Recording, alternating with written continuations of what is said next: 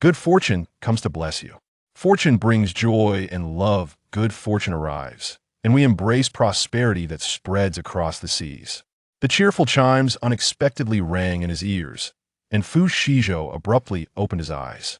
Bright sunlight streamed through the floor-to-ceiling windows, casting a warm glow upon him, an almost surreal sensation.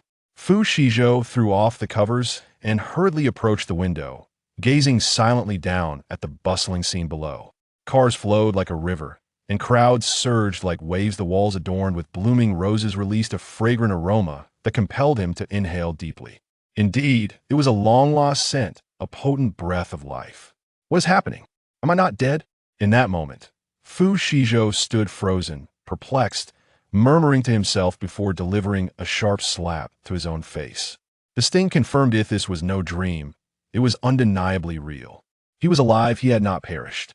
Rubbing his slightly reddened cheek, Fu Shizhou joyfully leaped into the air.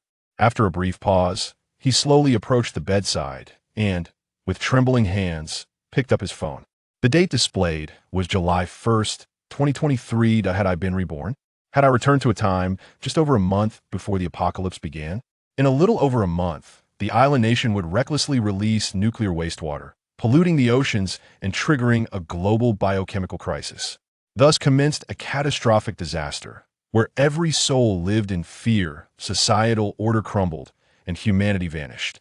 In his previous life, Fu Shizhou had survived barely 20 days before being slaughtered, becoming a victim of a monstrous neighbor.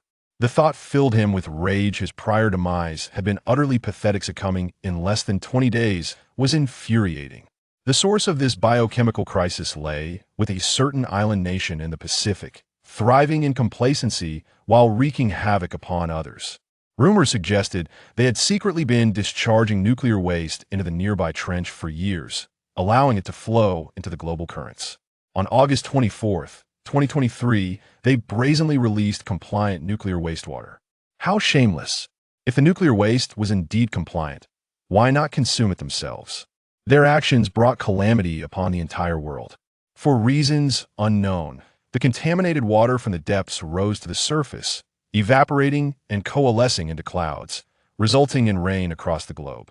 It persisted for 3 full days and nights. Ordinary individuals exposed to the radioactive rain experienced severe physical discomfort, suffering from high fevers for a week, their muscles gradually stiffening and their brains slowly deteriorating, while their eyes began to dissolve. Accompanying these alarming physical changes, humanity tragically transformed into cannibalistic monsters, akin to the zombies depicted in films. This biological phenomenon, defying the principles of biology, virology, and immunology, left even the most eminent scientists at a loss for solutions. The wheels of fate began to turn, heralding the onset of a cataclysmic disaster. In an instant, chaos engulfed the world, prices soared, and unscrupulous merchants profited from the national catastrophe. Surrounded by the undead, resources dwindled, and everyone lived in fear, while survivors exerted every effort to cling to life on this ravaged planet. Fu Shizhou slowly poured himself a glass of water, gulping it down with fervor. The sweet liquid coursed down his throat and into his stomach, bringing him immense comfort. Delicious, exquisitely soned, so impeccably pure. During the apocalypse, he had not tasted such pristine water. At times, he had been reduced to drinking his own urine out of desperation. Even for a morsel of food, he had knelt humbly between the legs of others, like a dog, enduring their amusement at his expense. This thought ignited a fire of indignation within him. In his previous life, he had been too meek, and his demise had been unbearably humiliating. The sudden disaster had taken everyone by surprise. Residing in a luxurious apartment, Fu Shizhou was a reclusive man who had hoarded a considerable stockpile of supplies, allowing him to thrive amidst the desolation. However, a moment of weakness led him to like a post from his ex-girlfriend, who subsequently latched onto him. Softening at her request, he informed her that he had some provisions to share. Little did he know that this ungrateful wretch was a treacherous wolf in sheep's clothing. Collaborating with her paramour, Old Wong, and a few accomplices, they orchestrated a cruel raid on his supplies, mercilessly breaking his legs in the process. Later, in his hunger, he abandoned his dignity, begging for scraps, serving as their source of entertainment. Ultimately, when his provisions ran dry, they plotted to end his life, exhibiting a complete lack of humanity. Damn it, wretches, I pray I never cross paths with you again. Fu Shizhou seethed, gritting his teeth, his fists clenched as he struck the bedside table with force. In an instant, a crack appeared in the furniture, jolting him back to reality with a wave of pain. He silently vowed that since he had been reborn in this life, he would live it to the fullest, slaying gods and demons alike. No moral constraints would bind him, he would rise in the apocalypse. Chapter 2. The binding system. Fu Shizhou lifted his gaze to the warm sunlight streaming through the window, his eyes betraying a mixture of indifference and ferocity. The despair of death once filled his heart, an unresolved anguish, yet now he found himself bestowed with a second chance at life. In that moment, a voice echoed in his mind. Ding. Host S rebirth detected. The super invincible spendthrift system is now activating. Simultaneously, a semi-transparent bar appeared before Fu Shizhou, and before he could fully comprehend the situation, the numbers began to change rapidly. 150801000. Ding. Activation successful. Congratulations to the host for successfully binding the super invincible spendthrift system. What is this? What in the world is happening? Fu Shizhou was momentarily stunned, utterly baffled. Is this a system? An utterly ludicrous spendthrift system? At that moment, the progress bar vanished, replaced by a semi-transparent panel prominently displaying 5 characters. User manual. Wow, how considerate. Fu Shizhou cast aside his confusion regarding the origin of this system and began to peruse it earnestly. The super invincible spendthrift system, as the name implies, encourages extravagance. It contains various stores and resources. Each act of indulgence will yield corresponding rewards. Upon reading this, Fu Shizhou was astounded, his eyes widening in disbelief. This system was akin to a benefactor sent from the heavens to rescue him, just as he was contemplating how to amass resources for survival in the impending apocalypse. This spendthrift system appeared. Ding. Hostess strong desire detected. Initiating new player gift pack. Hearing a series of prompts in his mind, Fu Shizhou trembled with excitement, nearly collapsing to the ground. Shortly thereafter, 2 exquisite boxes materialized before him. Eagerly, he opened one, revealing a beautiful watch, next to which were the words, Lucky Star Bracelet. Without hesitation, Fu Shizhou donned it, and as soon as it adorned his wrist, it transformed into a beam of light, vanishing into his left wrist, leaving behind a star-shaped mark. Is that all? Although puzzled, Fu Shizhou had no time to ponder its purpose. He quickly opened the other box, discovering a bottle of essence cleansing potion. Fu Shizhou grasped it and drank it down without a second thought. Moments later, a cold sweat broke on his forehead, and he felt an intense turmoil in his stomach, as if something was about to erupt. Urgently, he dashed to the restroom, barely making it in time. Otherwise, he would have faced an embarrassing predicament. 2 hours later, Fu Shizhou examined the remnants he had expelled and caught a whiff of his own foul odor, his face contorting in distaste. After a refreshing shower, he emerged feeling reinvigorated. At this moment, Fu Shizhou felt an abundance of energy coursing through him, his spirit soaring. Haha, this is fantastic, he exclaimed, unable to contain his laughter, tilting his head back towards the sky. Fu Shizhou was in an exceedingly jovial mood, and his hand instinctively struck the sturdy computer desk beside him with a resounding thud, causing it to splinter into 2 pieces. A spark of excitement ignited within Fu Shizhou as he swallowed hard. He had struck gold this time. No longer was he the naive novice he once was. He could not allow himself to be easily exploited any longer. Beep. Host's extravagant spending detected. Today's extravagant gift, spiritual spring space. Before Fu Shizhou could fully revel in his fortune, a beautifully crafted ring materialized in his hand, and he eagerly adorned his finger with it. It transformed into a beam of light, merging into his right hand and vanishing, leaving behind a dragon-patterned mark.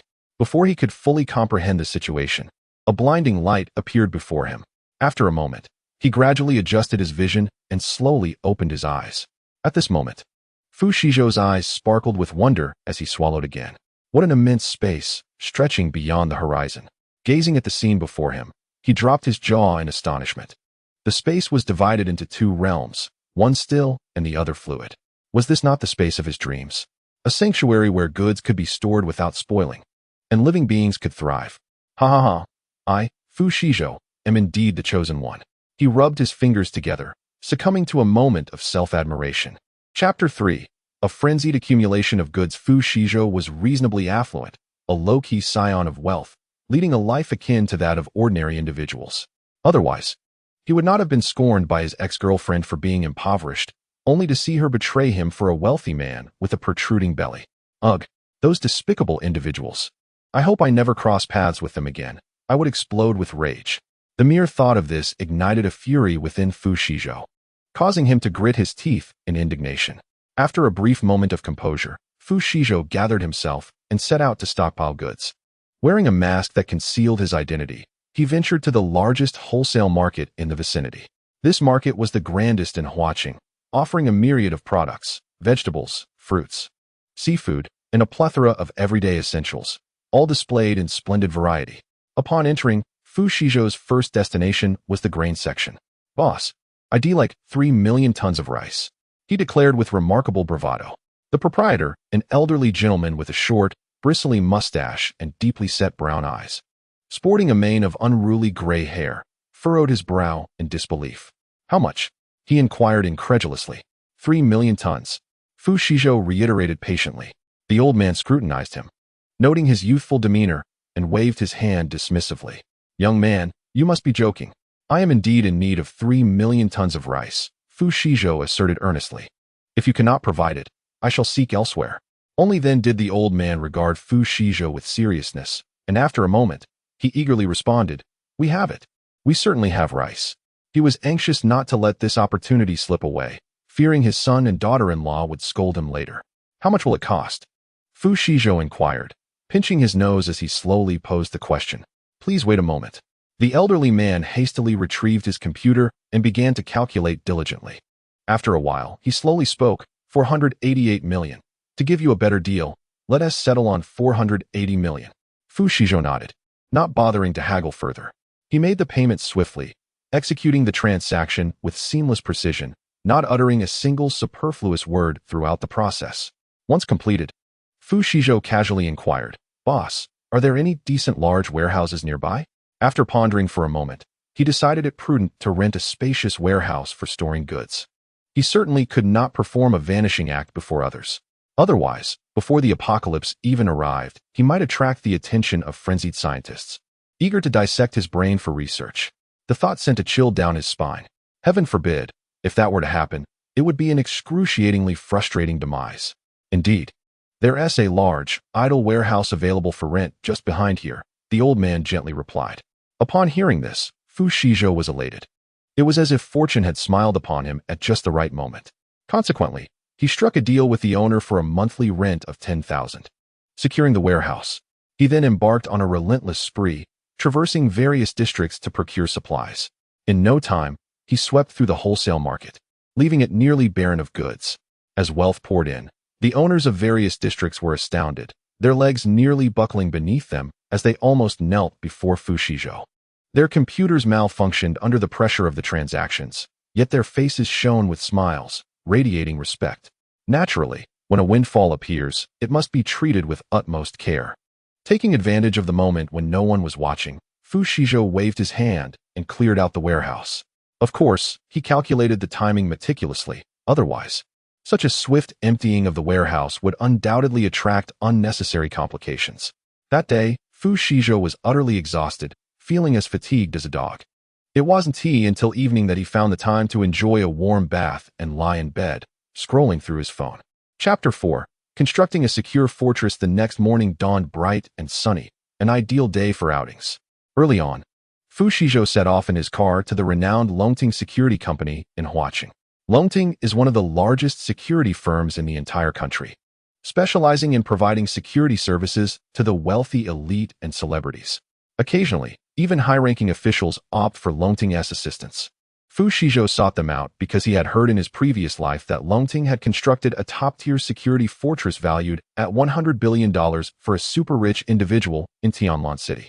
It was said that this fortress allowed the wealthy man to thrive during the apocalypse, eliciting envy from many, Fu Shizhou included. In this life, he intended to seize the opportunity to establish an impenetrable fortress for himself ahead of time. With great urgency, Fu Shizhou arrived at Longting Security Company and promptly explained his purpose to the front desk. He was immediately ushered into a reception room by a member of the business department, who treated him with utmost respect. Fu Shizhou reclined lazily in his seat, and before long, the female receptionist brought him a cup of freshly brewed coffee. Shortly thereafter, a robust man with a square face and striking features approached with urgency. Clad in a black suit, he exuded an inexplicable sense of security and trustworthiness. His strides were steady and powerful, each step radiating confidence and warmth. "Good day, sir. I am Li Defeng, the manager of the business department. How may we assist you?" Without hesitation, Li Defeng took a seat beside Fu Shizhou and got straight to the point. Fu Shizhou sipped his coffee before responding slowly. "I require you to construct an extraordinarily fortified top-tier security fortress for me." Li Defeng was momentarily taken aback, his expression one of surprise. "A fortress capable of withstanding the apocalypse," Fu Shizhou elaborated, unfazed by Li Defeng's astonishment. As soon as he finished speaking, Li Defeng's thoughts were promptly redirected, his demeanor shifting to one of seriousness. Such a request, if overheard by others, would undoubtedly be met with ridicule. They would dismiss it as the fanciful ramblings of someone with too much time on their hands. After all, few would believe in the notion of an impending apocalypse. It seemed utterly ludicrous. Yet, for Longting Security Company, this was no jest. The wealthiest and most powerful individuals in the world often harbor the greatest fear of death, and preparing for the worst is a reflection of prudence. Many years ago, affluent individuals abroad began to orchestrate the creation of elite security fortresses, willing to expend hundreds of millions of dollars to establish what they dubbed apocalypse shelters. Some were driven by a fear of mortality, hoping to safeguard themselves against potential large-scale natural disasters. Others, simply possessing excess wealth with nowhere to allocate it, sought to indulge in the fantasies presented in apocalyptic literature, merely for the thrill of it. In response to this market trend, Longting Security Company naturally developed a service for constructing such doomsday sanctuaries. After all, who would ever turn down the prospect of more wealth? Upon hearing Fu Shizhou's intention to create an apocalyptic fortress, Li Defeng's demeanor became increasingly courteous. He felt an overwhelming excitement within, though he maintained a composed exterior. Indeed, such a substantial order is rare. We receive but a few each year. The prospect of a major contract was exhilarating, after a dry spell of 6 months without orders. Landing this one could sustain them for 3 years, with commissions amounting to several million, an utterly delightful prospect. With this in mind, Li Defeng flashed a sycophantic smile and said, "Rest assured, Mr. Fu, we can accommodate all your requirements. As you know, Longting Security Company is a premier establishment." Fu Shizhou set down his coffee and spoke with a measured tone. "Very well, I will send you the address shortly. I require it to be completed within a month." "Can you guarantee this?" "Absolutely," Li Defeng assured. "We will ensure the construction of an exceptionally fortified top-tier security fortress within the stipulated time frame." Beside him, Li Defeng offered a sycophantic smile, hastily assuring that he would do everything in his power to prevent such a significant opportunity from slipping away. Fu Shizhou, with a charming curve of his lips, sipped his steaming coffee while casting a piercing gaze at him, awaiting his elaboration. Li Defeng, exuding confidence, smiled and earnestly declared, "Our Longting Security Company is undoubtedly a premier establishment. You can rest assured of that. With our expertise and manpower, we can fully meet your requirements." Fu Shizhou set his coffee down, nodding in agreement. Immediately, Li Defeng seized the moment to present a tablet, saying, "Our services are entirely customized. Please take a look. The pricing and descriptions for your desired services are clearly outlined here. If everything meets your satisfaction, we can sign the contract shortly." Upon receiving the tablet, Fu Shizhou began to examine it with great seriousness, prompting Li Defeng to fall into a respectful silence, patiently awaiting his response. After approximately an hour, Fu Shizhou lifted his head and stated calmly, "Very well, let us proceed with the contract." "Absolutely, absolutely," Li Defeng exclaimed, taking the tablet back and promptly summoning a contract. After carefully reviewing it, Fu Shizhou found no issues and confidently signed his name with a fountain pen. Li Defeng was overjoyed, his face beaming with a smile. Exuding an air of utmost respect, he graciously escorted Fu Shizhou to the door, remaining at his post until the car drove away, lingering with a watchful gaze. After all, fortune had smiled upon him. Such wealth must be cherished and attended to. Meanwhile, Fu Shizhou finally solidified the construction of a top-tier security fortress. Feeling a significant weight lift from his heart, granting him a newfound sense of ease. Indeed, establishing an impregnable stronghold before the impending apocalypse would provide him with reassurance and bolster his confidence. He would no longer suffer the tribulations of his past life. Certain he could thrive and navigate the challenges of the impending doom with grace and freedom. At that moment, he drove home, his spirits buoyant, unable to resist humming a cheerful tune. Chapter 5. The Revelation of Rebirth. Before long, Fu Shizhou returned home in his luxurious vehicle. The house was ablaze with light, bustling with liveliness. As he opened the door, he was taken aback to find his father, Fu Leitang, engrossed in a lively sports match. Disbelief etched across his face. "Zhou, you're back." Fu Leitang looked up, his eyes lighting up with joy. "Come, join me for a bit of the game. Your mother is busy in the kitchen, and dinner will be ready shortly." Fu Shizhou's thoughts were abruptly pulled back to the present. He nodded, setting down his belongings and making his way over. "How did you return from vacation so quickly?" he inquired, unable to contain his curiosity as he settled into his seat. If I recall correctly, they were still vacationing abroad at that time and only returned a week before the apocalypse began. Could it be that his rebirth triggered the butterfly effect? Over the past few days, your mother has been plagued by nightmares, dreaming of the apocalypse, where you were dismembered and consumed by others, leaving her quite terrified. She insisted on returning early to check on you for reassurance. Fu Leitang chuckled softly, lifted a cup of Biluakan tea, took a few sips, and slowly began to speak. No sooner had he finished speaking than Fu Shizhou's breath hitched, and he felt utterly unwell. Your mother simply indulges in fanciful thoughts, taking a mere nightmare too seriously. In such prosperous times, how could there possibly be an apocalypse crisis? Beside him, Fu Leitang set down his teacup and began to speak dismissively. Fu Shizhou remained silent, his mind in turmoil. At that moment, he wrestled with the dilemma of whether to disclose the impending apocalyptic crisis and his rebirth to them. However, before he could act, his mother, Zhang Monli, emerged from the kitchen, holding a steaming plate of food. "Old Fu, it seems you have an itch for mischief. Daring to speak ill of me behind my back," Zhang Monli remarked, having overheard her husband's teasing, rolling her eyes and unable to resist scolding him. No. How could I?" Fu Leitang raised both hands in mock surrender, almost swearing his innocence. He chuckled. "You must have misheard me. I believe you about as much as I would a ghost, you old rascal," Zhang Monli replied, her face reflecting disbelief as she lightly flicked his forehead. "Ouch!"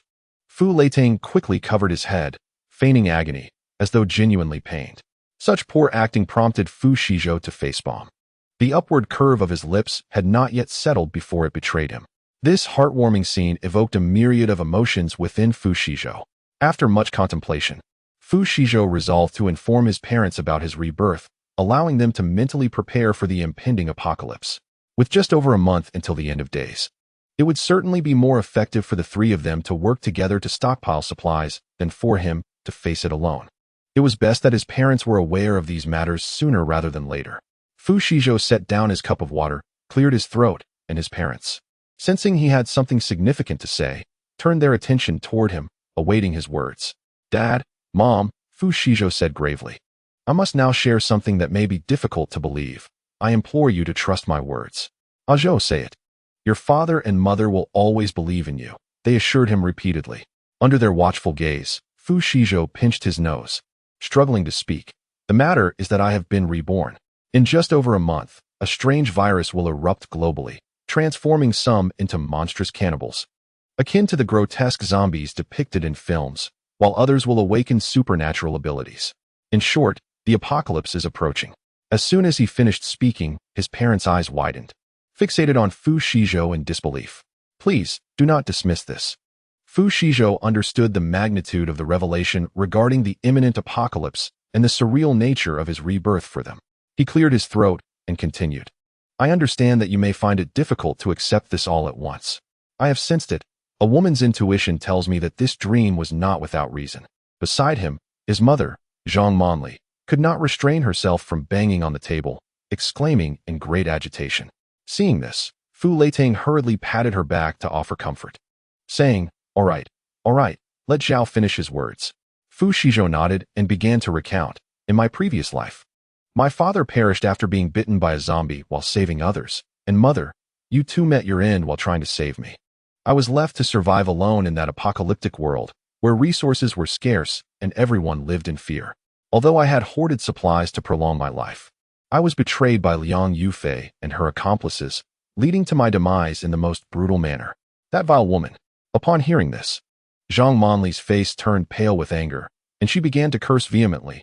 I always knew she was not a good girl. Thank goodness she never entered our home. Otherwise, our ancestors' coffins would not have withstood it. The next time I see her, I shall ensure she pays for her sins. Fu Leitang, deeply pained by his wife's distress, gently patted her back to soothe her. Mother, please do not be upset. It is harmful to your health. Fu Shizhou, concerned, rubbed his aching temples and softly said, "But I have been reborn, haven't I?" At that moment, Fu father and Fu mother exchanged glances, their expressions tinged with melancholy as they spoke. Isn't rebirth merely reliving past experiences? Oh, my poor son. Fu mother's eyes reddened, nearly bringing her to tears. Fu Shizhou calmly reassured them. That was in the past. Our family is well now. We must unite and live well. Moreover, I have gained a remarkable opportunity by binding to an extraordinary system. This time, I shall surely survive the apocalypse. With that, Fu Shizhou demonstrated his spatial abilities before them, waving his hand to make an object vanish. Fu father and Fu mother were momentarily stunned, but soon began to accept the extraordinary events unfolding before them. Thus, after Fu Shizhou's candid revelations, his parents quickly came to terms with the impending apocalypse. The family gathered around the table, sharing a meal while discussing their preparations for the challenges ahead. Chapter 6. A stroll outside the next day, Fu Shizhou enjoyed a rare and comfortable lie-in, only to awaken to find that his parents had already gone out to attend to their tasks. "Zhou, your mother and I have gone out to gather supplies. Do not worry." Fu Shizhou glanced at the note left on the table, feeling reassured. After a brief wash, he stepped outside for a stroll. As he exited his home, he was greeted by a scene of tranquility. Elderly men practiced Tai Chi, groups of women gossiped, and children played joyfully, their laughter filling the air with a delightful ambience. Fu Shizhou was momentarily taken aback, his mind wandering. Before long, he let out a soft chuckle. This was merely the last vestige of beauty before the impending apocalypse. When the end arrives, it will herald a hell on earth, societal order will collapse, and the essence of humanity will be distorted, leaving no trace of the world's splendor. All that is beautiful will dissolve into mere bubbles, shattering at the slightest touch. "Xiaozhou, come out for a stroll. Don't you have work today?" At that moment, an elderly lady spotted Fu Shizhou and greeted him with enthusiasm. She had learned that he was a hidden heir, and if he became her son-in-law, her family's future would be secure. If Fu Shizhou were to find out, he would likely pack his bags and flee under the cover of night. Her daughter was a lazy, rotund girl, weighing over 300 pounds, who rarely bathed and lived amidst filth, sharing her space with rodents and cockroaches without ever moving an inch. This had turned a once pleasant community into a haven for pests. And though the residents were quite displeased, they dared not confront the fierce husband of the old woman, choosing instead to endure her family's antics. Fu Shizhou replied nonchalantly, not bothering to look back as he walked away. The loquacious Lu Dama was not someone he wished to engage with. He preferred to take a leisurely stroll outside. "Hey, don't go," Lu Dama called out, growing anxious as he departed, her voice trailing behind him. To her, Fu Shizhou was an enticing prize, one she deeply coveted. Rolling his eyes, Fu Shizhou ignored her and quickened his pace. Soon, he exited the community and found himself at a bustling street filled with food stalls. He swallowed hard and casually approached a vendor, ordering a scallion pancake. In no time, the steaming pancake was ready. He devoured it without concern for the heat. Delicious. Absolutely delightful.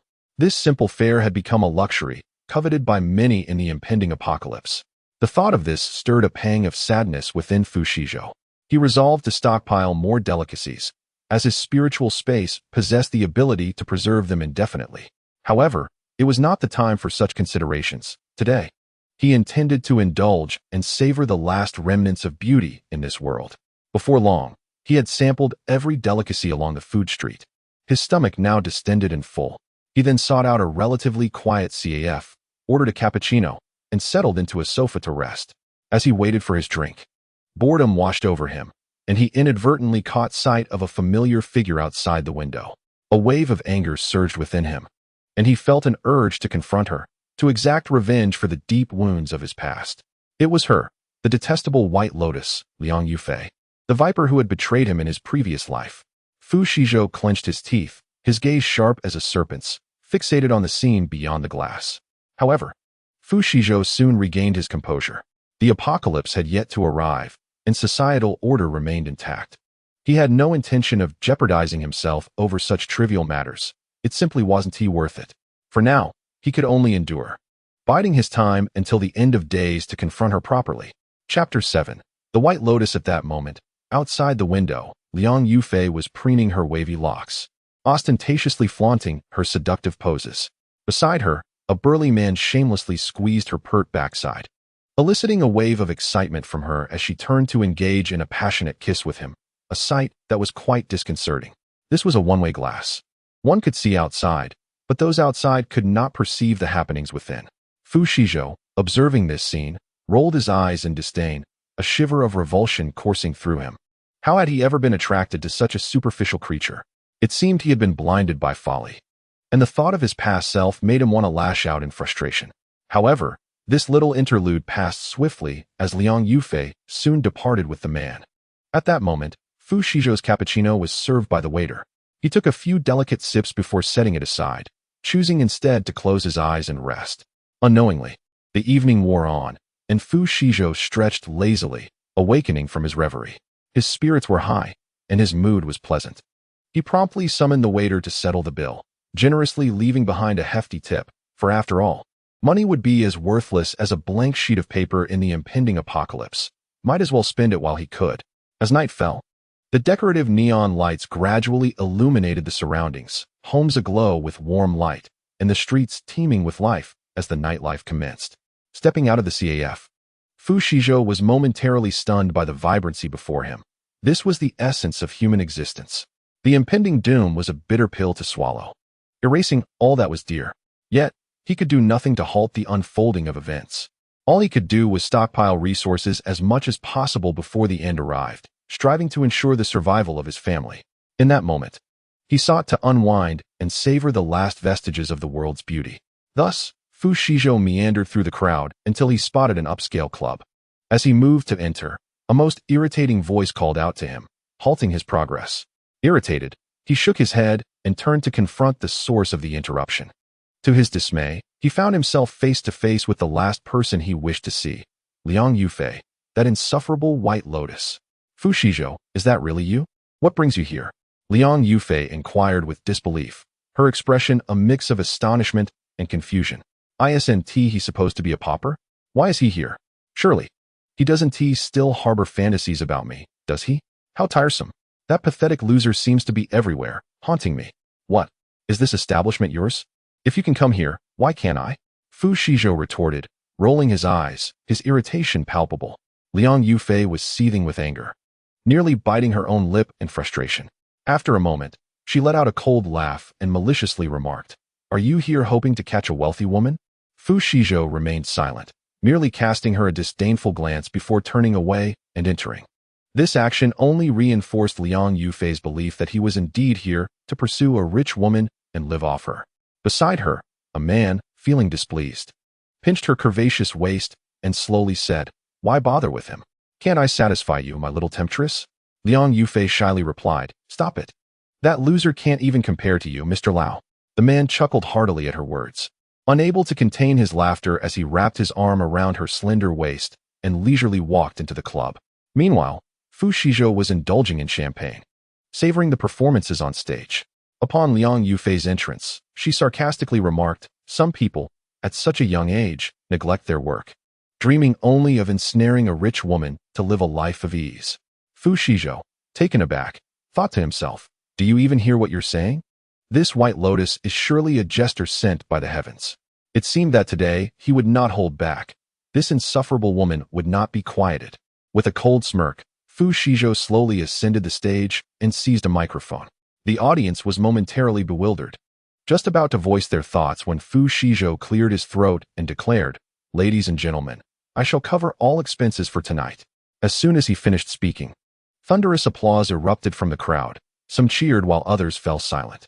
Afterward, Fu Shizhou waved his hand and stepped down. Liang Yufei's eyes widened in astonishment, her expression one of disbelief. Just as she was about to question him, Fu Shizhou anticipated her reaction and nonchalantly produced a black card, casually twirling it in his fingers. Still unconvinced, Liang Yufei thought he might be flaunting a counterfeit card. However, before she could act, her male companion could no longer contain himself, eagerly approaching and greeting Fu Shizhou with enthusiasm. At this moment, Liang Yufei had no choice but to accept the reality. This was indeed genuine. She had worked hard to land a decent rich heir, Lao Yaoquan, and yet here she was, having to demean herself to curry favor in front of Fu Shizhou, whose wealth was clearly astounding. This was irrefutable evidence of his affluence. Had she known, she wouldn't have been so quick to part ways with him. Keeping him as a backup would have been advantageous. Thinking of this made Liang Yufei feel a mix of emotions, wishing she could slap her past self. She had lost something significant while gaining nothing in return, all the while attracting unnecessary trouble. Fu Shizhou, indifferent to her plight, reveled in her discomfort. Recognizing the regret she now harbored, he casually dismissed her companion and continued to observe the performance on stage, relishing the nightlife. That evening, some found joy while others were engulfed in sorrow. Chapter 8. The Emergence of Brother Tong. Unbeknownst to them, the end of August had crept upon them. Through the collaborative efforts of their family, Fu Shizhou's spiritual spring space had amassed a plethora of supplies, sufficient for their family to indulge for countless lifetimes. Gazing at the abundant resources within the spiritual space, Fu Shizhou beamed with joy, his heart as sweet as honey. In this lifetime, he would thrive, maneuvering through the apocalypse with ease, overwhelming them all. Fu father and Fu mother, having consumed a fair amount of the water from the spiritual space, had become remarkably robust.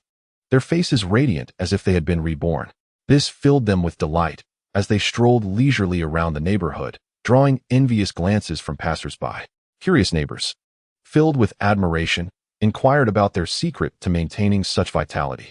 They exchanged knowing smiles, casually attributing their appearance to an exorbitantly priced skincare product, inciting envy and frustration in others, leaving them helpless. A few individuals, eager to exploit their kindness, attempted to use moral coercion against them. However, Fu mother, armed with her sharp tongue, retorted without reservation. The suddenness of her response left the individual astounded, their eyes wide as saucers. Unable to fathom that a lady from a wealthy family could be so unrefined, the tactics they usually employed to assert superiority failed miserably, leaving them disheartened and questioning their life choices as they trudged away. Fu father and Fu mother exchanged glances, stifling their laughter, elated yet maintaining a facade of composure. Before the apocalypse, they could not act against such malicious neighbors, but a little retaliation was certainly gratifying. Fu Shizhou, upon learning of these events, merely smiled, his heart swelling with gratitude. The love from his parents remained unwavering. How fortunate he was to have such a wonderful family. In this lifetime, he vowed to protect them diligently, ensuring their survival through the trials of the apocalypse. As this thought crossed his mind, Fu Shizhou's gaze grew resolute, silently making a commitment. Meanwhile, as he pondered, a familiar voice suddenly interrupted his train of thought. Today's extravagant purchase, a diamond necklace. Upon hearing this exhilarating notification in his mind, Fu Shizhou was overwhelmed with excitement, his long fingers trembling. Since binding to the super-invincible wasteful system, he had not heard this thrilling chime for quite some time, leading him to believe the system had vanished. To his surprise, it was still present. Before he knew it, an exquisite box had appeared in his hand. With a sense of urgency, he opened it to discover a stunning diamond necklace. Yet, as a prominent figure, he pondered the purpose of such an accessory. Wearing it might invite ridicule. Contemplating this, Fu Shizhou felt a tinge of frustration, uncertain of the system's intent behind this gift. He gazed at the diamond necklace in his hand, filled with bewilderment, and couldn't help but mutter to himself, "System," as a grown man. "What is the purpose of this peculiar situation you have orchestrated?" The system replied, "This diamond necklace is the chain of misfortune. Its wearer will be beset by ill fate. Inescapable and unavoidable." No sooner had the words left the system's mouth than Fu Shizhou hastily tossed the box aside, terrified of being ensnared by misfortune if he delayed. "This is terrifying. I cannot afford to keep such a thing." The mere thought of it made Fu Shizhou's heart tremble, leaving him feeling utterly unsettled. Moments later, he realized something significant. The system could articulate answers to his queries. Wasn't it previously limited to a mere instruction manual? At that moment, a diminutive figure appeared before him. Resembling a sprite, with a pair of exquisite wings fluttering as it circled around him. Fu Shizhou was utterly astonished by this spectacle, his eyes wide as saucers. And he stammered, "Why, you are the system?" With a proud demeanor, the system replied, "Indeed, that is I." "Are you surprised, astonished, and elated?" Overwhelmed with joy, Fu Shizhou swallowed hard, nearly fainting from excitement. "Ah, I never imagined this whimsical system could take on a physical form. Now, whenever I have questions, I can simply ask, without having to sift through the dense manual. My eyes can finally take a rest. From now on, dear brother, I shall protect you. You shall indulge in extravagant spending while I guide you to greatness, transforming you into the strongest man in this apocalyptic world." The system chuckled, a hint of pride lacing its voice. As soon as the words were spoken, Fu Shizhou's eyes sparkled with enthusiasm, his heart racing uncontrollably. He nodded fervently, resembling a bobblehead doll, repeating the motion incessantly. "Ah, I adore you, dear system. You are truly my lucky star." After a while, Fu Shizhou managed to calm his racing heart and smiled, cheerfully exclaiming, "Brother, from this day forth, you shall be my dear brother." The system stroked an imaginary beard, wearing a look of pride as if he had found a promising pupil. Fu Shizhou found the sight amusing, stifling laughter as he struggled to contain his mirth, nearly choking in the process. "Once you dispense today's extravagant purchases, you shall earn a chance to draw a prize," the system began to explain. "Wow, such fortune. It feels like a dream," he thought, overwhelmed with joy. He began to anticipate the prize he might receive, hoping for a rare weapon or an unparalleled martial arts manual, or at the very least, a formidable combat robot. Just as Fu Shizhou was lost in his daydreams, his phone rang unexpectedly, interrupting his reverie. Chapter 9. Teasing the White Lotus. Fu Shizhou rubbed his throbbing temples before leisurely retrieving his phone from his pocket to check his messages. "Shizhou, what have you been up to lately? Let us go out for a meal together." Ah, once again, it was that insufferable green tea BTCH, Liang Yufei. Ever since he had staged that dramatic scene at the club, she had relentlessly pursued him, frequently texting him for a rendezvous, which he deliberately ignored, preoccupied with stockpiling supplies. As a result, she clung to him like an annoying adhesive bandage, impossible to shake off, driving him to the brink of exasperation. Were it not for the impending apocalypse, he might have seriously contemplated delivering her a metaphorical stab to the heart. How utterly shameless of her to desire reconciliation. Ugh, Fu Shizhou, would never revisit past relationships. With such a conniving green tea BTCH, one could only suspect she harbored some serious issues. He would not be so indiscriminately reckless as to rekindle anything with Liang Yufei, especially given the profound animosity that lay between them. With a derisive laugh, he was suddenly struck by a thought that brought him unexpected relief. He glanced at the box discarded nearby and burst into laughter. This diamond necklace, known as the Chain of Misfortune, would bestow upon its wearer a deluge of bad luck, inescapable and overwhelming. He repeated Tong Gu's earlier words. "Yes, yes, yes. Let us get it sent out."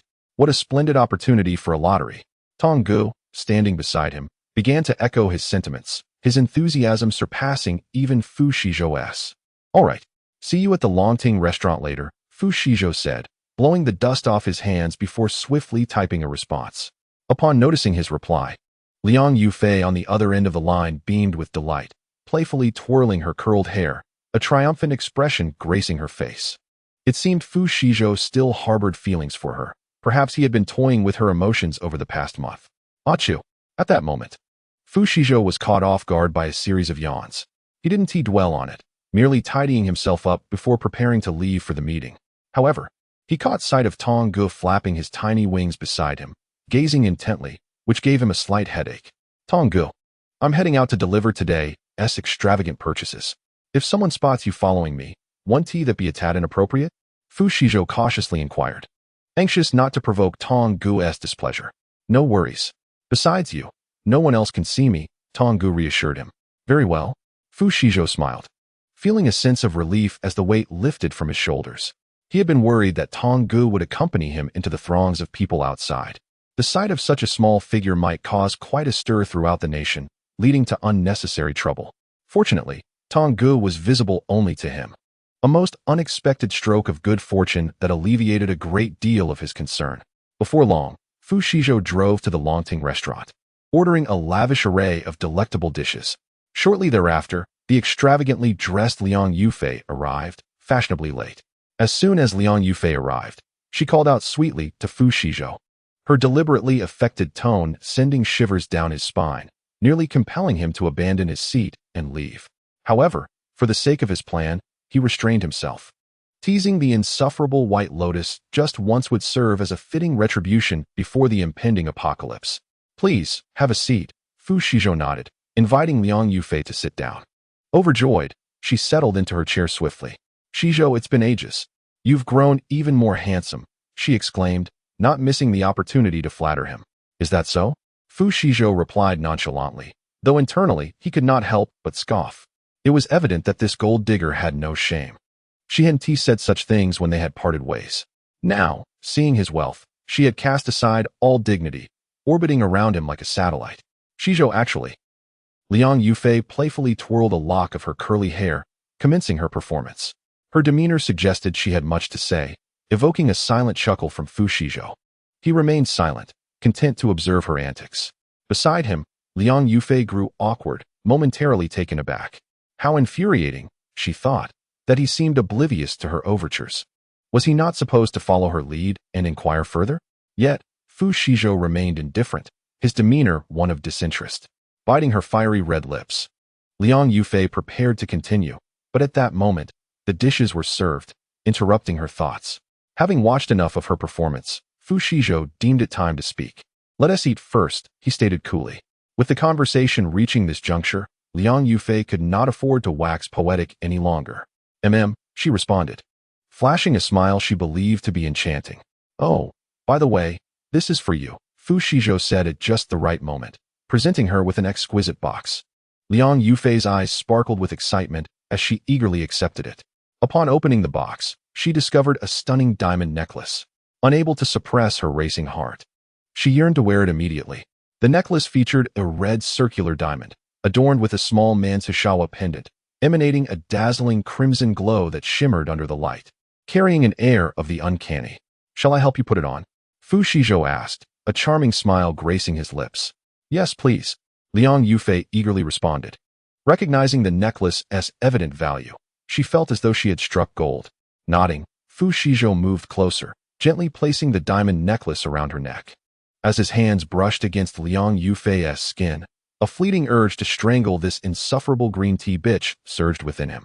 Yet, he quickly suppressed the impulse. A true revenge must render the enemy's life a torment, ensuring the sweetest satisfaction. With the exquisite diamond necklace now adorning her, Liang Yufei beamed, growing increasingly attentive to Fu Shizhou. Fu Shizhou savored Liang Yufei's attentive service as she deftly served him dishes, indulging to his heart's content, his belly full and round, leaving him in a state of blissful clarity. Yufei, you needn't fuss over me. Do partake in your meal as well, he remarked with a rare smile. All right, Liang Yufei nodded, picking up a piece of crispy spare rib to satisfy her own long-standing hunger. Suddenly, a sharp sound pierced the air. She grimaced in distress, catching her vomit with a tissue. The sight was alarming. 2 of her front teeth had dislodged, accompanied by a hint of crimson. Shizhou.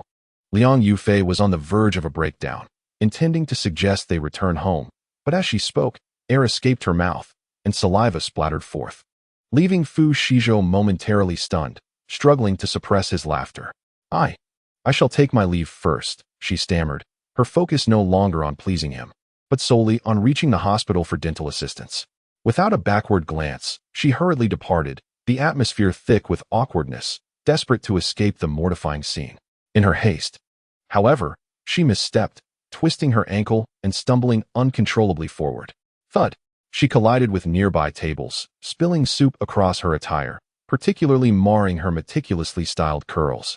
A large crab comically perched atop her head. Laughter erupted from those around her witnessing this dramatic spectacle. Amused yet vexed, Liang Yufei disregarded everything else and fled, eager to vacate the scene of her social embarrassment. Yet, just as she neared the exit, she collided unexpectedly with something.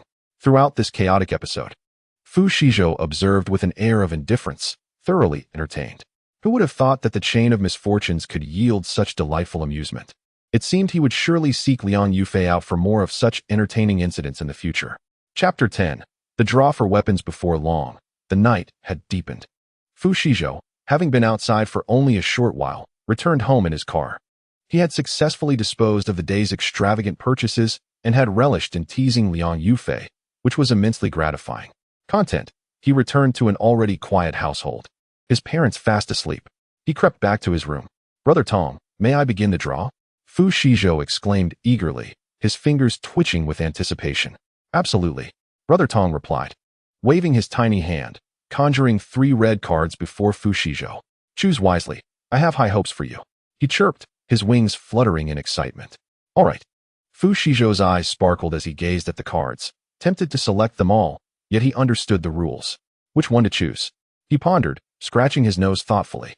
Brother Tong flitted to the sofa, lounging comfortably, a silent observer to Fu Shizhou's indecision. "This is quite challenging.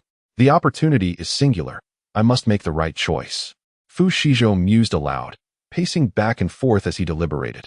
"Fear not, for you bear the mark of the lucky star bracelet within you. Any choice you make shall surely be favorable." With an air of nonchalance, Tong Gu stretched leisurely and interjected a casual remark. "Indeed, it nearly slipped my mind." Upon hearing this, Fu Shizhou felt a surge of excitement, instinctively tapping his forehead and cheerfully exclaiming. Ever since the mysterious star pattern of the lucky star bracelet was etched onto his wrist, he had regarded it merely as an aesthetically pleasing tattoo, neglecting to ponder its true purpose. Now, reflecting on it, he found himself quite eager for its utility. "I hope," as Tong Gu suggested, "that with such high luck, every selection shall yield a benefit. Hand me a weapon." Fu Shizhou rubbed his fingers together and casually clicked on the central card. In no time, a red card flipped over, boldly inscribed with the word weapon. Elated, Fu Shizhou leaped into the air, unable to contain a jubilant cheer, spinning in place before suddenly covering his mouth, a hint of remorse washing over him. He hurriedly opened the door to his room, making a special trip to check on his parents' quarters, which were enveloped in tranquility. Fortunately, in the late hours of the night, he had not disturbed them. Otherwise, it would have been a grave misdeed. With a beaming countenance, Fu Shizhou returned to his room, unaware that his parents had already awakened at the sound of his exclamation. "Old Fu, let us go back to sleep. It seems our Shizhou has something delightful to celebrate," urged Fu's mother, gently prodding her husband's back. "Very well, we shall continue to slumber. We mustn't let Shizhou know that we were awakened. Imagine the pressure it would place on him," replied Fu's father, turning away from the firmly closed door to embrace his beloved wife. Meanwhile, Fu Shizhou found himself in a state of bewilderment, gazing at the empty room in utter disbelief. "Tong Gu, where is the weapon I drew?" he asked anxiously, unable to restrain his curiosity. "What is the rush? Did you not read the description on the card?" Tong Gu shot him an incredulous glance before slowly responding. "I've placed it in the spirit spring space for you. Just enter and see for yourself." As soon as the words left his lips, Fu Shizhou was filled with joy, and with a mere thought, he found himself within the spirit spring space. Upon entering, he was rendered speechless, his eyes widening to the size of dinner plates in astonishment. "Oh my goodness, so many weapons. No wonder Tong Gu wanted to store them here." Before him lay an array of diverse weaponry, from rifles and machine guns to tanks and laser cannons, both familiar and unfamiliar, all of which left Fu Shizhou in a state of awe. He swallowed hard, gradually approaching, touching and prodding with uncontainable excitement. Grabbing a machine gun, he felt an overwhelming joy, as if sweetness had been spread upon his heart. With this weighty object in hand, his confidence regarding the safety of himself and his family amidst the chaos of the apocalypse soared. In a world ravaged by chaos, where societal order has crumbled and the darker facets of human nature are laid bare, one must remain ever vigilant. After a brief sojourn, Fu Shizhou emerged from the mystical space of the Lingquan, extending his heartfelt gratitude to Tong Gu. The latter waved dismissively, languidly sprawled upon the sofa, seemingly unconcerned. Fu Shizhou, not dwelling on it further, simply refreshed himself before retreating into the warmth of his bedding. That night, he experienced a rare and profound slumber, feeling secure and at ease. In his dreams, he wielded a machine gun, commanding the post-apocalyptic landscape with formidable prowess. Chapter 11. Inspection of the residence. The following morning, Fu Shizhou received exhilarating news. Li Defeng called to inform him that the safe house had been completed according to his specifications and invited him for an inspection. After a quick wash, Fu Shizhou drove to the Longjing community. Li Defeng was already waiting, eager to personally guide Fu Shizhou through the inspection. The property in the Longjing community was a splendid three-story villa. Upon entering, Fu Shizhou was left utterly astonished, his eyes lighting up with delight. Truly, it was no surprise that a premier security firm in the country could create such an impregnable fortress. Otherwise, no one would spend exorbitant sums seeking the expertise of Longting Security. Today, Fu Shizhou was indeed enlightened. The speed and quality of their work were impeccable, beyond reproach, rendered to perfection that left no room for criticism. The safe house had been meticulously constructed to Fu Shizhou's specifications, fortified inside and out, with a massive steel mesh overhead and thick glass ensuring ample light. To the outside observer, it resembled an enormous coffin, impenetrable in every sense. In addition to the walls reinforced with 300-grade alloy plates, the surrounding wall had been elevated by 6 meters. While it appeared to be an ordinary cement brick wall from the outside, it was fortified with 300-grade alloy plates within, an astonishing revelation in itself. However, the residents of the Longjing community remained oblivious to this fact, as a multitude of iron plates concealed the inner workings during the construction. Li Defeng patiently elucidated every detail to Fu Shizhou, sparing no effort in his thoroughness.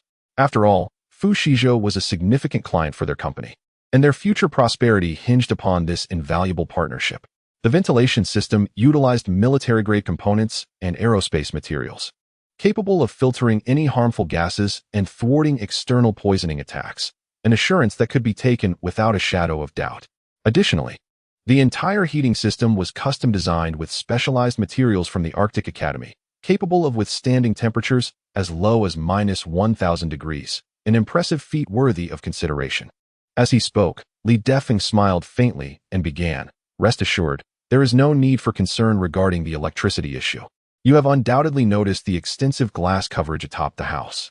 This is not ordinary glass. It is not only unbreakable, but also possesses the capacity to store solar energy, enabling continuous power generation based on solar heat."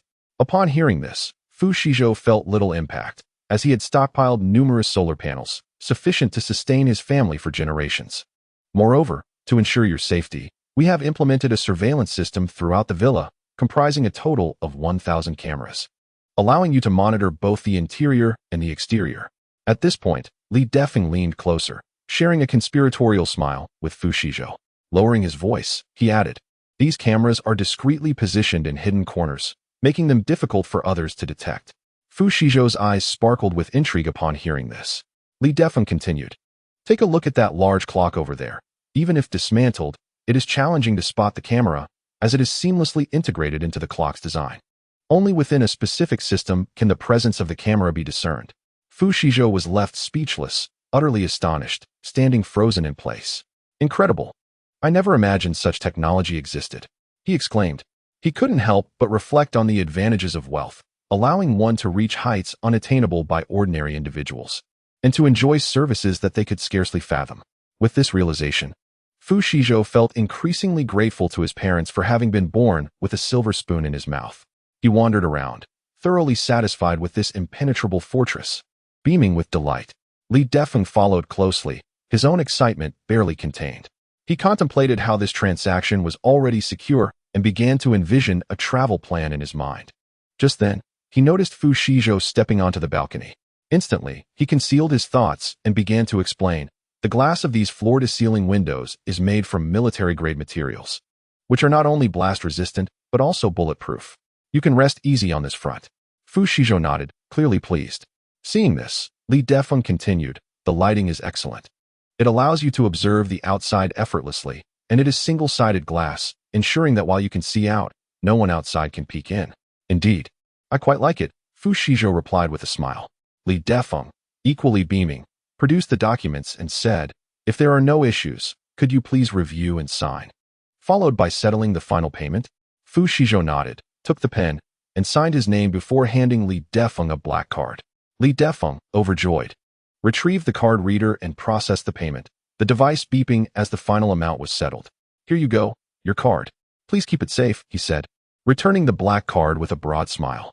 Fu Shizhou answered the call, and as Li Defeng was about to leave, he reminded him, "Mr. Fu, if there is nothing pressing, I shall take my leave. Should you have any queries, you may refer to the manual regarding the safe house. Of course, feel free to reach out to me. I am always available." Very well. Fu Shizhou nonchalantly waved his hand and reclined on the plush sofa, surveying his impeccably designed safe house. His heart was tumultuous, oscillating between disbelief and elation, caught in a reverie akin to a dream, laughing and crying simultaneously. At an indeterminate moment, Tong Gu reappeared, sharing in his joy as he took in the surroundings. With a gentle demeanor, he remarked, "This place is quite splendid. You can rest easy in the apocalypse." "Hee, I must still rely on you, Tong Gu," Fu Shizhou replied, lifting his head with a grin. "Of course. I am the ultimate extravagant system. With me by your side, indulge in the finest luxuries while you focus on living extravagantly. I will elevate you to the zenith of the apocalypse, making you the strongest man in this new world," Tong Gu declared proudly. "Indeed, indeed. My elder brother is the best," Fu Shizhou beamed, echoing his sentiments. In this lifetime, he vowed to ensure the well-being of his family, thriving in the apocalypse, leveraging the system to incite envy and admiration from his adversaries while rendering them powerless. Chapter 12. Confronting the neighbors. Fu Shizhou had not lingered long in the villa before he drove back to the apartment. By that time, his mother had prepared a delightful spread of dishes, and she and his father were seated on the sofa, eagerly awaiting his return. "Mom and Dad, I'm back," Fu Shizhou exclaimed as he entered. "Ah, hurry and wash your hands. Dinner is ready," his mother said with a warm smile. Fu Shizhou nodded silently and ambled into the restroom to wash his hands briefly. Upon emerging, the enticing aroma of freshly cooked food enveloped him, awakening his appetite. He hurried to the table, devouring his meal while discussing their impending move with his parents. His parents were wholeheartedly supportive and planned to begin packing after lunch. Seeing their enthusiasm, Fu Shizhou chose not to dissuade them. His new home was already well equipped, requiring no additional items. However, the thought of the impending apocalypse ignited a desire for retribution against the malevolent. "Take everything, leave nothing behind. Let them be utterly deprived," he resolved. Thus, after lunch, the family gathered to pack up. They took all that could be carried and discarded the rest.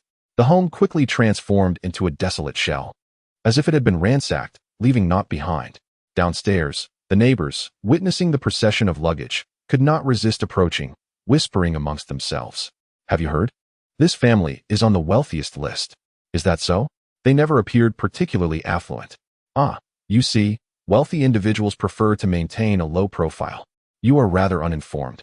My friend, the Fu family is a renowned and affluent lineage in the land of Huaxia." "Which Fu family, you ask?" The individual was taken aback, nearly rendered speechless. "Do you truly think so?" Lord Lu cast a sidelong glance at him.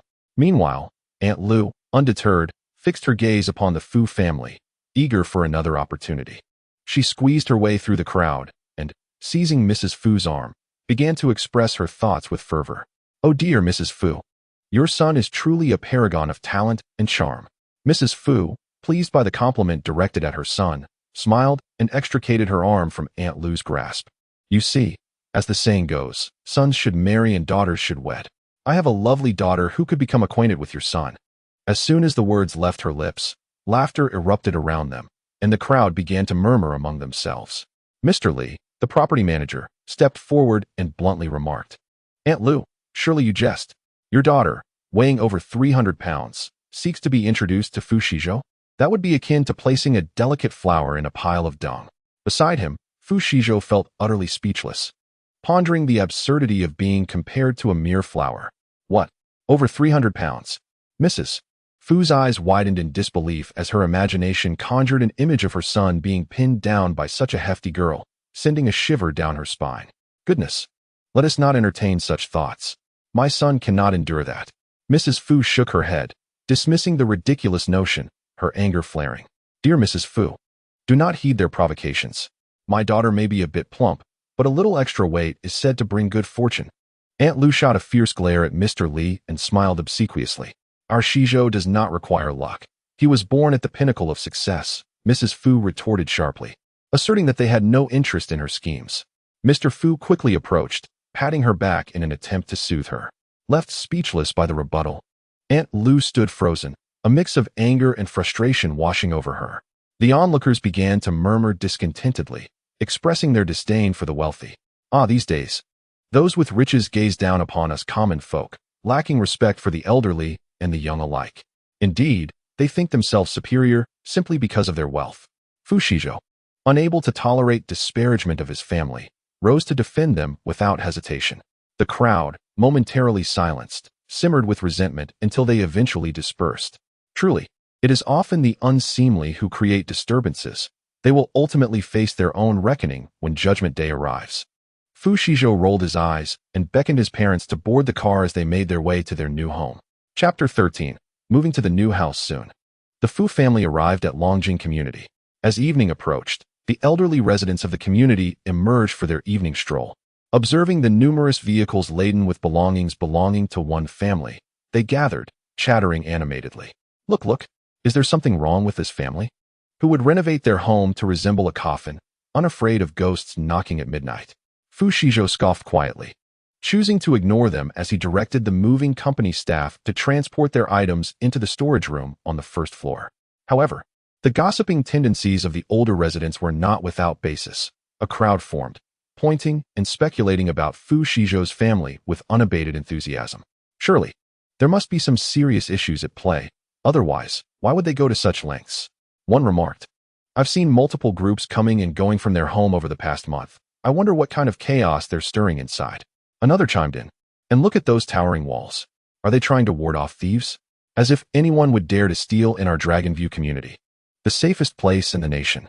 They chuckled. Perhaps they've lost their minds. Maybe they're trying to create a safe house like in the movies. Really? Is this just a case of wealthy people indulging in frivolities? In this day and age, who believes in the apocalypse? It's sheer nonsense. One recalled watching foreign videos of affluent individuals engaging in such eccentricities, laughing. Isn't that just fear-mongering? Ah, my friend, the world of the wealthy is beyond your comprehension. They have money to burn. They mused about the absurdities the young seemed to pursue, commenting on their peculiar hobbies that appeared bothersome. You mean role-playing? This family's renovations hardly suggest that intention. Who knows what their motives are? They simply have too much money. They laughed heartily. My grandson, who works at the Research Institute, suggests there might indeed be an apocalypse coming. Perhaps we should stock up on food. Oh, come now, Mr. Lei. That's an exaggeration. Rest assured, the apocalypse is not imminent. Fu's mother rolled her eyes, silently observing the clamor, choosing not to engage. She thought to herself that her son was prudent. She didn't know if the walls were to keep out thieves, but perhaps they were to guard against zombies. She decided not to argue with them. Let them say what they would. After all, it was merely the foolishness of those who revel in others' affairs. Faced with the derision of the new neighbors, Fu Shizhou could hardly be bothered to argue. To him, they resembled a troop of clowns. Clowns are often oblivious to their own foolishness, he mused. I await the day you regret your mockery, when you will realize just how foolish you truly are. These elderly residents thrived on meddling, dedicating their days to scrutinizing the lives of others. Fu Shizhou let out a cold chuckle in his heart, eagerly anticipating the day of reckoning. He was curious to witness the agonizing expressions of those around him. He had no intention of explaining himself to them. After all, when the apocalypse descends, these individuals would be ravenous wolves, devouring without remorse. Why should he bother to advise them? Even if he spoke kindly, they might dismiss him as a fool, perhaps even hurling insults in his direction. Such thankless endeavors were not worth his time. One must understand that it is futile to persuade the damned. Furthermore, there was a risk of being accused of spreading rumors and disturbing the peace, which could lead to his imprisonment, a loss far greater than any potential gain. In this lifetime, his sole desire was to survive and protect his family. Should he encounter gods, he would slay them. Should he meet Buddhas, he would vanquish them. And if demons should arise, he would cut them down. No one would succeed in moralistically binding him. He intended to thrive amidst the chaos of the apocalypse. Before long, the moving company's staff completed their tasks. Fu Shizhou generously settled the bill, even offering them an extra sum as a tip. The elderly onlookers nearby watched with envy, wishing they could take the workers' place to receive such a bounty. In truth, they were not devoid of wealth, residing in the opulent Longjing community, where their families were well off. Yet, some individuals simply revel in petty gains. Fu Shizhou paid them no mind. Upon closing the door, he effectively silenced their prattling. Once the commotion subsided, the community returned to its lively state, the outside world basking in tranquility. Standing on the balcony of the second floor, Fu Shizhou gazed at the scene before him, unable to suppress a chuckle. This was merely the last vestige of beauty before the impending doom. Humanity was, indeed, insignificant on this planet. When the end arrives, the world will transform into a hellish nightmare, with societal order collapsing and the essence of humanity twisted beyond recognition. All the beauty of the world would dissolve into mere bubbles, shattering at the slightest touch. He suddenly felt a morbid curiosity to witness the grotesque faces of these individuals in the face of the apocalypse. It would surely be a grand spectacle. Chapter 14. The final beauty since moving into his new home. Fu Shizhou had taken his parents on numerous excursions, meticulously examining every corner of their residence to familiarize himself with its various features. Time flew by, and less than a week remained until the anticipated apocalypse.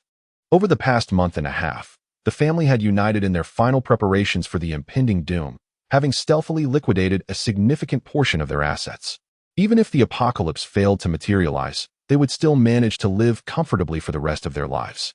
Each day was consumed by stockpiling water and supplies, or engaging in rigorous training, striving to multitask to the utmost. The residents of Longjing community had long grown accustomed to Fu Shizhou's fervent preparations, occasionally exchanging whispers among themselves. He merely snorted in response, urging his parents to persist in their physical training and firearms practice. Only in this manner could he rest assured that, should he ever be absent, they would be capable of safeguarding themselves from harm. After such an exhaustive period of preparation, Fu Shizhou felt it was time to step outside for a breath of fresh air. On a gentle evening, after finishing his dinner, Fu Shizhou ventured out to take a leisurely stroll. He ambled through the community, observing the ebb and flow of passers-by, savoring the last vestiges of beauty before the impending apocalypse. In the neighborhood, elderly men and women gathered to chat, exchanging pleasantries as they settled into their familiar circles. Their conversation, lively and animated, revolved around trivial yet intriguing matters: whose daughter-in-law was expecting, who had been cuckolded, and which child faced consequences for misdeeds. Their animated discussions rendered them a veritable gossip network within the community. Fu Shizhou found himself unable to resist eavesdropping, for who could deny the allure of gossip, especially in these dire times when survival took precedence over the affairs of others. At that moment, a group of innocent children gathered, joyfully swinging on the swings, their laughter ringing through the air, creating a delightful cacophony. Captivated, Fu Shizhou strolled over to a quiet corner and joined in the fun, swinging back and forth. To his surprise, he found the experience quite enjoyable. Even a man of his stature couldn't help but chuckle, relishing the simple pleasure. He glanced up to see a young couple strolling hand in hand along the tree-lined path, their faces aglow with happiness, evoking a sense of envy within him. This thought led him to recall the betrayal he had suffered in his past life at the hands of Liang Yufei, stirring a tempest of anger within him, wishing to exact a fitting revenge for his previous grievances. Yet, he quickly found solace in the notion of karma, understanding that the wheels of fate turn for all. He resolved to wait patiently for the day when that deceitful woman would receive her comeuppance. That day would surely arrive, and soon. As he surveyed the harmonious scene before him, he couldn't help but feel a pang of nostalgia. It had been far too long since he had witnessed such beauty. Alas, in just a few days, such idyllic moments would fade away, and humanity's fragility in the face of catastrophe would render them insignificant, engulfing them in despair. Fu Shizhou quietly observed those around him, cherishing the last remnants of beauty before the end. Suddenly, an object came hurtling towards him, and before he could react, a basketball struck him squarely on the forehead. Dazed, he stumbled back, the pain momentarily plunging him into darkness. When he regained his senses, he discovered the culprit was a bright yellow basketball, and a dull throb began to resonate in his head. Just as he was about to unleash a torrent of curses, a group of 6- or 7-year-old boys rushed over, their faces etched with concern, repeatedly apologizing. Looking down at the small children before him, he found it hard to muster any reproach. The words caught in his throat. "It's all right, you may go. Just be more careful next time." Fu Shizhou gently patted a small boy clad in a white jersey and said, "Brother, I sincerely apologize." The boy in the white jersey bowed to Fu Shizhou with earnestness, reiterating his apology. He then produced a lychee-flavored lollipop from his pocket and quickly offered it to Fu Shizhou, slowly adding, "Brother, here, SA candy. Once you eat it, you won't feel any pain. My grandfather says that a true man must take responsibility for his actions, although I currently lack the ability to shoulder such responsibilities. If you encounter any physical issues later, you may find me at room 101. My father is a doctor and can assist you." Upon hearing this, Fu Shizhou was taken aback, astonished that such a young child could exhibit such a sense of responsibility. It was evident that the adults had imparted excellent lessons to him. "Guziyu, let us go," called out another boy nearby. "Aren't you going to play anymore?" "I'm coming," responded the boy named Guziyu, swiftly grabbing the basketball and darting off. Fu Shizhou smiled, rubbing his aching forehead, and instantly remembered the boy named Guziyu. He supported his chin in contemplation, pondering the innocence of so many children. With the apocalypse looming, he feared that those innocent souls would soon be subjected to dire consequences. After all, during the onset of the apocalypse, people could initially endure for a while, but as the zombie outbreak escalated, human survival became increasingly precarious. When food became scarce, the first to be consumed would undoubtedly be the children, whose flesh was said to be more tender and delectable. The mere thought of this made Fu Shizhou feel nauseous, causing him to involuntarily spit a bit of saliva. At that moment, he was immensely grateful for having been reborn before the apocalypse, especially with such an extraordinary system at his disposal. This was his greatest assurance and his most formidable talisman for survival. In this life, he intended to seize the initiative and surely lead his family to thrive amidst the turmoil of the apocalypse, rising above it all. Chapter 15. Leave. "I have no time for you." A couple of days later, Liang Yufei, who hadn't been seen for a while, shamelessly approached again. One day, Fu Shizhou was alone in his room on the third floor, casually sprawled on the soft sofa, closing his eyes to rest and planning to take a nap. Suddenly, his phone in his pocket vibrated incessantly, disrupting the tranquility. Fu Shizhou, feeling irritated, rubbed his eyes and leisurely retrieved his phone from his pocket. Upon opening WeChat and glancing at the messages, he couldn't help but frown. Oh dear, it was a message from Liang Yufei. "Shizhou, I moved to Feng Jiechi's villa today, right in the Longjing community, next to you. From now on, we shall be neighbors. How have you been lately? What have you been up to? Would you like to come over to hang out? I cordially invite you to room 103 the day after tomorrow for a visit. I'll cook some delightful dishes to celebrate. Liang Haoshuan and the others will be there too. Hehe. You brothers can indulge in a few drinks and one tea stop until you're intoxicated." Fu Shizhou cast a glance, unable to suppress a cold sneer, displaying little interest in the situation at hand. At such a moment, he would much prefer to indulge in a restful slumber at home. Rolling his eyes, a surge of anger welled up within him, and he restrained his murderous intent, replying curtly, "Get lost. I have no time for you. You all killed me in a past life and now invite me to a housewarming feast? How shameless. Where is your dignity? A person should have pride. Much like a tree should have its bark. You have consistently lowered my expectations.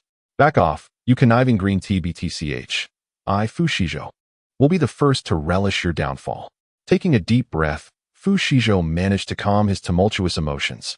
He was determined not to let these superficial individuals disrupt his good spirits. No need to get angry. Harming one's health benefits no one, and that would be a loss indeed. With this thought, he felt considerably better, casually tossing his phone aside, sprawling on the sofa, and closing his eyes to sleep. On the other end of the line, Liang Yufei was taken aback upon reading Fu Shizhou's response, unable to fathom why he would treat her this way. What was going on? Although Fu Shizhou had never explicitly agreed to rekindle their relationship, he had always been kind to her, even gifting her an expensive diamond necklace. Surely, that signified he still harbored some feelings for her. Liang Yufei's eyes widened in disbelief, filled with astonishment. Where had she offended him? No matter how she pondered, she couldn't pinpoint the reason.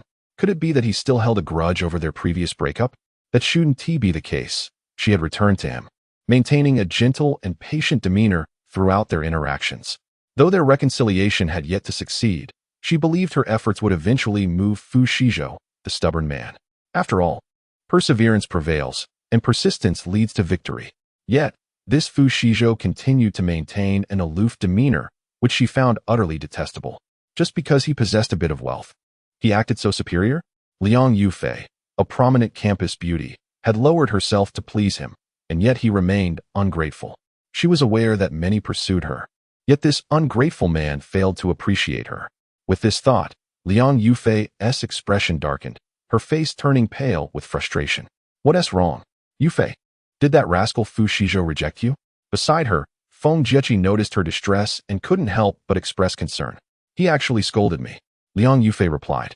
her face displaying a look of dejection as she gritted her teeth.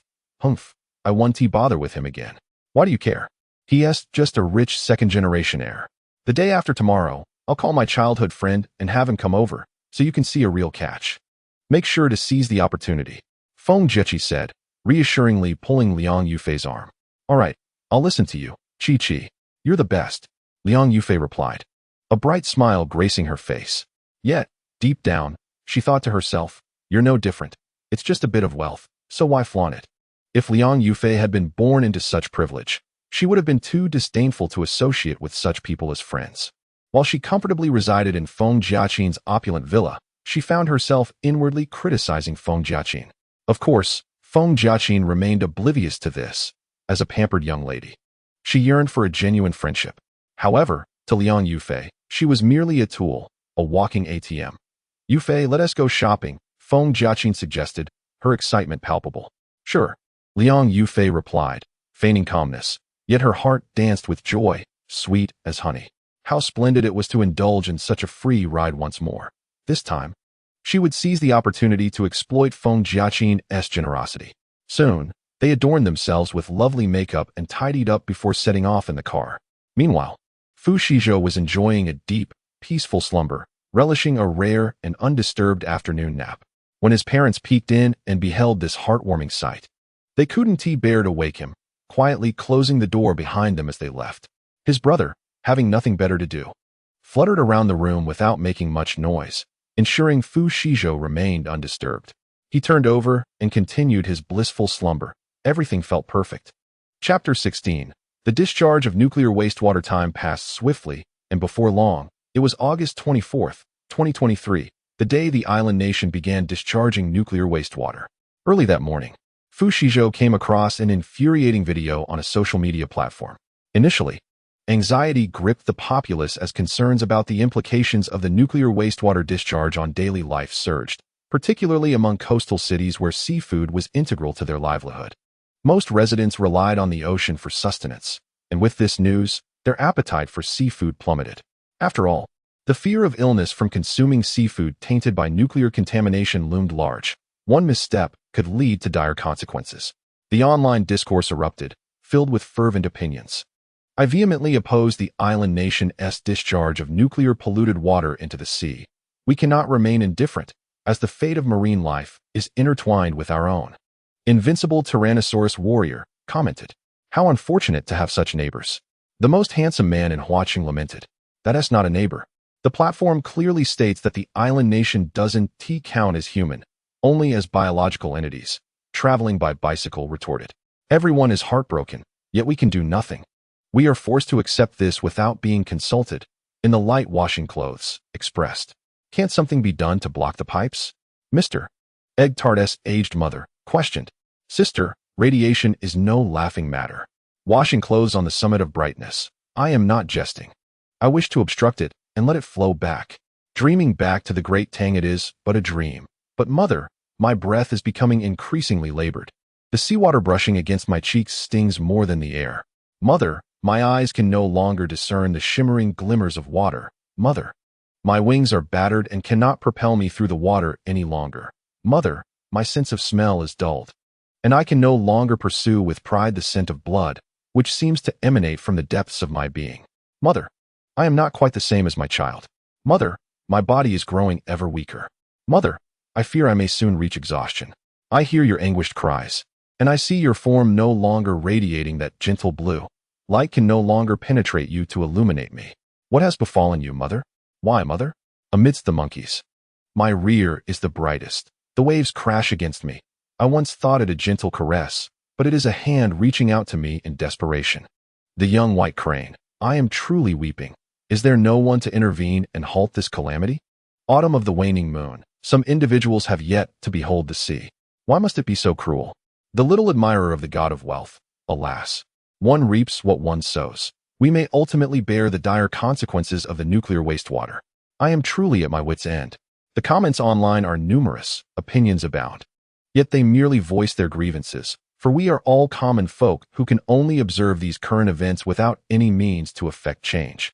Fu Shizhou lost interest after watching for a mere 10 minutes. The day of the island nation's nuclear wastewater discharge had finally arrived, and the events to follow were all too predictable. He chuckled softly, taking a few sips of coffee, his gaze wandering listlessly over the pedestrians outside. Tongu had flown out at some point, landing on the table, gazing curiously at the still warm coffee. What a pity he could not partake, otherwise he would have been eager to savor the flavor of human food. Moments later, he glanced up at Fu Shizhou and then back at the world outside. Feeling a sense of foreboding, it seemed that a change in the weather was imminent. Fu Shizhou nodded in agreement with Tong Ji's observation. Indeed, in a few days, rain would come, and it would last for 3 days and nights. It was uncertain why the bottom layer nuclear wastewater was being swept into the upper ocean, where evaporated seawater would gather into clouds, causing rain to fall worldwide. Initially, people expressed their discontent over the island's nuclear wastewater discharge, but it garnered little attention, and the fervor quickly dissipated. When it rained, they ventured outside, unafraid of getting wet, never contemplating the gravity of the situation. Yet, they would never realize how extraordinary this rain was. Had they known, they would have never dared to step outside, and each one would be filled with regret. Alas, there is no remedy for regret in this world. After being drenched, they would experience physical discomfort, suffering from a week-long fever, their muscles gradually stiffening, their brains slowly deteriorating, and their eyes beginning to disintegrate. Accompanied by these extraordinary physical transformations, humanity has regrettably devolved into monstrous cannibals, akin to the zombies depicted in films. In an instant, the undead besieged the cities, plunging everyone into a state of peril. This biological phenomenon, defying the principles of biology, virology, and immunology, leaves even the most esteemed scientists at a loss. Consequently, humanity's ecological system suffers a devastating blow, heralding the apocalypse, which commences with the discharge of nuclear waste into the sea. The wheels of fate begin to turn, ushering in a catastrophic calamity. Contemplating this, Fu Shizhou's heart is a tumult of emotions, yet he soon finds solace. What is destined to come will inevitably arrive. As a mere pawn, he cannot alter the course of events, so he resolves to live earnestly, leading his family to survive against all odds. In this lifetime, he vows to live well, to strive diligently, and to witness the wicked receive their just deserts. A cold smirk graces Fu Shizhou's lips as he whimsically anticipates the arrival of the apocalypse, eager to confront those who wronged him in his past life. Chapter 17. The Prophecy of Doom, with the island nation discharging nuclear waste into the ocean. The entire planet begins to undergo silent transformations, unnoticed by the populace who continue their lives as usual, eating, drinking, and sleeping. Unbeknownst to anyone, the contaminated water from the depths is swept to the surface, where evaporated seawater condenses into clouds, resulting in 3 consecutive days of rain across the globe. Fu Shizhou and his family remain comfortably ensconced at home, venturing nowhere. Others, however, are less fortunate, particularly in the Longjing community, where young couples stroll hand in hand through the rain, savoring the romance of a rainy day. Holding a steaming cup of coffee, Fu Shizhou stands before the floor-to-ceiling window, observing the folly of those outside, unable to suppress a cold chuckle. After a brief period, he finds the scene tedious, sprawling on the sofa, engrossed in his phone and browsing videos. Suddenly, he stumbles upon a highly rated short clip. A gaunt man collapses in the rain without warning, his eyes disintegrating, gradually turning white, a terrifying sight, as he foams at the mouth and convulses. Bystanders gather around, yet none dare to approach and offer assistance. At this juncture, the internet erupts with chatter, a cacophony of opinions as people discuss the incident, referencing the unusual rain that has persisted over the last 3 days. Fu Shizhou's eyes brighten, and he cannot help but reflect. At last, someone has sensed the disquieting anomaly. The situation grows ever more intriguing. He sips his coffee lightly before placing it carelessly on the nearby table. Perched on the balcony chair, in a state of ennui, he begins to peruse the comments below. The remarks are varied and numerous, with several individuals resurrecting the ancient Mayan prophecies, suggesting that the discharge of nuclear waste could indeed herald the end of days. Since the island nation began releasing nuclear waste into the sea, it has rained across the country for the past few days. Do you think the polluted seawater, evaporating and condensing into clouds before entering the atmosphere, could pose a problem? The individual known as Lao Yaoquan. What is there to fear? If there are problems, we are all the same. No one can escape their fate. Li Jia from the Temporal Administration. Look at that man. His eyes have turned completely white. He appears terrifying, resembling a zombie from a film. I dread the moment he might rise and bite someone. Shun Liang Ergu from the Qin Empire. Stay calm, sister. It seems harmless. He probably just has a minor ailment. The jealous one. Better to believe in the possibility than to dismiss it entirely. Caution is advisable. Carry an umbrella when going out. It can be beneficial. Remember the Mayan prophecy about the end of the world? The discharge of nuclear waste might indeed trigger such a catastrophe. Huowentao. Who relishes salted duck eggs? Is there something wrong with you upstairs? The Mayan prophecy was so many years ago. Why bring it up now? The Observer. It's clear. The original poster is merely seeking likes. The jealous one. Not at all. I work at the Central Hospital, and recently, many patients have been admitted after being drenched in the recent rain. They are constantly convulsing, with wide eyes and persistent fevers. The director is at a loss for how to treat them. Untainted by filth. It does sound alarming. Perhaps we should exercise more caution. I'm heading downstairs to stockpile 200 pounds of salt and some provisions. The mask incident from 3 years ago was a disaster for me. Jiang Shuer, who enjoys steamed ribs with fermented black beans. Oh no, this sounds so frightening. I'm scared. Is there a gallant gentleman who will come to protect me? Liang Haoshuan, the green hat guy. Fear not, my dear. Send me your location, and I will come to your aid. Camellia of the Pacific Meditation. Online romance carries risks. Meeting in person requires caution. Liang Haoshuan, the green hat guy. Spare me your caution. I see you are merely envious of my flourishing romantic prospects. Huh. Do not envy me. I am but a legend. The gentle breeze among willows. Do not rejoice too soon. The lady may not be who she seems. It could very well be a foot-scratching old man. Jiang Cheng, the informant. Pray, share your experiences, dear brother. Shaolin, aspiring to wealth. Come here. Look. I'm selling hemorrhoid cream online for just $9.99 with free shipping. Better safe than sorry. Upon reading this, Fu Shizhou could not help but spit out his coffee and burst into laughter. The netizens of this generation are truly talented, particularly the one named Shaolin, aspiring to wealth, who clearly understands business. His logic is remarkably clear. I am impressed. As the comments took a turn into absurdity, Fu Shizhou lost interest and exited the application. Outside, the rain continued to pour, growing heavier, and the sky gradually darkened. Fu Shizhou stood up, gazing out the window, lost in a whirlpool of thoughts. An apocalyptic prophecy? Umph. Who would have thought this was not merely a foretelling, but that the end truly could come? Chapter 18. The zombie outbreak. As time ticked away, the peaceful world was about to vanish forever. Fu Shizhou's emotions were somewhat complex, an indescribable feeling enveloping him. However, with an abundance of resources at his disposal, the experience of a lifetime to draw upon, and the extraordinary yet mischievous system by his side, he felt a sense of reassurance wash over him. Unlike his previous life, where he was lost and overwhelmed by the myriad crises of the apocalypse, filled with despair, this time he, Fu Shizhou, would emerge as the strongest man in this new world. To have the rare opportunity to restart his life, he vowed to live it to the fullest, ensuring the survival of his family amidst the chaos of the apocalypse. This was the true significance of his rebirth. With a hearty laugh escaping his lips, he adjusted his position on the soft sofa, sinking deeper into its comforting embrace. In a moment of boredom, he picked up his phone to pass the time. As he scrolled through various festive events online, his brow furrowed in disbelief. It was astonishing to see so many people gathered for a celebratory feast, utterly oblivious to the impending danger. It seemed that this year, the King of Hell would indeed have his hands full. Yet, who could have imagined that the apocalypse would truly descend in this era, and on this very day? With a cold chuckle, Fu Shizhou slipped his phone into his pocket and descended the stairs to join his parents for hot pot.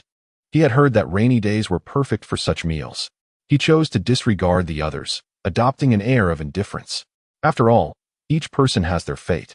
And for now, self-preservation was paramount.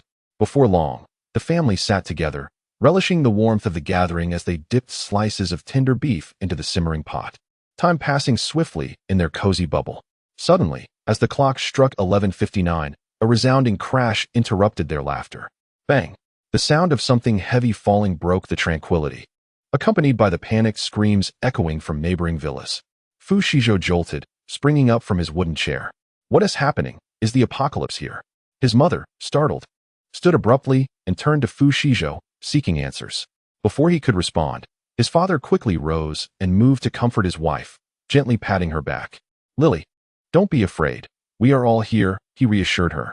Though his words were calm, his own heart raced, his legs trembling slightly. "Don't worry, Mom." Fu Shizhou turned back, speaking softly. "We have plenty of weapons and food. Just stay at home, we'll be fine." His mother began to calm down, her fear gradually dissipating. Meanwhile, not far away, cries for help rang out as someone stumbled towards a villa, desperately pounding on the door, wailing, "Open up, open up. Help me, please." In the confines of the kitchen, a figure clutched a bloodied spatula, ensconced in silence. Paralyzed by fear after having just defended himself against two family members intent on devouring him. The air was thick with anguished cries for help, echoing despair and panic, punctuated by piercing screams.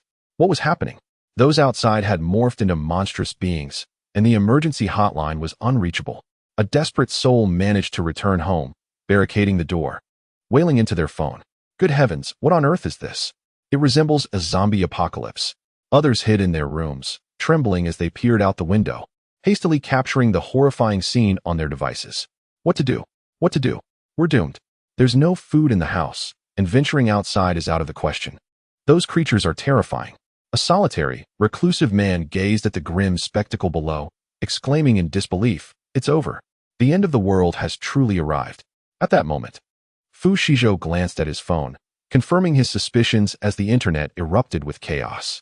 "Little monster Ermao. Oh my god, I'm losing my mind. Is the apocalypse really here? An unconventional pig. It's true. My family has turned into flesh-eating monsters. I was nearly bitten and am now locked in my room. It's horrifying. Please, someone rescue me." Crying TT. "Just fend for yourselves. We're all facing the same peril." Concerned citizen Mr. Wong. "Everyone, be cautious. Avoid being bitten, especially those who have recently been drenched in rain and suffer from persistent fevers. We must isolate them immediately. My neighbor, Old Lee, transformed into a monster after falling ill. Searching for my beautiful runaway wife? Woe is me. I don't even have a girlfriend. And now I'm embroiled in this calamity. How am I supposed to survive? Child on the cow's back, dream on the ridge. Seriously? In times like these, you're still thinking about women? Surviving is a blessing from a past life." As the online discourse intensified, headlines about the zombie outbreak and the impending apocalypse surged to the forefront of public attention. It was at this moment that the gravity of the situation dawned upon everyone. Though the toll had been exorbitant, many had lost loved ones, cherished partners, and family members. Fu Shizhou, after a brief perusal of the trending topics, felt an overwhelming fatigue wash over him. He exited the app and set his phone aside. After a quick wash, he nestled into the warm embrace of his blankets and drifted into a peaceful slumber. The apocalypse had arrived as foretold, and with the outbreak of the undead, the world underwent cataclysmic transformations. Chapter 19. The emergence of powers. Most individuals spend a sleepless night, their nerves frayed in such a tense atmosphere, unwilling to relax even for a moment. With the zombie outbreak, the world had been irrevocably altered. Nearly everyone plunged into despair, all hoping this was merely a horrifying nightmare from which they could awaken. However, contrary to their wishes, the situation only deteriorated further. The Fu family, on the other hand, continued to live in blissful ignorance, indulging in their meals, drinks, and sleep, completely untroubled by the chaos of the apocalypse. In stark contrast, the residents of Villa 101 and Villa 103 were in a state of utter disarray. Villa 101 belonged to the young boy, Guziyu, who accidentally struck Fu Shizhou on the forehead with a basketball. At this moment, his family was embroiled in a fierce struggle. All had perished, leaving only him and his father, drowning in sorrow. Meanwhile, Villa 103, occupied by the seemingly pure Liang Yufei, had hosted a party just days prior with 3 men and 3 women reveling in the villa's comforts. However, the advent of the apocalypse left them with scant supplies, and none dared to venture outside. They sat together, dejected and listless. Liang Yufei contemplated the idea of borrowing some food from Fu Shizhou in the adjacent Villa 102, but upon glancing at the zombies wandering outside, she was instantly seized by fear and abandoned the thought. Little did Fu Shizhou know, had he been aware, he would undoubtedly have confronted her with fervor. Considering that he had not sought her out for retribution was already a considerable act of restraint. At this moment, Fu Shizhou had just finished a steaming midday meal and was preparing to step outside for a leisurely stroll to clear his mind when he suddenly slapped his forehead, murmuring that he had forgotten about the zombies lurking outside. Consequently, he dashed to the third-floor balcony and, in a flash of inspiration, entered the Linquan space. Once inside, he first inspected the vegetable garden and discovered that the crops were ripe for harvest. Elated, he grabbed a basket and began to gather vegetables, envisioning a delightful dinner with his parents that evening. After collecting a sufficient amount, he took a blue bucket to the stream to fill it with water, meticulously watering each fruit tree. Good fortune is coming your way, bringing joy and love. May good luck flourish and prosper throughout the world, he hummed, as the melody of good fortune reverberated throughout the space. His heart brimmed with happiness, as sweet as honey. Living this life anew felt nothing short of extraordinary. With his parents alive, ample resources at hand, and a sturdy shelter, everything felt like a dream. After a while, having completed his tasks, Fu Shizhou found himself drenched in sweat. He decided to run to the stream, took a few refreshing sips of the crystalline water, and settled down on a wooden bench to rest. Gazing at the clear stream, he couldn't help but fantasize about possessing ice abilities to freeze the water, allowing him to skate upon it. What a thrill that would be! The mere thought ignited a spark of excitement within him, prompting him to unconsciously strike the table with his hand. With a resounding crack, the sturdy wooden table splintered in two. Fu Shizhou was momentarily taken aback, swallowing hard as he realized he had almost forgotten the extent of his newfound strength. He resolved to exercise caution in the future, otherwise, no amount of furniture would withstand his exuberance. Ding! Detection of host's reckless spending habits. Today, a delightful gift was bestowed, a vial of potion. Fu Shizhou's eyes sparkled with excitement, and he could hardly contain his eagerness to partake. It is well known that products from the system are invariably of exquisite quality. Before he could fully revel in his joy, a golden vial of potion materialized in his hand, and he gulped it down in one swift motion. In mere moments, a warm sensation enveloped his body, bringing him great comfort. Fu Shizhou smiled, closed his eyes, and surrendered himself to relaxation, intent on feeling and harnessing the newfound power within him. Suddenly, he sensed a surge of energy within, and as he directed it to his hand and waved forward, he opened his eyes to witness the stream before him frozen over, a significant expanse of ice. At that moment, Fu Shizhou's eyes lit up, brimming with enthusiasm. He swallowed hard, overwhelmed with excitement. This is precisely the ice-based ability he had longed for. How fortunate he was. Indeed, whatever he wished for seemed to manifest.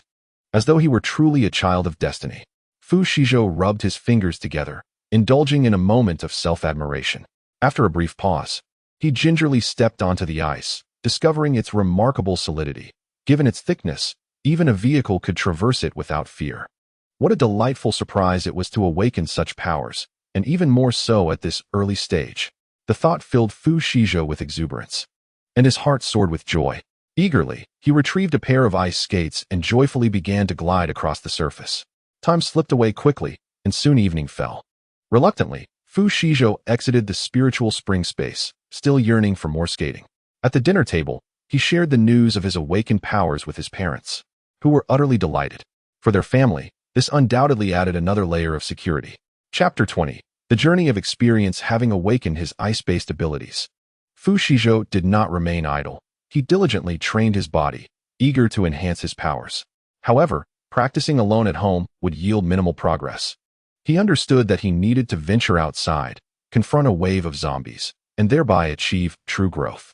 Thus, he informed his parents and set out. Fu Shizhou drove his modified vehicle leisurely toward the city center.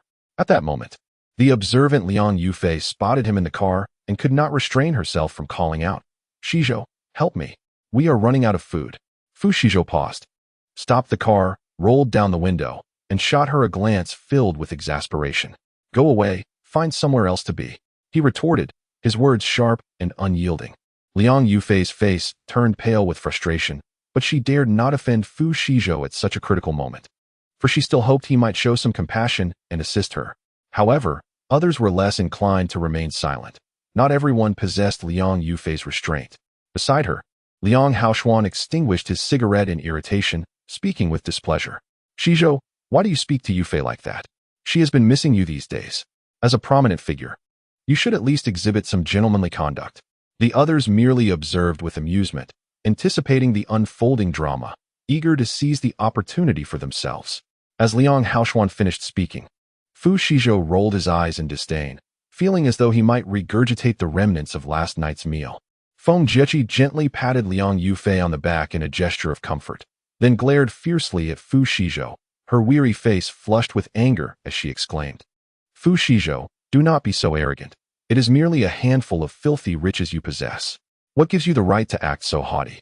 Yufei is kind-hearted and once dated you, yet you reveal yourself to be such a callous and ungrateful scoundrel. Oh dear, is this young lady unwell? With such a foul mouth, spewing vitriol everywhere, I wish I could stitch that repugnant mouth shut," Fu Shizhou thought, choosing not to engage with her any further. As she was merely a buffoon, he planned to deal with them later. The hour was still early. He wished to reach the city center swiftly, to slay more zombies and enhance his ice-based abilities. As the saying goes, practice makes perfect.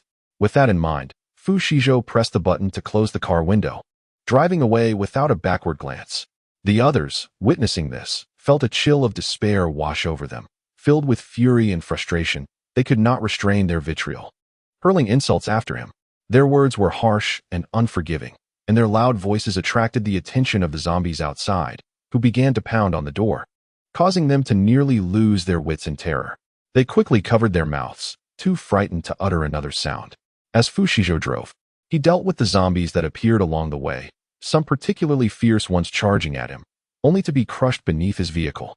Their innards and brain matter splattered across the ground, a gruesome sight indeed. Fortunately, the journey was relatively smooth, and Fu Shizhou's spirits remained high. Along the route, he encountered several survivors, who, upon seeing him wreaking havoc, could not help but cry for help. However, Fu Shizhou paid them no mind. The apocalypse had only just begun, and the zombies were still quite manageable. Those capable of defending themselves should seek weapons rather than wait for rescue. He held these people in contempt, resolving never to trust anyone again, for the human heart is treacherous, and in this world, anyone could be a wolf in sheep's clothing.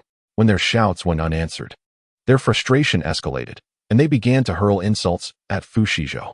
Some even resorted to banging on metal pipes, trying to draw the zombies to him. Fu Shizhou snorted derisively, continuing forward. These individuals, failing to achieve their aims, resorted to such shameless antics. Fools, they would reap what they sowed. Soon after Fu Shizhou departed, a large horde of zombies was drawn to the scene, gathering and climbing the building, shattering windows as they charged inside. The sounds of panic, despair, and screams filled the air. Those who had sought their own demise were utterly annihilated, leaving no survivors. Their remains scattered and blood staining the ground.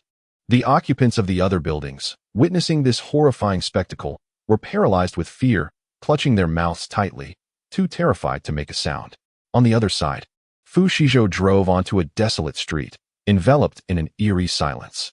He felt a surge of surprise, swiftly turning the key to unlock the car door. His senses heightened as he scanned his surroundings. Suddenly, a figure emerged from the shadows, demanding, "Throw me the car keys." Fu Shizhou looked up to see a burly bald man glaring at him from an open window on the second floor. The man brandished a knife, threatening, "Toss the keys in, or I'll make a hole in you. I have my eyes set on this vehicle. With the car, he could escape this place, freely seek sufficient food, and find a secure refuge." Other residents of the nearby buildings peeked out to witness the commotion. Under the menacing gaze of the bald man wielding a fruit knife, Fu Shizhou furrowed his attractive brows, letting out a cold laugh as he calmly retorted, "What nonsense are you spouting? Hurry up." The bald man, taken aback by Fu Shizhou's audacity and apparent disregard for him, felt a surge of anger. Growing impatient, Fu Shizhou pulled out a handgun from his pocket and smirked. "Don't think a toy gun will intimidate me," the bald man began, but before he could finish, Fu Shizhou shot him dead. A gasp escaped the lips of the onlookers, their eyes wide as saucers. The bald man, initially in disbelief, then filled with resentment, could not fathom his fate. He had no time for further words. With a resounding bang, he met his demise. The spectators hastily retreated, trembling as they closed their windows and drew their curtains tight. At that moment, a series of loud noises erupted around Fu Shizhou. Turning towards the sound, he was delighted to discover a horde of zombies. 1, 2, 3, so numerous he lost count. Such a bounty would provide ample opportunity for slaughter. To him, the zombies appeared as tantalizing morsels. With a swift gesture, he immobilized a large group of them, retrieving an axe from his spatial storage to cleave at their heads. One by one, their heads fell to the ground, revealing numerous glimmering cores. Fu Shizhou paused, as his companion, Tong Gu, reminded him that absorbing these cores could enhance his abilities. Without hesitation, he resolved to seize the moment, unleashing his full strength against the zombies. As he dispatched them, he gathered the cores, feeling no trace of fatigue. Chapter 21. Zero-cost shopping at the mall. Having vanquished a significant number of zombies, Fu Shizhou grew increasingly adept in his abilities. He contemplated, having come this far, he could not return empty-handed. He resolved to visit the mall for a zero-cost shopping spree. After all, acquiring supplies without spending a dime was exhilarating, an indescribable feeling of sheer delight. Why let capitalist gains go to waste? Rather than allow them to expire, he would claim them for himself. With this thought invigorating him, Fu Shizhou wiped his hands with a tissue and set off towards the mall. After a half-hour drive, he finally arrived at the Century Mall. At this moment, the entrance to the mall stood firmly shut, with a few grotesque zombies roaming outside. Without a moment's hesitation, Fu Shizhou raised his hand and swiftly immobilized them, skillfully extracting the glistening cores from their skulls. He casually placed them into a plastic bag and tossed it into the spiritual spring space. Subsequently, he retrieved a window-breaking tool from the space and successfully entered the interior. As he had anticipated, the shelves within the mall were brimming with an abundance of goods. The first floor was a large supermarket, featuring 7-tiered shelves in every section, replete with a myriad of items that dazzled his senses. Wow, so many things, I desire them all. However, he only took 2/3 of the bounty, considering that other survivors might stumble upon this place, and he ought to leave something for them. Fu Shizhou regarded himself as a somewhat compassionate individual, albeit not excessively so. In this apocalyptic era, one must prioritize oneself to survive. At that moment, a few zombies emerged from an unknown direction, their attire indicating they were mall staff. Fu Shizhou dispatched them with a swift swing of his axe, quickly extracting the cores. After efficiently sweeping through the first floor, he ascended to the second. On the second floor, a scattering of zombies appeared, and he continued his methodical approach, wielding his axe to eliminate them and retrieve their cores. Moments later, Fu Shizhou began to survey the second floor. To one side were various cosmetics counters, while the other side displayed an array of shoes and bags. Without a second glance, he collected an assortment of cosmetics into the spiritual spring space. He currently had no girlfriend, so they would be a gift for his mother, and he believed his father would approve as well. Ambling leisurely from south to north, he indiscriminately gathered bags and shoes, regardless of brand or type, all into his space. He then proceeded to the third floor, which showcased branded clothing for all ages. With a mere wave of his hand, he amassed everything within reach. The sensation of acquiring items for free was exhilarating. He finally understood why protagonists in apocalyptic novels indulged in such shopping sprees. Today, he had certainly indulged himself. After a brief interlude, Fu Shizhou ascended to the fourth floor, which featured a home goods plaza. Here, he found an array of furniture including genuine leather sofas, solid wood beds, rosewood coffee tables, and intricately carved wooden tables. Bed linens, mosquito nets, and various bedding essentials were also available, alongside appliances such as air conditioners, washing machines, refrigerators, and water dispensers, as well as small appliances like fans, hair dryers, ovens, and rice cookers. Although he had already stockpiled many of these items, adhering to the principle of abundance, Fu Shizhou still selected several favorites to add to his space. The sixth floor housed a cinema, where Fu Shizhou wandered briefly. Apart from the vast screening halls, there was an unattended popcorn machine, but he found nothing of value and refrained from further scavenging. Finally, he reached the top floor, the seventh level, which served as the private domain of the mall's owner, not accessible to the public. Gazing at the formidable steel door before him, accompanied by a small keypad lock, Fu Shizhou fell into deep contemplation, as he grappled with the dilemma of whether to violently breach the door with a laser cannon. A sudden resounding bang echoed as the steel door swung open from within. Out stepped a young boy clad in a tailored suit, and for a moment, the two stared at each other in astonishment. "How did you get up here? Aren't there countless zombies outside?" the boy inquired, his expression one of bewilderment. "With an axe." "Of course," Fu Shizhou replied with a casual smile, seemingly unfazed. He was taken aback to discover that there was indeed someone here, a mere child who had managed to survive. No sooner had he thought this than the boy's eyes lit up with excitement. He rushed forward, tugging at Fu Shizhou's trousers. Pleading with tearful eyes, "Brother, please save me. Take me with you." Fu Shizhou was momentarily at a loss for words, realizing he had become entangled with this little boy. He attempted to push him away, but the child clung to him like an octopus, refusing to let go. After a brief struggle, Fu Shizhou resigned himself to the situation, saying with a sigh, "Very well, I'll just take care of one child. It will give my parents some company and alleviate their boredom." The boy, now overwhelmed with joy, began recounting his story. He introduced himself as Bai Suyu, the son of the mall's owner, who had come with his mother to find his father for a meal, only to be caught in the zombie outbreak. His parents had been bitten while trying to save him, and in a moment of clarity, they pushed him into safety. Alone with scant provisions, Bai Suyu had survived until today, and today was the day he had run out of food and dared to open the door, hoping for a stroke of luck. Meeting Fu Shizhou, who had come for a free shopping spree, felt like grasping a lifeline to him. During the conversation, Bai Suyu described his parents' attire, causing Fu Shizhou to feel a pang of guilt, for he had just severed their heads and extracted their cores. However, this brief episode soon passed. Fu Shizhou and Bai Suyu made their way home before nightfall. When Fu's parents saw Bai Suyu, they were momentarily taken aback, their surprise turning to sympathy as they listened to his tale, quickly offering him delectable treats. Observing his parents' warm reception, Fu Shizhou felt for the first time that he had been overshadowed. Chapter 22. As for moral coercion, I have none in the blink of an eye. A week had passed since the apocalypse began. Suddenly, thrilling news spread across the internet. The nation of Little Days had been completely submerged by an influx of seawater. Before Fu Shizhou could celebrate, chaos erupted in countries like Pickled Vegetable Nation and Beautiful Country. What a relief. Truly, what a relief. As the adage goes, retribution is inevitable. Who can escape the heaven's judgment? Sipping on a steaming cup of coffee, Fu Shizhou could not help but cheer inwardly at the news. Abruptly, a series of buzzing notifications interrupted his thoughts. Irritated, he set down his coffee and glanced at his phone, discovering a barrage of messages in the homeowners group chat. He opened them one by one, finding the content increasingly amusing, rolling his eyes in exasperation. Room 104, Chun Weiyong. Alas, this wretched life is unbearable. It feels impossible to survive. Room 105, Liao Lulu. Boo-hoo, the outside world is terrifying. The zombies are so repulsive. Is there a gallant gentleman who could come to my rescue? Room 106, Liang Haoxiang. Fear not, dear sister. I shall protect you. All I ask is for a warm bed in return. Room 101, Li Jianghai. Liang, spare us your innuendos. It's a miracle we're still alive. And you're lusting after women?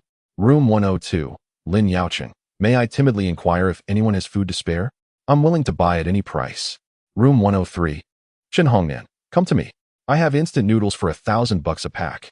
Room 106, Liang Haoxiang. Have you lost your mind? $1,000 for a pack of instant noodles? That's exploiting the crisis. Room 103, Chen Hongnan. Silence, you lecherous fool. All you do is prattle on. Room 106, Liang Haoxiang. Oh, so you think I'm a sickly cat because I've kept my temper? Come over here, and I'll show you. Room 103, Feng Jieqi. Enough of the bickering. I suspect Room 102, Fu Shizhou, has plenty of food. Just look at his abode. Fu Shizhou, we're neighbors. You wouldn't be so stingy, would you? Room 104, Chen Yinmei. Indeed, he must have received some insider information and hoarded food. How selfish of him not to share with us neighbors. Room 105, Huang Chuanji. Shizhou, I'm your nearby neighbor, old Huang. Alas, I'm too frail to fend off zombies. Do me a kindness and send some supplies my way. Room 106, Fu Leijun. Shizhou, I'm your uncle. Our pantry is bare. You're a good child. Surely, you wouldn't abandon us in our time of need. In an instant, many began to besiege Fu Shizhou, attempting to morally coerce him into providing food. Fu Shizhou merely smiled coldly, retorting, "Scram. If you wish to moralize me, I'm afraid I possess no morality." The group erupted in outrage, directing their fury at Fu Shizhou, hurling accusations of his heartlessness and lack of compassion. Fu Shizhou observed their vitriol calmly, as if he were not the target of their wrath. At that moment, a distinct message appeared in the group chat. Room 101, Gui, cease your squabbling. Instead of arguing, it would be wiser to gather water. If there's a water and power outage later, we'll be left with nothing but rainwater to drink. Instantly, the group dispersed, each setting down their phones to fill any available containers with water, all while begrudgingly lamenting Fu Shizhou's lack of humanity. Meanwhile, in room 103, 3 men and 3 women consolidated their food supplies, only to discover they had merely a bowl of rice and 4 packets of instant noodles left. Liang Haoxiang Ruifei, why don't you plead with Fu Shizhou once more? Feng Jieqi, Liang Haoxiang, what do you mean? Are you suggesting a girl should beg for food? Have you no shame? Qin Yingzhan, Jiaqing, do not speak like that. Hao Xuan is also acting for everyone's benefit. If this continues, we cannot hold on for another 2 days. Feng Jiala, Yufei, our lives are in your hands. Liang Yufei bit her lip, but he was beyond her control now, treating her with such coldness. Lao Yaoquan, even if Fu Shizhou has some grievances against you, you were once close. Surely, he wouldn't hold a grudge for long, especially in times like these. Perhaps he is merely toying with you. Liang Yufei pondered for a moment, realizing he was right. This place could hardly withstand much longer. It would be wiser to move into the safe house he constructed with its ample supplies. After deliberation, Liang Yufei took the initiative to contact Fu Shizhou via WeChat. One call went unanswered, then another, and after several attempts, she still received no response. Consequently, she contemplated sending a heartfelt message, only to be dismayed by a red line indicating her message had been blocked. The others, witnessing this, grew increasingly frustrated, cursing Fu Shizhou under their breaths. On the other side, Fu Shizhou sneezed, instinctively knowing they were cursing him. With a sly smile, he thought to himself that he would not so easily rid himself of them. In a world ravaged by chaos, living with nothing was the truest form of suffering. To eliminate them swiftly would only serve as a release, rendering his past torments meaningless. He would allow them to experience the depths of despair before sending them to meet the Lord of Hell. Amused by their pitiful state, Fu Shizhou couldn't help but indulge in another bowl of rice. Chapter 23. A request for supplies in the blink of an eye. 2 days had passed. The pantry of room 103 had run dry. After a brief discussion, they resolved to approach Fu Shizhou directly to request supplies. If that failed, they planned to lure him out and seize his safe house. Soon, they armed themselves, wrapping up warmly and equipping weapons before stepping outside. Upon exiting, they encountered a solitary zombie. Liang Haoxuan raised a baseball bat and struck it, causing the creature's head to burst open, its brain matter splattering. The others, suppressing their nausea, mustered their courage, wielding knives and bats until they finally subdued the zombie. Fu Shizhou, observing from above, rolled his eyes in exasperation. Such incompetence, requiring so many to handle a single zombie, was utterly ridiculous. Trembling, the group approached the gate of Fu Shizhou's villa, with Liang Yufei stepping forward to knock, while the others remained vigilant. Gathering her courage, she called out, "Shizhou, Shizhou." Her voice was cautious, but Fu Shizhou, from his vantage point, could hear her distinctly. He remained silent, watching her call from below. Bai Suyu, munching on a bright red apple, curiously remarked, "Shizhou, it seems she is calling for you? Ignore her. She is merely a foolish jester." Fu Shizhou affectionately ruffled his hair and gently spoke, "Go read a book." "All right," Bai Suyu nodded, bouncing back to the study to immerse himself in his studies. Meanwhile, downstairs, Liang Yufei was tirelessly calling out Fu Shizhou's name, yearning for him to open the door. After 20 minutes of incessant shouting without a glimpse of Fu Shizhou, her frustration escalated, her face turning ashen, resembling someone who had just tasted something foul. "Damn it! Fu Shizhou is utterly determined to abandon us," she fumed. Beside her, Lao Yaoquan, incensed, pounded on the door, only to find the surface stubbornly unyielding, causing pain to his hand and eliciting a cry of discomfort. Liang Yufei, witnessing the scene, was further incensed, her disdain for him intensifying. It seemed she would have to seek alternative options. This man was all show without substance, utterly useless. The others, silent, shared the sentiment, their expressions equally grim. Fu Shizhou paid no heed to Liang Yufei, let alone to his former classmates. The plan to lure him out appeared futile. They resorted to brute force, attempting to pry open the door, but after much exertion, they could not budge it even slightly. Soon, they gathered their strength, wielding iron rods, and began to strike the door relentlessly. "Fu Shizhou, open the door. It's Liang Yufei." "Fu Shizhou, open the door. It's your old classmate, Qin Yingzhan." "Fu Shizhou, open the door. I know you're home." The crowd joined in unison, drawing the attention of those nearby, who peeked from their windows, eager to witness whether this group of audacious individuals would succeed, perhaps inspired to imitate their antics. It wasn't until their hands grew numb and their throats raw that Fu Shizhou finally made his appearance. A cold smile gracing his lips as he leisurely opened the grand entrance of the villa. Liang Yufei and her companions, elated at the sight of the door finally ajar, could hardly contain their joy, eager to rush inside. Exchanging a glance, they silently raised their baseball bats and knives, charging toward Fu Shizhou. "Shizhou, don't hold it against me." A sudden bang echoed as a gunshot rang out at Liang Haoshuan's feet, freezing the group in terror, astonished by Fu Shizhou's unexpected display of firepower. Raising their eyes, they beheld Fu Shizhou brandishing a sleek golden handgun. "Shizhou, what are you doing?" "We were just joking," Liang Haoshuan stammered, his voice quivering. The others nodded repeatedly, guilt washing over them. "Shizhou, we've run out of supplies and came to borrow some food. You would help us, right?" Liang Yufei said, wiping away a tear, her voice tentative. "Young Master Fu, perhaps you could let us stay for a while? I can take care of all the household chores," Lao Yaoquan quickly interjected, though he stepped back upon seeing Fu Shizhou's grip on the gun.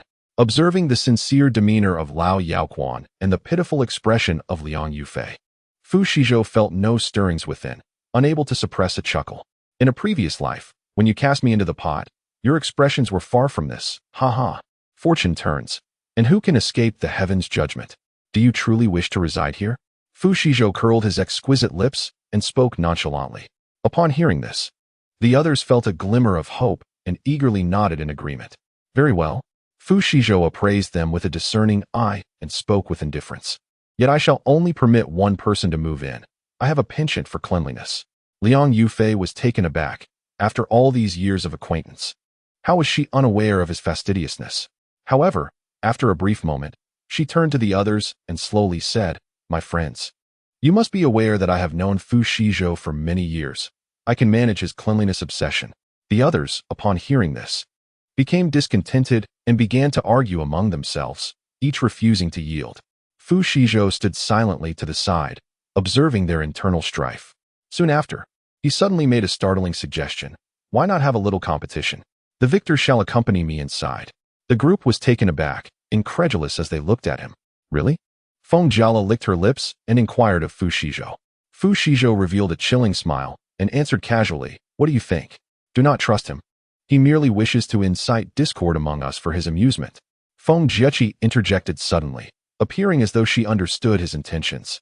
Those who were prepared to fight halted, casting resentful glances at Fu Shizhou. Fu Shizhou chuckled, producing a bright red apple from his hand, and began to gnaw on it unabashedly. The others were instantly consumed with envy, unable to suppress their salivation, their hearts a tumultuous blend of emotions. "That damned Fu Shizhou," they lamented. They had run out of provisions, yet he was relishing a fresh red apple. Would it kill him to share a morsel? What a miserly man! Observing their reactions, Fu Shizhou made a point to make noise while eating the apple, inciting further ire among them. The more they fumed, the more pleased he became. For him, the highest form of vengeance was to thrive while allowing them to witness his prosperity, leaving them to wallow in despair. Cognizant of the firearm in Fu Shizhou's possession, the group recognized the slim chances of residing in the villa. Cursing under their breath, they turned to leave. Fu Shizhou did not pursue them, watching their dejected figures depart with a bemused smile. A mere troop of clowns, hardly worth a thought. As he reflected on their pitiful, resentful expressions, Fu Shizhou felt a surge of joy as he returned home. Those observing from above were filled with trepidation. They had not anticipated Fu Shizhou wielding such a formidable firearm, promptly extinguishing any thoughts of confrontation. Meanwhile, Liang Yufei and her companions cautiously made their way home, only to encounter a few zombies, which consumed a considerable amount of their time. Exhausted from their exertions, Liang Yufei inadvertently pushed Lao Yaochuan forward, resulting in him losing his left hand to a vicious bite. A chilling scream echoed throughout the villa district, instantly attracting a horde of zombies. Several individuals abandoned Lao Yaoquan, scrambling back to the villa, hastily shutting the door behind them, leaving the burly man to fend for himself against the undead, who reduced him to nothing but a few bloodied bones. The group sat despondently on the sofa, their faces reflecting the relief of survival, panting heavily. They had initially intended to take advantage of Fu Shizhou's provisions and shelter, yet they hadn't even managed to step inside room 102, returning empty-handed and down one member. Liang Yufei screamed in frustration, cursing Fu Shizhou for his heartlessness. Nearby, Feng Jiechi suddenly rose. Her expression twisted with rage as she spoke darkly. "You Fei, I told you he was no good. This ungrateful scoundrel, and I was once his classmate. What bad luck." Chen Yingzhan ground her teeth and chimed in. Feng Jiala and Liang Haoshuan remained silent, their faces as pale as specters, exuding an aura of menace. Meanwhile, Fu Shizhou was blissfully enjoying hot pot and watching television, surrounded by his family in a warm and cheerful atmosphere. Chapter 24. The visit from Grandpa Huang 2 days later. The entire Longjing community faced not only power and internet outages, but also a complete water stoppage. While many had stockpiled some water, mere hydration was insufficient. Many, having exhausted their supplies, took up kitchen knives and baseball bats, venturing out in search of resources. Fu Shizhou observed from his window as a group stealthily exited the villa. A gasp escaped one person upon seeing the gruesome remains of a corpse, partially devoured by zombies, quickly stifled by a hand over their mouth, their face pale with shock. Others were equally terrified, covering their mouths tightly, fearful of making a sound. Fu Shizhou shook his head, coldly regarding the scene. He mused, "This is merely the beginning. Death will soon become as commonplace as meals." Gradually, people would grow accustomed to it, becoming cold and numb. At that moment, a few zombies appeared sporadically outside, and the group united to eliminate them. This success bolstered their confidence, leading them to form a makeshift death squad to cleanse the community of zombies, securely locking the main gate behind them. The gate was adorned with a multitude of locks, providing a sense of security to the residents. Seeing this, others deliberately mustered the courage to step outside, taking a breath of fresh air. Young, vigorous men ventured out in search of supplies, while some chose to remain near the gate, hoping to benefit from the efforts of others. At that moment, Grandpa Huang from room 105 knocked on doors, pleading, "Good neighbors, do you have any food left? This old man has been hungry for 2 days. Please help me." The doors remained tightly shut, no one responding, leaving Grandpa Huang to continue his futile knocking. "How can you be so heartless? My 2 little ones are starving. Alas, my unfortunate child, to be burdened with such neighbors, who turn a blind eye to suffering. Are they even human?" Old man Huang lamented incessantly, yet no one opened their door for him. Eventually, someone, unable to endure his wailing any longer, shouted from within, "Silence, you old fool. Are you a jester sent by monkeys? Just look at the children you have at home." 2 burly men in their 30s. Old man Huang felt somewhat humiliated and a tad guilty. However, he quickly regained his composure, glaring defiantly with hands on his hips, and retorted, "What business is it of yours how old my children are? They are my treasures, regardless of age." The others remained silent. Yet they couldn't help but shiver at his words. If those 2 so-called children at Huang's home were indeed considered as such, then they were nothing short of infants, in dire need of care. The occupants inside rolled their eyes at this, irritably spitting out a mouthful of phlegm, retreating to their beds to sleep with their heads buried in their pillows. Ignore him, ignore him. Let the turtle recite scriptures. How can you lack respect for the elderly and love for the young? Have you all wasted your education? This statement ignited public outrage. Someone rolled up their sleeves, itching to step outside and give old man Huang a good beating for his foul mouth. However, family members restrained them. After a lengthy tirade, old man Huang, realizing he was being ignored, reluctantly decided to seek out another destination, knowing that the Fu family likely had supplies. With the hope that an elderly man like himself would not be turned away, he approached their door. Just as he was about to knock, the grand entrance of the villa swung open abruptly. "Get lost." A bucket of cold water was splashed upon him, drenching him thoroughly and rendering him a pitiful sight.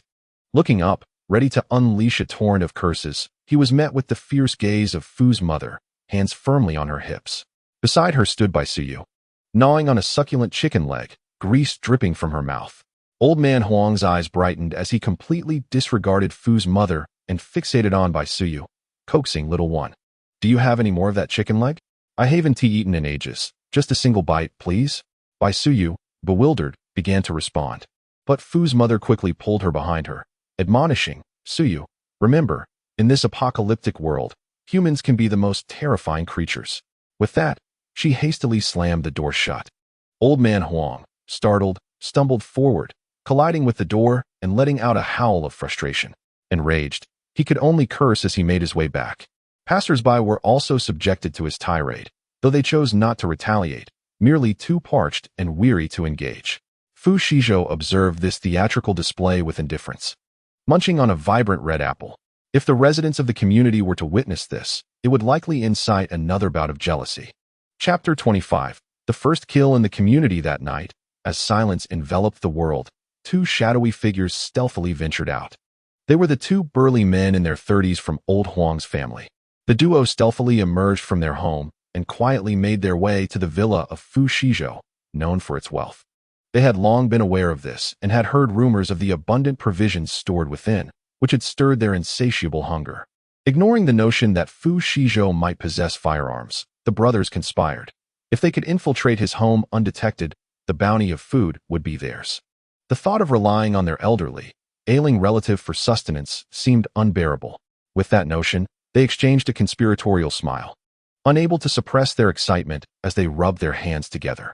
At that moment, Liang Yufei and others from room 103 observed their furtive figures, instantly recognizing their ill intentions.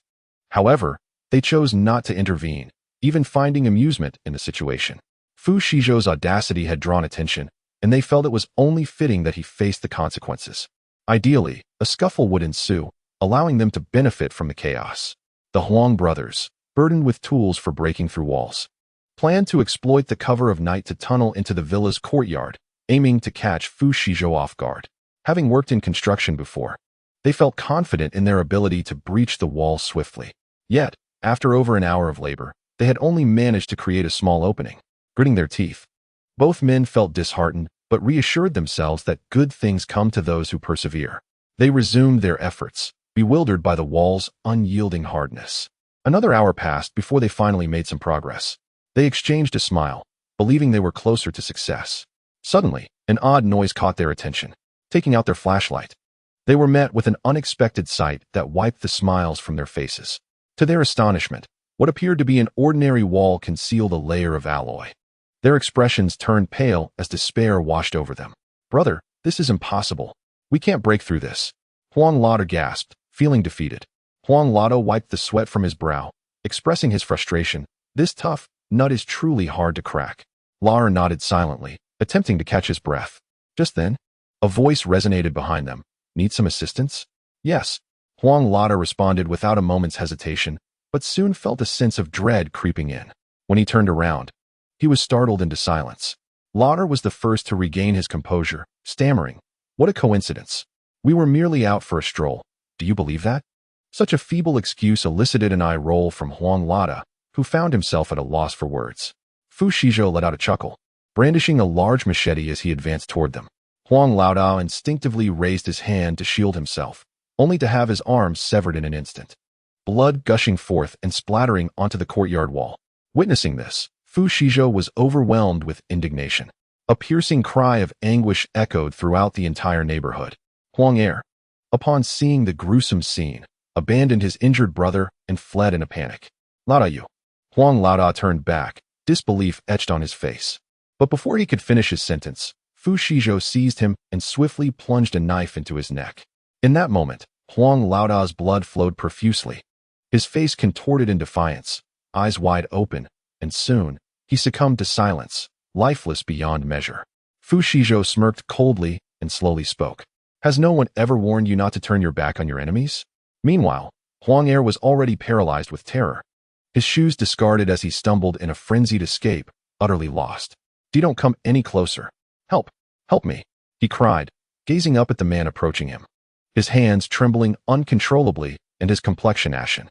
Fu Shizhou, expressionless, wielded a bloody cleaver, remnants of his brother's blood still splattered across him, the blade glistening crimson.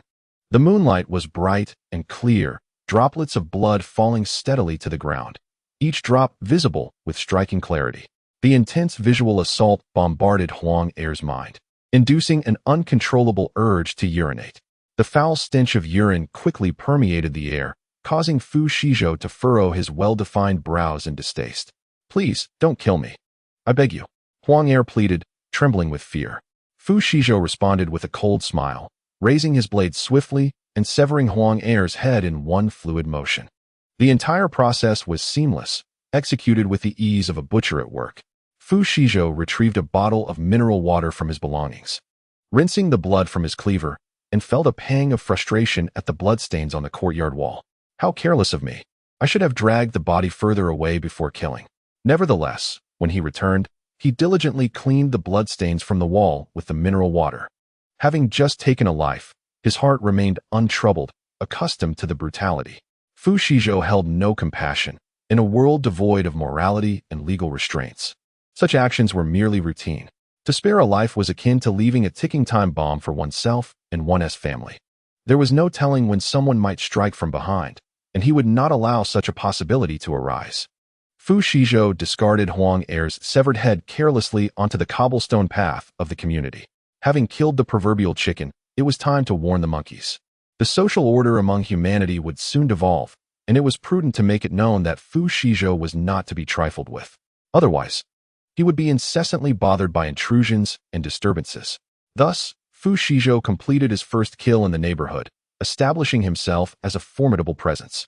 Chapter 26. The neighbors' reaction the following morning. As the residents of the community descended from their homes, they were met with the horrifying sight of the bloody severed head, striking terror into their hearts. Last night, the deafening cries of Huang Laojiu roused everyone from their slumber, yet they huddled together, shivering in fear, refraining from opening a window to investigate. After all, it is wiser to avoid unnecessary trouble. In this apocalyptic era, curiosity can indeed be perilous.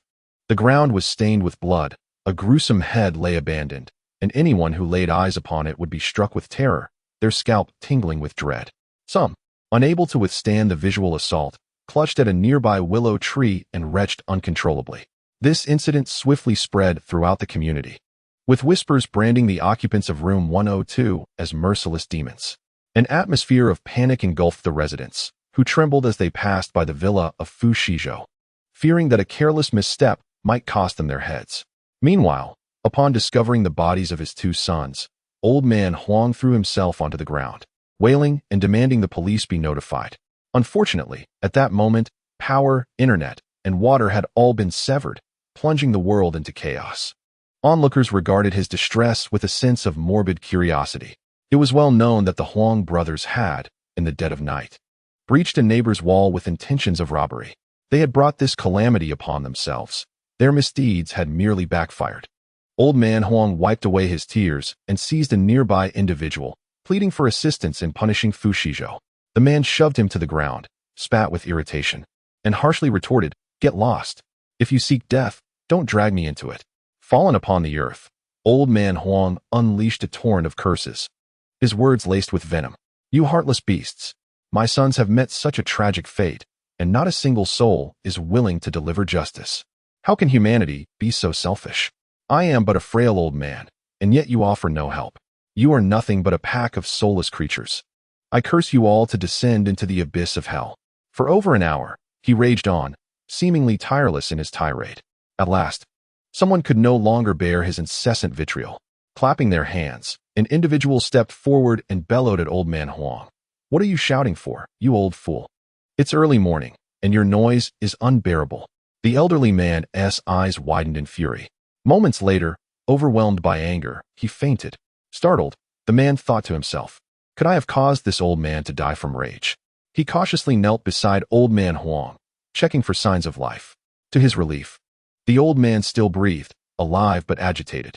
Relieved, the man turned and departed without looking back. The others merely exchanged indifferent smiles, leaving the solitary elder to his plight. At that moment, someone stealthily removed a corpse. From above, Fu Shizhou observed the scene, a cold smile creeping across his face. So it begins? The consumption of human flesh has commenced? When old man Huang awoke to find a corpse missing, he was filled with rage, yet helpless to express it.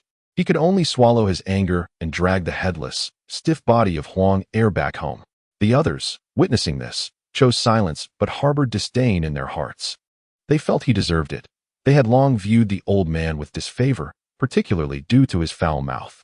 With Fu Shizhou having secured the first kill in the community, he inadvertently established a reputation as someone not to be trifled with. Consequently, no one dared to target his household, leading to a temporary peace. However, the incident involving the Huang brothers sparked a new line of thought among the residents.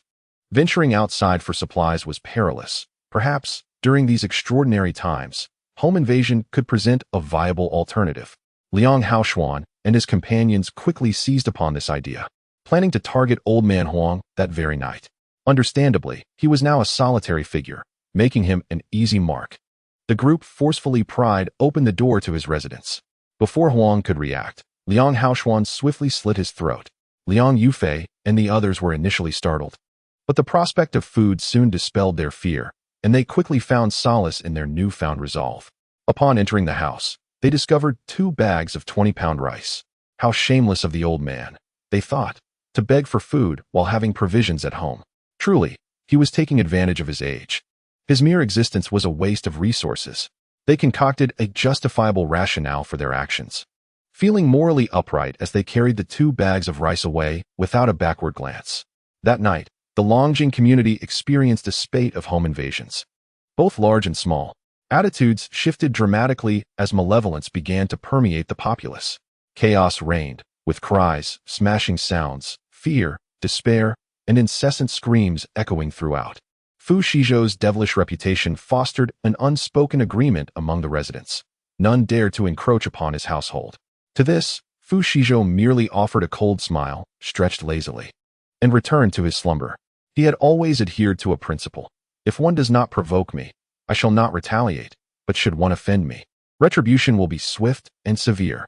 Chapter 27. The onlookers suddenly, Fu Shizhou's life returned to tranquility. His family resumed their daily routines, eating, drinking, and sleeping, living a life rich in flavor. With no one daring to target them, they enjoyed a rare peace. Meanwhile, residents of the other buildings continued their daily performances of home invasions, creating a lively atmosphere. Those who had been robbed one day would, fueled by defiance, arm themselves and return the following day to rob others, resulting in utter disarray, with no one yielding to another. Fu Shizhou, cradling a steaming cup of coffee, took a few sips before placing it on the table, observing the chaos across from him. Beside him, his parents were happily munching on sunflower seeds, their hands moving rhythmically. Bai Suyu, holding a watermelon larger than his face, was digging in with a spoon that never seemed to pause. This Qin Weisheng from room 104 is utterly pathetic, remarked Fu Ma, spitting out a sunflower seed shell. How can a grown man be bested by a delicate girl? Fu Shizhou, peering through binoculars, turned his gaze to Liao Lulu, who had effortlessly knocked Qin Weisheng to the ground with a spatula. One must never underestimate a girl. When they unleash their fury, they can be as fierce as a mother tiger. After all, a woman's heart can be the most venomous. Fu Ba, cracking a seed, chimed in agreement. Suddenly, the atmosphere turned chilly, a shiver passing through the air. Fu Ba felt a creeping chill along his spine and a tingling sensation on his scalp. Sensing that something was amiss, glancing up, he noticed Fu Ma's expression had darkened. "Oh dear, my love, I did not mean you," he stammered, frightened, hastily adding, "In my eyes, you are the most beautiful woman in the world, both inside and out." Fu Ma's demeanor softened, her mood lifting considerably. Meanwhile, Fu Shizhou observed in astonishment, realizing that his father would never escape the persona of a henpecked husband. However, in this life, with both parents alive and a considerate younger brother, he felt a sense of joy. Covering his face, he stifled a laugh and resumed watching the unfolding drama through his binoculars, embracing his role as a bystander. At that moment, the lecherous Liang Haoxiang entered the scene, wielding a baseball bat against a mother and daughter duo, mercilessly striking them. Moments later, he hurried home with a bag of rice, while the pair, unwilling to relent, clung desperately to his pant leg, pleading for mercy. Irritated, Liang Haoxiang kicked at them before sauntering away without a backward glance. Yet, he had barely taken a few steps when a group descended upon him, swiftly overpowering him. He was soon left bloodied and bruised, his face so battered that even his mother would struggle to recognize him. Fu Ba and Fu Ma could not contain their laughter, their bellies aching from the mirth. What goes around comes around. Does heaven spare anyone? Fu Ma mused. Fu Shizhou remained silent, yet inside, he felt contempt for Liang Haoxiang. Merely a petty clown, he paled in comparison to the adversities of past lives. He felt no sympathy for them, for whether in this life or the next, their malevolence remained unchanged, lacking even the innocence of a child. Reflecting on this, he affectionately ruffled Bai Suyu's hair and earnestly instructed, "Bai Yu, the world has changed. We must avoid trouble, yet we shall not fear it. If no one wrongs us, we shall not wrong them. But if anyone dares to offend us, we must stand firm and fight back. Do not be timid. Understood, Brother Shijo, Bai Suyu replied with a smile, lifting her gaze to him. Suddenly, Fu Ma exclaimed in outrage. Oh, those despicable wretches. Fu Shijo turned to see Liang Haoxiang shamelessly assaulting a young and beautiful girl, her sky-blue dress torn, exposing her modesty. A few individuals nearby merely observed the unfolding scene with indifference, while others indulged in jeering. How uncivilized. Mr. Fu could not help but comment, though his hand continued to shell sunflower seeds unabated. It was Fu Shijo who displayed a thoughtful demeanor, gently covering Bai Siyue's eyes and kindly advising, "Little one, do not look." I won't look. Just let me eat watermelon," Bai Siyue insisted, shaking her head earnestly. Only then did Fu Shijo lower his hands, and Bai Siyue obediently sat across from them, diligently enjoying her watermelon, savoring its sweetness, spoonful after spoonful, without pause. Mr. and Mrs. Fu exchanged knowing glances and shared a silent chuckle, feeling slightly awkward. Thank goodness for Shijo, the caring older brother. His attentiveness was truly commendable. This realization brought a satisfied smile to the elderly couple's faces. No more watching. It's all a mess, nothing worth seeing, Fu Shijo remarked casually. As soon as he spoke, Mr. and Mrs. Fu nodded in agreement, setting aside their sunflower seeds and preparing to retreat to their room for some rest. Bai Siyue, clutching her watermelon, followed suit. However, when Fu Shijo glanced back one last time, the enticing scene had already concluded. In less than a minute, it was all over. He was taken aback to discover that Liang Haoxuan was nothing more than a fade, all show and no substance. This revelation shocked him. Inwardly, Fu Shijo could not help but scoff. Who would have thought that Liang Haoxuan is nothing but a useless mushroom? Meanwhile, Liang Yufei and the others present were equally astonished but maintained their composure, revealing none of their surprise. At that moment, silence enveloped them. No one dared to approach for fear of incurring bad luck. Observing this, Liang Haoxuan felt as though everyone was mocking him, and frustration surged within him. Grabbing a kitchen knife, he lunged towards the woman who had been assaulted, delivering a series of merciless blows. A piercing scream reverberated through the entire villa.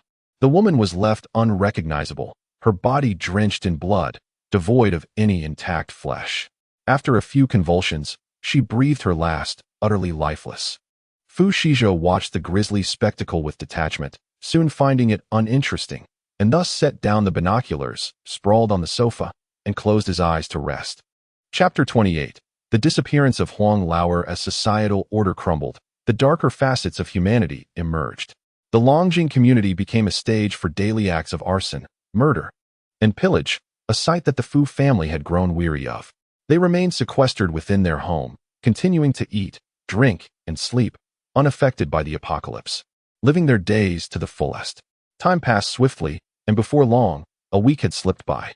One morning, after enjoying a sumptuous breakfast, the family nestled together on the sofa, engrossed in a classic soap opera. Suddenly, a chilling scream echoed from room 103. Ah, they're eating people. Fu Shijo was momentarily taken aback. Had the time come again for cannibalism? It seemed they were truly starving, driven to such cruelty. Bored and restless, Fu Shijo informed his family before quietly easing open the villa's front door. He intended to personally investigate the matter, for witnessing the unfolding events up close would undoubtedly be far more intriguing. Soon, Fu Shijo arrived at room 103, only to discover that the raucous voices belonged to a group led by Liang Haoxuan. They had already consumed most of the provisions they had previously pillaged and were now out seeking more. Aware that Chun Hongnan, the occupant of room 103, was a timid individual with no capacity for self-defense and a reclusive nature, they deemed him an easy target. Prior to the apocalypse, he had stockpiled copious amounts of instant noodles, energy bars, and bottled water, and had even profited from the misfortunes of others within the homeowners group. Thus, they convinced themselves that robbing him was a necessary act to rid the world of a menace. They first sent Liang Yufei to charm Chun Hongnan into coming out, after which they swiftly subdued him. Once they had bound him securely, they began to ransack the apartment. To their dismay, the stock of instant noodles, energy bars, and bottled water was dwindling, yet they felt no dissatisfaction, for the kitchen was filled with an abundance of freshly fried meat. After the refrigerator lost power, preserving the meat had become a challenge, yet to their astonishment, Chun Hongnan had transformed the meat into jerky for easier storage. Liang Haoshuan's eyes gleamed as he swallowed hard and was the first to seize a still warm piece of fried meat, devouring it without restraint. The flavor was delightful, though there was an indescribable oddity to it. He attributed this peculiarity to his prolonged hunger, believing his taste buds to be in disarray. Meanwhile, Liang Yufei was exuberantly stuffing jerky into her bag, filled with excitement at the prospect of finally having meat to eat. Halfway through her packing, she suddenly stumbled upon several fingers. No, it couldn't be. She shook her head, desperately reassuring herself as she cautiously approached to investigate. To her horror, she confirmed that they were indeed human fingers. A wave of dread washed over her, causing her scalp to prickle as she tremblingly opened a drawer of the refrigerator, revealing a bloodied, severed head, the missing Huang Laoer. Was this meat human? The body of Huang Lao? A surge of terror erupted within Liang Yufei, prompting her to scream and leap back. Yufei, why are you screaming? The others halted their actions, turning to her in confusion. Liang Haoshuan emerged from the kitchen, still gnawing on a piece of fried meat. Upon witnessing this, Liang Yufei shuddered once more, unable to contain herself as she clutched the wall and vomited. The others, puzzled, gathered around her. Feng Jiechi was the first to peer into the refrigerator, curious to discover what had caused such a reaction. Upon seeing the gruesome sight, she gasped and fainted. Chun Yingzhan and Feng Jiala also approached to see what had transpired, and in an instant, they were overwhelmed with a chilling fear. Collapsing to the ground. Haoshuan, there's a head. Feng Jiala stuttered, trembling as she pointed at the refrigerator, her voice filled with terror.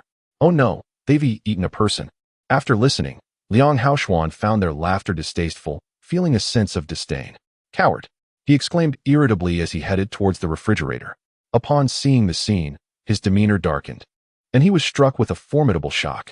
Suddenly, a thought struck him, and an overwhelming surge in his stomach compelled him to rush to the restroom, where he succumbed to vomiting. After a considerable time, Liang Haoshuan emerged from the restroom, his gaze landing on the tightly bound Chun Hongnan, and an uncontrollable anger surged within him. Clenching his fists, he lunged at Chun. You gluttonous fiend. You've made me sick, wasting so much precious food. Chun Hongnan was left bruised and battered, and the rag stuffed in his mouth fell out as he burst into laughter, retorting, Huh?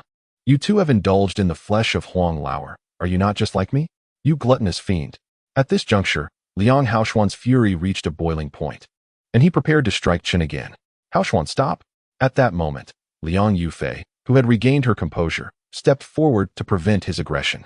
Upon hearing this, Chun Hongnan's eyes brightened, thinking Liang Yufei was advocating for him, and tears welled up in his eyes, touched by the gesture. However, before he could relish his joy for long, Liang Yufei's words plunged him into despair. Given the scarcity of resources, wouldn't it be wise to keep him as a backup supply?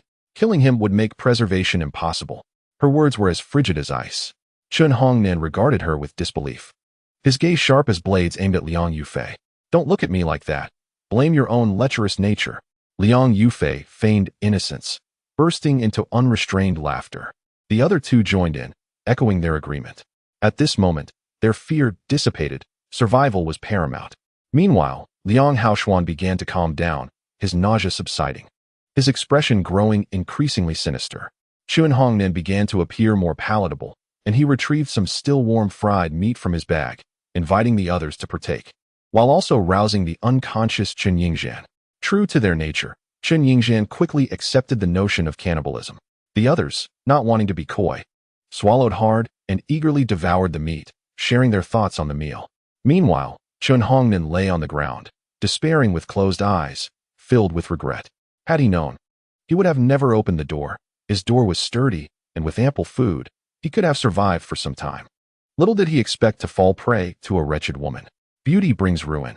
I regret my choices. With this thought, darkness enveloped Chun Hongnan, and he fainted from rage. Liang Haoshuan and the others merely cast a casual glance his way before continuing to feast on the fried meat, deliberating their next steps. However, they were wary of lingering too long, fearing others might come to claim a share. In no time, they had thoroughly ransacked room 103, leaving no trace behind. Their actions reckless and unrefined. With a shared glance of amusement, they hoisted the unconscious Chun Hongnan and hurried home. Chapter 29. Toying with everyone as they merrily opened the door, they were greeted by the sight of Fu Shizhou, his face adorned with a cheerful smile. Instantly, their expressions fell, their smiles faltering before they could be retracted. "Shizhou, what brings you here?" Liang Yufei was the first to react, forcing a smile she deemed charming, her voice dripping with sweetness. "Why come so close while speaking?" Fu Shizhou stepped back a few paces, his face contorted in distaste. Liang Yufei, suddenly feeling a wave of embarrassment, halted in her tracks, hesitant to advance further. Since the onset of the apocalypse, she had not enjoyed a proper warm bath, let alone a shampoo. Her curly hair was a chaotic mess, resembling instant noodles. Fu Shizhou shuddered slightly, casting a sympathetic glance at Chun Hongnan across from him, astonished that someone could find such allure in her. "Shizhou, it's been a while," Liang Haoshuan chimed in, approaching with an ingratiating demeanor. "Why not come over for dinner later? We could share a drink." Liang Haoshuan spoke with an ease that suggested a close rapport with Fu Shizhou, entirely shedding the arrogant attitude he had previously displayed. "Indeed, Shizhou, join us for a meal. We are all old classmates, regardless of past grievances. It's time to let go. Surely, you wouldn't be so petty?" Seeing this, others also stepped forward, earnestly voicing their invitations. Fu Shizhou chuckled softly, responding nonchalantly, "No? I would prefer not to be devoured again." As soon as he finished speaking, they were left bewildered, questioning, "What?" Fu Shizhou, disinterested in elucidating, merely regarded them with indifference. Liang Haoshuan and his companions squirmed under his gaze, feeling as though they were lambs awaiting slaughter, their lives hanging by a thread. They exchanged wary glances at the firearm in Fu Shizhou's hand, a palpable tension enveloping the air. After a few minutes of enduring the silence, Liang Yufei was the first unable to withstand it any longer, stammering, I'll take my leave then." Fu Shizhou remained silent, casting a calm glance in her direction. Liang Yufei gritted her teeth and bolted. "Stop. Did I permit you to leave?" Fu Shizhou suddenly fired a shot into the sky. Startled, Liang Yufei froze, collapsing to the ground in sheer terror. The others were similarly shaken, clutching tightly to the sleeves of those beside them. What do you want?" Liang Yufei, trembling, cautiously inquired from her spot on the floor. Fu Shizhou shot her a cold glance, then turned his attention to Liang Haoshuan and the others, casually stating, "Do you wish to depart?" Upon hearing this, Liang Haoshuan and his companions nodded vigorously, like chickens pecking at the ground. "I'm feeling a bit fatigued. Perform a little entertainment for me. Whoever brings forth a smile shall be allowed to leave unharmed," Fu Shizhou declared with a mischievous grin. Suddenly, several individuals began to eagerly showcase their talents. Some danced, others sang, while a few imitated animal sounds, and still others performed somersaults. In that moment, no one was willing to yield, each striving to be the first to depart. Fu Shizhou observed the scene before him with indifference, his heart unmoved. For him, this was merely the tip of the iceberg. In this lifetime, he intended for them to fully experience the humiliations of his past. As the others noticed Fu Shizhou's continued apathy, they grew increasingly anxious. "Let us have a competition. The victor shall be allowed to leave," Fu Shizhou kindly suggested. No sooner had he spoken than the group erupted into a fierce brawl, unleashing their full strength in a flurry of punches and kicks, refusing to concede to one another. Soon, Liang Haoshuan emerged from the fray, sporting a face resembling that of a swollen pig. With a sycophantic tone, he implored, "Shizhou, I've won. You must honor your word."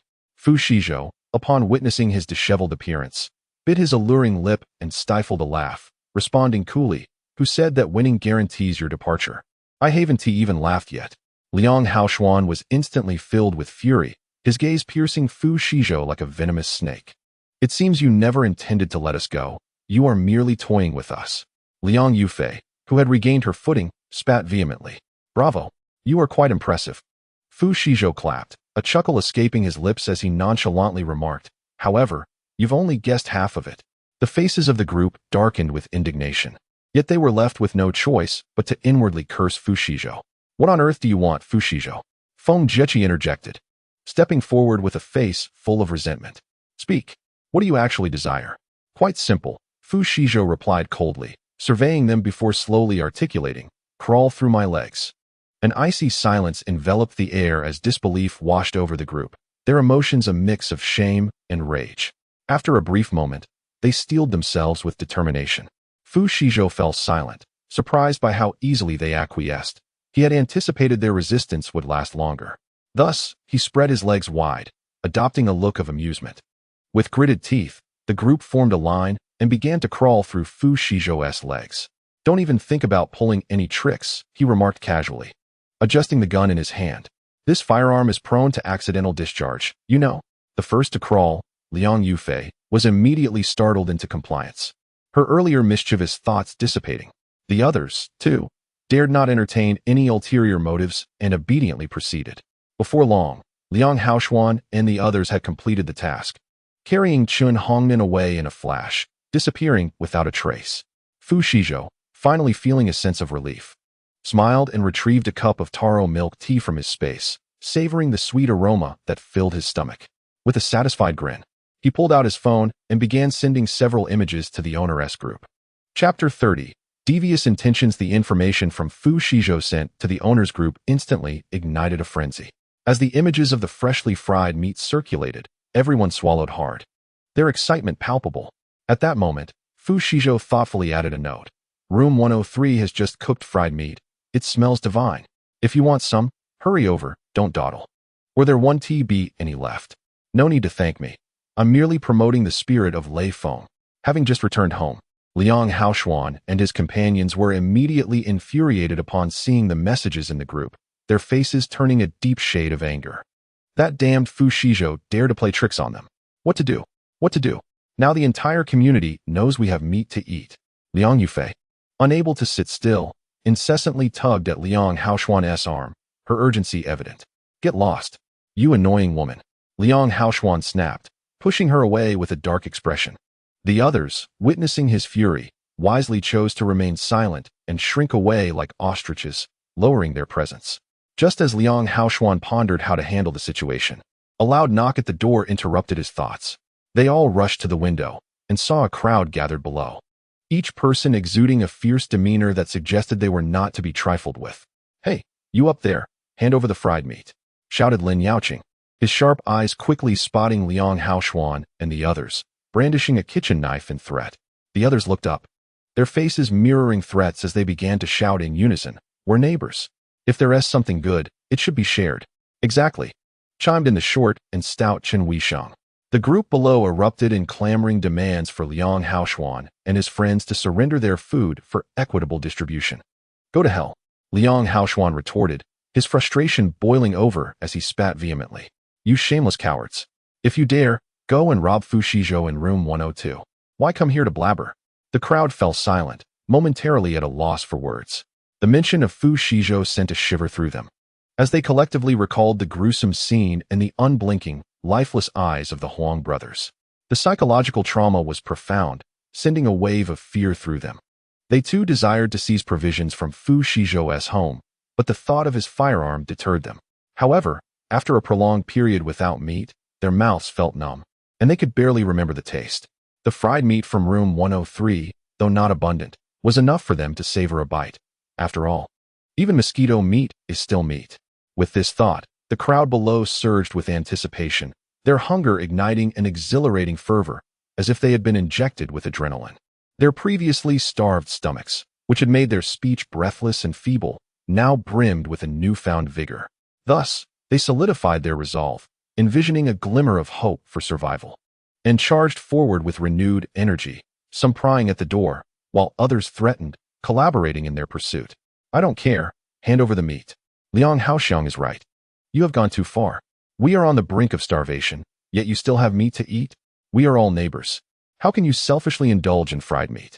The father and son from room 101 peered out, observing the scene, but soon retreated, fearing they might attract trouble. Meanwhile, Fu Shizhou stood on the balcony of the second floor, watching the unfolding drama with a cold smile. Who would have thought that this group of frenzied neighbors would act so swiftly? He casually munched on sunflower seeds, calmly enjoying the spectacle. Enough of this nonsense. Liang Yufei from upstairs could no longer contain herself and shouted down. Instantly, the crowd halted in unison, glancing up at her. Someone disdainfully scoffed. Where did this ugly monster come from? Truly hideous. As soon as the words left their mouth, laughter erupted from the crowd below, some nearly splitting their sides from mirth. Angered and frustrated, Liang Yufei, her face flushed, took a deep breath and slowly spoke. "Isn't Fu Shizhou just relying on his gun? With so many of us, his ammunition will eventually run out. At that point, we can all charge at him together." Surely we can handle him then. Indeed, when that time comes. What meat shall we not have? Feng Jieqi quickly grasped Liang Yufei's intention, redirecting their anger towards Fu Shizhou, aiming to catch him off guard. A hush fell over the crowd as everyone fell silent, contemplating the feasibility of this plan. Room 104, Chun Weisheng. Fu Shizhou's home must be stocked with supplies. If we can seize it, we need not worry about going hungry. Room 105, Liao Lulu. That's a splendid idea. Then we could enjoy a hot shower and feast on chicken legs. Room 101, Li Jianghai. Fu Shizhou is well prepared. I fear he possesses more than just one handgun. Let's have them lead the way. If we can breach his defenses, splendid. If not, I will flee immediately. We cannot risk everything for a small gain. Room 102. Lin Yaocheng. Fu Shizhou's house is far too sturdy. How wonderful it would be if we could take shelter inside. Room 106. Fu Leijun. Damn Fu Shizhou. I am his uncle, yet he shows no courtesy. I must ensure that this impolite brat is dealt with. In an instant, the crowd was filled with cunning thoughts, secretly calculating their next moves. Seeing this, Liang Yufei and the others finally breathed a sigh of relief. However, you must first let us have a taste of the fried meat. At that moment, Chen Weisheng suddenly stepped forward, shouting. The crowd began to cheer.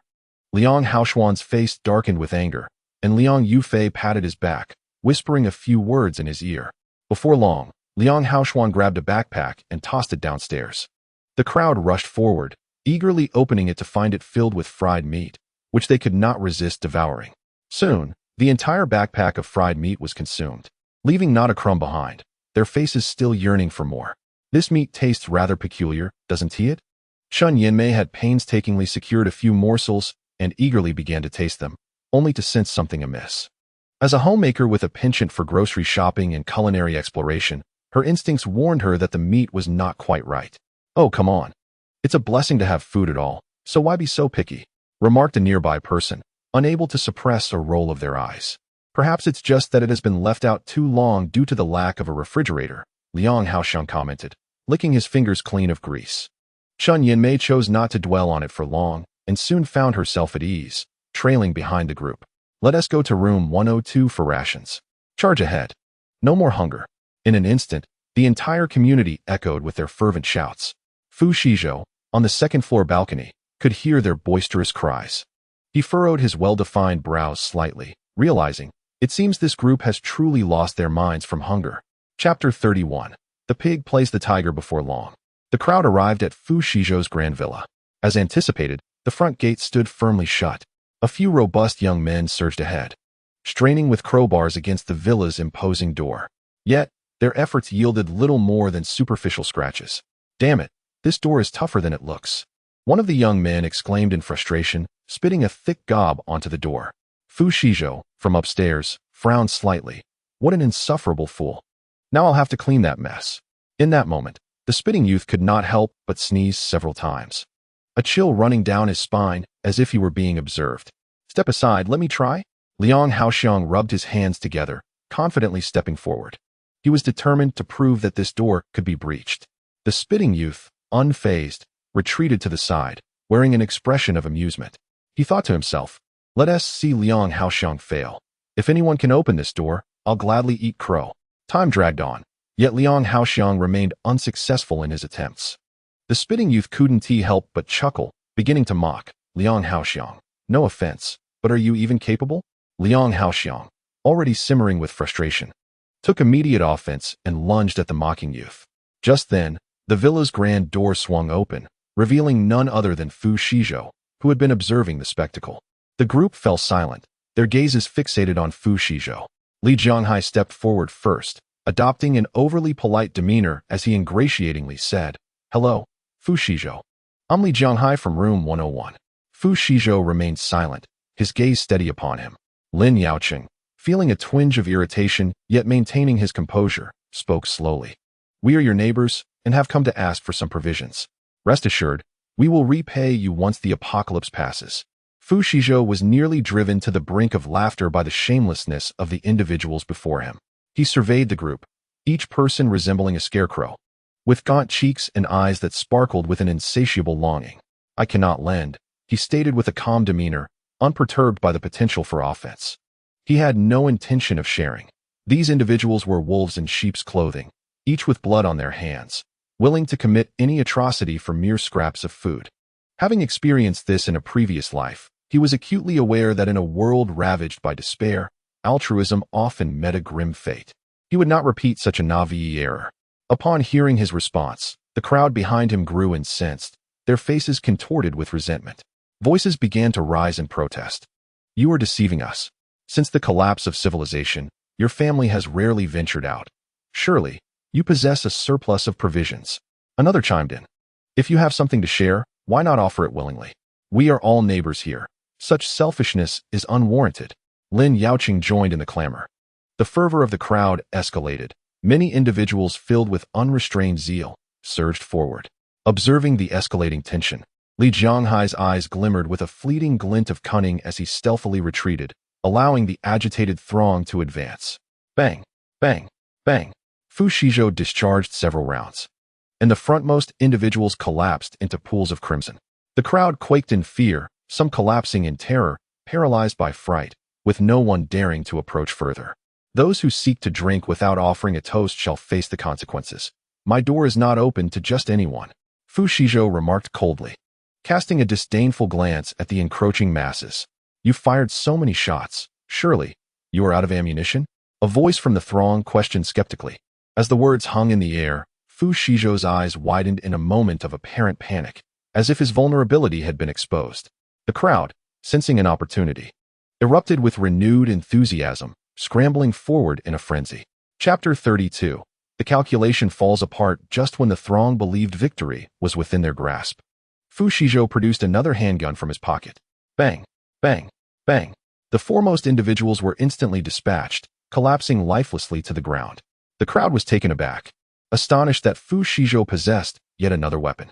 Before they could fully comprehend the situation, another volley of gunfire erupted, and those still standing in front were struck, unable to evade the incoming bullets. Some were hit in the shoulder, others in the thigh, while one unfortunate soul was shot through the eye. Yet another fell victim to a bullet to the heart, succumbing instantly. The peril of being shot was magnified in such dire circumstances, where food was scarce, and the prospect of medical assistance or precious medications was a distant fantasy. The thought sent shivers down their spines, igniting a sense of panic that spread like wildfire, sending them into disarray as they fled in all directions. Li Jianghai, hiding at the back, was the first to react. Without a backward glance, he took flight, sprinting away. Don't run. Let us confront him. There are so many of us. Liang Haoxiang, fearing the loss of a golden opportunity, leapt up in a frenzy, shouting at the crowd. Yet, his pleas were futile. The others were paralyzed by fear, terrified of being shot dead. In a moment of adrenaline-fueled panic, they sprinted away with surprising vigor, completely shedding their earlier lethargy brought on by hunger. A loud bang echoed, startling the fleeing crowd, causing them to stumble forward precariously, nearly losing their footing. Did I grant you permission to leave? Fu Shizhou spoke slowly, his voice soft yet resonant enough for all present to hear. Instantly, everyone halted, quaking in their boots as they turned back with trepidation. The sight that met their eyes rendered them speechless. Fu Shizhou had, at some point, brandished a machine gun, looking at them with a disconcerting smile. They were frozen in terror, their faces pale and drenched in cold sweat. Those who had not followed, including Liang Haoxuan, were equally frightened, and upon witnessing the dire situation, they felt a wave of relief wash over them for not provoking Fu Shizhou. Why aren't you running? Fu Shizhou feigned ignorance, casting a cold glance at them. The group exchanged anxious glances, their expressions darkening, yet none dared to flee. Their legs felt as if they were anchored to the ground. They could endure hunger for a few more days, but being shot was no trifling matter. Setting aside the excruciating pain of a bullet wound, the grim reality was that outside chaos reigned, zombies lurked, and looters prowled, with no means to procure medicine. They could only await the slow, agonizing death from infection and decay. Though resentment simmered within them, the thought of rebellion dissipated in the face of dread.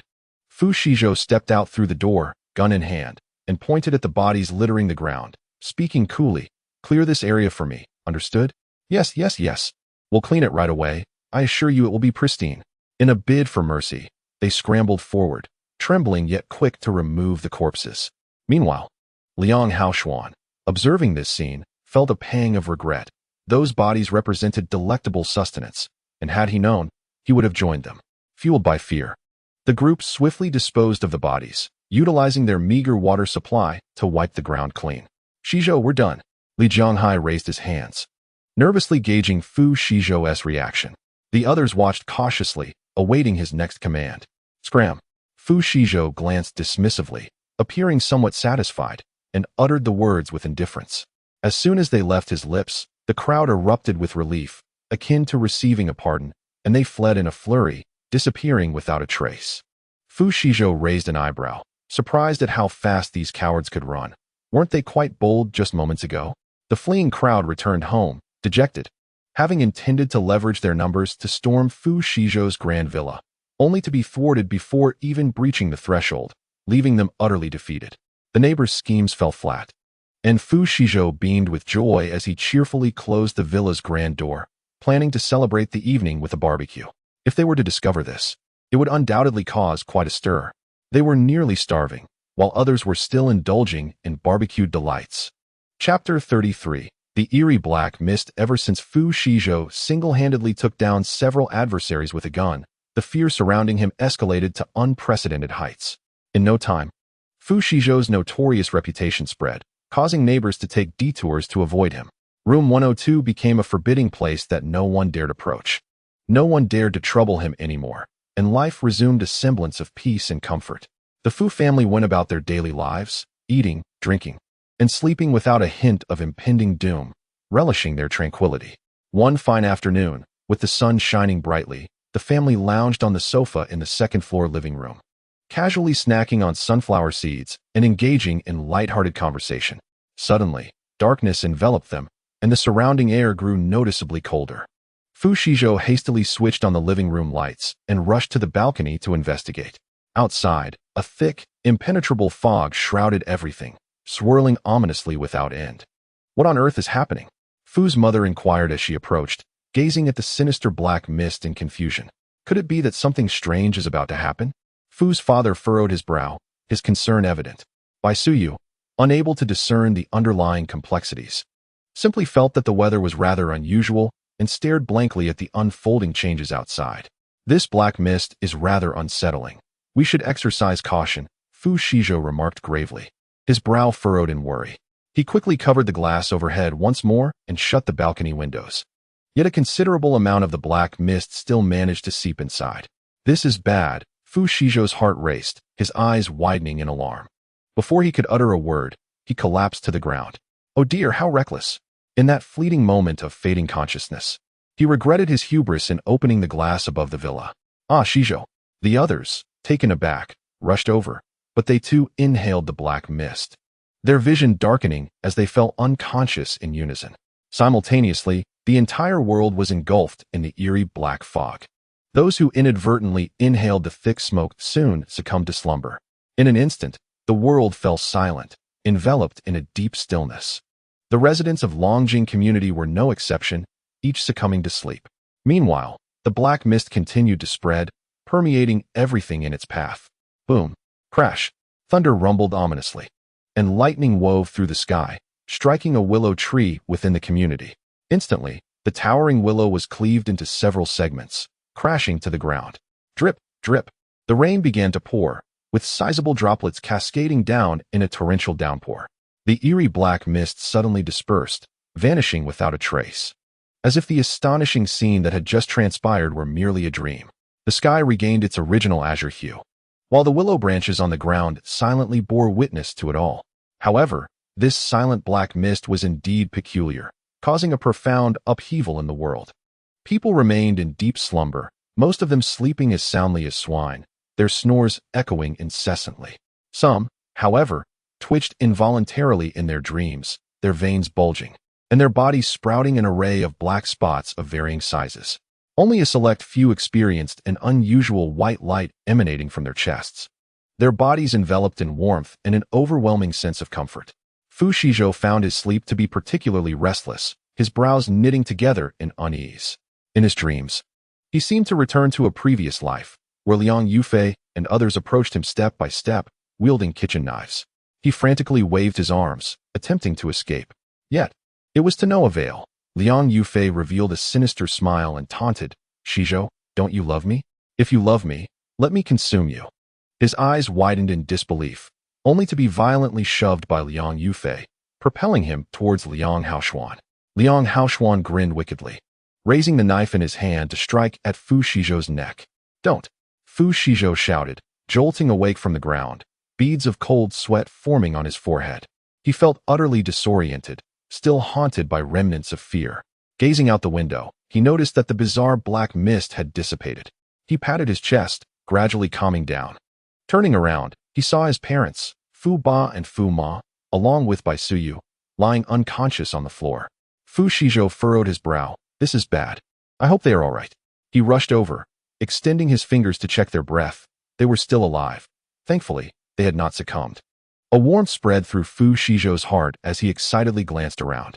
The misfortunes of his previous life were behind him. In this life, his parents were alive. And he had a considerate younger brother. They would surely be well. Taking a deep breath, he carefully carried them back to their respective rooms to settle them. Moments later, he returned to the balcony on the second floor, where a gentle rain continued to fall outside. Fu Shizhou fell into deep contemplation. Suddenly, he sensed something different about his body. He paused, focusing inward, and soon felt a powerful energy gradually surging from within him, flowing through his veins and liberating itself. Chapter 34. An unexpected delight unbeknownst to him. Fu Shizhou discovered that his strength had surpassed its usual limits, as if in that moment. A new talent had awakened within him. Overjoyed, he felt as if his heart were coated in honey, brimming with excitement, eager to validate the suspicions that danced within him. Thus, Fu Shizhou attempted to close his eyes, slowly attuning himself to the changes within his body. Unsurprisingly, his senses sharpened significantly, confirming that he had indeed awakened a new kind of supernatural ability. He could perceive everything around him with remarkable clarity.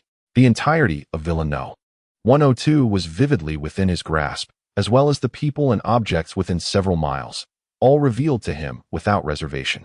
Abruptly opening his eyes, Fu Shizhou could not help but smile, still feeling a sense of incredulity. This surprise came too suddenly. Was this a psychic ability? It seemed likely that this phenomenon was linked to the mysterious black mist, a delightful surprise indeed. Now that he had awakened a new power, he could possess formidable combat skills.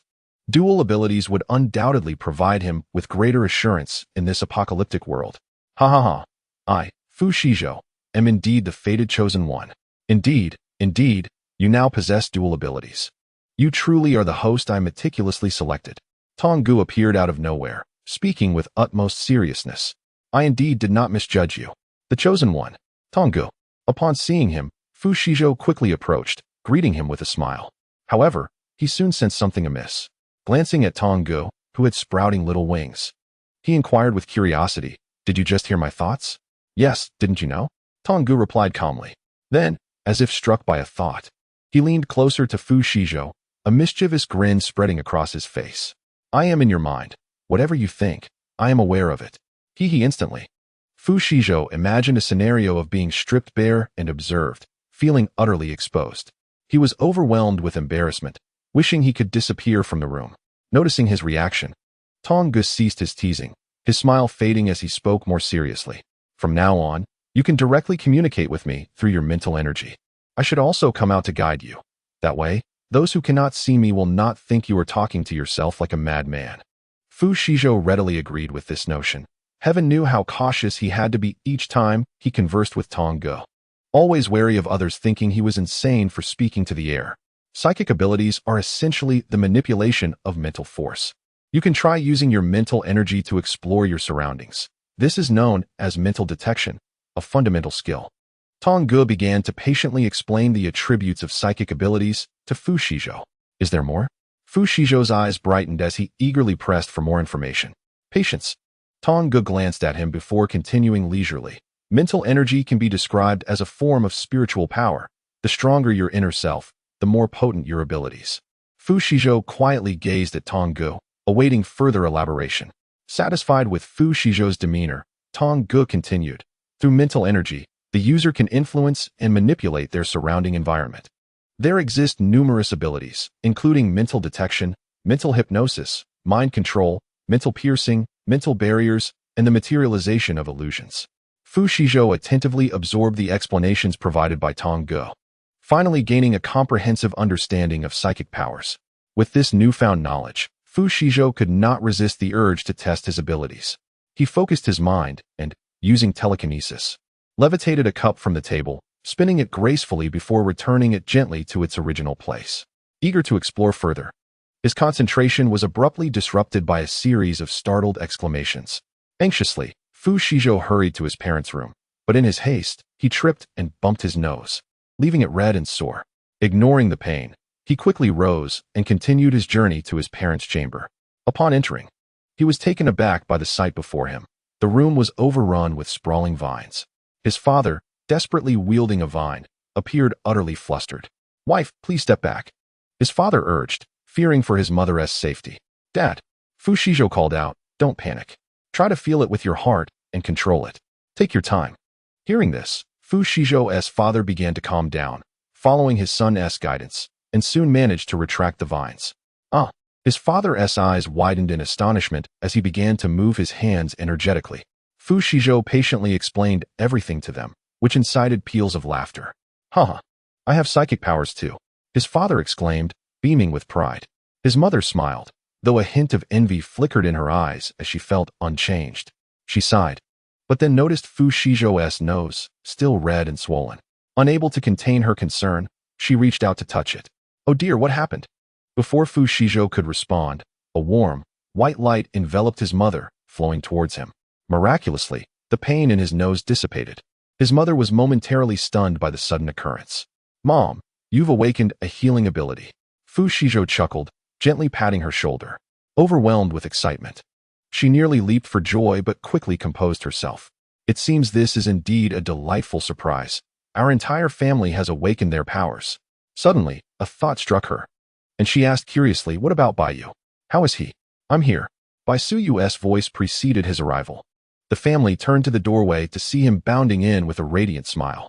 "Look!" Bai Suyu exclaimed, bursting with enthusiasm as he demonstrated a fireball. "Very good." Fu Shizhou affectionately ruffled Bai Suyu's hair, speaking slowly. "If wielded skillfully, fire abilities can also serve as excellent combat skills." Bai Suyu beamed with delight, grinning broadly and revealing a set of pearly white teeth. "How splendid! How splendid! He too has awakened an extraordinary ability, and from henceforth, he can contribute his strength to this family, determined to become powerful enough to protect each and every member of this household." Thus, the young Bai Suyu secretly resolved to make a significant commitment. Observing this, the others exchanged knowing smiles and swiftly absorbed the unexpected joy brought by the dark mist. Who would have thought that such an eerie phenomenon could yield such delightful results? Meanwhile, at the Longjing Villa, a new wave of transformation began to unfold. Chapter 35. Under observation, the bizarre dark mist, which had ushered in unexpected joy, lifted Fu Shizhou's spirits remarkably.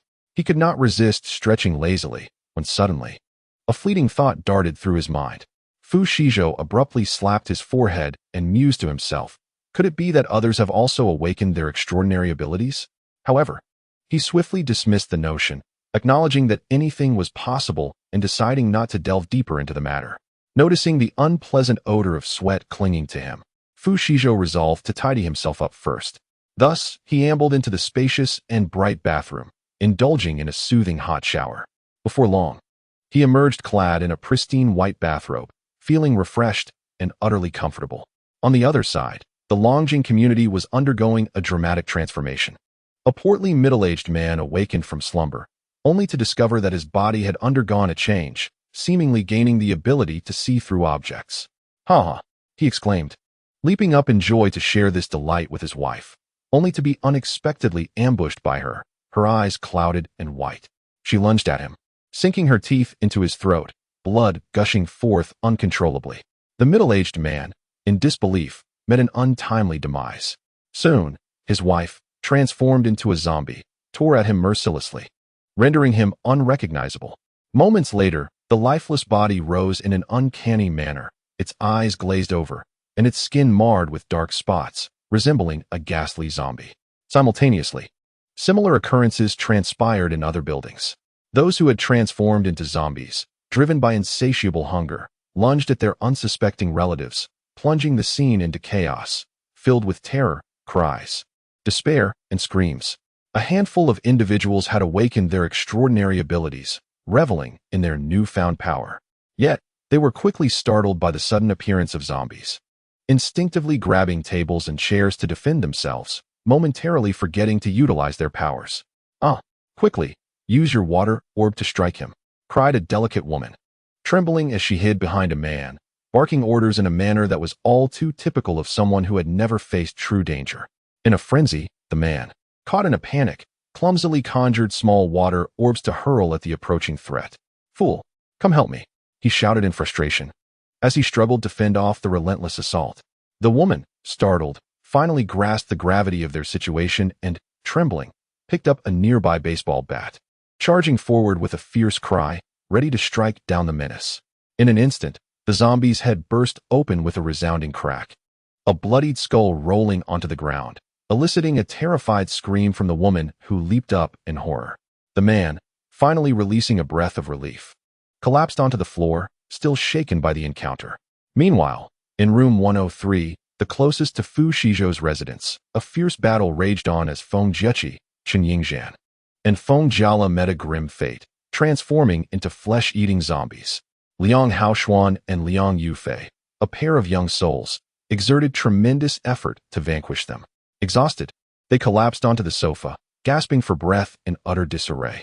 "Damn it! How did they become monstrous fiends?" Liang Haoxuan lamented. His demeanor darkened as he spat out a thick phlegm and furiously exclaimed, "You nearly got me killed." Liang Yufei, witnessing his crude display, felt a wave of disdain, though she dared not show it on her face.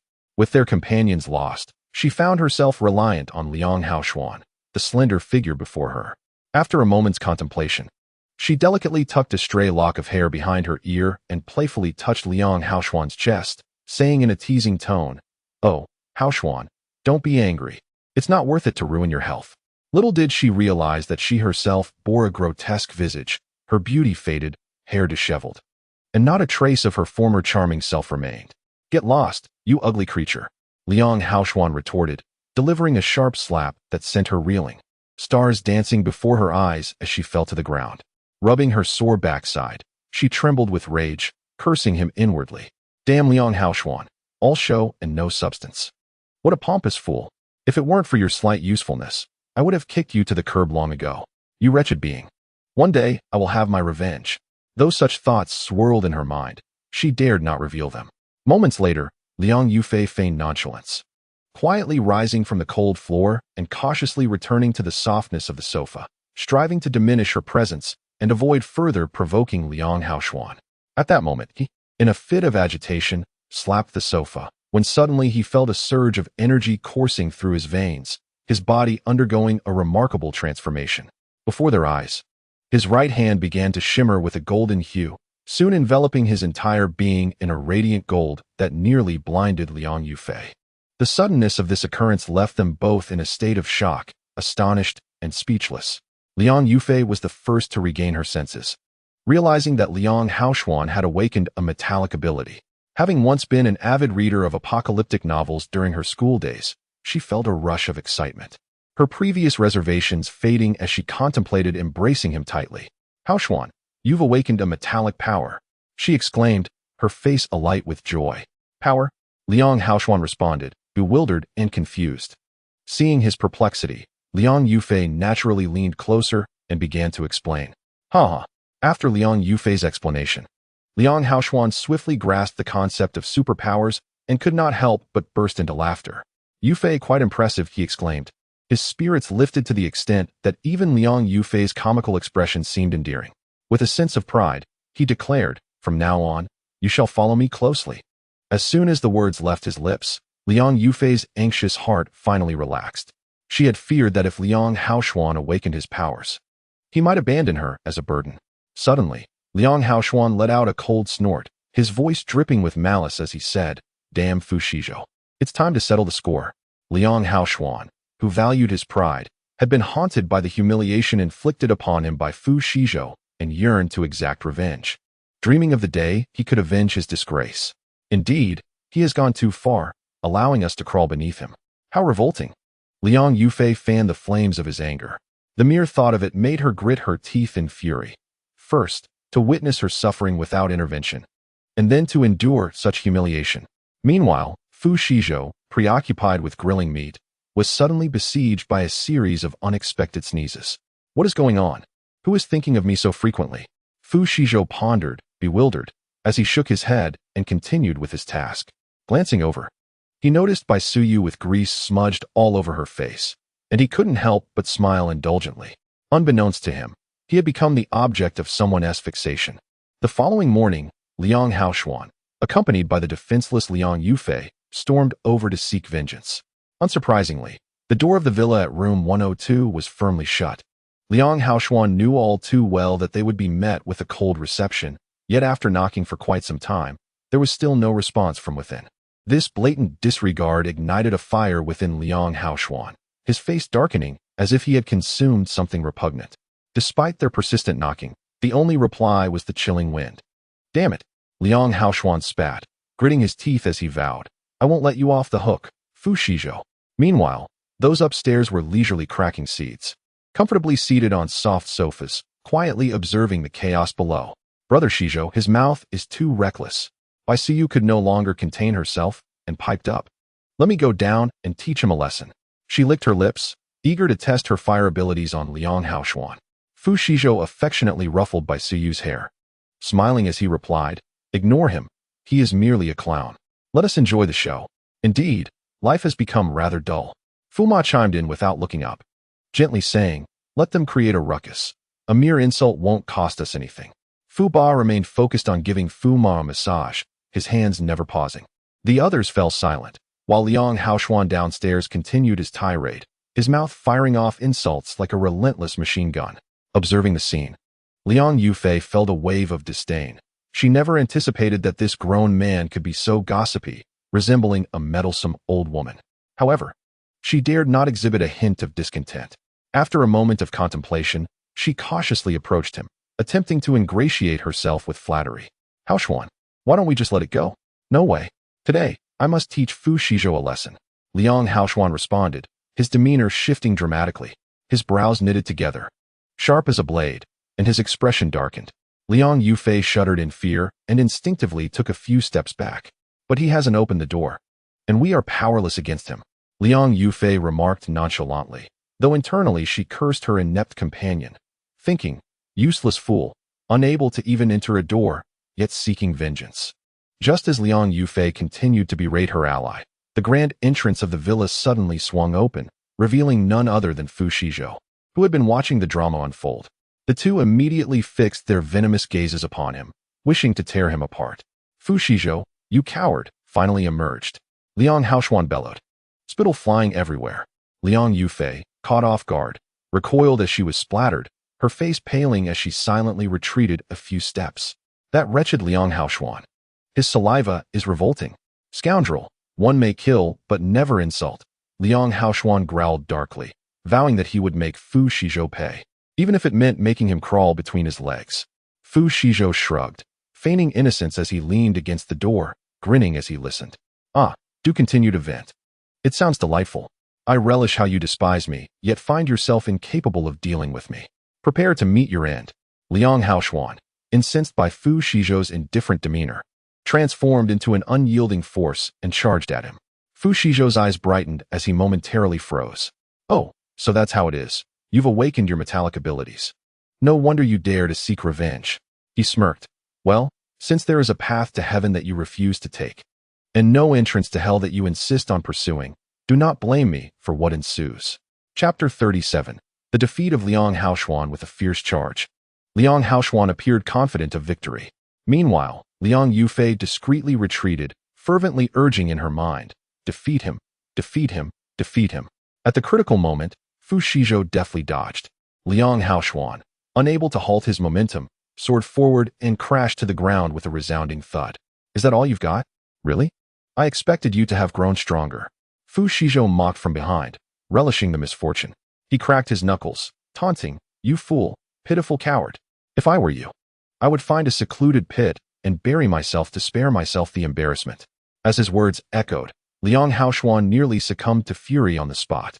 He swiftly rose from the ground, summoning his strength, and charged directly at Fu Shizhou. With a resounding thud, Fu Shizhou kicked him several meters away, and afterward, he casually smoothed out the wrinkles on his clothing, exuding an air of arrogance that suggested an utter disregard for others' well-being. Liang Haoshuan, clad in metal, felt no pain.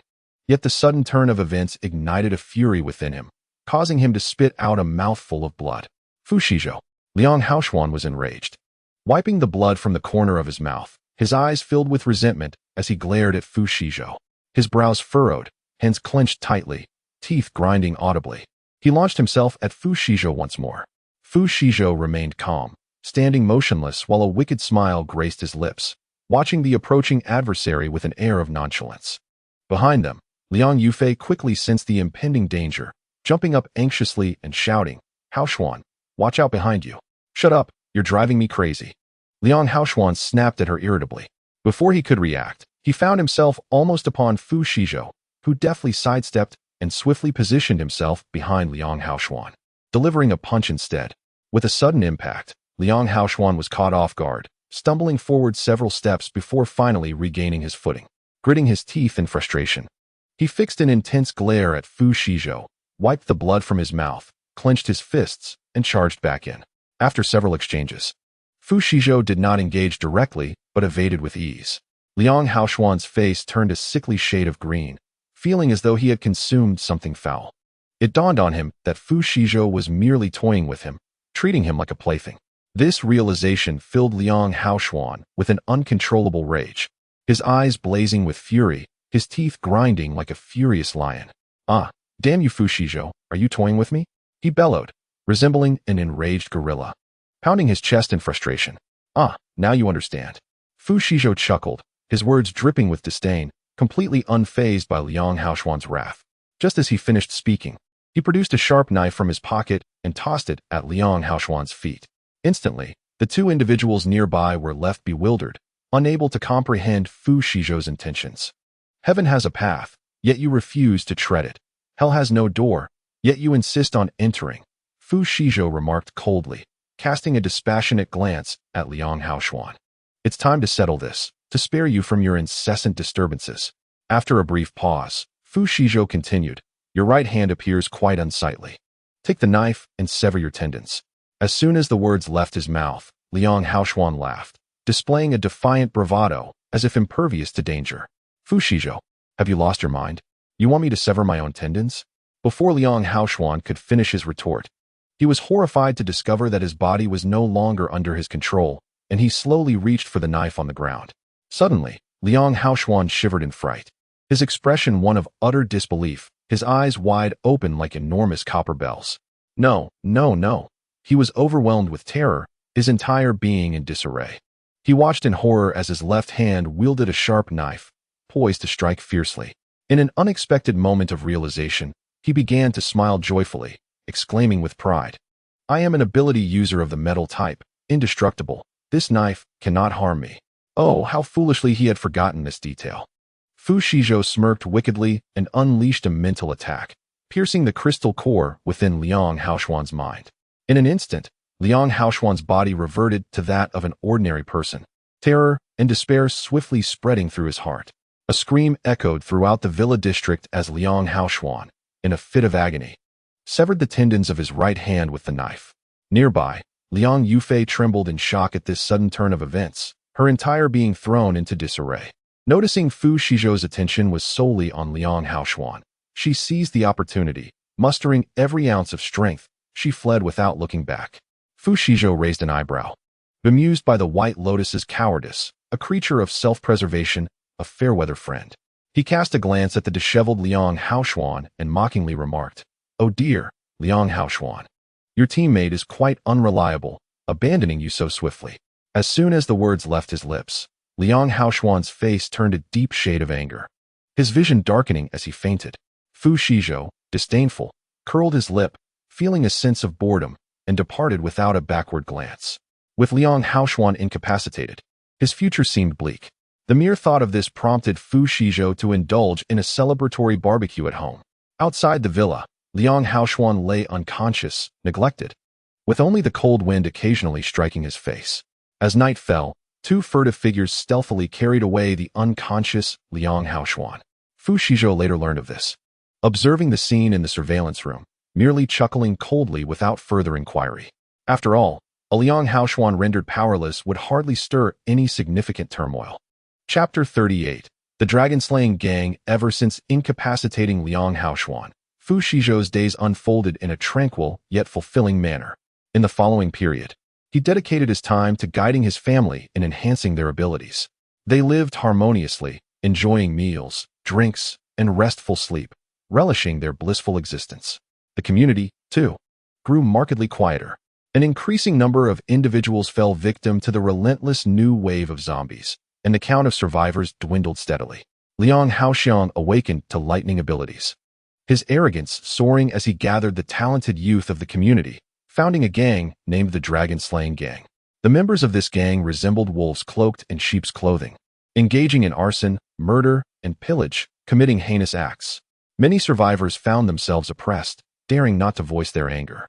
Certainly, Liang Haoxiang, fearful of death, despite having awakened his lightning-based abilities, dared not provoke Fu Shizhou recklessly. In room 106, Liang Haoxiang exhaled a puff of smoke, irritatedly kicking at the man huddled in the corner. After a moment, he inquired earnestly, "Is what you say truly the case? Is Fu Shizhou really that formidable?" If Fu Shizhou were present, he would undoubtedly recognize the man being carried away as Liang Haoxuan. The trembling Liang Haoxuan in the corner stuttered, "Xiang, Xiang Gu. I truly did not betray you." Liang Haoxiang, unable to tolerate his cowardly demeanor, disdainfully scoffed and admonished, "Speak only after you have gathered your wits." Startled, Liang Haoxuan shivered, striving to compose himself before slowly articulating, "I had awakened metallic abilities, but a mere glance from him reverted me back to an ordinary person." At this juncture, Liang Haoxuan, both furious and aggrieved, with a face full of reluctance, fawningly remarked, "Xiang Gu, Fu Shizhou is a monster. We must not provoke him." Liang Haoxiang shot him a glance of contempt, snorting, "You think I needed your warning for that? It's fortunate I didn't eliminate this fool, otherwise I would have remained ignorant of this situation. If I had charged in with a band of brothers, we might have been utterly annihilated. This matter required careful deliberation. Haste could lead to disaster. He understood the wisdom of being cautious, as a single misstep could lead to eternal regret. "Boss, what shall we do next?" suddenly inquired Li Jianhai, who had approached. Li Jianhai had also awakened his abilities, albeit merely the power of X-ray vision, which proved rather ineffectual, as it could neither attack nor defend, only allowing him to glimpse objects within a 10-meter radius. In the pre-apocalyptic world, it might have allowed for voyeuristic exploits, but in the current dire circumstances, it rendered him little more than a scout. Thus, upon learning of Liang Haoxiang's intention to establish a dragon-slaying gang, he promptly offered his allegiance, eager to attach himself to Liang Haoxiang's ambitions. After a brief moment of contemplation, Liang Haoxiang waved him off dismissively. Li Jianhai, the sycophant, obediently departed. Now, only two men remained in the living room, exchanging silent glances. Liang Haoxuan, not daring to utter another word, retreated nervously, striving to diminish his presence. Liang Haoxiang scrutinized the man before him, noting his feeble demeanor, reminiscent of a woman, and an untamed desire ignited within him. "You, come into the room with me." Liang Haoxiang licked his lips, a lecherous grin spreading across his face as he called out to Liang Haoxuan. Confused, Liang Haoxuan looked up, immediately repulsed by Liang Haoxiang's lascivious expression. "What? Can I not command you?" Seeing Liang Haoxuan unmoved, Liang Haoxiang's temper flared, his brows knitting together in a sharp scowl. In an instant, Liang Haoxuan crumbled, nearly wetting himself from fright, and tremblingly rose to follow Liang Haoxiang into the room. Upon entering the bedroom, Liang Haoxiang thrust him onto the bed and, producing a length of rope from an unknown source, swiftly bound his hands. The abrupt scene startled Liang Haoxuan, who cried out in terror and struggled incessantly. Liang Haoxiang, consumed by anger, raised his hand, sending a jolt of electricity through Liang Haoxuan's body, rendering him trembling. Following this, Liang Haoxiang spat into his palm, rubbed his fingers together, and swiftly removed his trousers, grinning wickedly as he began to violate him. The anguished cries echoed throughout the room, even reaching Fu Shizhou's ears. Fu Shizhou suddenly spat out a mouthful of coffee, confusion etched on his face. "Wow, who is undergoing such torment?" The screams are deafening. An hour later, Liang Haoxiang licked his lips, emerging from the room with a sense of satisfaction. He had not anticipated that his first encounter with a man would be so exhilarating. It was indeed an eye-opening experience. Thus, Liang Haoxiang unlocked the doors to a new realm, embracing both men and women alike without discrimination. On the bed, Liang Haoxiang lay there, resembling someone on the brink of death, his gaze vacant and his body marred with injuries. Moments later, he wiped the blood from the corner of his mouth and gritted his teeth, declaring, "Damn you, Fu Shizhou. It's all your fault. I will not let you off easily." Meanwhile, Fu Shizhou found himself sneezing repeatedly. The weather had changed too abruptly, and he suspected he had caught a chill. He did not entertain thoughts of being targeted by others, attributing his discomfort solely to the weather. Chapter 39. Liao Lulu's compromise with newfound power. One becomes unmoored. Liang Haoxiang, accompanied by his dragon-slaying gang, roamed recklessly, embodying their name and establishing their authority. One day, they approached room 105. "Open the door! Open the door!" Chen Weisheng charged to the forefront, pounding on the heavy door with fervor. Inside, Liao Lulu was taken aback, her legs trembling like cotton being pulled. Sweat trickled from her palms as she gripped a spatula tightly, her heart racing, her body taut with tension, afraid to emit even the slightest sound. Li Jianghai, utilizing his powers, peered inside and discovered Liao Lulu hiding in the room. He let out a cold chuckle, retracting his gaze, and swiftly made his way to Liang Haoxiang, ingratiatingly exclaiming, "Boss, that wretched girl Liao Lulu is holed up in there, clutching a spatula." At the mention of the spatula, Chen Weisheng's anger flared, his expression darkening as humiliating memories of that day when Liao Lulu struck him with it flooded his mind. After a moment's contemplation, he resolved to take revenge through others. Promptly running to Liang Haoxiang and proposing, "Boss, this girl clearly does not respect you. Let us force the door and teach her a lesson." Indeed, indeed. It has been ages since we have indulged ourselves, and this girl is quite attractive," chimed in Li Jianghai, eager to contribute. Liang Haoxiang first cast a glance at the eager crowd before responding with a smile. "Very well, let us proceed, as you suggest." Upon finishing his words, he expelled a thick phlegm and pointed towards the grand door ahead, bellowing, "You lot, break down the door, and the woman inside shall be yours." With that, Liang Haoxiang burst into a hearty laugh, the wrinkles on his face resembling a blooming golden chrysanthemum, leisurely standing by to witness the spectacle. The crowd's eyes brightened, filled with fervor, and they charged forward like wild stallions set free. Before long, the grand door of the villa was crashed open, swiftly followed by the wooden door of the bedroom. Soon, the room echoed with Liao Lulu's startled cries. "What are you doing? Don't come any closer. Get away from me. Help." The room was filled with frantic resistance, creating a cacophony that unsettled the listeners. Liang Haoxiang, lounging with his legs crossed on a plush sofa, puffed on a pilfered cigarette, seemingly oblivious to the commotion, savoring the moment.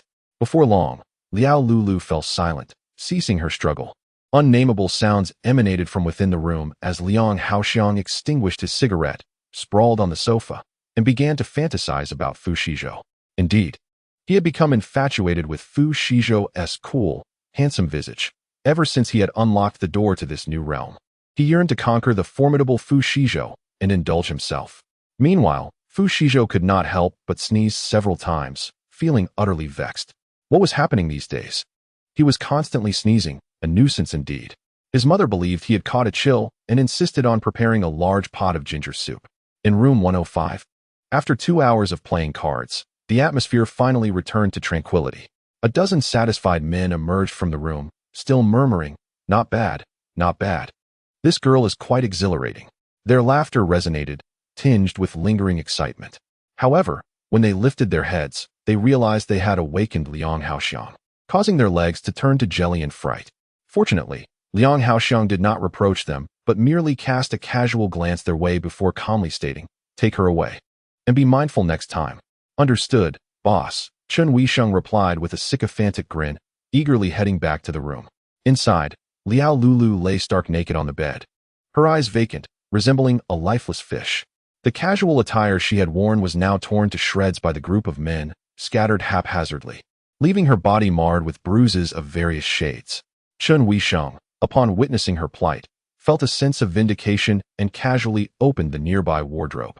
carelessly tossing a piece of clothing onto the bed. He spoke menacingly, "Put on the clothes and come with me." Liao Lulu, her eyes devoid of life, finally reacted, glaring at him with bloodshot eyes. "Get lost, you despicable beast." She spat at Chen Weisheng, her voice filled with fury. Chen Weisheng, unfazed, wiped the saliva from his face and leered, "Heh, today is not like the past. It is more prudent for you to comply, lest you endure further suffering. Such a splendid physique should not be squandered." Observing Liao Lulu's face, still contorted with rage, Chen Weisheng lost his patience and issued an ultimatum. "Should you refuse, prepare to become mere sustenance." It is said that human flesh, when cooked, is remarkably tender and aromatic.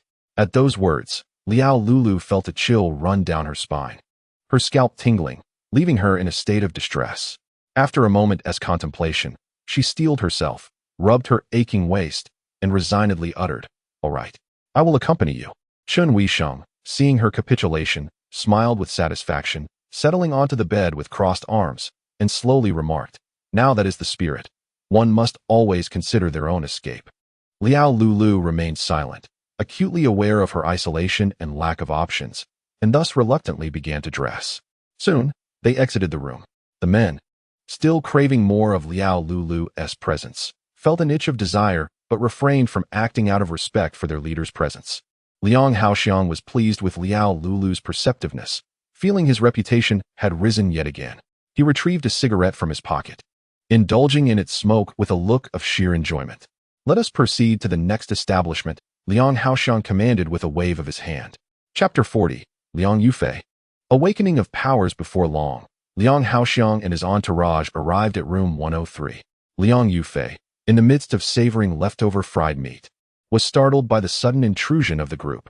"How did you get in here?" she stammered, rising unsteadily, her legs quaking like cotton candy.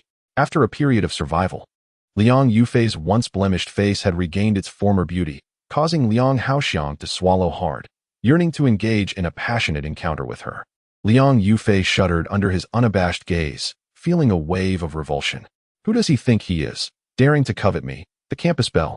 However, before Liang Yufei could fully process her predicament, Liang Haoxiang abruptly seized her and made a beeline for the bedroom. "Let go of me, you scoundrel," she protested, struggling fiercely, her hands patting ineffectually at Liang Haoxiang's chest, her feeble attempts akin to mere tickling, which only heightened his excitement. The onlookers harbored various thoughts. Some envied their leader for being the first to indulge in the campus beauty, while others looked on with anticipation, knowing they too might have their turn. Meanwhile, Liao Lulu, having recently endured torment, wore a wicked grin, mentally cheering, "Scream all you like. Soon you shall share my fate. Ha ha ha." Yet, jealousy began to twist Liao Lulu's heart as she longed to mar Liang Yufei's beauty, yearning to take a blade to her face. Liao Lulu's inner turmoil deepened.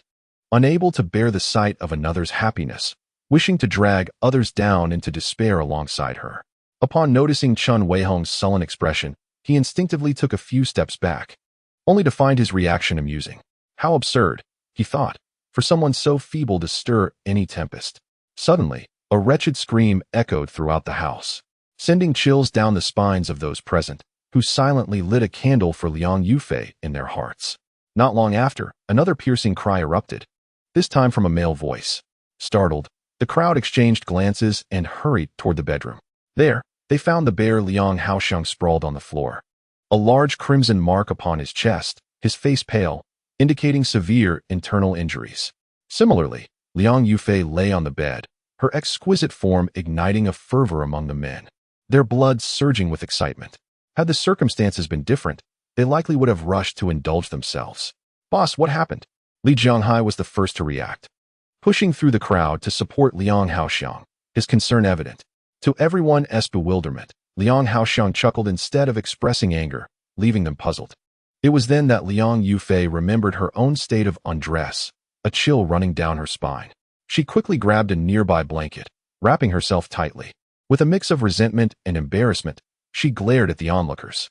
"It seems you have awakened a power-type ability," Liang Haoxiang remarked, gazing at Liang Yufei, and slowly continued. "Join my dragon-slaying gang." At that moment, he had long since lost any inappropriate thoughts about her, merely wishing to recruit another capable member for his team. "Everyone, please leave."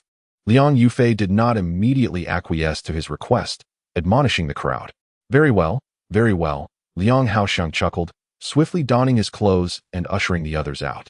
Once the room was devoid of company, the heavy burden weighing on Liang Yufei's heart finally lifted. After a moment, she accepted the reality of her awakened powers. A surge of elation flooded her being, akin to a wild beast rampaging through her heart, rendering her breathless, her mind unable to find peace. Wonderful, absolutely wonderful. I too possess abilities now. I need not live in fear any longer. However, after much contemplation, Liang Yufei resolved to join Liang Haoxiang's dragon-slaying gang. After all, in a world ravaged by chaos, banding together offered far greater security than solitary struggle. With this realization, Liang Yufei relaxed, took her time to dress, and finally emerged from the room. I agree to join your dragon-slaying gang, she declared without preamble. Liang Haoxiang's eyes lit up, clearly pleased with her insight. However, you must agree to one condition, he began, but she swiftly countered, seeking to secure her own interests. All right, Liang Haoxiang replied without hesitation. Believing it to be a minor issue, Liang Yufei glanced at the group of men beside her and firmly stated, none of you are permitted to lay a hand on me, nor harbor any improper thoughts. As the words fell, the minions of the dragon-slaying gang felt their hearts shatter. A cooked duck had just flown away, and they yearned to savor the beauty of the campus goddess. In an instant, their faces soured, filled with despondency and a sense of unfulfilled longing. Liang Haoxiang cast a piercing glance around, causing the crowd to shiver, promptly stowing away their clandestine thoughts. Liao Lulu stood amidst the throng, gazing at Liang Yufei with jealousy, her lips nearly bitten through as her heart remained tumultuous. From now on, let us coexist harmoniously. No one is permitted to engage in underhanded actions behind my back, Liang Haoxiang proclaimed as he rose slowly to his feet. He then surveyed the assembly with a sharp gaze, solemnly declaring, if I discover anyone exhibiting restlessness, I shall show no mercy. With that, he directed his ire towards a flower pot by the window, which promptly shattered into fragments, leaving its original form unrecognizable. Yes, the crowd trembled in fear, hastily pledging their allegiance. Liang Haoxiang then smiled with satisfaction, producing a cigarette from his pocket and puffing away nonchalantly, releasing a plume of smoke that made those around him frown. Yet they dared not make any significant movements. Let us proceed to the next location, Liang Haoxiang gestured, issuing the same command to continue their sweeping raid. Before long, his group had ravaged nearly half of the Longjing community. The atmosphere was rife with anxiety. The hearts of the survivors raced as if suspended on the edge of a precipice, each individual tense as a drawn bowstring, fearing even the slightest relaxation. Though they felt a bitter resentment, they dared not resist, helplessly watching their provisions being carted away. Numerous young women fell victim to the dragon-slaying gang's atrocities, with none escaping unscathed. A group of young men, seething with indignation, clandestinely gathered to devise a viable strategy. These brutes have robbed us of our sustenance. What difference does that make from condemning us to death? Indeed, the dragon-slaying gang spares no women. They are truly beasts. What dragon-slaying gang? They are nothing but hypocritical charlatans. We can no longer remain passive. We must unite and rally our strengths to resist the dragon-slaying gang. Yes, down with the dragon-slaying gang. Let us eliminate that scoundrel Liang Haoxiang. Fueled by righteous fury, the group grew increasingly animated, as though on the verge of toppling the dragon-slaying gang. The thought ignited their passions, and they yearned to arm themselves and engage in battle, until someone timidly raised a hand, cautiously inquiring, but, has anyone among us awakened any special abilities? His lightning is formidable. The crowd fell into an immediate silence. They exchanged glances, at a loss for words. Never mind. Let us just hope for the best. A bespectacled man lamented. They were merely ordinary individuals, devoid of any special powers, and how could they contend with such foes? Before long, the group of young men dispersed. A farcical rebellion has come to an end. For an extended period, the residents of Longjing residential community lived under the shadow of the dragon-slaying gang. Liang Yufei awakened her power-type abilities and yearned to proclaim her prowess to the world. Eagerly sweeping through the streets alongside the gang, her vanity momentarily satiated. When encountering dissenters, she would effortlessly hurl them several meters away, instilling fear among the community, who dared not voice their anger and privately referred to her as the female tyrant. Upon learning of this, Fu Shizhou scoffed. Ah. It seems this white lotus has struck it rich. However, she shan't revel in her arrogance for long. He planned to deal with her in due time, allowing her a few days of frolic, for the higher one stands, the harder the fall. Chapter 41. Dog Bites Dog. In room 106, Liang Yufei, having just enjoyed a bountiful harvest, was in high spirits as she approached Liang Haoxiang to discuss their next steps. Upon entering, she was taken aback, rendered momentarily speechless. She had not expected to see Liang Haoxuan here. She had presumed that after that day, he would have met his demise. Liang Haoxuan's eyes lit up, equally stunned by her presence. He beheld Liang Yufei in a pure white off-shoulder gown, her elegant collarbone subtly visible, causing him to swallow hard. In an instant, he recalled his intentions and, overwhelmed with joy, exclaimed, "Yufei, it's wonderful to see you alive." This statement elicited an eye roll from Liang Yufei, who found herself utterly speechless. How dare this insufferable Liang Haoxuan curse her with death upon their reunion? Yet, undeterred by her disdain, he continued, "Yufei, where have you been these days? Have you been well? I was nearly worried sick about you." His feigned concern was almost comical to Liang Yufei, who couldn't help but find it laughable. Feeling no inclination to maintain the charade, rather than moving her to tears, his words only intensified her impatience. Just as Liang Haoxuan was about to utter more sentimental phrases, a burst of laughter erupted. Liang Yufei boldly took a seat across from him, her expression dripping with mockery as she regarded the flustered Liang Haoxuan. She tossed her hair nonchalantly and remarked, "Liang Haoxuan, do you miss me? I suspect you merely wish for me to whisk you away." Caught in the act, Liang Haoxuan widened his eyes, feeling exposed, and his smile faltering into awkwardness. An uncomfortable silence enveloped the room. After a moment, he managed a wry smile and attempted to explain, "Yufei, we are good friends who have endured countless trials together. We complement each other perfectly. You only desire to befriend me now that I have awakened my powers."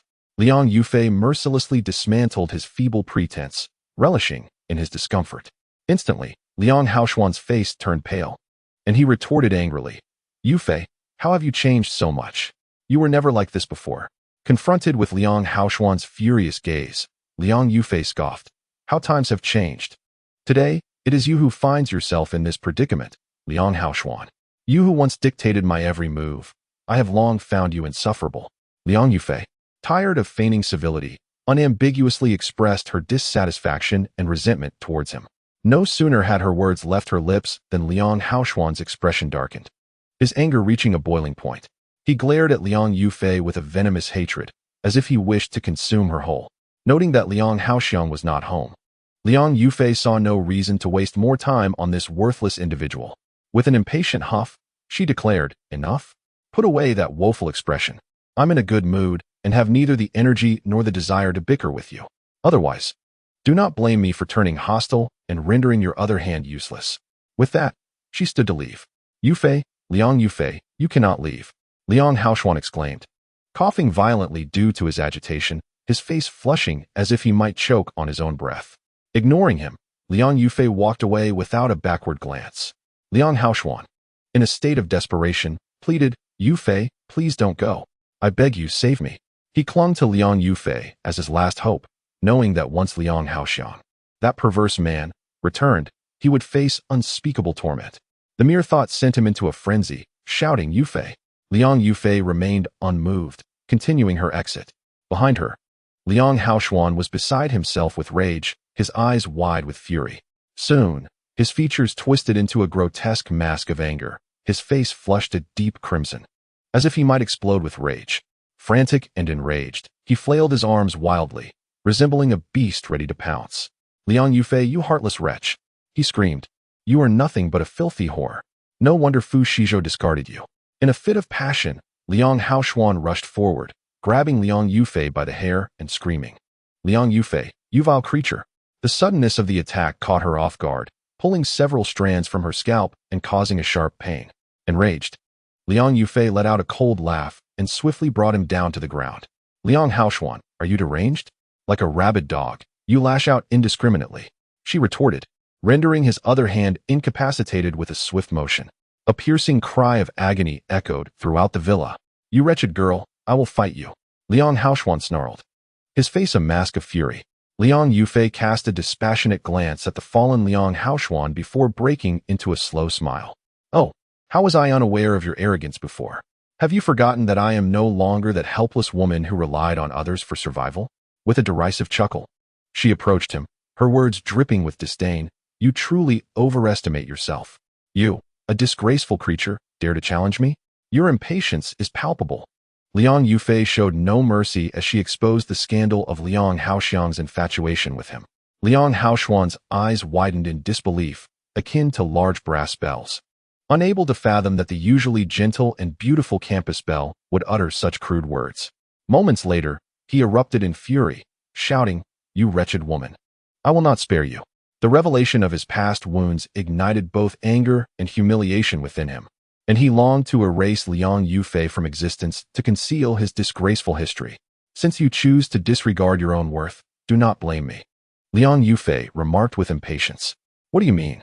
At that moment, fear gripped Liang Haoxuan, a chilling sensation coursing up his spine, rendering him utterly unsettled. Liang Yufei merely smiled, maintaining her icy demeanor as she regarded him. The once defiant Liang Haoxuan, now terrified, trembled and inadvertently soiled himself. Liang Yufei grimaced in disgust, strengthening her physique, her arms becoming powerful as she pressed him down with one hand and raised the other to strike him with force. A resounding scream echoed throughout the villa, causing one to shudder and feel disconcerted.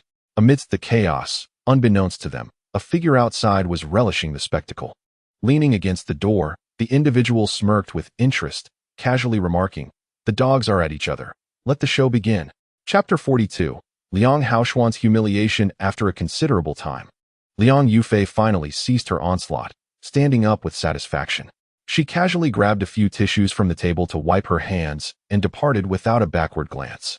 In a swift motion, the onlooker at the door darted behind it, ensuring that Liang Yufei had truly left before leisurely approaching. This individual was Fu Shizhou, who had initially stepped out to alleviate his boredom and was drawn by the sounds of distress from room 106.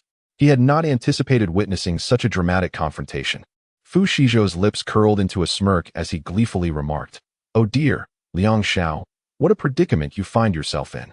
Liang Haoxuan, still reeling from the earlier encounter, jolted at the familiar voice and instinctively recoiled, only to realize how absurd his reaction was. Damn Fu Shizhou, he had cast a shadow over him. If not for him, he would not have suffered such humiliation at the hands of that vixen, Liang Yufei. This thought ignited a blaze of fury within Liang Haoxuan, his teeth clenched tightly, eyes ablaze with uncontrollable rage, resembling an enraged lion. Fu Shizhou, however, dismissed his anger, wearing a mischievous grin as he provocatively stated, "I believe I just heard Liang Yufei refer to you as a disgraceful creature. Who would have thought you had such peculiar tastes? Truly, appearances can be deceiving." Upon hearing this, Liang Haoxuan stiffened, his face darkening with indignation. He immediately widened his eyes, his brows rising one by one, and veins bulging on his forehead as he glared furiously at Fu Shizhou.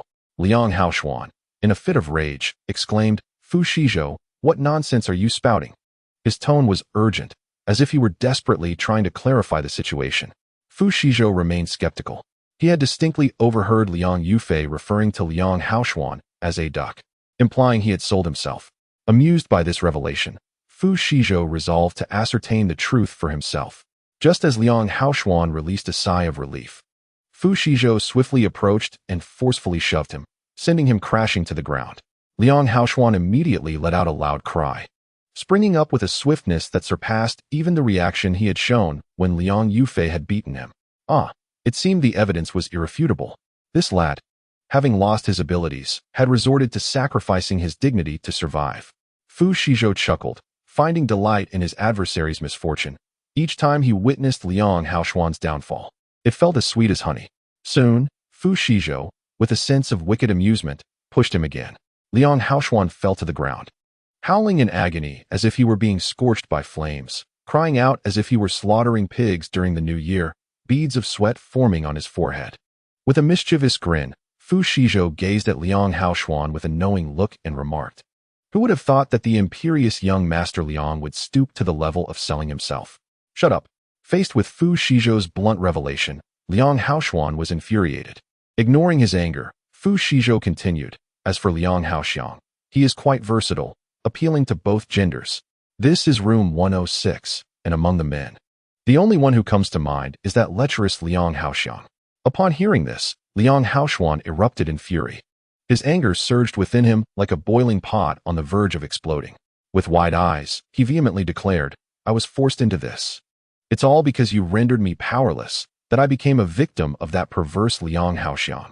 At this point, Liang Haoxiang could no longer contain himself and burst into tears.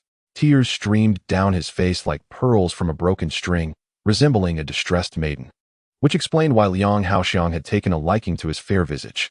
Fu Shizhou stood in shock, incredulous at the scene before him, as his lips twitched in disbelief, internally exclaiming, "What a sight!" Moments later, he couldn't help but laugh heartily. He slowly stepped forward, causing Liang Haoxiang to retreat several steps, warily eyeing him and tremblingly asking, What do you want?" Fu Shizhou waved his hand dismissively and replied earnestly, "There's no need to be so fearful. I am a good person. I won't harm you. You misinterpreted my intentions. I am helping you. Otherwise, how would a grown man ever experience the joys of selling himself?" "Selling what?" "Ha ha ha, selling oneself, of course." Upon contemplating this, Fu Shizhou could not contain his laughter, nearly splitting his sides with mirth. Liang Haoxiang's complexion turned ashen, resembling the color of earth, his entire demeanor crumbling. Ignoring him, Fu Shizhou curved his alluring lips into a smile and, with his hands clasped behind his back, leisurely strolled around the house. Liang Haoxiang, unable to voice his anger, felt utterly perplexed by Fu Shizhou's behavior, trailing behind and witnessing his nonchalant exploration as if in his own abode. After a considerable time, Fu Shizhou chuckled and cheerfully remarked, "I never expected you to have such an abundance of supplies. I shall graciously accept them." Following this, before Liang Haoxiang's bewildered gaze, he performed an illusion of vanishing objects. This scene unfolded so abruptly that Liang Haoxiang stood there, dumbfounded, like a piece of timber, his astonishment rendering him speechless. After a prolonged silence, he finally shook his head and incredulously exclaimed, "Is this real? I can't believe it." Fu Shizhou merely smiled in silence. Liang Haoxiang, suddenly retreating several steps, stammered, "Monster. You are a monster." Upon hearing this, Fu Shizhou could not help but roll his eyes, retorting in annoyance, "What a fuss. I merely possess a good storage space." Abruptly, Liang Haoxiang paused, inhaling sharply as if rooted to the spot, and then realized, exclaiming in astonishment, no wonder you never lack food." Fu Shizhou smiled and clapped his hands, adopting an exaggerated tone as he slowly spoke. "Wow, you are quite remarkable, you guessed it." Liang Haoxiang felt a pang of envy. While their group fought tooth and nail for a morsel to eat, Fu Shizhou could enjoy sumptuous feasts behind closed doors. This thought filled Liang Haoxiang with immense discontent, and he glared at Fu Shizhou with resentment, declaring, "Fu Shizhou, you are exceedingly selfish. With so much delicious food, you only think of yourself and do not consider sharing." Fu Shizhou rolled his eyes and retorted, "Are you all right? Why not have some sour plums instead?" Liang Haoxiang attempted to respond further, but Fu Shizhou subtly hypnotized him. With a thud, Liang Haoxiang collapsed to the ground, slipping into an unconscious state, completely forgetting about him and the storage matter. Fu Shizhou, with a satisfied smile, departed. He decided to spare Liang Haoxiang's life for the moment, relishing the thought of leaving him in a state worse than death, as that would be the greatest retribution. Chapter 43. The Torment of Liang Yufei. Meanwhile, Liang Yufei was cheerfully humming a tune as she made her way home. Upon opening the gate to her villa, just as she was about to close it, she was startled to see Fu Shizhou, who had stealthily approached, delivering a sudden kick. The scene unfolded so unexpectedly that Liang Yufei was knocked to the ground, scraping her hands, which elicited a cry of pain from her lips. Liang Yufei rubbed her sore arms and rose from the ground, her gaze piercing like a venomous serpent directed at Fu Shizhou. With a fierce tone, she exclaimed, "Fu Shizhou, are you out of your mind? How dare you invade my space and assault me for no reason? Damn Fu Shizhou, what have I done to provoke you, that you treat me this way incessantly?" Fu Shizhou remained silent, a cold smile gracing his lips as he slowly approached her. He had long yearned to deliver a thorough beating to this white lotus, and today he would settle the score for their past grievances. As he raised his hand to strike again, Liang Yufei hastily reinforced her body, lifting her arms in an attempt to block his assault, believing her strength to be sufficient. She was oblivious to the fact that Fu Shizhou had imbibed from the spring of vitality his formidable power far surpassing hers. Her efforts were akin to a mantis attempting to stop a chariot, nearly resulting in her arm being twisted off. For the first time, Liang Yufei felt the stark disparity in strength, stumbling backward several steps. Desperate, she resorted to emotional manipulation, cautiously stating, "Shizhou, please don't do this. We were once such close lovers." "Shut your mouth," Fu Shizhou retorted, feeling nauseated at the mention of lovers, as if he might vomit. He was thoroughly tired of her feigned innocence and rolled his eyes in disdain, bluntly responding, "Are you a trash bag, capable of holding so much? Even the most virtuous White Lotus pales in comparison to your theatrics." Surprised by Fu Shizhou's words, Liang Yufei momentarily lost her composure and sobbed. "How can you say such things to me?" Fu Shizhou shrugged innocently, asserting that he had merely spoken the truth. "What do you want from me?" Liang Yufei finally abandoned her pretense, shouting at Fu Shizhou in anger. Her face flushed red, resembling an explosion, akin to a spark igniting a pool of gasoline. Fu Shizhou ignored her fury and approached her with a playful grin, declaring, "Of course, I intend to hit you." Before she could react, he swiftly delivered a punch, causing her nose to bleed instantly. Liang Yufei panicked, covering her nose with her hands and frantically shouting, "Fu Shizhou, don't go too far."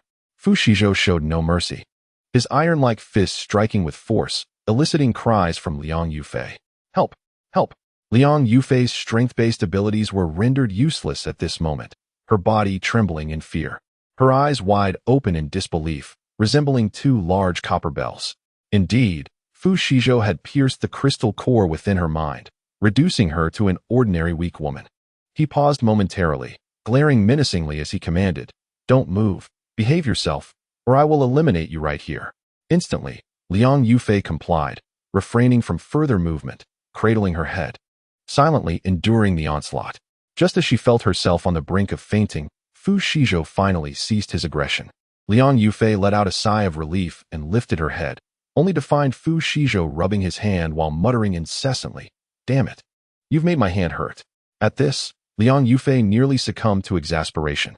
For heaven's sake, she was the one who had been struck. The thought alone sent her into a fury. Her face flushed crimson, her eyes wide with indignation, resembling a cornered beast poised to retaliate. Fu Shizhou, however, disregarded her fury, raised his hand, and landed another blow. "Ah!" Liang Yufei was beside herself with rage, her complexion alternating between pale and flushed, flailing her arms as she strained to project her voice. "How dare you?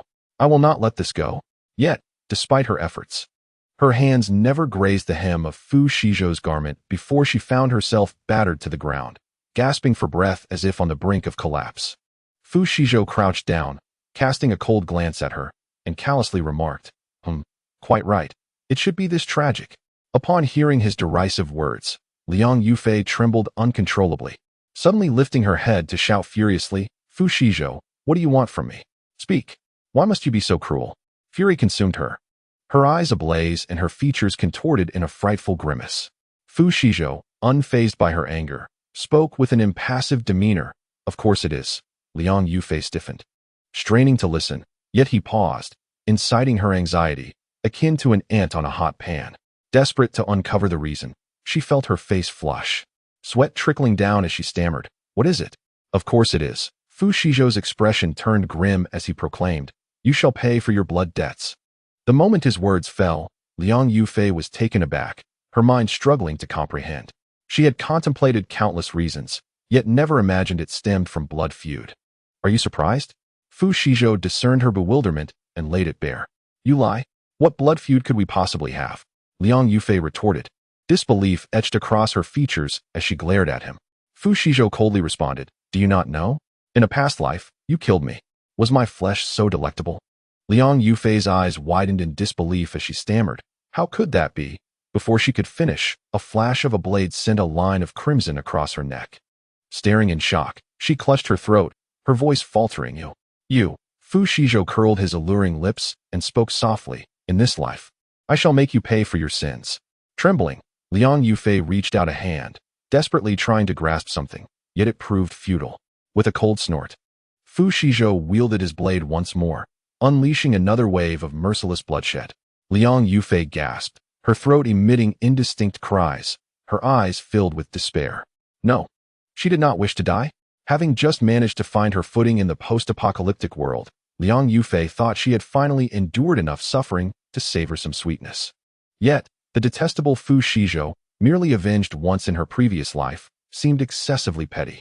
Was it not enough that he was alive in this lifetime? Why could he not let her go? After all, they had once shared a love. Liang Yufei desperately reached out her hands, grasping at the void. Despite exerting all her strength, she could grasp nothing, rendering her efforts futile. Soon, her hands fell heavily, devoid of life. Fu Shizhou looked down to see her lifeless form, her eyes still wide open in defiance, filled with unwillingness, as if she had died 1,000 deaths. A sense of relief washed over him. He chuckled softly, casting a glance at Liang Yufei's unyielding expression, and cheerfully declared, "Done." Chapter 44. The enraged Liang Haoxiang. For Liang Yufei, death should have been a release. However, Fu Shizhou had deliberately bided his time, allowing her to suffer before delivering her final punishment, wishing for her to experience a despair worse than death. Liang Yufei's refusal to close her eyes was understandable. The sensation of plummeting from paradise to hell was unbearable. Still unwilling to accept her fate. Ironically, he had felt the same bitterness when she had betrayed him in their previous life. Now, he was merely returning the favor to her tenfold. Stepping over Liang Yufei's body, Fu Shizhou strode purposefully towards the kitchen. Moments later, he emerged with a sharp kitchen knife. Expressionless as he began to chop her dismembered remains with the precision of a seasoned butcher, as if he had performed this act countless times before. After a long while, Fu Shizhou surveyed the disassembled Liang Yufei and sighed with satisfaction. It was utterly cathartic. Having completed this grim task, he wiped the beads of sweat from his forehead, feeling invigorated and elated. The reason he had not directly killed his foe upon his rebirth was to repay her 100-fold. A means to justify the excruciating pain he had endured in his past life. Otherwise, he would carry resentment throughout his existence. Now, he had allowed Liang Yufei to experience the cruelty and despair of the apocalypse, subjecting her to relentless torment before finally ensuring her eyes remained open in death. At last, he had released the pent-up fury in his heart, vindicating his rebirth. This thought filled Fu Shizhou with immense exhilaration. He casually found 2 burlap sacks within the house and stuffed Liang Yufei's remains inside. Then, with an air of nonchalance, he exited the villa of room 103. At that moment, he dragged the sacks towards a more populated area. The residents of Longjing community had long been oppressed by the dragon-slaying gang and were too afraid to confront the zombies outside, leaving them in desperate search for sustenance. Reduced to scavenging for tree roots within the compound. Yet, calamity had struck. Even the trees had been stripped bare, leaving scant roots to find.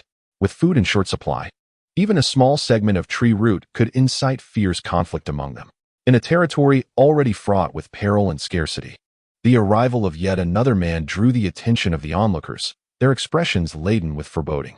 Upon recognizing the infamous Fu Shizhou, known for his ruthless disposition, they were instantly gripped by fear, their legs trembling as if they were made of cotton. One individual cautiously ventured to inquire, "Young Master Fu, is there something you require?" The 2 conspicuous snakeskin bags in Fu Shizhou's hands sparked a wave of greed among the crowd, who watched him with predatory eyes. However, the memory of his merciless nature held them back from approaching. With a silent smile, Fu Shizhou advanced, casually tossing the 2 bags into the throng. "A gift for you all," he declared nonchalantly before striding away, leaving the crowd in a state of bewilderment, exchanging glances filled with trepidation, too fearful to approach. As if the bags were bombs. Unfazed by their apprehension, Fu Shizhou made his way home, his spirits high, humming a cheerful tune. "Ah, today is a splendid day. All my wishes are coming true. Today is a splendid day," as I opened the door to welcome the spring breeze. After a brief moment, the crowd overcame their fear and curiously gathered around the 2 bulging snakeskin bags. "Ah, a murder!" someone screamed, stumbling back home in a panic. Losing a shoe in the process, too frightened to halt, as though a specter pursued them. Meanwhile, others, after a moment of shock, could not suppress their greedy gazes. "That is the infamous Liang Yufei." One recognized the severed head, exclaiming, "Ha, she has met her fate today." The flesh appeared fresh, likely delectable, prompting some to swallow hard and murmur. Soon, the remaining individuals surged forward, vying for the pieces of Liang Yufei's corpse, each unwilling to yield, resulting in a bloody melee. "So much meat. Ha ha ha, it's mine, all mine." one shouted, while another retorted, "Get lost, you little brat. I spotted it first. Dare to compete with me, and you'll face the consequences." Chaos erupted, voices clashing in a cacophony, turning the community into a bustling hive of activity, akin to a myriad of sparrows squawking together. As a self-proclaimed avenger, Fu Shizhou believed in reciprocating the same treatment. However, he had not yet descended to the depths of inhumanity. He could not bring himself to partake in the remains of Liang Yufei. Instead, he opted to show mercy, distributing the spoils to those ravenous for flesh. Considering that most had already tasted human meat, had they not? Look, Fu Shizhou truly possesses a heart of gold, so benevolent, he mused to himself, seeking a semblance of redemption within. Meanwhile, Liang Haoxiang returned home to find the villa's door ajar, sending him into a state of panic. He abandoned his cigarette and rushed inside. Upon entering, he was met with disarray, a clear sign that his home had been ransacked. Liang Haoxiang was taken aback, scanning his surroundings only to find that all supplies had vanished, leaving his home desolate and bare, akin to a house stripped to its very foundations. Anger surged through his veins like boiling water, palpable and intolerable, pulsating down to his fingertips. Oh! Liang Haoxiang clenched his fists, his wrath erupting like a volcanic explosion. How dare anyone cross him? He had always been the one to seize from others, and never had anyone dared to trample upon him. Who was it? Who had the audacity to invade his sanctuary? With eyes wide open in fury, the veins on his forehead throbbed with each labored breath. Suddenly, his gaze fell upon his brother, Liang Haoxuan, who lay unconscious on the ground. Fury ignited within him anew. How could this worthless fool, entrusted with guarding the home, sleep so soundly while their possessions were stolen? The thought alone sent Liang Haoxiang into a deeper rage as he approached and delivered a forceful kick. Liang Haoxuan jolted awake at once, his eyes wide with fear upon seeing Liang Haoxiang, trembling uncontrollably to the point of wetting himself. The stench of urine quickly permeated the room, enveloping it in an unpleasant odor. Liang Haoxiang grimaced, suppressing his disgust, and furiously demanded an explanation. What happened? Who came into our home? Liang Haoxuan, bewildered, finally registered the desolate state of their abode and was paralyzed by fear. He stammered, "Brother, I didn't know." Yet, before he could finish, Liang Haoxiang kicked him again, sending him crashing against the wall, where he promptly lost consciousness. "You useless fool," Liang Haoxiang growled in irritation, kicking the nearby sofa in frustration. Just then, a panicked Li Jianghai burst through the door. "Boss, it's bad. Liang Yufei is dead." Upon entering, he stood frozen, momentarily stunned by the situation. This was not a good time for such news. Was it too late to leave now? What on earth is happening? Liang Haoxiang glared at the flustered Li Jianghai, his impatience boiling over. Under Liang Haoxiang's piercing gaze, Li Jianghai mustered courage and recounted the unfolding events. It was then that Liang Haoxiang discovered it was Fu Shizhou who had caused this chaos, robbing him of a formidable ally, igniting a flame of fury within him. The anger surged like a fireball in his chest, rapidly climbing to his face, which flushed with rage as he bellowed, "Fu Shizhou, I will not let you escape unscathed." Chapter 45. Provocation at the door. The following morning, Liang Haoxiang gathered a throng of followers, charging towards Fu Shizhou's residence with a fierce determination. Bystanders, including those digging up tree roots, paused to watch and murmur amongst themselves. "Look, what are they up to? You wouldn't know? I heard that Fu Shizhou emptied our leader's supplies yesterday. They must be seeking revenge." "Is that so? That's explosive news. No wonder Fu Shizhou even took down that female demon, Liang Yufei. But can they truly contend with Fu Shizhou? Who knows? If they all perished, would that not be preferable?"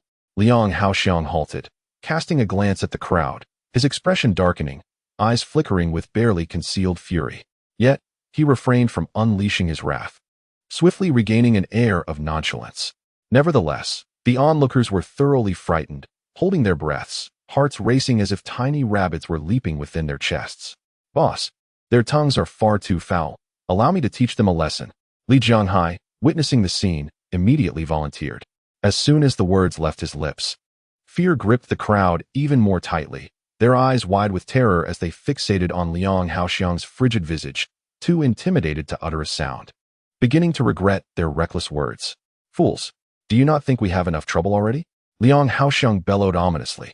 Li Jianghai, trembling in fear, quaked like a leaf in a storm, stammering, "I was wrong. Liang Haoxiang said nothing further, snorting disdainfully before hastily making his way towards Fu Shizhou's residence. Li Jianghai hurriedly followed, anxious to avoid incurring Liang Haoxiang's ire. "Come, let us follow and see. Perhaps we might seize some advantage," someone suggested, rubbing their fingers together. Trailing after him, the others, upon witnessing this, abandoned their previous pursuits, dusting off their hands and stealthily following, intent on witnessing a scenario where the clam and the heron vie and the fisherman benefits. Before long, Liang Haoxiang and his entourage arrived at Fu Shizhou's villa. Unsurprisingly, the door of Villa 102 was firmly shut. "Brother Shizhou, come quickly. A multitude is approaching." Bai Suyu upstairs held a bright red apple in one hand while beckoning Fu Shizhou with the other. Upon hearing this, Fu Shizhou set down his coffee and sauntered leisurely to the window. "Ah, it is Liang Haoxiang. How prompt he is. Is he here to settle accounts with me? Very well. Heaven has a path, yet you refuse to tread it. Hell has no door, yet you choose to come. Then do not blame me. Open the door. Open the door." Shen Weisheng was the first to rush forward, striking the villa's door fiercely with a stick. Thud, thud, thud, resonating like ancient bells, their echoes lingering. Fu Shizhou's expression darkened, his attractive brows furrowing in displeasure. If this continued, the door would remain unopened, yet would be marred with scratches. The thought of his lavishly crafted door becoming pockmarked and uneven ignited his ire. Beside him, Bai Suyu tugged at Fu Shizhou's trousers, speaking softly, "Brother Shizhou, they are being excessive. Let me go down and teach them a lesson." With that, Bai Suyu raised his fist, eager for action. Fu Shizhou, observing his youthful bravado, felt a smile tug at his lips as he affectionately ruffled the boy's hair, gently replying, "There is no rush. Let us finish breakfast first and allow them to frolic a while longer." "Hooray! Just wait and see," Bai Suyu exclaimed joyfully, revealing a gleaming smile filled with pristine teeth. Fu Shizhou's smile was infectious, and soon he too burst into laughter, his face blossoming with joy like a flower in full bloom, exuding unparalleled beauty. Before long, the family gathered in the living room, indulging in a sumptuous breakfast that included sandwiches, milk, soft-boiled eggs, beef noodles, rib and yam porridge, soy milk, fried dough sticks, and a plethora of other delights. Oh dear, these people are truly something, making such a racket early in the morning. "It's more annoying than the village committee's matron," Fu's mother remarked, carrying a steaming bowl of rib and yam porridge, blowing on it as she complained. Indeed, Fu's father chimed in, expressing his dissatisfaction. "Ajo, you should go down and show them who we are. Let them know our family's might." "Exactly. Just because the tiger doesn't roar, they think we're a sickly cat?" Bai Suyu added, taking a sip of milk in her sweet, childlike voice. As soon as she finished speaking, Fu's mother burst into laughter, her face lighting up with a radiant smile, akin to a blossoming sun. After a moment, she affectionately ruffled Bai Suyu's hair and said with a smile, "Who would have thought little Su could recite such classic lines?" Bai Suyu blushed shyly, her cheeks turning rosy as she fidgeted with her hands, flustered by the attention. This brief interlude quickly passed, and the family continued to relish their delightful breakfast in a warm and cozy atmosphere. Meanwhile, downstairs, a crowd had gathered at the front door, incessantly banging on it with sticks. Not far off, a group of curious onlookers lurked, waiting to seize any opportunity. This blatant disregard ignited a furious rage in Liang Haoxiang, his face darkening in discontent as if he had just swallowed something foul. Despite the relentless knocking, the only response they received was the chilling wind and the sound of iron striking wood. "Damn it!" Liang Haoxiang spat, his teeth gritted in anger. "How dare Fu Shizhou treat me with such disdain? I will not let this go unpunished." His roar echoed like a wounded lion, startling those nearby, who hastily resumed their vigorous pounding on the villa's door. At that moment, Li Jianghai found a suitable vantage point and peered inside with a keen eye, discovering Fu Shizhou's family leisurely enjoying their lavish breakfast. A wave of imbalance surged within him. How could it be that while everyone else was fighting tooth and nail for mere scraps in this apocalypse, they were feasting so well? It was utterly inhumane not to share. This thought ignited a fire of fury within Li Jianghai, the heat rising like a fireball in his chest, turning his face crimson in indignation. Moments later, he sprinted over to Liang Haoxiang, eager to report, "Boss, Fu Shizhou and his family are having a rather lavish breakfast." Pausing for effect, he added with embellishment, "Fu Shizhou is utterly arrogant. If we don't teach him a lesson today, the prestige of the dragon slaughtering gang will be diminished. After finishing his words, Li Jianghai cautiously observed Liang Haoxiang's reaction. Noticing that he had not directed his anger towards himself, he let out a sigh of relief. However, upon hearing this, Liang Haoxiang grew increasingly agitated, his eyes widening to the size of copper bells, his teeth grinding audibly as he could no longer contain his fury. Fu Shizhou, you cowardly turtle.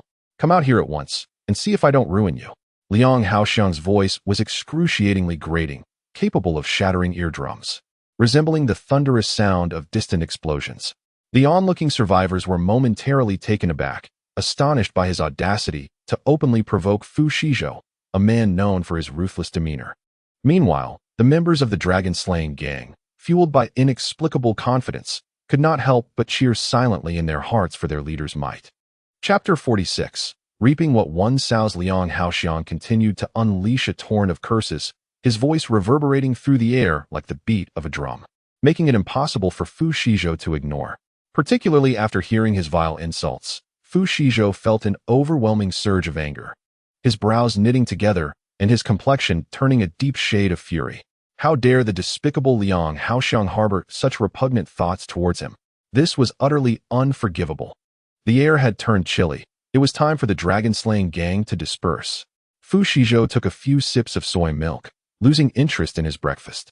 Eager to descend and teach the audacious Liang Haoxiang a lesson, he envisioned pressing this perverse individual firmly into the ground. Come, Suyu. Fu Shizhou called to Bai Suyu, who was nearby. Let us deal with these wretched scoundrels. All right, Bai Suyu responded, his mouth full of sandwich, speaking indistinctly. In an instant, he swallowed the sandwich, quickly drank a few gulps of milk, and energetically followed suit. Be careful. Fu Ma, filled with concern, cautioned from behind. Downstairs, Liang Haoxiang was still spewing a continuous stream of insults, his mouth firing off like a machine gun, unleashing every conceivable obscenity. Just as Liang Haoxiang was about to run out of breath, the villa's grand door suddenly swung open, revealing Fu Shizhou and Bai Suyu.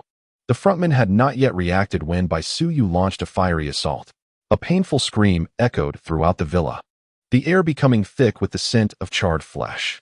The survivors who had been hiding to watch could not help but swallow hard, their eyes gleaming with greed. The members of the dragon-slaying gang were petrified, their legs trembling uncontrollably as they retreated in fear. One disgruntled individual shouted in outrage, "You! How could you be so immoral? You didn't even warn us before attacking. Whoa, you scared me half to death. I almost met my maker." Bai Suyu shot him a cold glance and retorted harshly, "Do I need to inform you before I strike? Is there no common sense?" As soon as the words left his lips, the man turned pale with anger and, taken completely off guard, spat out blood before collapsing unconscious. Well said. Fu Shizhou affectionately ruffled Bai Suyu's hair, smiling as he spoke. Bai Suyu's heart fluttered with joy, akin to the sweetness of honey. He, Brother Shizhou praised me. He praised me. She was so ecstatic that her demeanor resembled a blooming flower, as if she might float away at any moment. Hey, you timid turtle. You finally dared to show yourself. Liang Haoxiang exclaimed, his words spilling forth with enthusiasm. Bai Suyu's thoughts were abruptly pulled back, and she couldn't help but frown, feeling quite displeased. This person is truly annoying, like a trumpet, utterly exasperating. Fu Shizhou shrugged, feigning innocence as he leaned against the door, listening with a smile. Oh, how delightful it is to hear you complain. I relish your disdain, yet you cannot bring me down. Prepare to meet your end. Liang Haoxiang, infuriated by Fu Shizhou's indifference, unleashed a bolt of lightning towards him. Fu Shizhou's eyes brightened as he froze momentarily. Ah, so this is how it is. You've awakened your lightning powers. No wonder you dare to provoke me. Humph, since you refuse the path of heaven and choose to tread the gates of hell, do not blame me for what ensues. With a cold smirk, Fu Shizhou remained still, his expression impassive as the lightning approached. Bai Suyu, confident in her brother, stood calmly beside him. Noticing Fu Shizhou's unwavering demeanor, Liang Haoxiang smirked, convinced of his imminent victory. The members of the dragon-slaying gang behind him quietly retreated, fervently cheering in their hearts. Defeat him, defeat him. At the critical moment, Fu Shizhou flashed a devilish smile and activated his mental barrier. Liang Haoxiang's lightning was swiftly neutralized. Both Fu Shizhou and Bai Suyu stood unscathed, leaving the onlookers dumbfounded, staring in disbelief at Fu Shizhou. No, this cannot be.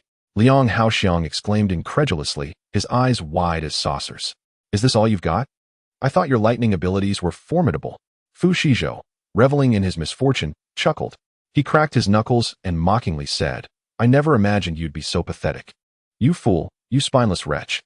If I were you, I would find a dark hole to bury myself in, to spare myself the embarrassment. Exactly. Brother Shizhou. He even formed a dragon-slaying gang. Bai Suyu chimed in, adding fuel to the fire. What a shameless display.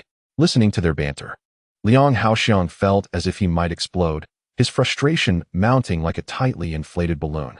His teeth ground together, eyes ablaze with uncontrollable rage, resembling an enraged lion. I will not spare you, he roared, charging forward, enveloped in lightning. However, it proved utterly futile. Just as he approached Fu Shizhou, the latter suddenly unleashed a mental-piercing strike, swiftly shattering the crystal core within his skull, reducing him back to an ordinary individual in an instant. In the midst of his terrified gaze, Fu Shizhou delivered a powerful kick, sending him flying several meters away, with a sickening crack as multiple bones broke. Liang Haoxiang, drenched in sweat and pallid, cried out in excruciating pain. This scene unfolded so abruptly that the underlings of the dragon-slaying gang were left dumbfounded. Next, it is your turn. Fu Shizhou cast a cold, indifferent glance at the crowd. Trembling in fear, their legs weakened. They had no time to react before Fu Shizhou exerted his mental control over them. Against their will, they raised their weapons and turned them upon one another, reaping the consequences of their own malevolence. Chaos ensued, a cacophony of panic, despair, and incessant screams. Chapter 47. The disintegration of the dragon-slaying gang. As members of the dragon-slaying gang continued to turn on each other, Fu Shizhou leaned casually against the doorframe, arms crossed, observing the unfolding chaos with a detached demeanor as if he were merely a spectator. It wasn't long before the nefarious dragon-slaying gang was utterly dismantled, the dead lay scattered, the wounded cried out, and the ground was strewn with severed limbs, their wails sending shivers down one's spine. With a slight smirk, Fu Shizhou advanced. The onlookers, gripped by fear, trembled uncontrollably, their eyes wide as saucers.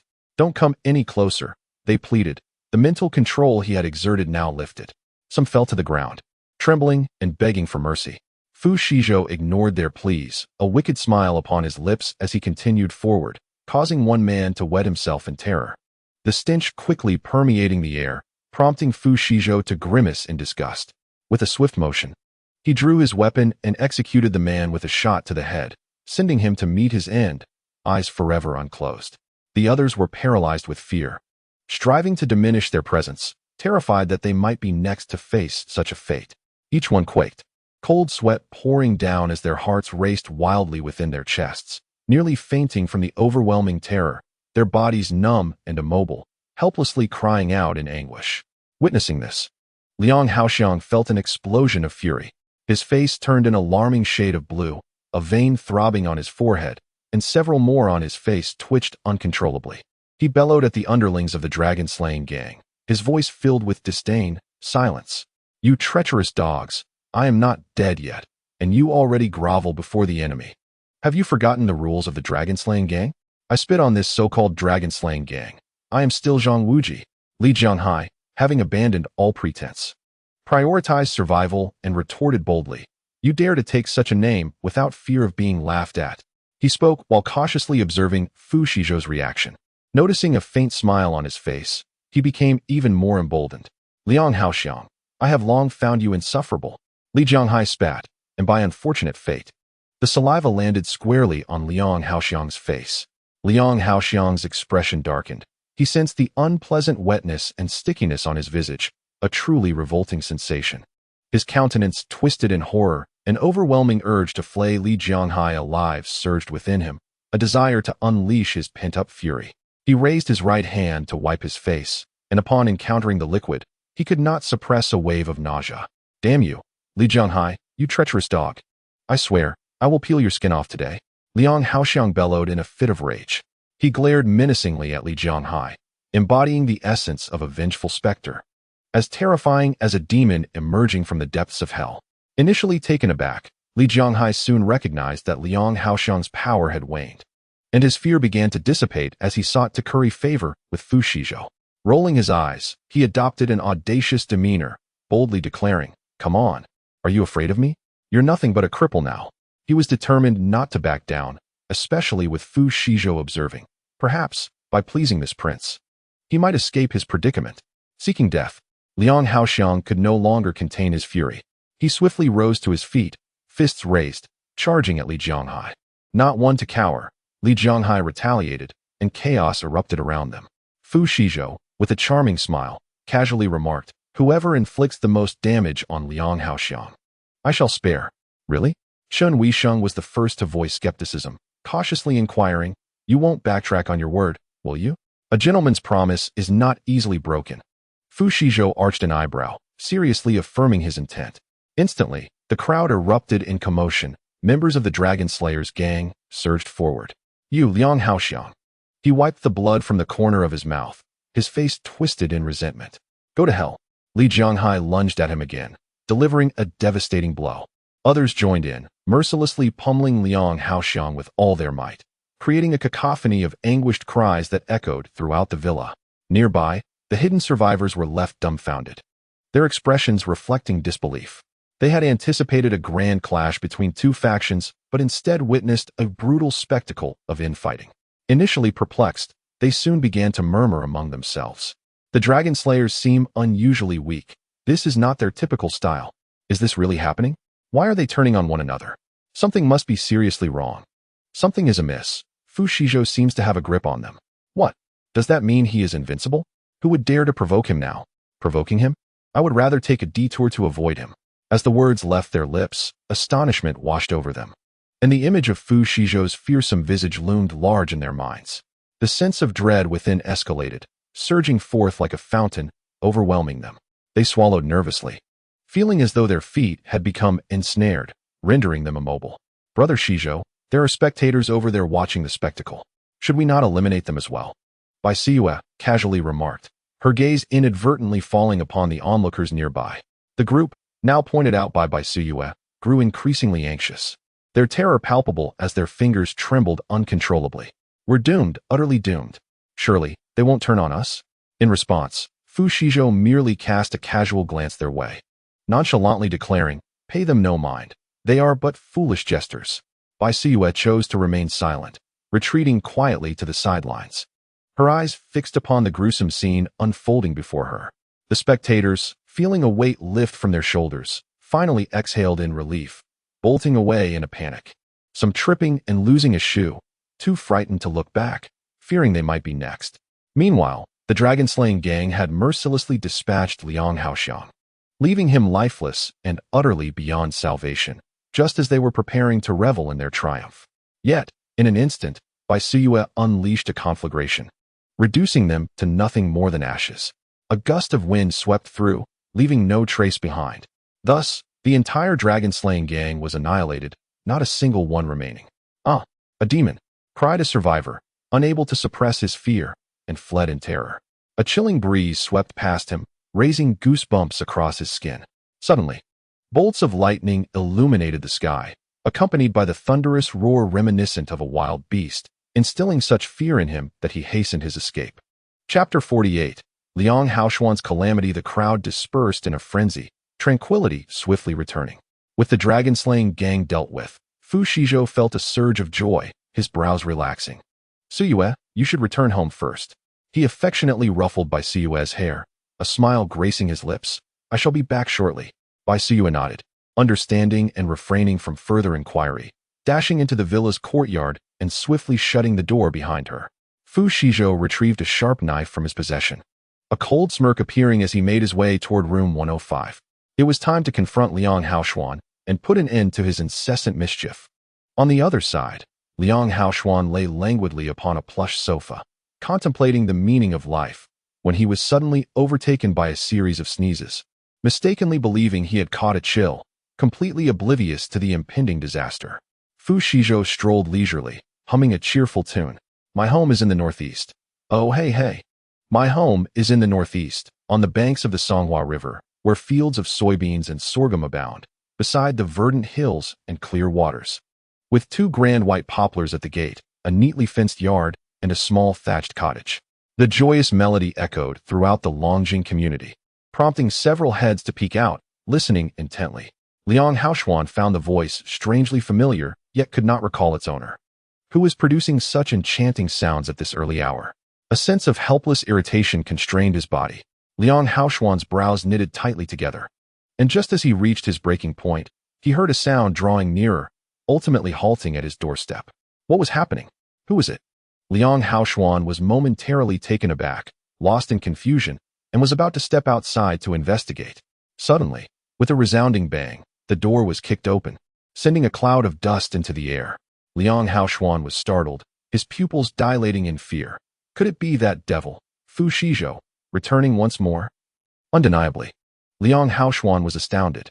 Soon, he struggled to sit up, trembling all over, eyes fixed on the doorway. To his dismay, there stood Fu Shizhou, beaming as he sauntered closer. Fu Shizhou, it truly is you. Liang Haoshuan's eyes widened in shock, his complexion pale as a ghost, his tongue tied, his words emerging in a muddled stammer. With a devilish grin, Fu Shizhou leisurely remarked, "Indeed, it is I. Are you surprised? Is it unexpected? Are you excited?" A mix of anger and frustration welled up within Liang Haoshuan, yet he dared not show it. After a lengthy pause, he hesitantly inquired, "What brings you here? Shouldn't you be battling with Xiangge?" Fu Shizhou, with a sly smile, nonchalantly replied, "Oh, you mean them? They were utterly annihilated. Impossible. Xiangge had brought numerous people along." Liang Haoshuan was aghast, his face ashen, his voice choked with disbelief. It was well known that the dragon-slaying gang consisted of numerous talented youths, several of whom possessed extraordinary abilities. Even if Fu Shizhou was formidable, he could not withstand such a relentless onslaught. The dragon-slaying gang had been completely eradicated. What incredible power Fu Shizhou must possess. The very thought left Liang Haoshuan feeling utterly undone. Fear gripped him, as if everything around him were poised to swallow him whole. With the menacing Fu Shizhou directly before him, his heart raced to his throat, his body tense as if strung to the utmost limit. After a moment, Liang Haoshuan cautiously asked, "What do you intend to do?" At that moment, he clung to a glimmer of hope, wishing Fu Shizhou merely sought to toy with him, not to inflict harm. Alas, such hopes were in vain. Dreams are beautiful, but reality is harsh. Fu Shizhou's words shattered his fantasies. With a playful smirk, he paused dramatically, casting a glance at the terrified Liang Haoshuan, finding it amusing. Liang Haoshuan's face flushed crimson, his hands fidgeting awkwardly, cold sweat forming in his palms. "I'm not afraid. I'm not afraid of you," he shouted hoarsely, flailing his arms in a frenzied manner. Deep down, Liang Haoshuan understood he was beyond escape. Yet he still yearned to fight back. Fu Shizhou let out a contemptuous snort, his voice menacing as he declared, "Of course, I intend to kill you." His voice was not loud, yet it struck fear akin to the grim reaper demanding a soul, causing Liang Haoshuan's scalp to prickle, his entire body quivering with a sudden chill. Damn Fu Shizhou, what had he done to provoke such wrath? After all, they had once been friends. Could he not show a modicum of mercy? Before he could contemplate further, Fu Shizhou advanced with lightning speed, plunging a blade mercilessly into Liang's thigh. The moment the knife was withdrawn, a torrent of blood gushed forth from the wound, erupting like a fountain and leaving Liang utterly unprepared. His eyes widened in shock. Just as he attempted to utter a word, Fu Shizhou struck again, the movement swift and deadly. A pained scream reverberated throughout the villa. Liang Haoshuan cried out, his heart tumultuous with dread. Was Fu Shizhou truly intent on ending his life? Upon raising his gaze, he met Fu Shizhou's sinister grin. As if he were concealing a dreadful plan, Liang was momentarily dazed as a realization struck him. The blade had not found a fatal mark. Fu Shizhou was clearly torturing him, intending to drain him of blood and let him suffer excruciatingly. The thought sent a wave of despair through Liang, rendering him a quivering mass, collapsing onto the sofa. As he witnessed Fu Shizhou preparing to strike once more, he hastily pleaded for mercy, imploring, "Please, don't kill me." Remarkably, Fu Shizhou halted his movements, and Liang felt a flicker of hope. Seizing the moment, he feigned charm, saying, "If you don't mind, I could offer you something in return." Fu Shizhou paused, momentarily perplexed, his brows furrowing as he inquired, "Offer me what?" Liang, feeling a tinge of embarrassment, stammered, "I can let you have my, you know." The words hung in the air, and Fu Shizhou stood there, stunned, like a piece of wood, utterly speechless. After a brief moment, He spat in disgust, exclaiming, "Get lost. My sexual orientation is perfectly normal." A wave of revulsion surged within him, as if an unwelcome guest were dancing wildly in his stomach, leaving him thoroughly unsettled. With that, Fu Shizhou raised the blade once more, resuming his torment of Liang.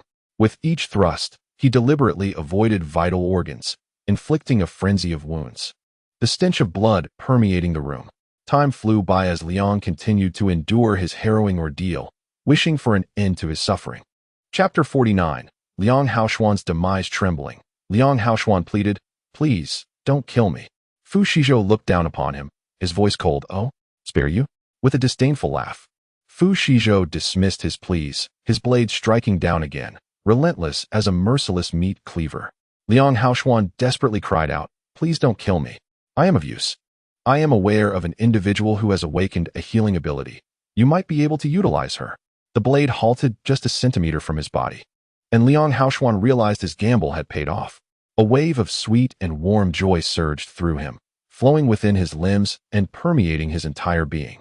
At that moment, the pain from the knife piercing him was instinctively disregarded, replaced instead by a sense of exhilaration. Fu Shizhou was momentarily taken aback, astonished to discover that, aside from his mother, there was indeed another person who had awakened a healing power. He was curious to ascertain who this individual was. If they proved useful, he would employ them as a mere tool.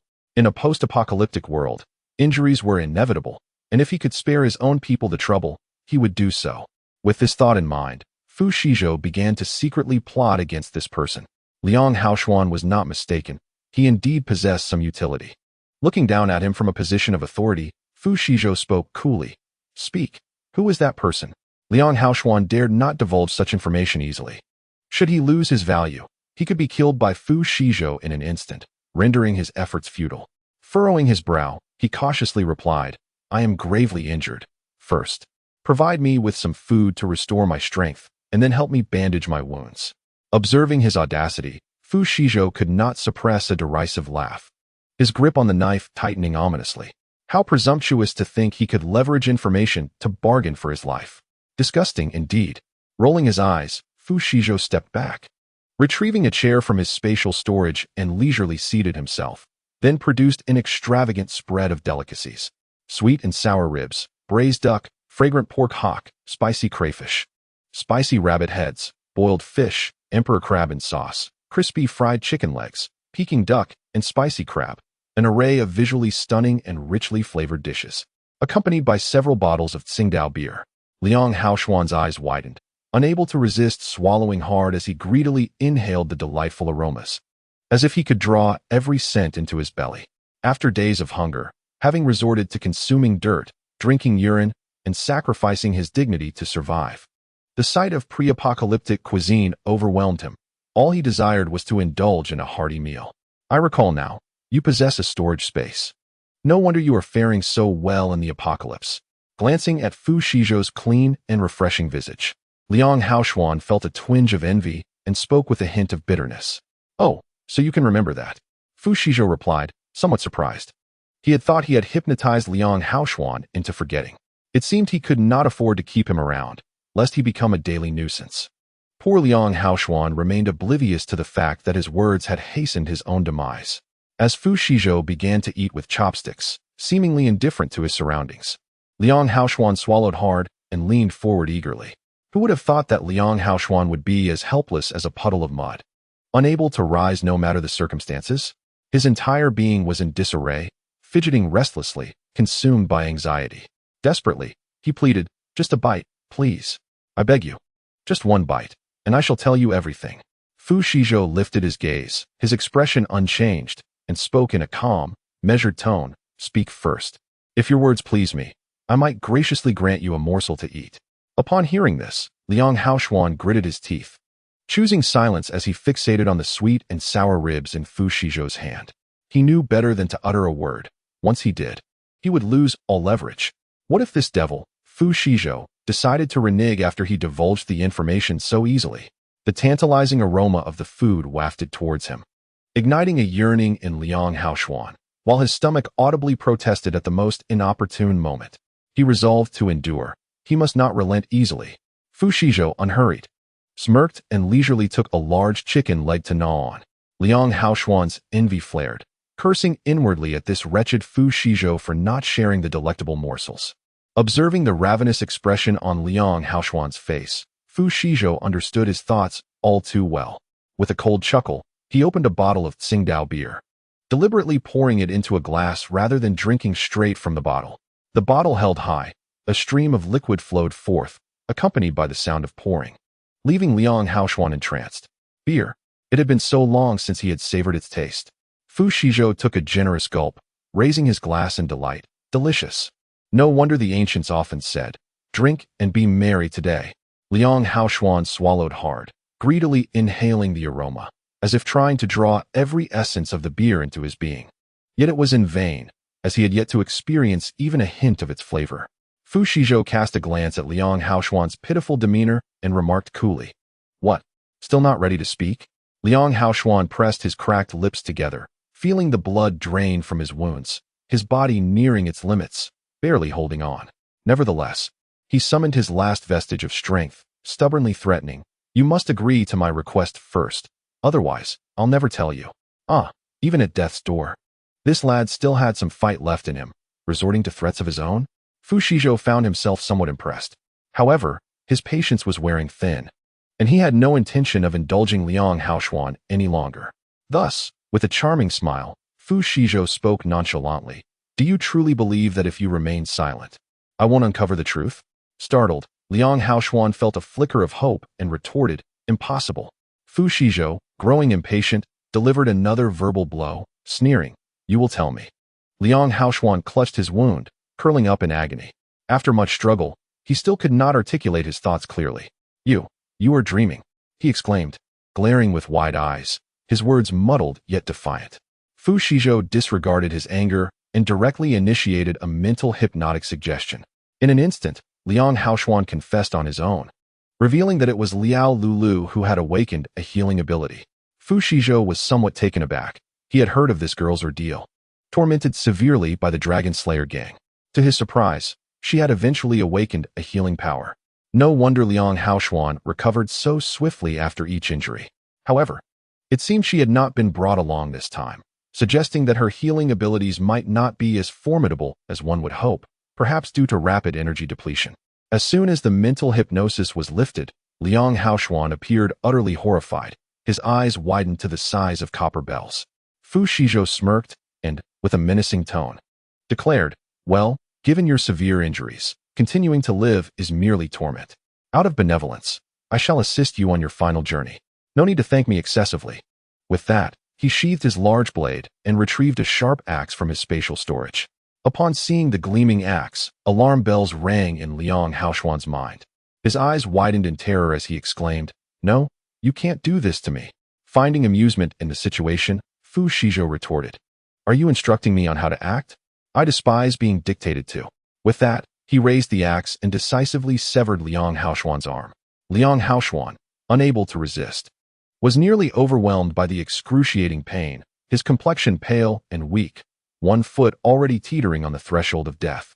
Realizing his grave error in speech, he desperately begged with the last remnants of his strength, "Shizhou, no, Master Fu, I was wrong. I implore you, spare my life. I swear I shall always respect you and never harbor ulterior motives." Fu Shizhou, ignoring his pleas, had no desire to accept him as a subordinate. It was ill fortune to even consider. Without lifting his gaze, he continued to strike towards Liang Haoshuan's leg. Liang Haoshuan was engulfed in terror, feeling as though he had fallen into a bottomless abyss, utterly despondent. Fu Shizhou remained unfazed by his emotional turmoil, methodically beginning his work from the limbs, expressionless as he patiently dissected piece by piece. Vivid crimson liquid splattered, and Liang Haoshuan could only watch helplessly as he was systematically dismantled. His body and psyche were subjected to an unprecedented assault of horror. Before long, Liang Haoshuan was reduced to mere fragments, devoid of any complete bone structure, unmistakably dead.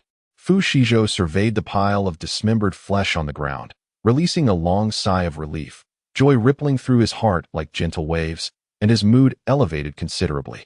Chapter 50. The fortunate Liao Lulu. Just as Fu Shizhou reveled in his jubilant state, a clattering sound abruptly interrupted his thoughts. Frowning, he felt a knot forming in his brow. Turning around, he was greeted by a bright sight that filled him with both astonishment and delight. Oh, it was Liao Lulu, the one who had awakened the healing power. With this thought, Fu Shizhou's lips curled into a smile as he slowly approached her. However, he momentarily forgot about the blood-soaked axe in his hand. His fearsome appearance alone was enough to instill dread. No, don't come any closer. Liao Lulu stammered in sheer terror. Her brain felt as though the vessels were about to burst, every part of her body trembling, her hands and feet turning as cold as ice. Fu Shizhou indeed halted in his tracks, refraining from advancing further, a rare moment of obedience. Liao Lulu did not feel any relief. A timid, pleading expression crossed her face, reminiscent of a dog anxiously wagging its drooping tail. Trembling, she spoke, "Please. Don't kill me, don't kill me." Fu Shizhou remained silent, his prolonged silence sending chills down her spine.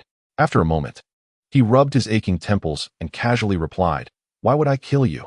I'm not a murder fiend." Upon hearing this, Liao Lulu's entire body shuddered, her vision darkening, and she was rendered speechless for a considerable time. Hey, that is not how you were just a moment ago." Were it not for her first-hand experience of Fu Shizhou's cruelty, she might have believed his words, especially given his handsome appearance. However, upon seeing the dismembered flesh on the ground, her pupils dilated, and she was so frightened that she collapsed like a pile of mush. Fu Shizhou slowly approached her, causing Liao Lulu to retreat in panic. "Please, don't come any closer," she stammered, her anxiety causing beads of sweat to form on her brow, her thoughts a blank slate. Observing her distress, Fu Shizhou paused, belatedly tossing the large axe aside and crossing his arms, then spoke in a slow, calm tone. "Don't be afraid. I'm merely curious about you." Liao Lulu was momentarily taken aback, her expression one of disbelief as she raised her head. With a hoarse voice and dry articulation, she asked, "Really?" Fu Shizhou let out a gentle sigh and replied nonchalantly, "If I truly intended to harm you, would I waste my breath on such trivialities?" As his words settled in, Liao Lulu finally exhaled a sigh of relief, overwhelmed by a sense of joy at having escaped a dire fate. "Thank goodness he is not going to kill me. Thank goodness." The thought filled her with excitement, compelling her to pat her chest in a gesture of reassurance. Seeing her reaction, Fu Shizhou couldn't help but chuckle internally, wondering if he was truly that frightening. After all, he had just dismembered a large man. Who wouldn't he be terrified upon witnessing such an act? At some point, Tonggu had appeared, chattering away beside them. "Tonggu, just keep it to yourself, okay?" Fu Shizhou felt embarrassed enough to excavate a 3-bedroom apartment. It seemed that the resentment from his past life had influenced him, leaving him with a heavier aura of hostility. He should temper it in the future. Be a real man. When it's time to be fierce, be a little fiercer. Tonggu didn't believe Fu Shizhou had done anything wrong and began to counsel him, stating that in a post-apocalyptic world, it was survival of the fittest. The stronger you are, the less likely others would dare to bully you. What was wrong with being fierce? A little hostility was trivial. Fu Shizhou pondered this and chose not to dwell on it any longer. He looked up at Liao Lulu, his tone turning serious as he inquired, "I've heard you have awakened a healing ability?" Yes, Liao Lulu admitted, feeling no need to conceal the truth any longer. "From now on, you shall be the physician of my household. How does that sound?" Fu Shizhou stated plainly, cutting straight to the chase. "Huh." Liao Lulu was momentarily taken aback, gazing at him with disbelief and confusion. She had contemplated countless reasons for not being harmed, yet this particular rationale had never crossed her mind. Ever since she awakened her healing abilities, devoid of any combat prowess, she had remained subjugated, merely serving as a tool for mending wounds. However, becoming the doctor for Fu Shizhou's family might afford her his protection, which could indeed be a stroke of fortune. Before she could respond, Fu Shizhou dropped another bombshell. "Henceforth, I shall shield you, and I shall also provide for your sustenance. Just call upon me whenever you require." Oh, is such a blessing truly bestowed upon her? Was this a benevolent benefactor sent by the heavens to rescue her? She felt overwhelmingly fortunate. Any lingering hesitation would be a disservice to her benefactor. Without a moment's thought, Liao Lulu readily acquiesced. With a casual wave of his hand, Fu Shizhou bestowed upon her a multitude of supplies, leaving Liao Lulu momentarily stunned, yet she wisely refrained from probing further. Satisfied with her response, Fu Shizhou issued a few instructions before departing without a backward glance. Chapter 51. visitors from the outside since the dragon-slaying gang had been annihilated. Tranquility gradually returned to the Longjing community. The surviving residents harbored mixed feelings toward Fu Shizhou, simultaneously adoring and resenting him, with many whispering behind his back. Nevertheless, Fu Shizhou paid them no heed. He shut the door and enjoyed a life of comfort and leisure, indulging in meals, drinks, and restful slumber, savoring every moment. Time flew by swiftly, and a week passed in unremarkable serenity, with everyone coexisting harmoniously. Just as the inhabitants were basking in their placid existence, visitors from the outside arrived. A group of individuals stealthily intruding. Fu Shizhou, observing the surveillance feed displayed on his terminal, was momentarily stunned, then chuckled lightly, remarking, "Ah, visitors have come. This just got interesting." God knows he had nearly gone stir-crazy during these days at home. Although he was comfortably surviving, boredom had set in. His days were filled with eating, drinking, exercising, watching dramas, fiddling with his phone, and engaging in conversation, which inevitably became monotonous. Were the survivors of Longjing community to hear such sentiments, they would likely be outraged. After all, they struggled daily just to survive, while someone dared to lament such a leisurely existence. Indeed, comparison breeds discontent, and the joys and sorrows of individuals vary profoundly. The surveillance revealed several robust men stealthily climbing in, each wielding a long steel rod, an ordinary weapon, lacking in spectacle. Yet, in the realm of combat, an inch of length can mean strength, while a shortage can breed peril. For the majority, sheer strength often proves more advantageous than danger. Not to mention, the individual at the rear brandished a firearm, far more potent than most weapons, with significant lethality and a capacity to instill fear. A single bullet can resolve the vast majority of issues, evoking dread and discouraging rebellion. "Let us go and take a closer look." A voice spoke softly from behind.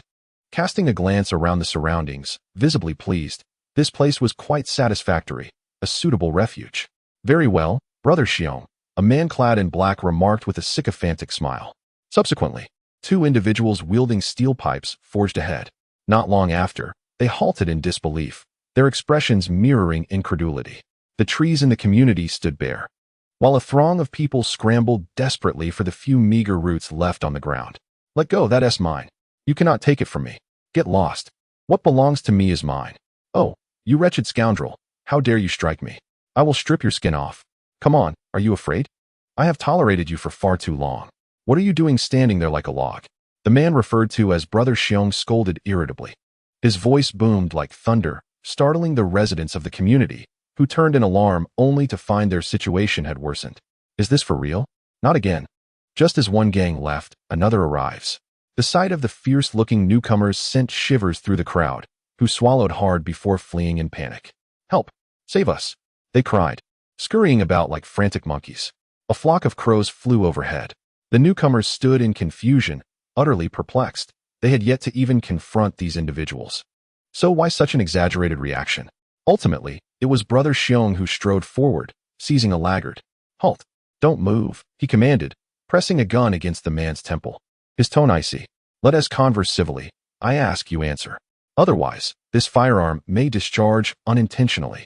The man trembled violently, his face shifting through a spectrum of colors, red, blue, and everything in between, until, in a matter of moments, he was reduced to a state of utter terror, soiling himself in the process. The pungent odor of urine filled the air, causing Brother Xiong to frown in distaste before delivering a few kicks to the quaking man, growling.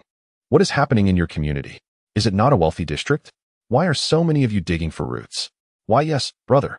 Our community is indeed affluent, but it cannot withstand such turmoil," the man stammered. Previously, someone took advantage of awakening their abilities to establish a dragon-slaying gang, wreaking havoc, burning, pillaging, and monopolizing our resources. "Oh, the dragon-slaying gang. What a whimsical name." Brother Xiong chuckled heartily, unable to contain his amusement. His companions joined in, laughing uproariously. "Where are the members of the dragon-slaying gang?" Brother Xiong inquired with keen interest. "Where is their stronghold? I wish to pay them a visit." As soon as he spoke, the man's expression turned visibly distressed, trembling as he replied, "There no more." Brother Xiong was taken aback, his mind momentarily struggling to comprehend the statement. "What do you mean? They were all annihilated," the man said cautiously, fixing his gaze on Brother Xiong's fierce eyes. All of them were eliminated by Fu Shizhou. After speaking, he glanced around, fearful of incurring the wrath of that devil. Fu Shizhou, please, tell me in detail, he implored. Upon hearing this, Brother Xiong's spirits lifted. It had been a long time since he had encountered such a formidable opponent, and he was eager to engage Fu Shizhou in a spar. The man, relieved for the moment, began to recount the tale of Fu Shizhou in detail. After a long while, he finally concluded his narrative, parched and anxious. His heart still taut with tension, unable to find calm. He felt as though his heart had lodged in his throat, his entire being taut like a bowstring. Be brother. May I leave now? The man cautiously observed Brother Xiong's expression, mustering the courage to plead for mercy. You may go. Brother Xiong waved his hand, mercifully granting him reprieve. The man, overjoyed as if granted a pardon, fled without a backward glance, disappearing in an instant. Brother Xiong, why did you let him go? The man in black questioned. Perplexed. What else would you have me do? Keep him for dinner. Brother Xiong shot him a disdainful look and retorted, Is your brain made of mush? This newly recruited underling is utterly lacking in perception. Does he not see that the man has already uprooted his own defenses? What could possibly be worth robbing? The man in black, feeling awkward enough to excavate a 3-bedroom suite, could only smile to ease the tension. Let us head to building 102, Brother Xiong commanded, dismissing him with a wave of his hand. Thus, Brother Xiong and his entourage strode purposefully towards Fu Shizhou's residence. Fu Shizhou had long been observing the scene through surveillance cameras, holding a freshly brewed cup of coffee while standing on the balcony of the second floor, awaiting their arrival. He curled his charming lips and casually remarked, The show is about to begin. Chapter 52. The comical quartet Brother Xiong and his entourage marched resolutely towards Fu Shizhou's abode. Unbeknownst to them, Fu Shizhou awaited their arrival on the second-floor balcony. As he had anticipated, this reckless group had come to seek trouble with him. After all, he was now the wealthiest individual in the entire Longjing community, with resources so abundant that he could scarcely consume them all. He watched their every move through the surveillance footage and noted that the most formidable weapon among the four was merely a single gun. The absurdity of it made Fu Shizhou unable to suppress a chuckle. For individuals dared to approach him for trouble, surely they were unaware of the meaning of fear. Who had bestowed upon them such audacity? Was it Liang Jingru? However, Fu Shizhou did not underestimate them. Rather, he found himself increasingly eager for their arrival. Filled with exhilaration at the prospect, he could not resist indulging in a box of fresh cherries. As he bit into one, the sweet and tangy flavor sent a delightful shiver through him. The cherries, with their sweet essence and a hint of tartness, offered a fragrant and crisp bite, providing satisfaction with each mouthful. Perhaps it is unimaginable that amidst the scarcity of resources in this world, someone could still indulge in a fresh and delectable piece of fruit. Outside, a zombie outbreak has instilled fear in everyone's hearts, compelling them to fight desperately for mere sustenance. Each individual is tormented by the apocalypse, rendered unrecognizable, perpetually hungry, inadequately clothed, and deprived of restful sleep.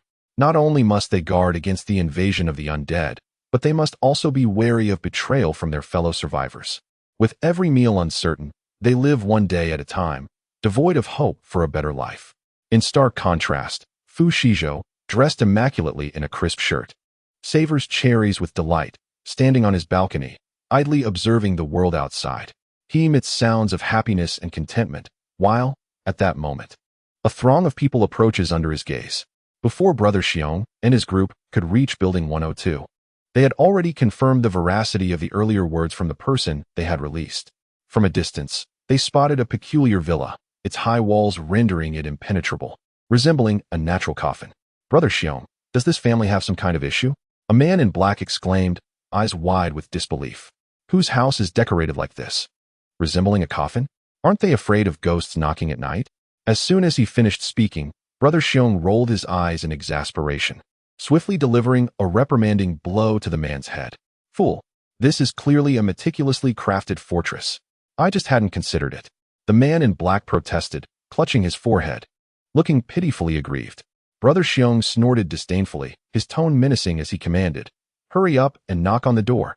The man in black, intimidated into silence, stepped forward but froze in astonishment. No way, this is an iron door. They are overly prepared. Truly, a fortified sanctuary. Shaking his head, He seized an iron rod and struck the door with force. Thud, thud, thud, like the ancient tolling of a bell, the sound echoed, causing agitation. Damn it, this door is too solid. He grumbled, frowning, then called back, Brother Xiong, it seems to be a solid iron door. I can't open it no matter how hard I strike. Oh, Brother Xiong, skeptical, pushed past the two in front of him, hastily approaching the iron door. Curiously, he touched it and gave it a gentle knock. Indeed, the sound that emanated was that of a solid barrier, deep and muffled. It truly is an iron door. No wonder no one can breach this villa, he remarked, his brows knitting together in frustration, feeling utterly defeated. After a moment, Brother Xiong shouted up to the second floor. I am Yang Shangxiong, known as Brother Xiong in these circles. I protect this area of Huaqing. If you know what's good for you, come out and greet me. Otherwise, you'll regret it. Come out, come out, come out. The other three lackeys echoed, wielding their iron rods, clamoring incessantly like vendors on the street. Fu Shizhou listened to their conversation, unable to contain his laughter, nearly bursting with joy. This group, surely they were jesters sent by monkeys. Attempting to amuse him to the point of death, perhaps to inherit his non-existent huabei? Oh no, he possessed neither huabei nor any debts. Only a basement filled with precious metals and jewels, along with countless stacks of cash. The thought of this brought him a tinge of melancholy. Had he known, he would have disposed of these riches long ago. Nevertheless, he still hoped for the day when the apocalypse would reach its conclusion. Elsewhere, amidst their incessant shouting, the only response they received was the chilling wind. Damn it! When had he ever endured such humiliation? Yang Shangxiong spat a thick gob of phlegm, carelessly sitting on the ground as he pulled out a long-forgotten flatbread from his pocket and began to munch on it unabashedly. The others, witnessing this spectacle, could not help but swallow in envy. With a scoff, Yang Shangxiong retrieved 3 more flatbreads and distributed them. You all keep shouting.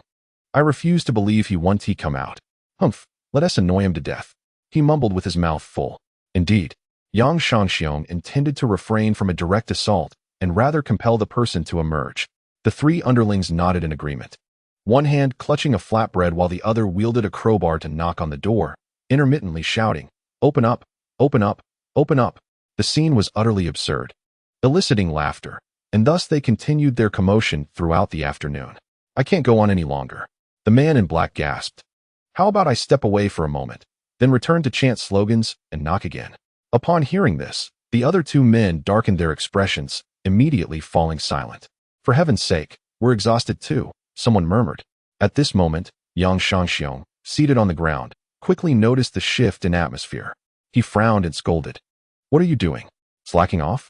Before the man in black could respond, one of the men in yellow interjected, Brother Xiong, he wants to relieve himself.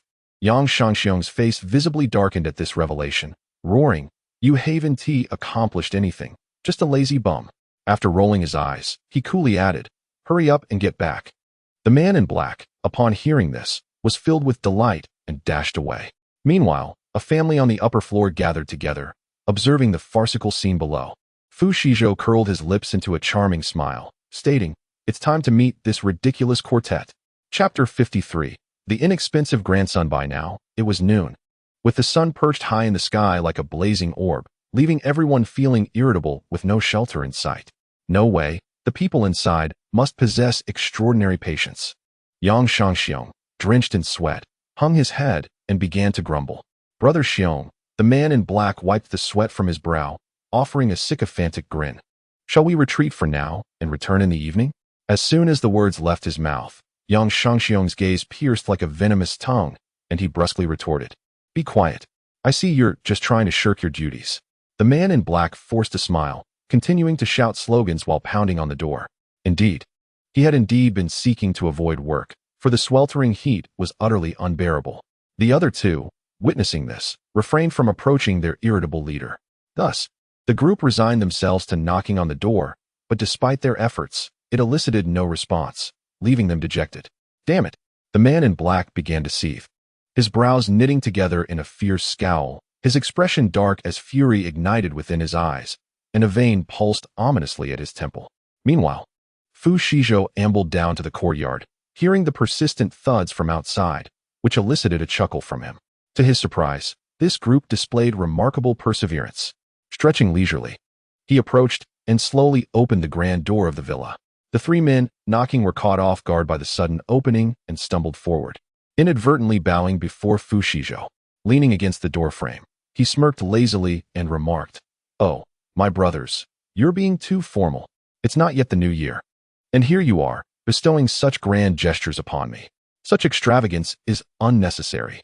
Although his words suggested modesty, his demeanor exuded a sense of delight, as if indifferent to the plight of others. He then flippantly added, "Rest assured, your earnestness shall not go unrewarded. Once the new year arrives, I'll make sure to bestow generous red envelopes upon you all."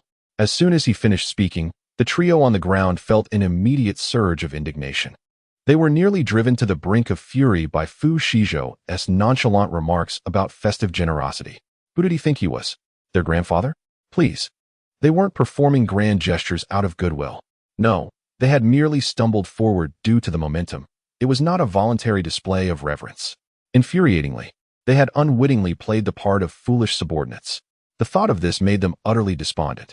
They simultaneously scrambled to their feet, exclaiming in exasperation, "Shut up. Step aside. Let me handle this."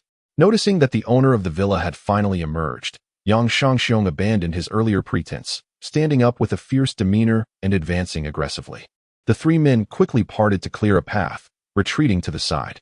With a fierce charge akin to a runaway stallion, Yang Shangxiong surged forward, only to misstep at a critical moment and stumble, crashing headlong into Fu Shizhou. A flurry of crows seemed to fly across his mind. The three subordinates stood stunned, their expressions blank, desperately wishing to disassociate themselves from the spectacle, scratching their heads and glancing around in search of a way to alleviate the awkwardness. Fu Shizhou curled his attractive lips and casually spoke, "Oh, my dear grandson, there is no need to be overly excited upon meeting your grandfather Fu. Look, it is neither a festival nor a holiday. Such grand gestures are unnecessary." As soon as he finished speaking, Yang Shangxiong's expression shifted dramatically. Turning as red as the setting sun depicted in a Danbai painting, his face contorted with rage. In a fit of anger, he unexpectedly spat out a mouthful of crimson blood. Clutching his chest in anguish, he exclaimed, "You." Chapter 54. Turning the tables, Fu Shizhou ignored his fury. Slowly stepping out of the door, arms crossed, gazing down at Yang Shangxiong with a lofty demeanor, and said coolly, "What's the matter? You are reluctant to be my grandson? You bastard. Who wants to be your grandson?" Yang Shangxiong glared fiercely, his voice dripping with venom. "Bah, shameless brat. I will not let this go." With that, he abruptly drew a handgun and aimed it directly at Fu Shizhou, an expression of relentless determination etched on his face. In a blink of an eye, Fu Shizhou activated his mental barrier, deflecting the lethal shot.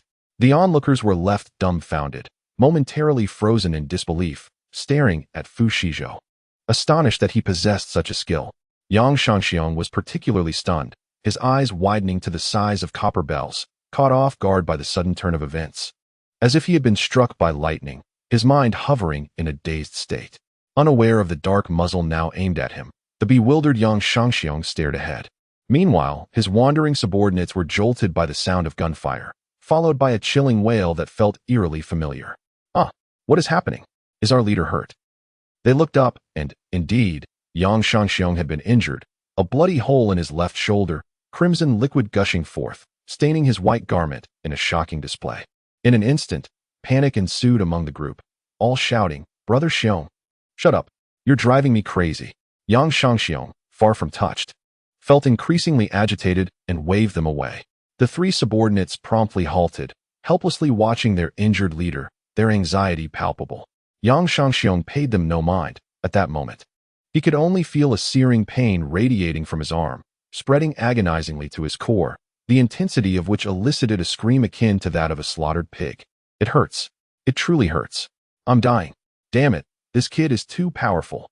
The thought sent Yang Shangxiong into a frenzy, his brows furrowing deeply, his face flushed with rage, his hair bristling as if ready to stand on end, his eyes wide and mouth curled in a snarl. He resembled a volcano on the verge of eruption.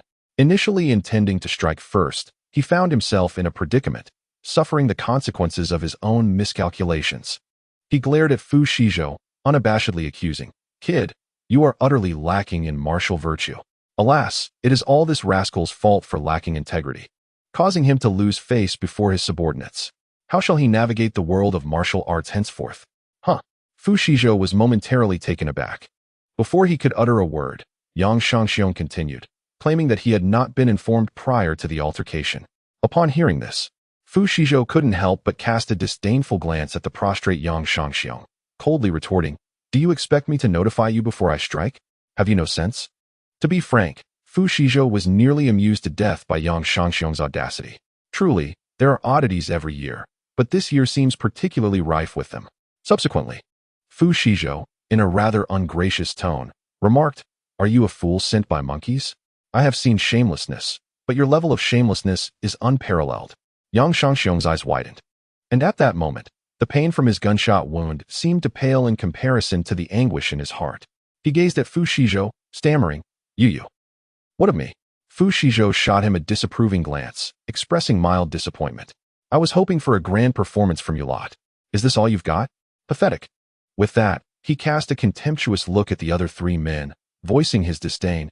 "Even your subordinates are lacking." The other three men exchanged glances, feeling offended and thoroughly disheartened. Yang Shangxiong, seething with rage, glared with bulging eyes, his features contorting into a terrifying visage, his face flushed crimson with fury, as if on the verge of explosion. Agitated and furious, he swung his arms wildly, appearing as though he might devour someone whole. "Damn it, I shall not spare you." Yang Shangxiong's anger reached its zenith, and he could no longer bear the turmoil within, disregarding the ache in his shoulder. Fu Shizhou, unfazed by his fury, shook his head with a smirk, his expression one of indifference and self-satisfaction. This blatant disregard only ignited Yang Shangxiong's wrath further, his countenance darkening, as though he had bitten into something foul. Letting out a roar, he swiftly transformed, his physique becoming robust, muscles bulging like hardened stones, glistening under the sun, exuding a vibrant vitality. Fu Shizhou's eyes brightened, not feeling the slightest hint of fear. Rather, he was filled with excitement. Yang Shangxiong let out a derisive laugh, brimming with pride, while his three subordinates cheered from behind. "Go, brother Xiong. Show him your might." Observing their excessive enthusiasm, Fu Shizhou smirked slyly, unable to suppress a roll of his eyes. Oh dear, who shall emerge victorious remains to be seen. Chapter 55. Absolute domination before long. Yang Shangxiong's muscles bulged solidly, resembling sturdy boulders, and a pair of horns sprouted from his head, completing his beastly transformation. Fu Shizhou was momentarily stunned, realizing that he was up against a beast-type ability user. No wonder he was so audacious. "Prepare to meet your end, brat," Yang Shangxiong bellowed, his eyes wide with fury, the veins on his forehead pulsating as he charged directly at Fu Shizhou, exuding an air of assured victory. Fu Shizhou paid no heed to his fury, standing lazily with his arms crossed, utterly indifferent. Yang Shangxiong's anger intensified, boiling over as he found himself unexpectedly spitting a mouthful of crimson blood. The three lackeys behind him silently retreated, creating space while inwardly urging him on. "Beat him, beat him, beat him." Just as the tension reached a breaking point, Fu Shizhou abruptly sidestepped. Yang Shangxiong, unable to halt his momentum, flew forward, crashing to the ground with a resounding thud. "Hey, careful there, dear grandson. No need to rush to pay your respects," Fu Shizhou remarked with a smirk, reveling in the misfortune. He cracked his knuckles and added with a sardonic tone, "Come on. I know you value filial piety, but there's no need for such theatrics outside of the holidays." No sooner had he spoken than Yang Shangxiong nearly succumbed to his fury. He hastily scrambled to his feet, gathering his strength for another charge at Fu Shizhou. With a swift kick, Fu Shizhou sent him sprawling several meters away. Afterward, he casually smoothed out the wrinkles in his clothing, exuding an air of arrogance that suggested he cared little for the well-being of others. Although Yang Shangxiong had awakened his beastly powers and strengthened his physique, he was still flesh and blood. The sudden turn of events left him gravely injured, causing him to cough up a mouthful of old blood. "You little brat," Yang Shangxiong fumed, wiping the blood from the corner of his mouth. His gaze filled with resentment as he glared at Fu Shizhou. His brow furrowed, fists clenched tightly, teeth grinding audibly, he charged at Fu Shizhou once more. Fu Shizhou remained unfazed, standing still with a calm demeanor, even offering a devilish smile as he observed the approaching figure. The others quickly sensed the impending danger. A man in black leapt up, shouting urgently, "Brother Xiong, watch your back." "Shut up, you're being annoying." Yang Shangxiong snapped irritably at his lackey. Before he could react, he found himself close to Fu Shizhou, who effortlessly sidestepped and struck him from behind. The suddenness of the blow caught Yang Shangxiong off guard, causing him to stagger several steps forward before he regained his footing. Gritting his teeth in frustration, he glared fiercely at Fu Shizhou, wiping the blood from his lips, and clenched his fists, charging back again. After several exchanges, Fu Shizhou avoided direct confrontation, evading Yang Shangxiong's attacks with ease. Yang Shangxiong's face turned a ghastly shade, the humiliation akin to tasting something foul. It dawned on him that Fu Shizhou was merely toying with him like a dog. The thought ignited a furious blaze within him, his eyes flickering with uncontrollable rage, teeth grinding like a furious lion. "Ah, that damn brat, are you playing with me?" Yang Shangxiong erupted in fury, akin to an enraged gorilla, pounding his chest and stomping his feet. "Ah, now you finally realize," Fu Shizhou remarked with a sardonic smile, displaying an utter disregard for Yang's wrath. "Oh," Yang bellowed in uncontrollable rage, his voice rolling like thunder, echoing far and wide. "Damn it, you insolent brat. I will not let you off easily." The humiliation gnawed at him, inciting a seething hatred that made his teeth grind, and his fingers itched with the desire to grind Fu Shizhou into the ground. However, his prideful beastly powers proved utterly ineffective against Fu Shizhou, who dominated him completely. The mere thought of this caused Yang to clench his teeth, his face shifting from pale to ashen, veins bulging at his temples, a tempest of anger swirling within him, causing his cheeks to quiver slightly. The more he pondered, the angrier he became, leaping to his feet with eyes wide open, gleaming like two stars radiating piercing light. Fu Shizhou shrugged nonchalantly, feigning innocence, remarking that invincibility seemed a form of sin. Chapter 56. Overreaching. Gritting his teeth, Yang Shangxiong charged straight at Fu Shizhou. He was determined to reclaim his honor. How else could he navigate the underworld? With this thought, his confidence surged, exuding an air of assured victory. Fu Shizhou, with a devilish smile, dismissed him entirely, viewing him merely as a buffoon unworthy of concern. Having had his fill of this farce, he resolved it was time to bring the curtain down. As Yang lunged forward, Fu Shizhou effortlessly kicked him several meters away. In an instant, Yang, caught off guard, spewed forth a mouthful of crimson blood, rendered utterly miserable. His three subordinates rushed to his aid, panic-stricken. The man in black reacted first, urgently asking, "Are you all right?"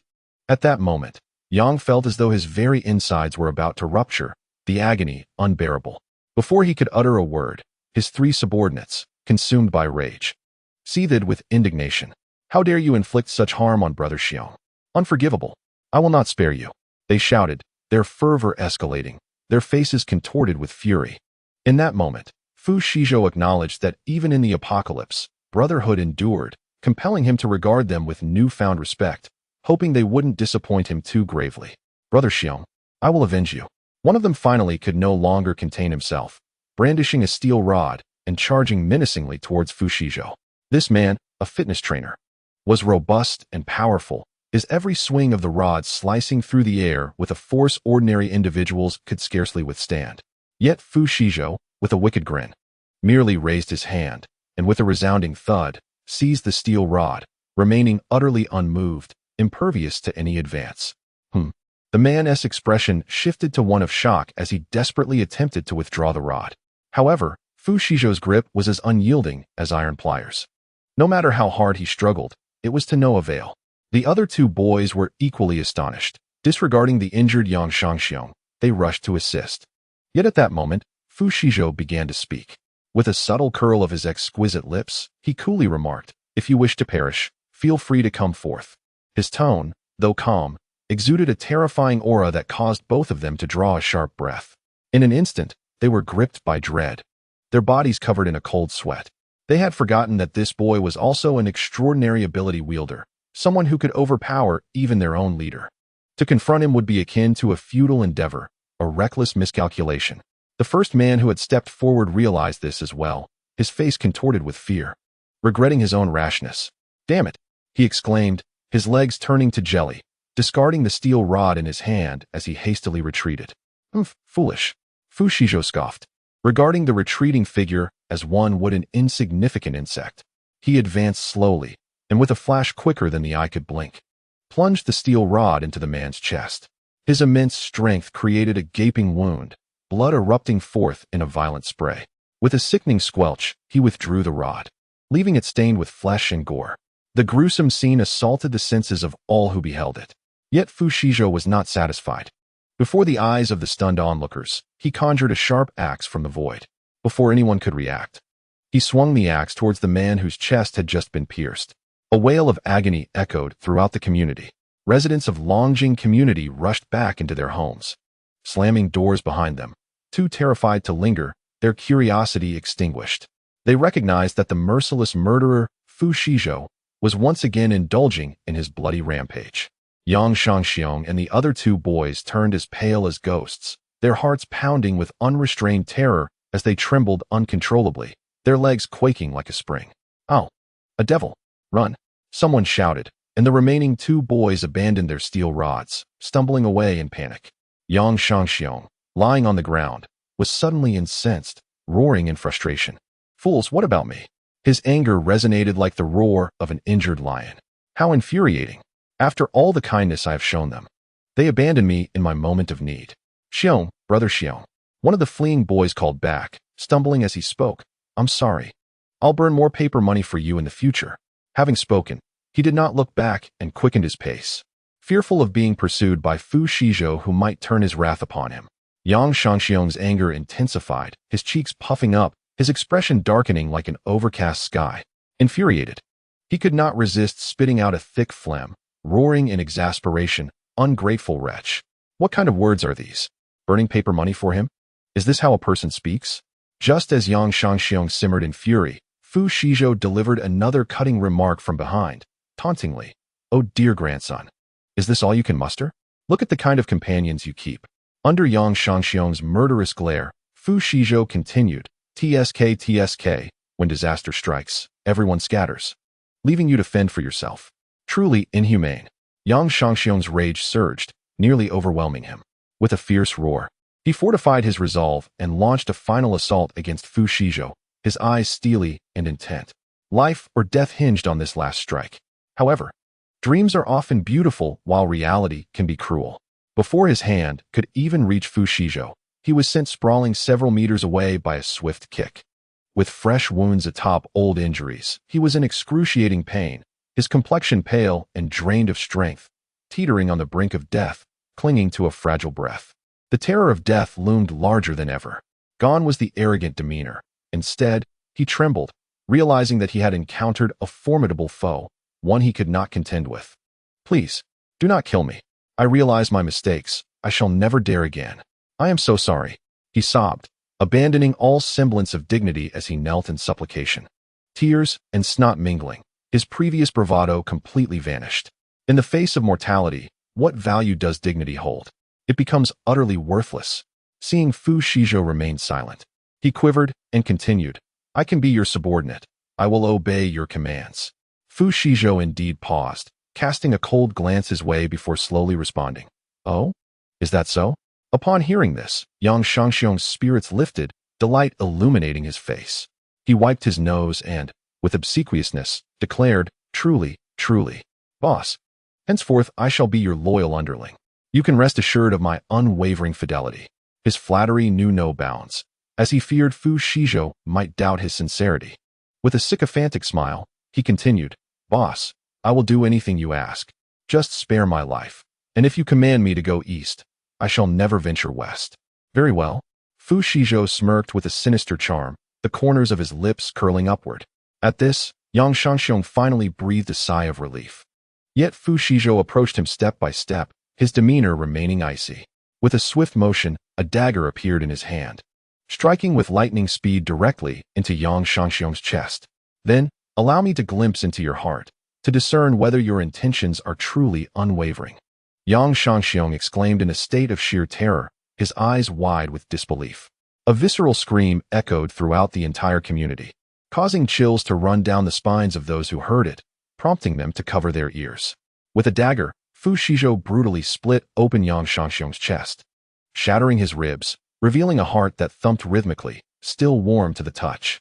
Subsequently, with a furrowed brow, Fu Shizhou deftly extracted the heart from its cavity.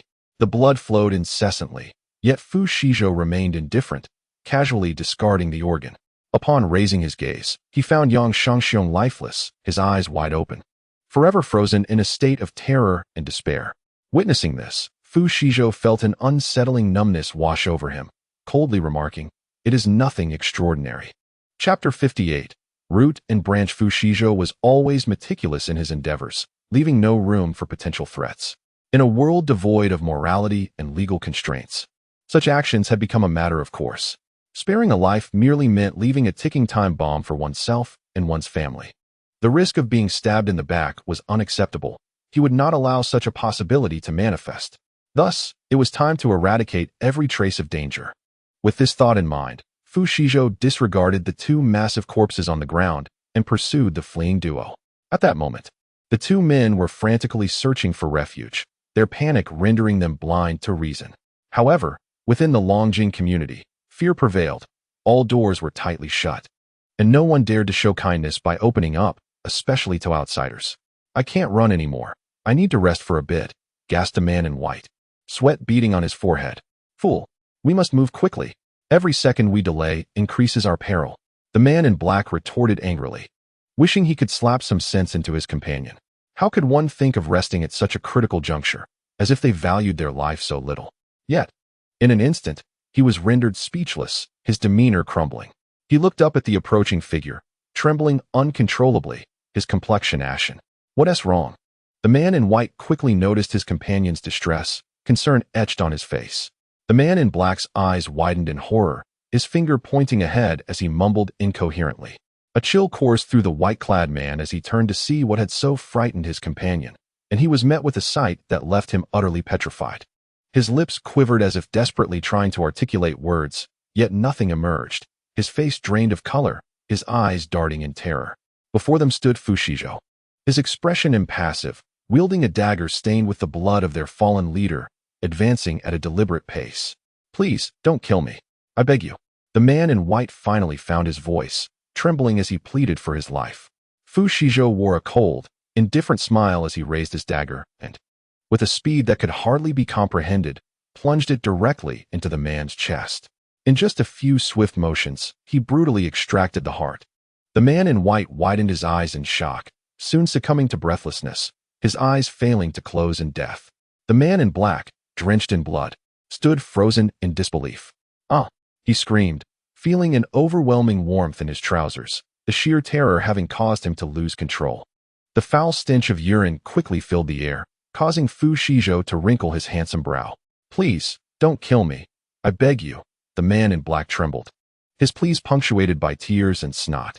Fu Shizhou couldn't help but twitch his lips at the sight, internally exclaiming, "What an eyesore." The last remaining man in black wept uncontrollably, his terror palpable, as if the blood vessels in his brain were about to burst.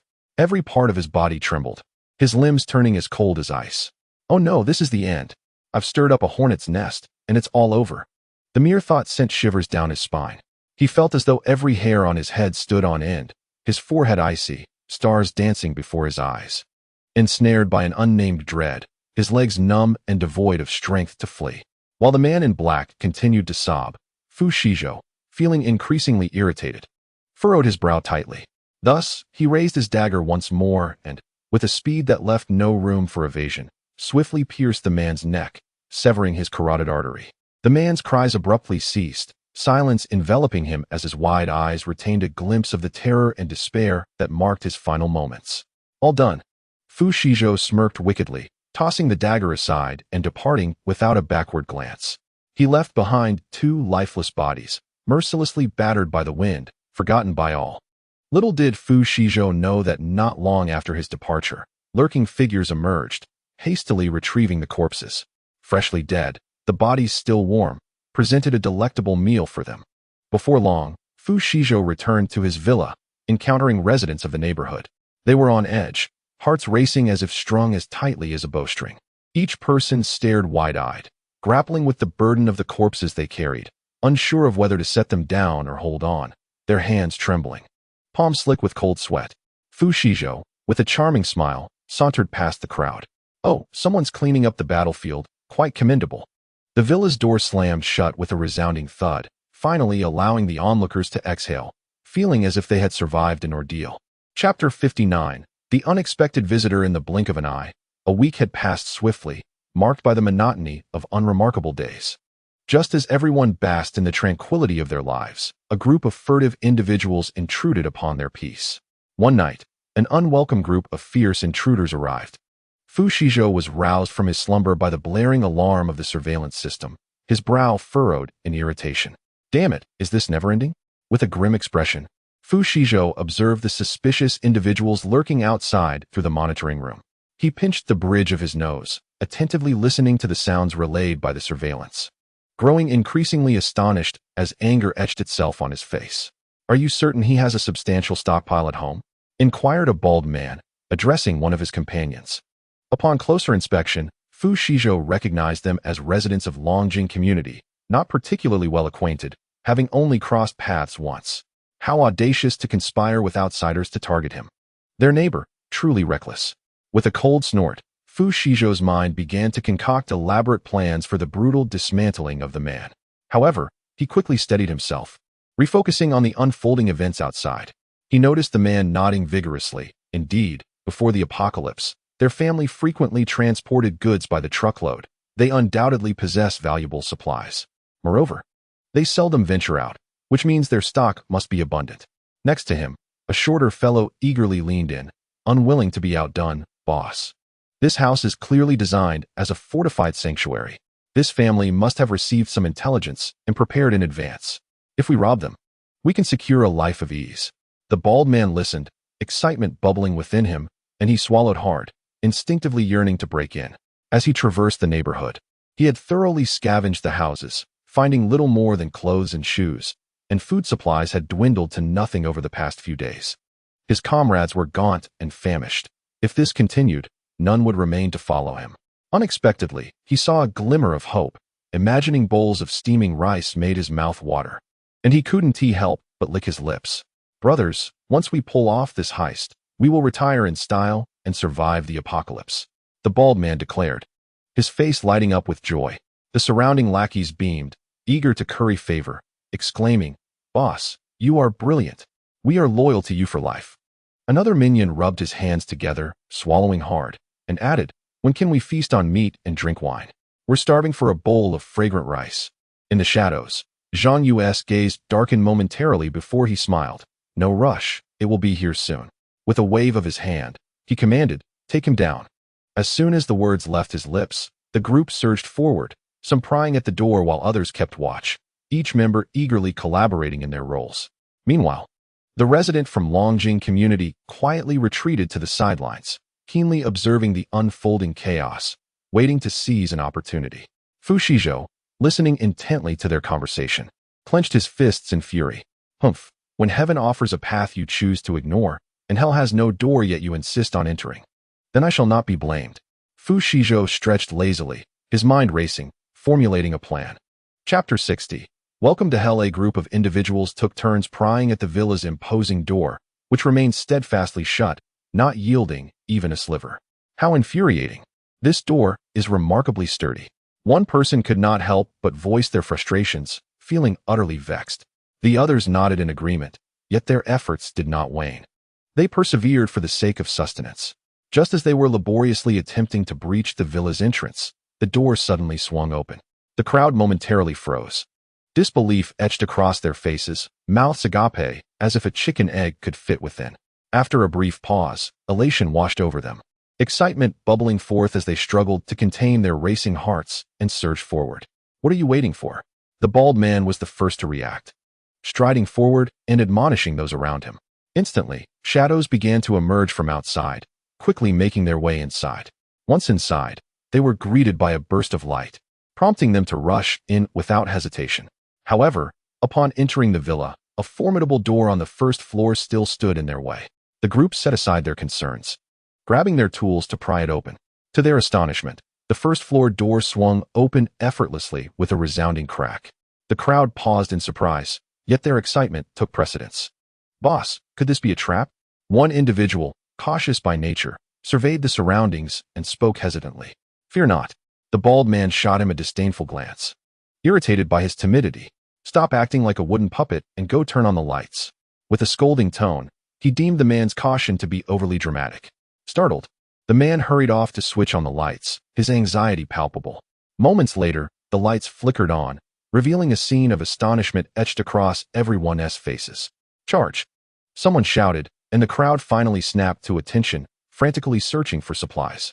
The bald man, illuminated by the bright lights, surveyed the empty kitchen. His gaze shifted to the refrigerator, which yielded no provisions whatsoever. His expression darkened, his brows knitting together in frustration. The bald man slowly closed the door and turned to glare furiously at the man from Longjing community. The man, bewildered, continued to smile ingratiatingly, inquiring, "How is it? Are there many supplies inside?" With a fierce glare, the bald man retorted, "What is wrong with you? Were you not told there were supplies? Why is there nothing? Are you toying with me?" The man trembled at the harshness of his words, his heart racing like a drum, as if it might leap from his chest. In a flustered response, he insisted, "No, it's not possible. There were indeed supplies. I would never deceive you." His voice gradually diminished until it faded into silence, a palpable sense of trepidation enveloping him. In truth, he was not entirely certain. However, Fu Shizhou had not ventured out to gather supplies in recent days, and the fortifications of his home were remarkably robust, indicating he had made ample preparations. This thought instilled a measure of confidence in the man. He raised his head and resolutely spoke. "Brother, this house is quite expansive. Surely, the supplies haven't been relocated elsewhere? After all, with so much stock, it wouldn't fit on the first floor." The bald man was taken aback. Could there truly be so many supplies that they could not be contained on a single level? The man cautiously observed the bald man's expression, noting the absence of anger, before he sycophantically continued, "We haven't even searched the other floors yet, have we?" Reflecting on this, the bald man pushed one of his subordinates and commanded, "You go check the second floor." "Understood, boss," the subordinate replied cheerfully, promptly ascending the stairs. However, as soon as he stepped onto the staircase, a glistening ice blade swiftly severed his throat, and in an instant, he was lifeless. The subordinates behind him witnessed their comrade tumble to the ground, and instinctively halted, retreating in haste, their eyes fixated on the dimly lit staircase. Amidst the faint shadows stood a vague silhouette, motionless, rendering it impossible to discern whether it was human or otherwise. The first man lay rigidly on the floor, devoid of any breath. Few dared to approach, their faces pale with fear, stifling cries that nearly escaped their lips, their legs trembling uncontrollably as if they were made of cotton. A group of grown men trembled before the darkened staircase, none daring to advance. The corridor was shrouded in darkness, each heartbeat echoing in their chests. An unsettling anticipation of an unknown figure emerging from the shadows only heightened their dread. "What do we do now, boss?" Someone stammered, swallowing hard, their gaze darting around, heart racing, feeling utterly unmoored, their mind shrouded in chaos, unable to find peace. "Damn it! This is all just a trick." The bald man spat, his voice brimming with fury. "Let me handle this. I refuse to believe that we cannot deal with a mere kid." At that moment, Fu Shizhou abruptly illuminated the stairway with a sudden burst of light. The unexpected scene unfolded too swiftly for anyone to react. They were momentarily blinded by the brightness. The bald man's expression soured as he looked up, instantly frozen in shock. In an instant, Fu Shizhou's figure was laid bare before them, no longer concealed. Clutching a sharp ice blade, blood slowly dripped from its tip, each droplet resonating ominously in the hearts of those present, sending shivers down their spines.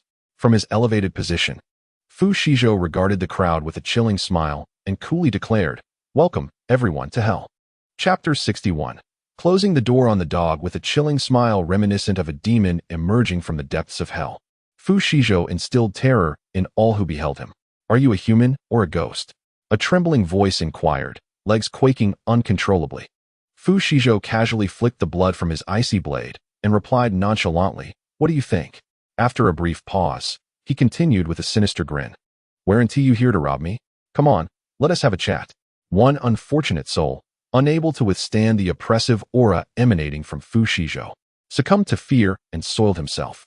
The foul stench of urine quickly permeated the air, prompting Fu Shizhou to frown in annoyance. "How careless of me. I should have arranged the battlefield in the courtyard. Honestly, why do these people always wet themselves? How disgusting." The bald man, equally frustrated, kicked the terrified subordinate and scolded, "Pathetic fool. Others began to echo his sentiments, criticizing the cowardice that only served to bolster their adversary's confidence. Fu Shizhou waved his hand dismissively at the noxious odor, stepping back several paces as a layer of frost formed around him, chilling the air further. The bald man, taken aback, began to reconsider his approach, hesitant to engage directly. "Kid, you seem quite capable. How about we form an alliance?" The bald man sought to avoid a head-on confrontation. "Oh, what benefits would joining forces with you entail?" Fu Shizhou inquired, his lips curling into an alluring smile. "We have 7 supernatural beings in our group, and our combat prowess against zombies is commendable. I'm willing to concede a bit to ensure we are on equal footing," the bald man proposed, though his true intentions were far more duplicitous. He feigned a desire for teamwork, plotting instead to ambush Fu Shizhou, recognizing that a direct confrontation would be unwise. Fu Shizhou raised an eyebrow and replied coolly, "Very well. Then come forward, and let us discuss this in earnest." However, the bald man remained unmoving, locked in a stalemate for approximately 5 minutes, unwilling to approach. And Fu Shizhou had no desire to descend. Growing impatient, Fu Shizhou cut through the tension, his voice dripping with menace. "I see you intend to lure me down for an ambush." Caught off guard by the revelation of his scheme, the bald man faltered, his guilt palpable. Finally, he spat defiantly and declared, "Brothers, let us all charge together and eliminate this insolent brat. Living lavishly will be a breeze." As his words fell, 6 supernatural beings surged forward, while the bald man quietly retreated to the back.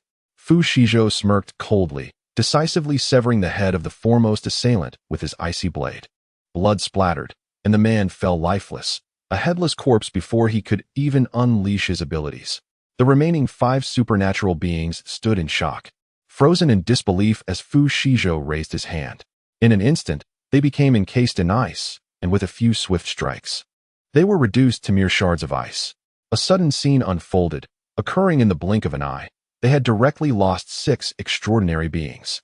The bald man's eyes bulged with rage, his demeanor faltering. "You little brat, seeking death." Enraged, he unleashed tendrils that soared towards Fu Shizhou in an assault. Fu Shizhou's gaze flickered, realizing with a hint of surprise that it was indeed a wood-based ability. However, in comparison to his father, this was vastly inferior. Moreover, the execution appeared rather unrefined, suggesting that the ability was still in its nascent stages. A smirk graced Fu Shizhou's lips as he coldly chuckled, preparing to counterattack. With swift precision, he severed the vines in mere moments. Following that, an icy blade shot forth. The bald man, taken aback, widened his pupils. In a desperate bid to evade disaster, he hastily shoved one of his subordinates in front of him as a shield, barely escaping the peril. "Boss." The unfortunate subordinate turned to him, disbelief etched on his face, only to swiftly succumb to death, lifeless beyond recovery. Without a moment's hesitation, the bald man pushed the corpse aside and fled. The others, witnessing their leader's retreat, stood in stunned silence, unable to comprehend the flight of their own commander. Fu Shizhou, with a cold smile, inquired, "Are you not going to run?" Only then did the group snap back to reality, hastily bolting for escape. Fu Shizhou, unhurried, approached the control panel and shut the villa's grand doors. The others, having finally stumbled to the entrance, were merely a step away from freedom when, in a critical moment, the grand doors slammed shut. A wave of frustration and anger washed over them, their emotions a tangled mess. At that juncture, Fu Shizhou stepped forward, his voice devoid of warmth, proclaiming, "It is now the hour of torment." Thus commenced the spectacle of closing the door on the hounds. In Chapter 62, as Fu Shizhou advanced, he coldly declared, "It is now the hour of torment." The crowd, upon hearing this, felt their pupils quake, their eyes widening in sheer terror.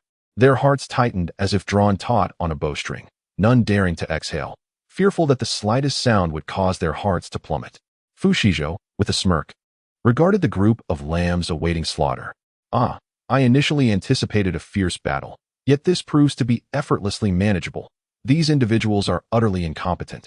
However, soon they began to react, wielding steel rods as they desperately attempted to pry open the villa's door. With a flick of his wrist, a sharp axe materialized in Fu Shizhou's grasp. He smiled and stepped forward, taking a keen interest in their frantic, fear-driven attempts to escape. "Please, don't come any closer," exclaimed a man from Longjing community, the first to plead for mercy. "Young Master Fu, I too am from Longjing community. Please don't kill me. Upon hearing this, Fu Shizhou's amusement grew, a smile gracing his face.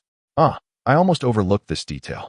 Since this fellow has shown him no kindness, he must not expect any in return. Thus, Fu Shizhou launched a mental assault, and with a swift motion of his mighty axe, he severed the head of his adversary in mere moments, blood splattering across the scene. In his final moments, the man's eyes were filled with terror and despair. The onlookers, once again confronted with this gruesome spectacle, were paralyzed with fear, their legs trembling uncontrollably as if they were made of cotton. Please, don't kill me. I beg you. I beg you, spare my life. I would serve you as a beast for eternity. They cried in unison, kneeling in supplication. Yet, the bald man among them retained a semblance of pride, refusing to bow his haughty head. He stumbled forward, his face contorted with rage as he shouted, "Silence! A man should take up arms and fight." As his words hung in the air, the crowd exchanged glances, none daring to step forward. Observing their hesitation, Fu Shizhou chuckled, stoking the fire of their dread. "It appears your subordinates have turned against you," he remarked casually. He continued, "Indeed, those who recognize the times are truly wise." Despicable. The bald man spat, his fury boiling over. "I have wasted my efforts on you useless fools." The crowd, chastened by his words, lowered their heads in shame.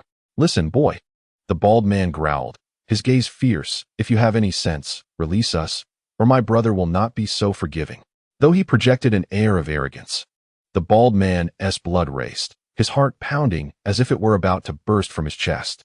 Fu Shizhou, amused by the man's bravado, replied nonchalantly, "Oh, I would very much like to see how your esteemed brother intends to handle me." This only heightened the bald man's anxiety. He had hoped that invoking his brother would instill some fear in this young upstart, but to his dismay, Fu Shizhou remained unfazed. The bald man's composure faltered, and he stammered, "Why, you must not go too far. I shall go as far as I please. What can you do about it?" Fu Shizhou responded with a mischievous grin, utterly unaffected. The bald man, filled with rage and desperation, appeared increasingly agitated, his eyes ablaze with fury, a vein pulsating at his temple. Disregarding the bald man's anger, Fu Shizhou raised his hand, sending the axe hurtling forth. Blood splattered as heads fell, one by one, like grotesque playthings rolling on the ground. The bald man trembled in fear, unable to hold back his terror as he soiled his pants. It was over. He had truly encountered insurmountable odds, realizing he was at a dead end. In the blink of an eye, a multitude had perished, leaving only the bald man, the initial provocateur, standing alone in terror. He glanced around in horror, fully aware that he was now utterly isolated, a solitary figure amidst the silence of the slain. The bald man sat slumped on the ground, his hands trembling uncontrollably as he looked up at Fu Shizhou with pleading eyes. He stammered, "Please, don't kill me. I know I was wrong. I can serve you for a lifetime. I beg you, spare me this once." "Is that so? Just a moment ago, you were eager to demonstrate your elder brother's might. Why the sudden cowardice? Get up and strike me with that steel rod." Zhou Mo taunted with a mocking grin, clearly unimpressed. I thought this fellow would be more resolute." Overwhelmed by fear, a rush of blood surged to his head, causing his mind to buzz. The bald man's heart raced as if it would split apart, his face paling like thin paper. He knelt before Fu Shizhou, knocking his head against the ground repeatedly, blood oozing from his forehead. Ignoring the pain, he babbled incoherently, "I was wrong, truly wrong. Please, spare me. I can serve you faithfully for life. I swear, I will be utterly loyal to you." Fu Shizhou couldn't help but let out a cold laugh. The last person who swore unwavering loyalty to him was long since buried. "How pitiable," he remarked with a tinge of mock sympathy. Hearing this, the bald man seemed to glimpse a sliver of hope. Continuing his desperate pleas, "I have an elderly mother over 80 and a 5-year-old daughter. Please, spare me. If I die, they won't survive." Fu Shizhou smirked, casually replying, "Oh, that sounds rather tragic. However, I am not a charitable soul. Those who dare to covet my life are bound for death. No, you cannot kill me. My leader will not let this go." A glimmer of despair flickered in the bald man's eyes as he attempted to rally his courage, threatening with fierce intensity. "Our dragon-proud gang has many supernatural beings. No matter how powerful you are, you cannot withstand their assault." Fu Shizhou shrugged indifferently, "Puffed, with your rank amateurs. I could take down one by one. I will simply wait for your leader to come seeking retribution." "You." The bald man widened his eyes in shock. But before he could unleash his vines, Fu Shizhou struck decisively, severing the bald man's head in an instant, leaving him lifeless.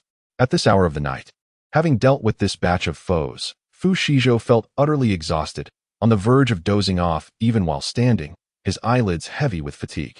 Yet, upon seeing the decapitated bodies around him, he began to feel a wave of regret. Alas, in my focus on the thrill, I neglected the aftermath. The place was now drenched in thick blood, the stench overwhelming. Fu Shizhou frowned, stepping back in distaste, lost in contemplation. If only I had an intelligent robot to clean up this battlefield, how much easier it would be.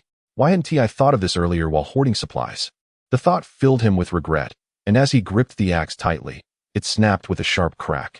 Fu Shizhou was momentarily taken aback, his thoughts abruptly interrupted by a familiar voice.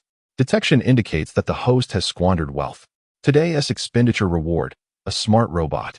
Upon hearing this string of notifications in his mind, Fu Shizhou was overwhelmed with excitement, his slender fingers trembling with anticipation. Wow, how timely! Just as I was dozing off. A pillow arrives. Elated, he felt a delightful, refreshing breeze sweep through his heart. Before long, a towering robot materialized before him, its visage distinctly masculine. Just as Fu Shizhou was reveling in his good fortune, Tong Gu, seemingly appearing out of nowhere, smiled and remarked, "It seems your wishes have come to fruition. That's all thanks to you, Tong Gu. I'm merely riding on your coattails." Fu Shizhou responded, not forgetting to flatter Tong Gu. After all, his current predicament was a result of being fortunate enough to be chosen by this extraordinary and extravagant system. "Ha ha, you're doing well," Tong Gu chuckled, a hint of pride lacing his voice. "I've told you before, I'll have your back. You focus on indulging in extravagance, and I'll elevate you to greatness, turning you into the strongest man in this apocalypse." Tong Gu's smile was laced with a touch of smugness. Fu Shizhou, observing Tong Gu's little adult demeanor, struggled to suppress his laughter, nearly choking on it, yet he nodded in agreement. Tong Gu said nothing further and vanished in an instant, leaving no trace behind. Fu Shizhou paid it no mind, yawning as he turned to address the smart robot. "All right, clean this place up promptly. I'm going back to sleep." "Of course, master." The robot replied respectfully, promptly commencing its task. Fu Shizhou waved his hand dismissively, leaving without a backward glance, his eyelids heavy with fatigue. If he didn't sleep soon, he felt he might just perish from exhaustion. Chapter 64. Long Outyin Boss. "Baldy and the others didn't return last night," Scarface said gravely. In Long Outyin's embrace was a woman, his hand caressing her as he paused at Scarface's words, irritation flickering across his face. "What is going on? Didn't we say no overnight stays outside? Baldy is too reckless." Scarface shook his head, anxiety evident in his voice. "I don't know. There's been no word from them. What if something happened? Should we send someone to look for them?" "Look for what? They are all a headache, driving me insane." Long Outyin scowled, his brows knitting together. Yet, curiosity got the better of him. "Where did they go yesterday?" Scarface glanced at another subordinate, who immediately chimed in. "They were headed to Longjing Community. I heard Dogdan mention it yesterday morning." "Boss, that Longjing Community is renowned as the affluent district of Huaqing." Scarface suddenly recalled something and quickly added. Long Outyin shot him a glare, exasperated. "I know that already. No need for you to remind me. Before the apocalypse, he was merely a contractor, specializing in real estate construction. The Longjing Community was indeed a lucrative opportunity, yet he failed to reap any benefits from it. Now, the mere mention of the familiar Longjing Community ignites his ire even further. Damn it, is he destined to be at odds with Longjing for the rest of his life? Long Outyin lifted his gaze to survey his subordinates. These individuals were his workers. When the apocalypse struck, he was the first to awaken dual abilities, namely fire and psychic powers, which naturally positioned him as their leader. In an effort to assert his commanding presence, he aptly named his group the Tianlong Gang. The entire Tianlong Gang comprised a total of 120 members, with 14 of them possessing powers, and there were currently no plans for expansion. Each time they ventured out to scavenge for supplies, they operated in teams, bringing back whatever resources they could find, which Long Outyin would distribute based on their contributions. This system was strictly adhered to. No one dared to overstep their bounds. Long Outyin was not concerned about rebellion, for he was a dual ability wielder, equipped with ample means to maintain control. "Boss, it's been quite some time since they left. They might be in grave danger. We should send someone to look for them," Scarface suggested after a moment's contemplation. Long Outyen's expression darkened visibly. He irritably pushed aside the woman seated on his lap and bellowed at Scarface. What are you waiting for? Hurry and send someone to find them. Do you expect me to go searching for these useless wretches myself? Understood, boss. I'll take a few brothers to look for them right away, Scarface stammered, startled. Yet he spoke with utmost deference, nodding and bowing in an overly obsequious manner. As soon as Scarface closed the door behind him, his demeanor shifted to one of arrogance. He pulled out a cigarette and barked at those around him. You, and you, grab some steel pipes and come with me. But, Brother Scar, what are we going out for at this late hour?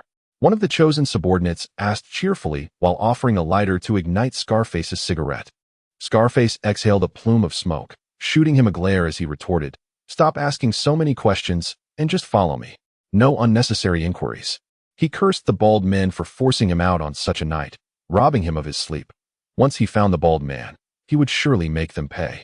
Sure thing, Brother Scar, I'll get right on it, the subordinate replied, immediately rallying his companions to fetch the steel pipes. Meanwhile, in Long Outyen's room, the alluring woman was utilizing all her charms to entice him. Little enchantress, just wait until I deal with you.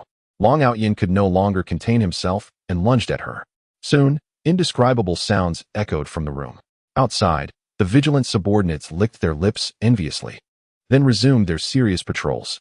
On the other side, Fu Shizhou was blissfully asleep, utterly unaware that trouble was once again on the horizon. Chapter 65. The discovery of a companion's head. Before long, Scarface arrived at the Longjing community with 3 of his underlings.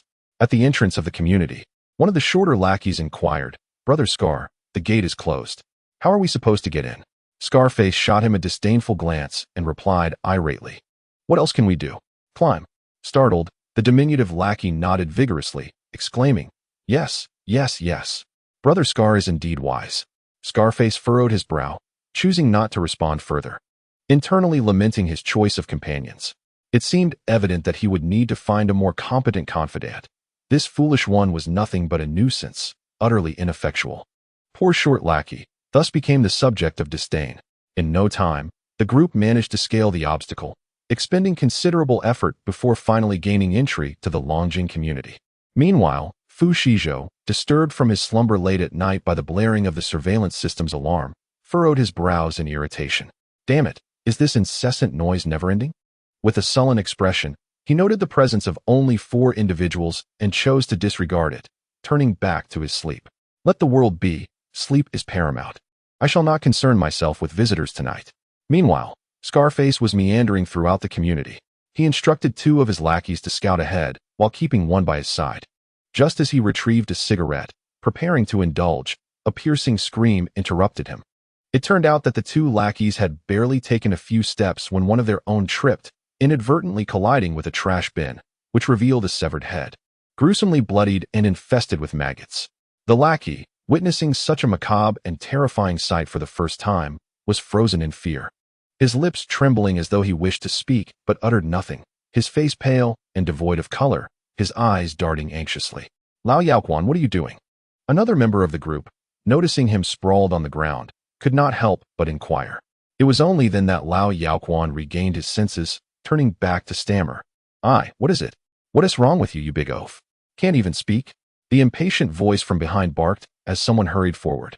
Upon seeing the severed head on the ground, that individual trembled uncontrollably, collapsing in shock and letting out a scream. Scarface, disturbed by the commotion, furrowed his brows in annoyance and shouted, What the hell are you screeching about at this late hour? A keen-eyed lackey quickly discerned the source of the disturbance, pointing uncertainly at an object not far away. Hey, Brother Scar, that appears to be a head. Upon hearing this, Scarface was rendered speechless, his disbelief palpable as he asked, What did you say? A sinking feeling washed over him, his eyes widening in dread. Oh dear God, please let it not be what I think it is. Oh, perhaps my eyes deceived me. At first glance, it resembled a basketball, the young lad chuckled, expressing his belief that what lay before them could not possibly be a head. Merely a coincidence, perhaps. What are you standing there for? Go take a look. Scarface barked impatiently. Hastening forward, upon closer inspection, his demeanor shifted dramatically. His throat constricted with fear, and his heart raced as if it could not be contained within his chest. Under the luminous moonlight, A bloodied head lay before him, swarming with countless maggots, causing his stomach to churn violently. "Brother Dao? This appears to be one of our Tianlong gang members," a trembling subordinate stammered after catching up and glancing at the severed head. "Useless," Scarface seethed, kicking fiercely at the two subordinates on the ground. They yelped in pain and scrambled to their feet, quaking in fear, as if standing on the edge of a precipice. Discovering the head of a comrade, drenched in blood, filled Scarface with a surge of rage and frustration. Before long, Scarface's expression darkened, and he barked at his nearby subordinates. "Search. I want them found, even if it requires digging 3 feet into the ground." The 3 subordinates hurriedly overturned trash bins, and one by one, they uncovered a gruesome total of 15 bloodied, severed heads. Overwhelmed, they could no longer contain themselves and leaned against a stone pillar to retch. Scarface took a step back in mild disgust, but refrained from uttering any further harsh words. After a moment, he rubbed his aching temples and approached the gruesome scene. His face visibly paled, and he appeared utterly dismayed. He scrutinized each head, all belonging to the bald fellow and his subordinates. Though the heads were gnawed and mangled by maggots, their outlines were still discernible. "Damn it, who on earth is responsible for this?" Scarface cursed angrily, a surge of rage igniting within him. The 3 subordinates stood in shock, hesitantly asking, "Brother Dao, why are there only heads? Where are their bodies? Could it be?" "Quickly, search the surroundings," Scarface commanded, furrowing his brow. "I want to know which audacious scoundrel dared to lay a hand on our Tianlong gang members." Indeed, it wasn't long before the 3 men discovered their steel rods in various locations, yet the bodies remained absent. "Brother Dao, we couldn't find their bodies," one subordinate quavered. "Only their steel rods."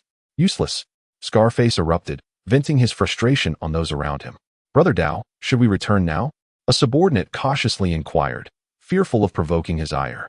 After a moment of contemplation, Scarface replied gravely, "Let us first inquire with a nearby household regarding the situation. At this juncture, returning might inevitably lead to a reprimand from the boss. It would be wiser to first ascertain the cause of the bald man's demise." Soon, they casually approached a household, violently knocking on the door and demanding to know what transpired the previous night. The resident, with a half-meter-long watermelon knife pressed against his throat, quivered and fell to his knees, pleading for mercy, saying, "Please spare me. I will give you all my food." "Who mentioned anything about food? I am inquiring whether you know what happened last night," the scar-faced man retorted impatiently, furrowing his brow. The resident, taken aback, trembled as his teeth clattered together. Mustering the courage to respond, "I think I heard some terrible noises last night. Beyond that, I truly know nothing." The vague answer displeased the scar-faced man, his brows knitting together in frustration. The resident, terrified, felt as if his heart was in disarray, stuttering as he spoke. "Brother Scar." At that moment, a subordinate stumbled in, nervously announcing, "We have found their bodies." "Where?" the scar-faced man asked in a low voice. "In the kitchen." The subordinate swallowed hard, casting a furious glance at the homeowner, and declared, "He turned the bodies into jerky." As soon as the words left his lips, the homeowner turned ashen, his tongue faltering, and his voice choked. It was over. He realized his fate was sealed. The scar-faced man gasped in shock. The homeowner immediately shook his head, trembling as he insisted, "No, it's not my fault. I found them." Then, recalling something, he spoke hurriedly. "I remember now. The sounds came from room 102. They must have been killed by Fu Shizhou. What happened? Be more specific." The scar-faced man pressed. The resident's eyes brightened, and he began to recount the events in detail. Before long, they finally grasped the entire sequence of events. Unable to extract any more valuable information, the scar-faced man swiftly killed the homeowner and, along with 3 subordinates, ransacked the household of all its provisions before stealthily returning to the headquarters of the Tianlong gang. The scar-faced man promptly relayed this incident to Long Outyin. "What did you say? The bald men are all dead?" Long Outyin's eyes flickered with a trace of malice, his expression dark and foreboding, resembling a demon risen from the depths of hell. The scar-faced man nodded stiffly, slowly stating, "Yes, we found their heads in the Longjing community." Long Outyin displayed no sorrow befitting the loss of his comrades. Instead, an overwhelming anger surged within him, as if his authority had been openly challenged. "How dare they touch my men? They must be bold beyond measure." He then inquired in a low voice, "Who is responsible?" The boss heard it's a kid named Fu Shizhou, the scar-faced man cautiously added. He is also an ability user. Fu Shizhou. Long Outyan's expression shifted dramatically, taking on an unprecedented gravitas. So many individuals, yet 7 extraordinary beings fell victim to his hand. How formidable must this person be? Subsequently, Long Outyan spoke in a grave tone, requesting a detailed account of the matter. The scarred-faced man, feeling the weight of the situation, promptly divulged all the information he had gathered without reservation. Upon hearing the report, Long Outyan's anger surged, his brows knitting into a tight frown. That damned Fu Shizhou had caused him to lose so many capable subordinates. He would not allow that insufferable brat to escape justice. The onlookers stood silently to the side, scarcely daring to breathe, fearful that Long Outyan might unleash his wrath upon them. Thus, the entire Tianlong gang was enveloped in the oppressive atmosphere radiating from Long Outyan, each member filled with trepidation, unwilling to provoke his ire. Chapter 67. Taking the initiative in stark contrast to the grim atmosphere of the Tianlong gang. Fu Shizhou enjoyed a peaceful night's rest. Upon rising the next day, he reviewed the surveillance footage to grasp the unfolding events. It appeared that the bald man's accomplices had arrived, likely alerted to the situation and seeking revenge. Rather than remain passive, he resolved to take the initiative. Having spent the past few days cooped up at home honing his abilities, watching soap operas, and scrolling through videos, he found the monotony unbearable. It was high time to venture outside. With this thought in mind, Fu Shizhou quickly freshened up and informed his family of his departure. Upon hearing Fu Shizhou's plans, Bai Suyu eagerly insisted on joining him, playfully tugging at his arm and pleading, "Brother Shizhou, I promise I won't be a burden. Please take me with you." The days had been dreadfully dull, and she felt stifled at home. This opportunity was one she was determined to seize. Fu Shizhou considered that he would eventually need to step out of his comfort zone, so he regarded this as a chance for early training. With him by her side, she would not suffer even the slightest harm. He nodded, affectionately ruffling Bai Suyu's hair, and said indulgently, "All right, but you must listen to me and not wander off." "Got it. I promise to behave," she replied cheerfully, saluting him with a grin. Then, in a hurried tone, she exclaimed, "Oh wait, I need to grab a few things." "No need. I have everything here." Fu Shizhou quickly interjected. "Oh right, Brother Shizhou, your space has everything." Bai Suyu realized this, offering an embarrassed smile. "Be very careful while you're out." Fu Ma fretted, repeatedly urging caution from behind. "Rest assured," Fu Shizhou replied earnestly, "I will take good care of Xiaoyu. We'll return home once we've had our fun." Fu Ba, wielding a spatula, followed them out, issuing his own reminders. Fu Shizhou waved his hand dismissively, leading Bai Suyu away without a backward glance. The residents of Longjing community sighed in relief. The merciless demon was finally gone. However, they dared not covet room 102, choosing instead to discreetly remain in the shadows. Outside, chaos reigned supreme as the two boarded a specially designed military vehicle, departing the community. Along the way, they occasionally encountered other survivors scouring for supplies, who gazed upon Fu Shizhou and Bai Suyu in the vehicle with envy. How splendid! A military vehicle. How wonderful it would be if we had one ourselves. But alas, such a luxury appears costly. Even wealth may not guarantee possession. What a cruel comparison. Perhaps they too had seized it. Otherwise, how could they possess such a fine machine? Alas, why concern ourselves with them? We should focus on our own plight. The number of zombies in this area has significantly diminished. Perhaps fortune smiles upon us today, allowing us to return with more food. Fu Shizhou overheard their murmurs, but merely smiled in silence. If others do not offend me, I shall not offend them.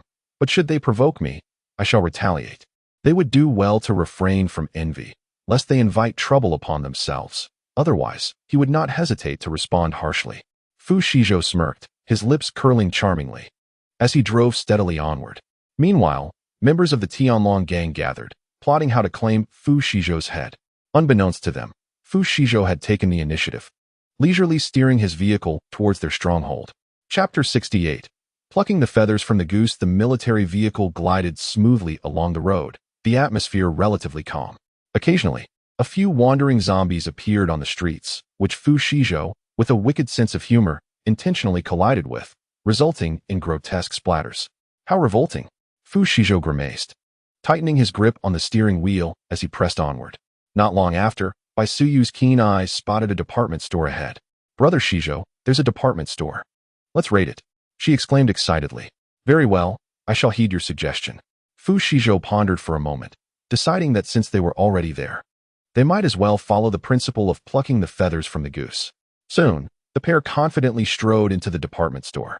Upon entering, Fu Shizhou employed his psychic abilities to sweep through the first floor, efficiently gathering supplies, while simultaneously honing his powers, truly a double-edged benefit.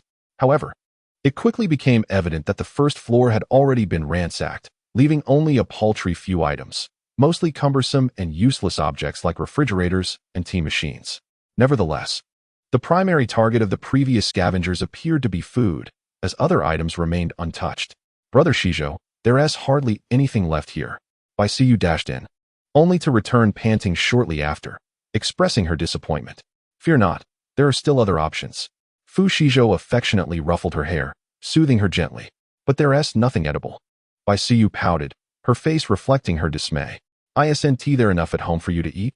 Fu Shizhou chuckled lazily, his voice laced with a hint of disappointment. Nevertheless, adhering to the principle that one should not arrive empty-handed, he began to toss various items into his spatial storage with abandon. Tea machines, toilet paper, teapots, cups, lighters, refrigerators, laundry detergent, air fresheners, hangers, comforters, tables, and chairs, among others. Regardless of their utility, Fu Shizhou indiscriminately filled his space, confident that its vastness could accommodate anything without fear of overstuffing. Of course, these items were not intended for his personal use. He had no need for second-hand goods when his own supplies were ample. He primarily envisioned a future where he might take in younger subordinates, considering that these items could serve them well. Although he had no underlings at present, the future remained uncertain, and it was prudent to prepare in advance. At this moment, Fu Shizhou had entirely forgotten about Liao Lulu, who was left by the Daming Lake, oblivious to the fact that he had a family doctor. Meanwhile, in Longjing community, Liao Lulu could not suppress a series of sneezes. Oh dear, Lulu, do eat more, urged Auntie Fu, placing a piece of freshly cooked fatty beef into her bowl with enthusiasm. It's so cold outside. You need something warm to fill you up. Thank you, Auntie. Liao Lulu replied, genuinely touched, and soon began to eat. The delicious flavor of the beef quickly captivated her palate. In that moment, she felt immensely grateful to have caught Fu Shizhou's attention. Otherwise, as a woman without any significant abilities, relying solely on her healing powers would make survival in this post-apocalyptic world exceedingly difficult. Meanwhile, Fu Shizhou was methodically sweeping through the area, leaving no trace behind. Only empty shelves remaining in his wake. He did not disdain even the smallest of finds, adhering to the principle that even the tiniest morsel is still sustenance. Thoroughly harvesting everything he encountered. Chapter 69, Standing Up Against Injustice Before long, Fu Shizhou and his companions reached the top floor, preparing to continue their sweep when a sharp cry suddenly pierced the air. He paused, initially suspecting it to be a figment of his imagination. Standing still, he concentrated, and after a moment, discerned that the cry emanated from deep within, faintly intertwined with pleas for help. Although reluctant to involve himself in such turmoil, his keen ears soon detected something alarming. Utilizing his mental acuity, he scanned the vicinity and quickly discovered a group of individuals engaged in nefarious acts against a delicate young girl. The girl, appearing quite young, bore a distinct handprint on her cherubic face, her clothing in tatters. Not far off, a bruised young man lay on the ground, firmly pinned beneath the feet of two brutish men. With a pale visage, he trembled as he pleaded, "Please, let me go. Offer me Xiaomei. She's still untouched," leered a scruffy man, chuckling lewdly. Who would have thought fortune would smile upon us today, granting us such a delightful experience? Li Haoshuan, you scoundrel. The young girl, upon hearing those words, was instantly consumed with rage, her eyes widening in disbelief as she exclaimed, "How could you treat me this way? Xiaomei, do you not love me? Just yield to them." The man named Li Haoshuan seemed utterly oblivious to the impropriety of his words and continued to taunt the young girl. The scruffy man licked his lips, lifted the girl's chin with his hand, and lewdly remarked, "My dear, your boyfriend is inadequate. Come with me, and I shall cherish you properly." "Hey, stop the nonsense. Are we going to do this or not?" Another man interjected impatiently, his pants tinting high with eagerness, ready to pounce. The first man shot him an irritated glance and retorted, "What's the rush? Don't you know that haste makes waste?" With that, he brazenly caressed the girl's delicate cheek with his calloused hand. The girl, trapped and numb, appeared to have surrendered any will to resist. Not far away, Li Haoshuan, trampled underfoot, watched helplessly as the man assaulted his girlfriend, too fearful to utter a sound. As if the despair in her eyes had compelled him to turn his head away. As the last remnants of the girl's modesty were about to be stripped away, Fu Shizhou could no longer restrain himself. How could these brutes engage in acts more vile than beasts? In a fit of rage, Fu Shizhou raised his hand, wielding his mental power to control a dagger, which swiftly sliced through the air towards the man's face. A piercing scream erupted, echoing throughout the top floor. The sudden turn of events silenced the atmosphere momentarily, leaving the three men bewildered and on high alert. Who dares? The man clutched his injured face, scanning the surroundings with trepidation, bellowing in fury. Which scoundrel has the audacity to ambush me? His anger was palpable, fists clenched tightly and trembling with indignation, his resolve unyielding. You fool! Fu Shizhou approached slowly, his voice cold and devoid of mercy. The man, seeing only a single adversary accompanied by a mere child, felt a sense of amusement wash over him. He sneered, "You think you can be a savior with that pathetic knife? I, the formidable one, am not easily intimidated." With that, he glanced at the knife in Fu Shizhou's hand, his fury intensifying as the pain from his injuries surged. That wretched little brat dared to mar my handsome face. This is utterly unforgivable. His small eyes widened in rage, fixating on Fu Shizhou, flames of wrath emanating from his gaze, as if to incinerate his foe. You've crossed me, kid. If you know what's good for you, kneel and confess. Perhaps I might show you mercy. Before Fu Shizhou could utter a word, Bai Suyu, standing beside him, crossed her arms and angrily exclaimed, "You're dreaming." Fu Shizhou gently patted Bai Suyu's back in a gesture of reassurance, and without further ado, he launched an attack on the hefty man. The rotund figure was swiftly dispatched with a slash to the throat, blood gushing forth and splattering the girl nearby. In that moment, she felt truly alive. Her gaze filled with gratitude towards Fu Shizhou. The hefty man lay with unblinking eyes, and the remaining three were instantly paralyzed with fear, promptly kneeling and pleading for mercy. "Please, don't kill me. We are from the Tianlong gang." Tianlong gang. Fu Shizhou paused, a flicker of familiarity stirring within him, though he couldn't quite place it. Bai Suyu tugged at his sleeve, timely reminding him, "They are the ones who attempted to break into our home to rob us, claiming to be from the Tianlong gang." Realizing the connection, Fu Shizhou's mind cleared. It was indeed that group of petty ruffians led by the bald man. The trio, believing Fu Shizhou was intimidated, straightened their spines and threatened, "Release us at once, or when our boss arrives, you won't know how you met your end." Fu Shizhou remained silent, contemplating a strategy to dismantle the Tianlong gang. The trio, perceiving his quietness as fear, puffed out their chests and reiterated their threats. "Indeed, our Tianlong gang boasts hundreds of members. How dare you lay a hand on us? Our leader will not let this go unpunished." Bai Suyu couldn't help but stifle a laugh. She never expected them to be so dim-witted, threatening her brother Shizhou at such a time. Truly, they were like pigs oblivious to boiling water. With a smile, she quietly retreated to the side, eager to witness the unfolding drama. As she anticipated, Fu Shizhou curved his charming lips and coldly declared, "Perfect. I too seek to settle the score with him." With that, in the incredulous gazes of the trio, he raised his hand and swiftly decapitated one of them. A terrified man, nearly losing his wits, seized the moment when Fu Shizhou was distracted and fled. Bai Suyu attempted to pursue him, but was halted by Fu Shizhou, who chuckled softly and remarked, "I let him go on purpose." "Very well." Bai Suyu then ceased her pursuit and silently stepped aside. Now, only the four of them remained, the desolate rooftop exuding an eerie stillness. Fu Shizhou rubbed his aching temples and strode over to untie the ropes binding the young girl's hands and feet, picking up the discarded coat to drape it over her shoulders. Fortunately, Fu Shizhou had arrived in time. The hefty man had not yet had the chance to inflict further harm on the delicate girl. "Thank you for saving me," she breathed, her eyes glistening with tears as she looked up at Fu Shizhou. "Think nothing of it," he replied nonchalantly. "I merely acted to right a wrong. No, I must repay you." The young girl lifted her head, speaking earnestly, her face beginning to flush. Seeing her pitiable demeanor, Fu Shizhou felt a twinge of annoyance and casually remarked that it was merely a trifling matter and she need not take it to heart.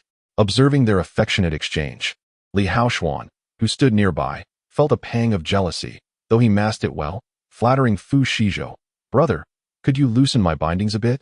As soon as he spoke, the attention of the group shifted towards him, and upon noticing this, Li Haoxuan's spirits lifted, though his demeanor remained obsequious. Fu Shizhou could sense his burning gaze and, with a hint of amusement, asked, "Are you instructing me on how to conduct myself?" Li Haoxuan was startled, offering a nervous smile, and stammered, "No, not at all." The young girl then recalled her boyfriend, instantly filled with rage, and shouted at him, "Li Haoxuan, you scoundrel! Little Mei, please let me explain. I had no choice. I still love you." He pleaded softly, his voice tinged with a hint of guilt. The audacity of little Mei to raise her voice at him infuriated him internally, as he cursed silently, knowing he could not afford to confront her openly just yet. Fu Shizhou could not help but furrow his brow and turn to the young girl, casually inquiring, "Are you going to release him?" The girl was taken aback, quickly regaining her composure, and firmly replied, "No." As soon as the words left her lips, Li Haoxuan's eyes widened in shock, his heart racing with panic as if it were a frightened rabbit. "Little Mei," he stammered, "I know I was wrong. Please forgive me this once." The girl's heart had turned cold, wishing nothing more than to tear him apart. She turned her head away, ignoring his heartfelt pleas.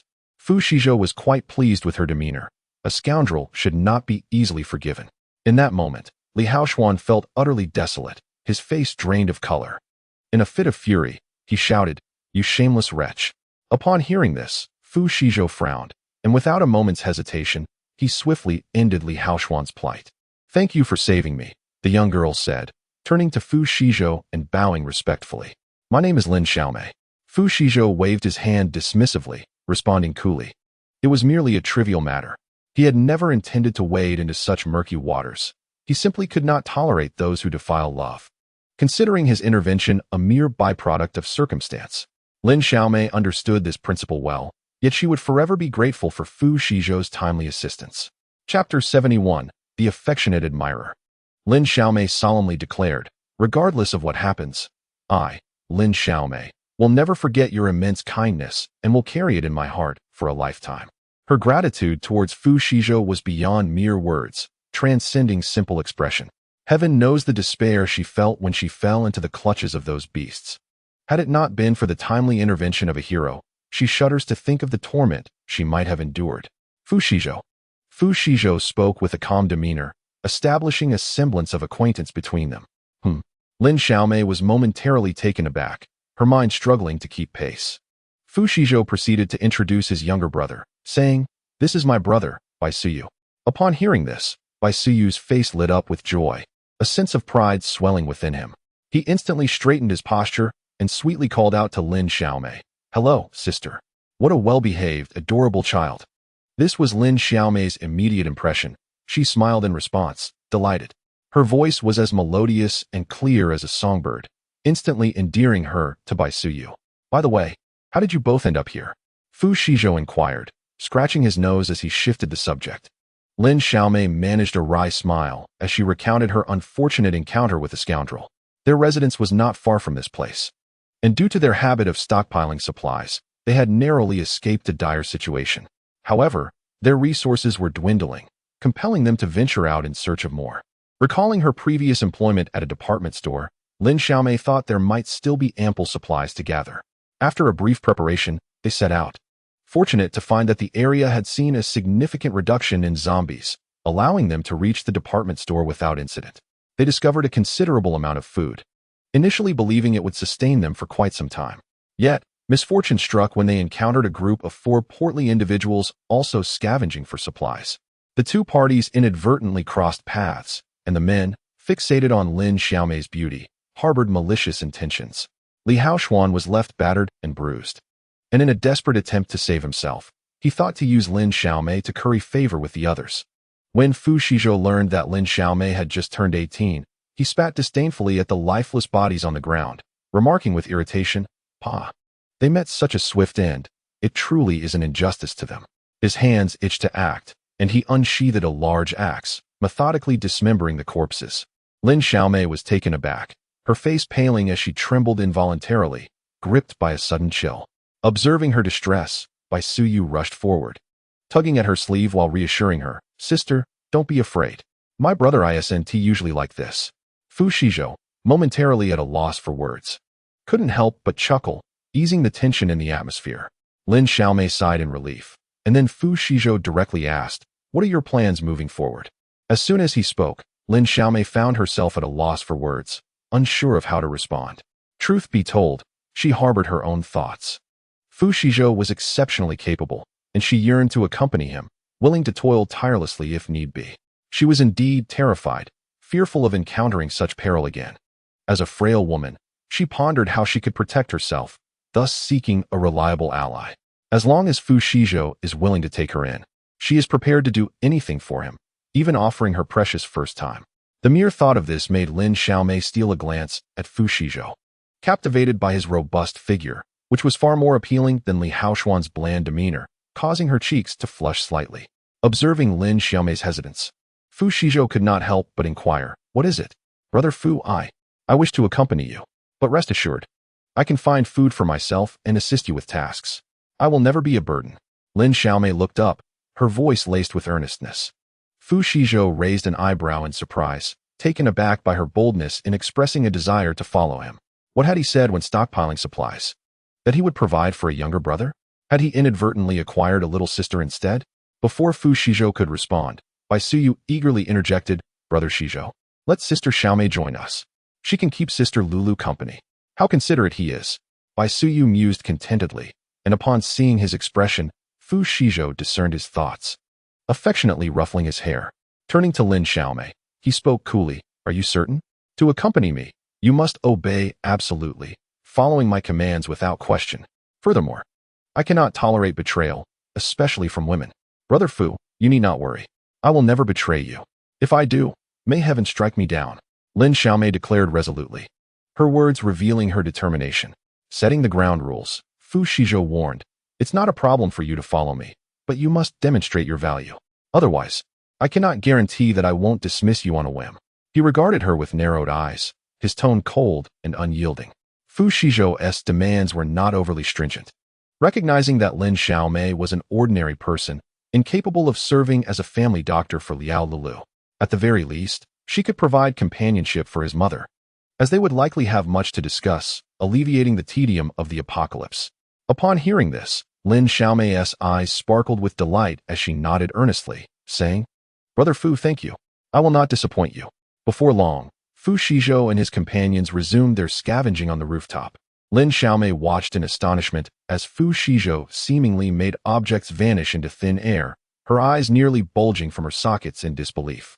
How wondrous, she pondered, resting her chin on her hand, marveling at how he accomplished such feats. Bai Suyu, accustomed to such wonders, chuckled and explained, "Have you heard of the legendary spatial pocket? Is it like the ones described in novels?" Lin Xiaomei's eyes lit up with curiosity, her voice barely above a whisper. Bai Suyu puffed out his chest proudly, exclaiming, "Yes. Indeed. My brother is remarkable, isn't he?" "Absolutely." Lin Xiaomei nodded vigorously, her eyes sparkling as she watched the industrious Fu Shizhou. Thus, unbeknownst to him, Fu Shizhou had unwittingly garnered a devoted little admirer. Chapter 72, Trouble afoot before long. The entire department store had been thoroughly ransacked by Fu Shizhou, leaving nothing in its wake. "Let us proceed to meet the members of the Tianlong gang," Fu Shizhou declared nonchalantly, waving his hand dismissively.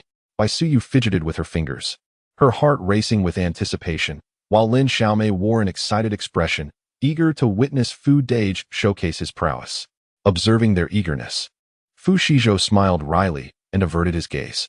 Soon, the trio boarded an armored vehicle, swiftly pursuing a fleeing member of the Tianlong gang. "Brother Shizhou, so you intended to keep him as a guide?" Bai Suyu exclaimed, finally grasping his intent with a cheerful tone. Fu Shizhou merely smiled in silence, tightening his grip on the steering wheel as they continued onward. Meanwhile, at the headquarters of the Tianlong gang, the scar-faced man bowed deeply to Long Outyin, cautiously stating, "Boss, the bald man took so many supernatural beings with him, and they all perished. This is a tremendous loss for our Tianlong gang." Upon hearing this, Long Outyin's expression darkened, his face turning ashen. He was acutely aware of the gravity of the situation. The scar-faced man, steeling himself, continued, "That brat is utterly arrogant, daring to kill our Tianlong gang members. If we do not dismember him, how can our fallen brothers rest in peace?" A chorus of agreement erupted from the crowd, their fervor growing as they shouted, "Revenge! Revenge! Revenge!" At this, Long Out Yin's eyes narrowed dangerously, and he commanded, "Gather the brothers quickly. We shall seek vengeance for the bald man." To suggest he harbored deep feelings for the newly recruited members would be laughable. Such emotions were unlikely. However, in their world, loyalty was paramount. As the leader, he bore the obligation to avenge his fallen brothers. Otherwise, how could he command the respect of those who remained? Where would his authority lie? Liang Yufei, gracefully swaying like a water snake, approached and melodiously said, "Brother Long, you and the others have gone out, leaving me all alone at home. I'm quite frightened." She was a woman whom Long Out Yin had forcibly taken, initially terrified during his abduction, yet later realizing that following him promised a life of luxury. Gradually, she became indifferent. Survival was all that mattered. Long Out Yin, upon hearing her words, playfully grasped her chin and chuckled, "What is there to fear? I shall handle matters swiftly and return. You just stay at home and keep yourself clean, waiting for me to shower you with affection upon my return." With that, he could not resist pinching her soft flesh. "How rude. You've pinched me too hard."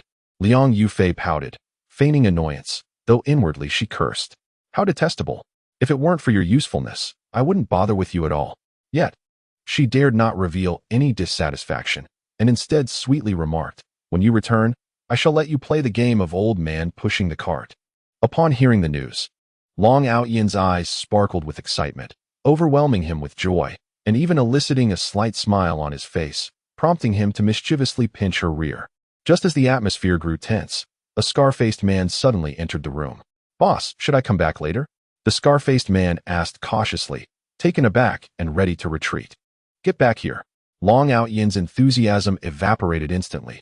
He pushed the woman onto the bed and bellowed. The scar-faced man recoiled slightly, responding, "Boss, all the brothers are here, just waiting on the fat one." Before Long Out Yin could inquire further, an urgent voice echoed from outside, "Boss, something's wrong." Chapter 73. Calm down. My good grandson Long Out Yin was already agitated, and the distressing voice only intensified his fury, causing his brows to knit tightly together. His face flushed with rage, hands trembling. He seized a pillow from the bed and hurled it to the floor, roaring, "What is going on? What is with the ruckus at this hour?" Both Liang Yufei and the scar-faced man shuddered in fear, feeling as if they were clutching a rabbit in their arms, their hearts racing, desperately trying to diminish their presence. At that moment, a trembling subordinate, who had barely managed to escape, rushed in and knelt on the ground, gasping, "Boss, the fat one has been killed. What happened?" Long Out Yin's face darkened visibly, his expression ominous as he pressed for details. The kneeling subordinate felt as if the blood vessels in his brain might burst, his entire body quaking and his limbs icy cold. Before Long Out Yin's piercing gaze, he felt an overwhelming chill, unable to withstand the intensity of Long Out Yin's scrutiny. And he recounted the events in a stammering manner. "Very well." Long Out Yin seethed, his teeth grinding audibly, unable to suppress his roar. "Damn you, Fu Shizhou. I will not let you off easily." First, he would deal with Fu Shizhou, then track down the one responsible for the fat one's demise. No need to shout. "Your Fu Yi has arrived." A voice boomed from outside, laced with arrogance. Everyone froze, momentarily caught off guard, as Fu Shizhou swaggered into the room. Long Out Yin, his face darkened, scrutinized Fu Shizhou from head to toe, menacingly demanding, "You, Brad, are you the one who killed the bald ones?" Fu Shizhou maintained an unyielding demeanor under the scrutiny, smirking as he provocatively replied, "And if I did?" Suddenly recalling something, he chuckled lightly and stated nonchalantly, "Oh, by the way, I also killed 3 of your Tianlong gang members this afternoon. What were their names again? Let me think. I believe one of them was the fat one." In a masterful display of psychological warfare, Fu Shizhou laid bare the situation. "You killed the fat one too?" Long Out Yin's eyes widened in shock, his voice sharp and piercing, his anger reaching its peak. What was meant to be a confrontation with Fu Shizhou first, followed by an investigation into the fat one's death, had taken an unexpected turn with the same individual being the culprit, boldly challenging him face to face. Heavens! This was the first time Long Out Yin felt his authority severely undermined, a true humiliation. At that moment, one of his subordinates finally reacted, stammering, "B-boss." It was him who killed Fatty and the others. Long Out Yin glared at him, exasperated, and retorted, "Fool." He realized that this young man had deliberately let one escape to locate the stronghold of his heavenly dragon gang. However, This also spared him the trouble of seeking revenge, saving him some time. Thus, he bellowed towards the outside, "Someone come. No need to shout. They have all been dispatched by me." Fu Shizhou replied with a smile that carried an air of provocation. Fu Shizhou had not been idle either. Upon entering, he had used his psychic abilities to control Long Outyen's subordinates, swiftly slitting their throats and catching Long Outyen off guard. This blatant act of provocation nearly sent Long Outyen into a fury, prompting him to charge at Fu Shizhou, exclaiming, "You little brat, I will dismember you." Fu Shizhou merely chuckled, dismissing his rage nonchalantly. "Calm down, dear grandson. Don't let your temper get the better of you." Upon hearing this, Long Outyen's fury escalated. The fireball in his hand grew larger as he hurled it at Fu Shizhou, intending to strike first. Fu Shizhou, however, remained unfazed, effortlessly neutralizing his attack with a simple gesture. Long Outyen stood dumbfounded. Before he could react, Fu Shizhou swiftly drew a sharp dagger and, in the blink of an eye, severed Long Outyen's tendons. Agonizing pain surged through him, causing his features to contort as he let out a wretched scream that echoed throughout the room. "Oh!" Long Outyen clutched his bleeding wrist, howling in despair. Beside him, the scar-faced man's expression shifted from one of smug satisfaction to sheer terror, while his lover, Liang Yufei, turned as pale as a ghost, her voice trapped in her throat, unable to utter a word. She covered her mouth tightly, her eyes wide with shock. "B-boss, are you all right?" The scar-faced man stammered, his voice trembling, taking a couple of instinctive steps backward. Long Outyen glared at Fu Shizhou with venomous hatred before bellowing at the scar-faced man. "What are you waiting for? Get him. We must ensure this little brat is eliminated." However, an eerie silence enveloped the room following his command. The scar-faced man gulped nervously, rooted in place, paralyzed by fear. He was not foolish. The man before them had single-handedly decimated hundreds from the Heavenly Dragon Gang. Who would dare charge forward and meet their demise at such a moment? At this moment, Fu Shizhou fanned the flames, provocatively remarking, "Oh my, it seems your little subordinate is not so impressive after all." As soon as the words left his lips, Long Outyen was nearly driven to the brink of despair, his entire demeanor crumbling. Damn it! He could not help but curse, glaring fiercely at Fu Shizhou and declaring, "You, my friend, have successfully provoked me." In response, Fu Shizhou could not suppress a chuckle, overwhelmed by a sense of incredulity.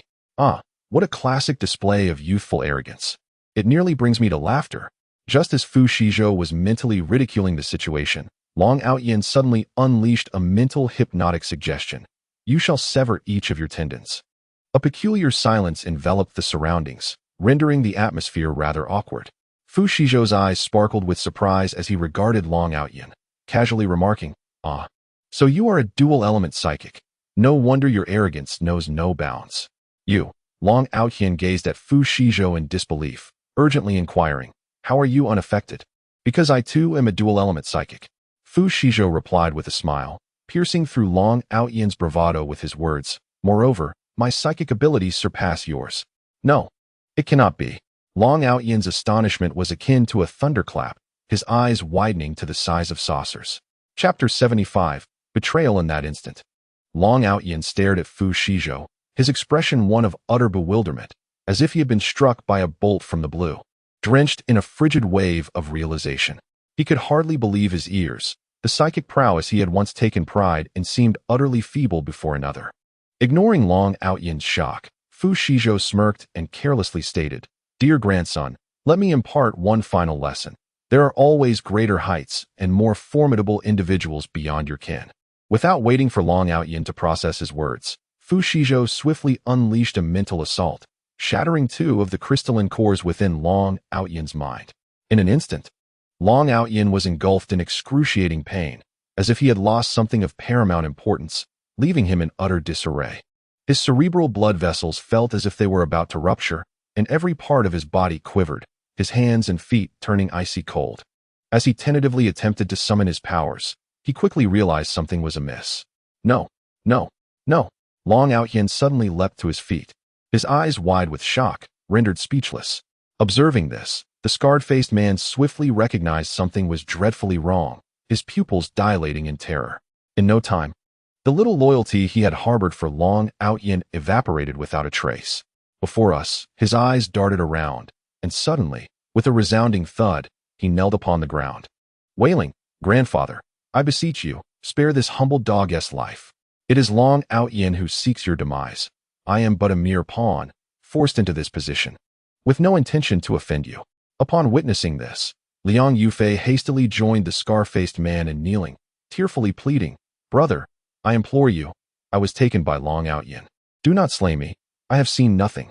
Fu Shizhou, however, disregarded Liang Yufei. His interest piqued as he turned to the scar-faced man, inquiring, "Oh, are your words to be taken at face value?" The scar-faced man, sensing an opportunity, eagerly nodded in affirmation. Fu Shizhou, with a devilish smile, replied nonchalantly, "Yet, I remain skeptical. After all, you appear to be a fickle ally. Who is to say you won't betray me one day?" Trembling in fear, the scar-faced man hastily defended himself. "No, I would never." Fu Shizhou, stroking his nose thoughtfully, suddenly pointed a finger at Long Out Yin and remarked, "How about this? If you slay him now, I shall place my trust in you." "Scar-faced, what in the world are you doing?"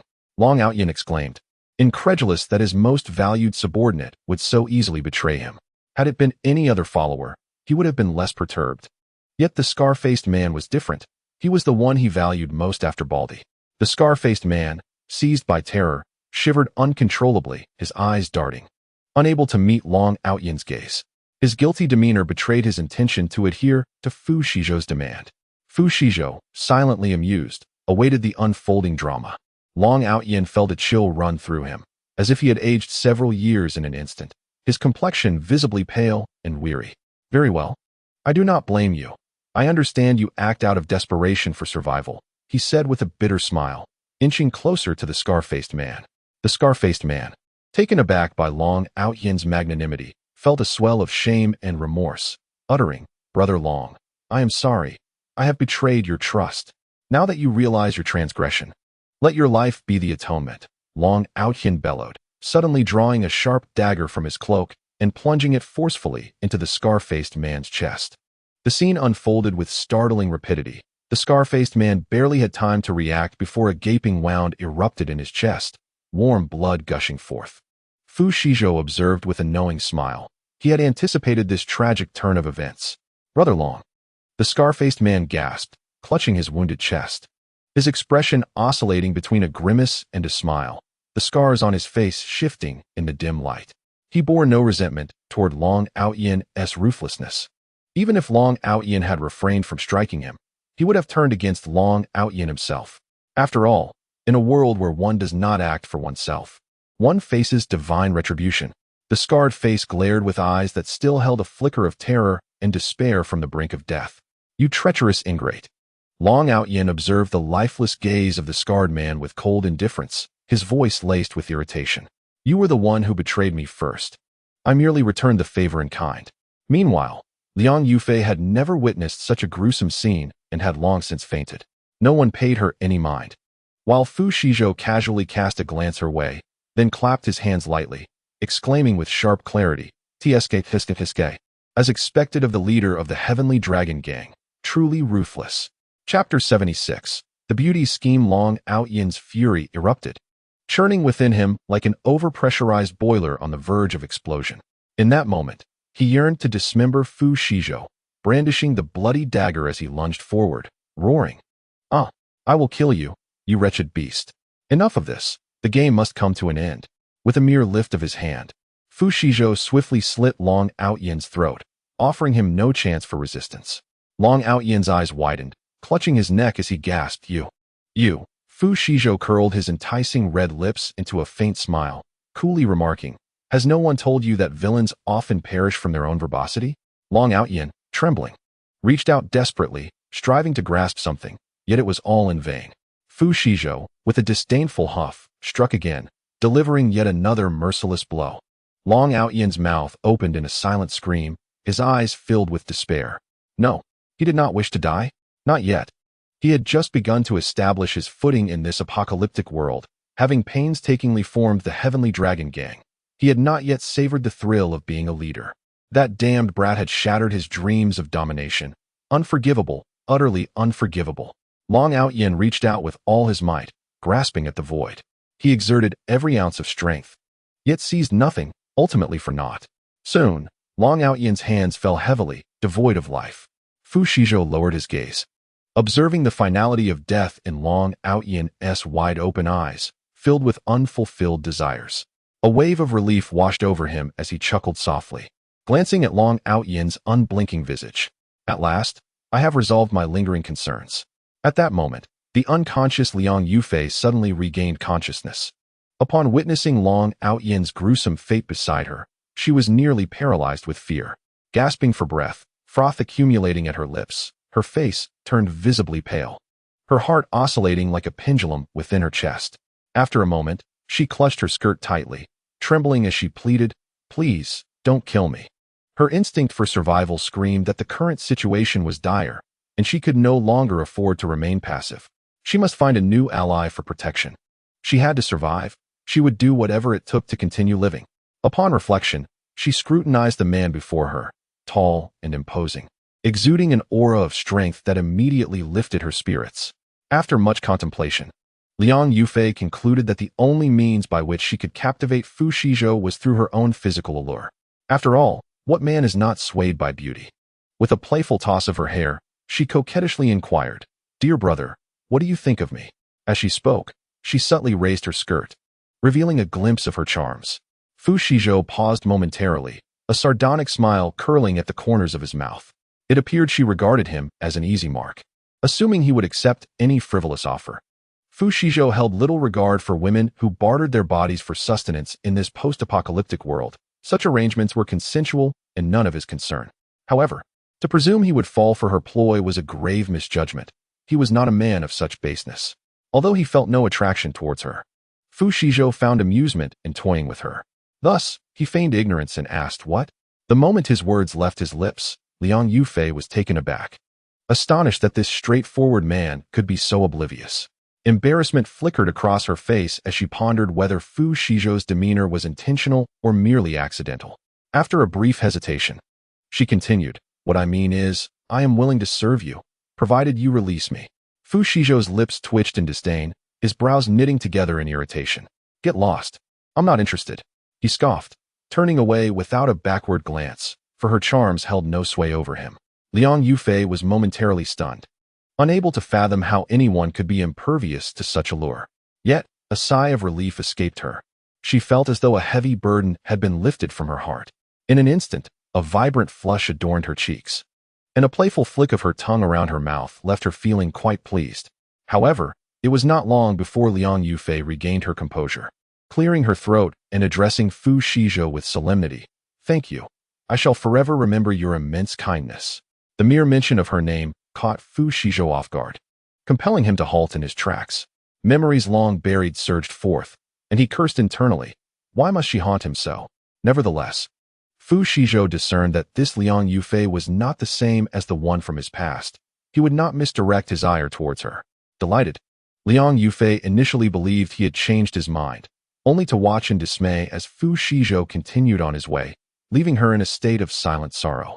Chapter 77. By Suyu's injury after annihilating the Tianlong gang, Fu Shizhou felt elated, humming a cheerful tune on his way back.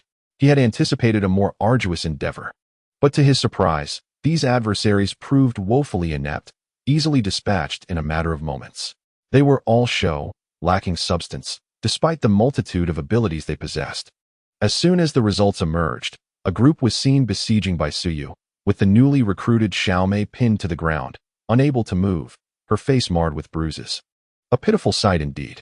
How infuriating that yet another fool dared to trouble him. It seemed this was never ending. Fu Shizhou's gaze turned icy, and with a swift motion of his hand, a sharp ice blade swiftly struck down one of the assailants. The man let out a pained wail before collapsing to the ground, convulsing briefly before succumbing to death, utterly lifeless. Who dared? The leader, a blonde, was taken aback, exclaiming in astonishment, "Get lost, before I change my mind." Fu Shizhou scoffed, advancing slowly. The crowd was taken aback, halting their actions, and upon seeing only Fu Shizhou, their arrogance surged anew. "Kid, I advise you not to meddle in affairs that don't concern you."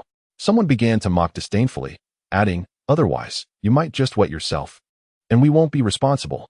Laughter erupted among the group, completely disregarding Fu Shizhou. "Brother Shizhou, Bai Suyu, upon recognizing Fu Shizhou, felt a surge of joy and couldn't help but call out, "Child!" The blonde was immediately displeased. He could not tolerate being overlooked, and with an angry roar, he shouted, "How dare you ignore me?" Without waiting for Bai Suyu to respond, he unleashed a massive column of water directed straight at her.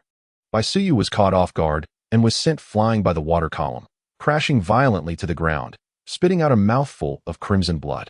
Little Yu, Suyu and Lin Xiaomei, witnessing this, hurriedly attempted to rise, only to be struck again, crying out helplessly. Fu Shizhou was taken aback, his pupils dilating, eyes wide with shock. Damn it, he allowed little Yu to be injured right before his eyes. His mother would surely flay him alive for this. The mere thought of it darkened his expression noticeably, and he glared at the blonde with such ferocity that he resembled a balloon on the verge of bursting. Fu Shizhou was seething with anger. Never had he so strongly wished for someone's demise, yet the blonde remained oblivious, taunting. A mere third-tier fire ability dares to challenge my fifth-tier water ability? Truly unaware of the consequences. Bai Suyu, feeling a wave of shame, wiped the blood from her mouth and defiantly retorted, "What are you so smug about? My brother is the strongest."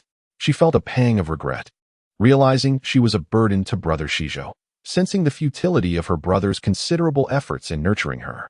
Witnessing her distress ignited Fu Shizhou's fury. He could no longer contain himself. His teeth clenched and fists tightened as he approached. "Kid." The blonde blatantly disregarded his rage, arrogantly proclaiming, "I gave you a chance. It seems you still wish for death, so don't blame me." The blonde-haired youth exuded an air of arrogance, resembling a brazen pig unconcerned by the boiling water, gazing down his nose at others, entirely oblivious to the imminent danger that lurked nearby. In Chapter 78, Get Lost, Before I Change My Mind, he launched a massive jet of water towards Fu Shizhou, intending to catch him off guard with a surprise attack. Fu Shizhou merely scoffed, undeterred by the assault. With a mere flick of his wrist, he effortlessly neutralized the attack, transforming the water column into an ice spike that he sent hurtling back. By heavens! The blonde youth's eyes widened in disbelief as he instinctively shoved a nearby lackey forward to shield himself, narrowly evading the icy projectile. The unfortunate lackey, thrust into harm's way, gazed in shock at the gaping wound in his chest, his eyes glazing over as life slipped away. The blonde youth felt no remorse for the loss of his companion.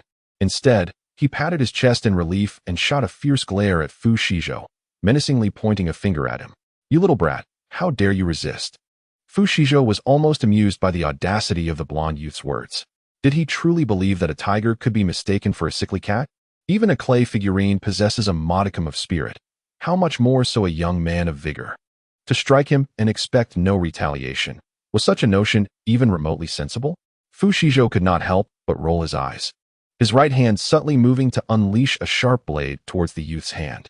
Before the blonde youth could react, a sharp pain shot through his wrist, causing him to falter. "Ah, my hand," he cried out, clutching his bleeding wrist in agony. The lackey, witnessing the scene, panicked and stammered a feeble threat. "Why you dare lay a hand on someone from our Sunshine Base? We won't let you off easily." Sunshine Base. Fu Shizhou paused, surprised to learn that such factions existed outside. It seemed he had been too reclusive, unaware of the world beyond. The lackey, mistakenly believing Fu Shizhou was intimidated, puffed out his chest and proclaimed, "If you know what's good for you, bow down and confess to our boss, or when our base leader arrives, you won't even know how you perished." With the mention of the base leader, the lackey's confidence surged, and his threats grew bolder.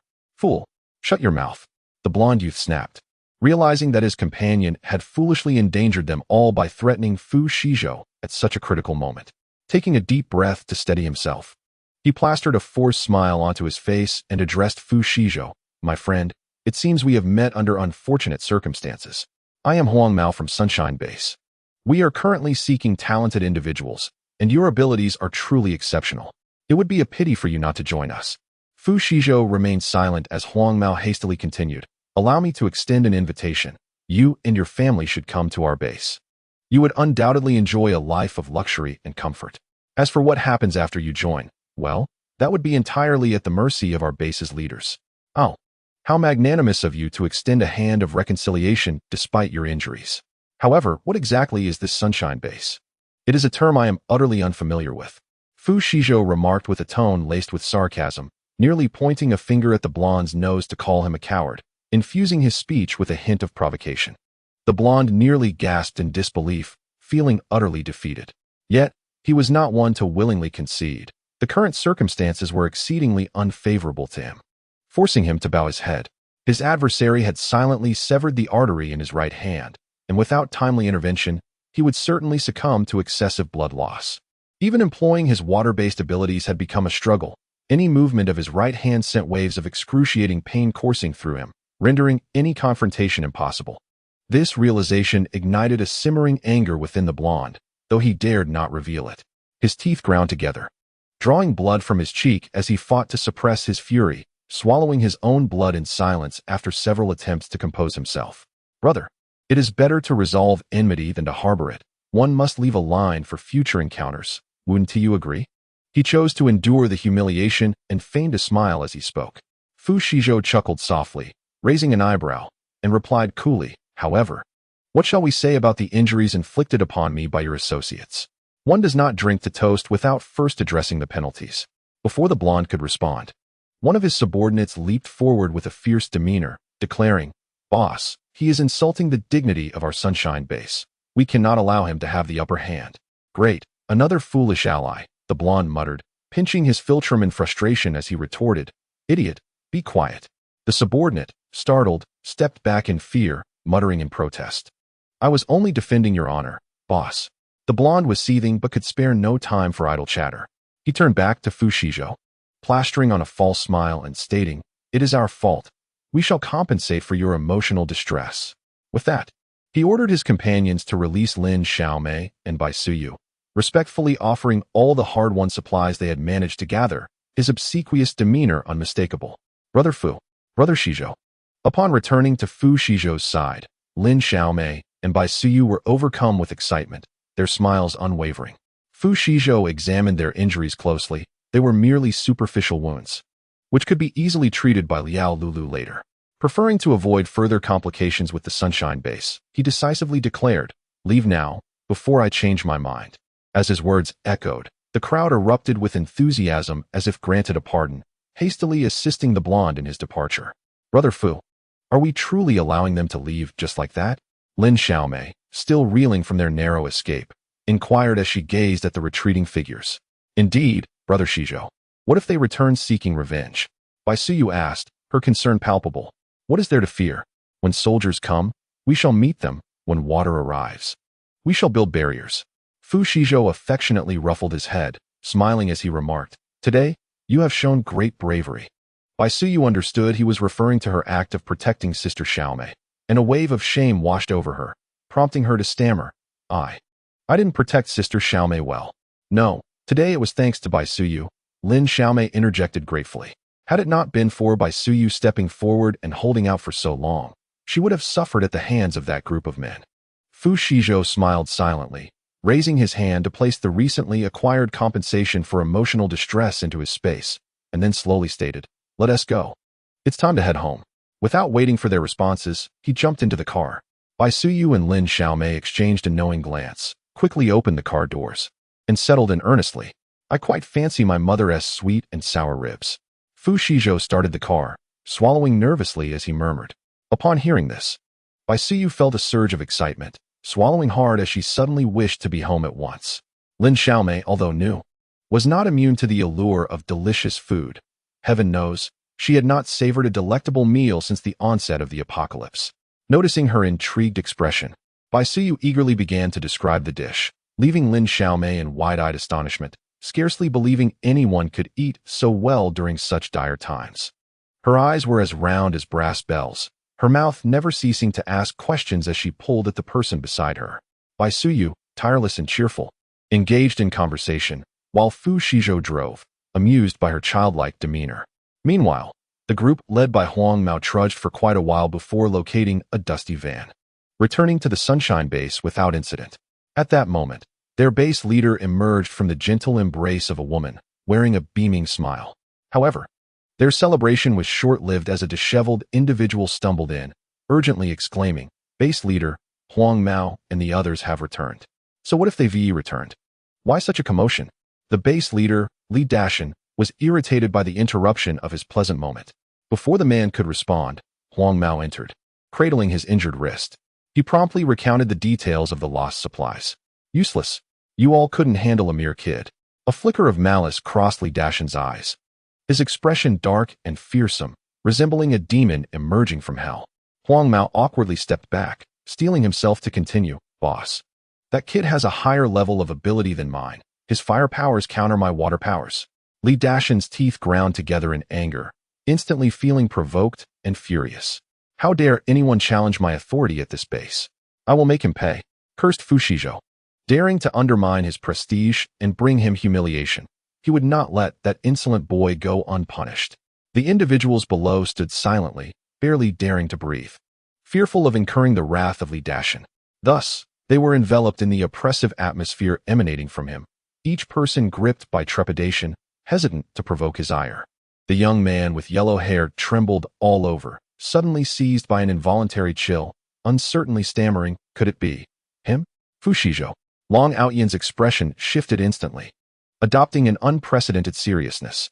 The Tianlong gang, composed of several hundred members, including over a dozen with special abilities, had been on his mind for recruitment to the Sunshine Base.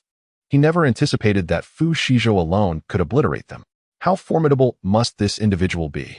Subsequently, Long Outyan spoke gravely. From now on, whenever you see him, keep your distance. The young man with yellow hair felt a pang of disappointment. He had hoped that the base leader would unleash his fury and seek retribution on his behalf. Little did he know that Li Dashan's ascent to his position relied heavily on caution. All that transpired at the Sunshine Base was unbeknownst to Fu Shizhou, who, at that moment, was relishing one delectable piece of sweet and sour spare ribs after another. Chapter 80. A midnight fright on a night 3 days later. The entire Longjing community lay in tranquil silence, with everyone lost in slumber, when an unexpected event unfolded. Lin Xiaomei, deep in a sweet dream, was abruptly roused by a series of rustling sounds. Initially, she assumed she had misheard and turned over, intending to return to sleep. However, as the noise grew ever closer, she could no longer ignore it. Upon closer inspection, it resembled someone using a tool to strike against the security window outside. Raising her gaze towards the window, a shadowy figure caused her heart to race, sending chills down her spine. An overwhelming sense of dread, compounded by the darkness, stillness, and the disorientation of waking abruptly, rendered her heart cold. Lin Xiaomei gasped, her mind racing. Could it be that someone intended to break in under the cover of night? The thought sent her into a panic, her heart leaping to her throat as she swiftly leapt from her bed. In that moment, she felt a bone-deep chill, unsure of the cause of her terror. Yet a vague, nameless fear left her in a state of utter disarray. Grabbing a handgun from her bedside table, a gift from Fu Shizhou for her protection, she never expected to need it so soon. Stumbling into the adjacent room, she used her unarmed hand to shake the sleeping Liao Lulu, urgently calling out, "Sister Lulu, wake up." Quickly, Liao Lulu groggily opened her eyes, perplexed. "Xiaomei, what is going on? It's the middle of the night. I'm really tired." She struggled to comprehend why she felt so overwhelmingly drowsy tonight. Shaking her head vigorously in an attempt to clear her mind, her eyelids feeling as if they were in a battle nearly impossible to open. Rather than express her annoyance at being disturbed, Liao Lulu only felt a hint of confusion, unable to fathom why the young girl was awake at such an hour. Yet she refrained from reprimanding her, maintaining a gentle tone.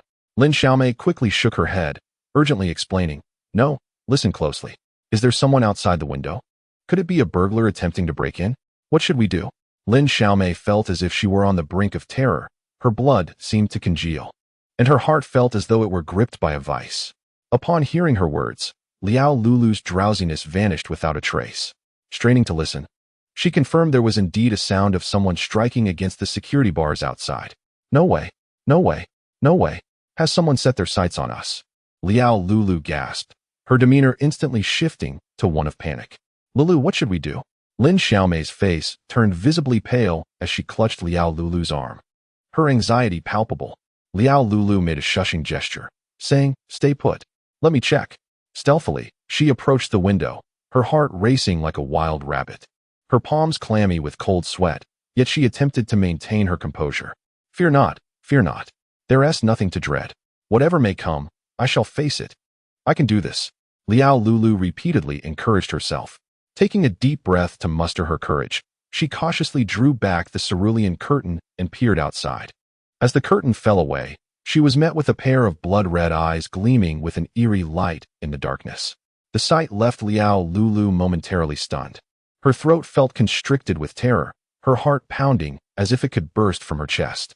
Fear coursed through her bones, leaving her pale and weak, utterly shaken. What on earth is that? Chapter 81. The Mutant Rat.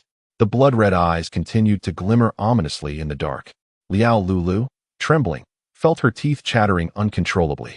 Her chest felt as if it were being compressed, constricting her breath. Squeaking, the rat gnawing at the security bars turned towards the suddenly revealed Liao Lulu. Its blood-red eyes exuding a savage aura, frenzied and relentless. It appeared as if it had discovered a rare delicacy. Its eyes shining with a sinister gleam as its efforts to devour the bars intensified. Liao Lulu's pupils dilated in shock, fear causing her to scream. Her hands trembling uncontrollably. Like many girls, the creature she feared most was a rat, without exception. In the presence of any other animal, she might have managed to remain somewhat composed, but with a rat, it was an entirely different matter. The mere sight sent chills down her spine.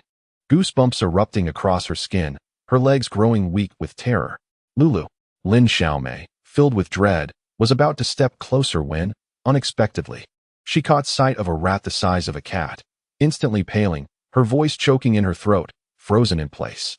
Lin Xiaomei opened her mouth in a desperate attempt to speak, yet no words escaped her lips.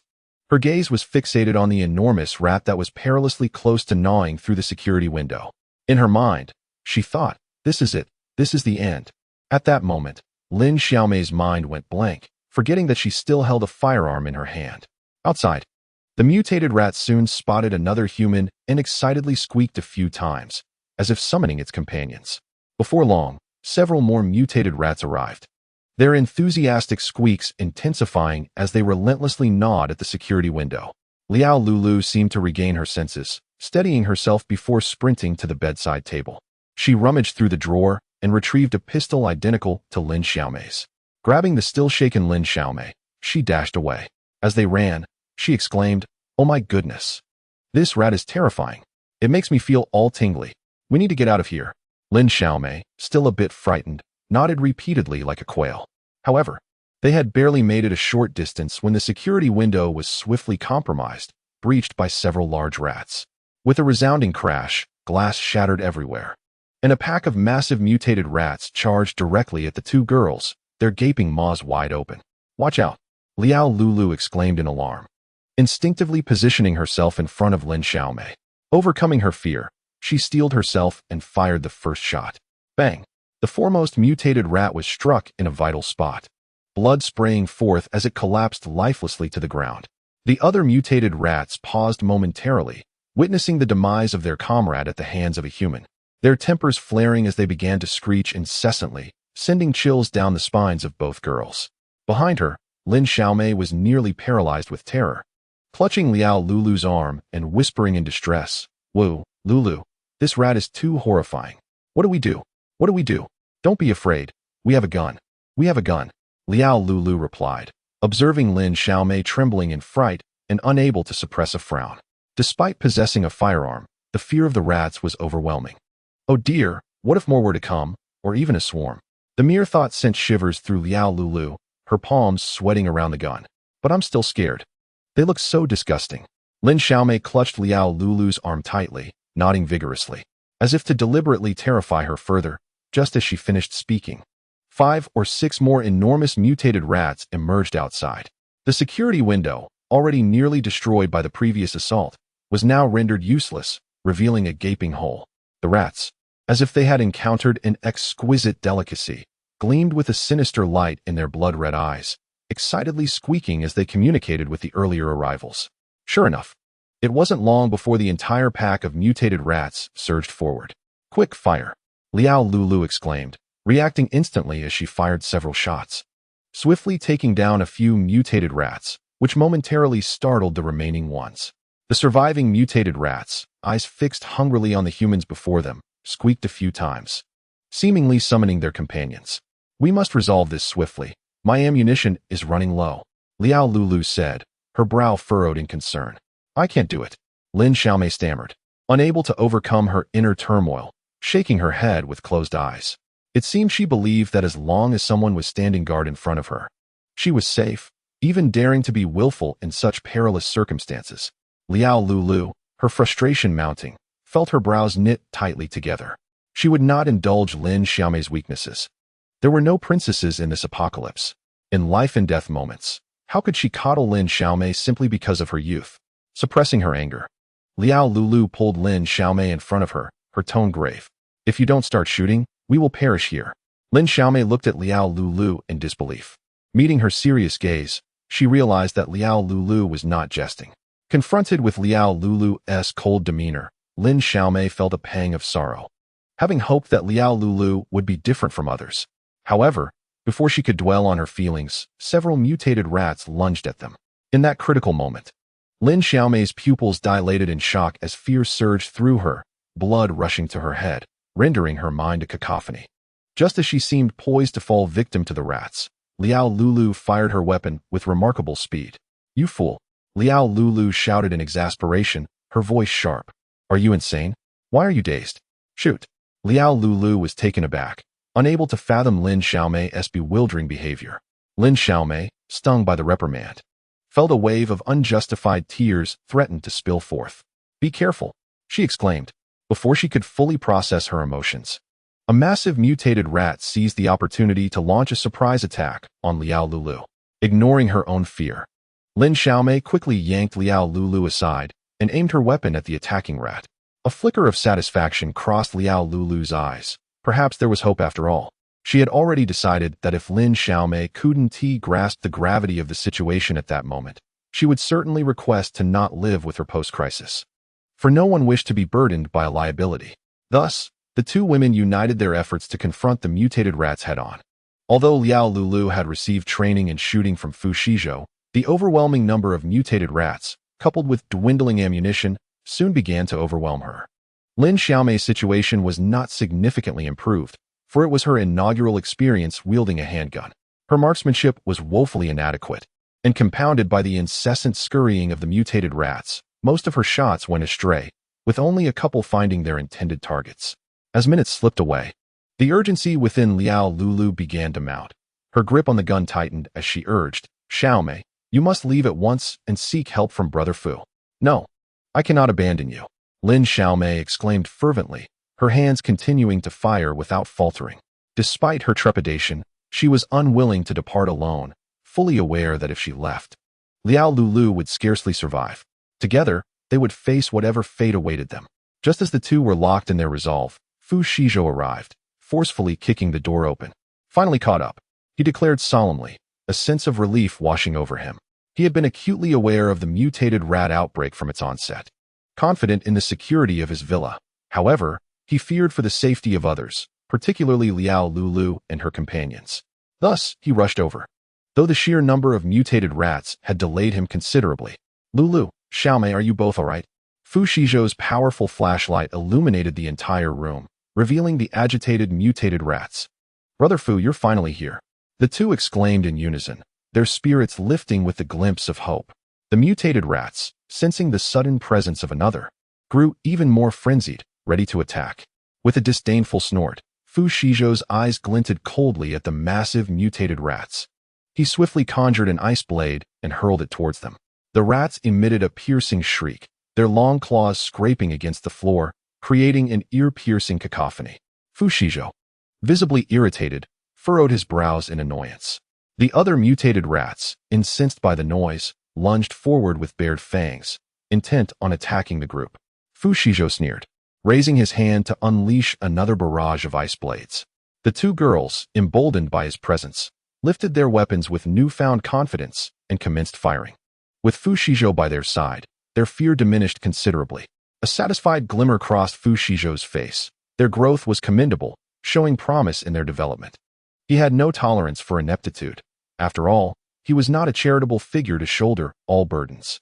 As the night deepened, the number of mutated rats surged, and the group found themselves frantically engaged in battle. Chapter 83, A Rare Training Opportunity. As the night progressed, the mutated rats multiplied, and the trio remained tirelessly occupied. At the same time, The entire Longjing community was besieged by mutant rats, instilling a pervasive sense of fear among the residents, who dared not let their guard down for a moment. The indiscriminate attacks by the mutant rats led to numerous casualties within the community. Some individuals, deeply ensconced in slumber, were devoured in their dreams, leaving behind nothing but gruesome remnants of bone and blood, a swift and merciless fate.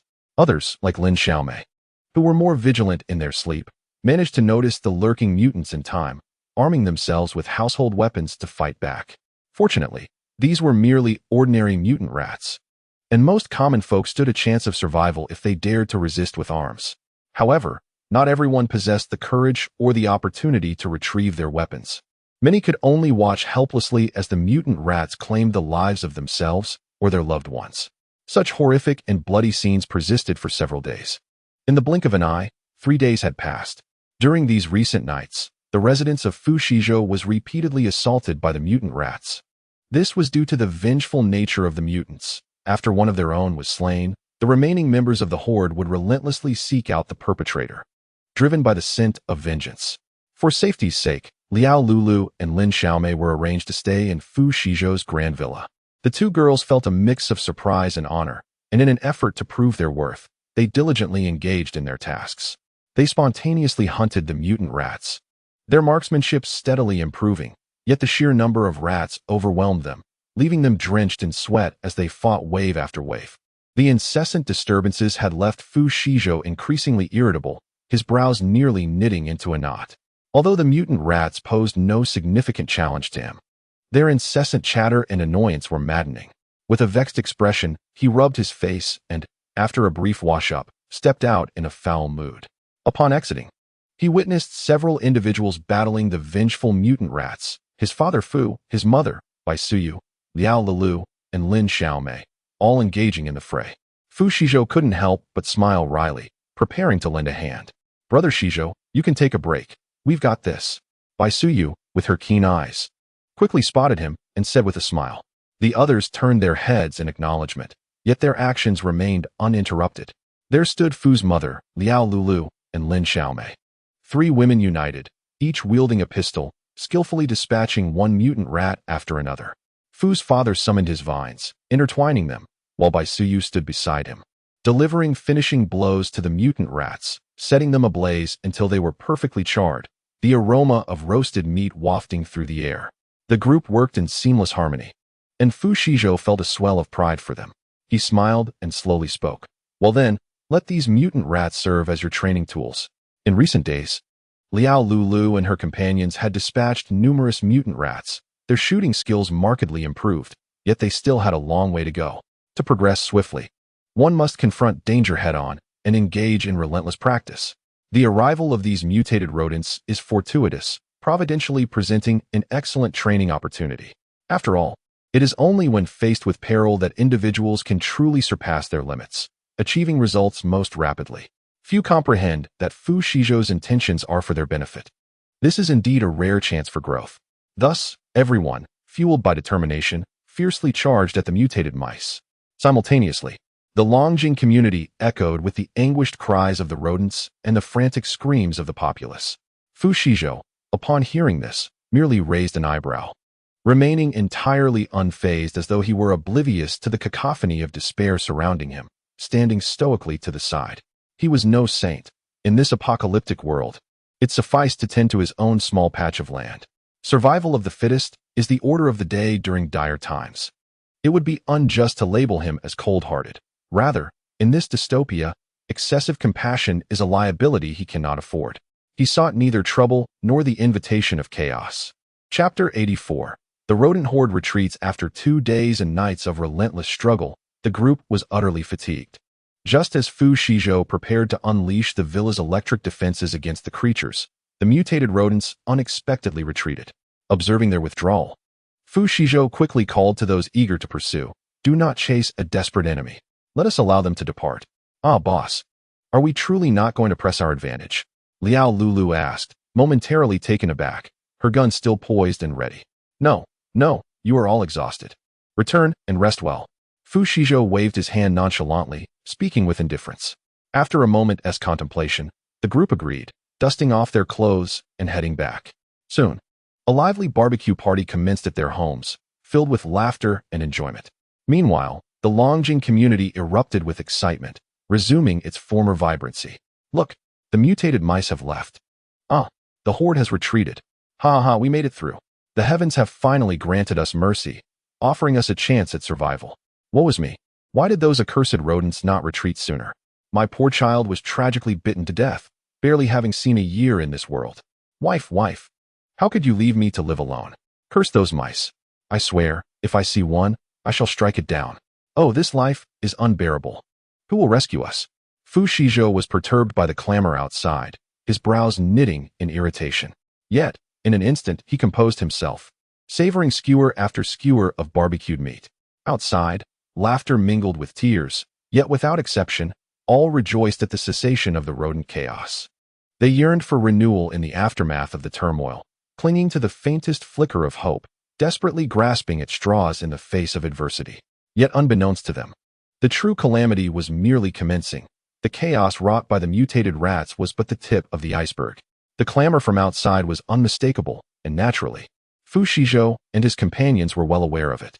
At that moment, Lin Xiaomei swallowed a morsel of beef and, with palpable excitement, exclaimed, "Boss, did you hear that? It's so lively outside." Fu's father, Fu's mother, and Bai Suyu remained silent, engrossed in their delectable skewers of grilled meat, their hearts brimming with satisfaction. The community was finally shedding its suffocating stillness, and a semblance of vibrancy had returned. Liao Lulu chimed in joyfully, revealing a pair of charming dimples. Since the onset of the apocalypse, she had not experienced such a raucous uproar. Each day had been steeped in monotony, which felt quite stifling. She found herself yearning for a life that was both stable and lively.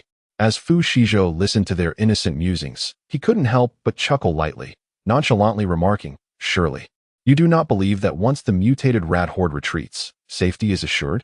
The moment those words left his lips, everyone immediately set down their skewers, their gazes fixed upon him in unison. Liao Lulu swallowed hard and cautiously inquired, "Boss, what do you mean by that?" "It means that the true disaster has only just begun. The mutant rats are merely the appetizer," Fu Shizhou replied, a hint of a smirk gracing his lips. Yet his tone bore an unsettling gravity that sent shivers down their spines. Lin Xiaomei let out a nervous laugh and, harboring a sliver of hope, asked, "Haha, boss. You must be trying to scare us, right?" Fu's mother, anxious, pressed further, "Son, what did you mean by that statement? You can't be serious, can you? What do you mean by the true disaster has just begun?" Everyone stared at him, awaiting clarification. "Do you truly think I jest?" Fu Shizhou retorted, massaging his aching temples, a touch of exasperation evident. "Rest assured, boss, we will not let our guard down. We will train diligently," Liao Lulu responded. Fu Shizhou cleared his throat and earnestly declared, "What do you think? If rats can mutate, what else is possible?"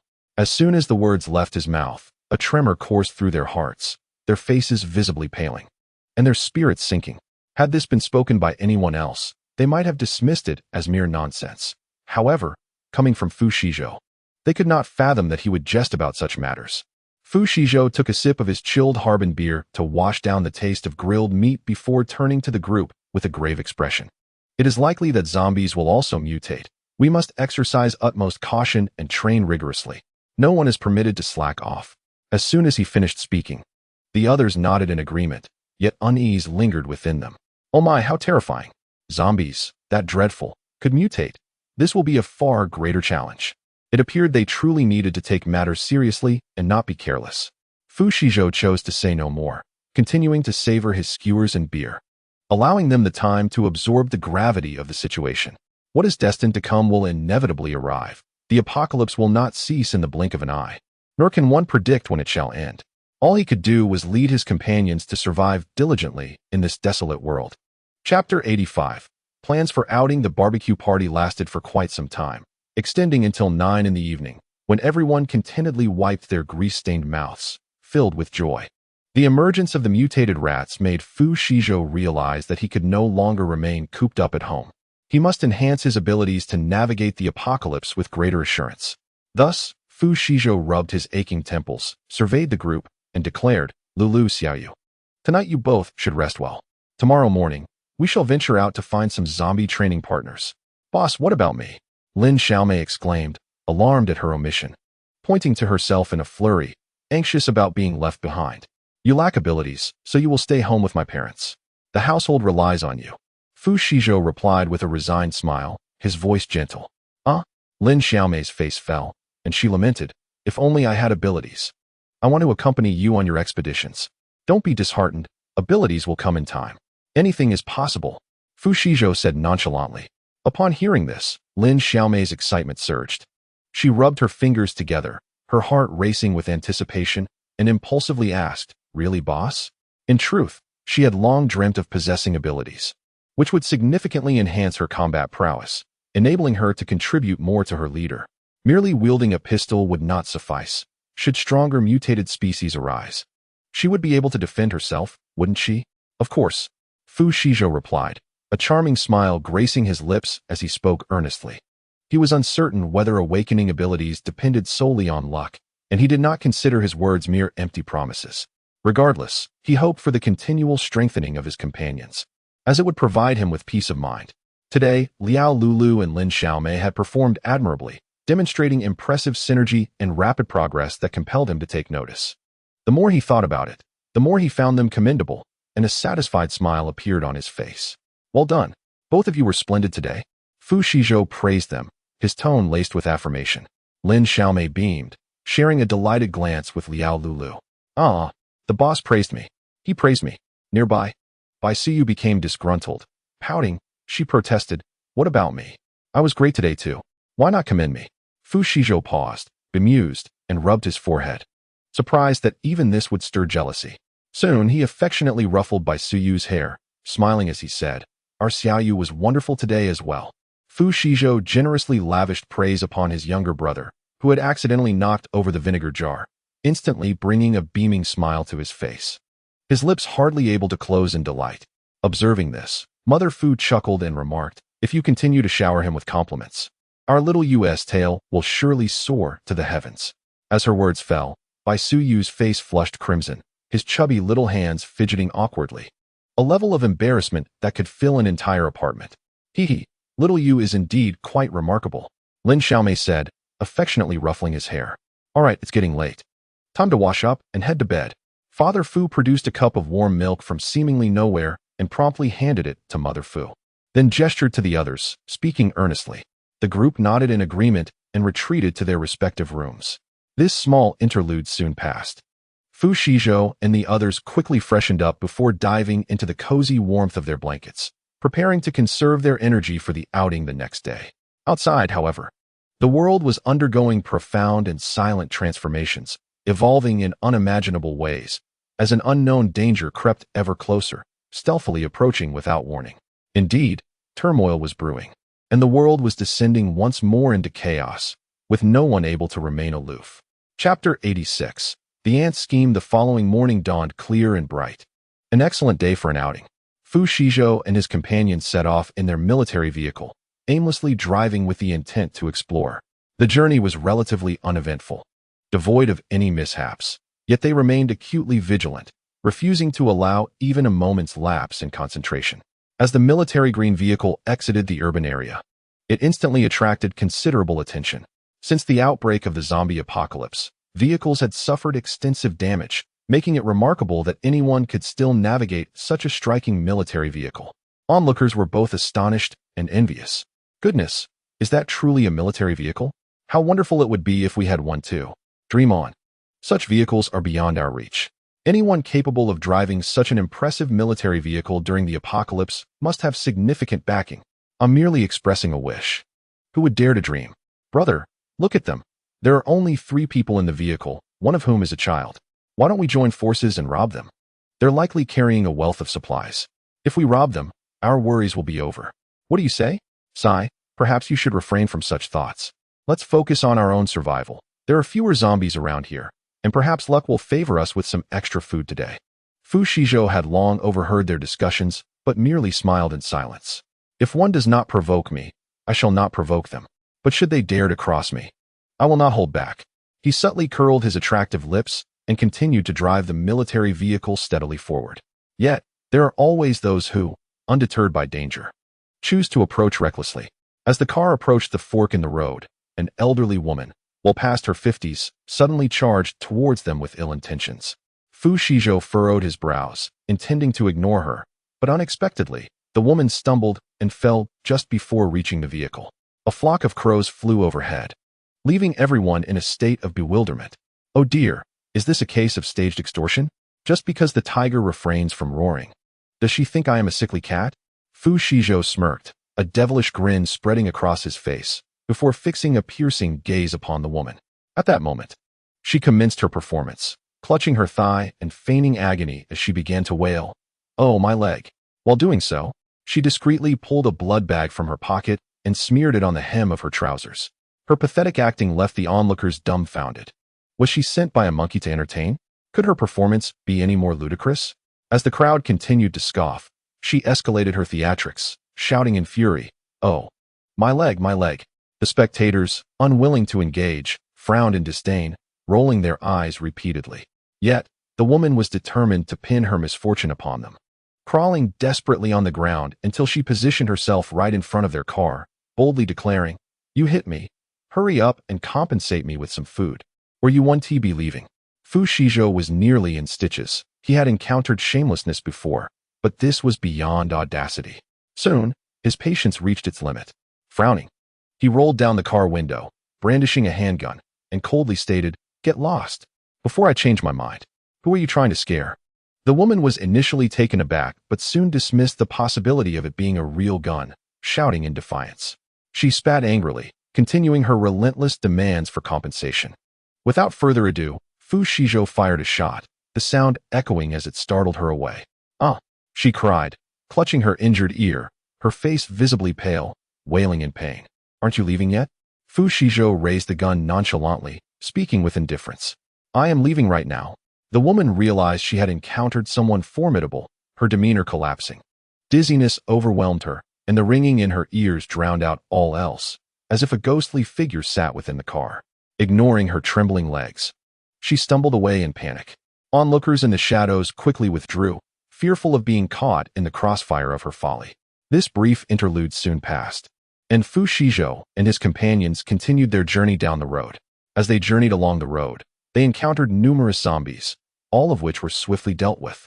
Yet, Fu Shizhou felt it was far from sufficient. He continued to navigate the battlefield vehicle, aimlessly wandering. Unbeknownst to them, Fu Shizhou had been driving for over 2 hours, fatigue beginning to settle in. Thus, he parked the vehicle by the roadside and calmly announced, "I need to use the restroom. Keep an eye on the car. I need to go too."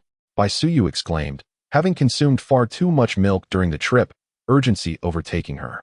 With that, she opened the car door and hurried after Fu Shizhou, leaving Liao Lulu alone in the vehicle, lost in thought.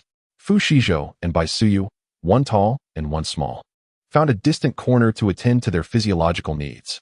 Just as they were preparing to return, a sudden gunshot startled them, causing them to instinctively think the worst. Exchanging a glance, they quickly made their way back. Upon their return, they were met with the sight of Liao Lulu brandishing a handgun, facing off against a group of men. Seeing her in danger, Bai Suyu rushed over, fiercely shouting, "What do you rascals want? Don't you dare bully my sister Lulu." Liao Lulu, moved by his words, felt a swell of warmth. Little Yu truly was a comforting presence. After Bai Suyu's outburst, he turned to Liao Lulu, concern etched on his face. "Sister Lulu, are you all right? Are you hurt?" He circled her, inspecting her for injuries. And only when he found none did he breathe a sigh of relief. Liao Lulu was momentarily taken aback, uncertain of how to respond. How could she articulate her thoughts? If you and the boss did not arrive soon, facing such a multitude alone would leave her feeling anxious. Her fate seemed precarious. Wang Dazhuang, casting a sidelong glance, surveyed the unexpected arrivals and brazenly mocked, "Oh look, 2 more heads to deliver." Before Fu Shizhou could retort, Wang Dazhuang continued with arrogance, "Kid, if you know what's good for you, scram. I've set my sights on your vehicle and your woman. While I'm in a generous mood, I might let you off the hook. Otherwise, I'll start with the child." Upon hearing Wang Dazhuang's brazen threats, Fu Shizhou's expression darkened. Especially at the mention of harming Bai Suyu, no one would dare lay a hand on his family and escape unscathed. However, wishing to allow Bai Suyu and Liao Lulu an opportunity to grow, he chose to remain silent, standing quietly to the side. "Bah, shameless." Bai Suyu scoffed disdainfully, curling his lip. Liao Lulu was momentarily taken aback, secretly giving him a thumbs up, which delighted Bai Suyu, filling him with pride.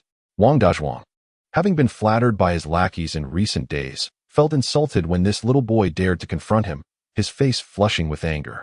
The thought alone ignited a fire within him, and with nowhere to vent his fury, he glared menacingly at Bai Suyu, growling, "You little brat.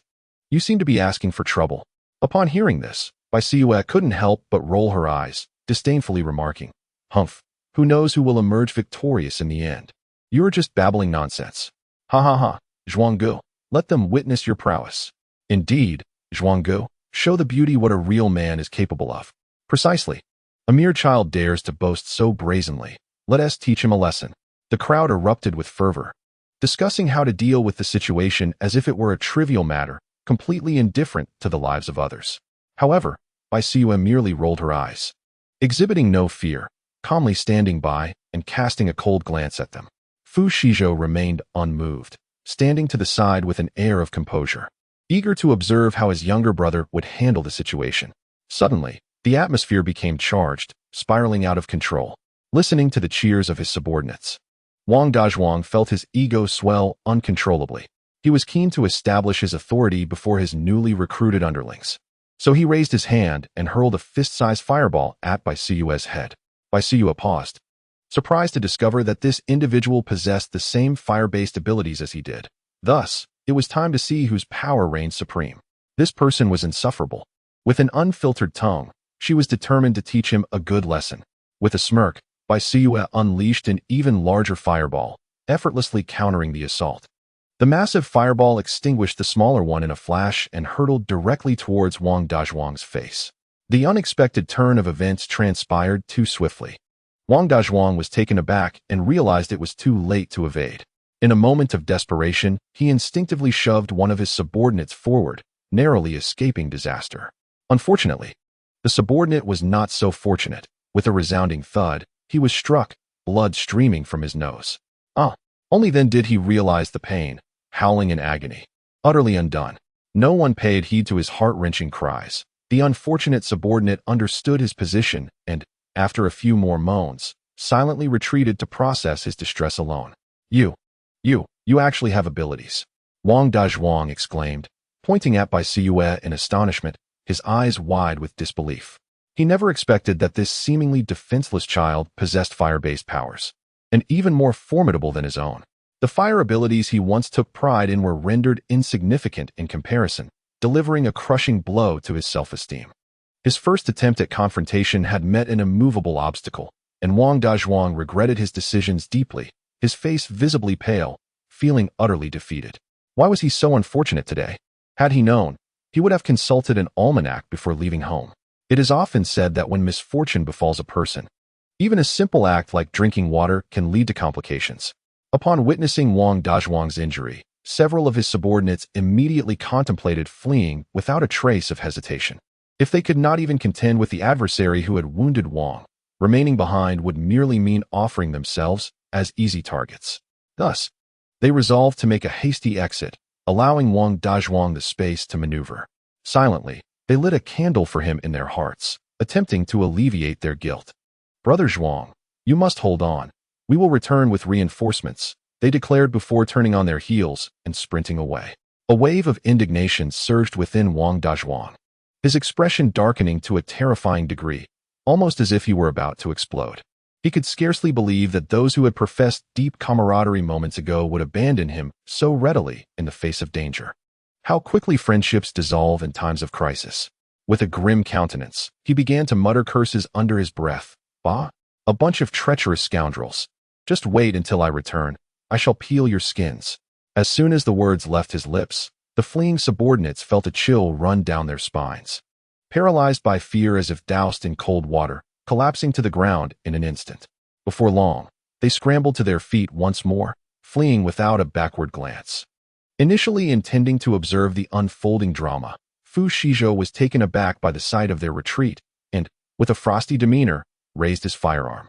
Those few subordinates who had not yet distanced themselves fell lifeless to the ground, beyond rescue. "How can you be so devoid of martial ethics? Striking without warning?" Wang Dazhuang exclaimed in terror, beads of cold sweat forming on his brow as he instinctively took a step back. Fear gripped him. His blood felt as if it had congealed, and his heart was ensnared by an iron vice. These individuals were exceedingly ruthless, attacking without a moment's hesitation. Wang Dazhuang was immensely frustrated, berating himself internally while conveniently forgetting that he had been the one to initiate the violence. Others were merely responding in kind, employing the same tactics against him. Fu Shizhou seemed to find the situation amusing, sneering, "Are you here to entertain us? Must I announce my intentions before I eliminate you?" With a dismissive glance, he continued, "Did you not consider the consequences when you set out to rob? But we merely intended to frighten you. We had no intention of killing anyone." Wang Dazhuang retorted defiantly. Hearing this, Liao Lulu was incensed, unable to restrain herself from spitting at him. "Enough of your nonsense.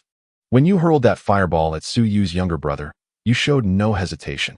It was clear you intended to take his life." In truth, Liao Lulu understood that the fireball Wang Dazhuang had conjured would not be lethal. It could disfigure, but would not kill. That was manageable for her to heal. Yet she could not abide his arrogant disregard for the lives of others. As her words settled, a flicker of guilt crossed Wang Dazhuang's face, and he began to evade her gaze. He had not anticipated this line of reasoning, or perhaps he had but chose to disregard it, never expecting to be confronted so directly. Originally intent on robbing others, Wang Dazhuang found himself in a dire predicament, having failed in his endeavor and now left utterly alone. The current situation was exceedingly unfavorable for him, as he faced overwhelming odds with adversaries who possessed superior abilities. He was nothing more than a lamb awaiting slaughter. The very thought of it left Wang Dazhuang in a state of distress, gasping for breath, his lips frothing, and his complexion turning a sickly yellow. His heart raced like a pendulum, swinging violently within his chest. He felt as if his heart had climbed to his throat, every muscle tense as if drawn taut like a bowstring. At that moment, Fu Shizhou approached slowly, his demeanor cold and unfeeling. "It is time to eradicate the roots. You've lingered long enough. It is time for you to reunite with your brothers in the underworld." Upon hearing this, Wang Dazhuang's pupils dilated in terror, his eyes widening in horror, and in an instant, he was paralyzed with fear. With a swift motion, Fu Shizhou revealed a sharp knife, a sinister smile gracing his lips as he advanced, intrigued by Wang Dazhuang's fearful retreat. "Don't come any closer," Wang Dazhuang pleaded, his face visibly pale and weak, his heart pounding violently against his ribcage, each beat more frantic than the last. Fu Shizhou remained silent, without a hint of mercy, and swung the knife towards Wang Dazhuang's neck. However, his aim faltered, and the blade merely grazed his shoulder. Furrowing his brow, Fu Shizhou withdrew the knife, a torrent of blood gushing forth from the wound. "Ah!" Wang Dazhuang cried out, overwhelmed with fear, realizing that this man was indeed intent on leaving no survivors. "This is too ruthless. I merely wish to rob them for a moment." His eyes widened in desperation, and just as Fu Shizhou raised the knife again, he shouted, "Don't kill me. I am still of use." At this, Fu Shizhou paused, the knife halting merely a centimeter from Wang Dazhuang's neck. A sigh of relief escaped Wang Dazhuang as he patted his chest, feeling as though he had narrowly escaped death. Fu Shizhou regarded him with curiosity, his expression one of skepticism. "Oh, do tell, what use do you propose?" Wang Dazhuang, initially speaking out of sheer panic, now found his mind blank, uncertain of how to respond. "It seems you are attempting to deceive me," Fu Shizhou remarked, his brow furrowing in disdain. He then delivered a swift kick to Wang Dazhuang's knee, causing him to collapse to the ground. "Please, no," Wang Dazhuang pleaded, his mind racing. But then a flicker of useful information resurfaced in his thoughts, giving him a semblance of confidence. He gazed in trepidation at the blood-stained watermelon knife, swallowed hard, and mustered the courage to speak. "I know how ordinary people can awaken their abilities." The moment his words fell, the crowd stood transfixed, staring at him in disbelief. Fu Shizhou scrutinized him skeptically, pondering, could this fellow be speaking the truth? Or was he merely spinning tales in a desperate attempt to save himself? Perhaps there was some truth to his claims, reluctantly divulging secrets? If the information proved authentic, then Lin Xiaomei's long-held dreams of extraordinary powers might finally come to fruition. Wang Dazhuang, noticing Fu Shizhou's inscrutable expression, felt uncertain of his intentions and, fearing for his safety, hastily pleaded, "I'm sorry, brother. I truly was momentarily possessed by a foolish impulse to rob you." Growing increasingly agitated, Wang Dazhuang seemed desperate to convince the crowd, slapping his own face repeatedly in fervor, insisting, "I have no reason to gamble with my life. Everything I say is true." This was Wang Dazhuang's final stand. Whether he succeeded hinged on the allure of the information he possessed for Fu Shizhou. Chapter 90. Unexpected gains. Wang Dazhuang, fearful of disbelief, continued to slap his own face in a frenzy, asserting, "I have no reason to gamble with my life. Everything I say is true." This was his last desperate effort. Whether it would bear fruit depended on the attractiveness of his words to Fu Shizhou. Fu Shizhou raised an eyebrow, acknowledging that Wang Dazhuang was correct. He would not jest with his own life. Truth be told, he was also curious about how an ordinary individual could successfully unlock their abilities. With a slight smirk, Fu Shizhou looked down from his elevated position and casually inquired, "So, how does one awaken abilities as an ordinary person?" Wang Dazhuang swallowed nervously, daunted by the prospect of revealing such information. Should he lose his value, he knew he could be swiftly silenced by Fu Shizhou. After a moment's hesitation, Wang Dazhuang furrowed his brow and, gritting his teeth, began to negotiate. "I can share, but only if you promise to release me afterward." Seeing Wang Dazhuang's lack of awareness, Fu Shizhou couldn't help but let out a cold chuckle. Ah, so this man believed that possessing a fragment of information could secure his life? Anyone daring to rob Fu Shizhou must be prepared to face dire consequences. Bai Suyu and Liao Lulu attempted to interject, but Fu Shizhou silenced them. As Wang Dazhuang sensed that the crowd was unwilling to engage, panic set in, and he urgently exclaimed, "I swear, if you promise to let me go, I will tell you everything." Unfazed by his plea, Fu Shizhou coolly replied, "You speak first." Instantly, Wang Dazhuang fell silent, retreating a few steps in trepidation. To divulge so easily, only to be betrayed afterward, would he not end up losing everything? "You have no choice. Either speak now or face your demise." Fu Shizhou's voice dripped with impatience, no longer willing to entertain his games. Wang Dazhuang's complexion fluctuated between shades of green and white, his eyes harboring an imperceptible resentment. Ultimately, he reluctantly recounted the tale of how he had awakened his extraordinary abilities. Just a few days prior, driven by insatiable hunger, he ventured out in search of sustenance, only to encounter a horde of zombies. After an arduous struggle, he managed to vanquish them, shattering the skull of one and revealing a lustrous gem within. Intrigued, he picked up the peculiar stone, eager to uncover its secrets, but to his astonishment, his blood, which had stained the stone, was absorbed by it. In that moment, he realized that this stone might indeed be a treasure. He promptly searched the remains of the other zombies, hoping to find more of these enigmatic stones, but alas, he only had the one. After casting a furtive glance around, he tucked the stone away in his pocket. That night, he dedicated himself to studying it, attempting various methods of attunement he had read about in novels, yet to no avail. Frustration mounted as he grappled with the complexities of the task. In a moment of desperation, he resolved to test whether the stone could be crushed. However, just then, a companion unexpectedly burst through his door, startling him into swallowing the stone whole. Enduring a harrowing ordeal, Wang Dazhuang nearly believed he would meet his demise, only to emerge with the astonishing powers described in the novels. Those who had previously dismissed him now revered him as a leader, showering him with attention and deference. Once a lowly thug, subsisting on extortion at the local market and engaging in petty theft, he found his life drastically altered by the apocalypse, facing hardships beyond imagination. Yet, the day he awakened his extraordinary abilities, his ego swelled, and he returned to his former ways, leading a band of followers in their heists. However, one cannot tread the path of danger without facing consequences, and this time he had encountered formidable foes. As Wang Dazhuang recounted his tale with increasing fervor, he suddenly clutched Fu Shizhou's leg, sobbing, "I truly understand my mistakes. I beg you, spare me this time.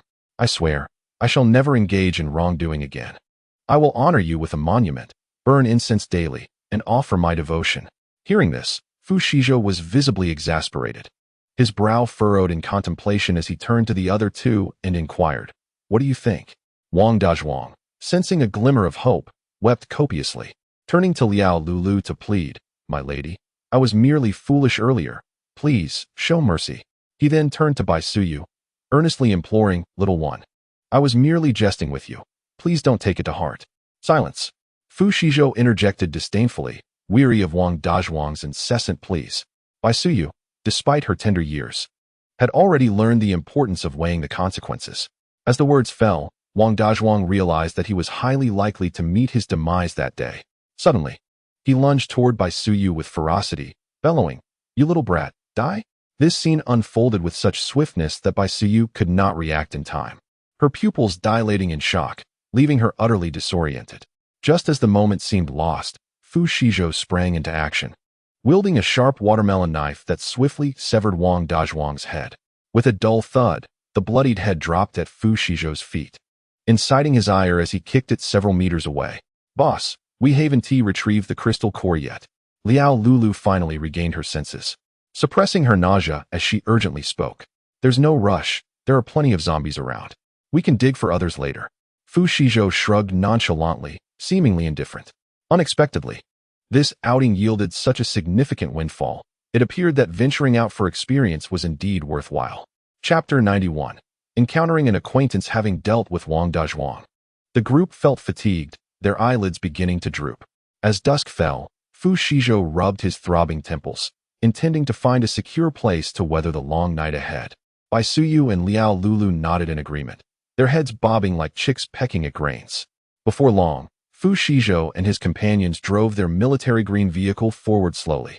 After a short while, they passed a gas station, and with the darkness encroaching, they decided to make do for the night there. Upon disembarking, Fu Shizhou waved his hand, stowing the vehicle into his spatial pocket, prioritizing caution and avoiding unnecessary trouble. "Boss, it seems there are people inside," Liao Lulu, with her sharp eyes, quickly spotted the flickering light within the gas station and cautiously suggested, "Perhaps we should find another place? What is there to fear? When soldiers come, they meet soldiers. When water comes, it is met with earth. Do you not trust me?" Fu Shizhou retorted dismissively, a hint of teasing in his tone. Upon hearing this, Liao Lulu sheepishly closed her mouth, feeling awkward enough to dig a hole to hide in. Ignoring her thoughts, Fu Shizhou waved his hand and called, "Let us go."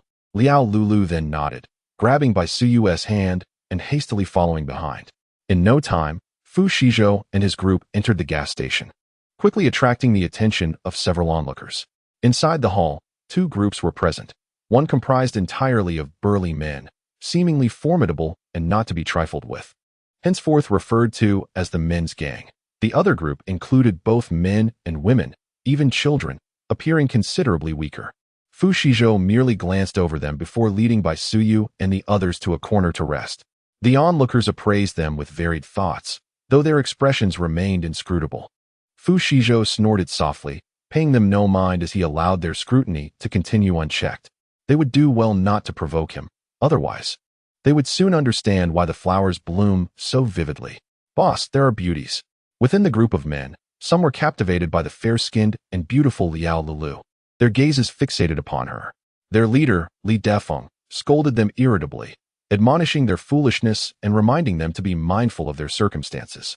Disturbed by the lewd behavior of a man, Liao Lulu frowned and instinctively recoiled.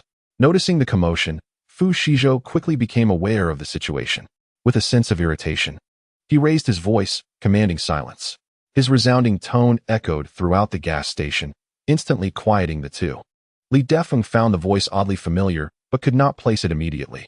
As he looked up and scrutinized the scene, he was profoundly struck by Fu Shizhou's spirited demeanor, leaving him momentarily dumbfounded, his eyes wide as saucers, unable to articulate a response. He never anticipated encountering a former major client in such a setting. Reflecting on Fu Shizhou's recent actions, Li Defeng was filled with excitement and unbiddenly sought to curry favor with him. As the saying goes, one thrives in the shade of a large tree. If he could secure Fu Shizhou's support, navigating the apocalypse would become significantly easier, alleviating the need to scavenge daily for sustenance. With this thought, Li Defeng's spirits lifted, and he could not suppress his glee. Rubbing his hands together, he approached quickly, a sycophantic smile gracing his face as he inquired, "Mr. Fu, do you remember me?" Fu Shizhou paused, momentarily at a loss, and replied with curiosity, "Who are you?" "I am Li Defeng from Longting Security Company," he explained hurriedly. Fu Shizhou raised an eyebrow, finally recalling their previous acquaintance, surprised to find a familiar face here. Chapter 92. Li Defeng's hidden intentions. Fu Shizhou had not anticipated running into an old acquaintance, Li Defeng from Longting Security Company, in this location.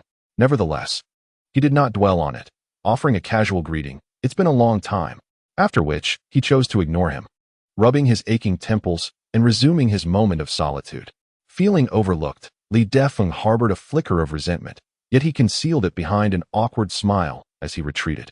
The younger members of the group noticed the slight and were inclined to defend Li Defeng, but they were silenced by a mere sharp glance from him.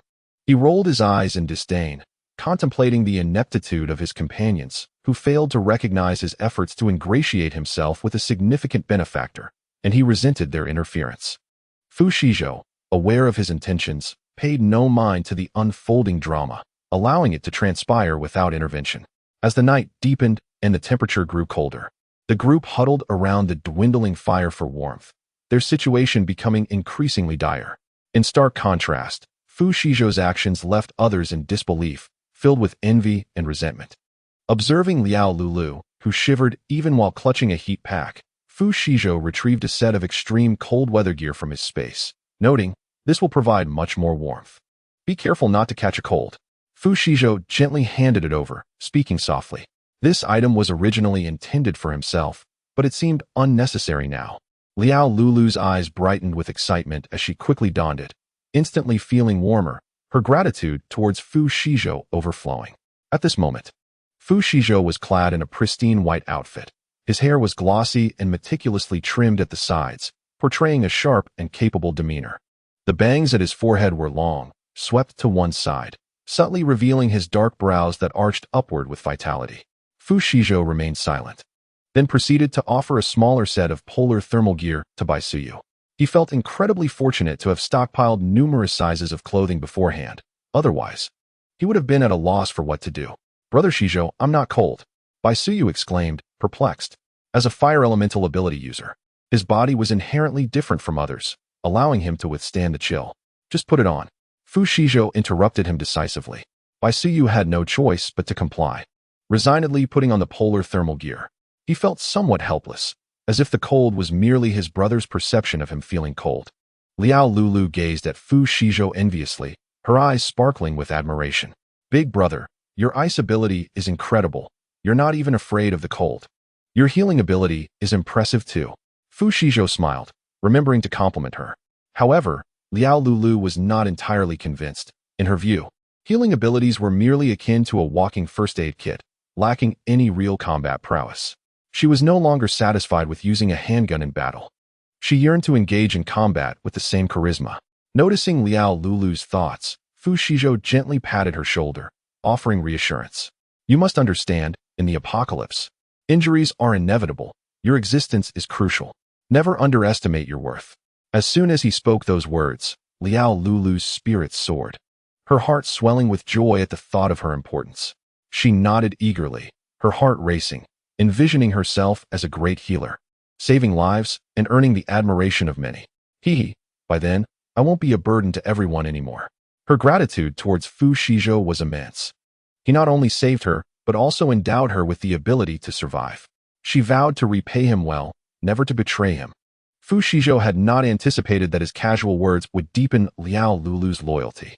Meanwhile, Li Defeng quickly caught wind of the commotion, astonished to learn that Liao Lulu was a healing ability user. A healing ability user. A walking first aid kit, indeed, a rare find. At that moment, Li Defeng's resolve to cling to Fu Shizhou's side intensified, and he felt a newfound admiration for Liao Lulu. Liao Lulu shivered slightly, instinctively tightening her grip on the recently donned polar thermal gear.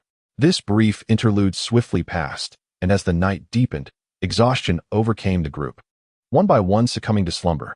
Chapter 93. The onslaught of the mutant cats in the stillness of the dead of night. The entire gas station lay in tranquility, with all immersed in dreams, when an unexpected event transpired. Liao Lulu, lost in a peaceful sleep, was abruptly roused by a rustling sound, jolting her from her reverie. Initially, she dismissed it as a figment of her imagination, rubbing her aching temples and attempting to cocoon herself in her garments to resume her slumber. Yet, as the sound drew ever closer, it became impossible to ignore. Upon listening intently, it seemed as though something was approaching, causing her eyes to widen in terror. Her blood coursed with an adrenaline surge, her heart racing wildly within her chest. Overwhelmed by fear, A rush of blood surged to her head, leaving her with a ringing sensation.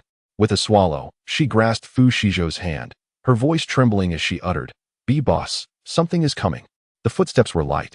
Neither human nor zombie. What could it possibly be? Could it be a ghost? The mere thought sent chills down her spine, her complexion visibly paling. The boundless terror, compounded by the darkness, silence, and the disorientation of waking suddenly, chilled her to the core. Fu Shizhou immediately roused by Suyu. They exchanged a glance, instinctively positioning Liao Lulu between them, cautiously surveying their surroundings. Feeling profoundly moved, Liao Lulu's fear began to dissipate, her grip tightening around her handgun. Her heart raced, tension coiling through her body like a bowstring drawn taut, leaving no room for relaxation. The others too were stirred by the rustling sounds, startled like frightened birds, scanning their environment with trepidation. Meow? A cat's cry released a sigh of relief from Liao Lulu, yet for Fu Shizhou, it sent shivers down his spine. Every nerve on high alert. His expression grew serious, and he dared not let his guard down. Outside, it was no ordinary cat. It was a mutant cat. Swiftly, Fu Shizhou activated his mental acuity to sense the situation outside, and was taken aback by the sight of a massive figure, a gigantic spotted cat, the size of a tiger, prowling before the door. Suddenly, a pair of blood-red feline eyes locked onto his through the crack in the door, startling both man and beast alike. Meow? It seemed to have found an exquisite delicacy, its crimson eyes gleaming with an eerie light. Issuing several cries before a horde of over 20 mutant cats converged from all directions, drawn by the sound. Fu Shizhou silently cursed, realizing the gravity of the situation. Before he could contemplate further, around 10 mutant cats raised their sharp claws and unleashed a barrage of fierce kicks against the door. "Mutant cats, we must be cautious," Fu Shizhou declared gravely. No sooner had the words left his lips than the massive door was violently kicked open, and a swarm of mutant cats, baring their teeth, surged inside, a daunting and ominous sight. They're mutant cats. Some recognized the situation and exclaimed in shock, "Goodness, how could there be so many?" Many were so frightened that their faces turned ashen, their tongues stammered, and their voices choked. It was over. They were doomed. Before they could ponder further, the menacing mutated cats lunged towards the crowd. A cry of agony erupted from the throng as someone was caught off guard, their throat torn open, blood gushing forth, leading to an instantaneous demise, their eyes glazing over in death. Witnessing this, the crowd grasped the gravity of the situation. Li Defeng was the first to suggest, "In my opinion, we should unite and work together to eliminate the mutated cats." As soon as he finished speaking, many nodded in agreement, though several quietly retreated to the back. Seeing this, Fu Shizhou merely scoffed, filled with disdain. Their subtle maneuvers were of no concern to him, but they better not direct their intentions towards him. Otherwise, he would ensure they understood the meaning behind the phrase, "Why are the flowers so red?" While Fu Shizhou was still deep in thought, a lithe figure darted forward, moving with the swiftness of lightning. To his astonishment, it was a speedster, a lightning cat. The large feline head turned towards Fu Shizhou, and for a moment, man and cat locked eyes, neither daring to make a move. Fu Shizhou focused intently, holding his breath, his heart racing as if it were drawn taut like a bowstring, every fiber of his being tense and vigilant. After all, the lightning cat was incredibly fast, and its claws possessed deadly venom. A single misstep could lead to his demise, especially since he had two people to protect. However, there was a solution. He swiftly conjured a mental barrier, encasing himself and Bai Suyu along with the others securely within. Bai Suyu and Liao Lulu exchanged a glance, silently agreeing to follow closely behind him. Fu Shizhou smiled with satisfaction. He relished such unperturbed companions. The mutated cat screeched disdainfully, its blood-red eyes glaring at the three of them, and with a swift motion, it lunged forward, intent on shredding these detestable humans. Just as the cat extended its lethal claws and leaped into the air, it was unexpectedly crashed to the ground. This sudden turn of events transpired too quickly. The mutated cat felt insulted and instantly enraged. It howled, leaping again with unyielding determination. The outcome was predictable. It was thwarted once more, defeated by Fu Shizhou's mental barrier, completely unable to harm them. As this unfolded, a group of cowardly individuals, reluctant to bear any costs, quickly gravitated towards Fu Shizhou's safe zone. Chapter 94, Blinded by Rage. Seeing them shamelessly edging closer to his secure area, Fu Shizhou found himself both amused and enraged. He let out a cold huff, fired a shot into the air, and coldly commanded, "Get lost." His tone carried a hint of impatience, and his expression darkened visibly, yet those people seemed oblivious to the gravity of the situation. This place was not their home. In the midst of the crowd, a voice of discontent rose sharply, eyes reddened with anger. Before Fu Shizhou could make a move, the mutated cats launched a sudden ambush from behind, each taking a bite that tore through throats, leaving faces marred by vicious claws. Those unprepared for the assault met their demise instantaneously, their eyes glazing over in the finality of death. Observing this scene, Fu Shizhou found an unexpected flicker of approval towards the mutated cats, a slight smile gracing his lips. However, the immediate concern remained with the swift lightning cat, which posed a considerable challenge. His mental energy was bound to wane, and a moment of exhaustion could spell danger. Thus, a swift resolution was imperative to eliminate it decisively. Contemplating this, Fu Shizhou rubbed his aching temples, deep in thought. Suddenly, inspiration struck, and he turned to Bai Suyu, exclaiming, "Xiaoyu, I will control it. Watch for your chance and incinerate it." Bai Suyu, filled with excitement, readily agreed. Following this, Fu Shizhou lowered his mental barrier, focusing intently on the predatory lightning cat as he initiated his mental control. The creature was instantly overwhelmed by his psychic pressure, writhing in agony on the ground. Its combat abilities swiftly extinguished. Noticing the dazed expression on Bai Suyu's face, Fu Shizhou furrowed his brow and shouted, "What are you waiting for? Now is the time, burn it." Bai Suyu snapped back to reality, nodding in acknowledgement as she conjured a massive fireball, hurling it fiercely at the lightning cat. In no time, the enormous creature was engulfed in flames, emitting anguished cries as it writhed helplessly before succumbing to its fate. The air soon filled with the unmistakable scent of charred meat, and Fu Shizhou, despite himself, swallowed hard. At that moment, the entire gas station was suffused with the aroma of roasted mutated cats, the breeze carrying the enticing fragrance further. The gathered crowd could not help but swallow nervously, their stomachs growling in response. "Oh, how delicious! I am so tempted to eat." After a brief moment, they shook off such inappropriate thoughts, realizing that survival was their foremost concern. Fu Shizhou, however, was undeterred by their musings. His sole focus was to swiftly dispatch the mutated cat and return to his much-needed rest. He strode purposefully to the charred lightning cat, and with a swift motion, wielding a glimmering ice blade, he extracted the crystal core from its head, carefully pocketing it. This speed attribute crystal core would soon be useful for Liao Lulu. She was rather inexperienced, and having more powers at her disposal would certainly be advantageous. Any surplus could later be given to Lin Xiaomei. "Watch out," Liao Lulu shouted, taking aim and firing a shot directly at Fu Shizhou's adversary. Her marksmanship was impeccable, the bullet striking the mutated cat's neck, causing blood to spurt forth as it fell lifelessly to the ground. Fu Shizhou, momentarily stunned, quickly recovered and cast an appreciative glance towards Liao Lulu, who beamed with delight at his acknowledgement. After overcoming the formidable lightning cat, the remaining challenges seemed considerably less daunting. A smirk graced Fu Shizhou's lips as he retrieved an Aurora gun from his spatial pocket, unleashing a barrage of bullets as if they were of no consequence. In that moment, Fu Shizhou was driven by a fervent desire to annihilate these troublesome, mutated cats swiftly, so he could indulge in a hearty chicken leg and enjoy a well-deserved nap. Fatigue and hunger weighed heavily upon him. Observing his fervor, the others were equally motivated, raising their weapons in unison to join the fray with fervent determination. Chapter 95. The Dogskin Plaster. After what felt like an eternity, the intense battle finally reached its conclusion. The tension that had gripped everyone began to dissipate, and though exhaustion lingered, a sense of elation permeated the air. Every last mutated cat had been eradicated, leaving no survivors, and the once formidable team of men had dwindled to just 3. The gas station lay in ruins, strewn with the carcasses of both mutated cats and humans, the air thick with the stench of blood, leaving no space to stand. Fu Shizhou, upon witnessing the chaos, rubbed his aching temples, his brow furrowing in distaste as he stepped back a few paces. Seizing the opportunity, Li Defring produced the last of his bread from his pocket and approached with a sycophantic smile. "Mr. Fu, you must be famished. Would you care for some bread?" Fu Shizhou raised an eyebrow, bemused by Li Defeng's unyielding desire to cling to him for protection. However, he was not inclined to entertain such notions. With a dismissive wave, he replied coolly, "No, you keep it for yourself."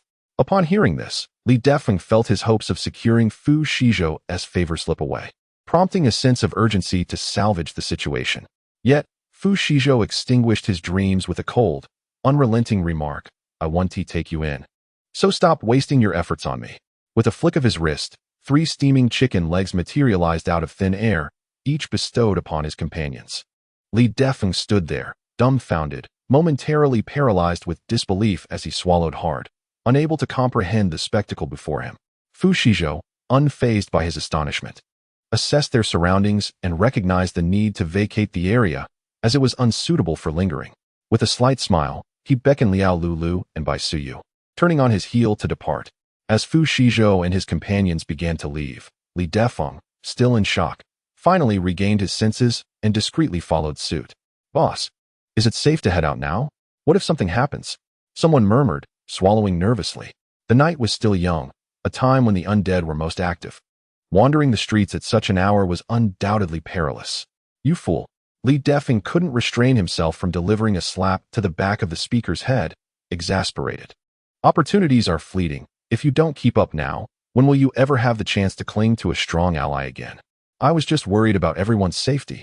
The individual protested weakly, covering his face with a hint of grievance in his tone. Li Defeng fell silent, waving his hand dismissively. And thus, they stealthily followed behind. At this moment, Li Defeng and his companions were urgently following Fu Shizhou's vehicle, anxious not to be left behind. "Boss, they are following us." Liao Lulu, with her keen eyesight, quickly noticed their group stealthily trailing behind. "They believe they can survive by sticking to us. Good heavens. Could it be that they intend to cling to us?" Bai Suyu gazed at the car behind with incredulity, witnessing such shamelessness for the first time, akin to a stubborn plaster that refuses to let go. "Let them be," Fu Shizhou remarked nonchalantly, entirely unperturbed by their presence, as long as they bore no malicious intent. Fu Shizhou had no inclination to confront them. They were free to follow, but should danger arise, they should not expect him to come to their rescue. Whether deemed cold-hearted or unsympathetic, he remained an observer of matters and individuals that failed to pique his interest. After all, in this apocalyptic world, one must pursue joy without compromising oneself in the slightest. Chapter 96. The Death of Li Defeng. While Fu Shizhou pondered, he remained oblivious to the impending danger approaching the group. "Boss, there are zombies." Liao Lulu, ever observant, quickly spotted the zombies ahead and alerted the others. Fu Shizhou raised his gaze, utilizing his psychic abilities to sense the surrounding environment and discern the numerous footsteps closing in. Approximately 400 to 500 zombies were advancing towards them. A smirk played on Fu Shizhou's lips as he calmly stated, "It seems tonight is destined to be a sleepless night." Wow, 400 to 500 is neither too many nor too few. It's quite a good opportunity for practice. As the small horde of zombies drew near, Fu Shizhou and his companions swiftly exited the vehicle, readying themselves for battle. "Boss, the zombies are coming. What do we do?" The individuals near Li Defeng instantly lost their composure, with some trembling in fear at the sight of the approaching horde. "What is there to fear? Aren't Fu Shizhou and his team here? If we stay close, we are all in this together. They wouldn't abandon us, would they?" Li Defeng swallowed hard, speaking with a hint of misplaced hope. His companions nodded fervently like chickens pecking at grain, yet their hearts remained unsettled. Upon seeing them approach, Fu Shizhou flashed a wicked smile, coldly discharging a shot to demonstrate his authority. Li Defeng and his group hastily dodged, their expressions shifting from pale to flushed in an instant. "Mr. Fu, we merely intended to offer assistance. Must you make such a grand display?" Li Defeng, now irate, could no longer maintain his facade and admonished them. Fu Shizhou chuckled softly and replied, "Assistance? Or were you seeking refuge?" Having seen through their intentions, Fu Shizhou's expression faltered. Yet faced with the encroaching horde, he maintained his composure. "At this juncture, we ought to band together and embody the spirit of mutual aid." Suppressing his rising anger, Li Defeng began to appeal to their shared humanity, exclaiming, "You wouldn't truly let us perish, would you? Get lost." Fu Shizhou could not help but roll his eyes, speaking irritably, "If you continue to be such an eyesore, I might as well toss you to the zombies as their meal." Sensing that Fu Shizhou was serious, Li Defeng dared not utter another word. Gritting his teeth, he hastily organized his remaining 2 subordinates to prepare for the impending threat. Before long, A horde of zombies came charging at them. Fu Shizhou squinted, and the combat genes within him were instantly awakened. Kill! With Fu Shizhou's command. Bai Suyu and Liao Lulu rubbed their fingers together and swiftly rushed towards the zombies. Working as a duo, they coordinated seamlessly, targeting the zombies' weak points with precision. Trusting one another, they bravely covered each other's backs, growing more formidable with each encounter. The zombies, perhaps taken aback by their prowess, found that within the span of a mere tea break, more than half of their comrades had already fallen. Their attention shifted towards Li Dufeng's side, where the individuals appeared utterly inept. An easy meal. Li Dufeng attempted to rally his team like Liao Lulu had, but it was too late. One by one, his men were falling. Soon, he was left as the last man standing. Fu, please save me, Li Dufeng exclaimed in desperation, fighting off the enemies while fervently pleading. If you rescue me, I will obey you from now on, serving you loyally without any ulterior motives. Li Dufeng shouted frantically. Fu Shizhou remained silent, merely gazing at him with cold indifference. He found it amusing that these individuals seemed eager to become his subservients, pushing him toward the brink of exasperation. As the zombies advanced menacingly, Li Dufeng's heart raced in alarm. Fu Shizhou, I know the secret of your safe house. You must save me, or your sanctuary will be exposed. Fu Shizhou found this amusing and replied nonchalantly. Oh, are you threatening me? Then it would be best to send you on your way. After all, only the dead can keep secrets. He was unperturbed by the thought of his safe haven being coveted. Realizing he had misspoken, Li Dufeng pleaded with his remaining strength. Fu, I was wrong to threaten you. Please, have mercy and forgive me. Fu Shizhou merely smiled and remained silent. Skillfully wielding an ice blade in his left hand and a gun in his right, thoroughly engrossed in the battle, ignoring Li Dufeng's desperate cries. Gritting his teeth, Li Dufeng swallowed his anger. Noticing despair was imminent, he swiftly dispatched a zombie and made a frantic escape. However, misfortune struck as he stumbled and fell. Before he could rise, a swarm of zombies descended upon him, leaving nothing but bare bones behind, dead beyond revival. Liao Lulu watched this unfold, swallowing hard as she felt increasingly fortunate to be aligned with such a powerful leader. Though strict, he was protective of her, and she felt immensely lucky to have caught his eye. Before long, Fu Shizhou and his companions had eliminated the remaining zombies, and everyone exhaled in relief. Fortunately, due to their vigilance and formidable combat skills, they had sustained no injuries. However, the physical endurance of everyone had reached its limit, making it unwise to linger outdoors any longer. Liao Lulu and Bai Suyu diligently excavated the zombies, uncovering only half of the crystal cores from the 400 to 500 zombies they had encountered. Nevertheless, it was still a commendable harvest.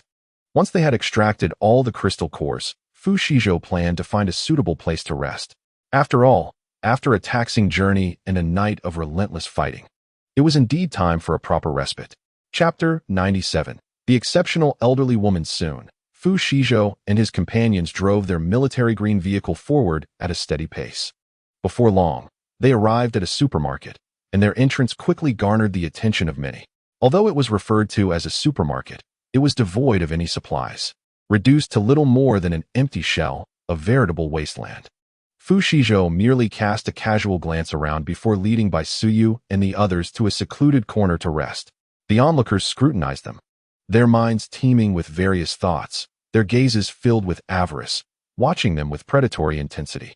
Fu Shizhou snorted disdainfully, paying them no heed as they brazenly appraised him and his companions, though inwardly he began to calculate his next move. It would be best for them not to provoke him, otherwise they would soon learn why the flowers bloomed so vividly. Liao Lulu and Bai Suyu huddled together for warmth, while Fu Shizhou followed closely behind, massaging his aching temples before closing his eyes to rejuvenate. Suddenly, an elderly woman with graying hair approached stealthily from behind and poked his shoulder. "Young man, I am truly hungry. Do you have any food?" she inquired in a familiar tone. She appeared to be in great distress, seemingly enduring prolonged hunger, her visage pale and emaciated, as if a gust of wind might topple her. Fu Shizhou merely glanced at her with indifference before shutting his eyes once more, choosing to ignore her. Noticing his silence, the elderly woman furrowed her brow and continued, "I can tell you are a kind-hearted young man. Surely, you would not let an old woman like me perish from hunger, would you?" As she spoke, her eyes furtively darted toward the black backpack resting at his feet, a glint of greed flickering within them. She had observed the respectful demeanor of the young girl and the boy towards him. He must be the one in charge. Moreover, the backpack appeared to be bulging, undoubtedly filled with provisions. This young man must possess ample food. How inconsiderate of him to hoard it all, failing to offer anything to an elder. Disregarding the virtues of respecting and caring for the elderly and the young. After several moments of pleading, with her lips nearly parched from speaking, Fu Shizhou remained unmoved, continuing to feign sleep, ignoring her completely. Frustration welled up within the elderly woman. She promptly approached him, kneeling beside him in despair. "Young man, I beseech you, show some compassion and grant me a morsel of food. Every household has elders, and I am sure you would not wish for your parents to find themselves in such a pitiful state as I, begging for scraps and receiving nothing." The elderly woman, weeping copiously, lamented with a determination that suggested she would not relent.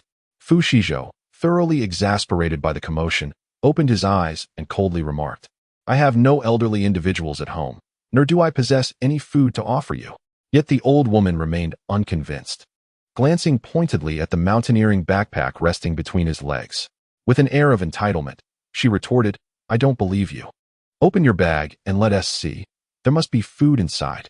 Fu Shizhou suddenly laughed, finally casting a disdainful gaze upon the woman kneeling before him. "Why should I allow you to inspect my bag?" He smirked, his lips curling into a derisive smile. It was evident to any discerning observer that he was on the verge of anger, yet the old woman appeared oblivious to his growing ire. Seeing that Fu Shizhou was impervious to her pleas, the woman, clearly growing impatient, sprang to her feet and reached for the black backpack. "You're such a vile young man. With so much food in your bag, why can't you spare me a little? You have no compassion. Be careful, or you'll find it hard to marry."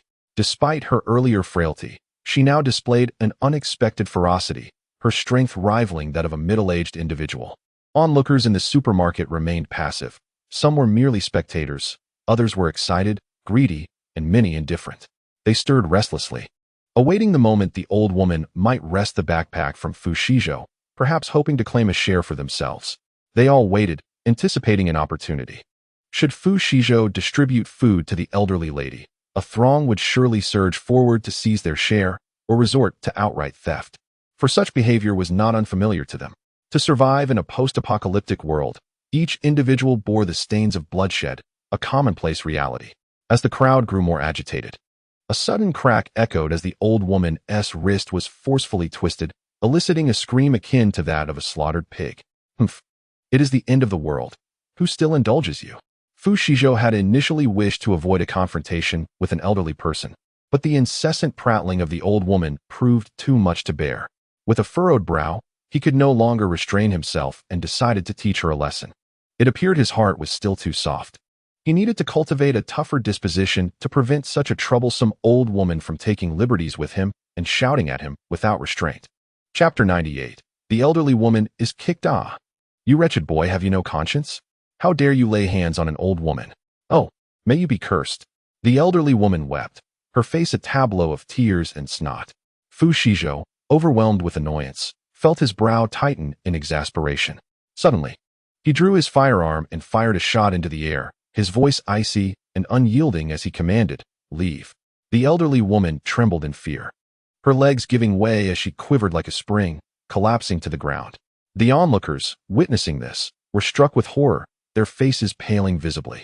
They could not help but feel grateful they hadn't approached her, for had they provoked this formidable figure, they might have faced dire consequences. The elderly woman on the ground, increasingly resentful, decided to lie down and began to wail in despair. "You heartless little rascal! Have you no respect for the elderly or love for the young? Beware, you may be struck by lightning and condemned to eternal suffering." Her lamentations grew louder, unleashing a torrent of harsh words, exhibiting a complete disregard for the well-being of others. Before long, her cries attracted the wandering zombies nearby, causing the onlookers to change their expressions and shout vehemently, "Silence! Return to your place, or I shall throw you to the zombies. Indeed, if you wish to perish, do not drag us down with you." A woman of ample stature raised her stick threateningly and declared, "At your age, still trying to assert your authority? Have you no shame? If you continue your wailing, I shall smash you to pieces." The elderly woman, overwhelmed by the collective scorn, lost her bravado, recoiled, and spat at Fu Shizhou, snarling, "Just wait." However, as she turned to leave, she tripped over an outstretched leg and fell hard, blood streaming from her nose upon her rise. "You little scoundrel!" She glared, about to lash out, only to be kicked away by Fu Shizhou, rendering her unconscious in a corner, finally bringing silence to the chaos. In truth, had such a farce occurred among ordinary people, they would have perished long ago. Fu Shizhou, however, was too indifferent to engage. Otherwise, she would have met her demise, never to return. The supermarket was filled with individuals harboring various thoughts. Yet the atmosphere was eerily tranquil, faces pale as they gazed out the windows in sheer terror. Many were still casting greedy glances at the mountaineering backpack at Fu Shizhou's feet. He smirked disdainfully, recognizing that some were unafraid of death. The commotion caused by the elderly woman had roused by Suyu and Liao Lulu, who exchanged puzzled glances. Just as they were about to speak, Fu Shizhou shot them a calming look. The three exchanged glances. Given Fu Shizhou's unique spiritual abilities, he took on the night watch, while Bai Suyu and Liao Lulu rested, with the latter two taking over later in the night. As the strongest among them, Fu Shizhou needed ample sleep to ensure peak performance during actual combat, thus enhancing their safety. Fortunately, the night passed without incident, and as dawn approached, the zombies gradually dispersed. A collective sigh of relief swept through the group. Having narrowly escaped yet another disaster, their spirits lifted in excitement. Chapter 99. A temporary refuge at daybreak. The individuals in the supermarket went their separate ways, though many still harbored a sense of recklessness, stealthily trailing Fu Shizhou and his companions. "Boss, we are being followed." Liao Lulu inadvertently turned her head and discovered a few individuals peering curiously from a distance, prompting her to immediately report the sighting. "Pay them no mind. They are merely insignificant clowns," Fu Shizhou remarked with a slight smirk, his demeanor exuding indifference as he spoke coldly. "Oh, how audacious! They dare to attempt a robbery without considering the consequences of their own mortality." Yet, in Fu Shizhou's eyes, they were utterly inconsequential, as easily extinguishable as crushing an ant. The reins of power had always rested firmly in his hands. Observing this, Liao Lulu chose to refrain from further comment and quietly stepped aside. Very well, very well. The leader has spoken. It is wise to heed his counsel." The group, having been spotted by Liao Lulu, immediately trembled in fear, their faces alternating between shades of green and white. Nevertheless, witnessing Fu Shizhou's nonchalance, they steeled themselves and followed behind him. Fu Shizhou chuckled softly, secretly devising his cunning plan. Moments later, he led by Suyu and the others briskly forward. Seeing this, the followers became anxious, casting aside their trepidation, gritting their teeth, and pursuing him. However, upon their arrival, they found that the group had already vanished, leaving them bewildered in the wind. What on earth? How did they disappear into thin air? They were perplexed. How could they have vanished right before their eyes? Unbeknownst to them, Fu Shizhou had employed a diversionary tactic, a newly acquired skill of his, a mental illusion. Bai Suyu and Liao Lulu exchanged puzzled glances, each mirroring the other's confusion. Huh, were they not just standing here? Why do those people seem oblivious to our presence? Have they gone blind? The newcomers scanned their surroundings meticulously, yet they could not find any trace of Fu Shizhou's group. Good heavens, am I seeing ghosts in broad daylight? One of them exclaimed in frustration, unable to contain his anger. Before long, the group departed, dejected and filled with resentment.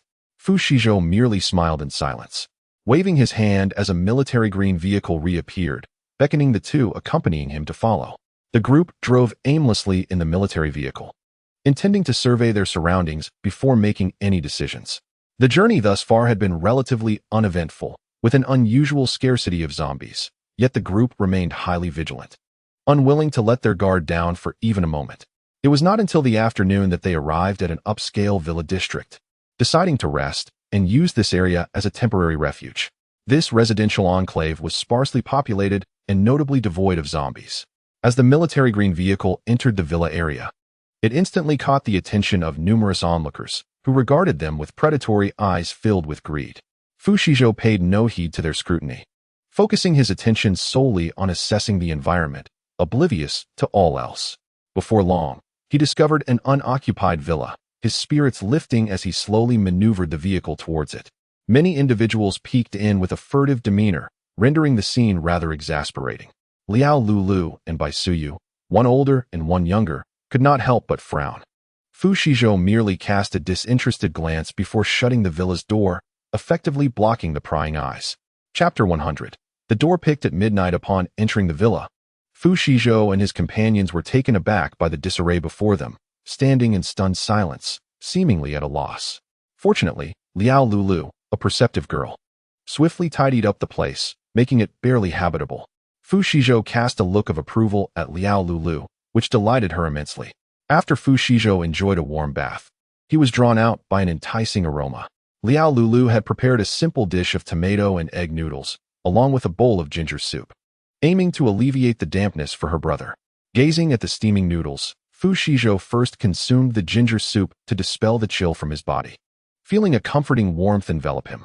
"How is it, big brother? Is it all right?" Liao Lulu inquired eagerly, holding the bowl of noodles as she pursued him. "It's quite good." Fu Shizhou generously praised her, filling Liao Lulu with uncontainable joy. He smirked, somewhat helplessly, fearing that further compliments might cause her to float away with delight. "Soon, you both should take a warm bath and rest well." Fu Shizhou tactfully changed the subject. Speaking gently, the two nodded enthusiastically, akin to little chicks pecking, while continuing to devour the tomato and egg noodles. The commotion in the villa soon caught the attention of several onlookers, who began to calculate their next move discreetly.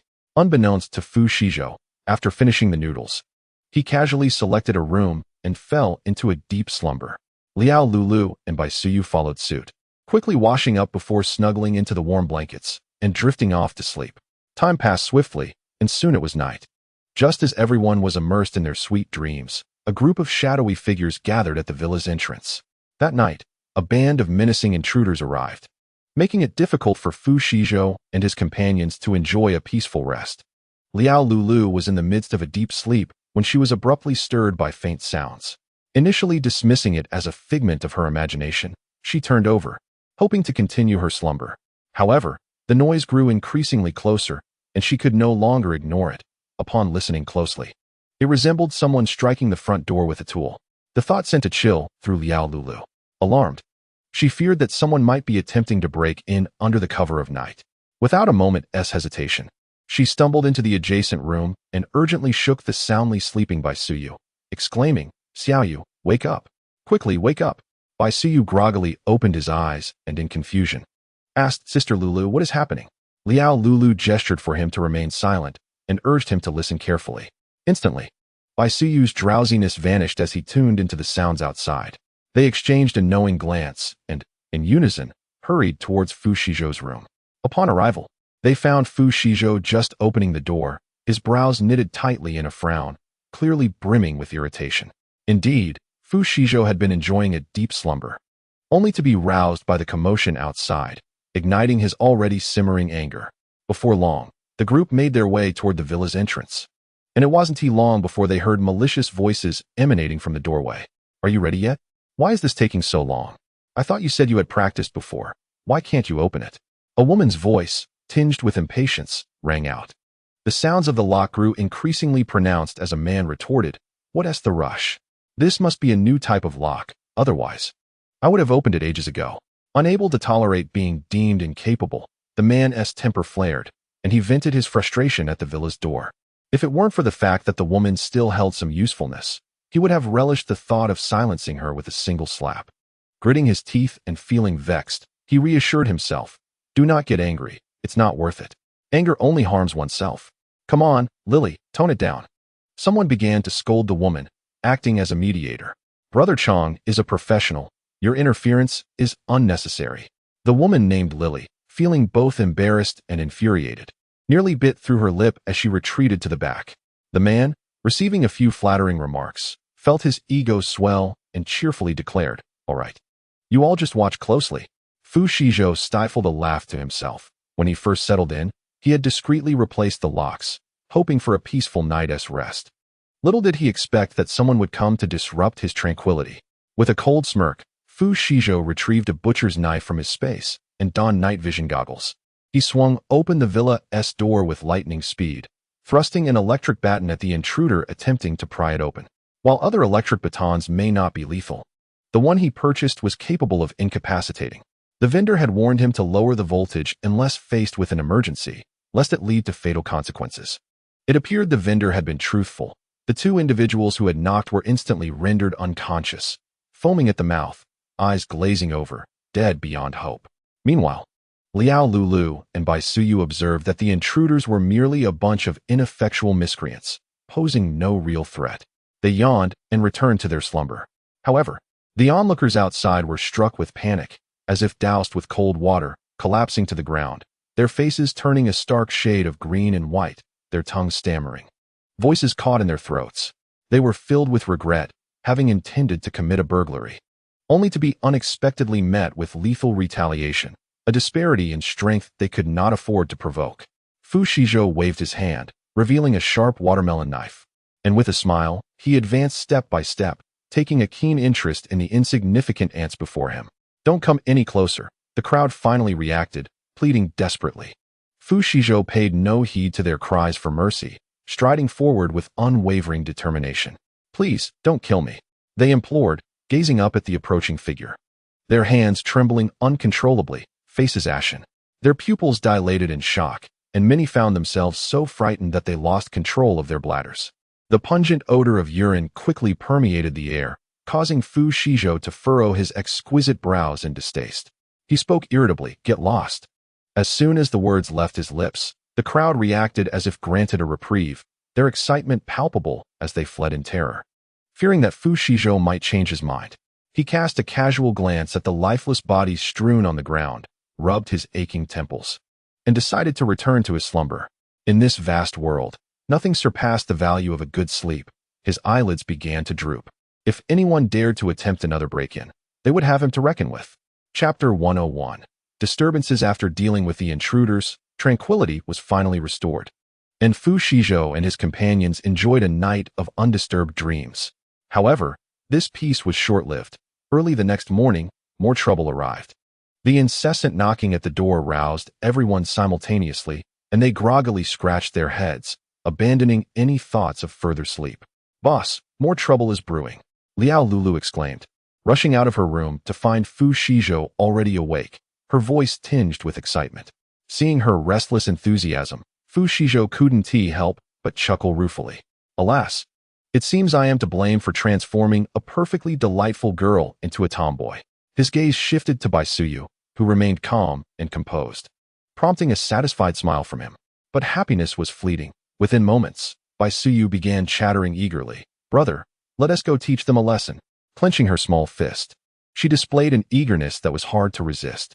Fu Shizhou, feeling a wave of exasperation, retracted his earlier thoughts and nodded in resignation. Soon, they made their way to the villa's front door. Not long after, they heard sinister voices outside. "Damn it, how could they be so ruthless? We must settle the score," a young man's voice echoed, laced with fury. "Indeed, you must avenge your brothers," an elderly male voice chimed in, his tone also brimming with indignation. "This is a calamity. Our oldly family has only you left," an aged female voice gasped, as if on the brink of collapse. Just as the conversation grew heated, the villa's door suddenly swung open. The crowd was taken aback, instinctively stepping back a few paces, only to soon find the situation rather amusing. What was there to fear? They were merely here to collect a debt, and besides, they were not alone. Before long, they adopted fierce expressions, glaring menacingly at Fu Shizhou and his companions. Fu Shizhou found the scene humorous and was about to speak when a young man began to threaten him vehemently. Are you the one who killed my brother?" Fu Shizhou was momentarily taken aback, unable to process the accusation, when the young man continued angrily. "It was Li Chong on the ground here. You killed him yesterday while he was trying to break in." He then demanded, "You better give my wife some food. Consider it compensation." Old Lady Li licked her lips, calculating her gains. "You greedy old hag, why are you so gluttonous?" Old Man Li snapped, appearing quite irate, his brows knitting tightly together. Old Lady Li pouted and obediently retreated to the back, her anger suppressed. At that moment, Old Man Li cleared his throat and declared with an air of authority, "Here's the deal. If you provide some supplies, it doesn't have to be much, just 10 bags of 100 pounds of rice and 200 pounds of pork, and we'll consider this matter settled." Fu Shizhou smirked, preparing to respond when Liao Lulu suddenly surged forward, her fury palpable, exclaiming, "You're talking nonsense. You old crook. You just want to swindle resources. You ungrateful wretch." Old man Li shot back, pointing an accusatory finger at Liao Lulu, his face changing colors with anger. Father, I want her. The young man's eyes lit up at the sight of Liao Lulu, his excitement evident. He grinned lewdly and said, my little brother has already gone. I am the only heir left. Surely, I need a woman to carry on the family line. A chill ran down Liao Lulu's spine. Goosebumps rising as she retorted coldly, I advise you not to entertain any thoughts about me. The consequences will be beyond your capacity to bear. Laughter erupted. The other young men exchanged glances at Liao Lulu, their expressions shifting. A burly man leered at her and remarked, well, looks like we have a little wildcat here. Brother, you're mistaken. With such fair skin, she's clearly a little white rabbit. So soft and plump, I bet she feels delightful to the touch. Upon hearing this, the others joined in the laughter, while the leader of the Li family grew irritable, asserting, shut up. This woman is mine. The others, dismissive, replied, oh come on. Li Gu, we're just joking. How could we dare to compete for your woman?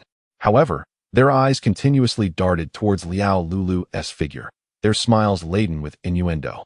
Liao Lulu, feeling her anger surge, glared at the lecherous man before her, her eyes darkening as she drew a pistol from her pocket. Li was taken aback, yet he clung to a glimmer of hope, convinced that Liao Lulu's firearm could not possibly be real. Stroking his chin, he lewdly remarked, beautiful lady, it's best for a woman to be obedient. As long as you follow me, I promise to provide you with a life of luxury. This was met with a chorus of laughter. Liao Lulu joined in, casting a glance at Fu Shizhou, who nodded affirmatively. Instantly, her face blossomed into a radiant smile. Li, with a sinister glint in his eyes, fixated on Liao Lulu, rubbing his fingers together as he stepped forward, intent on embracing the beauty. However, he did not even graze the hem of her garment before he was met with a gunshot. He cried out in agony, clutching his injured right hand and wailing like a pig being slaughtered during the New Year festivities. This scene unfolded with alarming swiftness. No one anticipated that Liao Lulu would actually fire the weapon, let alone wield a genuine firearm. The laughter that had filled the air dissipated, replaced by wary gazes directed at Liao Lulu, as some discreetly drew their weapons, aiming at her. Fear gripped them, and though they yearned to flee, the dread of a bullet to their backs compelled them to arm themselves for a fight. At this moment, Li disregarded his pain, his countenance twisted with rage. Trembling as he glared at Liao Lulu. Humiliated, he bellowed in a furious tone, brothers, this little lady has but a single gun, with so many of us. She cannot possibly contend. He then spat contemptuously, proclaiming, today, whoever captures this girl first will be generously rewarded. Upon hearing this, the men present surged towards Liao Lulu, driven mad by her beauty. After all, it is said that one might as well die under the peony, enjoying a flamboyant afterlife. They abandoned their caution, opting instead to embrace the chaos of the moment. Chapter 102. Counterattack. As the crowd advanced, Liao Lulu tightened her grip on the gun, letting out a cold laugh before raising her hand to eliminate the unfortunate man at the forefront. The others were momentarily stunned, then gritted their teeth and charged forward. With reckless abandon, they approached as if indifferent to their impending doom, prompting a bemused reaction from Fu Shizhou. Oh, how amusing. You choose the path to hell when heaven lies before you. You cannot blame me for this. A wicked smile crept across his lips as he raised his hand, swiftly revealing a sharp ice blade that shot forth. Screams of anguish echoed throughout the villa as many were struck down, their lives extinguished in an instant. Damn it! Someone in the crowd shouted in anger, let us fight back. Sister Lulu, I'm here to assist you, exclaimed Bai Suyu, rubbing his fingers together with excitement. His words were initially met with dismissive laughter, as others assumed he was jesting. However, their laughter soon faded as Bai Suyu boldly charged forward, hurling several fireballs that soared toward their faces. The individuals at the forefront screamed in terror, discarding their weapons and rolling on the ground in a desperate attempt to evade the flames that singed their garments. Seizing the opportune moment amidst their frantic movements, Liao Lulu swiftly leapt forward, compassionately delivering a bullet that shattered the skull of one unfortunate soul, ensuring they could perish no more. With a series of gunshots, Liao Lulu continued her relentless assault, each bullet claiming another life, as the flames crackled and consumed the corpses strewn across the ground. Instantly, the neighborhood was engulfed in a distinctive, charred aroma, the air thick with the scent reminiscent of grilled meat. Vile girl, you shall pay. the elderly couple. Seizing the moment when Liao Lulu was momentarily distracted, each brandished a knife and lunged ferociously at her. Startled, Liao Lulu was caught off guard, unable to react in time. In that critical instant, Fu Shizhou waved his hand, and icy blades swiftly sliced through the throats of the two elders. Almost instantaneously, the two old men collapsed, their knives clattering to the ground, their lives extinguished before their eyes could close in peace. Fu Shizhou's fury ignited. How dare anyone attempt to play tricks beneath his very nose? Clearly, they were courting death. With the instigator now deceased, Fu Shizhou's wrath surged, and he turned his ire towards the remaining foes. The brutal instincts within him awakened, and he cast a cold gaze upon the group before him. Subsequently, he raised his hand, conjuring a meter-long ice sword that materialized in his palm. The dozen or so imposing men, upon witnessing this, lost their bravado, retreating in terror. Do not come any closer. They were taken aback, realizing that this man possessed abilities of his own, and a sense of dread enveloped them. Fu Shizhou remained silent, dragging his ice sword across the ground, the blade brushing against the bloodied form of an injured individual, gradually staining it crimson and leaving a long trail of blood in its wake. Fear gripped the hearts of the onlookers, causing their insides to churn with anxiety, their bodies trembling uncontrollably from an unexpected chill. Without a backward glance, they turned and fled, their feet barely touching the ground as they raced for their lives. Just as they were on the verge of escape, Liao Lulu let out a cold laugh, tightened her grip on her pistol, aimed with precision, and fired. With a series of gunshots, they all fell, leaving only the previously disrespectful Li elder standing. The leader of the Li family, now utterly stunned, felt his pupils dilate in shock, terror coursing through him as he nearly lost control of his bladder, the arrogance he once possessed evaporating in an instant. Chapter 103. The fierce woman. The Li elder's eyes flickered with fear as he opened his mouth to speak, only to find himself voiceless, unable to utter a single word. He could never have imagined such a dire conclusion. Had he known, he would have kept his distance, daring not to provoke these formidable individuals. Liao Lulu offered him a chilling smile, her tone cold and unyielding as she remarked, "I had already kindly warned you. It would be best not to covet what is mine, for the consequences are beyond your capacity to bear." As she raised her firearm and smiled nonchalantly, she continued, "You simply chose not to heed my warning." The moment her words fell, the Li elder felt a chilling dread wash over him, his spirit sinking as despair enveloped him. She smiled at him, her visage undeniably beautiful and petite, yet her smile sent chills down the spine, causing the scalp to prickle. "What do you intend to do?" The eldest of the Li family swallowed hard, feigning ignorance while his heart raced and cold sweat beaded on his palms.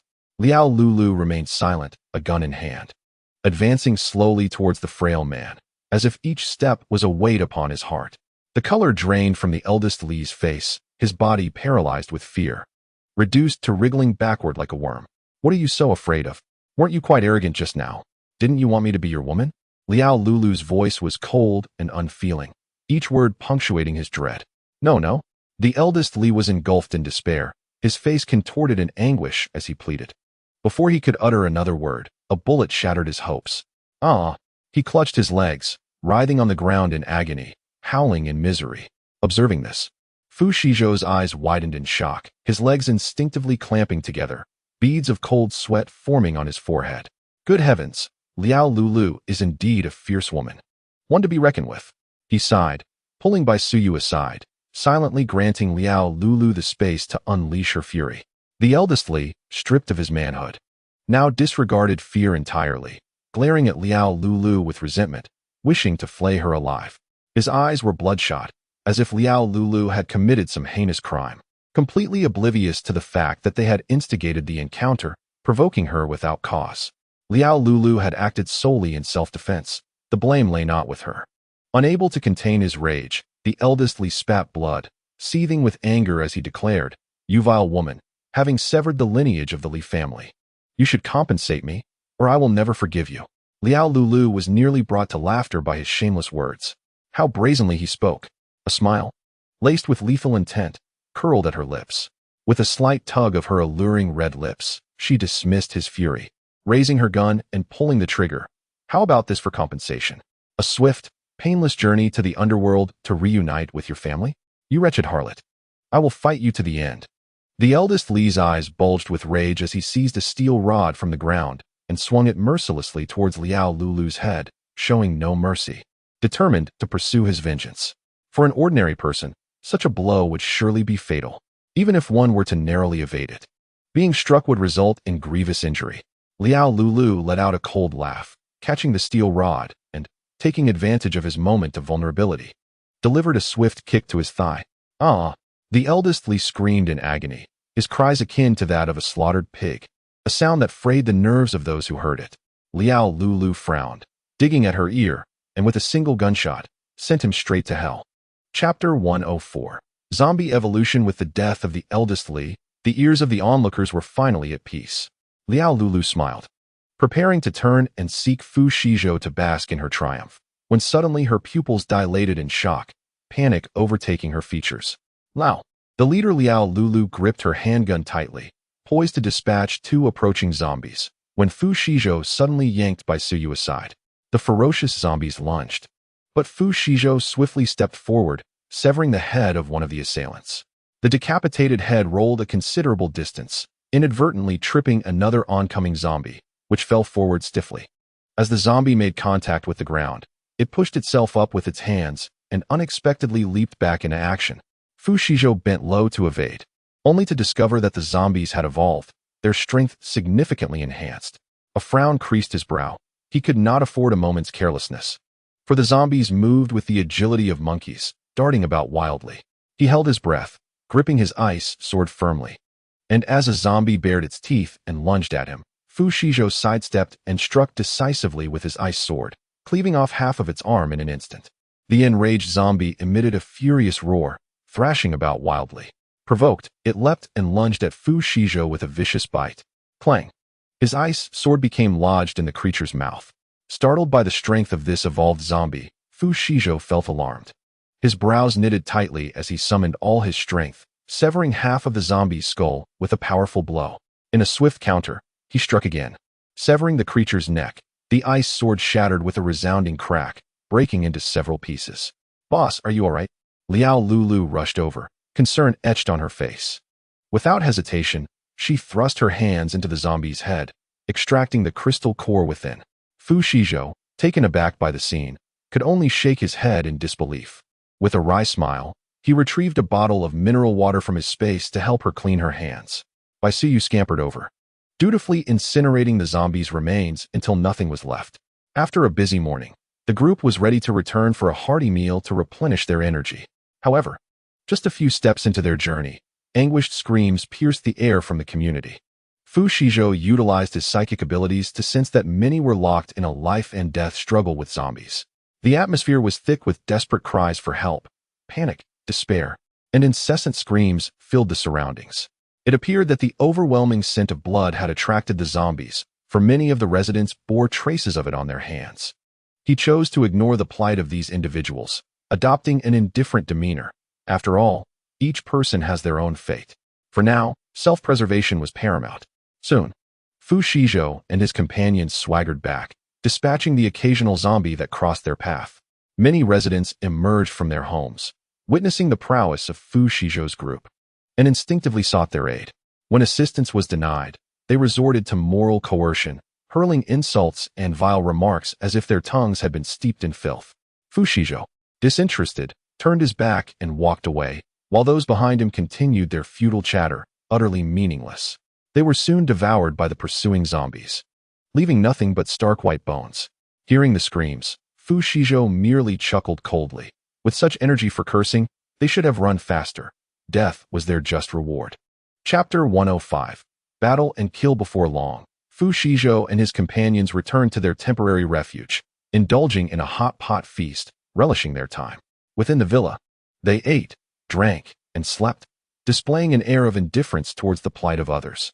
Meanwhile, in the community, fear gripped everyone as they fought for their lives against the zombies. Indeed, the joys and sorrows of humanity are rarely shared. After a few days of seclusion in the villa, one of them had absorbed the crystal core from a speed-type lightning cat, successfully awakening a new ability.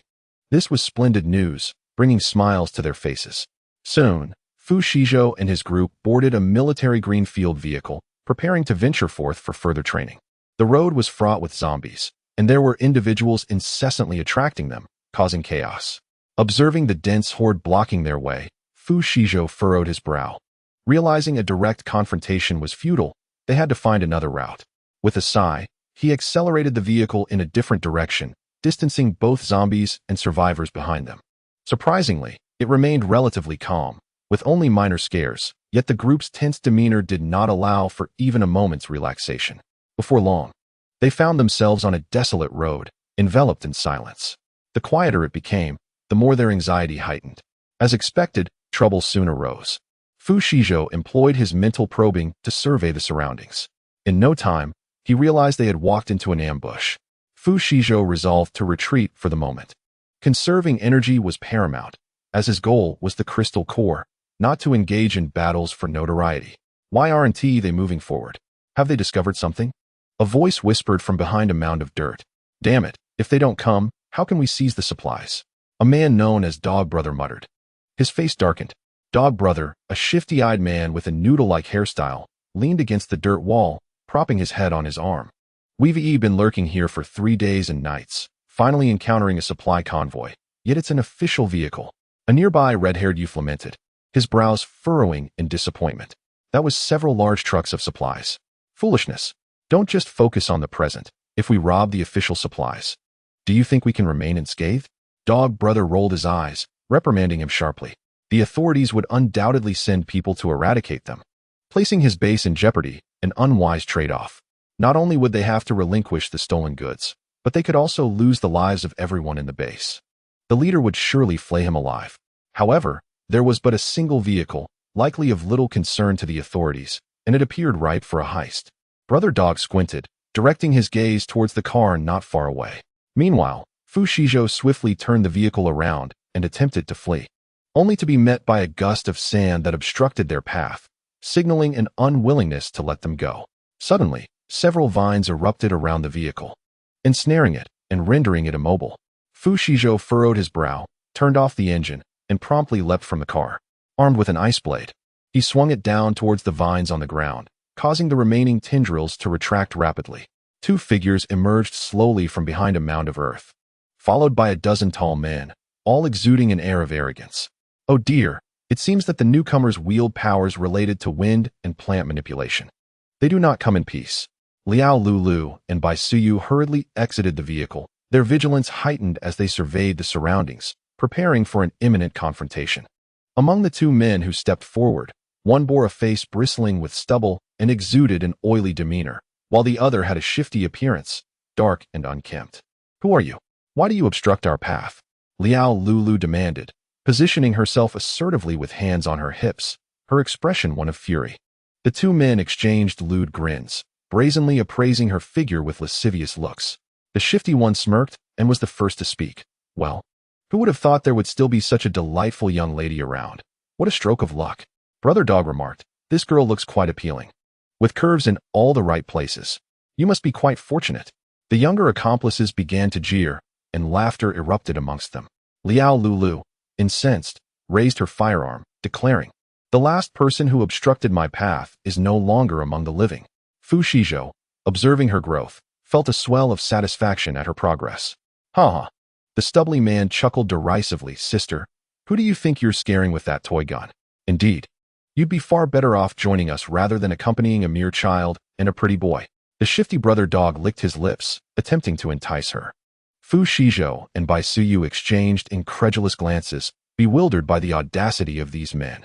Liao Lulu frowned, tightening her grip on the pistol, her focus sharpened to its peak. Ready to retaliate, she was determined to teach a lesson to this loquacious bunch with utmost swiftness. Realizing Liao Lulu's intent, the shifty Brother Dog unleashed a multitude of vines, spewing crude remarks. Soon, my brother will bind you into a work of art. Yes, whatever pose you prefer. My Brother Dog can arrange it for you. The stubbly man chimed in, inciting further mockery. Just then, the vines lunged toward Liao Lulu, and in a moment of dire urgency, Bai Suyu acted, unleashing a barrage of fireballs that struck fiercely. Damn, it's fire manipulation. The rat-faced thug was momentarily taken aback, astonished that a feeble child possessed supernatural abilities, particularly of the fire element. The greasy man, sporting a stubbly beard, unleashed a gust of wind, but Liao Lulu deftly sidestepped, utilizing the wind ability to propel herself forward. With a swift motion, she fired a shot, delivering a fatal blow to his head. The man's skull erupted, and in his final moments, his eyes widened in disbelief, refusing to close even in death. As his body collapsed to the ground, the rat-faced thug, witnessing this, was paralyzed with fear, retreating several steps in trepidation. Fu Shizhou did not grant him a moment to react, advancing with a powerful kick that sent the thug sprawling several meters away. The thug, unable to contain himself, coughed up a mouthful of crimson blood, his complexion shifting from pale to ashen. Enraged, he unleashed a torrent of vines towards Fu Shizhou, but before they could reach him, Bai Suyu incinerated them effortlessly. The thug's underlings, witnessing the spectacle, were struck with terror, abandoning their leader and fleeing in panic. Chapter 106. Renowned reputation. The thug felt a chill seep into his bones, as if he had aged several years in an instant, his face appearing gaunt and drained of color. To his dismay, his so-called allies had deserted him. He longed to flay these ungrateful wretches alive. Just as he ruminated on this, Liao Lulu, in a gesture of mercy, had already dispatched all his assailants, each with a single shot to the head. The thug was jolted from his thoughts, realizing the gravity of his situation. With a pained expression, he began to plead, "Sister, I was only joking. Please forgive me." Liao Lulu let out a cold scoff, retorting, "You certainly didn't seem to think so earlier."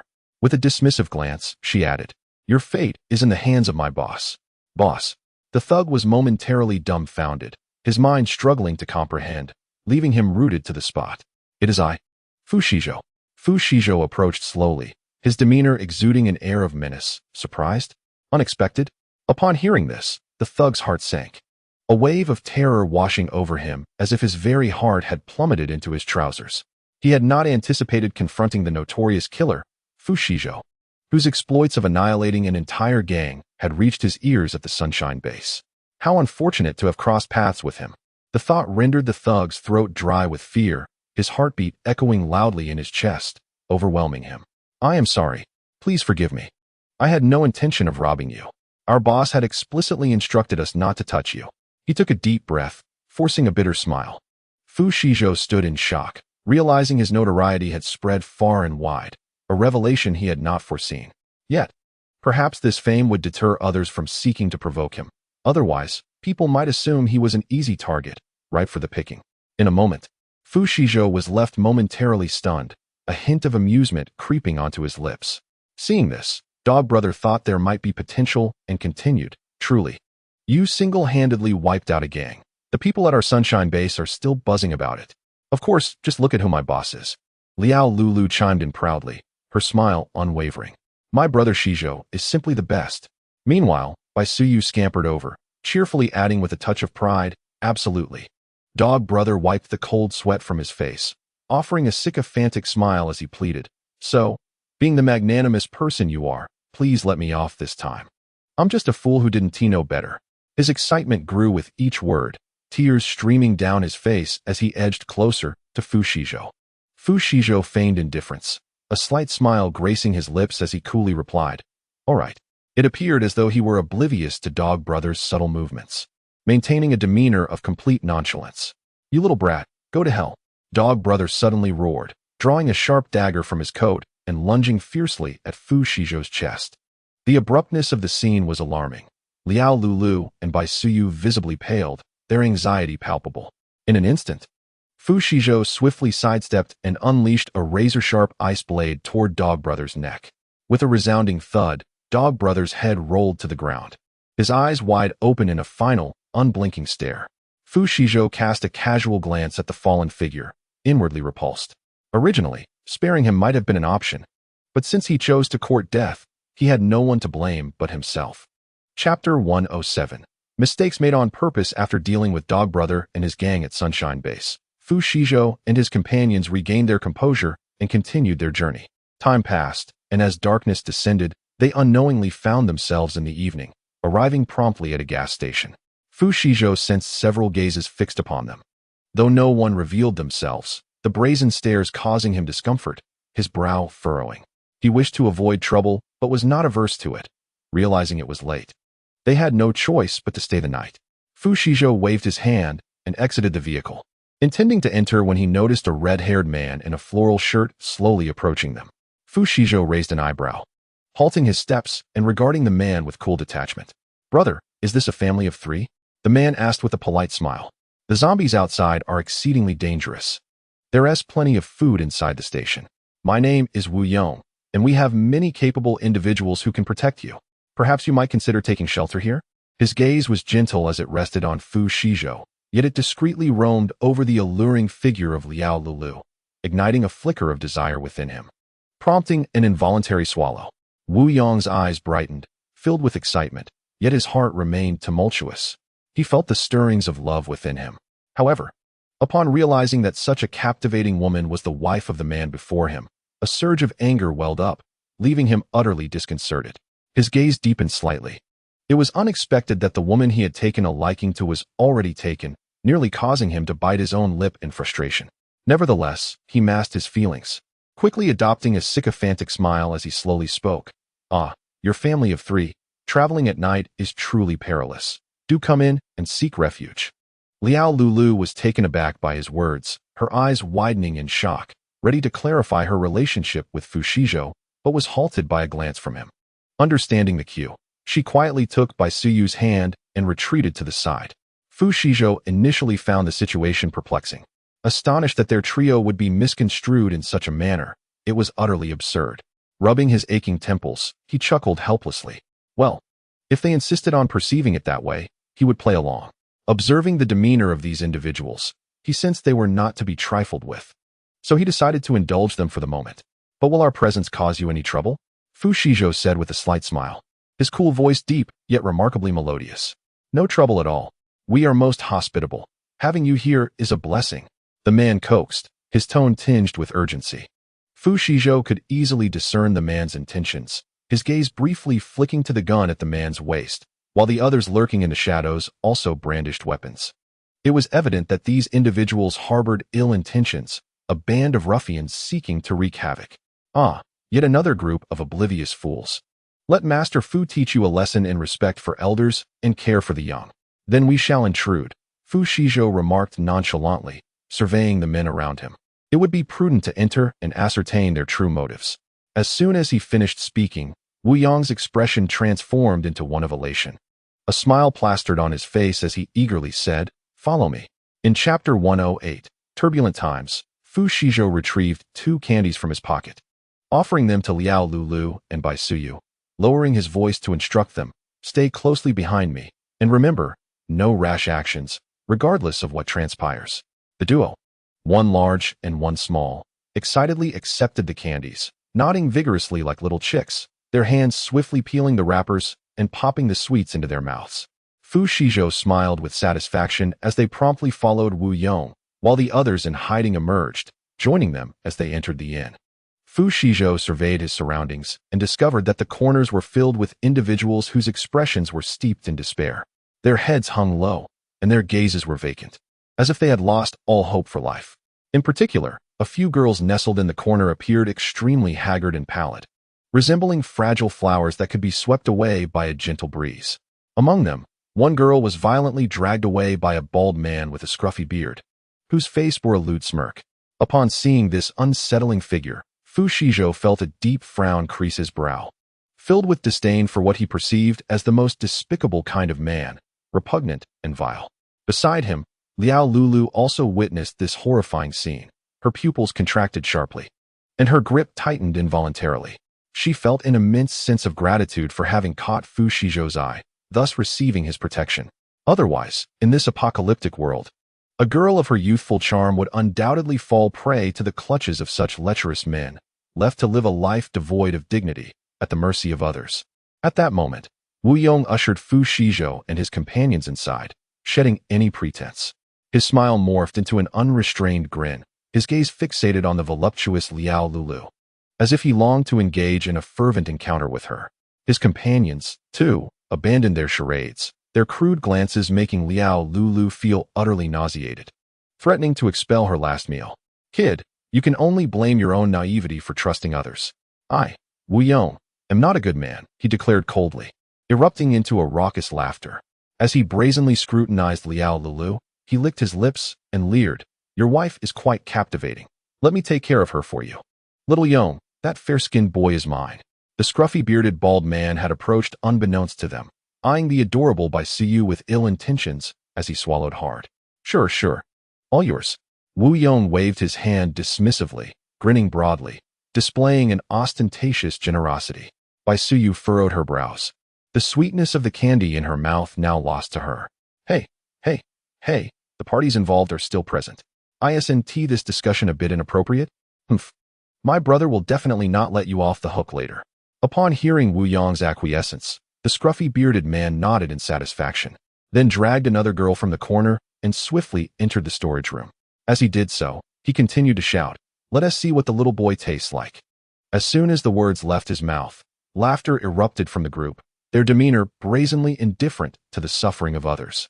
Fu Shizhou narrowed his eyes, fixating on Wu Yong and his companions with a burning desire to reduce them to a mere pulp.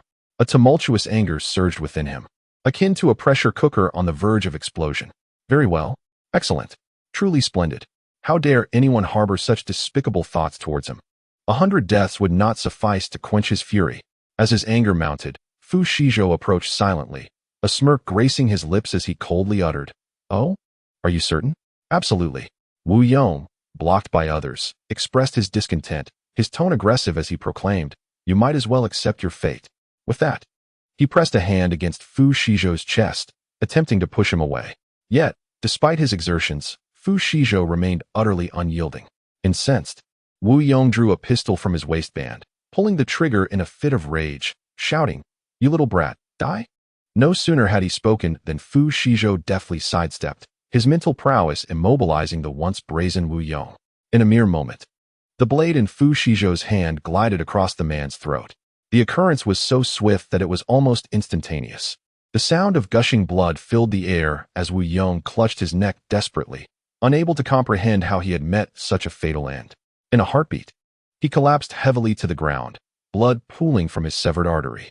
Witnessing their leader's demise, the remaining brothers seethed with rage, hastily brandishing their firearms towards Fu Shizhou and his companions.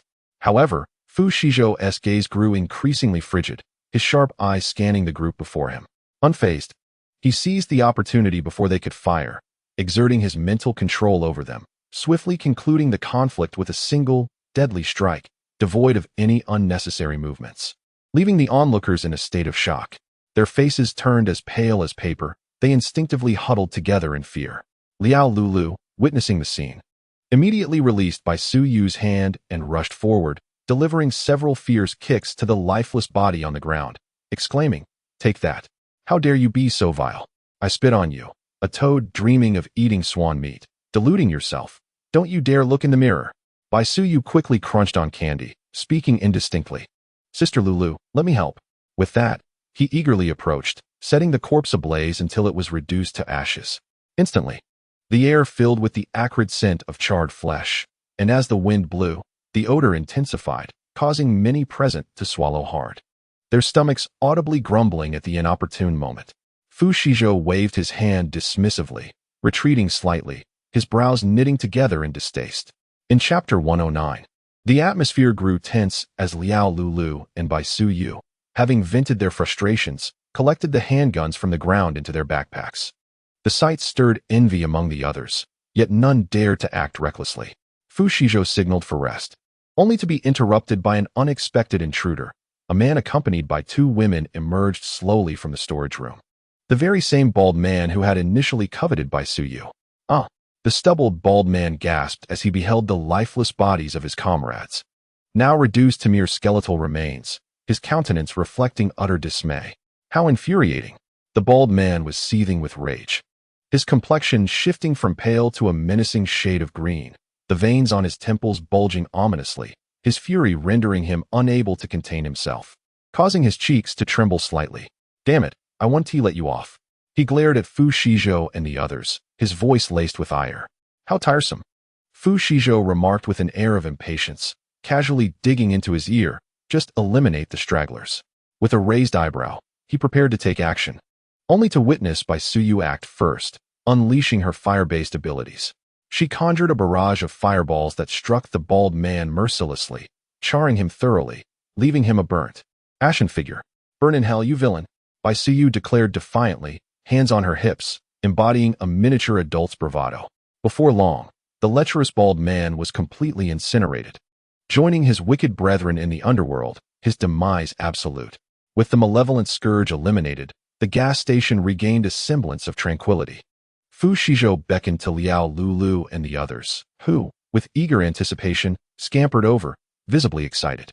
He smiled with a hint of exasperation, gently ruffling their hair, and said, "You must be exhausted. Let us tidy up and grab a bite to eat, then we can rest."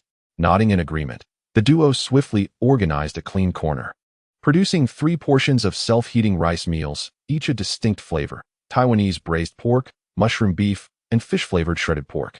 It wasn't long before the 3 were happily devouring their warm meals. The onlookers in the corner couldn't help but swallow hard, their stomachs audibly protesting, casting envious glances, wishing they could replace Fu Shizhou and his companions to savor the food.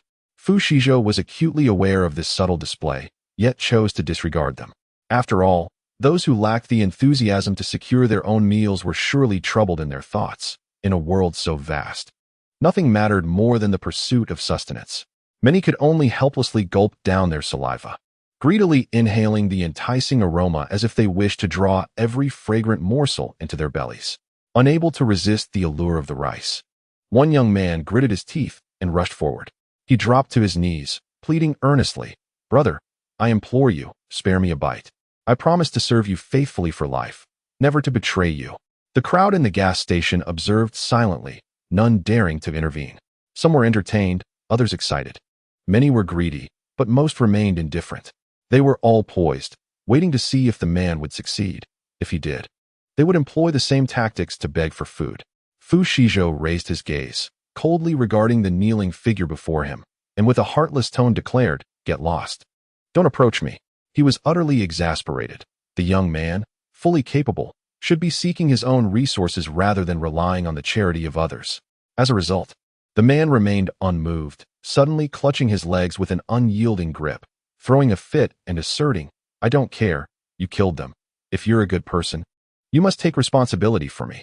Upon hearing this, Fu Shizhou couldn't help but chuckle, raising an eyebrow as he calmly replied, "A good person? I am certainly no good person." The man, undeterred, stubbornly shouted, "I don't care, you must be responsible for me." Fu Shizhou furrowed his brow, raising his hand to summon his mental force, swiftly pinning the man against the nearby wall. In an instant, a sharp blade of ice sliced through the man's throat. With a heavy thud, he collapsed to the ground, his eyes clouding over as he succumbed to death, never to rise again. Witnesses were struck by terror, their hearts seemingly plummeting into their very trousers. They dared not entertain any thoughts of crossing Fu Shizhou and made every effort to diminish their presence. With a cold huff, Fu Shizhou resumed his meal. A good person? He was certainly no good person. In this apocalyptic world, who would indulge you? Chapter 110. First encounter with Fu Hao. After satisfying his hunger, Fu Shizhou instructed Bai Suyu and Liao Lulu to rest, taking the first watch himself, planning to switch with them in the latter half of the night. Fortunately, the night passed without incident, and as dawn approached, the group boarded a military greenfield vehicle to continue their journey, leaving behind survivors who gazed at them with a mix of envy and helplessness. Fu Shizhou drove for an extended period, encountering numerous wandering zombies along the way, diligently dispatching them to hone his skills, seizing every opportunity for practice. Unbeknownst to them, the sun began to set, prompting them to seek a relatively open area to establish a resting spot. This location was distanced from the woods, allowing them to quickly detect any potential threats, making it suitable for their respite. Liao Lulu and Bai Suyu voluntarily gathered some dry branches, while Fu Shizhou retrieved a clean pot from his space, fashioning a rudimentary stand to set it atop. Soon, the group gathered around, preparing to indulge in a beef hot pot, a rare moment of leisure deserving of a hearty meal.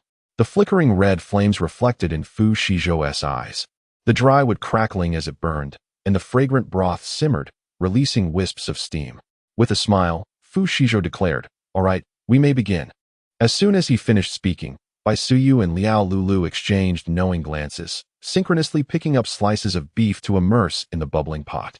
Moments later, They dipped the succulent meat into a specially crafted sauce, relishing their satisfaction.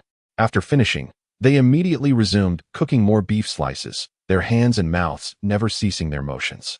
Fu Shizhou smiled indulgently, following suit, dipping his own slice of beef into the pot, coating it with his homemade spicy sauce, and devouring it heartily. At that moment, the distant sound of a car approaching caught Fu Shizhou's attention. A glance at the occupants revealed no ill intent, prompting him to redirect his gaze back to the pot, continuing to immerse his slices of beef. Before long, a hefty figure, weighing over 200 pounds, leisurely parked beside Fu Shizhou's vehicle. Upon noticing Fu Shizhou and his companions enjoying hot pot, his eyes widened in disbelief, and he couldn't help but swallow hard. Rubbing his eyes as if to confirm the scene before him, Fu Shizhou was not taken aback by the arrival of the rotund man. As long as he posed no threat, he was content to let him be. The portly fellow, drawn by the tantalizing aroma of the food, stood opposite Fu Shizhou, his steady gaze flitting over the freshly cooked beef slices. Unable to resist, he swallowed again, his stomach audibly protesting. Embarrassed, he scratched his head, wishing he could vanish. Yet his hunger compelled him to remain. "May I sit here?" he inquired, his cheeks flushing as he bit his lip, though his actions were decidedly bold as he plopped down beside Fu Shizhou. Bai Suyu and Liao Lulu paused, glancing at him before returning to their beef. Cheeks puffed out like two greedy little squirrels, their faces smeared with sauce, utterly devoid of decorum. "Have you not already seated yourself? What more do you wish to ask?" Fu Shizhou could not help but roll his eyes, his tone laced with mild exasperation. Was this man sent by a monkey to amuse him, attempting to make him laugh to inherit his beef? The more he pondered, the more he felt wary of the newcomer. The stout man, feeling the heat of Fu Shizhou's gaze, offered an awkward smile, his eyes fixated on the bubbling pot, his intentions glaringly obvious. Unable to overlook the intensity of the stare, Fu Shizhou furrowed his brow and asked, "Have you finished gazing?" "Ah, forgive me, I got caught by the master." Fu Hao scratched his head, a bit sheepish, though his eyes darted back to the simmering broth. Fu Shizhou sighed, pulling a set of disposable utensils from his backpack and handing them to him. "Fate has brought us together. Care to join me?" Upon hearing this, the man's face lit up with delight as he eagerly accepted the offering. "Thank you. My name is Fu Hao." Chapter 111. The Hope Base. Fu Hao? Fu Shizhou was momentarily taken aback. They shared the same surname. Surprised, he glanced at Fu Hao, then introduced himself. "I am Fu Shizhou. This is my younger brother, Bai Suyu, and our friend, Liao Lulu."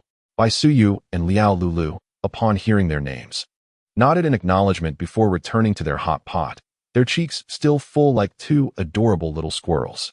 Observing this, Fu Shizhou couldn't help but chuckle softly. Truly, they were two gluttons.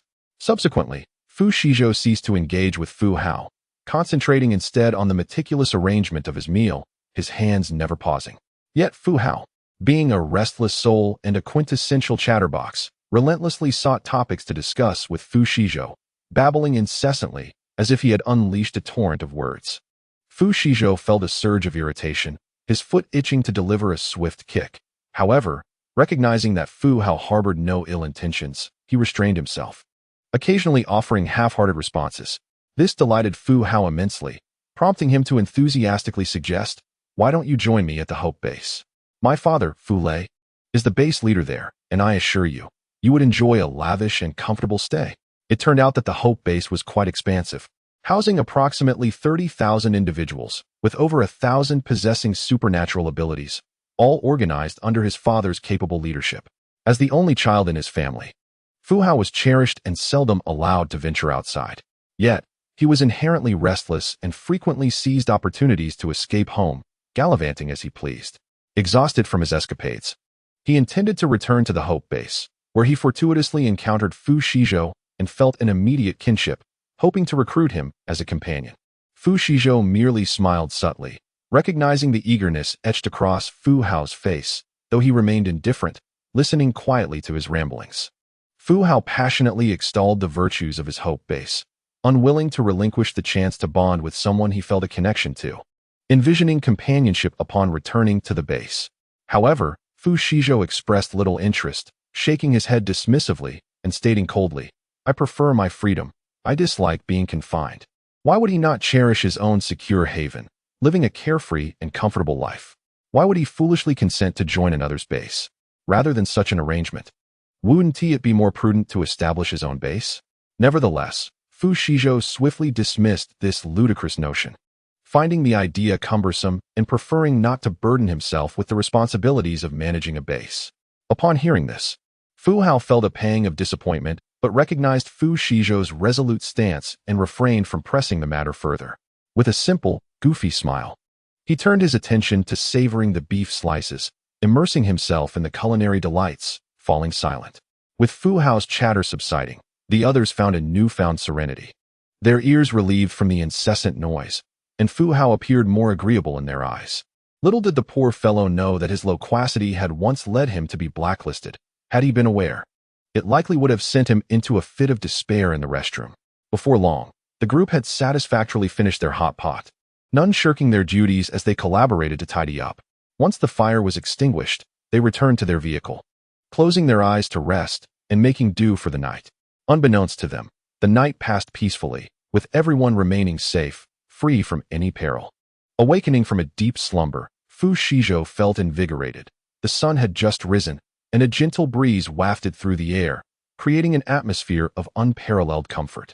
Early in the morning, Fu Hao had come to bid them farewell, his tears flowing freely in an emotional display that was nothing short of theatrical. Fu Shizhou and his companions were left utterly bemused, their expressions betraying a mixture of amusement and exasperation. With cheerful waves and smiles plastered on their faces, they secretly lamented, "Oh, do hurry away. This is truly too overwhelming." Chapter 112. The Eerie Village. As Fu Hao started the car and began to depart, he poked his head out of the window, calling out, "Fu Shizhou, if one day you change your mind, remember to seek me out at the Hope Base." He was acutely aware of the slim chances of that happening, yet he was unwilling to relinquish hope, extending yet another invitation, confident that the future held possibilities. Fu Shizhou remained silent, watching Fu Hao's figure fade into the distance. Suddenly, he sensed a peculiar shift in his mental state, a heaviness settling in his chest. He promptly activated his mental probe to survey the surroundings. Soon, he detected the faint sounds of chaos in the distance. Upon closer inspection, his expression shifted dramatically, and he hurriedly instructed those around him to secure their seatbelts. "Buckle up. A horde of zombies is approaching. There are at least 1,000 of them. We must leave at once," Fu Shizhou stated gravely, his brows furrowing with concern. Liao Lulu and Bai Suyu were visibly alarmed, their faces draining of color, but they quickly regained their composure and fastened their seatbelts with haste. "Hold on tight," Fu Shizhou shouted, swiftly starting the military vehicle. However, he felt a sense of reassurance. At their current speed, they could likely evade the horde within half an hour. Glancing towards another direction, Fu Shizhou dismissed any lingering worries about Fu Hao. Although the young man appeared carefree, he was not without his strengths. Fu Shizhou wished him good fortune in escaping danger. Mere seconds after they had set off, the sight of a densely packed horde of zombies loomed in the distance. Although Fu Shizhou and his companions were formidable, they knew they could not withstand a war of attrition with the relentless undead. Had they delayed even a moment longer, they might have met their demise. In the apocalypse, nothing is more terrifying than a zombie tide. Once ensnared, escape becomes nearly impossible. A single misstep could lead to a swift and unforgiving end, with no possibility of remorse. Moreover, with both a child and an elderly companion in tow, caution was paramount. Having driven for several hours, Fu Shizhou, weary yet resolute, soon spotted a village nestled against the mountains, flanked by water. However, upon closer inspection, this village appeared markedly different from others. It was surrounded by barbed wire, with two unassuming men standing guard at the entrance. They exited the vehicle, stowing it away in their spatial storage, and cautiously approached. As they neared, the sight of the tightly woven barbed wire enveloping the village struck them as remarkably secure. Yet, should zombies breach its defenses, finding an escape route would be a daunting challenge, akin to digging their own graves. It seems that this village is rather extraordinary, and its inhabitants are likely not to be trifled with. Before he could ponder further, one individual emerged to investigate, while another hastily retreated into the village, presumably to relay the news. "Who are you? What brings you here?" the man inquired, surveying the newcomers with keen interest. Upon catching sight of the alluring Liao Lulu, a flicker of delight crossed his eyes, though he maintained a facade of indifference. Liao Lulu, acutely aware of his lecherous gaze, felt a wave of revulsion wash over her. However, due to Fu Shizhou's presence, she refrained from voicing her discomfort, merely pursing her lips as she gently held by Suyu's hand and stepped back. Fu Shizhou, having noticed the man's subtle gesture, furrowed his brow and began to speak. "Good sir, we are mere refugees seeking shelter from the perilous night. The hour is late, and it would be unsafe to remain outside. Might we be permitted to enter?" His words flowed seamlessly, as though woven from truth. Liao Lulu and Bai Suyu exchanged knowing glances, stifling their amusement. The man stroked his chin, contemplating their request, before slowly responding, "I cannot decide on my own. Please wait a moment." Fu Shizhou and the others were unhurried, nodding in silent agreement. Before long, the man who had entered earlier returned, accompanied by several others. "You must be weary from your flight under the cover of night. I am the village chief. Please, follow me inside. I have prepared guest accommodations for you," an elderly gentleman said, approaching with a warm demeanor amidst the gathering crowd. Fu Shizhou nodded and replied softly, while Liao Lulu and Bai Suyu followed in unison.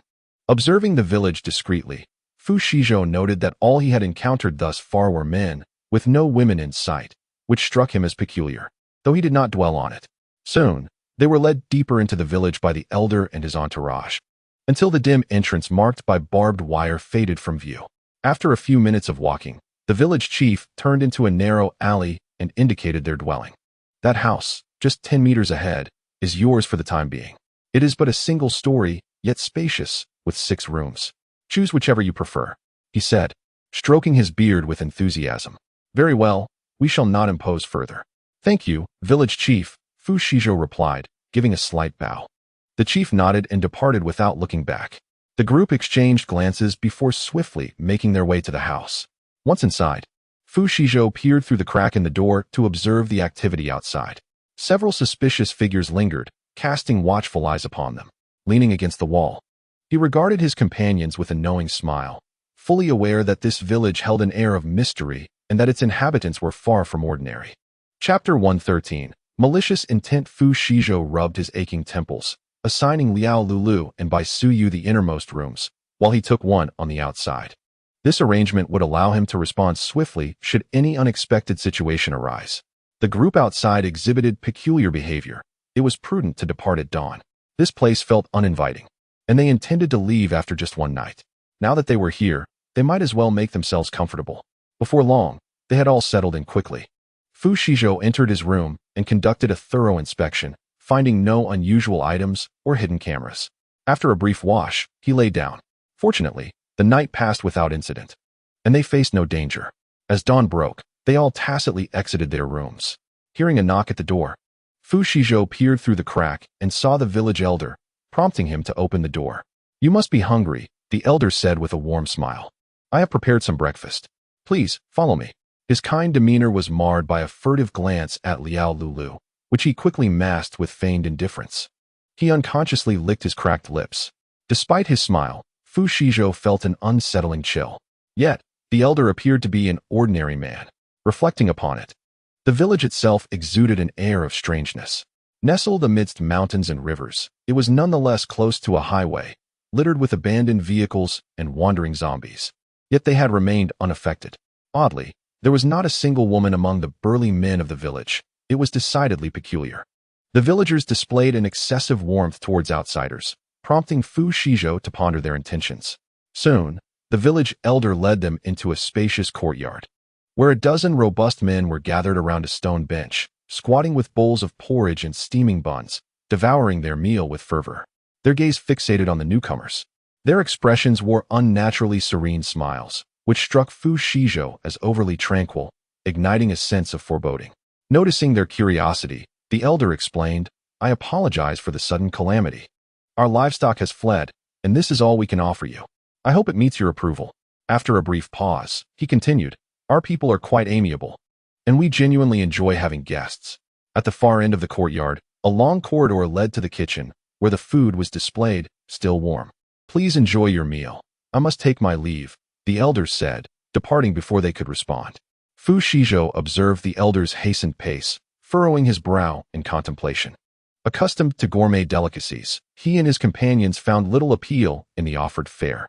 Liao Lulu and Bai Suyu exchanged knowing glances, instinctively positioning themselves beside Fu Shizhou. Awaiting his instruction, Fu Shizhou picked up a bun, scrutinizing it closely, seeking any hidden truths. Do not look any further. These items have been laced with a soporific, spoke Tong Gu, who had emerged unexpectedly, his tone indifferent. I knew these individuals would never be so benevolent as to take us in. A glimmer of coldness flickered in Fu Shizhou's eyes. So, the time to act has indeed arrived? With a scoff, he seized several steamed buns, tearing them apart before casting them into his spatial realm, and he hurled 3 bowls of porridge to the ground. Let us lie low and observe their intentions. Fu Shizhou swiftly advised Liao Lulu and Bai Suyu, then pretended to collapse onto the ground. Liao Lulu and Bai Suyu were momentarily taken aback, but quickly regained their composure, mimicking Fu Shizhou's actions and feigning unconsciousness on the ground. Chapter 114. The Sacrifice of the Living Before Long. Fu Shizhou discerned a familiar voice, the man who had first intercepted them at the village's entrance. Village chief, as agreed, before that woman departs, allow me a taste. I have never encountered such a voluptuous figure in my life. The man exclaimed eagerly. Enough of your fantasies. The high priest has already set his sights on that woman. Do you wish to defy him? Replied the elderly village chief, who had unexpectedly returned. I instructed your father to select the most beautiful among the women captured in the cellar for you, but she is off limits. Who, then, is this high priest? The name sounded rather ominous. It appeared they had captured numerous survivors seeking refuge. Perhaps even the women from the village were among them. Fu Shizhou and his companions were ushered into a dimly lit chamber, presumably the cellar mentioned by the elder. Once the guards closed the door and departed, Fu Shizhou opened his eyes, realizing he was not alone. Bai Suyu was beside him, yet Liao Lulu was conspicuously absent, likely in another room. Fu Shizhou scrutinized his surroundings and noticed several sharp kitchen knives laid upon a table, alongside a large pot that contained ghastly remnants of human bones. Furrowing his brow, he was taken aback by the grim reality that human flesh was indeed consumed here. Brother, Bai Suyu gasped, his eyes widening in terror, cold sweat streaming down his face, before quickly covering his mouth in fear. Do not be afraid. Fu Shizhou gently patted his head in a gesture of reassurance. Now let us find Lulu. Liao Lulu's combat prowess was not formidable, and Fu Shizhou felt a pang of concern. They needed to locate her swiftly. Meanwhile, Liao Lulu opened her eyes to find herself alone, panic gripping her heart. In the dark, oppressive cellar, she was the sole occupant, surrounded by a dozen or so tattered women. Her gaze fell upon the myriad of wounds and scabs adorning the bodies of these women. Such brutes. She detested the beasts that violated women. They could hardly be considered human. Did you, too, fall victim to deception? A petite girl approached from among the group, trembling. She wore a dress that had long lost its color, indicating she had been trapped here for quite some time.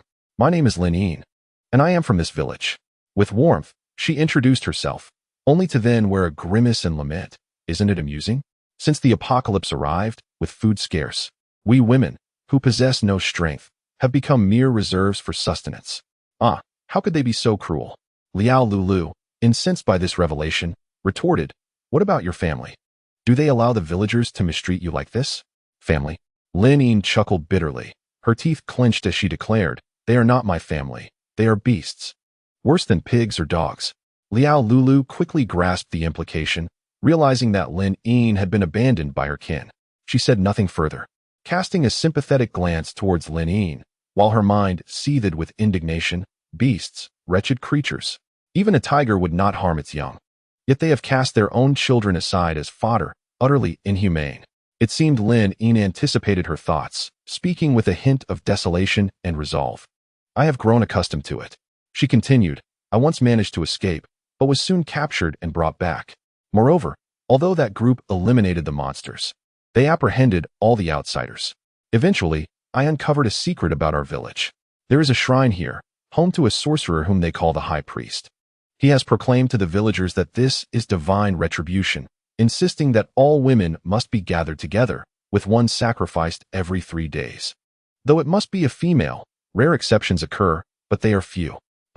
It is clearly an excuse to coerce us under the guise of lofty reasoning, blurted a girl from the corner, unable to contain her outrage. But didn't Lin Yin just say you are all reserves? What is this about sacrifices? Liao Lulu asked, bewildered. Sacrificing the living is merely a pretext. Ultimately, we women are to be slaughtered, thrown into the pot alive. Why are you telling me all this? Liao Lulu remained cautious, not fully trusting these women. In times of apocalypse, the worst trials often reveal the depths of human nature. I simply feel that since you two have been captured, you will surely be toyed with.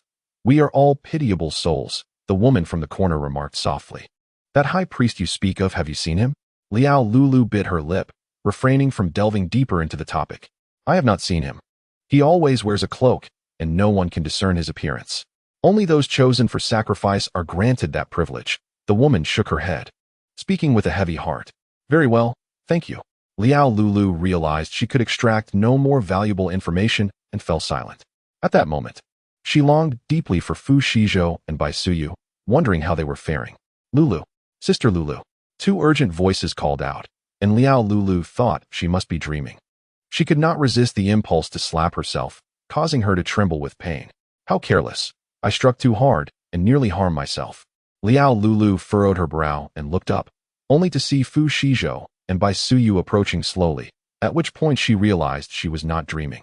Instantly, her joy blossomed, and a radiant smile graced her face, unwavering in its brightness. Thank goodness everything was fine. Fu Shizhou carefully surveyed her, relieved to find she had not sustained any injuries. Chapter 115. Worse than pigs and dogs. Upon hearing this, Liao Lulu's happiness intensified. She composed herself and recounted all the information she had gathered to Fu Shizhou in meticulous detail. Fu Shizhou raised an eyebrow, realizing his previous assumptions were misguided. This village was indeed extraordinary. Since they had come, they must act decisively. These residents had long lost their basic humanity, and to avoid further complications, they needed to depart swiftly. Fu Shizhou intended to signal everyone to leave, but the sound of approaching footsteps made his expression darken. He cast a calming glance at the others. He and Bai Suyu exchanged a knowing look before swiftly retreating to the side of the door. Observing this, Liao Lulu quickly returned to her previous position, feigning sleep, while the others huddled together, too fearful to breathe. Soon after, several robust young men entered the cellar, lifting Liao Lulu's chin to scrutinize her beauty. Indeed, she was a delicate beauty, unlike any he had ever encountered. Her skin seemed to glisten with moisture, eliciting a lewd chuckle from one of them as he crudely caressed her face, laughing heartily. Liao Lulu fought to suppress her disgust, allowing the man to touch her skin without resistance. Enough. Curb your desires. We wouldn't want the high priest to grow impatient. Someone admonished from the side. Before long, they began to drag Liao Lulu out. Just as they reached the doorway, she suddenly opened her eyes, observing the two offending hands. With a swift movement, she pulled her body back, using her momentum to push the two men behind her. In a fluid motion, she seized their wrists, spun around, and delivered a knee strike to each of their sides, sending them crashing to the ground. With practiced finesse, she twisted their arms, causing them excruciating pain, leaving them contorted in expressions of agony, as if they wished for death. You filthy bitch. One of the men on the ground roared, glaring daggers at Liao Lulu, his eyes ablaze with fury. You're asking for death. The two men behind her finally grasped the situation and charged at Liao Lulu with malicious intent. In the blink of an eye, Fu Shizhou raised his hand, unleashing a sharp ice blade that swiftly struck the two assailants, delivering fatal blows before the men in front could even react. The attackers collapsed, their eyes glazing over as they succumbed to death. Bai Suyu followed up with a fierce flame, incinerating the corpses completely, leaving no trace behind. The two men on the ground stared in horror, their pupils dilating as they turned ashen, their voices choked in disbelief. They were utterly terrified, having never anticipated that others were hidden in the cellar, and that these two individuals were not supposed to be slaughtered next door. They had indeed consumed breakfast laced with a soporific. The man on the ground could never have imagined that Fu Shizhou and his companions had not partaken of the breakfast they had prepared. Their fainting was merely an act. Realizing they were outmatched, panic surged through them, their hearts seemingly plummeting into their pants. Please, spare us," the two men on the ground stammered, their legs stealthily inching backward. Fu Shizhou paused, nearly succumbing to laughter at their shamelessness. If memory served him correctly, these individuals had intended to turn them into food. With a cold sneer, his gaze turned frigid as he approached, delivering the scornful remark, "You are less than pigs and dogs." With that, he quickened his pace, darting in front of the two men and, in a flash, severed their throats with a swift stroke. Fu Shizhou's movements were so rapid that they had no time to react, collapsing heavily to the ground, their blood pooling around them, eyes wide as saucers, reflecting the terror and despair of their final moments. Chapter 116. The demise of the high priest. Meanwhile, having dispatched the vile scoundrels in the cellar, Fu Shizhou and his companions did not rush to depart. With such a commotion, it was likely the villagers had already noticed. Sure enough, it wasn't long before word reached the high priest, rendering him visibly distressed, his countenance a deep shade of ashen blue. "Go, capture those ants for me," he commanded, his voice frigid. The subordinates below trembled in response, preparing to leave. "No need, we have arrived." Before he could step outside, the voices of Fu Shizhou and his companions echoed. The high priest's subordinates widened their eyes in sheer terror, momentarily speechless, only to find their heads severed by Fu Shizhou's blade in an instant. "So it was you grotesque figure, lurking behind the scenes." Fu Shizhou observed the so-called high priest with disdain. Before him stood a man whose appearance was exceedingly unappealing. Sparse hair, pale skin, small sunken eyes, and an oversized, deformed mouth rendered him somewhat monstrous. Damn it! The high priest's fury was palpable, veins bulging on his forehead. How dare this lowly wretch disrespect me? Never had anyone spoken to him in such a manner. It was a death wish. Ever since ascending to the role of high priest, visitors had trembled in fear. Yet today, these individuals were remarkably different. Surprised, he narrowed his eyes and inquired with feigned interest, "What did you say? Repeat that." His tone was calm, yet laced with a deadly intent, as if Fu Shizhou and his companions were merely a meal before him. Leaning in to listen, the high priest heard Fu Shizhou enunciate each word with deliberate clarity. "I said, you grotesque wretch, deserve to die?" Fu Shizhou had no intention of engaging in idle chatter. He suddenly surged forward, raising his hand and splaying his fingers, firmly gripping the high priest's chin. The high priest was caught off guard, unable to react before Fu Shizhou swiftly twisted one of his arms until it snapped. Su Baiyu's eyes brightened as he swiftly roasted the severed limb to perfection, which Fu Shizhou forcefully inserted into the high priest's mouth before he could utter a sound of agony. With a malicious grin, he remarked, "Since you enjoy human flesh, why not sample your own?" Overwhelmed by excruciating pain and a physiological wave of nausea, the high priest nearly lost consciousness, his condition deteriorating rapidly. Attempting to retaliate, he discovered that his mind was clouded, as if pierced by 1,000 needles, rendering him incapable of focusing his energy or utilizing his once proud abilities. The high priest was struck with horror, his pupils dilating in disbelief. Could it be that he had encountered a rare psychic? How unfortunate was his luck to face such a formidable opponent. Before long, he found himself unable to engage in even the simplest thoughts, as Fu Shizhou, now in a playful mood, proceeded to break one of his legs. The intense agony and substantial blood loss drained the color from his face, leaving him as pale as parchment, cold sweat streaming down his body, convulsing in distress. His instinct for survival compelled him to lower his head, desperately pleading, "Brother, I beg you, spare me. I swear I won't dare again." Unmoved, Fu Shizhou regarded him with cold indifference. In a flurry of panic, the high priest grit his teeth and continued to plead, "I can make you the high priest of the village. I will obey you from now on. Beautiful women, food. All will belong to you." Fu Shizhou rubbed his aching temples, feigning contemplation while muttering softly, "That does appear to be a rather appealing proposition." The high priest's face brightened with hope, believing he might escape this fate. However, Fu Shizhou's chilling laughter shattered his optimism as he coolly declared, "You may die." The high priest's eyes widened in disbelief as he stammered, You lack integrity." Fu Shizhou smiled. "I only uphold integrity with people." What sort of wretched creature dared to speak of integrity with him? Chapter 117.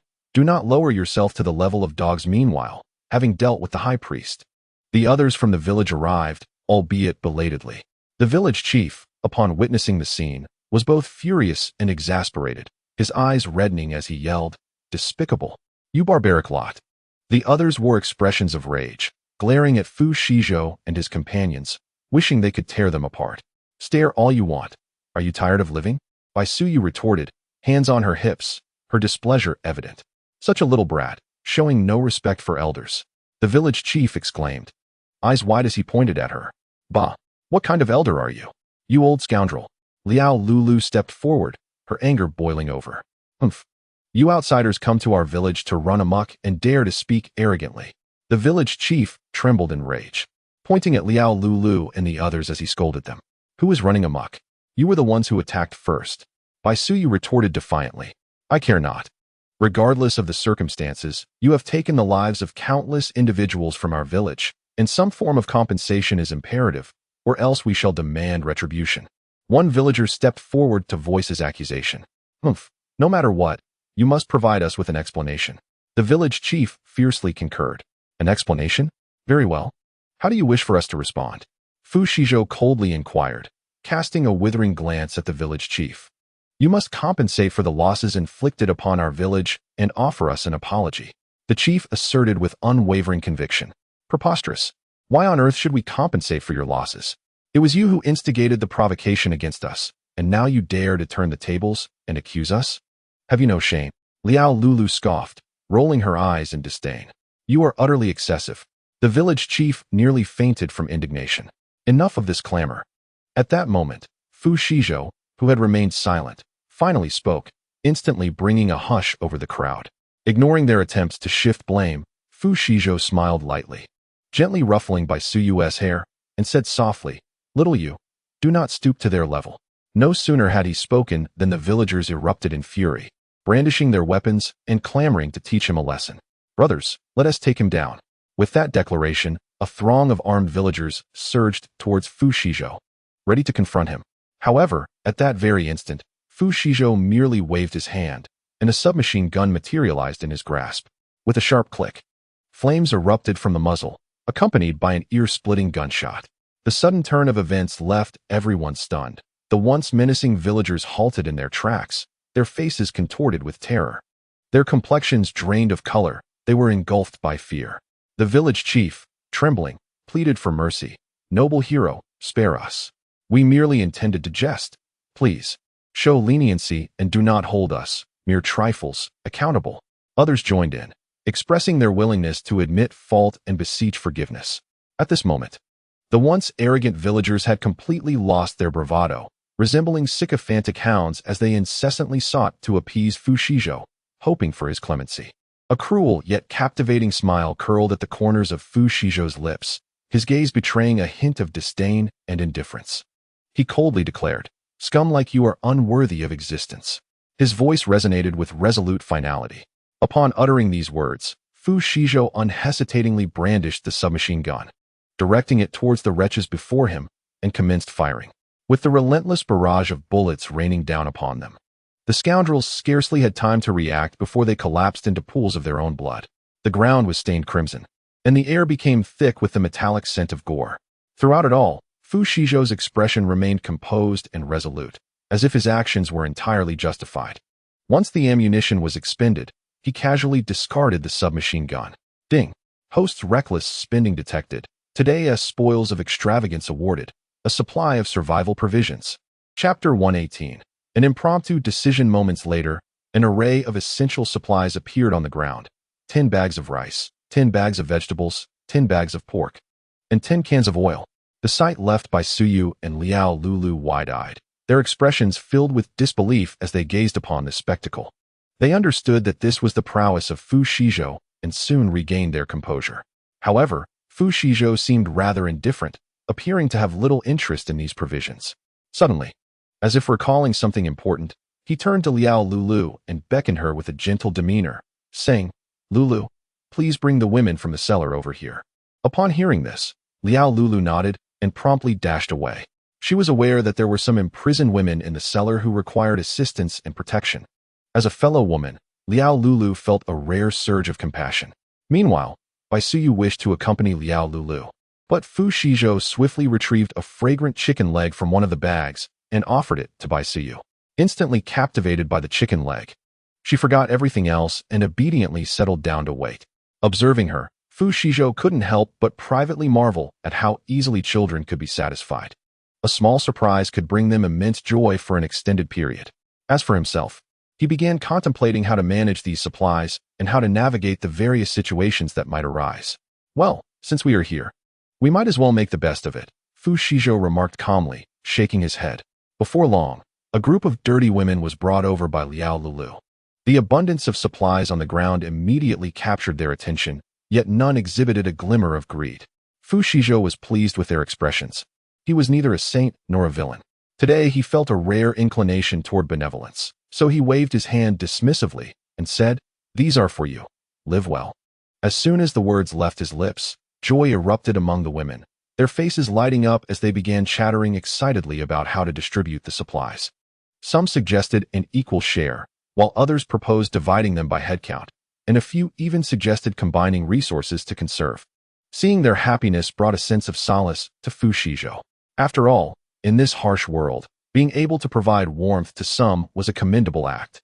He turned to leave, allowing the women to continue their deliberations on how to utilize the provisions. Perhaps this represented the inherent kindness within humanity. Even in the most trying times, there are still those willing to extend a helping hand to others. Soon, Fu Shizhou and his companions departed from the village. And by the time the women realized it, they had already gone far. The rescued women were filled with regret, kneeling in reverence as they offered their heartfelt gratitude. Along the way, Tonggu emerged once more, chattering excitedly beside them. "Who would have thought, Shizhou? You have such a side to you." Fu Shizhou smiled faintly, choosing silence as he handed over the items to others. His decision was impulsive, more so driven by his disdain for the supplies. After all, he was now a wealthy magnate, possessing an abundance of resources. If others were to discover this, he would surely be criticized, while many struggled to find their next meal. He appeared to be dismissive of their plight. Bai Suyu and Liao Lulu, though silent, felt an increasing admiration for Fu Shizhou. "Brother, where shall we go next?" Bai Suyu inquired, her words muffled by the chicken leg she was gnawing on. "Let us find a place to rest. Everyone is weary," Fu Shizhou suggested. Thus, they stumbled upon an abandoned house and took a moment to recuperate. "Boss, you shall be my #1 idol from now on," Liao Lulu exclaimed dreamily. "Enough flattery. Let us just rest," Fu Shizhou chuckled. Soon, they all drifted into slumber, eagerly anticipating their forthcoming adventures. Chapter 119. The robbery. The night swiftly passed, and sunlight streamed through the windows, warming the room. Fu Shizhou and his companions enjoyed a modest breakfast before leisurely setting off towards their next destination for training. However, not long after stepping outside, they encountered a band of individuals wielding an assortment of makeshift weapons: clubs, machetes, cleavers, iron basins, frying pans, and more, charging towards them with malevolence. Their demeanor was unmistakably hostile, with eyes filled with malice and aggression. Fu Shizhou could almost ascertain that this was a group of robbers, perhaps even killers. He let out a cold laugh, his sharp gaze fixed upon them. The leading figures faltered momentarily, fear evident in their eyes. Yet they steeled themselves to block Fu Shizhou and his companion's path. "Boss," Liao Lulu exclaimed with excitement, fingers twitching in anticipation of a confrontation. Beside her, Bai Suyu shared in the exhilaration, while Fu Shizhou, exasperated, could only smile wryly.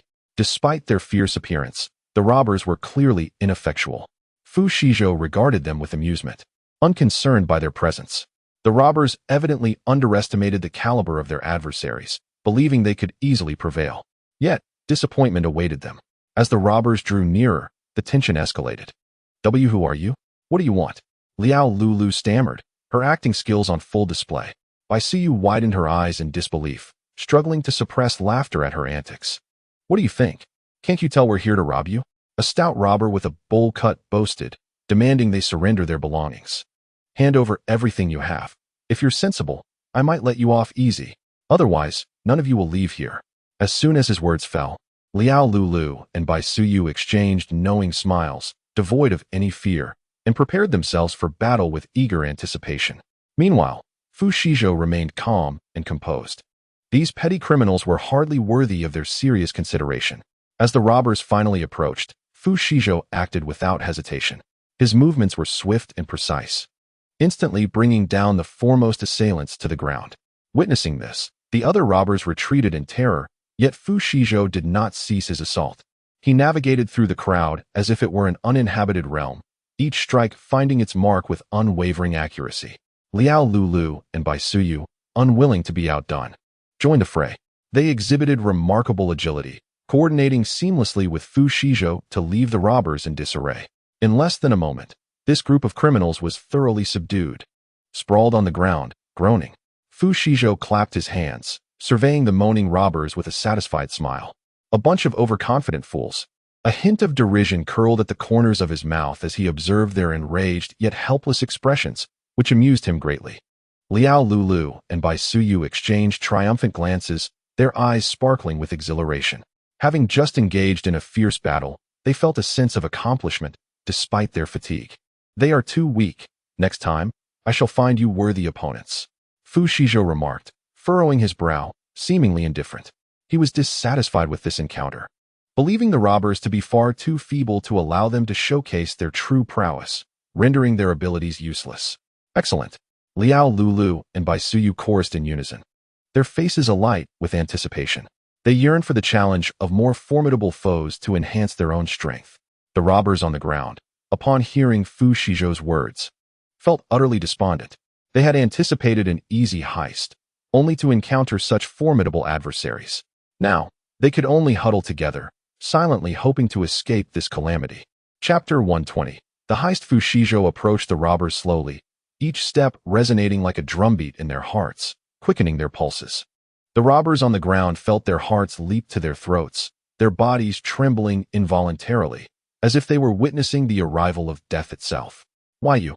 Don't come any closer," stammered the short, plump robber, his voice tinged with fear and despair, desperately attempting to deter Fu Shizhou. The other robbers mirrored his terror, their faces pale as parchment, beads of sweat forming on their foreheads. However, Fu Shizhou did not slow his pace. Instead, he quickened his steps, his gaze cold and merciless, instilling dread in all who beheld it. Just as they believed Fu Shizhou was about to unleash a fatal blow, a sinister smile suddenly graced his lips. He then uttered two chilling words in a frigid tone: "Robbery." These words echoed like thunderclaps in the ears of the robbers, leaving them momentarily stunned. It felt as though a murder of crows had flown overhead. Their expressions morphed into a tableau of shock and incredulity. Yet they dared not reveal even a hint of discontent or resistance. The ardent admirer Bai Suyu could not restrain her exclamation, "Brother, you are incredible."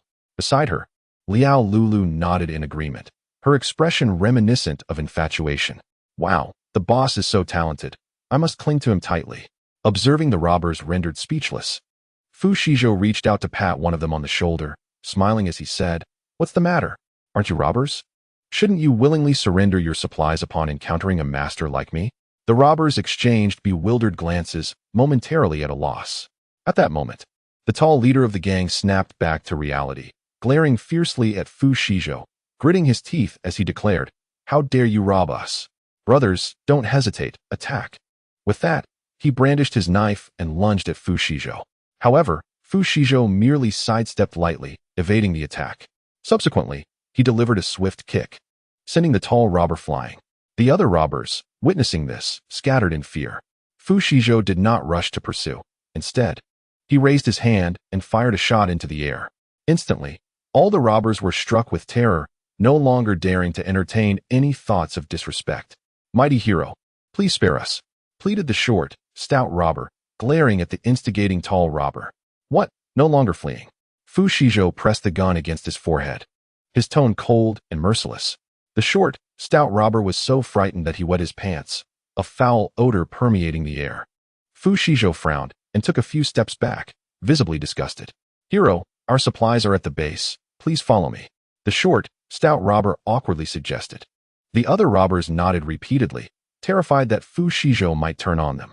Fu Shizhou nodded indifferently, and the robbers immediately led the way, none daring to seize the opportunity to escape, for they knew that a gunshot meant a death sentence, and they were not willing to take that gamble. "I see you," chirped from behind. "Brother, you're amazing. Take notes." Fu Shizhou, with a humble demeanor, affectionately ruffled her hair and casually produced a chicken leg. Bai Suyu's eyes lit up, her joy palpable, while Liao Lulu swallowed hard, and Fu Shizhou, noticing her longing expression, offered her one as well. Meanwhile, the leading robber found his situation less than favorable. He had intended to commit robbery, but ended up being outwitted and robbed in return. Nonetheless, they dared not resist. For in this post-apocalyptic world, strength was paramount. Chapter 121. Scavenging the robber's den. Before long, Fu Shizhou and his companions arrived at the robber's lair, a dilapidated residential building. The short, stout robber signaled to his underlings, and one promptly stepped forward to open the door. "Oh, you are finally back," exclaimed the blonde-haired robber inside, filled with excitement. However, upon seeing the grim expressions on their faces, he was about to inquire when, crack, the short, stout robber delivered a sharp slap to him, angrily commanding, "Hurry and fetch me some tea." The young man with yellow hair, clutching his bruised face, ran off to brew tea with a look of grievance. After disciplining the youth left behind, the short, stout bandit quickly donned a sycophantic smile and respectfully invited Fu Shizhou inside, saying, "Hero, please come in." Fu Shizhou nodded slightly and entered the room, surveying his surroundings. He was taken aback to find the space cluttered with an abundance of supplies, leaving little room to spare. He had not anticipated that these wretched bandits could amass such a substantial hoard. At that moment, the yellow-haired youth approached with several cups of tea, but Fu Shizhou waved his hand dismissively, indicating he had no desire for tea, and casually remarked, "No need for tea," with a gentle flick of his finger.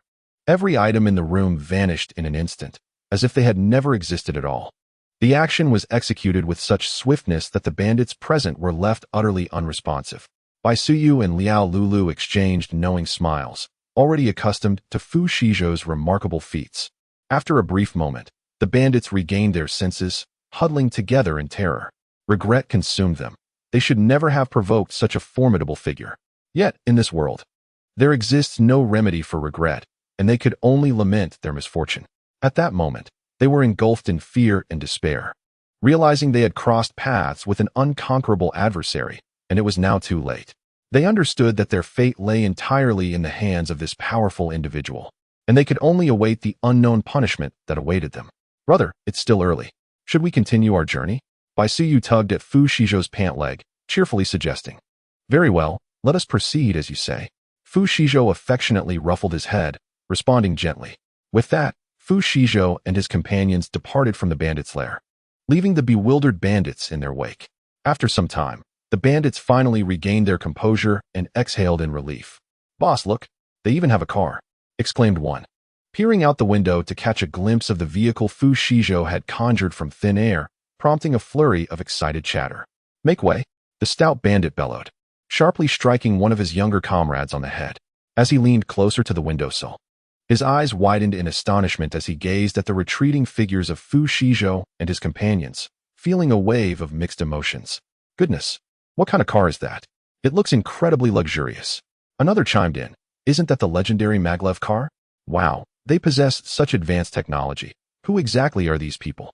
The bandits murmured among themselves, growing increasingly curious and awestruck by the identities of Fu Shizhou and his companions. Meanwhile, Fu Shizhou had already ushered everyone into the maglev car, igniting the engine and racing off into the distance. As the vehicle sped away, the bandits slowly came back to their senses and began to tidy up their damaged base. "Alas, what bad luck to encounter such a formidable individual," one bandit sighed in resignation. "Indeed, but at least we are still alive," another reassured him. "Humph. Regardless of the circumstances, we cannot let this go. We must find them and avenge this wrong." The tall robber spoke through gritted teeth.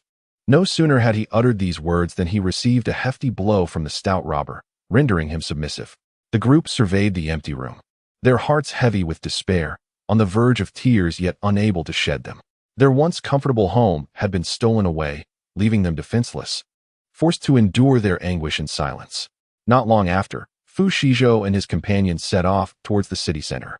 In this apocalyptic era, various supplies were scarce. Yet one thing remained in abundance: zombies.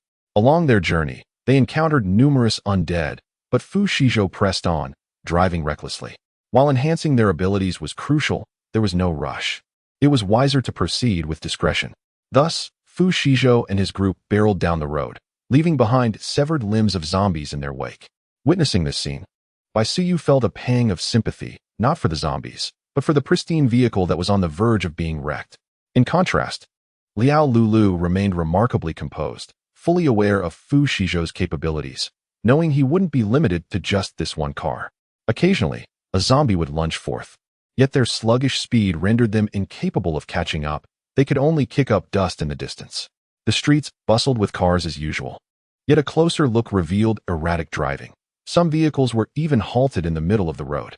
Certain drivers had succumbed to the infection, their faces pale, eyes bloodshot, clawing at the surrounding pedestrians. The shops and homes lining the streets were sealed tight, enveloped in eerie silence. Traffic lights continued to flicker, but no one paid them any heed. Fu Shizhou drove through an intersection without slowing for the red light, while Bai Suyu, seated in the passenger seat, widened his eyes in disbelief. "Brother, look, there's someone waiting at the red light," he exclaimed, pointing incredulously at a Volkswagen. "Is this person insane? How could they not adapt in the apocalypse?" Fu Shizhou cast a cold glance, then pressed the accelerator, barreling through the intersection. Just then, a speeding white sedan pulled alongside them.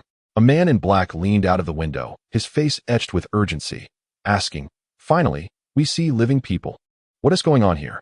Fu Shizhou, maintaining his focus ahead, replied flatly, "Clearly, the apocalypse has arrived." With that, he accelerated away, leaving the man in stunned silence. Even after the world had been in chaos for so long, some still failed to grasp the reality. Ignoring him, Fu Shizhou sped up, quickly distancing himself from the man in black. The latter, now agitated, pursued them, desperately attempting to ingratiate himself. "Hey, let us stick together. It's safer that way," he implored.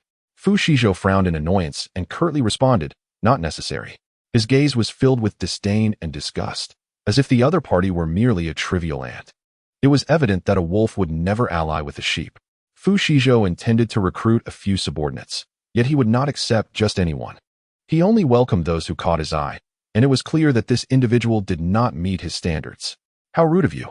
exclaimed a woman in red, emerging from a white sedan, her voice laced with anger.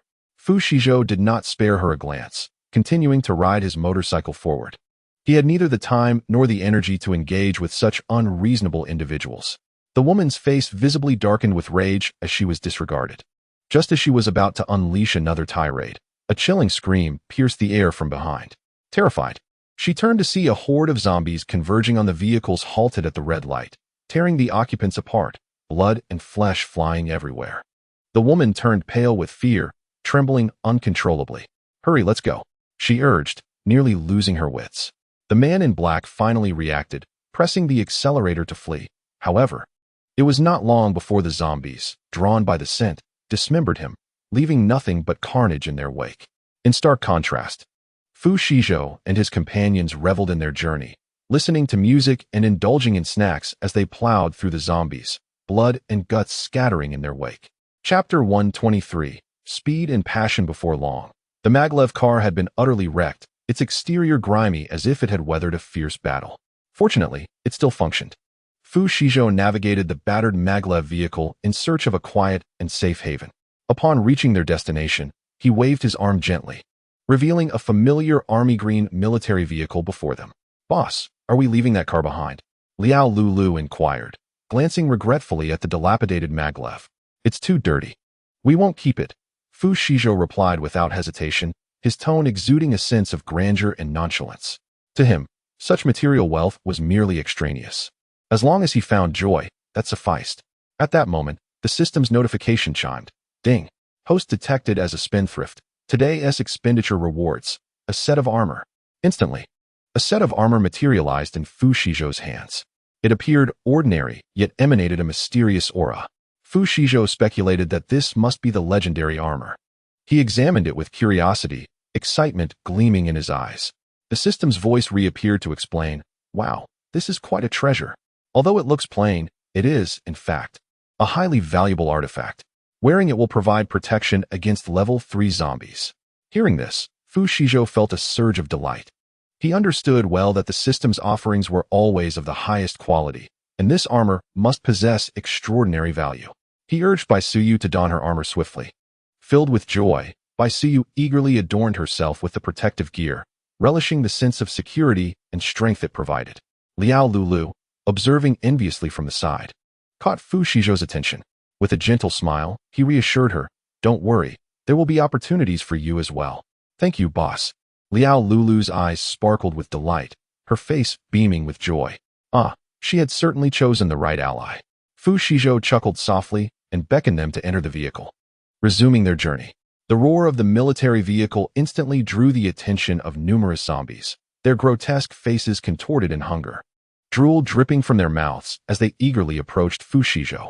A smirk crept upon his lips, revealing a hint of disdain. He pressed the accelerator, driving the car full speed toward the advancing horde. Delicious prey lay ahead as the zombies rushed forward, foolishly attempting to halt the speeding vehicle with their decaying bodies. Such utter foolishness. Oh, but then again, zombies are devoid of intellect. Their heads harbor merely crystal cores. Before long, 2 zombies were launched into the air, soaring 3 meters high, their limbs snapping and scattering upon impact, lifeless upon their descent. An increasing tide of zombies surged forth. Yet none posed a threat to Fu Shizhou. Some were knocked to the ground, still clinging to life, but Fu Shizhou would merely drive over them again, ensuring their complete eradication. Let us see if you dare to meet your demise again. Liao Lulu watched in horror, a chill creeping up her spine as her scalp tingled. She widened her eyes, fixated on the scene ahead, silently grateful to be untouched by this chaos. Simultaneously, her resolve to cling tightly to her ally solidified, vowing never to let go. Fu Shizhou, akin to a wild stallion, recklessly barreled down the road, disregarding other vehicles and pedestrians. His face radiated a wild thrill, as if he reveled in the adrenaline and danger. His laughter echoed through the air, drawing glances from onlookers. In the passenger seat, Baisuyu was so exhilarated he could hardly contain himself, continuously screaming and waving his arms, urging Fu Shizhou to let him take the wheel. His eyes sparkled with eagerness and anticipation, yearning to experience the rush of speed and excitement. Fu Shizhou ruffled his hair affectionately, teasingly responding, "In 10 years." Baisuyu immediately deflated, lamenting, "Ah, age is a hard barrier." Liao Lulu smiled silently, wishing to try it herself. The foolish zombies continued to approach, one after another, offering themselves as easy prey. After about 10 minutes, Fu Shizhou deliberately made a noise, yet not a single zombie was drawn to them. The group disembarked, swiftly collecting the crystal cores from the fallen zombies while scanning the surroundings for any survivors. After causing such a commotion, surely any survivors would have taken notice. With such a racket, it was impossible that no one had seen them. If there are any, they are likely hiding securely, awaiting rescue. If not, it is certain that Fu Shizhou would not take the survivors with him. After all, what reason would he have to do so for strangers? At this moment, on a rooftop, 4 survivors were cautiously observing Fu Shizhou and his companions. They were all employees of the company, 2 men and 2 women. The men, Wang Wei and Lu Chun, were robust managers in their 30s. One of the women, Jiang Li, the secretary of the company owner, was in her 20s and possessed a certain delicate charm. The other woman, Wang Dahua, was a cleaner at the company. When the apocalypse erupted, they had been working overtime and had no time to evacuate. Upon encountering zombies, they were nearly paralyzed with fear, unable to break through the blockade, and instead chose to climb up, hiding on the rooftop while waiting for rescue. They were fortunate to find a small room on the rooftop containing some supplies, and by avoiding the rain, they narrowly escaped disaster. Seeing Fu Shizhou and his group now filled them with excitement. Chapter 124. Entangled. Jiang Li gazed down at the people below, her voice brimming with enthusiasm. "Let us ask him to take us away." Wang Wei nodded in agreement, asserting, "They are so powerful and have a vehicle, they can certainly give us a ride." I longed to return home. They had watched the intense scene of Fu Shizhou crashing into zombies from the rooftop with clarity. Wang Dahua shook her head, her expression somber as she said, "They are not foolish. Why would they take us along?" Jiang Li expressed her concerns. When the mutation first occurred, the internet was still active. I checked online, and many netizens reported seeing zombies. Could it be that the entire world has turned like this? Wang Wei, with a furrowed brow, lamented, "Regardless, we cannot remain idle. Our supplies are nearly depleted. We cannot simply wait to die." Jiang Li agreed with him. Wang Wei glanced once more at the individuals below, solidifying his resolve to hitch a ride with Fu Shizhou and have him escort them home. However, Lu Chen had a different perspective. He bluntly interjected, "Do you think he is your father, that you can command him at will? This driver is formidable, otherwise he wouldn't have accomplished what he just did." "Lu Chen, are you truly undermining our hopes while elevating his stature?" Wang Wei retorted, displeased. "Indeed. Can't you wish for something positive for us?" Jiang Li echoed from behind. Wang Dahua remained silent, feeling powerless. Lu Chen coldly remarked, "You cannot possibly believe that someone would risk their life to save a stranger, can you?" Wang Wei fell silent, contemplating. If he were in the driver's shoes and a stranger requested to be taken home, he would certainly refuse. Why would he risk himself for someone he didn't know? The thought left him feeling despondent. With a fierce resolve, he declared, "This military vehicle is in their hands. It would be better in ours. We should seize it. Even in the absence of an apocalypse, what we are doing could be deemed an emergency evacuation, not robbery. We won't harm him. We just need to control him." Jiang Li concurred, exclaiming, "Yes, indeed. Let us proceed." In moments of silence, laughter often emerges, and Lu Chun rolled his eyes in response. "Look, they are about to leave," Wang Dahua shouted. Wang Wei and Jiang Li immediately turned their gaze towards Fu Shizhou and his companions, their anxiety mounting. "Hey, don't go. Take us with you," Wang Wei called out, intent on pursuing them. Fu Shizhou paused, surprised to discover survivors on the upper floor. However, it was of no concern to him. Ignoring the shouts, he quickened his pace, distancing himself further. "Damn it," Wang Wei cursed, sprinting after them, determined not to let them escape. Noticing the absence of the terrifying zombies below, the group hastily descended the stairs, pursuing the armored vehicle. Yet, they soon realized that the vehicle's speed far exceeded their expectations. "What should we do? They are getting away," Jiang Li exclaimed anxiously. "Do not fret. There is a bend ahead, and they will surely slow down," Lu Chen assessed. Indeed, as Lu Chen predicted, the vehicle decelerated at the curve. Wang Wei, heartened by this, urged the group to accelerate towards it. Just as they were nearing the armored vehicle, an unforeseen event transpired. A gun suddenly emerged from the back of the vehicle, firing upon them. Wang Wei was the first to be hit, collapsing to the ground. And the gunfire quickly attracted the attention of the zombies. "Run!" Lu Chen shouted, pulling his companions back. "Help me! Help me!" Wang Wei cried out in desperation. But his comrades instinctively abandoned him in their flight. In their panic, they sought refuge in a nearby building, narrowly escaping calamity. "What now?" Wang Dahua gasped, breathless. "Let us assess the situation first," Lu Chun replied coolly, observing the outside commotion. At that moment, the armored vehicle had vanished from their sight. "Lu Chun, why didn't you save Wang Wei? How heartless of you." Jiang Li, having regained her composure, began to criticize him.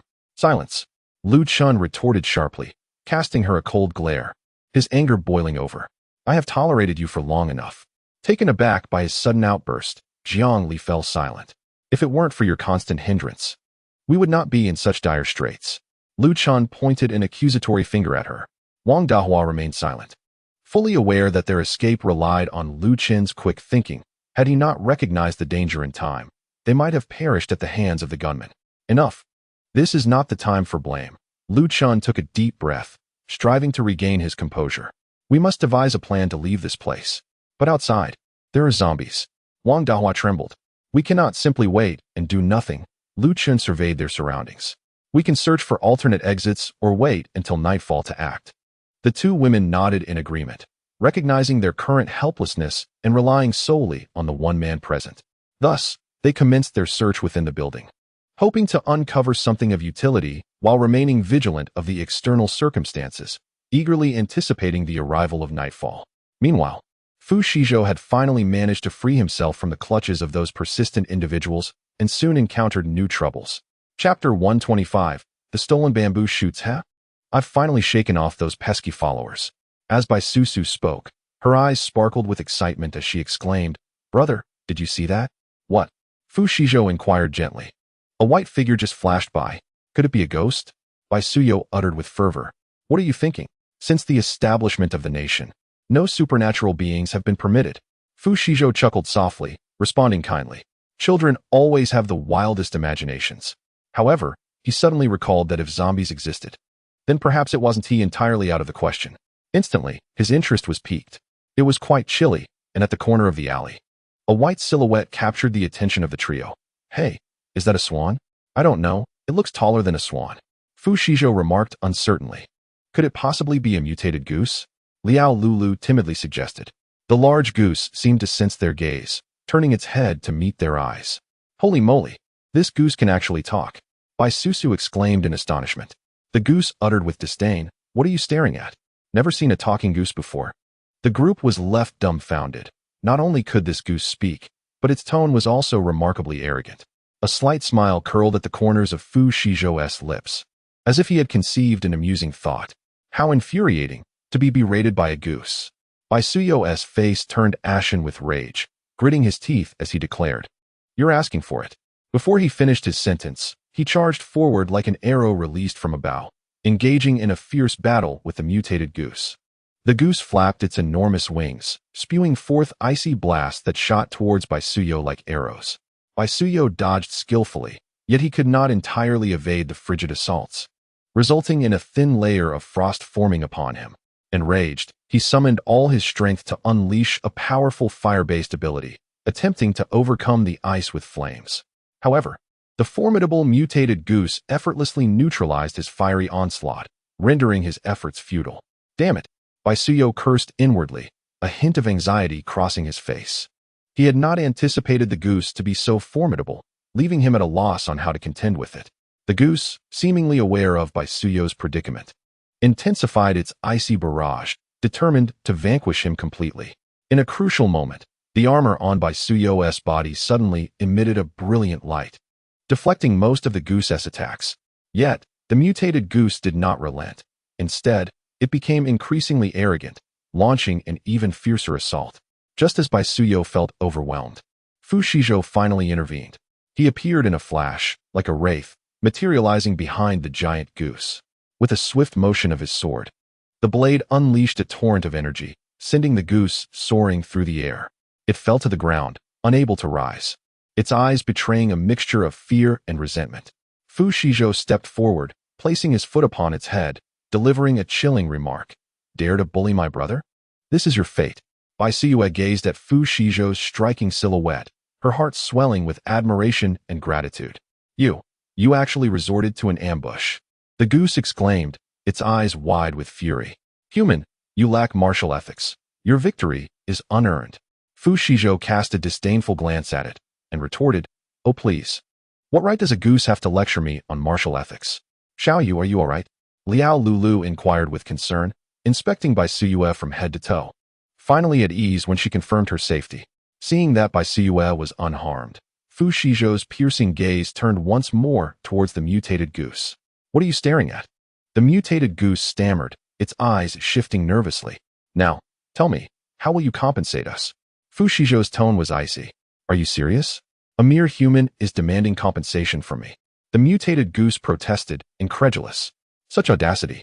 Baisuyo and Liao Lulu exchanged glances, chuckling in unison. Fushijo maintained his imposing demeanor, his tone growing more serious. Realizing it had encountered a formidable opponent, the goose, albeit reluctantly, surrendered some crystal cores. Fushijo accepted the cores, counting them before turning to Baisuyo and Liao Lulu. "These cores will suffice for us for a while." Liao Lulu beamed with joy, exclaiming, "You truly are capable, boss. One must seize every opportunity." Fushijo remarked thoughtfully, "A little gain is better than none." The mutated goose lay on the ground, despondent, embodying a sense of hopelessness. "Is there no one to speak on my behalf?" it lamented. At that moment, Fushijo turned back, casually responding, "Not bad, not bad. Quite compliant." The mutated goose nodded in flattery, timidly inquiring, "So can I go free now?" As soon as the words left its beak, Fushijo burst into laughter, taunting, "What are you thinking? Ah, you deceiver." The mutated goose bellowed, its eyes wide with indignation.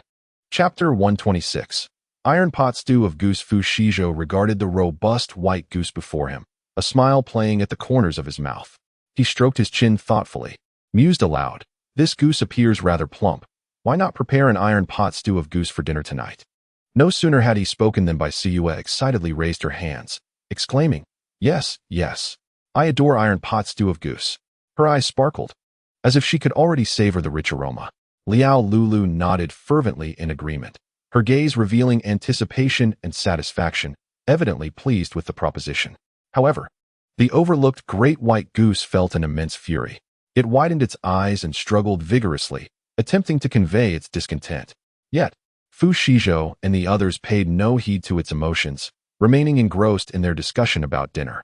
"We can first prepare the goose. Then add various seasonings and simmer it slowly to allow the flavors to meld. Finally, we shall incorporate some vegetables. It will undoubtedly be delicious." Fushijo meticulously outlined the cooking steps, as if envisioning the fragrant pot of stewed goose before him. Baisuyo listened, nearly drooling, and eagerly exclaimed, "Wow, that sounds delectable. I must have several pieces later." Liao Lulu chimed in, "Indeed, such a culinary delight cannot be missed." Moreover, it's a mutated goose. The flavor must be exceptional. Mutated goose, do you have no courtesy? Witnessing the increasingly absurd discussion, the mutated goose could no longer remain composed and hurriedly pleaded, "Do not eat me. I will serve you faithfully for life. I am quite strong. It would be a waste to consume me." As the mutated goose continued, its confidence waned. Yet it persisted in promoting itself, fearing its goose existence might come to an end. "Very well, you may accompany us from now on," Fu Shizhou suddenly said with a smile. "Ah?" The mutated goose stared at him in astonishment, struggling to believe its ears, thinking it would need to plead further. "What is it?" Fu Shizhou shot it a cold glance, his voice icy, as though laced with a hint of menace. "Do you wish to take a hot bath?" The thought of scalding hot water sent the mutated goose into a panic, and it quickly shook its head, exclaiming, "No, no, I do not wish that. How absurd." Had it hesitated any longer, it might have been stewed into a delightful pot of goose. Bai Suyu felt a tinge of disappointment, as he had been eagerly anticipating the chance to savor authentic stewed goose that evening. Fu Shizhou affectionately ruffled Bai Suyu's hair, gently reassuring him, "Little you, let us keep it. It can serve as your personal mount. Thus it will always protect you." As soon as the words were spoken, the mutated goose promptly squatted down, adopting a compliant demeanor. Seeing this, Bai Suyu felt no hesitation and promptly climbed onto its back. "Wow, this is so cool." Bai Suyu squealed in excitement, his cheeks flushed with joy, his eyes sparkling with exhilaration, beaming like a blooming flower. "Great white goose, let us give you a name," Bai Suyu cheerfully said, wrapping his arms around the mutated goose's neck. The mutated goose muttered indistinctly, "Okay." Fu Shizhou and Liao Lulu watched Bai Suyu, eagerly awaiting his next words. "Let us call you Daku." Bai Suyu pondered for a long while before finally producing a name. "What?" Liao Lulu asked, not having heard clearly. "Daku. Like the song of the crane singing to the heavens." Bai Suyu replied earnestly. No, that name lacks grandeur." Before the mutated goose could even agree, Bai Suyu began to contemplate again. How about lightning? Thunder? Long out yin." Fu Shizhou gazed at the mutated goose before him, a smirk playing on his lips as he jested. "How about we call it Iron Pot?" Liao Lulu's eyes widened in disbelief upon hearing the name, and she uncertainly inquired, "Iron Pot stewed goose? Boss, are you serious?" The mutated goose, in a state of sheer astonishment, shook its head vigorously and mumbled, "No, please don't. I absolutely refuse to be named that." Observing their reactions, Fu Shizhou couldn't help but chuckle, waving his hand to clarify, "I was merely joking. I just found it amusing and wanted to tease it a bit." The group collectively exhaled in relief, expressing that the name was indeed too comical. At that moment, Bai Suyu suddenly had a spark of inspiration and exclaimed, "Oh, I have an idea. Since I'm called Little White, let us name it Big White." Upon hearing this, Fu Shizhou couldn't help but admire Bai Suyu's creativity, even in naming a pet. Moreover, as his surname was Bai and the goose was plump and white, the name was indeed fitting. He nodded with a smile in agreement. Thus, the mutated goose was bestowed with its very own name, Big White. Really, Big White was so elated it almost took flight, but upon noticing Bai Suyu's presence, it immediately quieted down. As dusk settled in, Fu Shizhou surveyed the surroundings and realized they needed to find a place to rest. "All right, let us find a safe spot to spend the night," he declared, leading the group towards the southern part of the town. Along the way, Big White exhibited exuberance, occasionally emitting cheerful honks, seemingly delighted with its new name as it circled around Bai Suyu. Upon arriving in the town, they discovered it had been overrun by zombies. The streets were littered with dilapidated vehicles and abandoned buildings, and a foul stench permeated the air. Fu Shizhou cautiously guided them around the zombies, searching for a place to hide. Ultimately, they found a relatively small shop and decided to spend the night there. Chapter 127. Nocturnal Disturbance. An hour later, Fu Shizhou slowly parked the vehicle in front of a shop. "This will do," he stated calmly, his voice measured. The shop was located at a street corner, with relatively few zombies in the vicinity, ensuring a quieter environment. Additionally, a faint flicker of candlelight was visible from outside, indicating that the interior might be devoid of zombies and relatively safe. Fu Shizhou opened the car door, swiftly exiting and being the first to enter the shop. Liao Lulu tightly grasped Bai Suyu's hand, cautiously trailing behind him. Big White vigilantly surveyed the surroundings, confirming there was no danger before hastily following suit. Upon entering the shop, they found it had been completely ransacked. The shelves were bare, and the floor was strewn with debris and refuse, creating a disheveled appearance. Suddenly, a piercing scream shattered the tranquility. Fu Shizhou swiftly turned around and encountered a girl huddled in the corner, her eyes wide with fear as she gazed at them. She appeared worn and weary, clad in tattered clothing, clearly having endured considerable hardships. "Do not be afraid. We are not villains," Fu Shizhou attempted to reassure her. Yet she remained on high alert. "Who are you? How did you come to be here?" the girl inquired, her voice trembling. Fu Shizhou briefly elucidated their circumstances and asked whether there were any other survivors. After a moment's hesitation, the girl pointed towards a room behind the shop.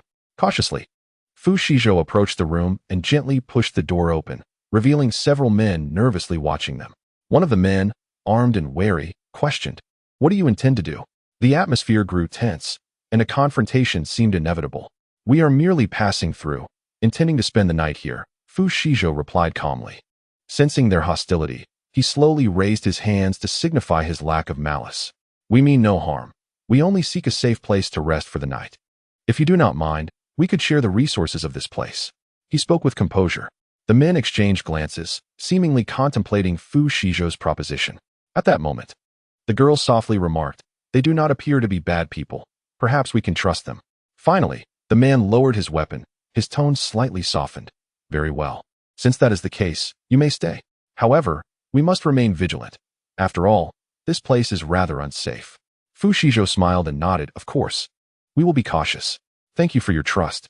He then beckoned the others into the room, and they began to tidy up, preparing to spend an uneasy night there. Before long, the sound of rumbling emanated from Bai Suyu's stomach, and he awkwardly clutched his belly, his face flushed. Upon hearing the noise, Fu Shizhou was momentarily taken aback, then realized he had yet to dine. He waved his hand, instantly conjuring a table laden with steaming dishes that exuded an enticing aroma. The men in the room and the young girl gaped at this miraculous spectacle, their throats involuntarily swallowing as they gazed, devoid of any gluttonous intent. Satisfied with their reaction, Fu Shizhou, in a rare display of generosity, smiled and invited them to join him for the meal. Faced with this unexpected feast, the group hesitated. However, when Bai Suyu unhesitatingly sat down and began to eat heartily, the others gradually gathered around the table. The dining atmosphere fell into a profound silence. Each person quietly consumed their meal, occasionally glancing at one another before quickly averting their eyes again. Seeking to alleviate the somewhat awkward ambience, Fu Shizhou broke the silence. Smiling as he said, "Please, do not be reserved. Enjoy freely. If there is not enough, I can procure more." The tension among the crowd was alleviated slightly by this statement, prompting them to engage in conversation while dining. Through their exchanges, Fu Shizhou learned that these individuals had similarly endured the calamities of the apocalypse, wandering helplessly until they found refuge here.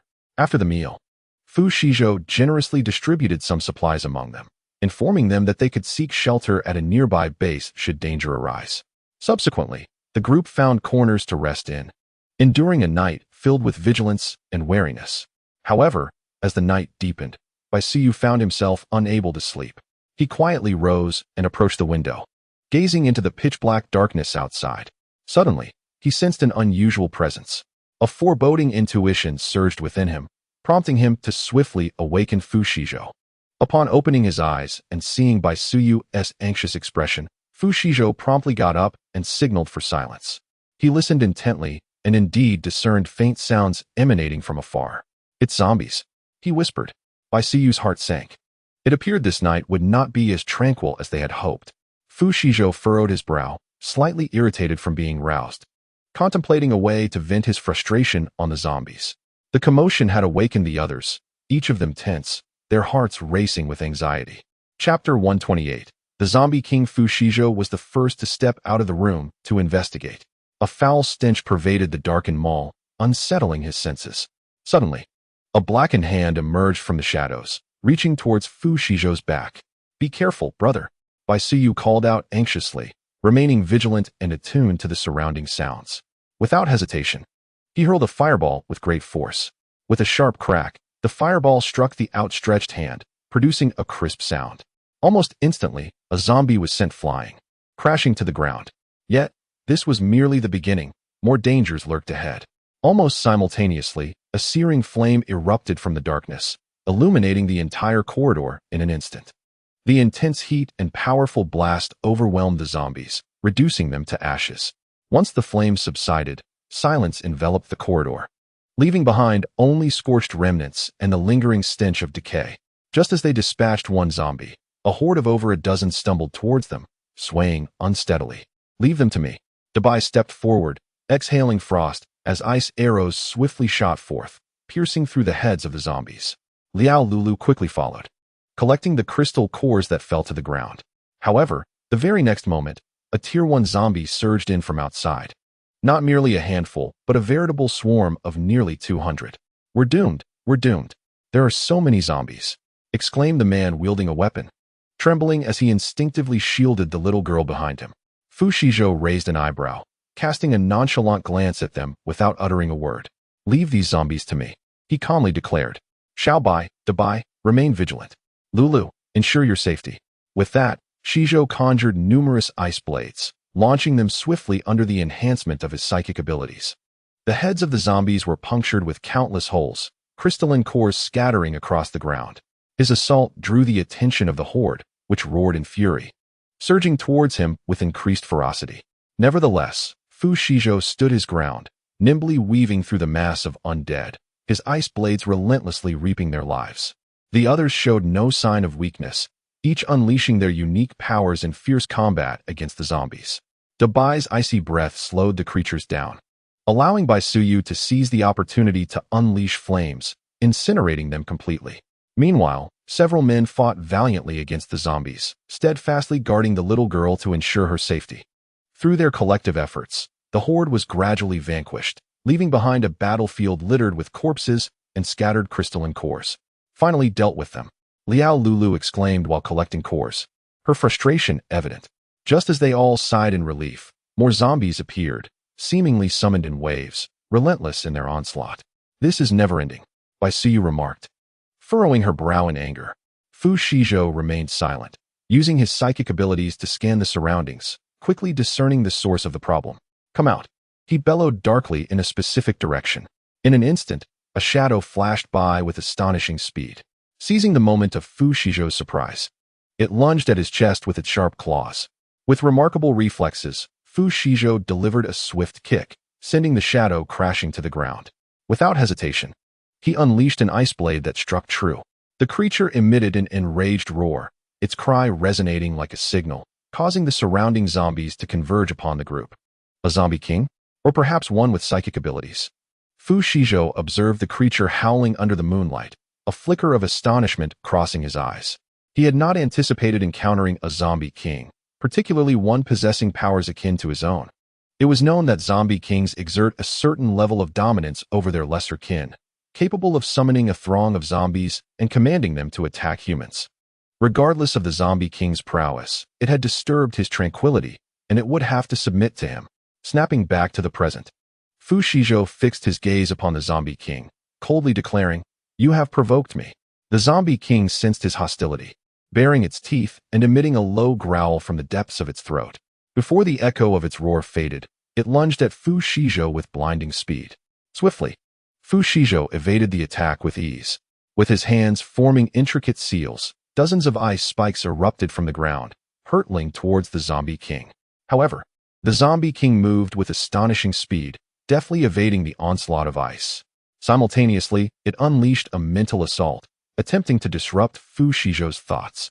Fu Shizhou concentrated his mind, wielding his formidable mental strength to withstand the zombie king's attack.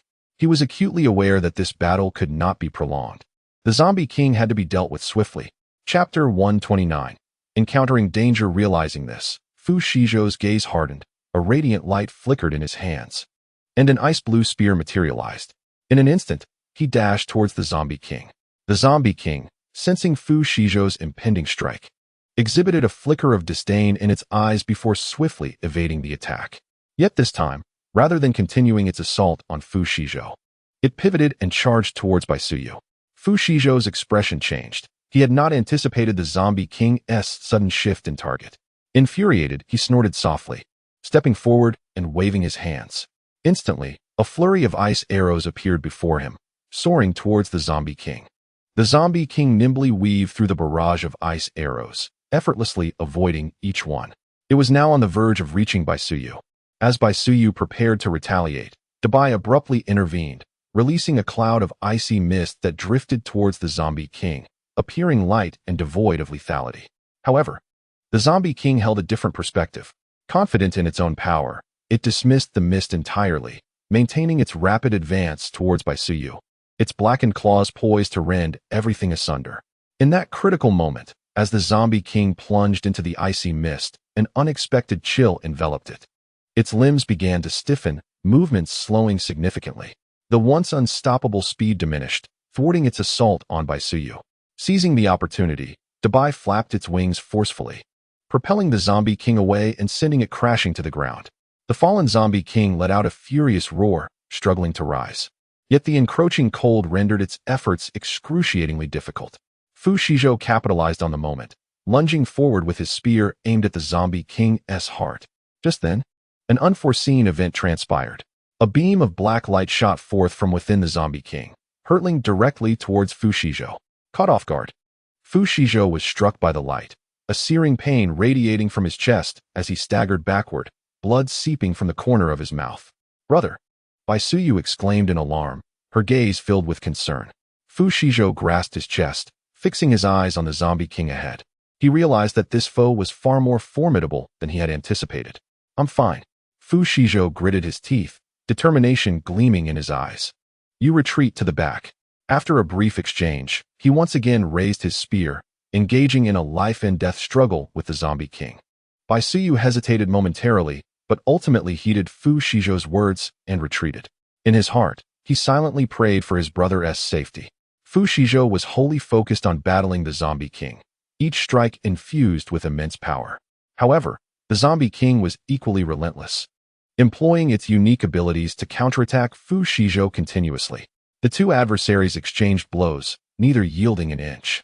The battlefield was thick with tension, and no one could foresee when this clash would conclude. At that moment, Fu Shizhou suddenly perceived a flaw in the Zombie King's defense. Seizing the opportunity, he summoned every ounce of strength and thrust his spear forward, piercing the Zombie King's skull with pinpoint accuracy.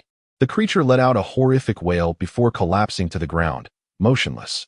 Fu Shizhou finally exhaled in relief, turning to Baisuyu with a faint, reassuring smile. Yet, his smile quickly faded. He felt his body begin to tremble uncontrollably, as though he were losing command over it. A sense of dread washed over him. The internal injuries he sustained were worsening. With the Zombie King no longer exerting its dominance, the remaining zombies became increasingly frenzied. Just as despair threatened to engulf him, Liao Lulu reacted swiftly. She rushed to Fu Shizhou's side, activating her healing abilities in an attempt to alleviate his symptoms. Meanwhile, Baisuyu and Dabai exchanged a glance and unhesitatingly positioned themselves before Fu Shizhou and Liao Lulu, resolutely fending off the swarming undead. Lulu, anxiously surveying the dire situation, steeled herself, gritting her teeth as she unleashed her healing powers with full force.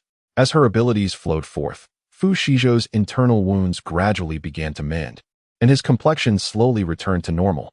At that moment, however, Baisuyu and Dabai were nearing their limits, both physically and mentally exhausted.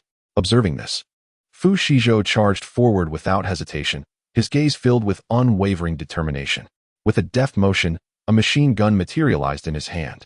As he squeezed the trigger, the gun erupted with a thunderous roar, bullets raining down like a tempest, striking the zombies with brutal precision. The undead were torn asunder, blood splattering, their bodies collapsing in disarray. Before long, all the zombies had been vanquished, and the sudden crisis was finally averted. Yet, the air was thick with the repugnant stench of decaying flesh, inducing nausea. Nevertheless, they stifled their disgust, pinching their noses as they painstakingly extracted the crystal cores. After all their hard work, they could not allow these precious spoils to go to waste. Chapter 130, Service Area with the Dawn Breaking.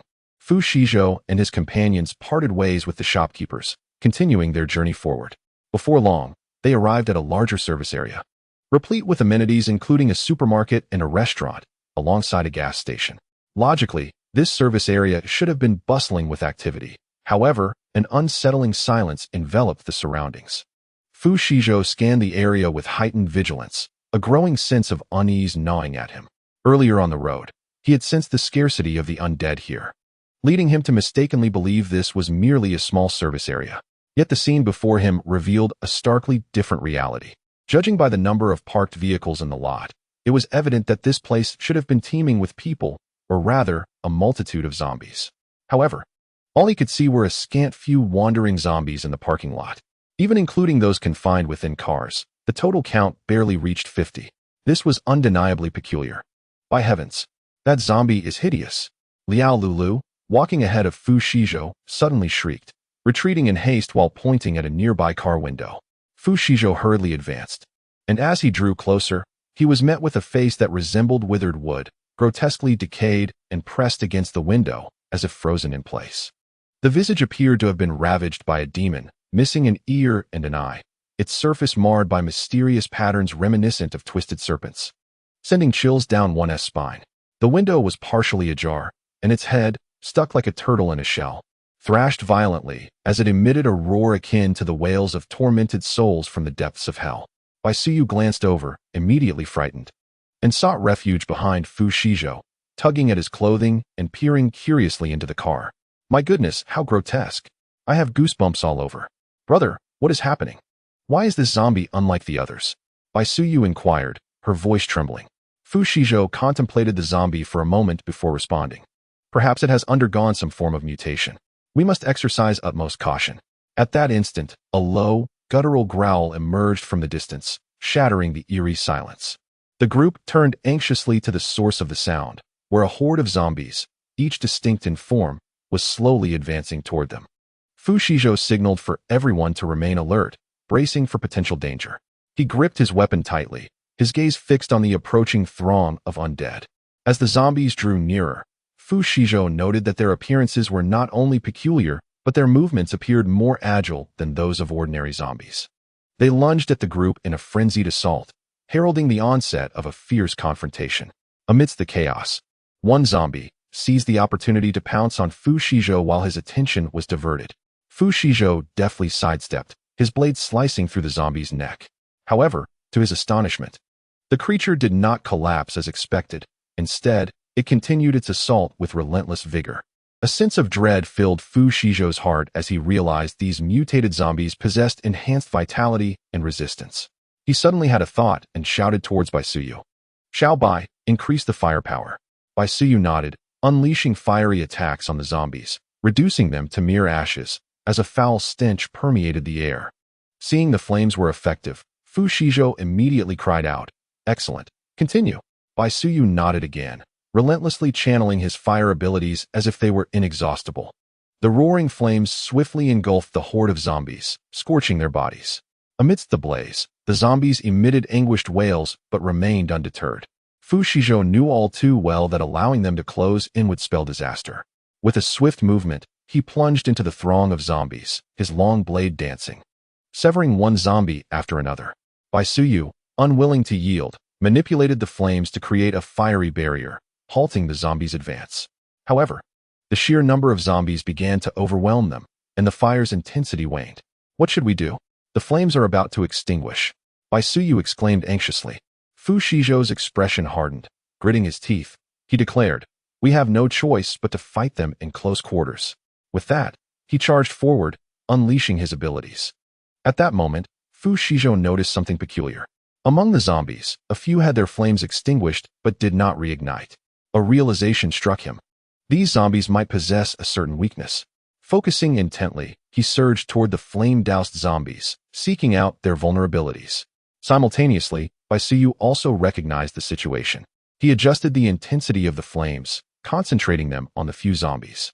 Indeed, the zombies under focused assault grew sluggish, their strength visibly diminishing. Now's our chance. Fu Shizhou shouted, exerting all his strength to deliver a decisive strike to one zombie's head. The creature fell to the ground with a thud, never to rise again. Seeing this, Fu Shizhou and Baisuyu felt a surge of morale. They coordinated seamlessly, utilizing fire as support while targeting the zombies' weaknesses. Through their harmonious collaboration, the onslaught of the zombie horde gradually unraveled, and the dawn of victory seemed to be within reach. Chapter 131. Someone is coming. After more than an hour of diligent effort, the group finally discovered a relatively clean area within the service station and formed a circle, preparing to enjoy their dinner. With a wave of his hand, Fu Shizhou conjured steaming dishes that immediately appeared before them, exuding an enticing aroma. As the delightful scent wafted through the air, everyone involuntarily swallowed hard, eager to take a bite. "Come, let us eat while it's hot," Fu Shizhou said with a gentle smile curling at the corners of his mouth. Bai Siyu could no longer contain himself, quickly grabbing a piece of braised pork and stuffing it into his mouth. Chewing enthusiastically, he exclaimed, "Wow, this is delicious." Liao Lulu also smiled, delicately picking up a large hairy crab and meticulously peeling its shell. Meanwhile, Dabai was set aside to savor a generous bowl of sumptuous food, relishing every bite. As he observed everyone joyfully savoring the delicacies, Fu Shizhou nodded in satisfaction and retrieved several bottles of juice from his spatial storage, placing them before each individual. The group merrily chatted while enjoying their meal, completely oblivious to the fatigue that typically accompanies a crisis. After a brief period of dining, Fu Shizhou suddenly set down his chopsticks, his brow furrowing. He gazed toward the entrance of the hall, his eyes deep and his expression visibly darkening. Someone was approaching. "Someone has arrived," Fu Shizhou remarked casually. At his words, the others paused momentarily, turning their heads to warily glance toward the entrance. Indeed, it wasn't long before several bright headlights appeared, drawing nearer until they slowly halted at the hall's entrance. 3 vehicles in total. The foremost was a red SUV, followed by a white van, and lastly, a large cargo truck. As the vehicles came to a stop, the occupants, resembling a disturbed swarm of bees, began to emerge one after the other, approximately 15 in total. Leading the group were a man and a woman, clearly from affluent backgrounds, standing out amidst the crowd. The slightly older man appeared to be in his late 20s, sporting thick eyebrows and large, striking eyes, emanating a handsomeness that was both vigorous and commanding, much like a towering pine tree. His demeanor and posture suggested that he was the leader of this assembly. Accompanying him was a woman with long, cascading waves of hair, dressed in a vibrant red gown, which starkly contrasted with the desolate surroundings. Her beauty was a remarkable juxtaposition to the environment, capturing attention effortlessly. 2 younger individuals followed closely behind, both seemingly around 21 years of age. The young man bore an expression of impatience, as if simmering with uncontained anger, while the young woman radiated a fresh and charming allure, reminiscent of flowers blooming in spring. With her hair styled in a high ponytail, her smile revealed delightful dimples that resembled pear blossoms. The quartet quickly scanned the hall with the predatory gaze of hunters evaluating their prey. Then, without hesitation, they advanced towards Fu Shizhou with firm and resolute steps. The other survivors trailed closely behind them, like shadows. With the main entrance already compromised, these newcomers entered the hall without obstruction, as if no force could deter their progress. Upon stepping inside, their gazes, sharp as arrows, were immediately directed at Fu Shizhou. The charming young woman could not suppress a swallow, her eyes instantly sparkling with excitement. "How delicious! Brother, they are actually indulging in braised pork and hairy crabs. Even goose. I'm so envious," she exclaimed, tugging at the arm of the dapper young man beside her. To be able to dine so leisurely at this hour and in such a location, with nary a zombie in sight, signified that this group was undoubtedly extraordinary. The young man's expression darkened slightly with impatience, yet he approached Fu Shizhou and offered a polite gesture. "I apologize for the intrusion. After traveling for 3 consecutive days, we happened upon a place illuminated by lights and decided to seek refuge for a night, with no intention of causing any offense. We assure you that we will not occupy much space, and we hope you might extend us this courtesy." The man gestured towards several vacant tables near the entrance. Noticing the man's polite demeanor, Fu Shizhou had no objections. "It's no trouble. Feel free to settle in. The space is ample, and as long as you keep your distance, it's all good." Fu Shizhou cast a casual glance at them and chose not to engage further. The man observed Fu Shizhou intently before leading his companions to a side area where they all took their seats. They then retrieved some bread and began to eat, accompanied by bottled water. However, an enticing aroma wafted from across the room. Gazing at the cold bread in their hands, the group found it utterly unappetizing. Soon, the woman with the voluminous hair tossed her piece of bread onto the table in frustration. "I can't eat this. It's absolutely dreadful. Eating bread every day is making me sick. Tianlu, how much longer until we reach the base? I can't endure this much longer." Their leader, referred to as Wang Tianlu, rubbed his aching temples, gently offering reassurance. Yin Yin, just hold on a little longer. We'll be there soon. It's too late to continue tonight. Let us rest first. We'll push ahead first thing in the morning. Upon hearing this, the woman with the voluminous hair quieted down, though her agitation persisted, rendering her unable to eat any more bread. Among their company, a woman, eager to assert herself, approached Fu Shizhou and his group without invitation. Fu Shizhou shot her a cold glance, surprised to find a familiar face among them. Chapter 132. Shamelessness. The woman was none other than Zhang Li, who had previously sought help on the rooftop. It was unexpected to see her allied with others. Zhang Li briskly made her way toward them, while Wang Dahua attempted to grab her arm, but was a moment too late and had to hurriedly follow. Zhang Li often acted impulsively without considering the consequences, and one could only hope she wouldn't stir up any trouble. Meanwhile, Lu Chun, part of the same group, furrowed his brow, opting not to involve himself. He was already accustomed to Zhang Li's various antics. As anticipated, Zhang Li approached with an air of entitlement, exclaiming, "Oh, you're eating so well. Would you mind sharing a bit with us?"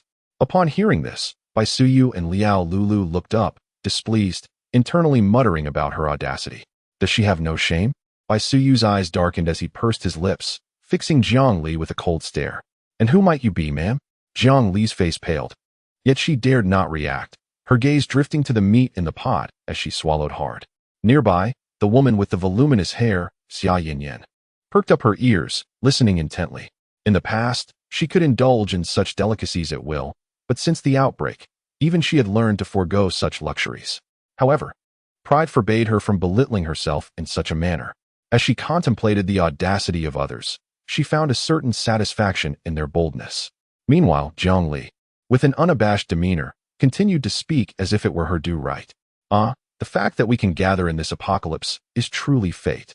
She glanced at the sumptuous feast laid before them and added, "Moreover, as human beings, we ought to find joy in helping others. After all, with so much food, you certainly cannot finish it all. We are merely assisting you." "Ugh, how disgusting. Do we even know you?" Liao Lulu glared at Zhang Li, her voice steady and forceful. Taken aback by the sudden outburst, Zhang Li regained her composure after a moment, her expression transforming into one of fierce defiance as she retorted, "What are you glaring at? Do you even know who I am?" Before she could finish her sentence, she raised her hand, threatening to strike Liao Lulu. However, Liao Lulu reacted swiftly, preemptively delivering a resounding slap across Zhang Li's face. Zhang Li was momentarily stunned by the blow, her cheek burning with pain. Anger darkened her features, her eyes blazing with fury. "You vile creature, how dare you strike me? And what of it?" Liao Lulu boldly retorted, fixing her gaze on Zhang Li as she continued to deliver several more forceful slaps, each one landing with greater intensity, leaving Zhang Li bruised and battered. In a state of panic, Liao Lulu turned to the seated Xia Yanran for assistance, her voice trembling. "Miss Xia, help me." Xia Yanran, hearing this, frowned slightly, her hands raised in indifference, a hint of cold disdain on her face as she replied, "You brought this upon yourself with your loose tongue." Her tone dripped with sarcasm, as if she were wholly indifferent to Zhang Li's plight. The onlookers, too, displayed an apathetic demeanor, adopting an attitude of detached spectatorship, as if the unfolding drama did not concern them. This atmosphere of indifference was profoundly disheartening. Wang Dahua cowered in a corner, her eyes flickering with fear and unease. Anxious to avoid entanglement in the escalating conflict, she refrained from intervening, solely wishing to safeguard her own well-being. Witnessing the collective indifference, Liao Lulu felt a wave of desolation wash over her. She had anticipated some support, but was instead met with disillusionment. A sense of helplessness and solitude enveloped her, accompanied by an anger towards the heartlessness of those around her. Just then, Zhang Li, pointing at Zhang Li, exclaimed, "Are you all merely going to watch as I am bullied? She is tarnishing the reputation of our Qingqing base." Her voice was laced with indignation and grievance, yearning to draw the attention and sympathy of the crowd. Xia Yanran, upon hearing this, felt her irritation escalate. She was already overwhelmed and now faced yet another troublemaker. Impatiently, she shouted, "Be quiet." Her gaze conveyed her displeasure and annoyance towards Zhang Li, deeming her utterly oblivious. Ultimately, it was Wang Tianlu who could no longer stand by idly. After all, one must consider the owner when dealing with a dog. He furrowed his brow and stepped forward, speaking gently, "My dear lady, for my sake, let us put this matter to rest." Liao Lulu rolled her eyes, remaining silent, her heart filled with disdain. "What face do you have?" Wang Tianlu, feeling neglected, was quite irritated. At that moment, Fu Shizhou shouted to Liao Lulu, "Lulu, enjoy your crab." Only then did Liao Lulu return to her seat. Wang Tianlu, in a foul mood, barked at Jiang Li, "Why don't you get lost? Do I need to invite you?" Startled, Jiang Li scurried away, her demeanor deflated. The atmosphere fell silent, while Fu Shizhou and his companions remained unaffected, continuing to eat and drink, provoking envy among those nearby. Chapter 133. Jiang Li exits after being reprimanded. Jiang Li, like a frostbitten eggplant, lost all spirit, obediently staying put without daring to stir trouble again. The others were similarly subdued, each shrinking back, wishing to become invisible, fearful of becoming the next unfortunate soul. No entertainment existed in this apocalyptic world. Thus, everyone retired early, conserving energy to await the morrow. The night was quiet, devoid of dreams. As dawn broke, painting the horizon with a pale hue, everyone rose to prepare for the journey ahead. To evade prying eyes, Fu Shizhou and his group waited until Wang Tianlu and his entourage departed before retrieving their combat vehicle. The journey proceeded smoothly, but as they approached Qingqing, an unpleasant incident unfolded. The vehicle sped along the road, and panicked individuals rushed towards them from the highway, their faces etched with terror, as if they had encountered the most horrifying sight imaginable. Fu Shizhou's brow furrowed deeply, pressing the accelerator to its limits. As the distance closed, their frantic cries became increasingly audible. "Hurry! Run faster! Ah, what a huge cockroach! The cockroach is coming for us! Help! Who will save me? Ah, there are so many cockroaches! It's over, we can't survive!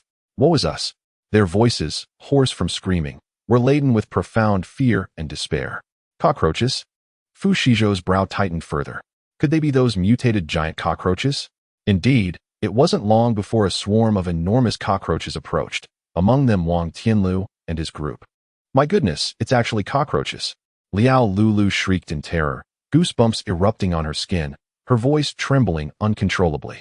Her fear of cockroaches was already profound, and the sheer size of these creatures escalated her panic, causing her words to quiver. "Run!" Bai Suyu cried out in distress, though Da Bai beside her appeared somewhat disappointed. Fu Shizhou, disregarding everything else, gripped the steering wheel tightly and hastily reversed. Despite his desperate attempts to retreat, the swarm of cockroaches surged forward. Just as they were about to be overtaken, Fu Shizhou suddenly devised a plan. He slammed on the brakes, exited the vehicle, and retrieved several canisters of gasoline from the trunk, hurling them towards the swarm of cockroaches. As the gasoline drenched the insects, Bai Suyu immediately struck a match, and flames erupted instantaneously. The cockroaches, ablaze, scattered in all directions, momentarily halting their pursuit. Seizing the opportunity, Fu Shizhou hurriedly climbed back into the car and accelerated away from the scene. The occupants exhaled a collective sigh of relief. Yet they understood that the crisis was far from over.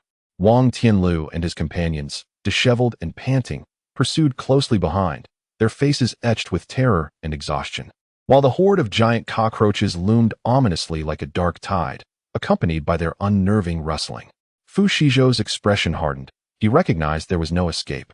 He swiftly exited the car, brandishing a sharp dagger, a steadfast bulwark against the advancing threat.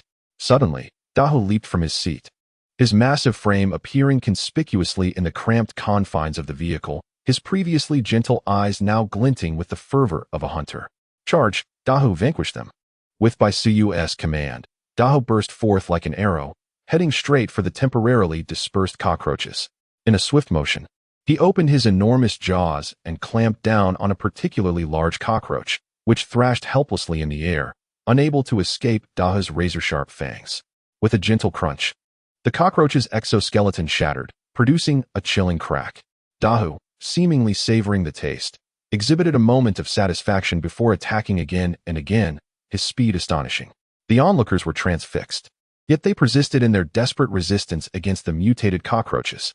Jiang Li, lurking at the back of the crowd, harbored a sinister glint in her eyes. She stealthily approached Liao Lulu and, seizing the moment, shoved her forcefully. Liao Lulu cried out, stumbling perilously close to the swarm. However, fate took a cruel turn.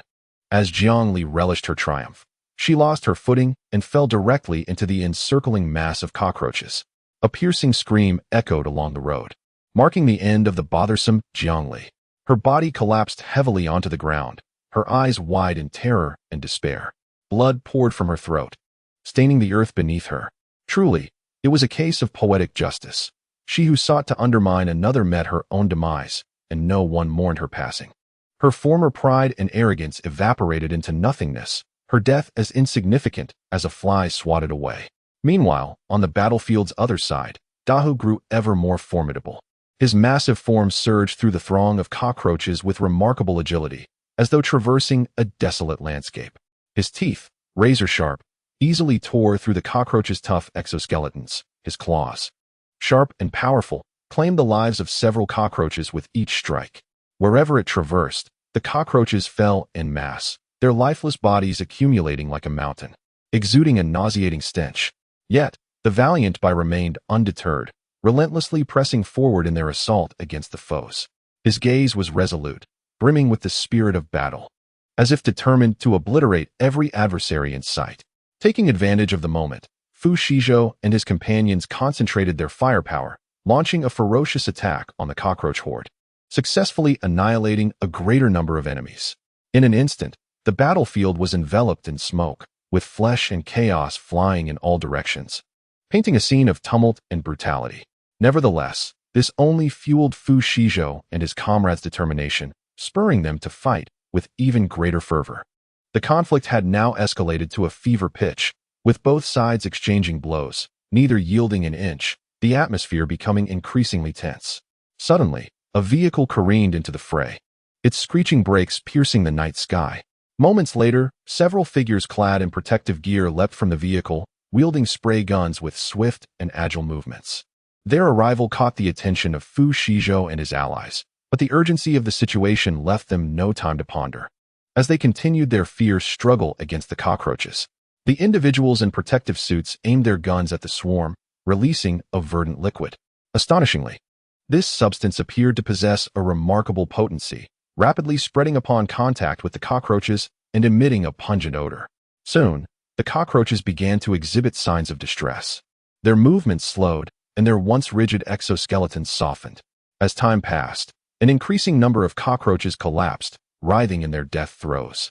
Observing this, Fu Shizhou and his companions discerned that the newcomers were likely employing some form of insecticide or chemical weapon, prompting them to retreat to safety and avoid the fallout. Once struck by this liquid, the cockroaches curled up, rendered immobile. "It's Captain Lin. Thank goodness, reinforcements have arrived. We are saved," someone in the crowd exclaimed with fervor. Upon hearing this news, Fu Shizhou also exhaled in relief, realizing that their awaited salvation had finally come. With the rescue team's robust assistance, the remaining cockroaches were swiftly eradicated. Following this harrowing battle, everyone felt exhausted and weakened. Fortunately, all emerged unscathed, with minimal casualties. As the sun gradually ascended, its warm rays bathed the land that had once been shrouded in fear. After the fighting subsided, Fu Shizhou approached Captain Lin to express his gratitude for their timely support. Captain Lin smiled and waved his hand dismissively, indicating that it was their duty. Others remained silent. Yet they understood that their survival owed much to Fu Shizhou and his companions. Without them, they might not have endured until the base's rescue. "Brother, I owe my life to your timely intervention. It is thanks to you that I see you again," a charming girl exclaimed, tugging at Lin Xiao's sleeve, her voice trembling with emotion. "Thank you, Brother Fu." Lin Xiao felt a wave of trepidation as he clasped his hands towards Fu Shizhou and enthusiastically proposed. "Since we are not far from our Qingqing base, would you do us the honor of visiting? It would allow us to extend our hospitality." "Certainly," Fu Shizhou replied without hesitation, reasoning that he had nothing pressing to attend to. Chapter 135, Qingqing Base. 2 hours later, Fu Shizhou and his companions followed Lin Xiao to the Qingqing base. Upon their arrival, they were awestruck by the sight before them. The base comprised a cluster of buildings, all encircled by a formidable wall. This wall appeared impenetrable, studded with numerous long iron spikes, their tips protruding outward, clearly designed to deter zombies and mutated flora and fauna. Atop the wall stood a contingent of soldiers armed with weapons, ever vigilant, observing every movement in the vicinity. A large lamp hung at the entrance of the base, illuminating the area as brightly as day. Before the grand gates, 2 rows of fully armed soldiers stood, their expressions grave and serious. The imposing atmosphere caused those queuing to feel a palpable tension, compelling them to behave with utmost decorum and restraint. Notably, the passage for survivors with vehicles was separate from that for those without, an arrangement that effectively mitigated chaos and conflict, ensuring a smooth entry for all. In the vehicle lane, not only were individuals checked, but the vehicles themselves were also inspected. A long line formed at the base entrance, but as they were in the designated lane, their turn came swiftly. At that moment, a soldier approached and gently tapped on the window. "Excuse me, could you step out for a moment? We need to inspect the vehicle." Fu Shizhou was the first to exit the car, followed closely by Susu and the others. The soldier's eyes brightened upon seeing the large goose, and he could not help but swallow hard. However, the goose immediately became displeased. "What are you staring at? Never seen such a beautiful goose before." It huffed. The soldier, wide-eyed in disbelief, stammered, "You can talk? This is my pet goose." Susu quickly shielded it behind her. Her petite frame inadequate to conceal the enormous bird, yet it moved the goose deeply. "There's no need for alarm. This is a mutated goose," Liao Lulu interjected. "But rest assured, it is quite well behaved." Upon hearing her words, the soldier responsible for the inspection was taken aback, though he betrayed no emotion, promptly checking the vehicle before granting them passage. Once inside the base, Fu Shizhou and his companions were escorted by Lin Zhao's associates to their assigned accommodations. They had anticipated merely a few rooms, yet to their surprise, Lin Zhao had generously arranged for them to stay in a villa.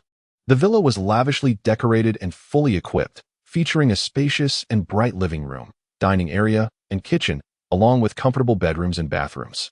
Surrounding the villa was a beautiful garden, providing a serene space for relaxation. The villa has been remarkably preserved, showing no signs of the devastation wrought by the apocalypse. Fu Shizhou and his companions were thoroughly pleased with the surroundings. They decided to take a moment to rest and recover their strength before making further plans. Inside the room, Susu was busy organizing her belongings, while Dabai curiously explored the area. Suddenly, it spotted a window and flew over in an attempt to view the scenery outside, only to accidentally collide with the glass and faint. "Haha, Dabai, you're so amusing." Susu laughed heartily upon witnessing this scene. Fu Shizhou, having sensed with his abilities that all was well, simply washed up and then drifted into a deep slumber. Meanwhile, Lin Zhao reported to the base leader about the work progress and mentioned the welcoming banquet. "All right, let us proceed as you suggested," the base leader said nonchalantly. Exhaling a puff of smoke, Lin Zhao nodded in acknowledgement and stepped outside, where he found his younger sister shivering in the cold wind. "Why aren't you back resting?" Lin Zhao asked with a furrowed brow, concerned for her well-being. "I'm waiting for you, big brother," Lin Jia replied with a cheerful smile. "That's nonsense," Lin Zhao admonished, his expression serious. "You mustn't do this again." "But, big brother, didn't you say we are to welcome brother Fu tomorrow?" Lin Jia asked eagerly. Yes, Lin Zhao chuckled, though he was soon filled with regret, feeling that his precious little sister might be led astray. Unbeknownst to Fu Shizhou, who had been toiling for several days and was utterly exhausted, he was now sleeping soundly. Chapter 136. The welcoming banquet. The following morning, Lin Zhao came to invite Fu Shizhou to the banquet prepared in his honor. After a quick tidy-up, Fu Shizhou and his companions made their way to the venue. Upon arrival, Fu Shizhou encountered the base leader, who greeted him with a beaming smile and a warm handshake. Welcome, Mr. Fu. I have long heard of your esteemed name. It is indeed a pleasure to finally meet you in person." Fu Shizhou responded with a smile. "You flatter me, base leader. It is an honor to be here." Fu Shizhou waved his hand dismissively, smiling as he said, "Your words are too generous, Wang Xiong. It was merely a small effort on my part." Liao Lulu, seated nearby, gracefully approached Fu Shizhou and gently remarked, "Base leader Wang, our leader has always been eager to lend a helping hand. It is fate that allowed him to assist your son." Wang Tianlu quickly added, "Mr. Fu and Miss Liao are truly noble. This kindness will be remembered by Wang Tianlu." Fu Shizhou gazed at Wang Tianlu with sincerity in his eyes. "There is no need for such courtesy, Wang Xiong. Should you require assistance in the future, I, Fu, shall certainly lend my support." Seeing this exchange, base leader Wang Xintian burst into hearty laughter. Excellent. Today is indeed a wonderful day. Let us drink until we cannot stand." Everyone raised their glasses and drank in unison. the atmosphere growing increasingly convivial. At the table, Lin Jia's gaze often drifted toward Fu Shizhou, her eyes reflecting curiosity and admiration. Her subtle gestures did not escape the keen observation of her elder brother, Lin Xiao, who shook his head in resignation, internally sighing. Lin Xiao understood his sister's sentiments well and resolved to discreetly inquire about Fu Shizhou's intentions. Seizing a moment during the conversation, he gently asked, "Brother Fu, it seems my little sister holds you in high regard. May I ask how you feel about that?" Bai Su and Liao Lulu, upon hearing this, widened their eyes, halting their activities, eager to eavesdrop on the ensuing dialogue. They watched with bated breath as Fu Shizhou and Lin Xiao engaged in conversation. Fu Shizhou appeared momentarily taken aback, lifting his gaze to peer beyond the crowd, landing on Lin Jia in the distance. A flicker of complex emotions crossed his face, both surprise and resignation. After a brief silence, he responded thoughtfully, "Brother Lin, I appreciate your sister's affection, but I currently have no intentions of settling down." Though Lin Xiao felt a twinge of disappointment, he could empathize with Fu Shizhou's perspective. He nodded and remarked, "Brother Fu, I understand. Matters of the heart cannot be forced." Lin Jia had been attentively observing the exchange between her brother and Fu Shizhou. As their conversation drew to a close, a hint of despondency emerged on her face, and she felt a pang of sorrow in her heart. She recognized that her feelings for Fu Shizhou might lead to nowhere. Yet she found herself unable to quell the emotions stirring within her. This brief interlude soon passed, and at the welcome banquet, everyone resumed their merriment, the atmosphere remaining congenial. Before long, some guests grew restless. "What is the point of merely drinking? Let us test our abilities," Lin Yong declared loudly, placing his cup down. The others, upon hearing this, readily expressed their agreement. "Brother Fu, what say you? Are you willing to partake?" The base commander, Wang Jintian, inquired of Fu Shizhou, his gaze revealing a desire to gauge Fu Shizhou's prowess. "Very well." Fu Shizhou nodded slightly, unhesitatingly acquiescing. "Allow me to go first," Lin Yong exclaimed with enthusiasm, eagerly volunteering to be the first challenger. "Please," Fu Shizhou said courteously, gesturing for him to commence. With confidence, Lin Yong waved his hands, unleashing a stream of aquamarine light that coalesced into a water gun, swiftly launching it toward Fu Shizhou. However, Fu Shizhou merely raised a hand, a chilling aura emanating from his palm that instantaneously froze Lin Yong's water gun, effortlessly neutralizing his assault. Laughter erupted among the spectators, while Lin Yong, feeling embarrassed, hurried back to his seat, covering his face with his hands. Fu Shizhou's initial display of strength instilled a sense of trepidation in the crowd, compelling those who had previously underestimated him to reevaluate the young powerhouse before them. Yet, this was merely the beginning. However, the subsequent display by the great white goose left them even more disheartened. The goose effortlessly vanquished several opponents, making it painfully evident that they could not even compete with a mere fowl. This awkward situation left many feeling quite embarrassed, silently sighing within. However, Bai Suyu later eased the pressure, allowing Wang Tianlu to win by a stroke of luck, thus sparing him from a more humiliating defeat. Although this victory was somewhat fortuitous, Wang Tianlu was acutely aware that without Bai Suyu's leniency, triumph would have been a formidable challenge. Nonetheless, he felt a twinge of relief, thankful that the loss had not been too severe. Haha, truly, the younger generation is formidable, each wave surpassing the last, Wang Jintian remarked with a smile. His eyes conveyed admiration and anticipation for these young individuals. He also acknowledged Bai Suyu's cleverness, marveling at his ability to navigate the situation with grace. Such astute and resourceful children are always endearing, especially in circumstances like these, where they understand the importance of preserving others' dignity, a rare and commendable quality. Fu Shizhou remained silent, yet his fondness for Bai Suyu deepened, proving his affection was not in vain. Thus, the banquet continued into the late hours of the night, with everyone reveling in the rare indulgence post-apocalypse. Chapter 137. Alliances. The following morning, as Fu Shizhou and his companions were enjoying breakfast in the living room, a sudden knock echoed through the air. They swiftly concealed their relaxed expressions. Liao Lulu was the first to respond, nimbly approaching the door and inquiring, "Who is it?" Simultaneously, Fu Shizhou waved his hand, swiftly storing all the food items, cooking utensils, and the not yet cooked soup into his spatial realm before hastening out of the kitchen. "Greetings." "We are from the Qingqing base," a male voice called from outside. Liao Lulu and Fu Shizhou exchanged a glance, already harboring suspicions about the visitor's intentions. Liao Lulu moved to the door and peered through the peephole. Outside stood 4 individuals, 3 men and 1 woman, fully armed, except for the middle-aged man at the forefront. The expressions of the 3 younger individuals betrayed a hint of impatience. However, upon Liao Lulu opening the door, their faces immediately transformed into friendly visages. The swiftness of their change astonishing. "May I ask what brings you here?" Fu Shizhou inquired, his countenance reflecting a touch of aloofness as he regarded the 4. The leading middle-aged man, his face beaming with a smile, spoke. "We are here to invite you to join the Qingqing base." He elaborated on their purpose, inquiring whether they were interested in settling down at a base. Fu Shizhou's gaze turned icy as he decisively declined, stating, "We have no interest. With the outside world so perilous, only a base offers true safety. Our base is well stocked with food and water, as well as formidable weaponry. You saw our abundant resources yesterday. By joining us, you could access all of these advantages." The man persisted in his entreaty. "We do not rely on others for protection," Fu Shizhou firmly retorted. The middle-aged man's smile faltered momentarily, yet he pressed on. "Mr. Fu, going solo is not a viable option. In this apocalypse, unity is the best strategy.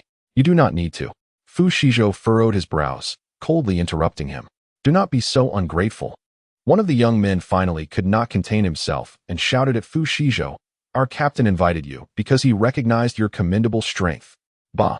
Our leader is so formidable, he requires no one to protect him." Liao Lulu retorted defiantly, "Have you forgotten how terribly you lost yesterday?"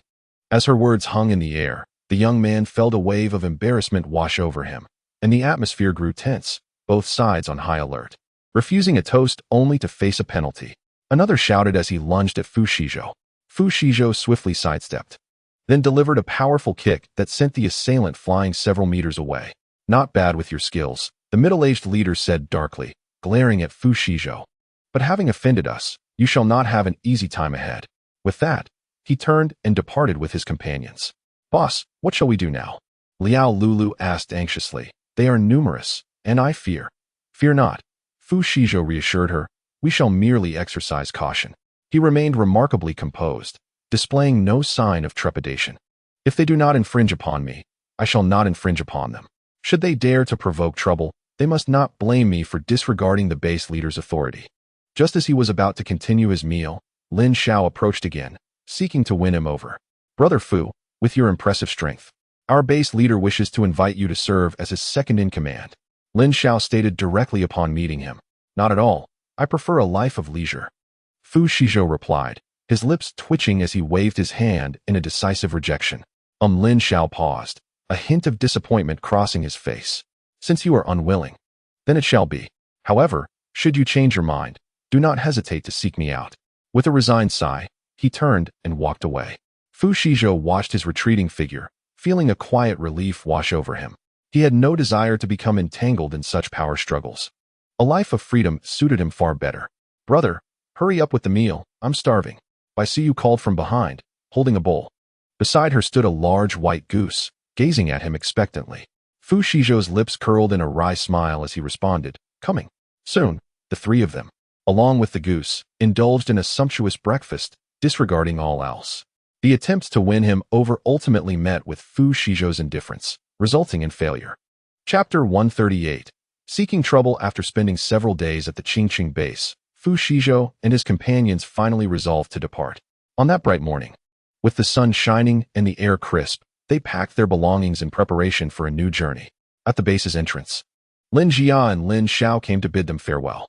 Lin Jia looked at Fu Shizhou, her eyes revealing a hint of reluctance. Fu Shizhou smiled and waved goodbye, then boarded the military vehicle with his companions. As the engine roared to life, the vehicle slowly set off into the distance. Lin Jia watched the departing vehicle, a wave of melancholy washing over her heart. She stood silently in place, her gaze steadfastly following the vehicle until it vanished from sight. Lin Xiao gently patted her shoulder, offering solace. "Xiaoya, there are countless flowers blooming at the ends of the earth. Do not dwell on it." Lin Jia nodded and softly replied, "I understand. But after this farewell, I am uncertain when we shall meet again." A hint of helplessness and melancholy resonated in her voice. Lin Xiao sighed and said, "It's all about fate. Perhaps one day we shall cross paths again." Lin Jia lifted her head, gazing into the distant sky, deeply inhaling the air. Meanwhile, on the other side, Fu Shizhou and his companions had not ventured far before encountering trouble. Their vehicle suffered a flat tire less than 5 kilometers from the Qingqing base. With a loud bang, the war vehicle careened uncontrollably, toppling onto the roadside.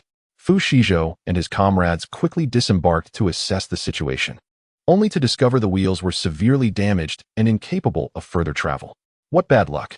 Fu Shizhou furrowed his brow and lamented. "Bro, look, I see you suddenly noticed something amiss."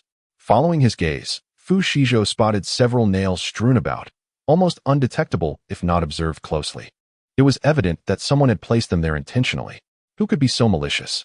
Liao Lulu's face darkened with anger upon seeing the nails. "Come out!" Fu Shizhou shouted fiercely towards a nearby thicket. Moments later, a dozen men emerged, the leader wearing a sinister grin. "Who are you? Why have you ambushed us here?" Fu Shizhou inquired, his eyes cold and piercing. "Haha, we are bandits, specializing in robbing passing vehicles on this road," one of the men arrogantly proclaimed. "Hand over all your supplies, or do not blame us for being rude." A surge of anger welled within Fu Shizhou. The audacity of these individuals to brazenly commit robbery in broad daylight was utterly outrageous. Before he could respond, they caught sight of the large goose, which immediately brought them delight. "Wow, such a big goose. That should last us a long while," one remarked, salivating as they leered at the creature. "Bah, wishful thinking." The large goose, upon hearing this, became irate and bellowed. "Do you even know if you can afford to eat me? Dabai, don't waste your breath on them." Bai Suyu shouted from behind, hands on her hips. "Get him." No sooner had she spoken than the large goose spread its wings and charged at the bandits, its sharp beak and talons forcing them to retreat. Fu Shizhou's expression hardened. In a flash, he dashed in front of the bandits and struck one down with a powerful punch, sending him crashing to the ground. Seeing this, the remaining bandits brandished their weapons and rushed forward. Fu Shizhou swiftly kicked a weapon from one bandit's grasp, then deftly evaded another's attack, seizing the arm of his assailant and hurling him aside with great force. Meanwhile, Liao Lulu and Bai Suyu observed from the sidelines, munching on sunflower seeds, deeming the situation trivial enough not to require their intervention. Indeed, it wasn't long before all the bandits were subdued. "No, please don't kill me." The robber on the ground was suddenly flustered, begging for mercy, entirely shedding the arrogance he had just displayed. "Get lost," Fu Shizhou said coldly. After uttering those words, he turned to leave, only to be caught off guard by a sudden attack from the robber. "Brother, be careful," Bai Suyu exclaimed in alarm, rushing over in haste, forgetting to utilize her powers. The robber's knife was about to pierce Fu Shizhou's body, but in a split second, Dabai swiftly flew to Fu Shizhou's side, using its body to shield him from the blow. Fu Shizhou was taken aback, quickly embracing Dabai, checking its injuries. He noticed a gash on Dabai's chest, blood oozing profusely. "Dabai!" Fu Shizhou cried out in anguish. "Are you all right?" Dabai, enduring the pain, shook its head to signal that it was fine, yet its gaze grew increasingly feeble. "How dare you?" Fu Shizhou glared at the robber with fury. "You dare to harm Dabai." He lifted his foot and kicked the robber hard, sending him flying several meters away. At that moment, the other robbers had long since scattered in fear. With a wave of his hand, Fu Shizhou wielded a submachine gun, sending them to their demise. He had initially intended to spare them, but their lack of gratitude left him no choice. "Brother, what should we do? Dabai seems gravely injured," Bai Suyu said, her voice quaking with emotion. "Let me handle it." Liao Lulu immediately knelt beside Dabai, placing her hands on the wound, continuously channeling her healing abilities. In no time, Dabai's injury visibly began to heal. "Hey, I'm not dead," Dabai exclaimed, surprised, moving about excitedly. "Rest assured, you won't die," Fu Shizhou said with a smile. He had been so frantic earlier that he had forgotten Liao Lulu's presence. "Thank you, Lulu," Fu Shizhou said gratefully, casting a glance at her.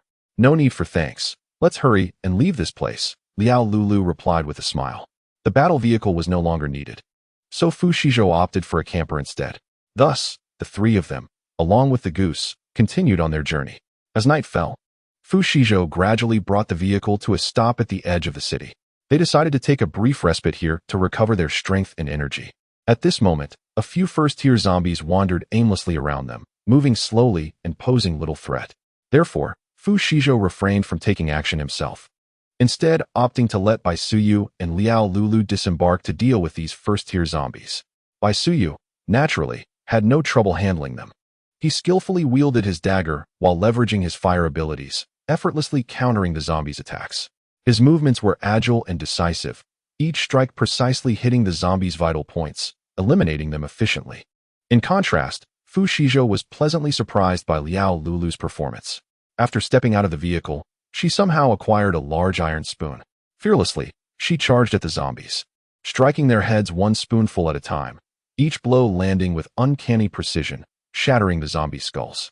A viscous mixture of black and brown liquid splattered everywhere.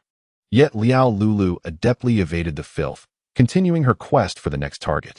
Such a display of skill prompted Fu Shizhou to regard Liao Lulu with newfound admiration. He had initially anticipated that she would wield a firearm against the zombies, but to his surprise, she opted for a seemingly ordinary iron spoon as her weapon. Before long, the nearby zombies had been nearly eradicated by the two of them. Bai Susu paused momentarily in her stride towards the vehicle. Casting a glance back, she noticed 7 or 8 individuals emerging from a nearby building, brandishing an array of weapons and exuding an intimidating presence. It was evident they were not to be trifled with, and they were heading directly towards them. Bai Suyu raised an eyebrow. It seemed trouble was brewing once more. Leading the group was a burly man, sporting a buzz cut and adorned with multiple tattoos on his arms. A half-burnt cigarette dangled from his lips, and his eyes squinted into slits, giving off an air of menace.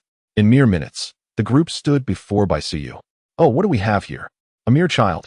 The muscular man paused, his gaze landing on Liao Lulu, a smirk forming on his lips. He whistled casually, appraising her from head to toe. "Such a beauty, but burdened with a little tag-along. Come with me, and I'll treat you to a life of luxury." Liao Lulu rolled her eyes, her stomach churning at his insipid flattery. "Excuse me, do you possess any manners?" Bai Suyu interjected, clearly displeased and interrupting the muscular man's advances. "Get away from the child." The muscular man barked back, "You kid," and attempted to reach for Liao Lulu's face. Bai Suyu stepped forward, shielding Liao Lulu behind him. Despite his smaller stature, his gaze was resolute, unyielding in the face of danger. "You insolent brat, dare to ruin my fun." The muscular man glared at Bai Suyu, raising his iron rod to strike. With a swift sidestep, Bai Suyu evaded the blow and seized a stone from the ground, hurling it with force at the man's knee. "Ouch!" The muscular man cried out in pain, collapsing to the ground. Seizing the opportunity, Bai Suyu lunged forward, delivering a powerful kick to the man's abdomen. The other henchmen, witnessing this, rushed to attack. Bai Suyu retaliated by launching a fireball towards them. "Ah!" The shrieks echoed through the air as several fell to the ground. Writhing in agony, the scent of roasted meat wafted through the atmosphere, and Bai Suyu couldn't help but swallow hard. "Brother, let us have barbecue later." He called out towards the RV. "All right." Fu Shizhou emerged leisurely from the vehicle, accompanied by a large white goose. The assailants froze momentarily, realizing there was indeed an adult present, one who appeared equally formidable, and their regret was palpable. With arms crossed, Fu Shizhou looked down upon them, stating, "The last person who dared to rob me now has grass growing 3 meters high on their grave. Do you wish to join them?" The fallen men trembled in fear.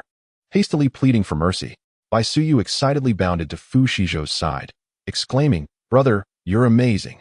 Fu Shizhou affectionately ruffled his hair, replying, "Indeed. Little you is quite impressive as well." At that moment, the grand white goose approached the muscular man with an elegant stride, and then promptly relieved itself. The onlookers wore expressions of disbelief. The audacity of this goose was truly remarkable. However, Fu Shizhou merely chuckled, observing that the goose seemed quite pleased with their display. With that, he led Bai Suyu and Liao Lulu to the car, leaving behind a group of stunned villains. "Why are you still here? Get lost!" Fu Shizhou shouted from the front, causing the crowd to nearly lose their wits in fright. They scrambled to their feet and dashed away, terrified of being caught. Chapter 140. You are finished. Before long, Fu Shizhou and his companions swiftly set up a barbecue grill and began to cook delectable meats. As the charcoal burned, the enticing aroma of the grilled meat wafted through the air, growing stronger with the breeze, drawing in curious onlookers. A dozen people stealthily approached, prompting Fu Shizhou's expression to darken. It seemed their meal would be interrupted once again. Liao Lulu was the first to step forward. positioning herself in front of the intruders with a stern countenance. Halt! This is private property. You are not permitted to trespass. Some in the crowd were displeased. One man spat disdainfully and retorted, "What is wrong with you, little girl? We merely caught a whiff of the delicious scent and came to take a look. We mean no harm." The apparent leader among them shouted loudly. "Leave now, or don't blame me for taking action," Liao Lulu warned, unyielding as she glared at the group. "Take action? Why not share the feast? There's plenty for everyone," someone chimed in, eyeing the chicken wings on the grill.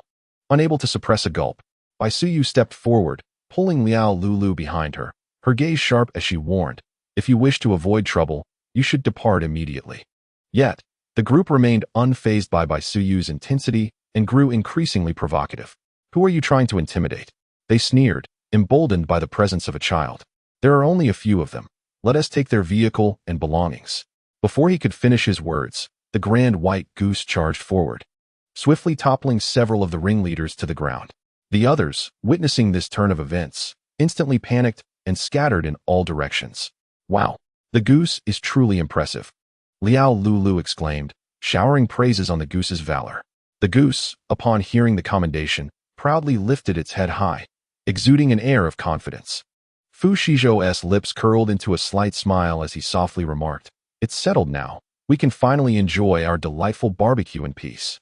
However, to their surprise, this tranquil interlude was short-lived, as they soon faced yet another wave of provocations.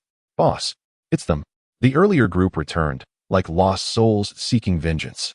At that moment, a strange, hefty man loomed before them, resembling a moving mountain. As the hefty man arrived, he scrutinized Fu Shizhou and his companions with a fierce glare and snarled, "Are you the ones who assaulted my people? If you are wise, surrender your vehicle and supplies, and I might show you some mercy." After uttering these words, his gaze was magnetically drawn to the nearby RV, an unsettling sensation akin to countless ants crawling beneath his skin. "How bothersome," Bai Suyu remarked with a furrowed brow. "Indeed. Like cockroaches that refuse to die," Liao Lulu added, glancing up briefly with a nonchalant tone. "Little Bai, should we spice this up?" Fu Shizhou asked gently, holding a skewer of shrimp. "Absolutely." Bai Suyu nodded enthusiastically. The overweight man, noticing that the group regarded him with disdain, felt a surge of anger wash over his face as he exclaimed, "I'm talking to you. Can't you hear?" Fu Shizhou shot him a sidelong glance, his tone cool and dismissive. "I heard you." And then, stunned into silence by Fu Shizhou's retort, the hefty man struggled to find words, his frustration escalating. "Boss, why waste time with him? Let us just take action," one of his companions urged, eager to confront Fu Shizhou and his friends, entirely oblivious to their previous defeat.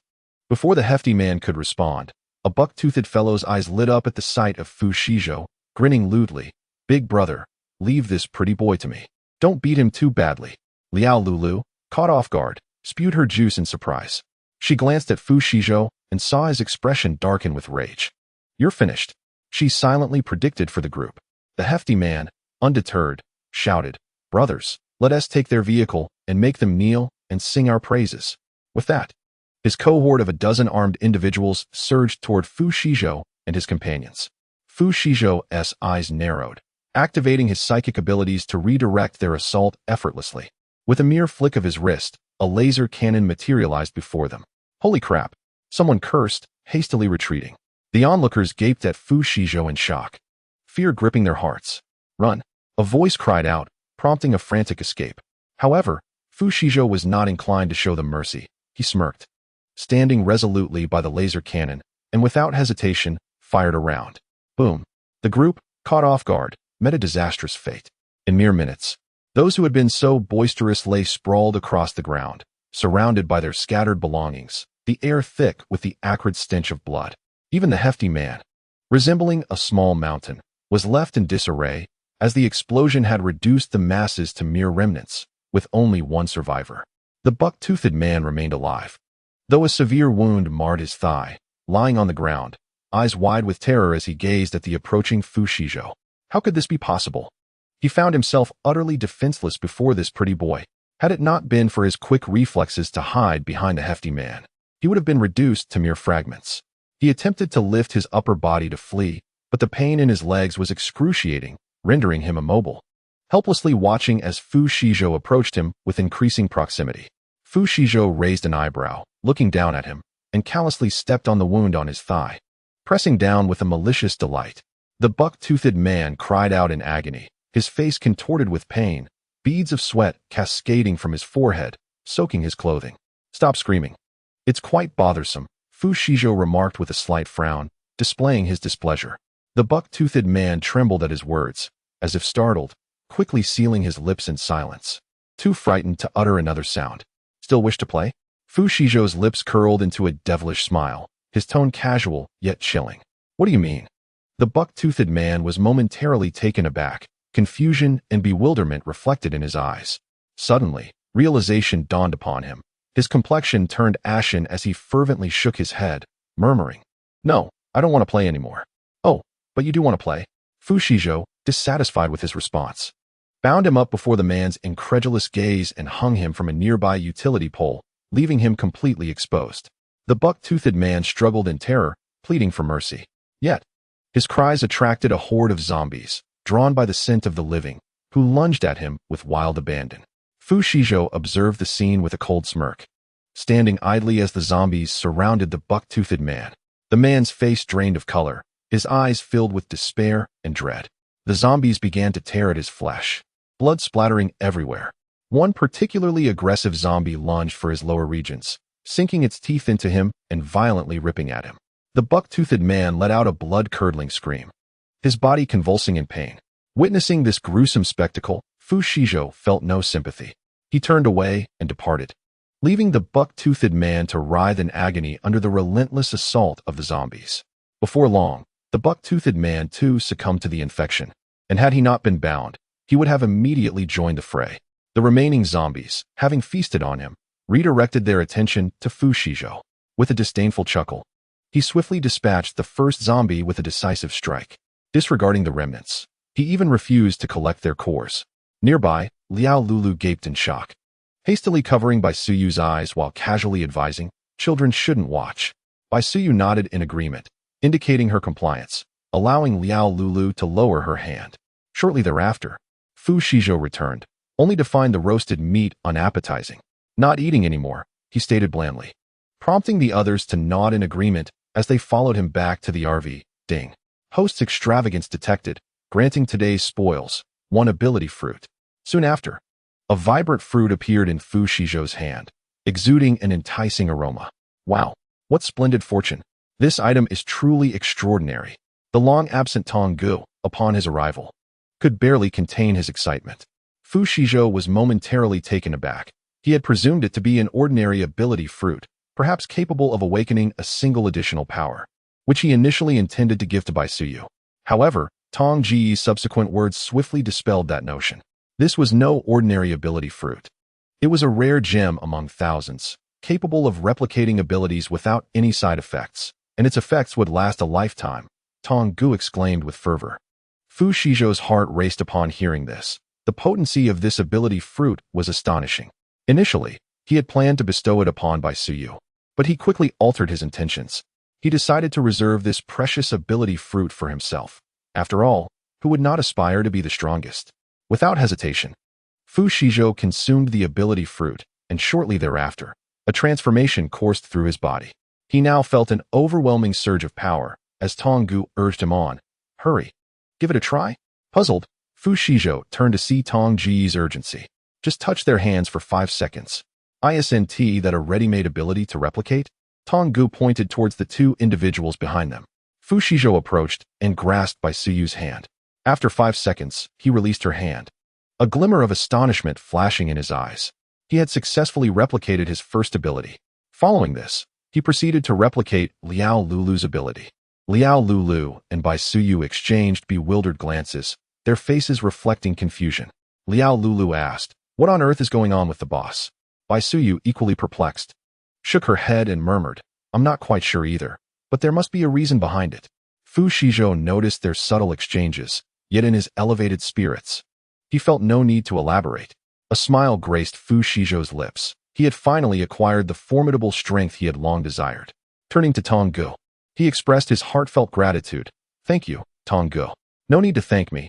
Tong Gu waved his hand dismissively. "This is all you deserve. However, Now that you have replicated two abilities, make sure to utilize them wisely. Fu Shizhou nodded, eagerly anticipating the opportunity to test his newfound powers. At that moment, he observed the confusion on by Suyu and Liao Lulu's faces and decided to withhold the truth for the time being. Do not worry. This will significantly aid us in our future journey, Fu Shizhou reassured them. Although Bai Suyu and Liao Lulu remained somewhat puzzled, they set aside their doubts upon hearing it would benefit their journey. All right, let us rest in the vehicle today, Fu Shizhou suggested gently, waving his hand. Bai Suyu and the others nodded and retreated to their respective beds. The RV was spacious enough that even the large dog had a clean and comfortable nook of its own. Fu Shi lay on his bed, contemplating his next destination.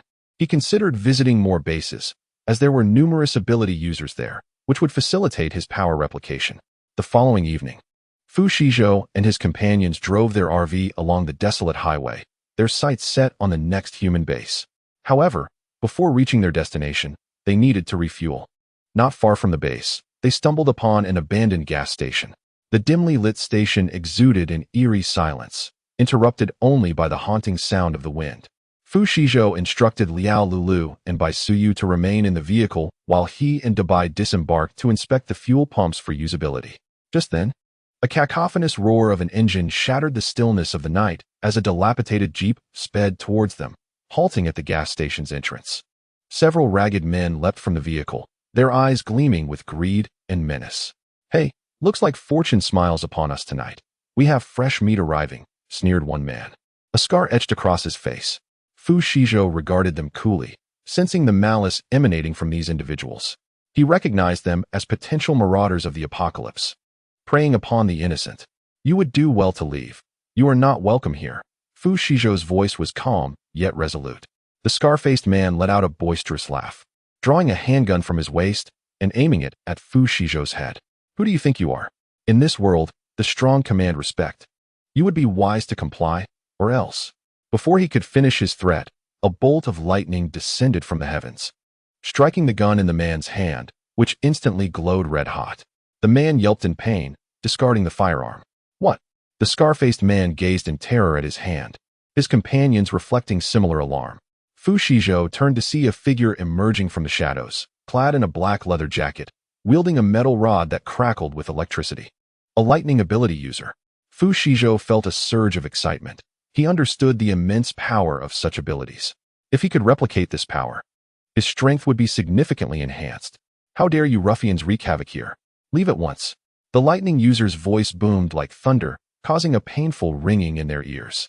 The marauders, sensing the imminent danger, scrambled back into their jeep and sped away from the gas station.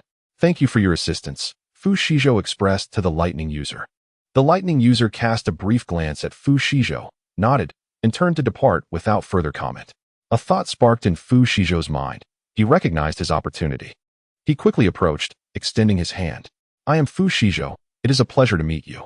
Xiao Chun, the lightning user replied coolly, hesitating before finally grasping Fu Shizhou's hand. At the moment their palms met, Fu Shizhou felt a surge of electricity coursing through his body, causing a slight tremor, which he quickly regained control over. Xiao Chen appeared oblivious to any irregularities as he released his grip and turned to depart. Upon returning to the RV, Fu Shizhou's heart brimmed with elation. He had successfully replicated the power of lightning, now possessing a quintet of formidable abilities. Brother Tong, I have succeeded. Fu Shizhou thought to himself. Well done, lad, came Brother Tong's voice, infused with admiration.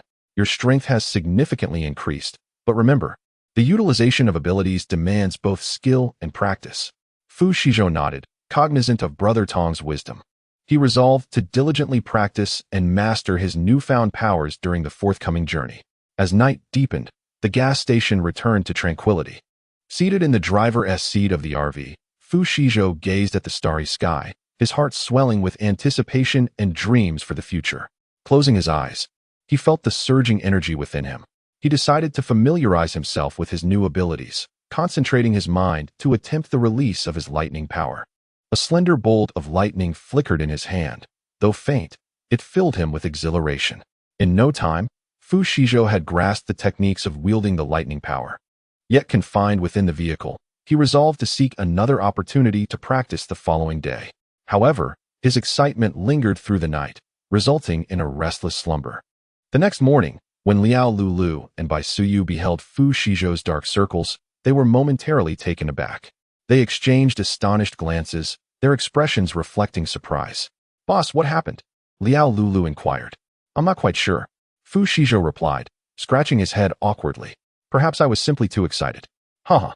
It seems something delightful transpired yesterday that left you overly exhilarated," Bai Suyu remarked with a smile. "Indeed, after all, it was a momentous occasion." Fu Shizhou nodded, a faint smile gracing his lips. "However, you must be mindful of your rest, or it may affect your health," Liao Lulu cautioned with genuine concern. "Understood.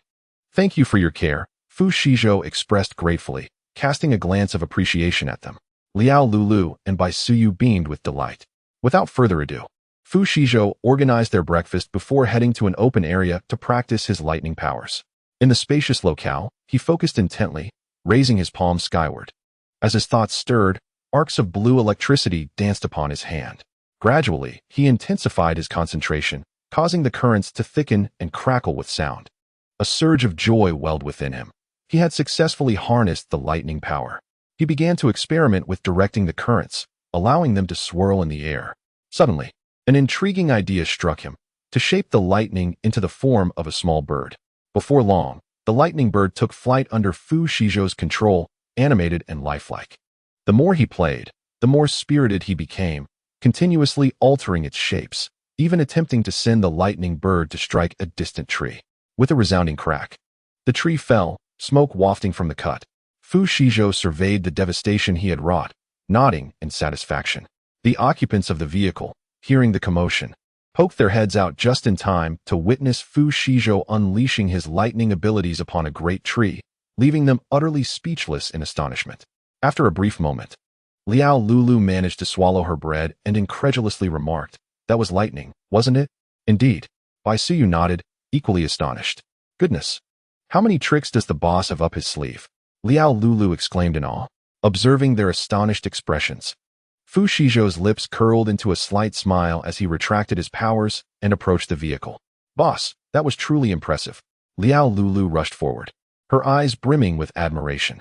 Fu Shizhou chuckled softly, feigning modesty as he replied, "It's merely a small skill. I still have much to improve." "Small skill? It's nothing short of divine prowess." Bai Suyu marveled.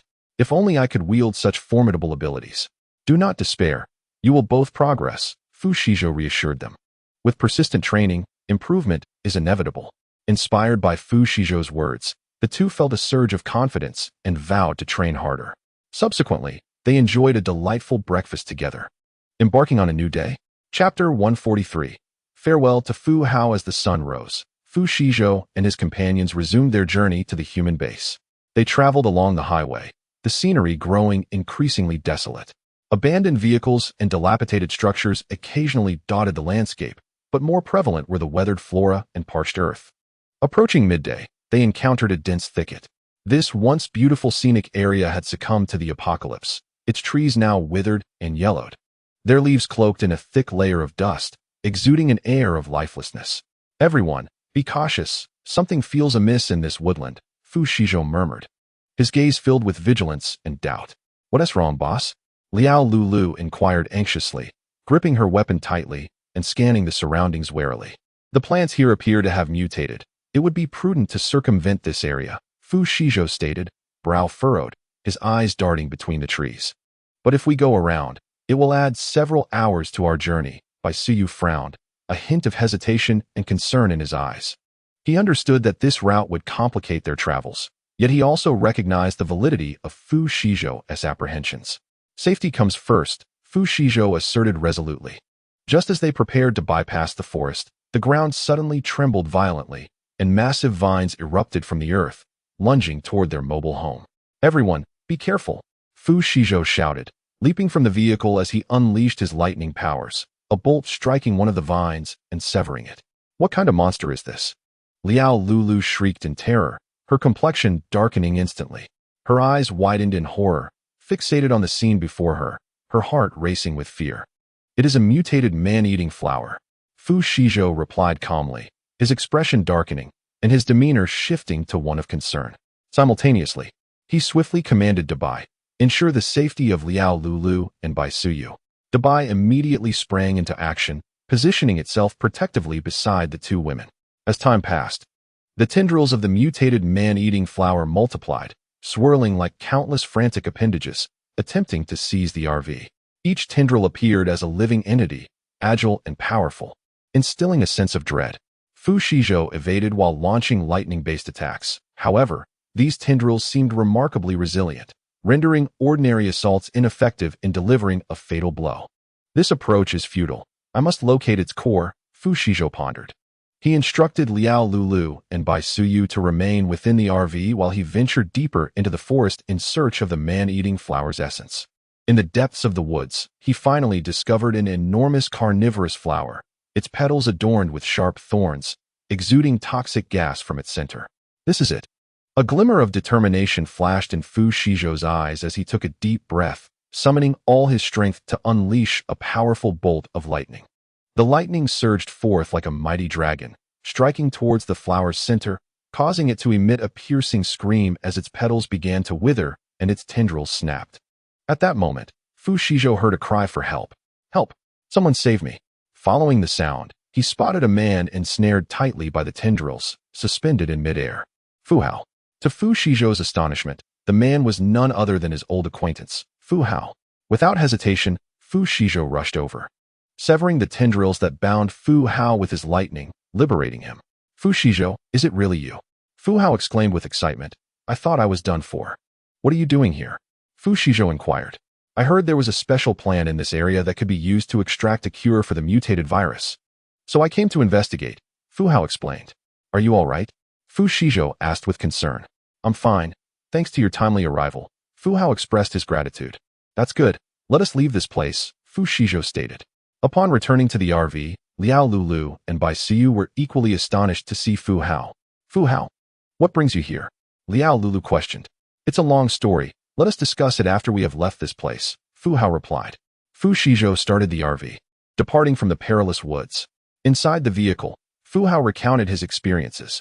After the outbreak of the apocalypse, the Fu family had been tirelessly seeking a remedy for the mutated virus, and he had sneaked out to alleviate his father's burden, not foreseeing the imminent danger he would encounter. Your abilities have grown increasingly formidable, Fu Hao marveled. It is merely luck, Fu Shizhou humbly responded. Regardless, I owe you my life this time. Fu Hao expressed his heartfelt gratitude, a hint of fear still lingering on his face. We are friends. It is only natural to assist one another, Fu Shizhou said, patting him on the shoulder with a smile. They continued onward, sharing laughter and conversation, creating a light and joyful atmosphere. Following the recent events, the bond between Fu Shizhou and Fu Hao grew even deeper, while Liao Lulu and Bai Suyu developed a greater admiration for Fu Shizhou's prowess. As night fell, they finally arrived at the Hope Base. The guards, upon seeing Fu Hao, swiftly opened the gates, eager to avoid any delay. The moment Fu Hao returned, someone rushed to convey the news, allowing the base leader, Fu Lei, to finally breathe a sigh of relief. My son has returned safely at last, exclaimed Jiang Ning, the base leader's wife, wiping away her tears. All right, Ning-er. Do not worry. Fu Lei comforted her with an embrace. Dad, Mom, I'm back. Fu Hao's voice echoed before he even stepped through the door. Fu Lei looked at his son with a glimmer of satisfaction in his eyes, relieved that he was home, and admonished him, from now on, no more reckless ventures. Fu Hao nodded in agreement and turned his gaze to Fu Shizhou, expressing his gratitude. Shizhou, thank you for saving me this time. Should you ever need assistance, do not hesitate to ask. Fu Shizhou smiled warmly and replied, We are brothers. There is no need for such formality. At that moment, Jiang Ning noticed Liao Lulu and Bai Suyu following Fu Shizhou and inquired curiously, Who are these two? Fu Shizhou promptly introduced them. This is Liao Lulu. And this is Bai Suyu. They are both my family. Jiang Ning greeted them enthusiastically. Welcome to Hope Base. If you need anything, please feel free to reach out to us. Liao Lulu and Bai Suyu politely responded, Thank you, Auntie. Jiang Ning joyfully acknowledged them and urged them to take a seat. Fu Hao, having been momentarily forgotten, rolled his eyes. He had anticipated this reaction and was no longer surprised. That evening, Fu Lei hosted a banquet for Fu Shizhou and his companions. At the dining table, they chatted merrily, momentarily forgetting the looming crisis outside. Yet, They all understood that further challenges awaited them. Chapter 144. The Siege of Zombies. Fu Shizhou and his companions enjoyed several delightful days at the Hope Base. During this time, Fu Shizhou skillfully timed his efforts and adeptly replicated the abilities of the base's supernatural beings. This excursion proved fruitful, as he acquired 7 distinct powers: lightning, fire, healing, water, wind, metal, and strength, adding to his original ability, totaling 9 powers. However, the tranquility did not last long. One fateful night, the base's alarm blared, shattering the serenity of the evening. This time, it was a siege of zombies. Attention all residents, a horde of zombies is approaching the base. Please take your defensive positions immediately. An urgent voice echoed through the loudspeakers. Fu Shizhou and his companions exchanged glances before swiftly ascending the city walls. Upon arrival, they found the guards on high alert, with an array of defensive measures fully prepared. The horde of zombies surged forth like a relentless tide, their eyes glowing with an eerie green light, rendering them particularly terrifying in the night. Though these zombies moved sluggishly, their overwhelming numbers and tireless advance sent shivers down one's spine. Standing atop the city wall, Fu Shizhou calmly surveyed the scene before him. After a brief moment, he took a deep breath and unleashed his lightning powers, directing bolts of electricity like swords towards the horde of zombies, knocking them down one by one. Everyone, ensure that not a single zombie escapes, Fu Hao shouted. Simultaneously, other ability users at the base sprang into action. Fire users unleashed roaring flames, reducing the zombie horde to ashes. Water users summoned massive columns of water that scattered the formation of the undead. Wind users conjured fierce gales that sent the zombies tumbling. Healers positioned themselves at the back, providing treatment to the injured guards to ensure their continued combat effectiveness. Metal users crafted various defensive tools from metal, enhancing the fortifications of the walls. Strength-type ability users leaped directly from the walls, engaging the zombies in close-quarters combat. Their immense strength allowed each blow to send the zombies flying.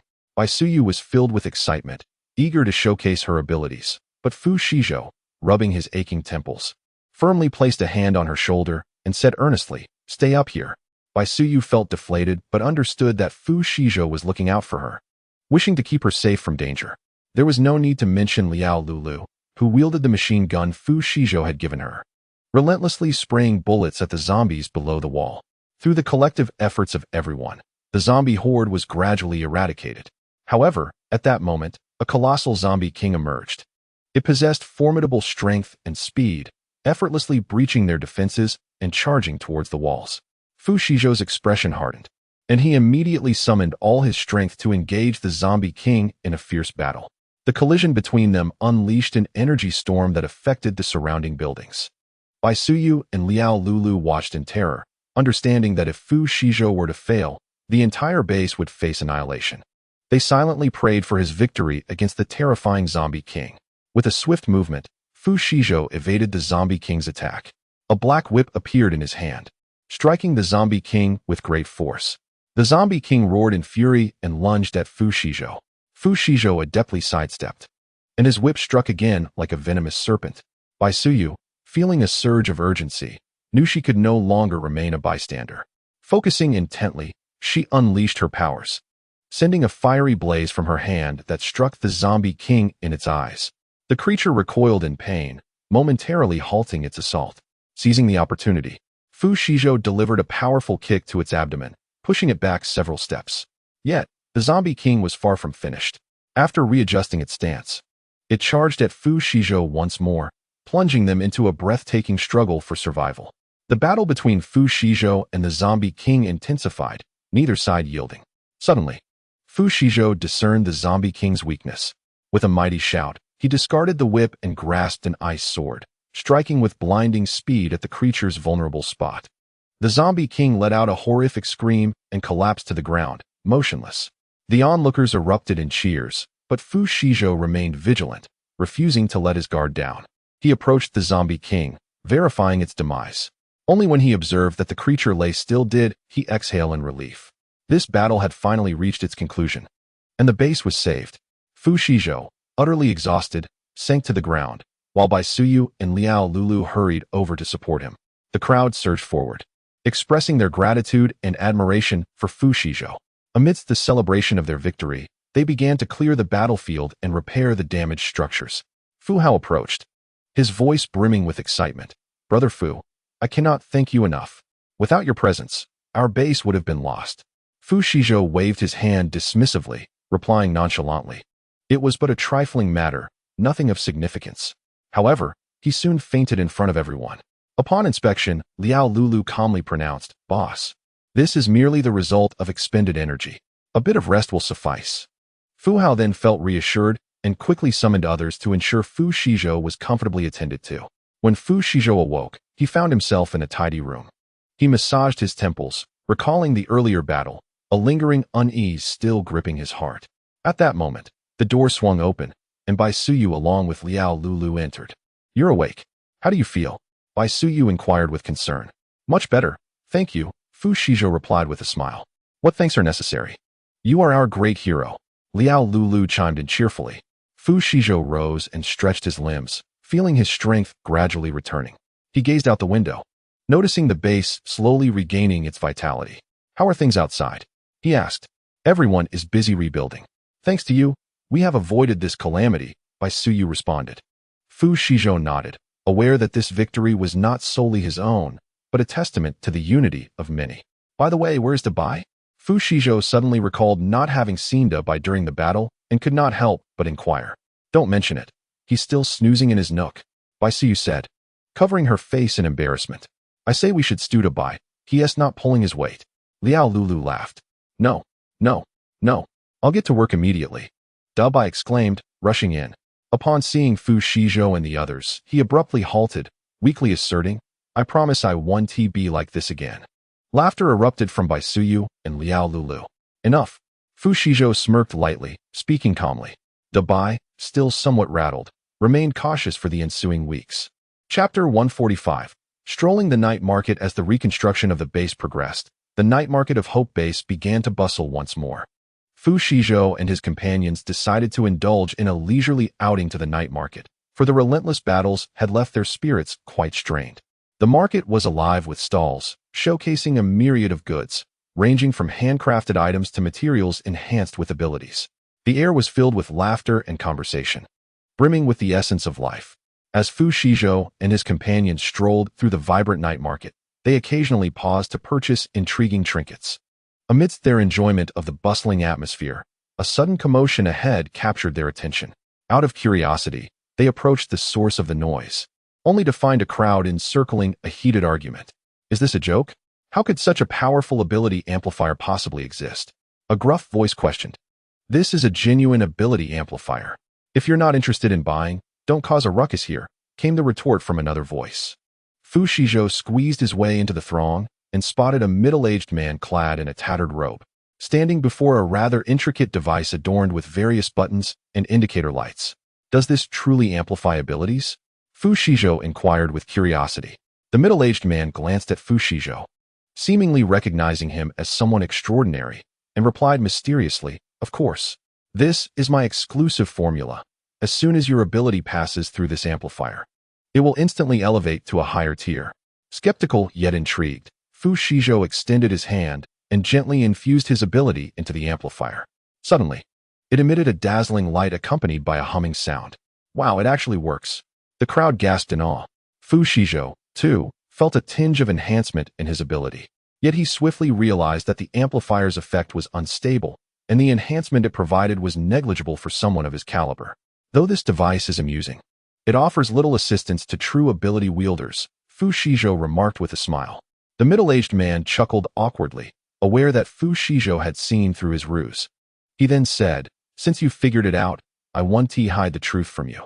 This amplifier indeed provides only a slight boost, but it can detect the type and strength of abilities, making it a useful tool for beginners.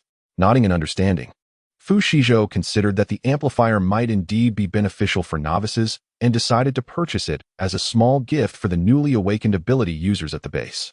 At that moment, a little girl squeezed into the crowd, her eyes fixated on the amplifier, filled with longing. Uncle, can I try this? I really want to know if I have abilities, she implored.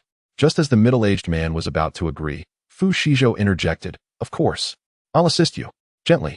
He guided the little girl to place her hand on the amplifier and encouraged her to release her own ability. To everyone's astonishment, the amplifier suddenly radiated an even more intense light than when Fu Shizhou had used it. My goodness, this child's abilities are remarkable. The crowd gasped once more. Tears of excitement shimmered in the little girl's eyes as she finally realized she too possessed abilities. Gratefully, she looked up at Fu Shizhou and said, "Thank you, brother. I will definitely become a powerful ability wielder in the future." Fu Shizhou smiled and affectionately ruffled her hair, encouraging her, "I believe in you. Keep striving forward." This little interlude has long since passed, and Fu Shizhou and his companions continued to meander through the night market. They were captivated by the myriad of intriguing goods and the vibrant atmosphere surrounding them. Suddenly, Fu Shizhou's gaze was drawn to a particular corner, and his feet instinctively carried him in that direction. Before him lay a dazzling array of items: clothes, shoes, bags, jewelry, and cosmetics, all available in abundance. He noticed a stall where a boy, around 15 or 16, sat alongside a girl of about 6 or 7. Before them were toys for children, as well as books and various adult bags, clothes, and shoes. The girl, engrossed in a book, seemed utterly absorbed in her reading. Fu Shizhou approached the stall and crouched down, inquiring about the price of the books displayed. The boy, noticing a potential customer, quickly stood up and asked Fu Shizhou which book had caught his interest. Fu Shizhou pointed to a few books piled beside the child. The boy, somewhat embarrassed, explained that those particular books were meant for his younger sister, who was currently using them and could not be sold. The girl, who had been focused on her reading, looked up at Fu Shizhou and pointed to several open books in front of her, exclaiming, "Big brother, these are also wonderful. I'm not lying. I've read them all." However, she seemed to ponder something further and continued, "Big brother, do you really like these books? If you do, I can sell them to you." "Nyo, the boy called out to her. He was well aware of how much these books meant to his sister, as they were the last gift their mother had given her before passing away. "Big brother, Dad will buy me other books in the future," Nyo insisted. Seemingly resolute in her decision, she turned to Fu Shizhou and asked, "Big brother, do you want all of them? After you finish reading, can I buy them back?"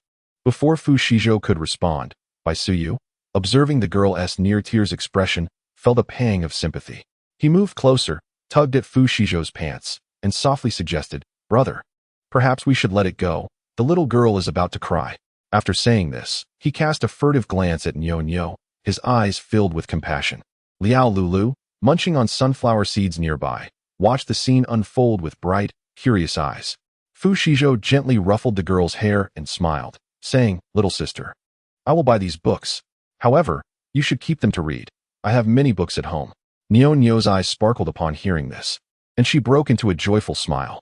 Fu Shizhou paid for the books, handed them to Nyo, and then retrieved a piece of candy from his pocket, offering it to her with the words, "This candy is for you. Thank you for selling the books to me." Nyo accepted the candy, her smile growing even sweeter. Bai Suyu, witnessing this moment, felt a warmth in his heart, recognizing Fu Shizhou's kindness. Before long, Fu Shizhou and his companions grew weary from their explorations and returned home, content and satisfied. Their figures gradually faded from the gaze of the vendor's siblings. As they watched the departing figures, the sister joyfully remarked to her brother, "Brother, we encountered such kind-hearted people today." The brother affectionately ruffled her hair and replied with a smile, "Indeed, we must remember to repay that kind gentleman in the future." After tidying up their stall, they prepared to close for the day and head home. The evening breeze caressed their faces, bringing a refreshing coolness. Hand in hand, they strolled along the path home, their silhouettes receding into the distance. Meanwhile, Fu Shizhou and his companions returned home. Bai Suyu curiously inquired, "Brother, what prompted you to suddenly wish to purchase those books?" Fu Shizhou smiled faintly and replied, "I intended to buy them for your studies." Upon hearing this, Bai Suyu's demeanor shifted dramatically. He hurriedly waved his hands and exclaimed, "Brother, we should focus on enhancing our abilities instead. Studying is." As he continued, his voice dwindled to a mere whisper, akin to the sound of a mosquito. Fu Shizhou chuckled softly, gently patting his head, and said kindly, "All right, we shall let you study once we return." Bai Suyu nodded and hurriedly retreated, fearing that he might be caught by Fu Shizhou and compelled to study. Chapter 146. A bountiful harvest of crystals. After enjoying a few leisurely days at the Hope Base, Fu Shizhou and his companions decided it was time to move on, embarking on a new journey. Just after finishing breakfast, they hopped into their stylish RV and swiftly made their way toward the city center. where the zombies congregated. The path leading out of the base had been thoroughly cleared of obstacles and zombies, allowing them to race ahead with abandon. This time, they had a clear objective: driving directly to the bustling mall area of the city. Along the way, they playfully lured the zombies to chase their vehicle. Once a sufficient number had gathered, they would stop to dispatch the zombies and collect crystals in the process. To their astonishment, they observed that the zombies seemed to exhibit a faint awareness of avoiding vital strikes, and their speed had noticeably increased. Since the onset of the apocalypse, this group had always used zombies as a means to sharpen their skills, so this change had little impact on them. However, for many ordinary people and most ability users, this was not promising news. Given the current situation, the chances for defenseless ordinary individuals to escape from the zombies were pitifully slim, even for ability users. If their powers were not significantly stronger than those of the zombies, or if they lacked physical prowess, dealing with even a first-tier zombie would prove to be quite challenging. As solitary zombies were exceedingly rare and first-tier zombies had begun to develop a vague sense of cooperation, once they evolved to higher levels, they would no longer act solely on instinct. Instead, they would organize and plan their assaults on humans. At that time, safe havens like the base would face waves of zombies, whether large or small. In the previous life, many small bases had perished overnight due to the ravages of zombie hordes. In order for humanity to survive in this apocalyptic world, it is imperative to continuously strengthen oneself. Only through such relentless fortification can human civilization endure in a realm more suited for the existence of zombies and mutated flora and fauna. Fu Shizhou and his companions drove onward, arriving at the vicinity of a large shopping mall that stood before the end of days. Here, the zombies swarmed densely, and the surrounding area was relatively open, making it an ideal location for exterminating the undead. A few grenades, hurled from the car window, detonated with a thunderous roar, sending the approaching zombies flying. The vehicle came to a steady halt on the temporary clearing created by the explosions, and the group immediately leaped out, charging toward the horde. Bai Suyu enthusiastically unleashed fireballs, launching them one by one as if they were grenades, reveling in the thrill of destruction.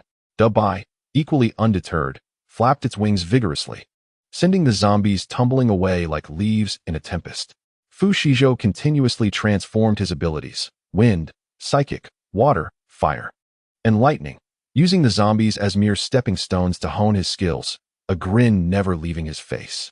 Liao Lulu, whose combat prowess was less formidable, trailed behind, diligently collecting crystal cores until her hands ached with exhaustion. As she gazed at the scattered cores on the ground, a sense of bewilderment washed over her. A silent lament echoed in her mind. I cannot collect them all. It is an insurmountable task. Staring at the mountainous pile of zombie corpses, the enormity of her undertaking weighed heavily upon her, rendering the endeavor nearly unfathomable. As fatigue set in, the group consumed a few bites of bread like famished predators before resuming their battle.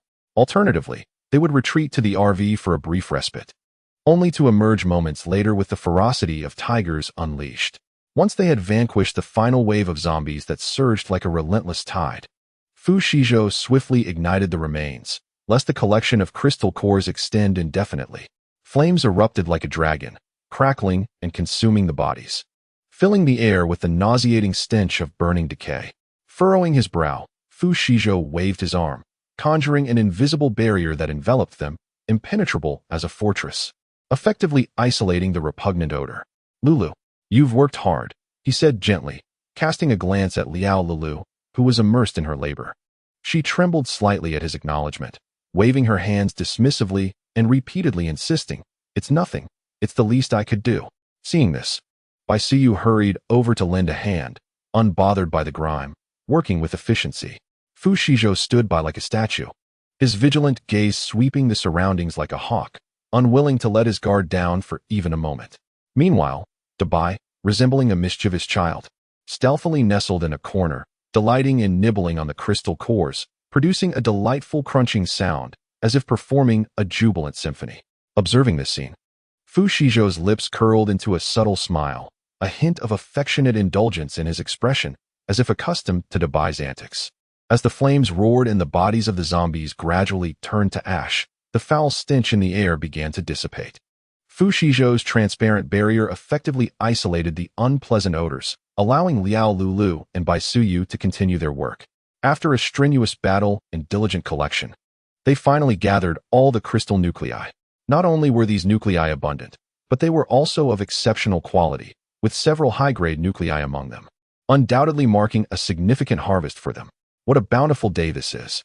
I cannot express how exhilarating it feels, Bai Suyu exclaimed, his face dusted yet adorned with a radiant smile. Liao Lulu also displayed a satisfied grin, although her arms were nearly too fatigued to lift. The sight of the crystal nuclei made every effort worthwhile. Indeed, these nuclei will sustain us for quite some time. Fu Shizhou nodded in agreement, equally pleased with their bounty. These nuclei will not only enhance our strength, but also assist others at the base. He turned to Liao Lulu, saying, Lulu, take a moment to rest. I shall assist you. Liao Lulu nodded enthusiastically like a chick pecking at grains, then stepped aside to recuperate. Subsequently, Fu Shizhou joined in collecting the crystal nuclei, his involvement significantly accelerating their progress, and soon all the nuclei were gathered. All right, everyone, let us board the vehicle. We must find a place to dine. Fu Shizhou clapped his hands, signaling for everyone to prepare for departure. With a wave of his hand, he stored all the crystal nuclei into his spatial pocket. For there is no place more secure than that. Subsequently, the group, akin to birds returning to their nest, boarded the RV and gradually departed from the smoke-laden battlefield. Before long, they discovered a serene and tranquil location, where the air was as refreshing as a spring morning, and they indulged in delectable dishes within the comfort of their RV. Chapter 147. Moving forward not long after, as if they had stumbled upon a treasure, they found a peaceful spot with air as crisp as a freshly washed canvas, relishing the mouth-watering delicacies inside the RV. The RV's kitchen was fully equipped, and Bai Suyu and Liao Lulu busied themselves preparing lunch. Meanwhile, Fu Shizhou and Bai gathered firewood and clean water in preparation for the meal. What a tiring day. Yet, the rewards are plentiful, making it all worthwhile, Bai Suyu remarked while slicing vegetables. Indeed, these crystal nuclei will greatly enhance our abilities, Liao Lulu responded with a smile, her hands still trembling slightly, yet her spirits were exceptionally high. Fu Shizhou returned from the stream, carrying a bucket of clear water, observing the two diligently at work. He smiled and said, You two continue. I will check the RV's energy system to ensure our upcoming journey proceeds without issue. Bai, meanwhile, entertained itself by playfully flapping its wings against the crystal nuclei, producing a delightful sound. As lunch approached completion and Fu Shizhou finished his inspection, he returned to the RV. The four gathered around the dining table, savoring the delicious feast. The sunlight streamed through the car windows, casting a warm and comforting glow on their faces. What are our plans next? Liao Lulu inquired as she ate. After a moment of contemplation, Fu Shizhou replied, For now, we must focus on enhancing our abilities. All right, I shall heed my brother's advice, Bai Suyu responded with a cheerful nod. After lunch, Fu Shizhou and his companions tidied up the RV, preparing to continue their journey. They were acutely aware that the world in this apocalyptic era was fraught with uncertainty and peril. There were greater challenges beyond what they could fathom, and honing their skills was imperative. The RV gradually set off, meandering along the road beside a babbling brook. By midday, as they passed through a small county, they encountered a group of individuals escaping from the town.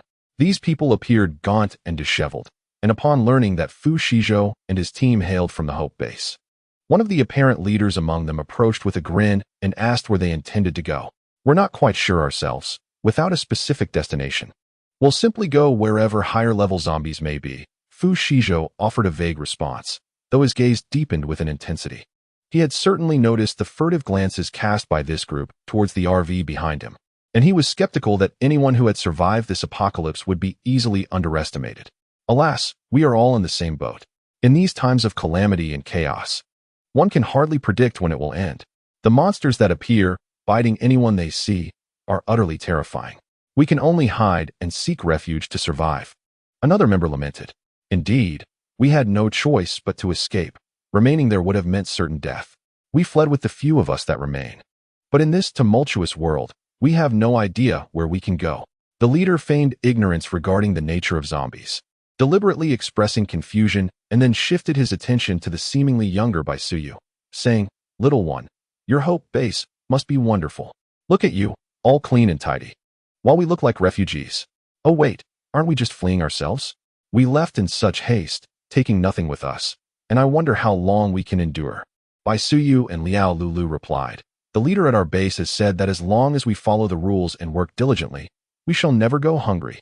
We started with nothing too, but after bravely battling zombies, we now possess everything we need."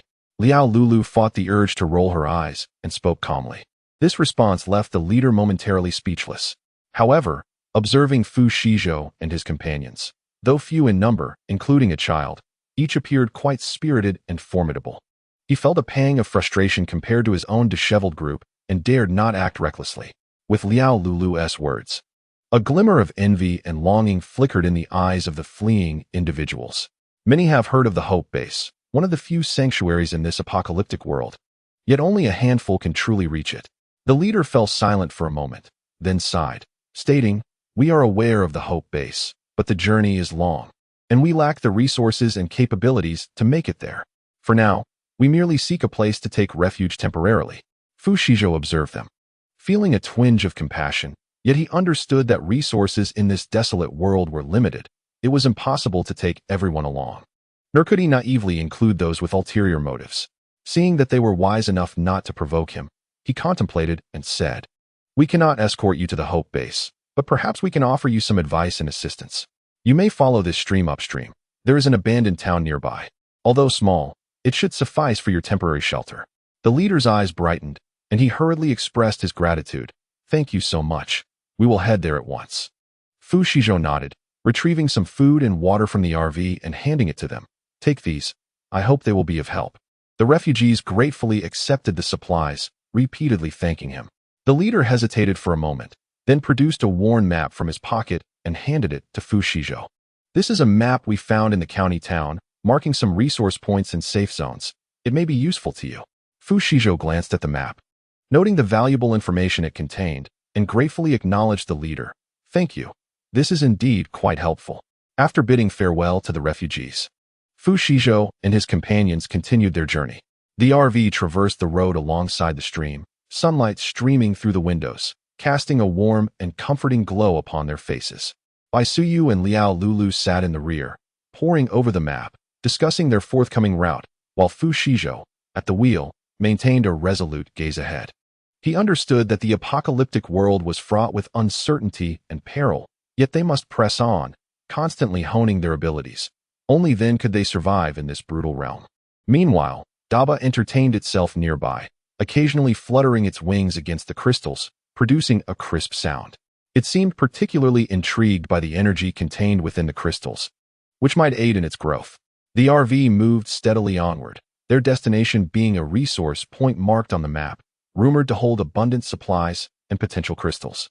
As the vehicle journeyed forth, they gradually distanced themselves from the small county town, entering an increasingly desolate region.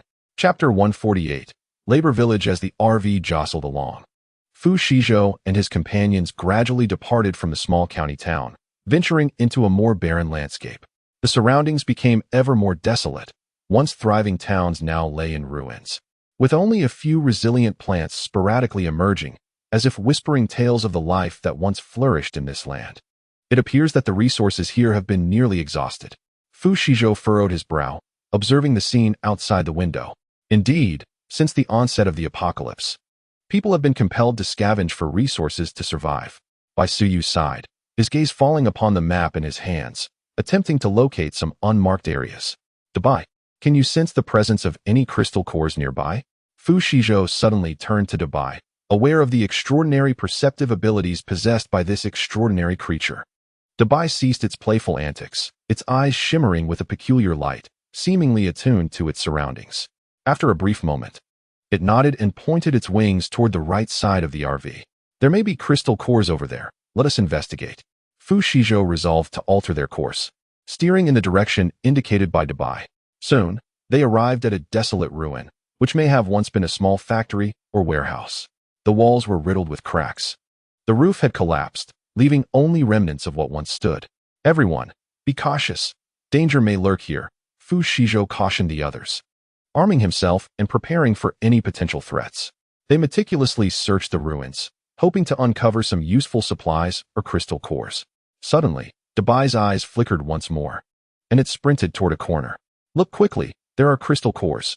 Bai Suyu exclaimed in delight, discovering several softly glowing crystal cores beneath a pile of rubble. They swiftly gathered the cores, which would greatly enhance their abilities.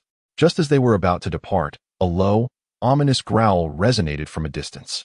Not good, zombies. Fu Shizhou instantly became alert, quickly summoning the others to his side, ready to confront the impending threat. Emerging from the opposite side of the ruins were several zombies. Their eyes vacant and lifeless, clad in tattered clothing, their skin a sickly gray. Prepare yourselves, we must eliminate them swiftly, Fu Shizhou whispered, gripping his weapon tightly. Ready to launch an attack. The battle commenced rapidly, with Fu Shizhou and Bai Suyu leading the charge, their extraordinary abilities proving invaluable in this moment. Liao Lulu provided support. Her powers capable of healing wounds while also conjuring simple barriers to impede the zombies' advance. Dabai was not idle either. It deftly maneuvered through the battlefield, its wings and claws striking decisively at the zombies' vital points. After an intense skirmish, the zombies were finally vanquished. Though weary, victorious smiles adorned their faces. Let us press onward. More crystal cores and resources await us. Fu Shizhou encouraged his companions, understanding that in this apocalyptic world, only through relentless struggle and growth could they hope to survive. The RV roared back to life as they continued along the route marked on the map. Not long after, a few individuals arrived at the labor village, where numerous zombies were ensnared, some confined within walls, others fallen into deep pits. This circumstance proved fortuitous for Fu Shizhou and his companions, allowing them to effortlessly deal with the zombies and collect crystal cores, a rather exhilarating experience. Suddenly, Fu Shizhou furrowed his brow and spoke earnestly. There is something amiss. What is it? Bai Suyu and the others immediately assumed a defensive stance. There are still people inside the village. Fu Shizhou's frown deepened. With the enhancement of his abilities, his mental acuity had progressed to a point where he could vaguely discern objects within a limited range. Boss, what do you see? Liao Lulu, wielding a spatula, interjected. It seems someone is being murdered, Fu Shizhou replied, his expression a mixture of confusion and uncertainty, his voice low and grave. Upon hearing this, Bai Suyu's interest piqued, his eyes gleaming with excitement as he exclaimed, Really? Let us go take a look. Perhaps there is some thrilling spectacle to witness. With that, he exhibited an impatient demeanor. Fu Shizhou hesitated momentarily, but ultimately decided to accompany Bai Suyu to investigate the situation. After all, his curiosity regarding this unexpected incident compelled him to uncover the truth. He nodded in agreement and quickened his pace to keep up with Bai Suyu. Before long, they arrived at an open area, where the sight before them left them utterly astounded. A group of individuals was brutally slaughtering another group, blood splattering everywhere, with lifeless bodies strewn across the ground in a grotesque display of carnage. Fu Shizhou widened his eyes, his fists clenched in rage, his heart ablaze with fury. He could not suppress a low curse. These beasts. I will certainly avenge them. His voice resonated with unwavering determination, as if he had resolved to seek retribution for the victims. They had even killed a child, who was now being dismembered beside a pot. Bai Suyu's expression turned grave as he moved closer, tightly gritting his teeth to utter those words, his fists cracking from the intensity of his anger. What? They are nothing short of beasts. Boss, let us hurry. They are no longer worthy of being called human. Liao Lulu felt a chill run through her. So enraged, she nearly charged forward. Typically, she had only encountered such horrors in novels, yet now it was unfolding before her eyes. An icy dread coursed down her spine. Let us go. Fu Shizhou made his decision without hesitation, his voice deep and resolute. The group responded in unison, closely following his lead. They understood that this was not the time for hesitation. They needed to act swiftly. Once they began to devour human flesh, those people had already forfeited their humanity, no longer deserving to be called human. It had barely been the apocalypse for a short while. How had the world descended into such chaos? Fu Shizhou's heart brimmed with anger and confusion. He could not fathom this cruel reality, nor comprehend why some individuals would choose such a brutal means of survival. He believed himself to be sufficiently indifferent, yet upon witnessing this merciless scene, he found himself unexpectedly stirred. The faces of Fu Shizhou and his companions displayed extreme anger, their complexions turning a shade of ashen blue, as if they were on the verge of unleashing the fury that resided within. A tempest was brewing, and a fierce battle seemed imminent. The atmosphere was thick with tension, each heartbeat quickening in response. Chapter 149. rescuing the innocent. Please, spare my son. If you must eat, consume me instead. I am fleshier, while my son is frail and ill. Hardly a meal. I implore you. A gaunt woman clutched the small boy in her arms. Her pleas directed at the men before her. Get away. Release him, do you hear? One of the brutish men barked. A wretched widow. Who would crave you? If not for your potential utility, I would not hesitate to end your life. 3 or 4 men, their faces twisted in malice, approached with a swagger, callously seizing the woman. Another man forcefully yanked the small boy, who appeared to be merely 3 or 4 years old, from her embrace, dragging him towards the door without a shred of compassion. Son, I will fight you to the death. You demons. The woman, filled with terror, dashed towards them. But before she could reach the hem of their garments, she was brutally kicked to the ground. Yet this was merely the beginning. The remaining thugs swiftly encircled the fallen woman, raining down blows upon her without mercy, treating her as a mere vessel for their wrath. Each punch and kick was imbued with unrelenting malice, landing mercilessly upon her frail form. Stop! Don't kill her! One of them exclaimed.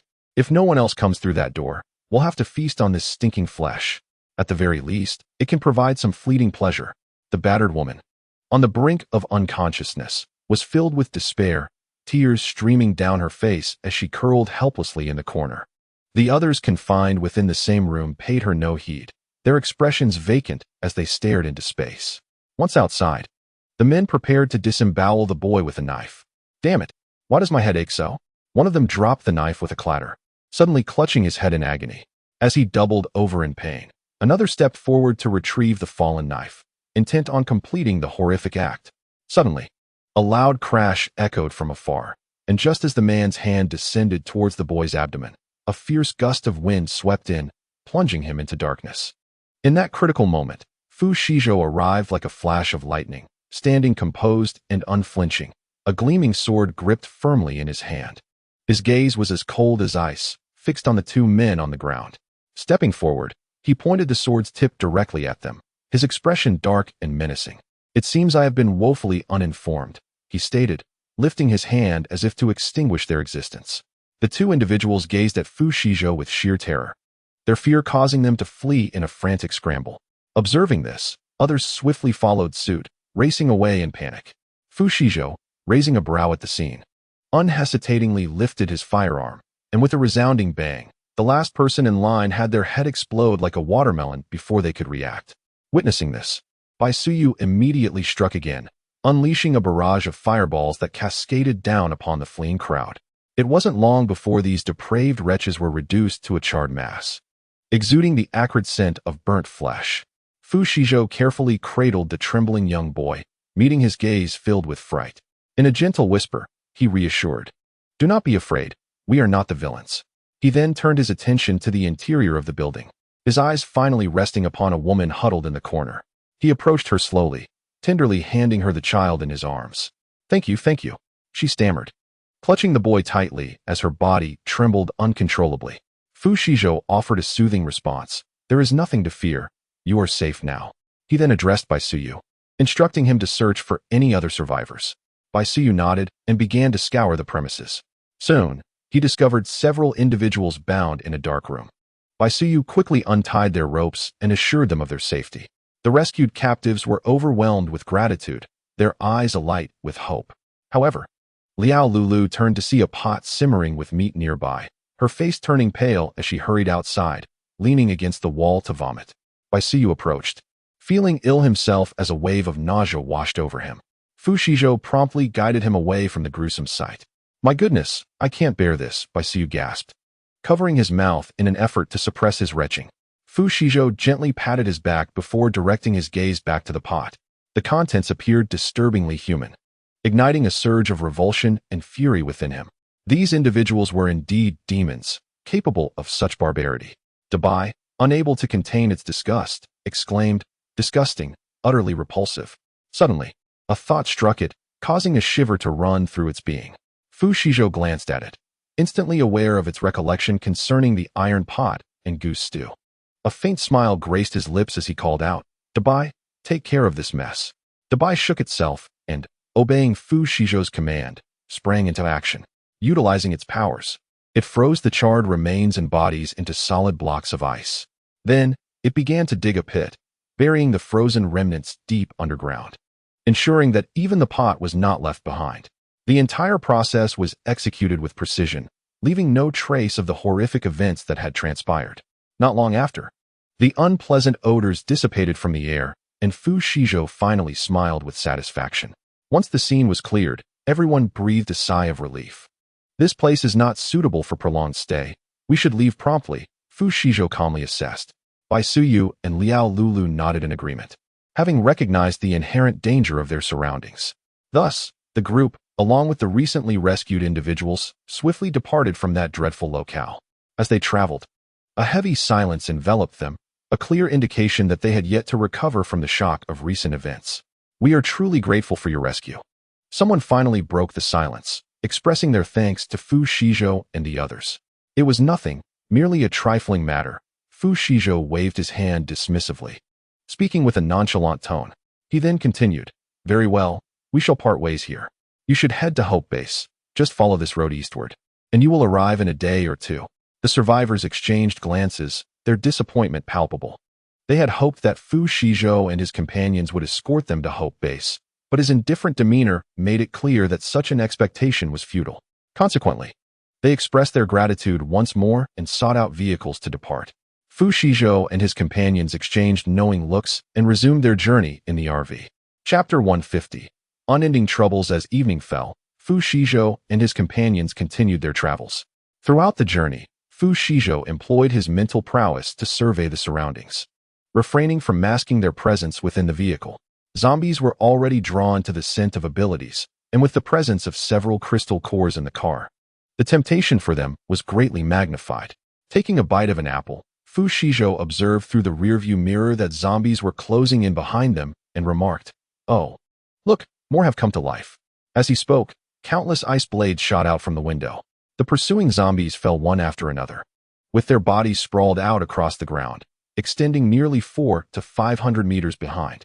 A closer inspection would reveal that each zombie bore a distinct hole in its forehead.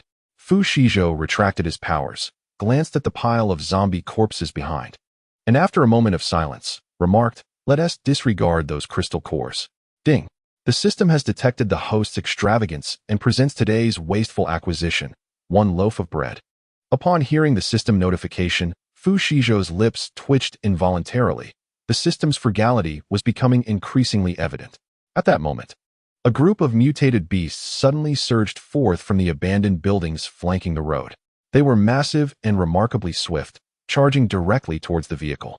Fu Shizhou's expression hardened, and he immediately conjured a ball of flame in his hand, hurling it toward the advancing beasts. The fire rapidly expanded in midair, forming a wall of flames that obstructed the creature's path. However, the mutated beasts did not waver. They pressed forward, spewing black liquid in an attempt to extinguish the fire. Fu Shizhou felt a jolt of alarm. These mutated beasts were proving to be more formidable than he had anticipated. His expression darkened as he opened the sunroof and unleashed a barrage from a laser cannon. The thunderous roar of the cannon echoed through the night, sending dazzling beams of light slicing through the darkness, striking the mutated beasts that showed no fear of flames. Despite their formidable nature, the mutated creatures appeared pathetically vulnerable in the face of advanced weaponry. The intense heat of the laser cannon instantly penetrated their skin, scorching their muscles, and some were even blown to pieces. Fu Shizhou gripped the laser cannon tightly, his gaze resolute. He understood that in this world, only the strong could survive. He continuously adjusted the cannon's aim, ensuring each shot found its mark with precision. Only when the last mutated beast fell did he allow himself a moment of respite. It seemed these creatures were more challenging to contend with than zombies, he mused to himself. Stowing away the cannon, he returned to the driver's seat and resumed his course. Inside the vehicle, Liao Lulu was left awestruck by the recent battle, her eyes sparkling with excitement. "Boss, are you all right?" she asked with genuine concern from the passenger seat. Fu Shizhou shook his head, his vigilant gaze scanning the surroundings. "I'm fine, but we must accelerate. Who knows what else we might encounter." The vehicle sped through the night, yet Fu Shizhou's heart was heavy with worry. "Boss, look ahead," Liao Lulu suddenly exclaimed, pointing forward. Following her indication, Fu Shizhou beheld a horde of zombies emerging on the road ahead, seemingly drawn by the earlier commotion, slowly advancing toward them. It appears we are in trouble once more, Fu Shizhou remarked with a resolute glint in his eyes. He reopened the sunroof, conjuring a sphere of flame in preparation for battle. However, at that moment, he noticed an anomaly within the horde. At the center of the zombies, there was a distinct figure, moving with greater agility, exuding a cunning that was not characteristic of the undead. What is that? Fu Shizhou's heart raced as he realized the situation might be more complicated than he had anticipated. Quickly recalibrating his strategy, he decided to observe this unique zombie first. He reduced the vehicle's speed and instructed the others inside to brace themselves for any eventuality. As they drew nearer, the special zombie seemed to take notice of them. It emitted a piercing shriek, and the surrounding zombies, as if commanded, surged wildly toward the vehicle. Fu Shizhou understood that a confrontation was now inevitable. Taking a deep breath, he steeled himself for the impending challenge. As the horde closed in, he swiftly assessed the situation. He recognized that engaging these zombies head-on could lead to a fierce struggle. He required a more astute strategy to confront them, particularly the leader that appeared to be directing the horde. "Lulu, take the wheel. I need to focus on that leader," Fu Shizhou instructed Liao Lulu. Liao Lulu nodded, fully aware that Fu Shizhou's extraordinary abilities were their greatest reliance. She swiftly took hold of the steering wheel, while Fu Shizhou remained intensely focused on the zombie leader. As the vehicle drew nearer, Fu Shizhou noticed a distinct mark emblazoned on the leader's forehead, an unusual symbol, reminiscent of a script he had never encountered before. A flicker of thought crossed his mind. Could this zombie leader possess some form of unique power? There was no time for contemplation. As the horde of zombies surged toward the vehicle, Fu Shizhou quickly conjured an icy barrier, separating the car from the advancing zombies. Yet, he knew this was merely a temporary solution. He needed to devise a strategy to confront the zombie leader. Taking a deep breath, he began to channel his mental energy, attempting to establish a connection with the creature. He understood the peril of this endeavor, for failure could result in his being dominated by the zombie leader. Nevertheless, he had no alternative. He had to take this risk. As his mental energy flowed, Fu Shizhou felt his consciousness gradually intertwining with that of the zombie leader. He beheld the madness and chaos in its eyes, yet beneath the frenzy, there seemed to lie a flicker of reason. "Who are you?" Fu Shizhou inquired through his mental force. The zombie leader appeared momentarily taken aback by the question, a ripple of disturbance coursing through its consciousness. Seizing the opportunity, Fu Shizhou continued to communicate with it. "I know you were once human. Do you remember your name?" He pressed on. This question seemed to strike a chord deep within the zombie leader, causing its awareness to spiral into confusion. Fu Shizhou sensed its internal struggle, recognizing that this was his moment. "You do not wish to perish like this. You desire to reclaim your former self, do you not?" His voice resonated within the leader's consciousness. The zombie leader's resolve began to falter, confusion flickering in its gaze. Fu Shizhou realized he needed more time to persuade it. Yet he was acutely aware that their time was running short. Just then, Liao Lulu's voice interrupted his thoughts. "Boss, the ice wall is about to give way." A tightness gripped Fu Shizhou's heart. He understood they could no longer afford to wait. He quickly resolved to wield his utmost strength in an attempt to awaken the leader's reason. Focusing all his energy, he shaped his mental force into a beam of light, directing it straight into the leader's consciousness. He felt the leader's awareness begin to shatter, yet amidst the collapse, a new consciousness seemed to stir awake. "Stop!" Fu Shizhou commanded with every ounce of his strength. The zombie leader's body suddenly stiffened, clarity dawning in its eyes. It appeared to struggle, yet ultimately ceased its assault. With the leader's cessation, the surrounding horde also halted their attacks, as if they had lost their directive, beginning to wander aimlessly. Fu Shizhou let out a sigh of relief.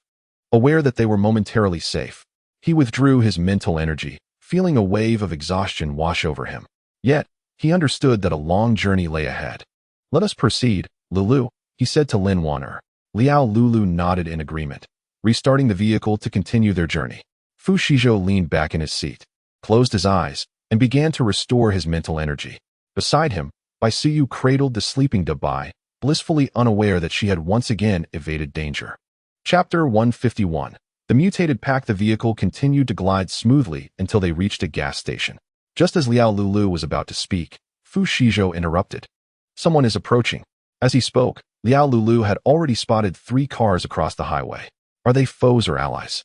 Her heart raced as she gripped the steering wheel, her eyes fixed ahead, ever vigilant.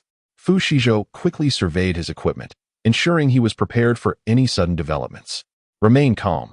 We are still uncertain of their intentions, he murmured, his voice imbued with an unmistakable resolve.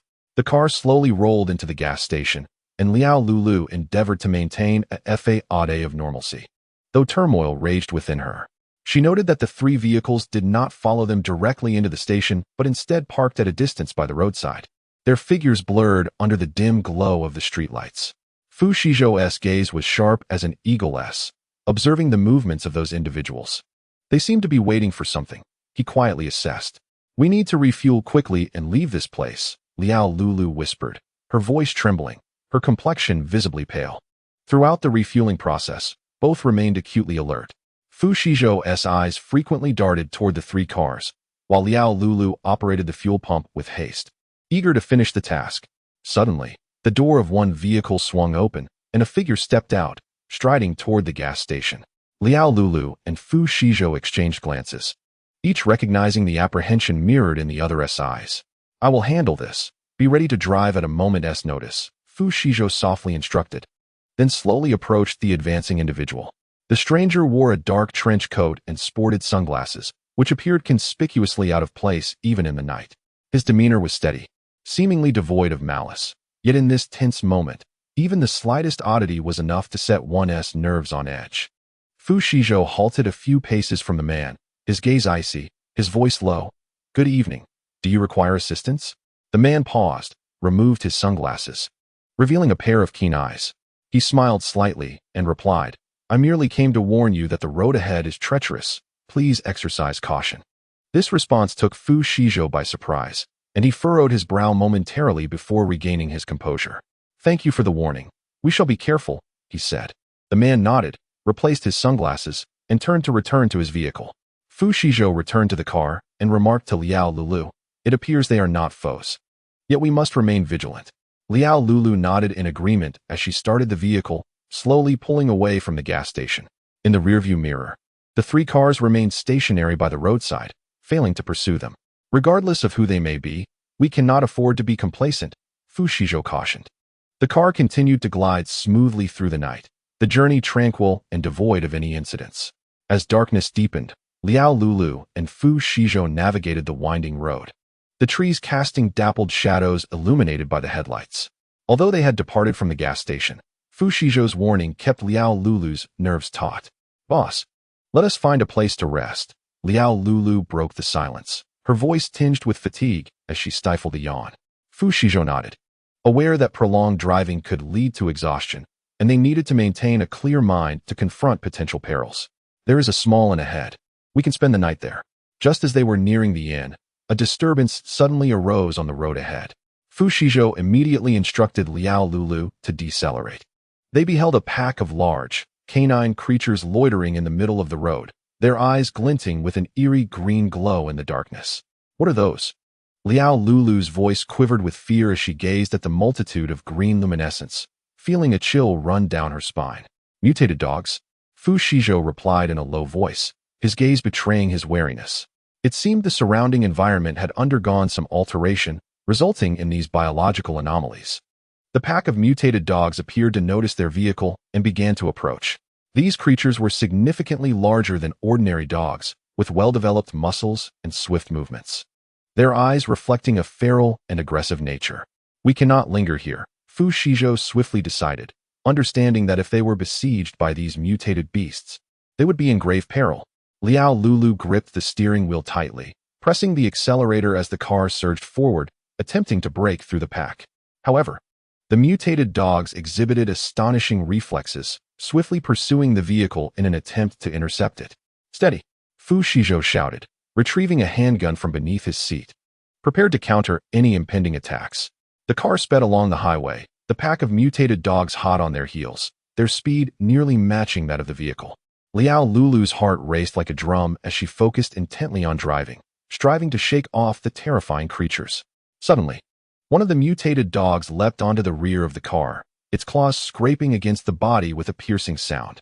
Fu Shizhou quickly turned and fired a shot at the creature, hitting it squarely in the head. The mutated dog let out a howl of agony as it plummeted from the vehicle. Yet, more mutated dogs were now attempting to assault the car. Fu Shizhou continued to fire, each shot finding its mark, but the numbers of the mutated pack seemed inexhaustible. He discarded his weapon and unleashed a barrage of fireballs, incinerating the mutated hounds before him. The air was suffused with the scent of roasted meat, causing Bai Suyu to stir from his slumber. Soon, he sensed the gravity of the situation and sprang into action, joining the fray. "We must find a way out," Liao Lulu exclaimed, her eyes glimmering with unwavering resolve. At that moment, she spotted a fork in the road ahead. She abruptly turned the steering wheel, and the vehicle veered sharply into a narrow path. The pack of mutated hounds, taken aback by this sudden maneuver, was left trailing behind. The car sped down the small road until the cacophony of the hounds faded into the distance. Liao Lulu exhaled in relief. Yet she understood that their peril was far from over. "We need to find a safe haven," Fu Shizhou asserted, his voice tinged with fatigue, yet predominantly resolute. The vehicle continued its journey through the night until they stumbled upon an abandoned warehouse. They resolved to take refuge there until dawn. Fu Shizhou and his companions remained vigilant, fully aware that the mutated hounds might pursue them, yet unexpected visitors were soon to arrive. Chapter 152. Collaboration. The vehicle came to a halt before the forsaken warehouse. Enveloped in silence, save for the occasional distant growl of the mutated hounds, Liao Lulu and Fu Shizhou swiftly surveyed the perimeter of the warehouse, assuring themselves that no mutated hounds or other latent threats lurked nearby before cautiously driving inside. The interior of the warehouse was vast and dimly lit, with only a few shafts of moonlight filtering through shattered windows, casting a pallid glow upon the dust-laden ground. They parked the vehicle in a corner of the warehouse, striving to remain concealed from the entrance to minimize the likelihood of detection. "We must remain here until dawn," Fu Shizhou murmured, his voice carrying a hint of weariness, yet predominantly steadfast. "The mutated hounds possess acute vision and olfactory senses at night. We cannot afford to take risks in the darkness."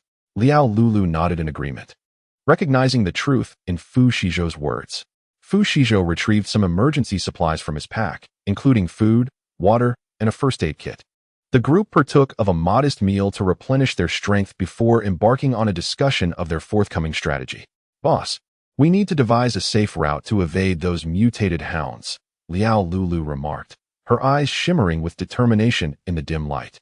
Fu Shizhou nodded, producing a map as the two began to deliberate potential paths. They contemplated various possibilities, including traversing the forest, following the river, or seeking out secluded backroads. Meanwhile, Bai Suyu and Dabai remained vigilant, keeping watch over their surroundings, not daring to let their guard down for even a moment. Just as Fu Shizhou and Liao Lulu were engrossed in their discussion, the warehouse's large door emitted a faint creak. Instantly alert, Fu Shizhou grasped his firearm, while Liao Lulu tightened her grip on the steering wheel, poised to start the vehicle at a moment's notice. The door slowly swung open, revealing a figure standing in the doorway. He was a man clad in tattered clothing, his gaze both vigilant and weary, wielding a stick as a makeshift weapon. "Do not be alarmed. I harbor no ill intentions," he spoke, his voice gravelly and low. "I merely seek a refuge." Fu Shizhou and Liao Lulu exchanged glances, each perceiving the uncertainty mirrored in the other's eyes. The man's sudden appearance left them questioning his true nature. "Who are you? What brings you here?" Fu Shizhou inquired, a hint of caution lacing his tone. The man sighed and stepped into the warehouse, his movements slow and deliberate. "I am Li Chong, a resident of this town. Ever since the emergence of the mutated dogs, I have been on the run. I heard this warehouse was abandoned, so I hope to find shelter here." Liao Lulu and Fu Shizhou shared another look, ultimately deciding to extend a chance to this stranger. They invited him to sit and offered some food and water. "Do you have any knowledge of where these mutated dogs originated?" Liao Lulu asked, urgency evident in her voice. Li Chong shook his head. "I do not know, but I understand they first appeared in the Eastern Factory District. Rumors suggest there was an accident, possibly a chemical leak." Fu Shizhou furrowed his brow. This information was crucial for them. If they could locate the source of the mutated dogs, perhaps they could find a solution to the crisis. "We must investigate that area," he declared, determination gleaming in his eyes. Li Chong nodded. "I can guide you. I am quite familiar with this region." Perhaps fearing Fu Shizhou and the others would decline, he hastily added, "We can work together. Rest assured, I will not be a burden." Fu Shizhou acknowledged him with a nod, sealing their decision. They resolved to set out at dawn, needing to uncover the origin of the mutated dogs, which might hold the key to their survival.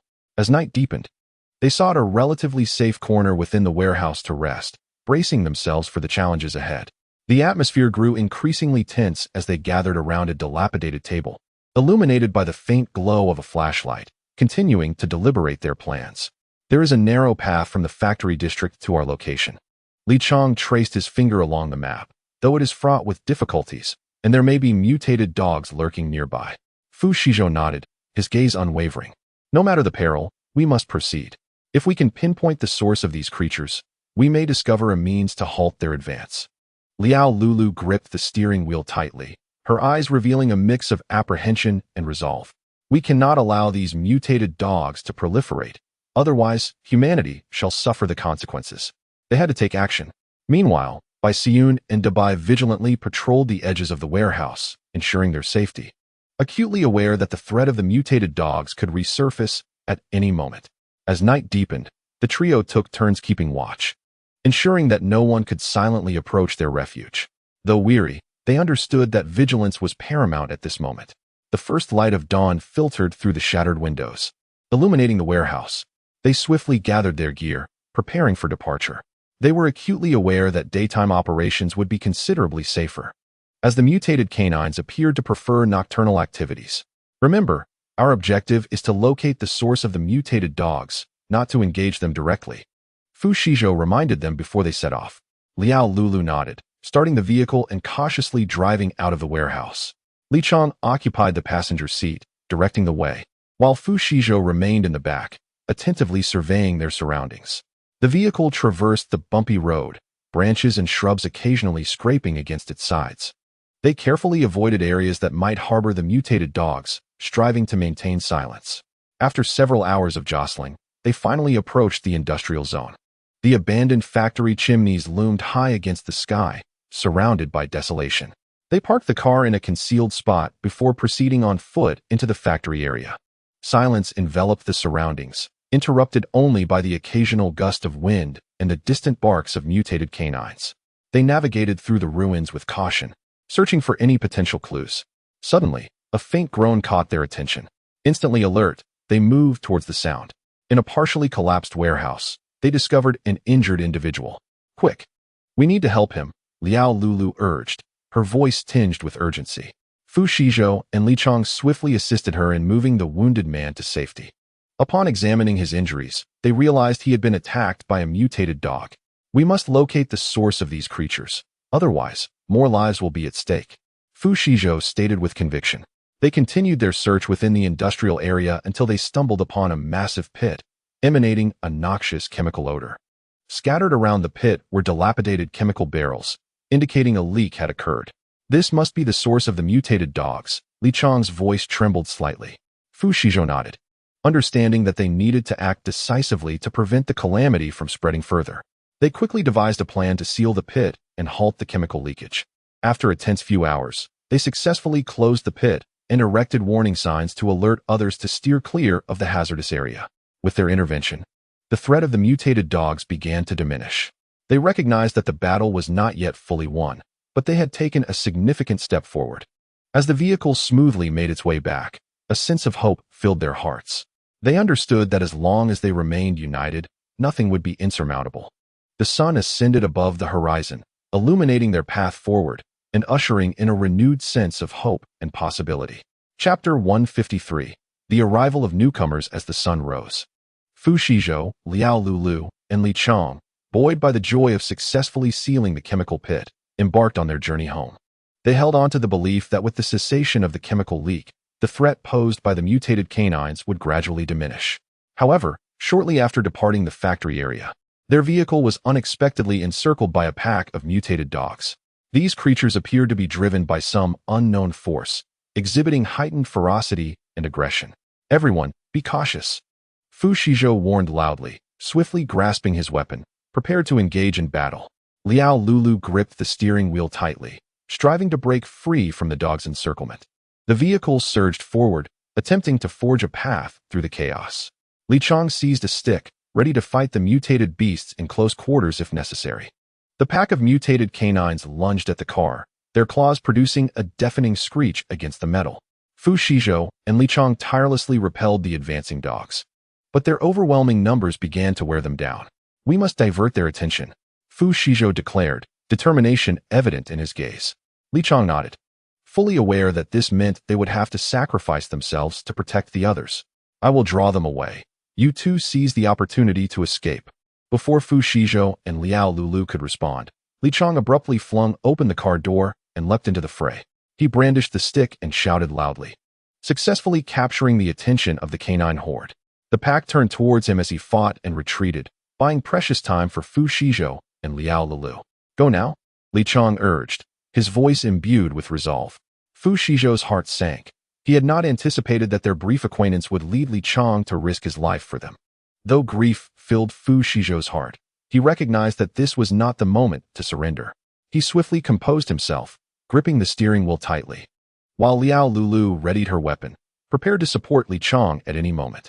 The vehicle did not distance itself from the battlefield, but instead halted in a secure corner. Fu Shizhou and Liao Lulu understood that they could not abandon Li Chang.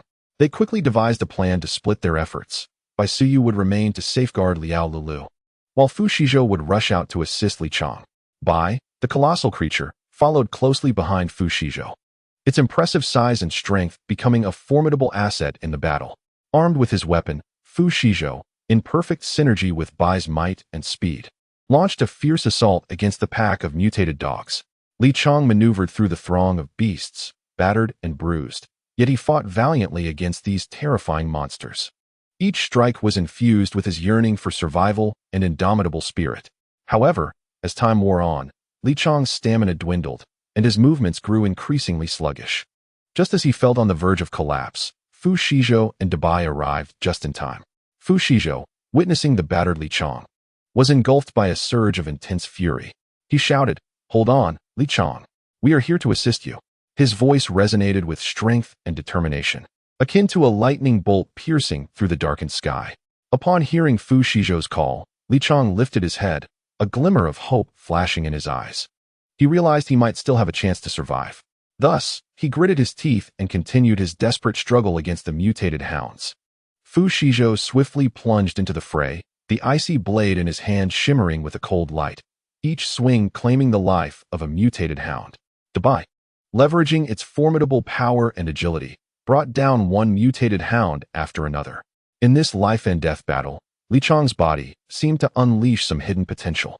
His skin began to radiate a metallic sheen, his physique grew more resilient, and his strength surged. Wielding his weapon, he transformed into a relentless killing machine, dispatching the mutated hounds with each strike. Astonished by his transformation, Li Chang quickly realized that this was a manifestation of his body's self-protective mechanism. He had acquired metallic abilities. Empowered by this newfound capability, Li Chang's combat prowess soared. Together with Fu Shizhou and Dabai, they formed a formidable fighting unit. They fought side by side, systematically taking down the mutated hounds. The battle was fierce and brutal, but ultimately, the pack of mutated hounds was entirely vanquished. Silence returned to the surroundings, broken only by the remnants of the battle. The lifeless bodies of the hounds bore witness to the recent carnage. Although Fu Shizhou, Li Chang, and Dabai had sustained injuries, they stood resolutely. Supporting one another, they made their way back to the vehicle, where Liao Lulu and Bai Suyu hurried forward to tend to their wounds. "You did exceptionally well, Li Chang," Fu Shizhou remarked, his gaze filled with respect as he extended an olive branch. "Would you be willing to join our team?" Li Chang smiled, his metallic abilities beginning to fade. Yet he understood that he was no longer an ordinary person. "You saved me. From this moment on, I am willing to join you in the fight against the mutated hounds." Li Chang felt an overwhelming joy. He had truly turned misfortune into fortune, no longer destined to fight alone. Fu Shizhou nodded, welcoming Li Chang to their ranks. "Our strength has increased once more. I believe that as long as we stand united, there is nothing we cannot overcome." The group, having survived the ordeal, was filled with hope. They understood that this battle was merely the beginning, yet they were ready to face any challenge ahead. The sun hung high in the sky, illuminating their path forward and the hope within their hearts. The addition of a new member provided the team with an even more robust assurance. Undoubtedly, Fu Shizhou also seized the opportunity to replicate Li Chang's abilities. Among them, He was the most elated. After tending to their wounds and taking a brief respite, the group commenced a discussion regarding their next steps. With Li Chang's addition to their ranks, their strength has undeniably multiplied. However, Fu Shizhou remarked, "This is merely the beginning. We must exercise greater caution moving forward." Li Chang nodded in agreement, affirming, "Indeed, the threat of the mutated canines still looms, and there may be other unknown dangers awaiting us. We need to devise a more comprehensive strategy." Liao Lulu interjected, emphasizing the necessity to avoid blind actions as they had previously undertaken. The others chimed in, offering their thoughts and suggestions. Ultimately, after an extensive discussion, they resolved to return to their base, to summarize and analyze their recent encounters, and to contemplate how best to confront the challenges that lay ahead. As the group set out on their journey home, despite their exhaustion, their spirits were infused with determination and courage. They were acutely aware that the road ahead remained long, yet they believed that united, they could surmount any obstacles. "I wonder how Mom and Dad are doing," Fu Shizhou murmured softly, his yearning intensifying. Meanwhile, in Longjing community, a calamity was unfolding. Everyone was engulfed in chaos. Except for Fu's parents, who remained blissfully unaffected, continuing with their daily routines. "I wonder how Zhou is faring," Fu's mother reflected quietly as she reclined on the sofa.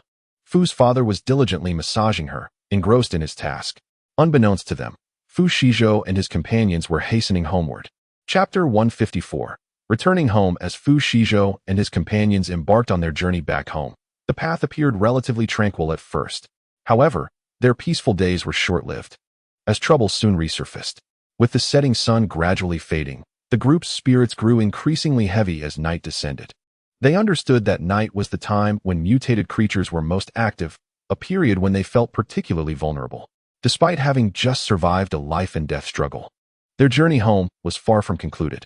The vehicle moved cautiously through the darkness, with Fu Shizhou gripping the steering wheel firmly, his gaze resolute and vigilant. Li Chang and Da Bai occupied the back seat, weary yet remaining highly alert. Liao Lulu and Bai Suyu meticulously checked their gear, ensuring they could respond swiftly to any unforeseen circumstances. "Stay alert. Night is when the mutated creatures are most active," Fu Shizhou reminded them. "Understood," Li Chang replied, a subtle tension evident in his eyes. As the car continued its advance, a series of swaying figures suddenly emerged on the road ahead. Fu Shizhou immediately decelerated and switched on the headlights, attempting to discern the situation before them. "What is that?" Liao Lulu exclaimed. Before them, a horde of zombies aimlessly wandered along the roadway, their eyes vacant, their skin pallid, and their clothing tattered. These zombies appeared to be infected by some virus, having lost their human rationality, driven solely by an instinctual hunger for the living. "Prepare your weapons. We may need to force our way through," Fu Shizhou stated calmly. Li Chang and Da Bai swiftly adjusted their states, preparing to face the challenge ahead.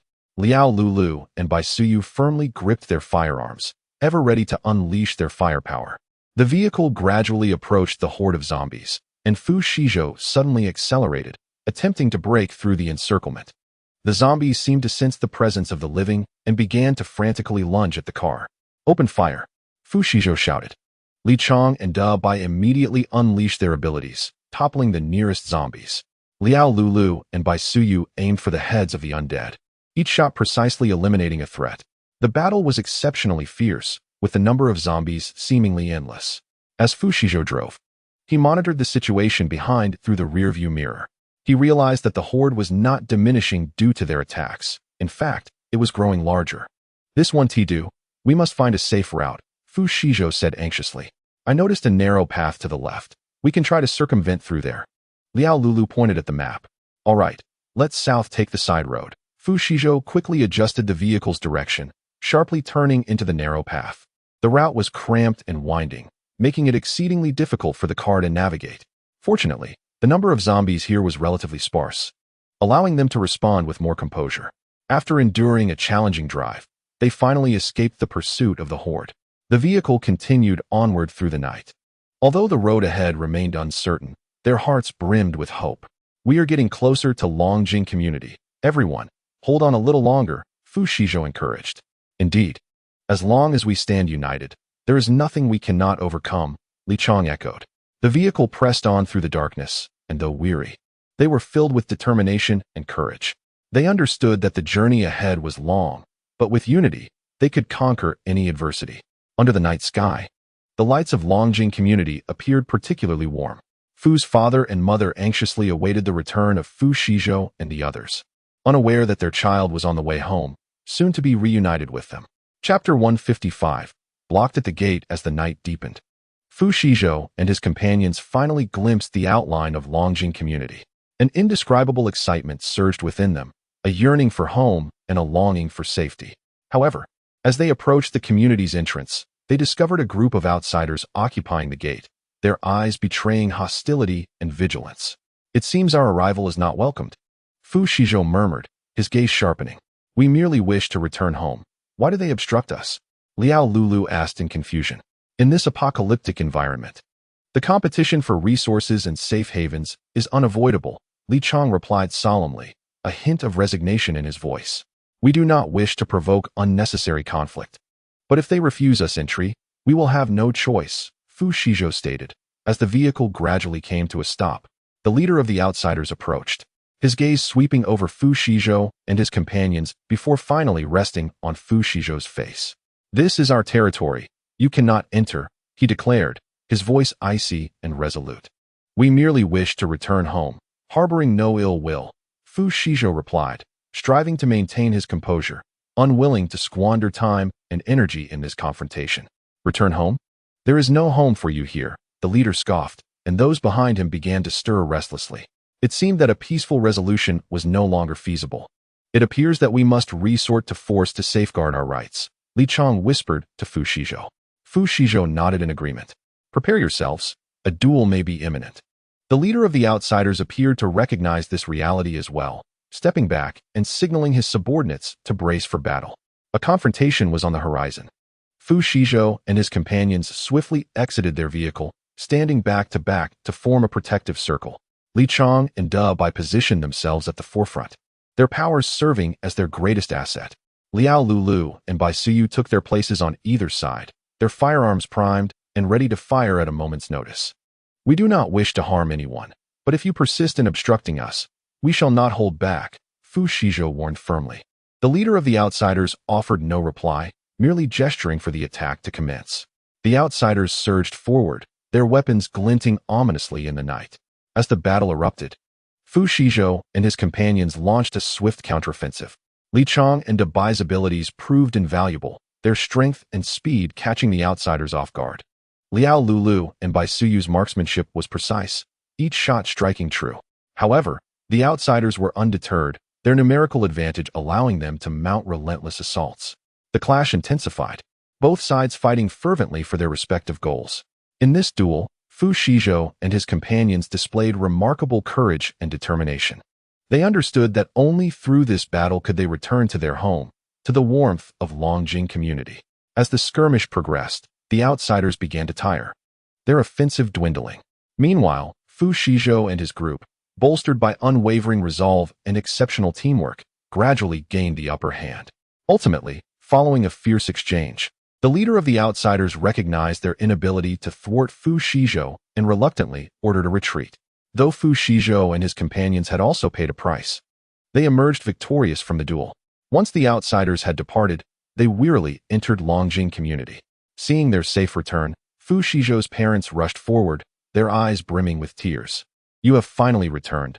We have been so worried about you." His mother trembled, her voice filled with emotion. "We are back. We are finally home." Fu Shizhou embraced his parents tightly, his heart overflowing with warmth and gratitude. Despite the world outside being fraught with danger and uncertainty, on this night, they could find solace within the confines of their home, relishing the long-awaited peace and the joy of togetherness.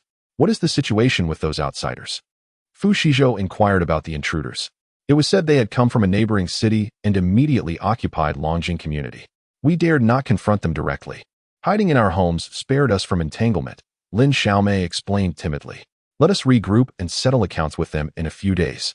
Fu Shizhou, drenched in sweat and feeling vexed, was urged by his mother to take a bath while she attended to the others.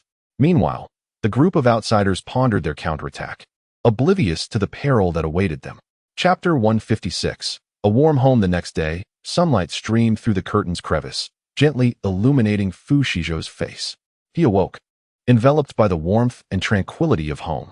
Though last night's skirmish had been intense, they had ultimately returned to this cherished haven.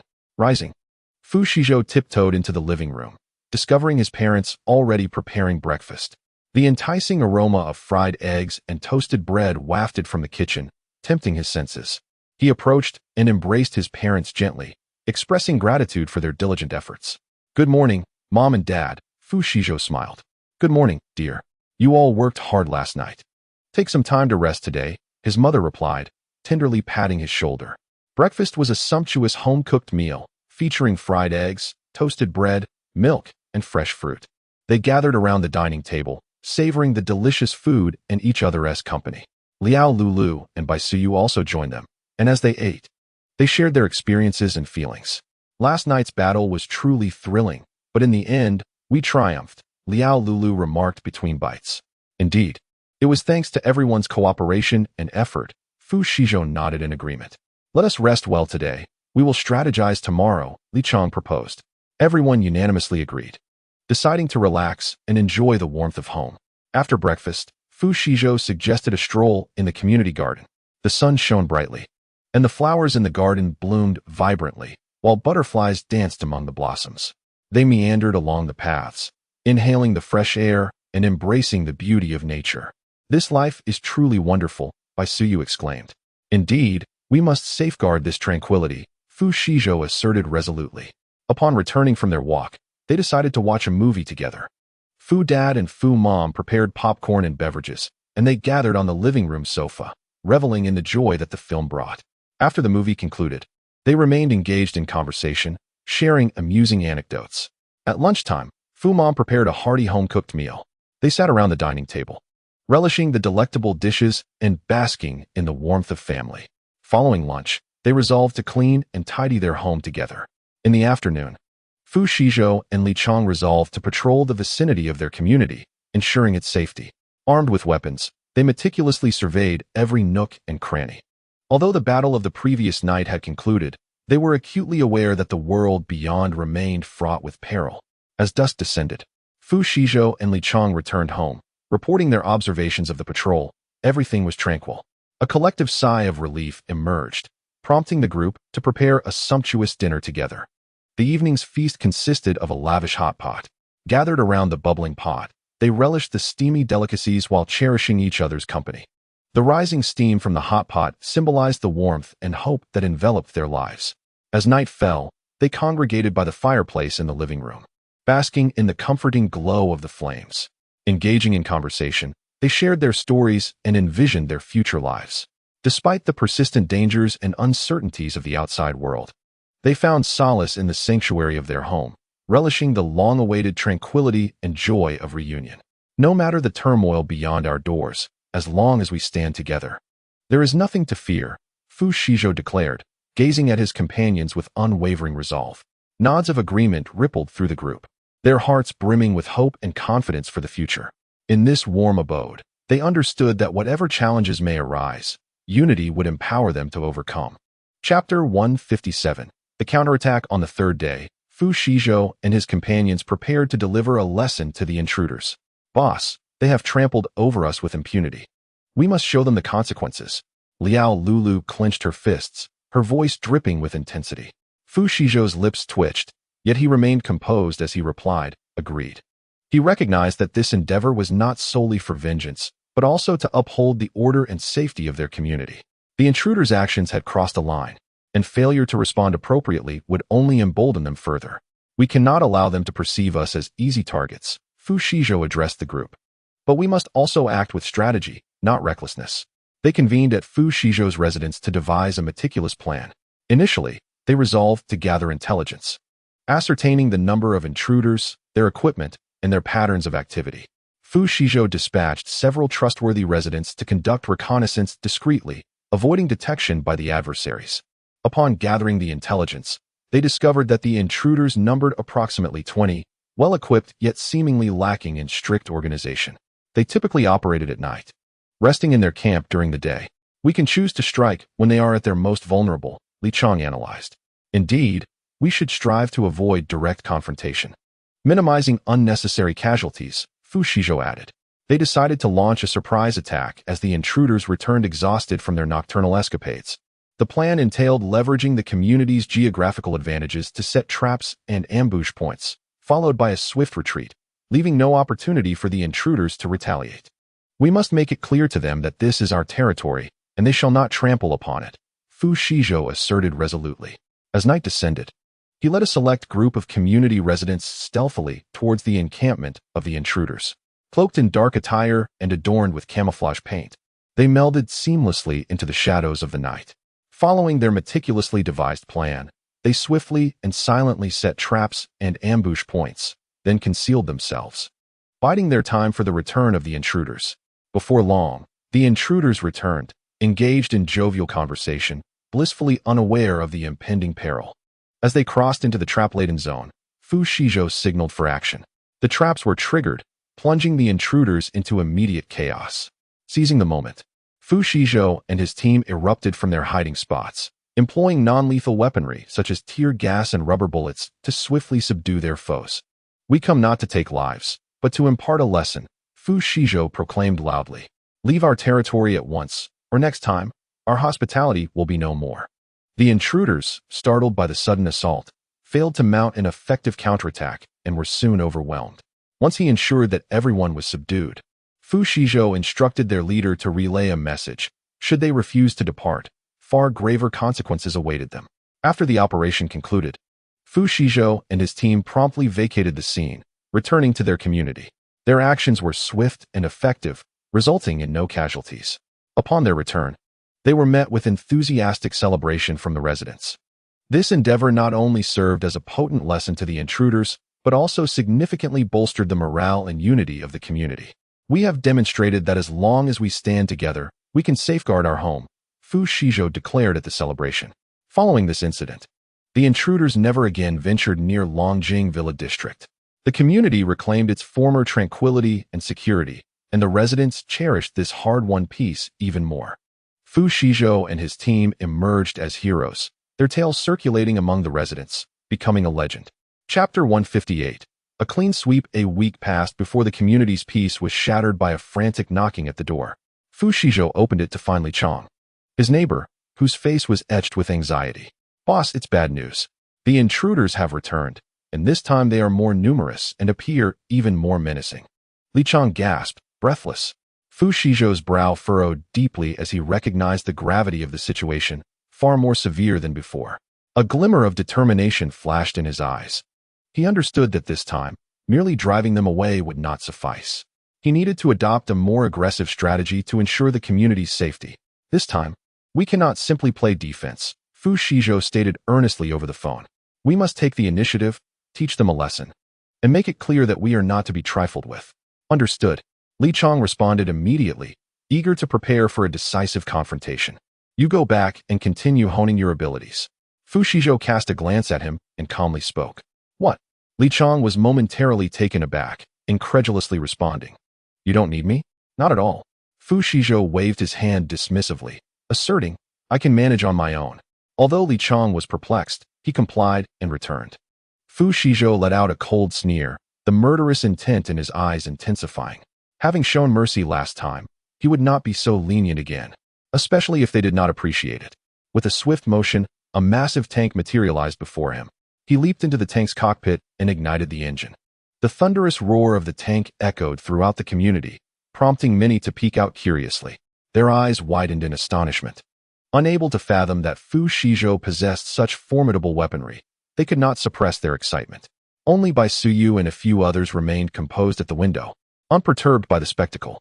The tank slowly emerged from the garage, with Fu Shizhou poised for battle. The outsiders, witnessing this scene, were evidently caught off guard. They had not anticipated that this seemingly tranquil neighborhood harbored such robust defenses. Fu Shizhou drove the tank directly into the throng of outsiders. He refrained from deploying the tank's firepower, opting instead to utilize its weight and force to disperse them. True victory is not achieved through violence, but rather by demonstrating to the adversary that their actions will not be tolerated. As Fu Shizhou maneuvered the tank out of the community, the outsiders were thrown into disarray, clearly unprepared to confront such a formidable opponent. Some among them attempted to regroup for a counterattack, but their efforts seemed trivial against the iron behemoth. Fu Shizhou was in no rush to unleash the tank's firepower. He understood that true strength lies not in destruction, but in intimidation. He navigated the tank through the ranks of outsiders in a nearly provocative manner, with each rumble of the tank echoing a declaration of the community's inviolability. The outsiders began to realize that they were not merely facing the residents of a neighborhood, but a warrior imbued with formidable will and determination. Some started to waver, and a few even began to discreetly retreat, seeking an opportunity to flee. Fu Shizhou's gaze was sharp as a blade. He noticed their hesitance and recognized his chance. Through the tank's loudspeaker, he proclaimed in a firm and resonant voice, "You have trespassed upon our home. Now, I present you with a choice. Either depart at once and never return, or prepare to face consequences beyond your endurance." The outsiders exchanged glances, and some began to lower their weapons, gradually retreating. Fu Shizhou's intimidation proved effective, as the majority chose to leave. With only a handful of obstinate individuals refusing to relent, "Charge! Capture him, and I will reward 100 bags of rice," the leader shouted from the back, unwilling to accept defeat.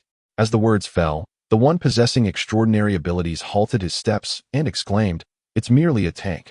Watch me set it ablaze." However, before he could act, Fu Shizhou incinerated the boastful ability user into nothingness. The others stood dumbfounded, as Fu Shizhou afforded them no opportunity for retaliation.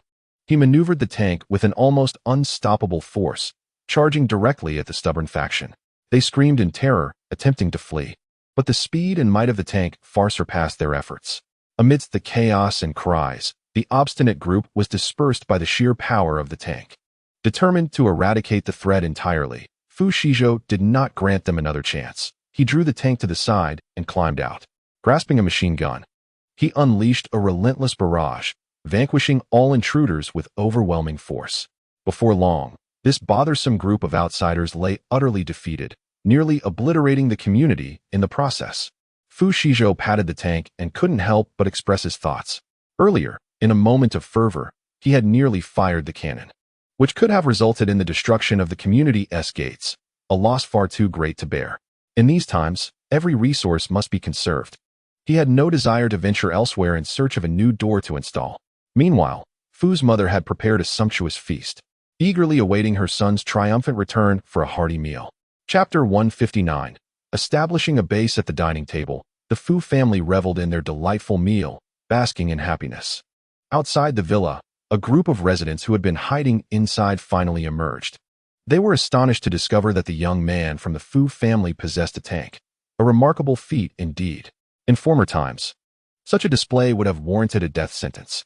An elderly man, concealed behind a flower bed, engaged in hushed discussions. "Grandpa, please stop," a young man exclaimed, startled, quickly covering the elder's mouth, fearful of repercussions. Others around them shared the same apprehension, worried that Fu Shizhou might seek retribution. "What are you afraid of?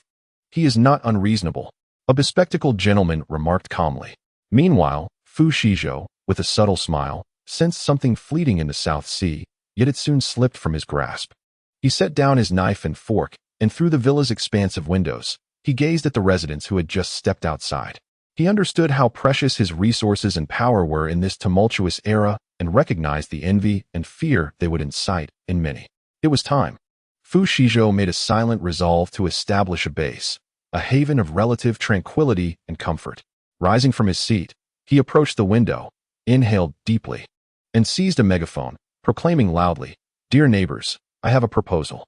In this world rife with uncertainty, we must unite to construct a base, ensuring the safety of ourselves and our families.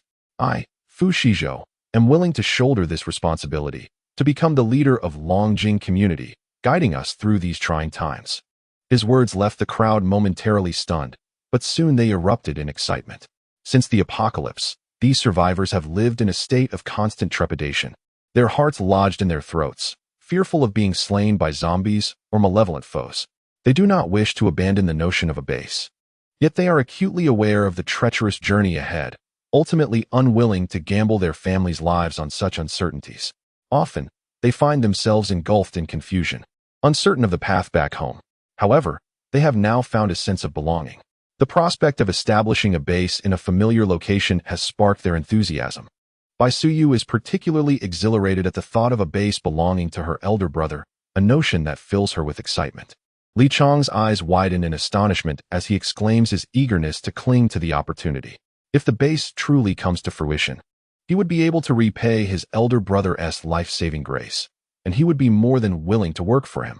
As Fu Shizhou finished speaking, a wave of murmurs swept through the community. The majority expressed their support for his proposal, acutely aware of the significance of a formidable leader in these dire times. They nodded in agreement, clamoring to follow Fu Shizhou in the establishment of this base. Yet, a minority voiced their dissent. These individuals were reluctant to submit to another's authority and even less inclined to relinquish their freedom. Among them were those with strong pride and those harboring distrust towards Fu Shizhou. They huddled together, quietly strategizing their countermeasures. In response to the opposing voices, Fu Shizhou scoffed, calmly asserting that those who did not wish to join the base would not partake in the benefits it would provide. His words struck the dissenters like a heavy hammer upon their hearts. They had anticipated that Fu Shizhou would yield, offering them more options. Yet his unwavering stance made it clear that the establishment of the base was inexorable. The atmosphere within the community grew tense, with the divide between supporters and dissenters becoming increasingly pronounced. Fu Shizhou recognized that he must take decisive action to solidify his leadership while ensuring the smooth progression of the base's construction. He once more seized the megaphone, his voice resolute and powerful. I understand your concerns and apprehensions, but I must emphasize that the establishment of this base is for the survival and future of us all. For those willing to join us, I promise protection and resources. As for those who choose to depart, I respect your decision, yet remember that the world outside is merciless. Beyond the walls of the base, you will find no assistance from us. His declaration caused some previously indecisive individuals to waver, prompting them to reconsider their positions. They recognized the validity of Fu Shizhou's words. The outside world was fraught with peril, while the base could at least offer a relatively secure refuge. One by one, they turned back, expressing their desire to join the base. Fu Shizhou, with a cold smirk, dismissively rejected them all. Opportunities are fleeting, and he would not grant a second chance. His base would not entertain those who wavered like reeds in the wind. Meanwhile, the residents who had joined the base spontaneously began to clean up the battlefield. The dissenters, filled with regret, were enraged to witness the industriousness of the crowd.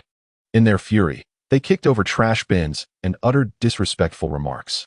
This incited the wrath of the others, who swiftly subdued them and dragged them out of the community. In their attempts to curse, they were met with the gruesome fate of being torn apart by the approaching zombies. Upon hearing this, Fu Shizhou couldn't help but chuckle, a wry smile gracing his lips. This turn of events spared him considerable trouble, rendering him indifferent to the situation. Chapter 160. Arrangements the following morning. Fu Shizhou instructed Li Chang to gather all the residents of Longjing community at the sports field. A bustling crowd of men, women, and children filled the area, engaged in lively discussions. Do you think Master Fu will assign us tasks? Someone pondered. Old Lu, we should start calling him the base leader. Indeed, as Fu Shizhou arrived, he was greeted by the uproarious residents, and he couldn't help but twitch his lips at the chaotic scene, reminiscent of a bustling marketplace. Sensing the commotion, Li Chang quickly called for silence. As his voice echoed, the previously noisy crowd fell silent. Fu Shizhou surveyed the gathering and proclaimed, "Welcome to Longjing Base, everyone." Upon hearing this, the crowd erupted with excitement, eager to cheer. Wonderful! The base has finally been established. Under young Fu's guidance, we will surely thrive. Gu Tianqi beamed with pride, while his grandson, Gu Ziyu, gazed at Fu Shizhou with starry-eyed admiration. Grandma Zhang animatedly clapped her thighs, exclaiming, "A solid foundation. A base managed by young Fu can only prosper. Who would have thought I could be part of the base? Indeed, I've heard that other bases disdain the elderly and the weak." However, amidst the laughter and joy, Fu Shizhou spoke again, and the crowd quickly quieted. Looking around, he smiled. "In my base, we do not require the compassion of saints. All must adhere to management." At this pronouncement, everyone nodded in agreement. Indeed, in a post-apocalyptic world, the first to perish are those with an overly compassionate heart. Absolutely. Without rules, there can be no order. We understand this well. Pleased by their awareness, Fu Shizhou smiled. He cleared his throat and casually remarked, "You are aware of Sunshine Base, right? Everyone who enters must pay a certain amount of resources and monthly rent. Failure to do so results in expulsion. Upon hearing this, the crowd, which had just relaxed, immediately tensed again. Fu Shizhou continued, "My base operates similarly. We do not support idlers."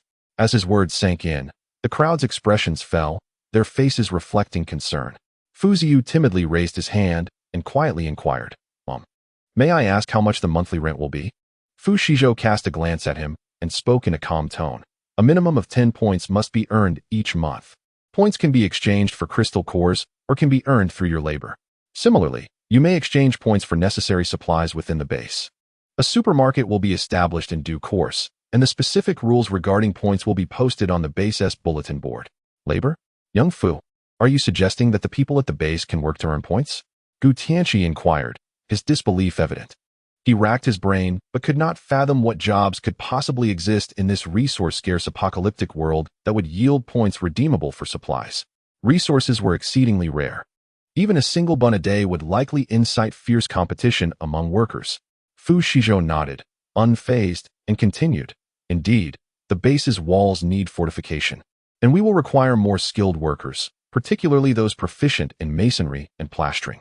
Before he could elaborate further, a man, emaciated and resembling a mere skeleton wrapped in skin, raised his hands high in the crowd, his voice trembling with excitement as he exclaimed, I used to do this. I can cut walls and build houses. Can I apply?"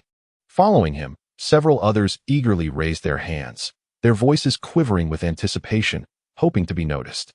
They had been masons for generations, and their residence in Longjing community was a result of relocation. Fu Shizhou smiled and nodded, continuing, "The base requires plumbing and electrical work. Therefore, we need skilled electricians. Communication experts will also be necessary." As Fu Shizhou enumerated the positions, an increasing number of people joined the ranks of those raising their hands. The disdain they once held for their previous occupations before the apocalypse was now replaced with gratitude. The majority of these individuals were refugees who had fled from dire circumstances, which left the original residents of Longjing community feeling somewhat disheartened. Many of them had once been affluent business owners or general managers, possessing only managerial experience. While they were utterly unacquainted with technical skills, fortunately, some among their families had awakened special abilities and could join the security team, alleviating the situation somewhat. Time passed swiftly, and by the time Fu Shizhou had organized all matters, evening had fallen. As the last rays of the setting sun bathed the Longjing community's court, Fu Shizhou concluded a long day of arrangements. His voice, though slightly hoarse, conveyed determination and satisfaction. The residents, despite their fatigue, felt a burgeoning sense of hope and anticipation for the future after hearing Fu Shizhou's plans. "That concludes today's arrangements." Fu Shizhou's voice resonated across the court. "Tomorrow morning, everyone should report to their designated locations as per the assigned tasks. Remember, our base relies on the efforts of each individual. Only through unity can we endure in this apocalyptic world." The crowd gradually began to disperse, with some animatedly discussing the tasks for the morrow, while others contemplated how best to adapt to their new living conditions. Fu Shizhou observed these industrious figures, a warm current surging within him. He was aware that as long as they collaborated harmoniously, Longjing Base could transform into an oasis amidst the chaos of the end times. Gu Tianqi approached Fu Shizhou, accompanied by his grandson Gu Ziyu, expressing his heartfelt gratitude. "Young Master Fu, or rather, base leader, we are immensely thankful to you. You have provided us, the elderly and infirm, with a home, a beacon of hope." Fu Shizhou smiled and waved his hand dismissively. "Old Gu, you are far too kind. We are all one family. Mutual assistance is only natural. As long as we stand united, there is nothing we cannot overcome." Gu Ziyu chimed in excitedly, "Base leader, I want to work tomorrow too. I wish to earn points and contribute to the base." Fu Shizhou patted Gu Ziyu on the shoulder, encouraging him. "Well done, little one.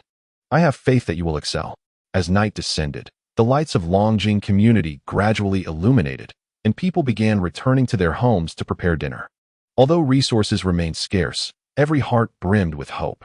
They understood that by following Fu Shizhou and Longjing Base, they could discover a path to survival in this desolate world. Fu Shizhou returned to his residence, weary yet filled with a sense of fulfillment. He recognized that this was merely the beginning, with more challenges awaiting him and everyone at Longjing Base. However, He believed that as long as they remained united, no obstacle was insurmountable.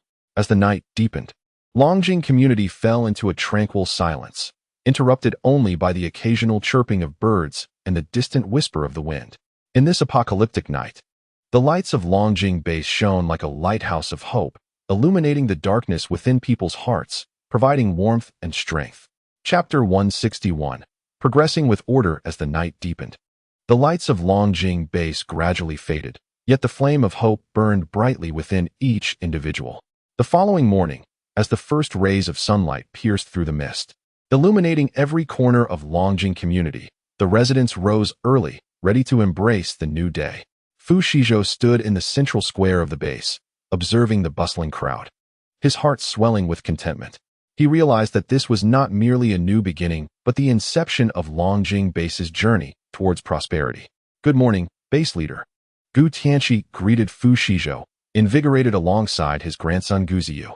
Good morning, old Gu, Ziyu, Fu Shizhou replied with a smile, his gaze reflecting determination and anticipation. Base leader, I have followed your instructions and assigned all the tasks, Li Chang reported, hastening to Fu Shizhou with a list in hand. Fu Shizhou took the list, scrutinizing it carefully. Nodding in approval. Excellent, Li Chang, I trust your judgment. Base leader, I have been assigned to the task of watering the flower beds in the community today. Gu Ziyu exclaimed with excitement, his eyes sparkling with dreams of the future. Indeed, Ziyu, I have full confidence in your ability to excel in this role, encouraged Fu Shizhou. As time passed, the residents of Longjing Base gradually arrived at their respective posts. Some residents, skilled in construction, began to reinforce the walls, perspiring profusely yet wearing smiles of satisfaction. The electricians and plumbers busily inspected and repaired the water pipes and electrical circuits, ensuring the base's infrastructure operated smoothly. Communications specialists commenced the assembly of communication towers, hopeful to restore contact with the outside world as swiftly as possible. The original inhabitants of Longjing Base were equally eager to contribute. Although not as adept in technical tasks as the refugees, their management and organizational skills played a crucial role. They were responsible for coordinating various workgroups, ensuring the seamless progression of tasks. Fu Shizhou moved among the different work sites, offering guidance and encouragement.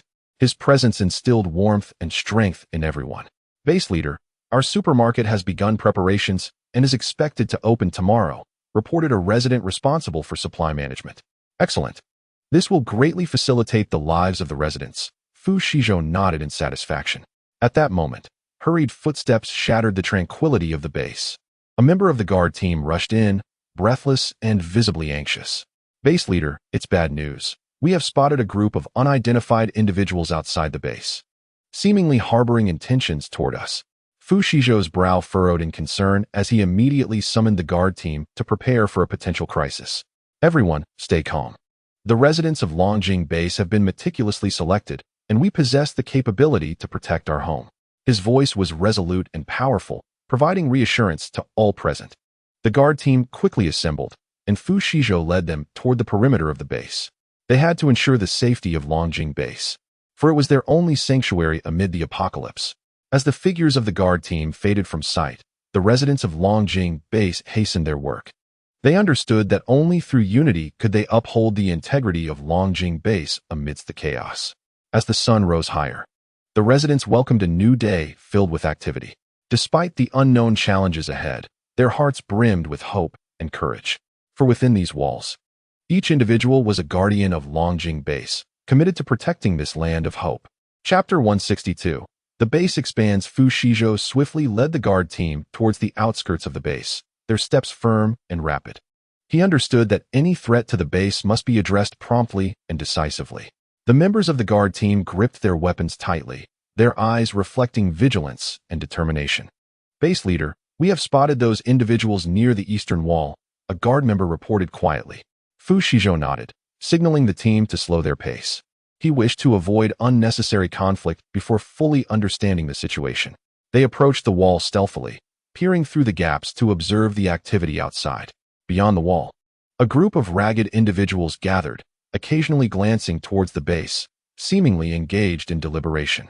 Fu Shizhou noted that among them were several sturdy-looking individuals wielding rudimentary weapons, while others appeared more frail. They did not seem to be malicious attackers, but rather a band of refugees. In a hushed tone, Fu Shizhou addressed Li Chong beside him. "What should we do, base leader?" Li Chong inquired. After a moment of contemplation, Fu Shizhou resolved, "Let us refrain from hasty actions. We should send a few individuals to engage with them and ascertain their intentions." Li Chong nodded and promptly selected several members of the guard, who cautiously emerged from the wall and approached the group. "Who are you? Why are you loitering here?" One of the guards called out. A figure from the group, who appeared to be the leader, stepped forward, his eyes reflecting both vigilance and despair. "We are survivors from a nearby destroyed shelter.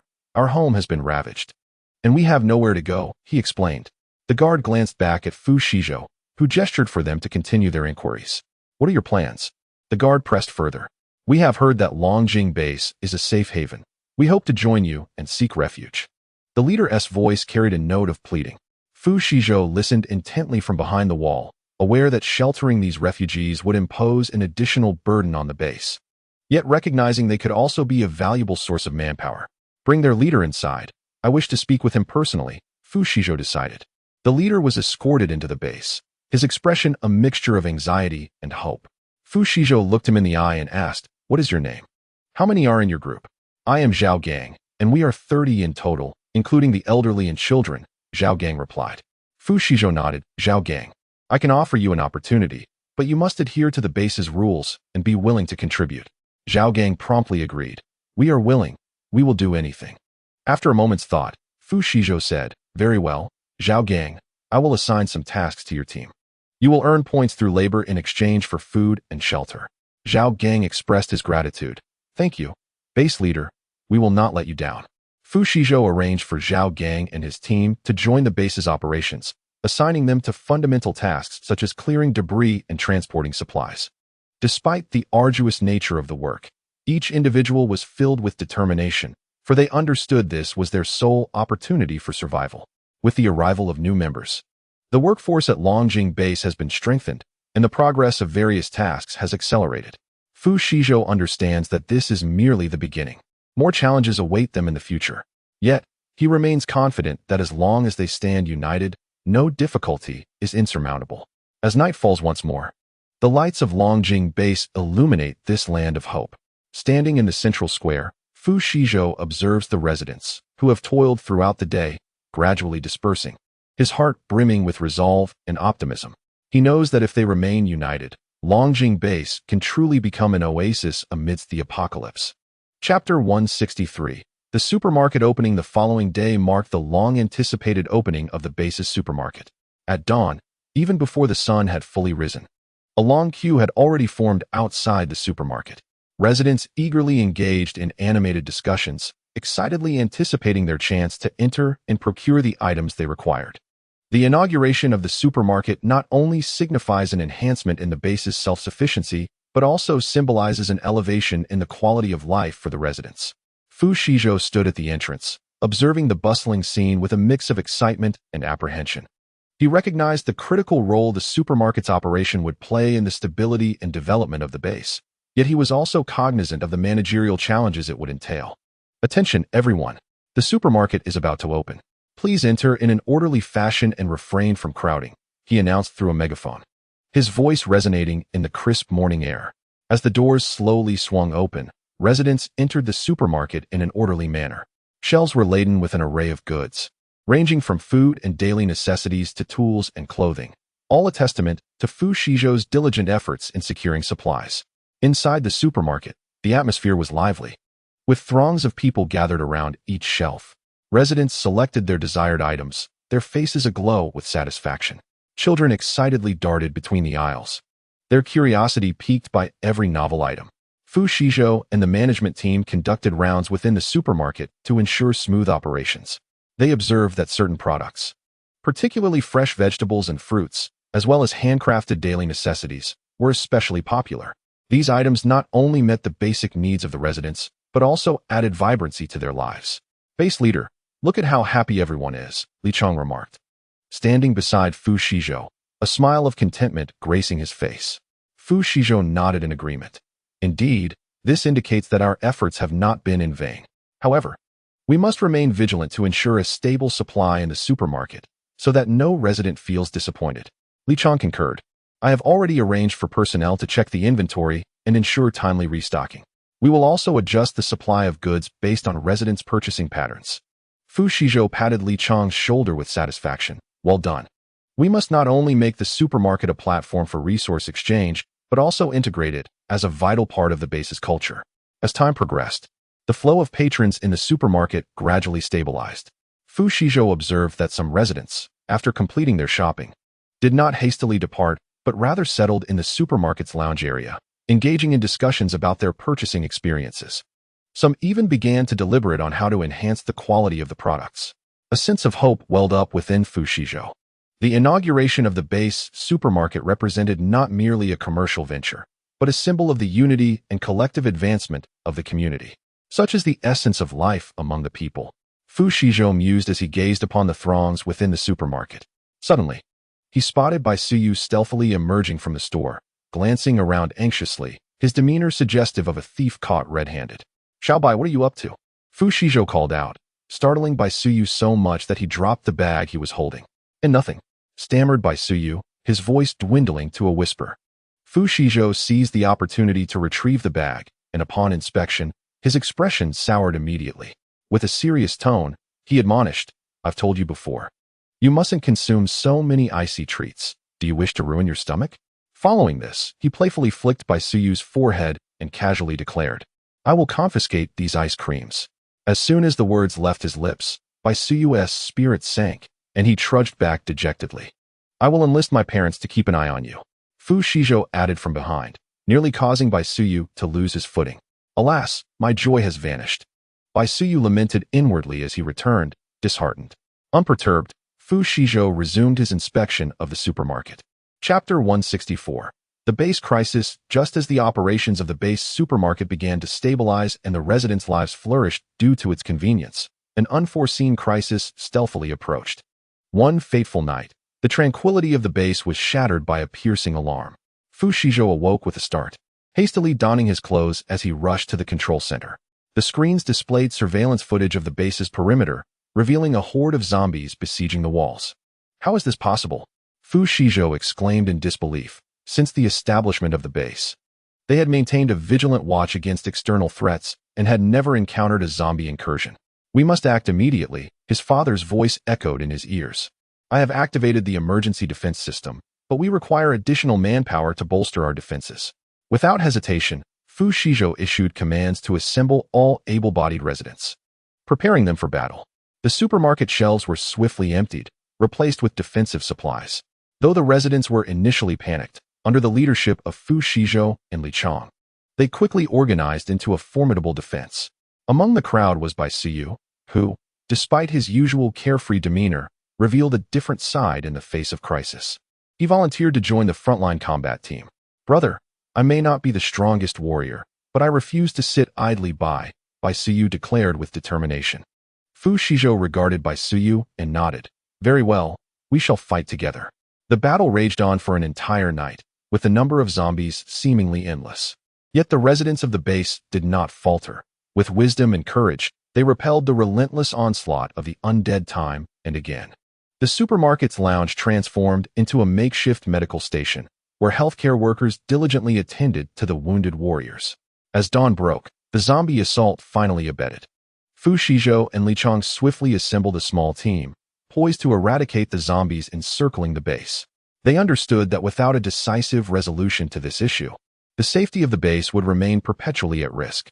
Listen well, our objective is to eliminate every last zombie and safeguard our home. Fu Shizhou rallied before their departure. We must not allow this crisis to disrupt the supermarket's operations, nor let it shatter our lives. The team set forth, cautiously navigating through the horde in search of its origin. After a fierce battle, they ultimately located the zombie's nest and successfully dismantled it. Upon returning to the base, the residents erupted in jubilant cheers. They recognized that this victory was not merely a triumph over the undead, but a testament to the unity and indomitable spirit of the base. Standing at the entrance of the supermarket, Fu Shizhou gazed at the exhausted yet exhilarated residents, his heart brimming with pride. He knew that as long as they stood together, no challenge was insurmountable. We shall press onward, Fu Shizhou declared to Li Chang. The supermarket's operations cannot cease. Our lives must continue. Li Chong nodded in agreement, and together they entered the supermarket, ready to embark on a new day of work.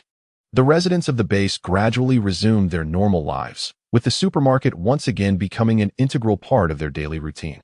This time, it stood not merely as a place for shopping, but as a symbol of their collective resistance against adversity and their commitment to safeguarding their home. With the zombie crisis behind them, the base returned to its former tranquility. However, the battle left indelible marks. Numerous facilities required reconstruction, and many lives demanded reorganization. Fu Shizhou and Li Chong recognized that they faced not only material rebuilding, but also a profound spiritual restoration. We must expedite the supermarket's reopening, Fu Shizhou asserted at a general meeting. The supermarket is not only our supply station, it is the very pillar of our spirit. Li Chong added, we have upgraded the supermarket's defense system to ensure better protection for our home in the future. The residents responded with enthusiasm, organizing themselves to clear the debris and rebuild their community. The supermarket shelves were restocked, brimming once more with an array of goods. Children's laughter echoed throughout the supermarket, while adults busied themselves, contributing to the reconstruction efforts. Bai Suyu was among them, no longer the furtive youth he once was, but a courageous warrior. His valor in battle earned him the respect of many, and now he was occupied with assisting in the restoration of the supermarket's exterior. Xiao Bai, you have truly changed, Fu Shizhou remarked, observing the industrious Bai Suyu with a sense of admiration. Bai Suyu wiped the sweat from his brow and replied with a smile. It is this crisis that has allowed me to grow. I understand that protecting our home is not solely for oneself, but for everyone. Fu Shizhou nodded, recognizing that although this crisis brought destruction, it also fostered growth and unity. As time passed, the base gradually regained its vitality. The supermarket operated more efficiently, offering a greater variety of goods. Residents began to experiment with cultivating new crops, while artisans embarked on creating new daily necessities. The supermarket transformed into a hub of innovation and communication, significantly enhancing the quality of life for the inhabitants. Look, our efforts have not been in vain, Fu Shizhou remarked to Li Chong as he stood at the entrance of the supermarket, observing the bustling crowd. Li Chong smiled in response. Indeed, it's all thanks to you, boss. However, both Fu Shizhou and Li Chong understood the necessity of remaining vigilant. They commenced organizing regular defense drills to ensure everyone could respond promptly in times of crisis. Each individual at the base was committed to its welfare, while the world outside grew increasingly chaotic. Chapter 165. The undercover arrives. As the reconstruction of the base drew closer to completion, the supermarket once again became the focal point of daily life for the residents. Fu Shizhou began to cast his gaze beyond the confines of the base. He was acutely aware that, despite the restoration of order within, the uncertainties of the external environment posed a significant threat. Just as dawn broke, a guard stationed at the base completed a shift change and observed a group of individuals staggering toward the base as if inebriated. To his astonishment, they collapsed to the ground, as though their very spines had been extracted. The guard swiftly retrieved his walkie-talkie to report the situation, and soon a team dashed out like arrows released from a bow. Upon closer inspection, the group comprised 9 individuals of all ages, each clad in tattered garments. Resembling flickering candles in the wind, their bodies mere skin and bones, seemingly vulnerable to the slightest gust. Their cracked lips and pitiful condition were akin to parched crops longing for rain. Among them, an elderly person and a child had already succumbed to unconsciousness. Recognizing the dire situation, the guard immediately reported the findings through his walkie-talkie. Fu Shizhou, standing in the command tower of the base, observed the scene with piercing intensity.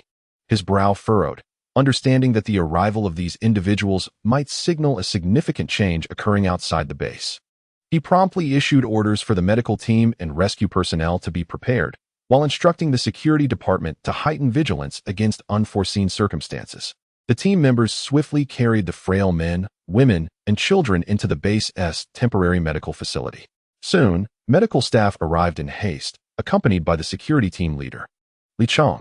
The stringent regulations of the base stood as an unassailable wall. No one could enter without proper registration. The grand entrance to the central garden loomed majestically, serving as a formidable barrier capable of shielding a vast expanse of sunlight, amply accommodating the needs of a temporary emergency treatment area. Each person receives a cup of lightly salted water, akin to a gentle rain nourishing the parched earth, alleviating the state of dehydration. When accompanied by a cup of sweetened water, the delightful taste resembles the long-awaited rain after a prolonged drought, offering solace to those suffering from long-term hunger and low blood sugar. Who are you? Whence do you come? And whither are you bound? Li Chang's voice resonated like a tolling bell, reverberating through the air as he posed the three fundamental questions of existence. His piercing gaze, akin to that of a hawk, scrutinized them intently, missing not a flicker of expression on their faces. A few among them felt their hearts race, akin to startled rabbits, shrinking into themselves, momentarily too frightened to utter a sound. In the stillness, a man slowly raised his hand, his voice barely audible like the buzz of a gnat, stammering, "I am Chen Hongnan, a resident of the base. I possess a pass for entry." Li Chang accepted the pass and gently scanned it with a device, causing the screen to magically display the details and image of the cardholder. Both the image and Chen Hongnan himself bore a grimy visage, yet his shifty eyes could still be recognized. Li Chang continued to scrutinize them without the slightest hint of relaxation. And what of the others? Upon hearing this, Chen Hongnan's heart sank. He caught a glimpse of the guards' pistols at their waists and felt a surge of fear. Yet, in the pursuit of survival, he stammered, They are my family. We got separated before the apocalypse, and now that I have settled, I am eager to find them." The 7 individuals included, apart from Chen Hongnan, his parents, an elder brother, a sister-in-law, a nephew, and a grandfather. Each introduced person timidly raised a hand in acknowledgement. Li Chang nodded and addressed the others. "You will accompany us back to the base for further arrangements." Chen Hongnan's family expressed their gratitude profusely, completed the registration, and subsequently followed the larger group into the base. Throughout the journey, Chen Hongnan was consumed by trepidation, fearing that Li Chang might uncover the truth. Fortunately, the distance was short, and soon they arrived at the base. Upon entering, Chen Hongnan and his companions were led to a room. "Rest here for now. Someone will come shortly to assign you work," Li Chang stated before departing. Chen Hongnan exhaled in relief, secretly grateful to have evaded disaster for the moment. Yet, his relief was short-lived as Fu Shizhou approached, driven by unease and the need to ascertain the situation personally. Chen Hongnan and the others were struck with terror, their hearts lodged in their throats, fearful of revealing any signs of their predicament. Fu Shizhou's eyes glimmered with sharpness. He understood that in this chaotic world, even the slightest oversight could jeopardize the safety of the base. His gaze fixated on Chen Hongnan, as if he were searching for some elusive clue. Chen Hongnan's complexion paled, his voice trembling as he attempted to explain, They are all my family. Once I have ensured their safety, I will return to find them. They have barely escaped to this place from Qingcheng. Please, allow them to stay. I will work diligently." Fu Shizhou did not respond immediately. Instead, he quietly observed the expressions and movements of everyone present. He noticed one individual whose eyes flickered, seemingly evading something. Although this person's attire was worn, it was not as tattered as that of others, and his hands bore no evident marks of labor, which contradicted his self-proclaimed identity as a refugee. "You step forward," Fu Shizhou commanded, pointing at the person with the shifty gaze, his voice sharp and frigid. The man trembled slightly, but slowly rose to approach Fu Shizhou. His gait was somewhat awkward, and a hint of unease shimmered in his eyes. Fu Shizhou offered him no opportunity for explanation, directly ordering the guards, "Search him." The guards acted swiftly, and soon after, they discovered a folded note in the man's inner pocket. Fu Shizhou took the note and unfolded it, revealing detailed layouts of the base and its vulnerabilities. This was no ordinary refugee. His voice was icy, devoid of warmth. He was an infiltrator. The crowd erupted in shock, and the guards promptly subdued the man, while the others were isolated for further scrutiny. Without hesitation, Fu Shizhou understood that in moments like these, any mercy could pose a threat to the safety of the base. He ordered, "Execute this infiltrator immediately," as a warning to others. With the sound of a gunshot, the infiltrator fell into a pool of blood. Fu Shizhou's expression remained unyielding. He recognized this as a necessary sacrifice to protect the base and its inhabitants, mandating the most stringent of decisions. Chen Hongnan and the others were taken aback, astonished by Fu Shizhou's decisiveness, which defied conventional expectations. Panic ensued, and they unleashed their abilities, including the so-called elder and child. "And you," Fu Shizhou frowned, swiftly neutralizing their powers and eliminating them. "Enhance inspections at all entry points." No suspicious individuals are to be allowed entry into the base. Fu Shizhou continued issuing orders, simultaneously conducting thorough background checks on all newly arrived personnel to ensure their identities were legitimate. Although the residents of the base were shocked by such decisions, they understood Fu Shizhou's predicament. In this world, survival was paramount, and safety was the foundation of that survival. While Fu Shizhou's decisions were harsh, they were necessary for the protection of all. Li Chong, aware of the situation, rushed to seek Fu Shizhou's forgiveness. Fu Shizhou said nothing, merely imposing a week's penalty on his rations. After all, no one had anticipated that an infiltrator had managed to breach the base. Chapter 166. Strengthening management. With the infiltrator incident quelled, the tense atmosphere within the base gradually eased. Yet Fu Shizhou knew this was merely temporary. He must implement stricter measures to ensure the safety and order of the base. Strengthening management was of utmost importance. The following day, Fu Shizhou convened a meeting of the senior management of the base, including the head of security, the medical team leader, and the logistics officer. "We must reevaluate our security protocols," Fu Shizhou declared, his voice resolute and commanding. "The events of yesterday have sounded a clarion call. We cannot allow such incidents to recur." In the conference room, every individual bore a solemn expression, aware of the gravity of Fu Shizhou's words. Action was imperative, and it needed to be swift. First and foremost, we must enhance our scrutiny of individuals entering the base, Fu Shizhou continued. We shall implement more stringent background checks, encompassing their past, skills, and motivations. Any suspicious individuals will be isolated for thorough examination until we can unequivocally verify their identities. Secondly, we need to bolster the base's defensive capabilities. Fu Shizhou turned to the head of security. "I require you to reassess our defense systems, including perimeter walls, surveillance equipment, and emergency response measures. We must eliminate any potential blind spots. The medical team must also be prepared," he addressed the medical team leader. "In the event of another similar incident, we need to be able to efficiently and effectively manage casualties and potential outbreaks." Turning to the logistics officer, Fu Shizhou stated, "We must ensure the safety and equitable distribution of all supplies. Any unusual movements of resources must be reported immediately." Following the conclusion of the meeting, each department sprang into action. The security team commenced a comprehensive evaluation of the base's defensive systems. The medical team intensified their drills for handling injuries, and the logistics officer began implementing stricter monitoring of resource distribution. Simultaneously, Fu Shizhou did not relent in his vigilance over the internal dynamics of the base. He understood that the true threat might arise from within. He ordered random inspections of all base residents to ensure that no one was clandestinely engaging in subversive activities. In the ensuing weeks, the atmosphere within the base grew increasingly tense, yet more orderly. Residents began to recognize that their survival relied not only on external threats, but also on their unity and vigilance. Standing atop the command tower, Fu Shizhou gazed at the bustling base, his heart awash with complex emotions. He was acutely aware that all his efforts were directed towards safeguarding this community and every individual within it. He also recognized that the struggle was far from over. He must remain ever vigilant, prepared to confront any challenges that may arise. The reconstruction of the base continued, yet everyone was more cognizant than ever that they were fighting for their survival. Although Fu Shizhou's decisions were harsh, they were undeniably necessary.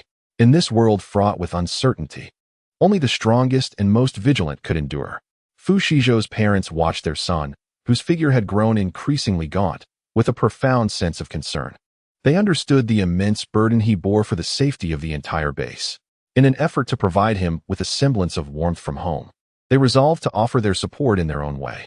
Early in the morning, Father Fu ventured to the garden at the base to select the freshest vegetables and fruits, while Mother Fu busied herself in the kitchen, preparing dishes that her son, Fu Shizhou, cherished the most. They hoped that through these simple yet heartfelt gestures, they could bring some solace to Fu Shizhou. Upon returning home for dinner, Fu Shizhou was greeted by a table laden with exquisite dishes, and a wave of warmth surged within him. He understood that his parents were supporting him in their own way, bestowing upon him strength. They gathered around the table, relishing this rare moment of family togetherness, and a long-lost smile graced Fu Shizhou's face. "Shizhou, do not overexert yourself. Your health is paramount," Mother Fu expressed with concern. "Indeed, my son, the matters at the base are important, but your well-being is even more so," Father Fu echoed. Fu Shizhou nodded, his heart swelling with gratitude. Thank you, Mom and Dad. With you by my side, I find my strength. Meanwhile, Baisuyu was vociferously expressing his desire to contribute to the base. His enthusiasm infectious to those around him. Observing the vibrant Baisuyu, Fu Shizhou smiled knowingly. Little Bai, do you truly wish to make a contribution to the base? Fu Shizhou inquired. Absolutely.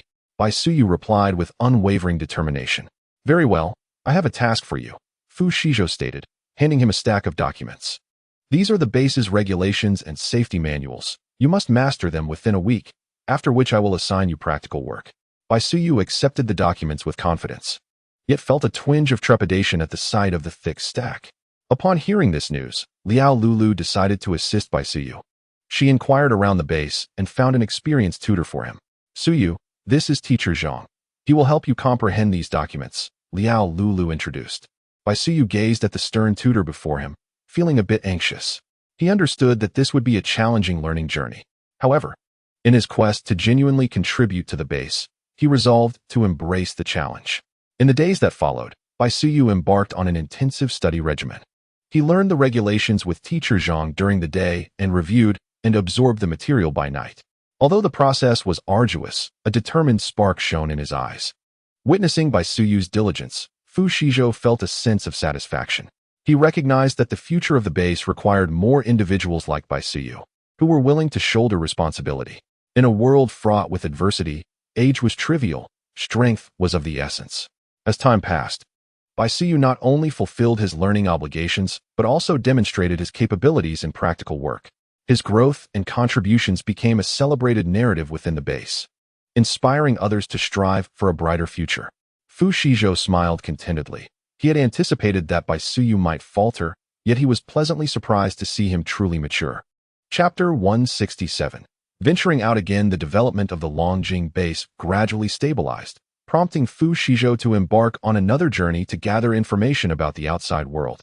This time alone, Baisuyu and Liao Lulu gazed at him with eager eyes, wishing to accompany him. Standing at the base's entrance, Fu Shizhou could not help but chuckle at the sight of the two, one large and one small. Big brother, do you truly not require our company? Liao Lulu implored, her eyes brimming with concern. Baisuyu chimed in, indeed, take us along. Fu Shizhou shook his head, his gaze resolute and unwavering. This mission is far too perilous. I am sufficient on my own. Remain here and continue your important work, for that is the greatest assistance you can provide me. Though Baisuyu and Liao Lulu felt reluctant, they understood that Fu Shizhou's decision was made with their safety in mind. They could only nod silently in agreement. I will be cautious. Ensure you both remain safe as well. Fu Shizhou patted Baisuyu's shoulder and nodded at Liao Lulu before turning to embark on his uncertain journey. The base's gates slowly closed behind him, while Baisuyu and Liao Lulu lingered at the entrance, reluctant to part ways. They were acutely aware that each of Fu Shizhou's excursions posed a grave test of life and death. Fu Shizhou drove towards the city, parking his vehicle and walking alone along the desolate streets, surrounded by abandoned structures and dilapidated vehicles. His eyes scanned the vicinity with vigilance, his weapon primed to confront any potential threat. His destination was a forsaken warehouse, rumored to harbor a cache of vital supplies. These provisions were crucial for the survival of the base, and Fu Shizhou intended to transport them back safely. Despite his ample resources, he was mindful of the need for future considerations. As he approached the target location, the tension in the air thickened.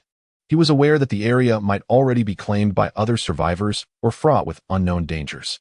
Fu Shizhou slowed his pace, each step taken with utmost caution, fully aware that even the slightest misstep could yield fatal consequences. At last, he reached the entrance of the warehouse. Taking a deep breath, he gently pushed the door open. Darkness enveloped the interior, with only a few rays of sunlight filtering through shattered windows. Fu Shizhou switched on his flashlight, the beam sweeping across the warehouse.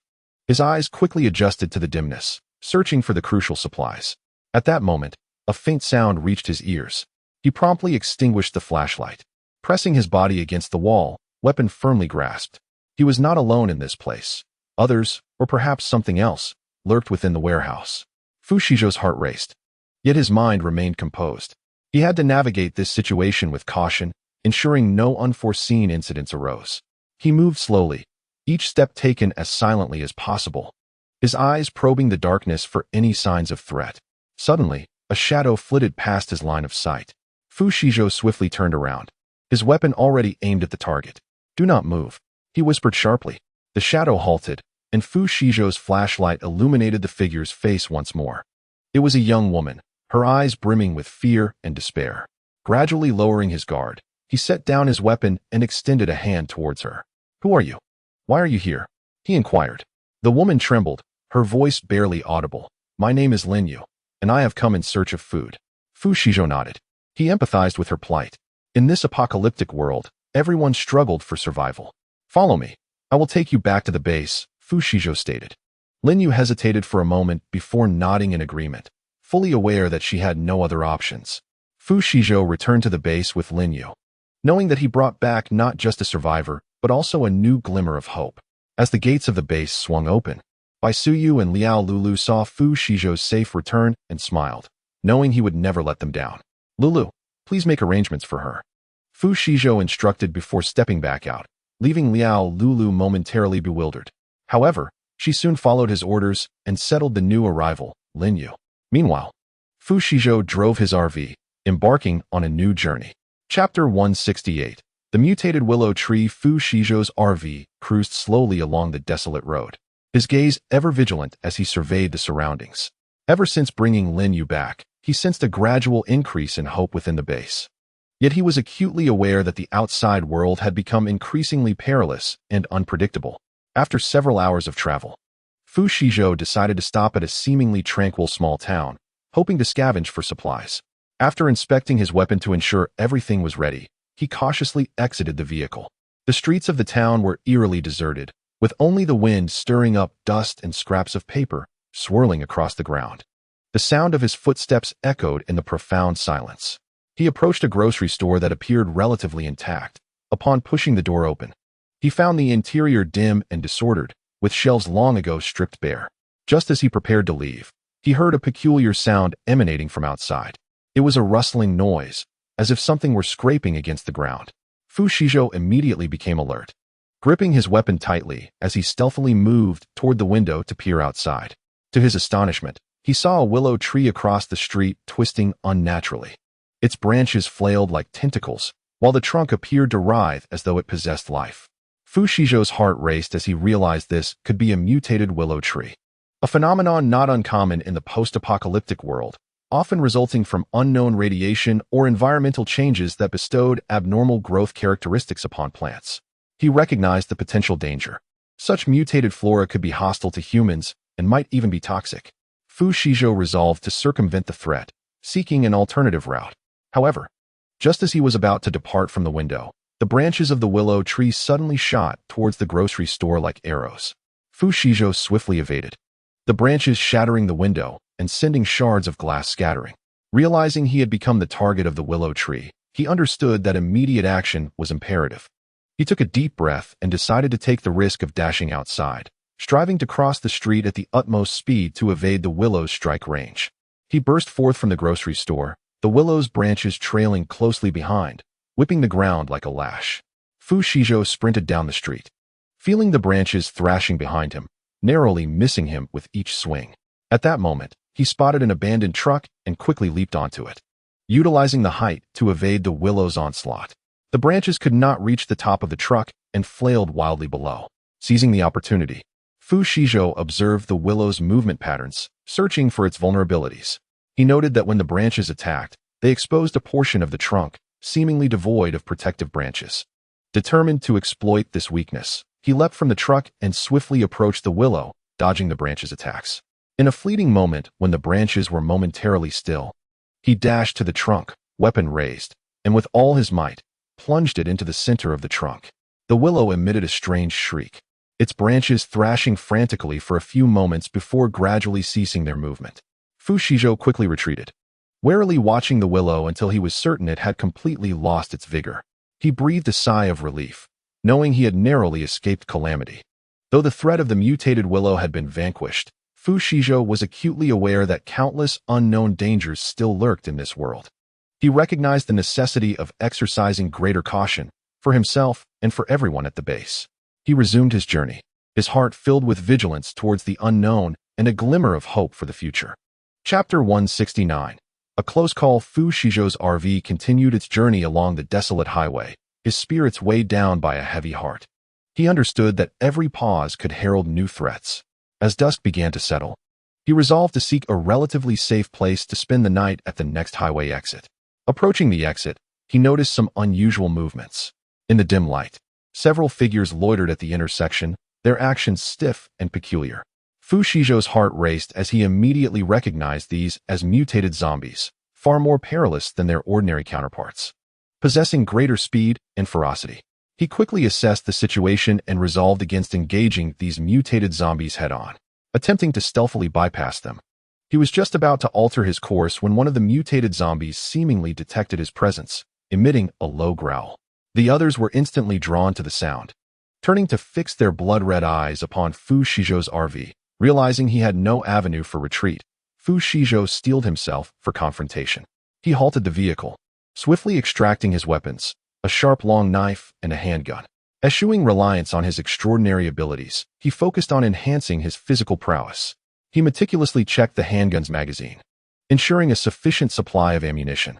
He understood that bullets were most effective against the heads of zombies, yet he was acutely aware that each round was a precious resource. As the mutated zombies surged towards him, their speed far exceeding that of ordinary zombies, Fu Shizhou took a deep breath, his eyes gleaming with resolute determination. He opened the car door, ready to confront the impending threat. The first mutated zombie lunged at him, and he deftly sidestepped while wielding his long knife. Striking at the creature's neck, the zombie's head was severed, its body collapsing to the ground. However, the second and third mutated zombies soon followed suit. Fu Shizhou promptly dispatched the second zombie with his handgun before turning to face the third. His movements were swift and decisive, each strike of his blade striking true. Yet, the number of mutated zombies appeared to exceed his expectations, continuously emerging from the shadows. Fu Shizhou realized he needed to secure a more advantageous position for battle. He retreated beside the RV, using the vehicle as a shield. The RV's height afforded him a better vantage point, while simultaneously restricting the zombies' approach angles. The combat intensified, necessitating precision with every swing of his knife and shot fired. His body grew weary from the strenuous engagement, yet his resolve only strengthened. He knew he could not falter here. The people at the base were awaiting his return. Finally, after a protracted struggle, the last mutated zombie fell beneath his blade. Breathing heavily, his body smeared with the blood of the undead, he remained standing. After surveying the surroundings to confirm the absence of further threats, he allowed himself to relax. He cleaned his weapons and returned to the RV, acutely aware that he needed a restful night, for the morrow's journey promised to be even more perilous. Within the RV, Fu Shizhou swiftly employed his healing abilities to mend his wounds before lying down to rest. His heart brimmed with uncertainty about the future. Yet he understood that as long as he drew breath, he would continue to fight for survival. In this apocalyptic world, each life-and-death confrontation served as a testament to existence. And Fu Shizhou was prepared to embrace the next challenge. Chapter 170. The regeneration incident. As night deepened, Fu Shizhou's RV appeared particularly solitary amidst the desolate expanse. Though his body was weary, his vigilance remained undiminished. He knew that, in this world, the dangers of night often proved more lethal than those of day. Lying on the bed of the RV, he closed his eyes to rest, yet his ears remained attuned to any subtle disturbances in the outside world. Just as he was on the brink of slumber, he detected a faint rustling sound, discordant with the surrounding silence. He immediately opened his eyes, rolled out of bed, and grasped his long sword tightly, ready to confront any potential threat. Stealthily, he approached the vehicle window and peered through a narrow gap, where he beheld a colossal mutated serpent. Its eyes glimmering with an eerie green luminescence in the darkness, its tongue flicking in and out as if in search of prey. This serpent was extraordinarily massive, its scales as hard as iron, evidently not a creature of the ordinary kind. Fu Shizhou understood that he could not allow this aberrant serpent to come near the RV. The repercussions would be dire. Taking a deep breath, he focused his mind and summoned his lightning-based abilities. Electric light began to coalesce in his palm, blue arcs of electricity dancing at his fingertips, crackling with sound. The mutated serpent seemed to sense the looming threat, suddenly accelerating towards the RV. Without hesitation, Fu Shizhou condensed the electric energy into a bolt of lightning and directed it at the serpent's head. The lightning struck, emitting a deafening roar, and the serpent's body convulsed violently before collapsing to the ground, motionless. Fu Shizhou exhaled in relief, yet he remained vigilant. After scanning his surroundings and confirming the absence of other mutated creatures, he cautiously exited the RV to examine the serpent's corpse. Although lifeless, the body still radiated warmth, indicating that the flesh was fresh. In this apocalyptic world, food was an invaluable resource. Fu Shizhou resolved to utilize the serpent's meat for sustenance. He retrieved some tinder and dry wood from the RV and began to kindle a fire beside it. Using his longsword, he sliced the serpent's meat into chunks, skewering them with sticks and placing them over the flames. The fire flickered in the night, and the serpent's flesh sizzled, with fat dripping into the flames, releasing an enticing aroma. Fu Shizhou seasoned the meat with a homemade spice mix, and soon enough, the flesh was roasted to a golden crisp, emanating a mouth-watering fragrance. Sitting beside the fire, he cut a piece of serpent meat, blew on it to cool, and then savored it. The texture was unexpectedly delectable, firm, and juicy. Although slightly coarse, it was a rare delicacy in this desolate world. As he feasted on the serpent meat, Fu Shizhou contemplated his forthcoming journey. He recognized that this world, fraught with uncertainty and peril, demanded both physical and mental resilience to confront the challenges ahead. He decided to rest briefly by the fire before continuing his expedition. For the inhabitants of the base awaited his return, and he, Fu Shizhou, would never relinquish the hope of survival. As night deepened, he felt a sense of contentment and warmth. The serpent meat not only satiated his hunger, but also fortified his resolve to press onward. He understood that each meal could potentially be his last, hence he cherished every morsel. After finishing his meal, Fu Shizhou carefully extinguished the fire, ensuring no embers remained that could ignite a blaze. He wrapped the remaining snake meat in a clean cloth, preparing it as a provision for the coming days. Although his supplies were abundant, in this world of scarce resources, every morsel of sustenance was invaluable. He returned to the RV, meticulously checking all doors and windows to ensure no crevices existed through which mutated creatures could infiltrate. Then, he employed his healing abilities once more to accelerate the recovery of the wounds he had sustained during the day's battles.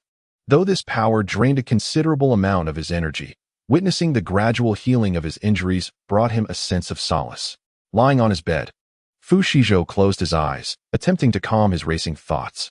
Yet, his mind incessantly replayed the skirmishes of the day and his recent encounter with the mutated snake. He understood that these experiences would only serve to fortify him, sharpening his vigilance. In a state between slumber and wakefulness, Fu Shizhou's ears caught an unusual sound from a distance. Instantly alert, he quietly rose, grasped his long knife, and stealthily approached the window.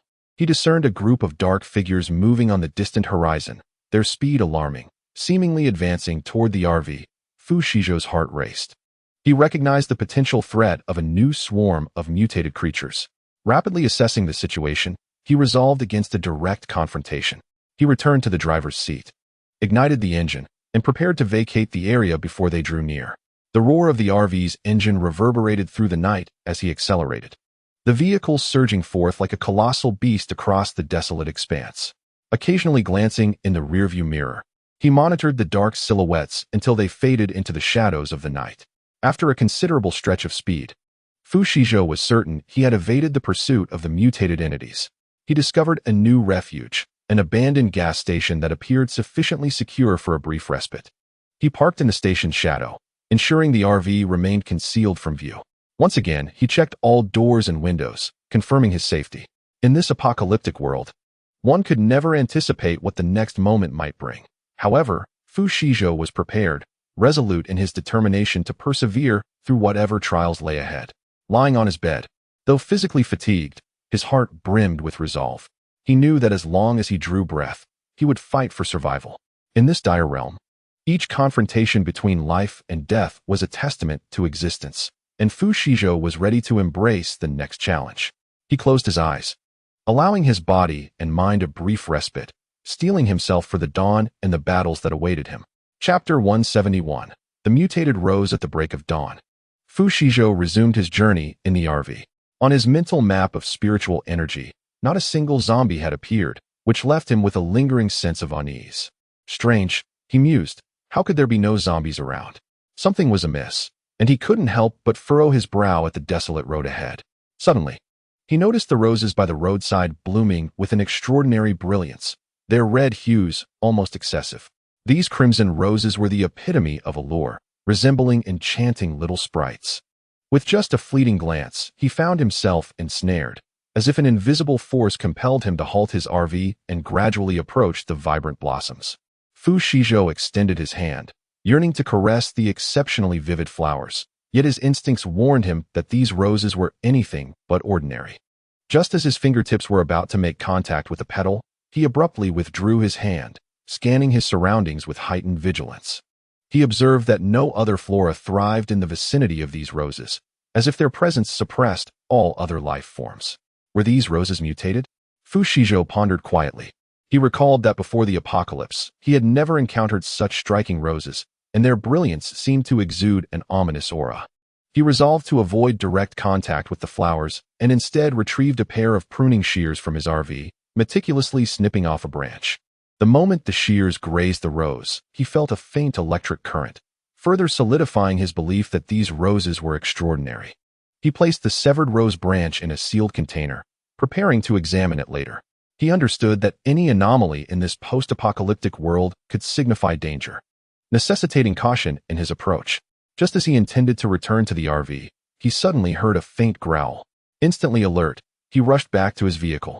Seizing his weapon, a modified rifle, he surmised that the growl likely emanated from zombies, drawn to the mutated red roses.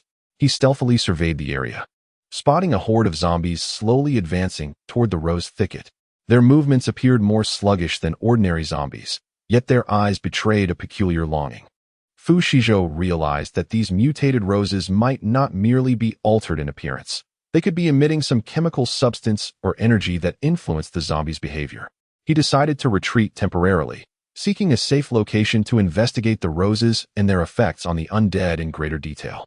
He started the RV, cautiously departing from the eerie rose patch, while mentally noting the location. He knew that these mutated red roses could represent a new variable in this apocalyptic landscape, and he must uncover their secrets, as they might be the key to combating the zombies. Just as Fu Shizhou's RV began to roll away, he felt a subtle tremor beneath him. In the rearview mirror, he saw the red roses beginning to move, their branches twisting like tendrils, swiftly reaching toward him.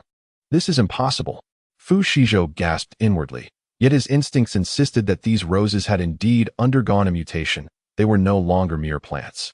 He pressed the accelerator, increasing the RV's speed, but the rose branches were not far behind, pursuing him as if they were alive. The thorns upon the branches were as sharp as blades. Entangled by them, the consequences would be dire. Fu Shizhou steadied himself, aware that he could not allow these mutated roses to catch up. Suddenly, he recalled some equipment aboard his RV, which he had previously installed to confront various dangers in the apocalypse. He swiftly adjusted the rear flamethrower of the vehicle, a device he had prepared for dealing with zombies. With a press of the ignition button, a torrent of flames erupted from the back of the RV, surging towards the pursuing rose branches. Utilizing the readily available flames allowed Fu Shizhou to conserve his fire-related abilities. The fire posed a lethal threat to these mutated roses. Under its scorching heat, they withered rapidly, their branches shriveling, unable to continue their pursuit.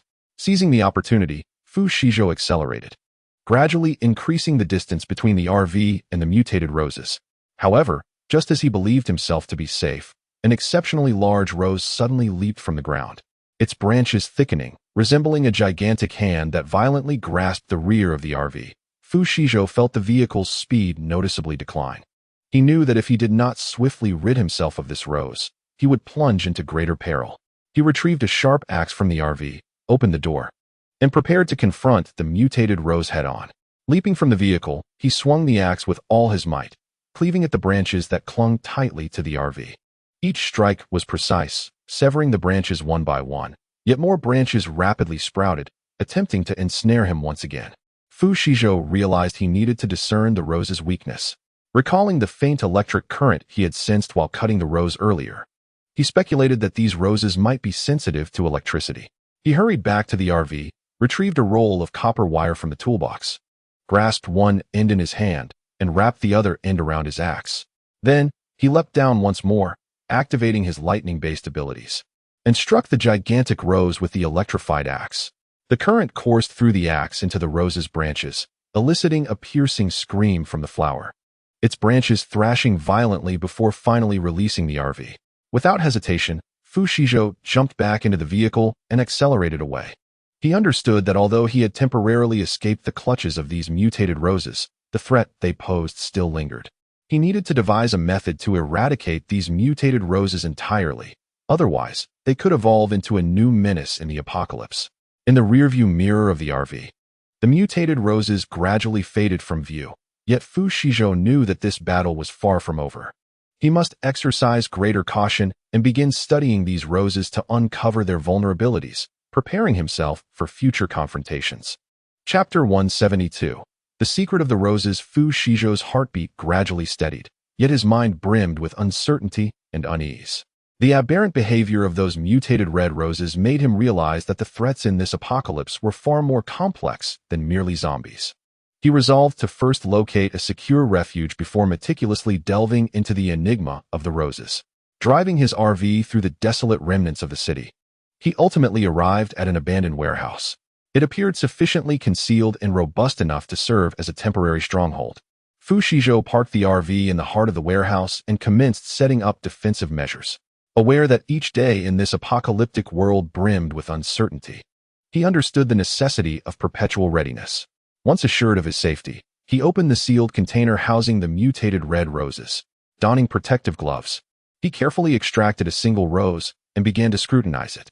He observed that the petals bore intricate patterns that shimmered with an otherworldly luminescence under the light.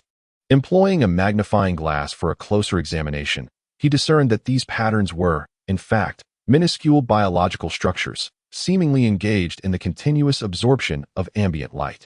A spark of realization ignited within him.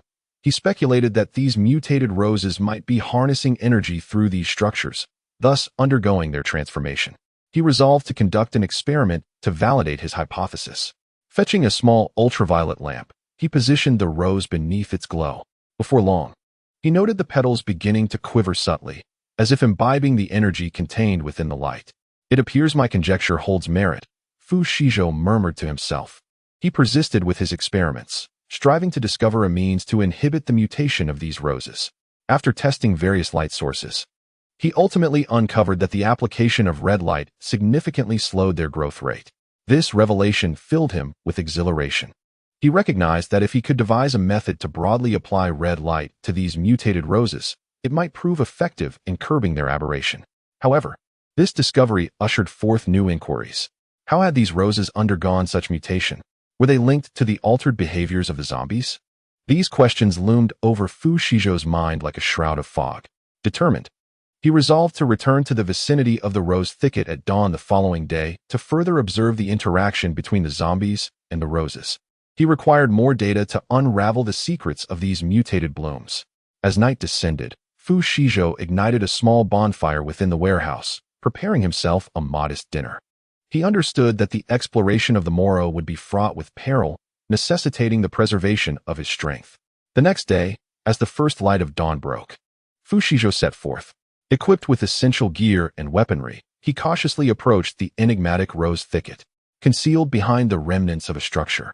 He observed the interplay between the zombies and the roses through binoculars. He discerned that the zombies seemed drawn by an invisible force, perpetually gravitating towards the rose thicket. Meanwhile, the roses appeared to emit some form of signal, guiding the undead. A sense of urgency gripped Fu Shizhou as he realized that these mutated roses might be far more than mere flora. They could possess a form of consciousness, potentially capable of manipulating the zombies. He resolved to take action, recognizing the necessity of severing the connection between the roses and the zombies. He understood that this might be the key to combating the apocalyptic threat. Taking a deep breath, Fu Shizhou acknowledged that the forthcoming battle would be more arduous than any he had previously faced. Yet, he was acutely aware that retreat was not an option. As he bore the weight of survival's hope, gripping his weapon firmly, he braced himself for the imminent challenges. Chapter 173.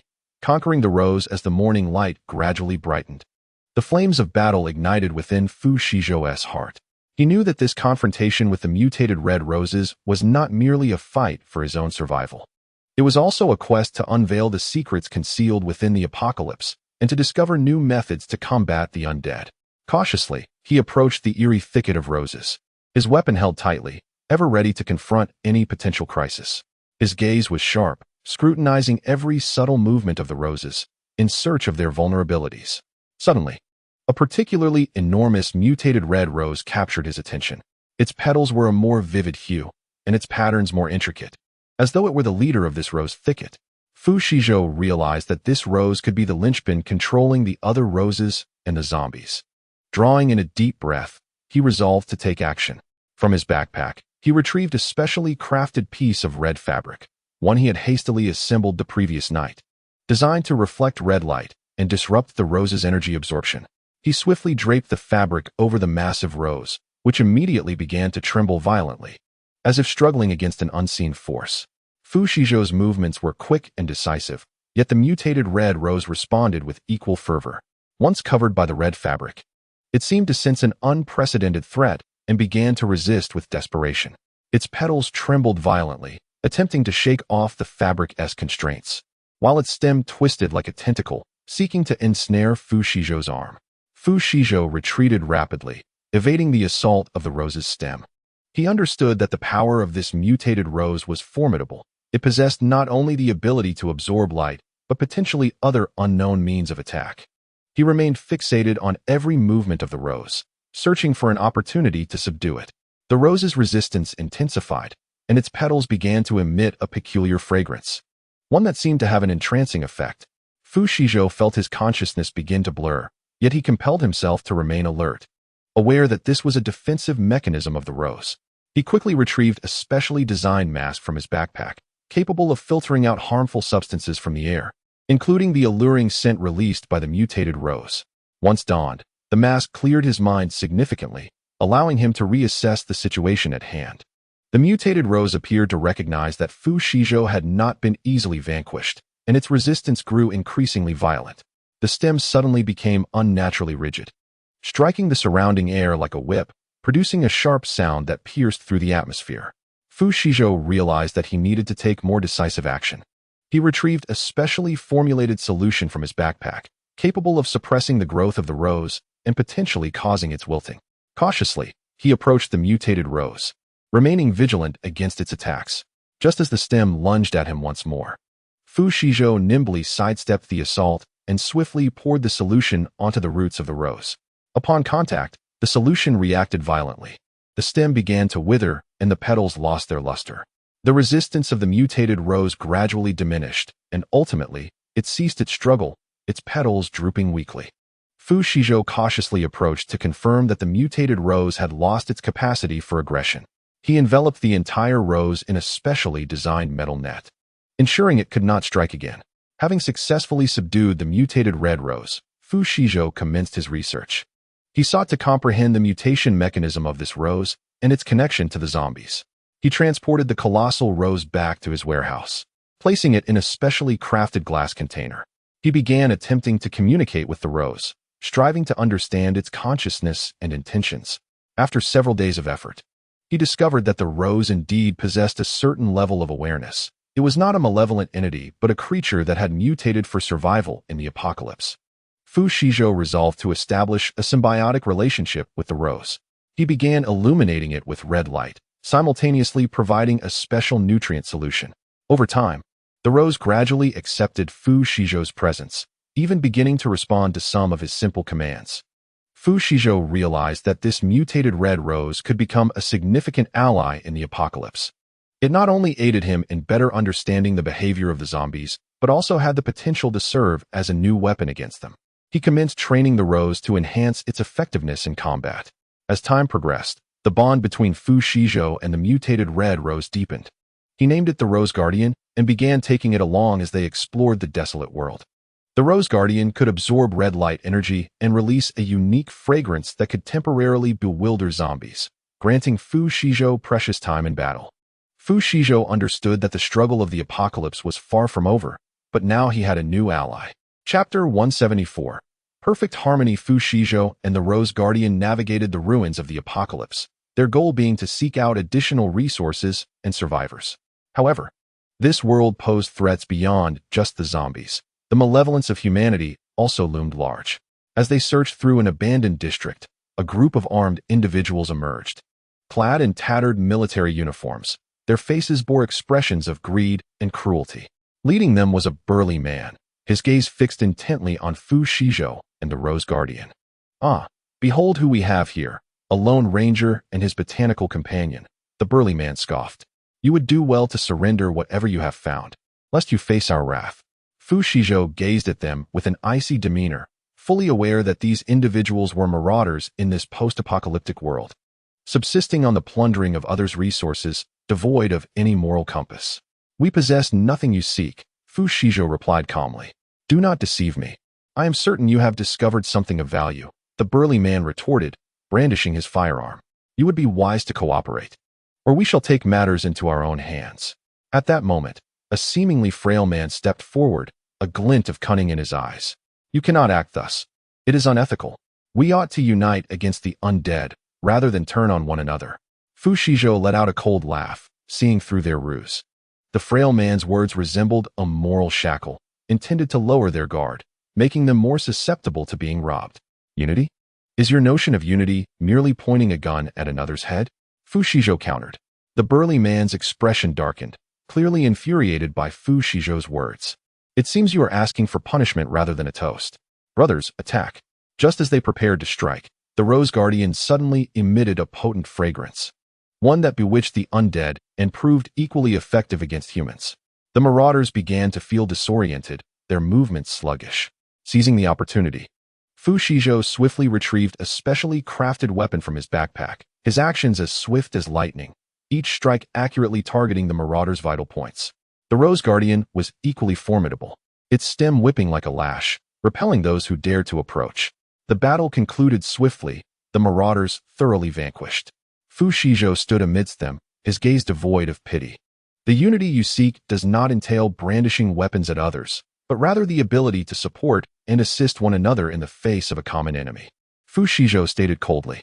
"Should you wish to survive, remember this lesson." With that, he departed the scene, accompanied by the Rose Guardian, continuing their journey. In this desolate world, Fu Shizhou not only contended with the undead, but also faced the darkness of human nature. Fu Shizhou chuckled in disbelief. These individuals truly overestimate their capabilities. He pressed onward, as the rapport between him and the Rose Guardian deepened, rendering them a unique spectacle amidst the desolation. Yet, this bleak world did not soften in response to their collaboration. One day, while scavenging for supplies among the ruins, Fu Shizhou heard distant cries for help. "Help! Is anyone there? Please, save us." The voice was saturated with despair and terror. Fu Shizhou immediately became alert, knowing that in this world, cries for help often heralded peril. He signaled the Rose Guardian to remain vigilant and stealthily advanced toward the source of the voice.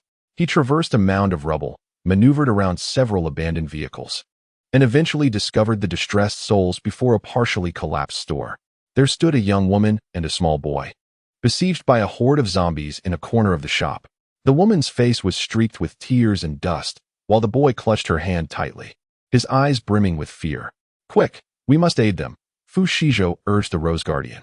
The Rose Guardian seemed to grasp his intent, its enormous petals trembling slightly, exuding a faint yet captivating fragrance. This scent bewildered the zombies, causing them to grow sluggish, with some even turning on one another. Seizing this opportunity, Fu Shizhou dashed toward the horde, wielding his weapon with precision, each strike landing squarely upon the zombies' heads. His movements were swift and resolute, every attack infused with strength and determination. The Rose Guardian, not to be outdone, transformed its stem into iron-like hardness, lashing out at the zombies like a whip, toppling them to the ground.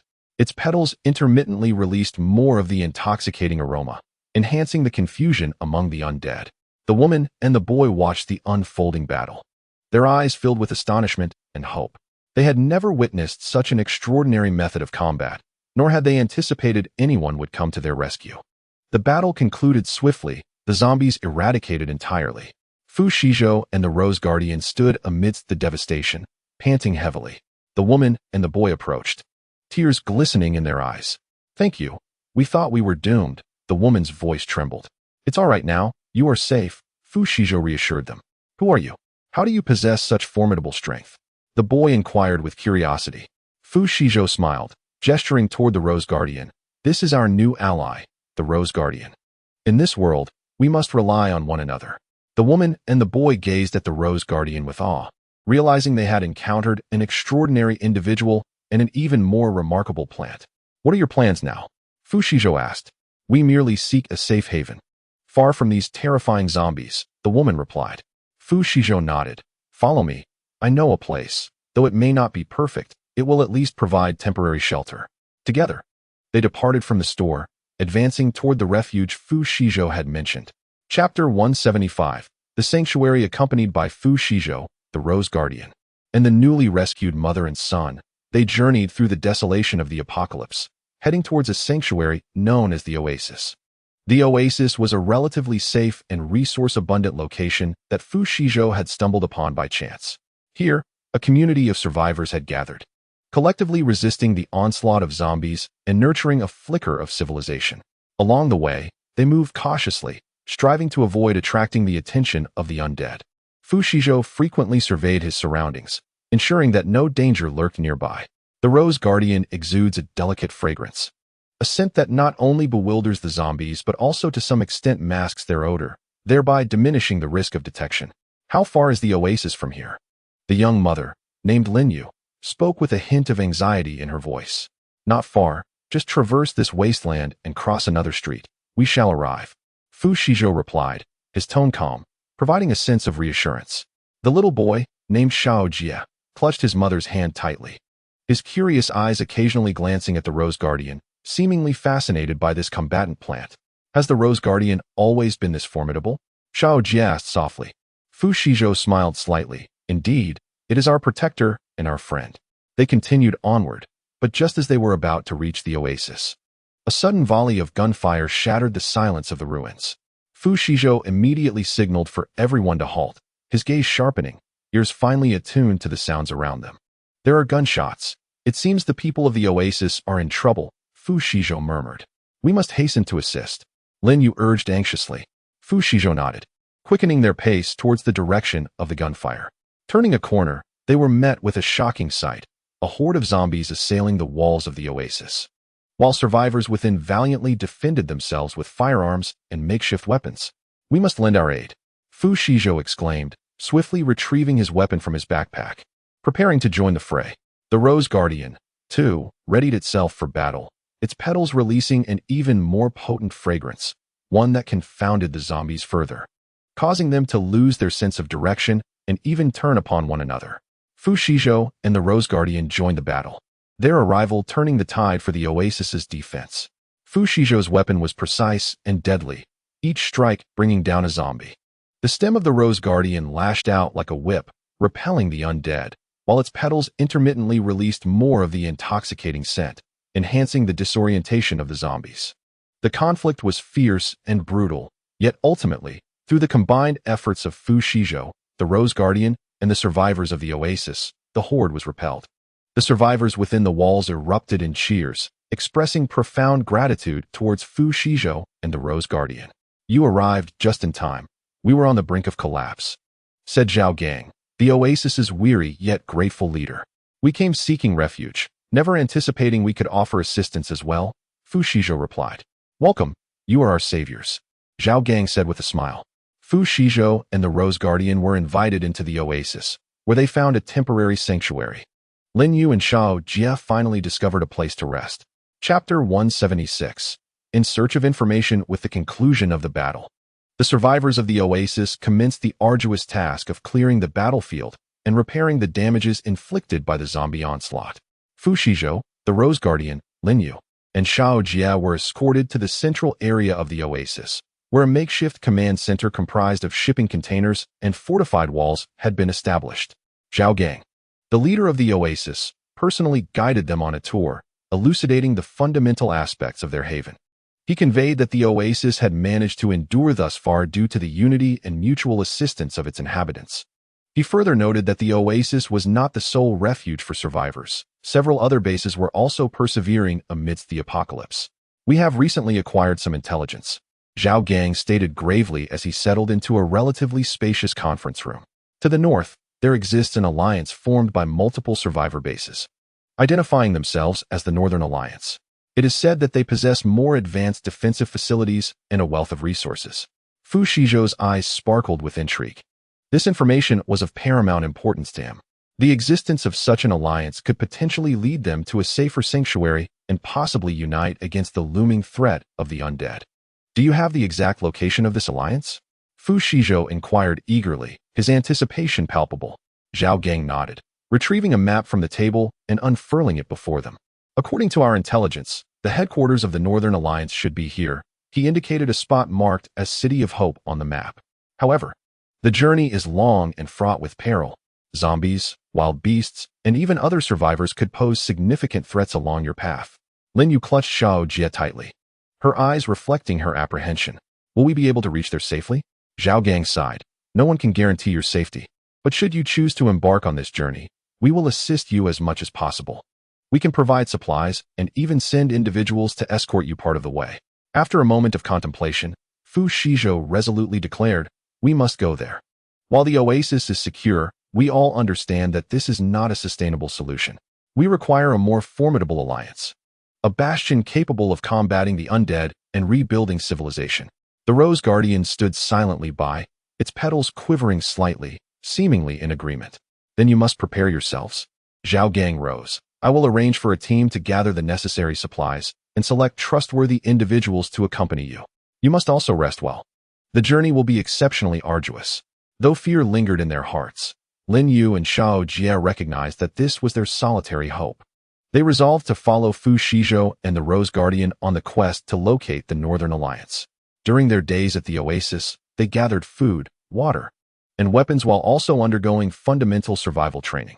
Zhao Gang dispatched a squad composed of the most elite warriors from the oasis, led by a young man named Li Wei, to escort Fu Shizhou and his companions through the treacherous terrain until they could fend for themselves. A few days later, Fu Shizhou, the Rose Guardian, Lin Yu, Xiao Jie, and the escort team from the oasis embarked on their journey towards the Northern Alliance, filled with hope for the future and trepidation about the unknown. Chapter 177. Danger approaches as the first rays of morning sunlight pierced through the clouds. Fu Shizhou and his companions set forth on their expedition to the Northern Alliance. They traversed the boundaries of the oasis, entering the desolate expanse of the unknown. Under the vigilant leadership of Li Wei, the escort team remained alert, prepared to confront any emerging peril. After several hours of travel, they arrived at a barren plain. The vegetation was sparse, the ground dry and hard, occasionally revealing weathered bones, reminders of the harshness of this world. Fu Shizhou gripped his weapon tightly, acutely aware of the myriad threats lurking in this land. Suddenly, the earth began to tremble slightly, as if something was hastily moving beneath the surface.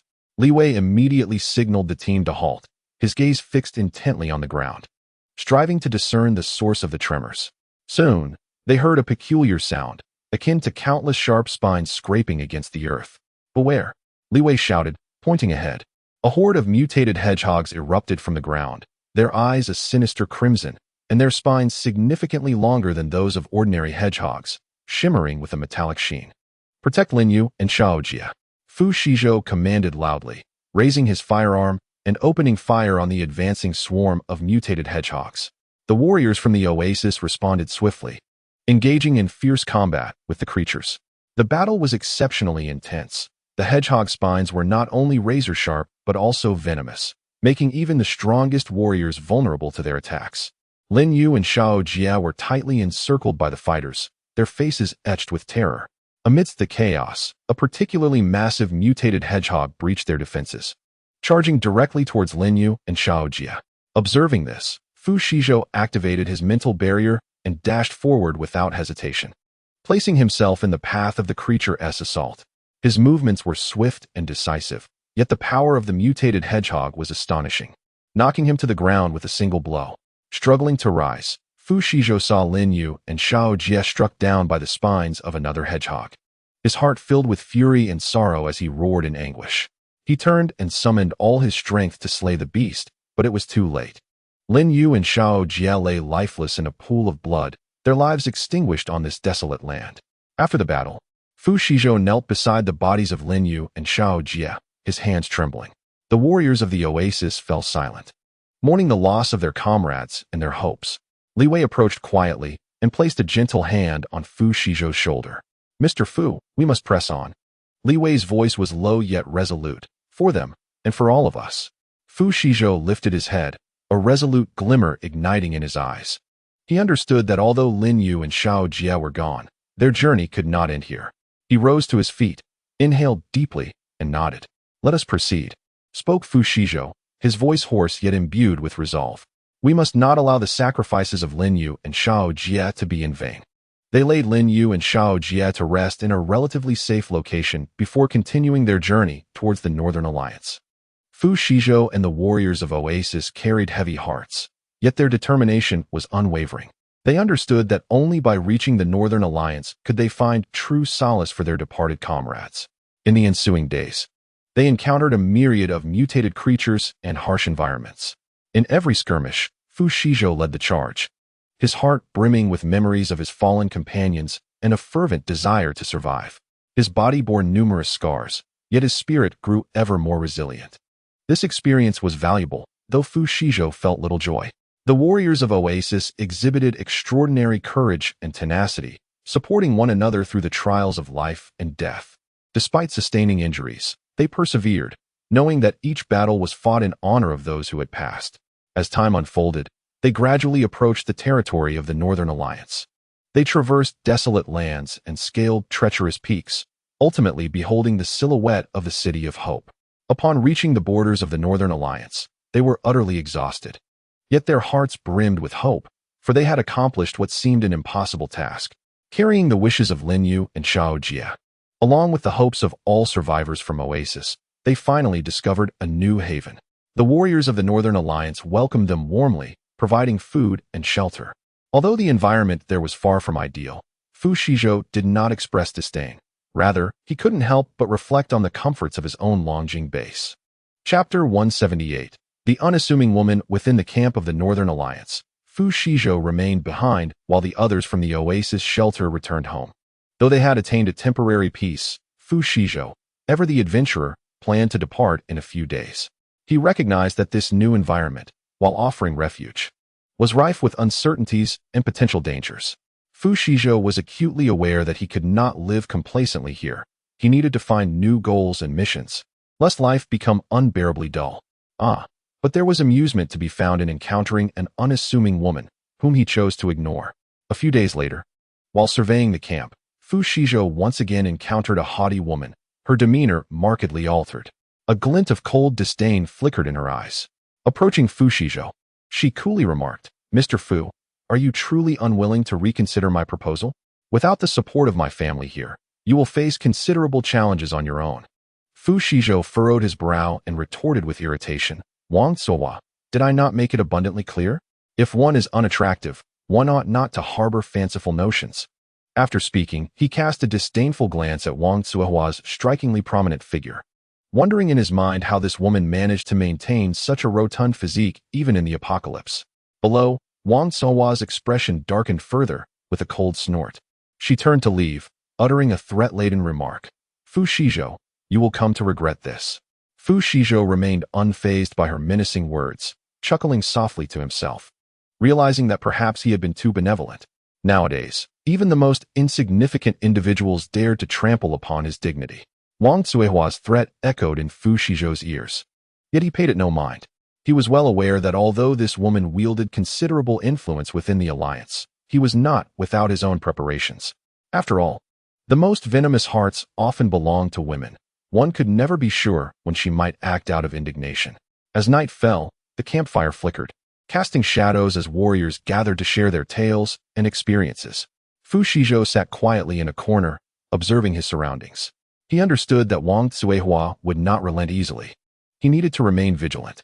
Beneath the cloak of night, figures clad in black approached Fu Shizhou's tent like phantoms, their movements practiced and swift, indicating that they were not mere common assailants.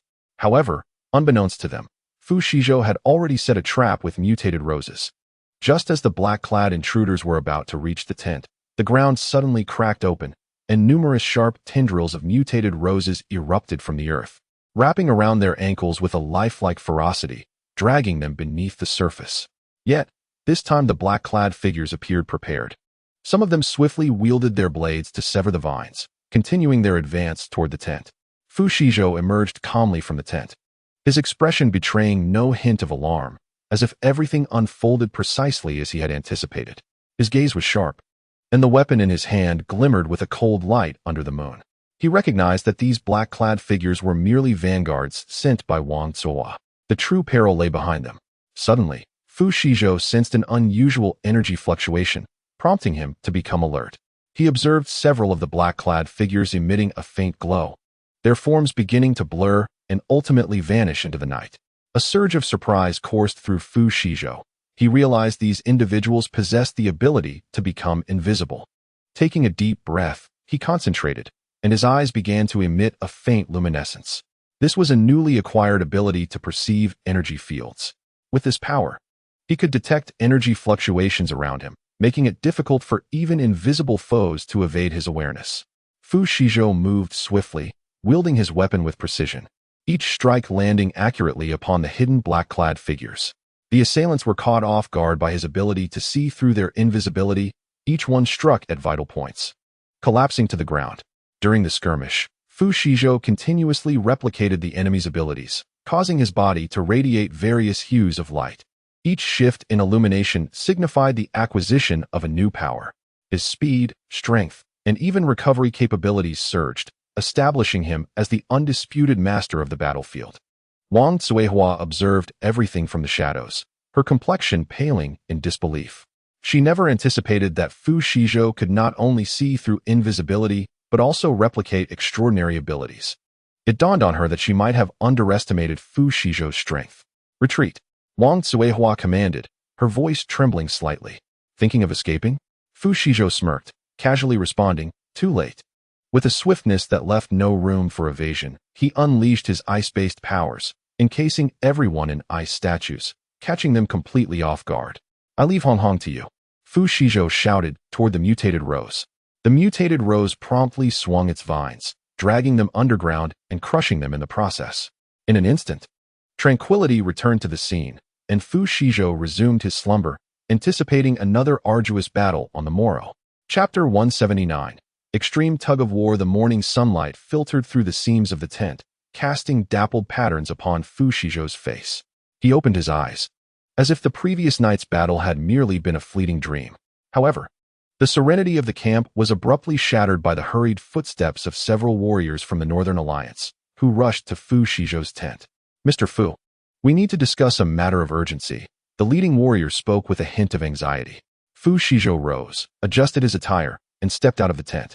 His gaze swept over the warriors, whose expressions were grave, clearly indicating that they were not there for idle chatter. Wang Zuohua and her subordinates have gone missing. The leading warrior stated bluntly. We traced their last known whereabouts to be near your tent. Fu Shizhou's brow arched slightly. He understood the gravity of the situation. Although Wang Zuohua was not well liked, she was nonetheless a member of the Northern Alliance, and her disappearance would surely create a significant stir. I did indeed face an attack last night, Fu Shizhou replied calmly, but I assure you, I did not act against them in any improper manner. Then can you explain why the last place they were seen was near your tent? Another warrior questioned skeptically. Fu Shizhou inhaled deeply, aware that any sign of panic would be interpreted as guilt.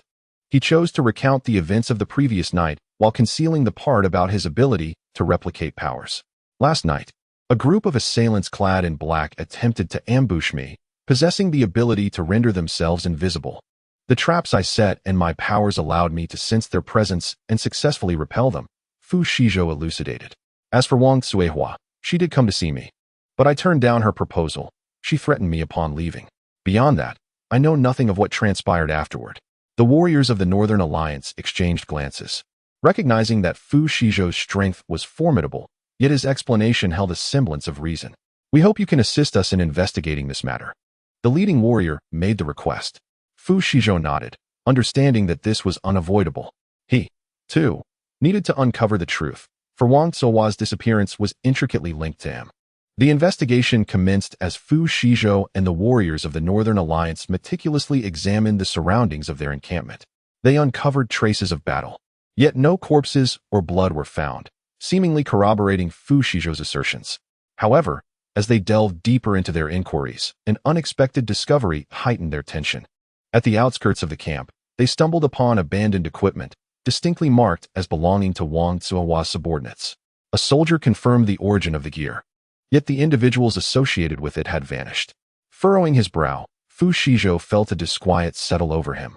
This revelation could either be a clue left by Wang Zuohua or a cunning trap. "We must exercise caution," he cautioned. "This could be a snare or a deliberate breadcrumb left for us." The Northern Alliance warriors nodded in agreement, recognizing the validity of Fu Shizhou's concerns. They resolved to bolster the camp's defenses and dispatch additional patrols. As the investigation progressed, the rapport between Fu Shizhou and the Northern Alliance warriors began to evolve. Trust in Fu Shizhou grew, and he inwardly reveled in the realization that his performance had been convincing. They believed in him. Life had grown monotonous, and indulging in a bit of theatrics with them provided a welcome diversion. Chapter 180. Seizing the opportunity to escape. As Fu Shizhou and the warriors of the Northern Alliance delved deeper into their investigation, the atmosphere within the camp grew increasingly tense. Yet, just as they became engrossed in unraveling the mystery of Wang Zuohua's disappearance, an unforeseen calamity struck. A sudden eruption of screams and gunfire echoed from within the base, and chaos swiftly ensued. Fu Shizhou and the warriors hastened towards the source of the commotion, only to be met with a shocking sight.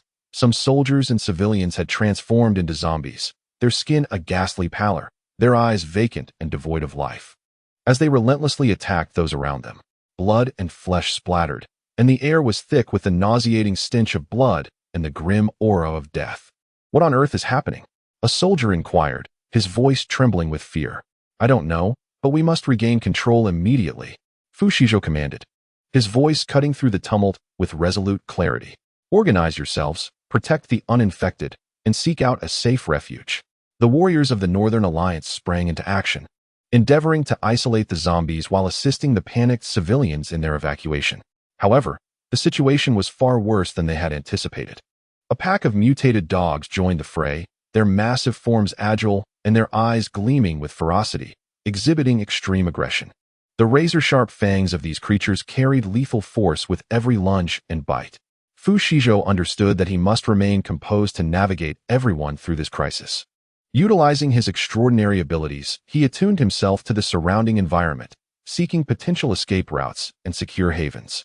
His extraordinary ability allowed him to sense the dangers lurking in the shadows and to predict the next moves of the zombies and mutated dogs. "Follow me," Fu Shizhou shouted, leading a group of warriors and civilians toward what he deemed a safe area. They traversed a chaotic battlefield, with zombies and mutated dogs launching attacks from all directions. Yet Fu Shizhou and his team consistently managed to evade or counterstrike in time. However, amidst their retreat, Fu Shizhou recognized this as an opportune moment to escape the base. A flicker of determination crossed his eyes. He understood that once he departed, he might never return. Yet, he was acutely aware that remaining in this base, ravaged by zombies and mutated dogs, left his chances of survival even more tenuous. He had no obligation to sacrifice his life for others. In the midst of the turmoil, Fu Shizhou discovered a neglected exit, swiftly weaving through the crowd and silently departing the base. He cast a final glance back, reflecting on his fleeting past, but now, he must fight for survival. Fu Shizhou took a deep breath, adjusted his gear, and vanished into the dense woods.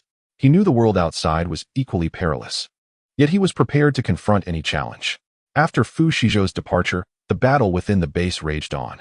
The relentless assaults from the zombies and mutated dogs seemed endless, and the warriors of the Northern Alliance struggled in despair, many of whom might never awaken from this nightmare. The base commander, a burly man weathered by time named Rex, endeavored to maintain order amid the chaos, directing the warriors to fend off the attacks.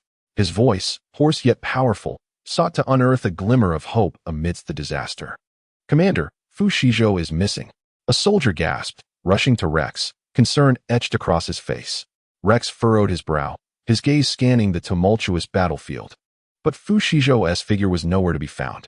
He understood Fu Shizhou's capabilities and recognized that, in such dire circumstances, his extraordinary powers were vital for the base's defense. Yet he also acknowledged that, in moments of life and death, every individual has the right to choose their own path. "When did he leave?" Rex inquired, though he already suspected the answer. "Just now," the soldier replied, his voice fading amidst the chaos. Rex sighed, aware that this was not the moment for assigning blame. "Forget it. Our priority now is to protect those who remain alive." Fu Shizhou's choice was his own, and we cannot impose our will upon him. Turning to the soldier, he commanded, "Reinforce the defenses and ensure all exits are sealed. We cannot allow more zombies and mutated dogs to infiltrate." The soldier nodded and promptly set about executing the orders. Rex continued to direct the battle, his heart heavy with the weight of responsibility. He understood that Fu Shizhou's departure was a tremendous loss for the base. However, at this moment, he had to concentrate all his efforts on safeguarding the base and the survivors. Meanwhile, Fu Shizhou had already traversed a considerable distance in the forest far from the base. His steps were light and swift, striving to produce no sound. Though a twinge of guilt lingered in his heart, he recognized that this was his sole option. His instinct for survival informed him that remaining at the base entailed greater peril. The trees in the forest were dense, allowing sunlight to filter through the leaves, casting dappled shadows upon the ground. Fu Shizhou remained vigilant, his extraordinary abilities enabling him to sense potential dangers. He was aware that this forest might conceal unknown threats. Yet he understood that it was his only sanctuary after fleeing the base. Fu Shizhou paused beneath a towering tree, leaning against its trunk, closing his eyes, and inhaling deeply the fresh air of the forest. He knew he needed to rest and devise a plan for his subsequent actions. His objectives lay beyond this point, urging him to press onward.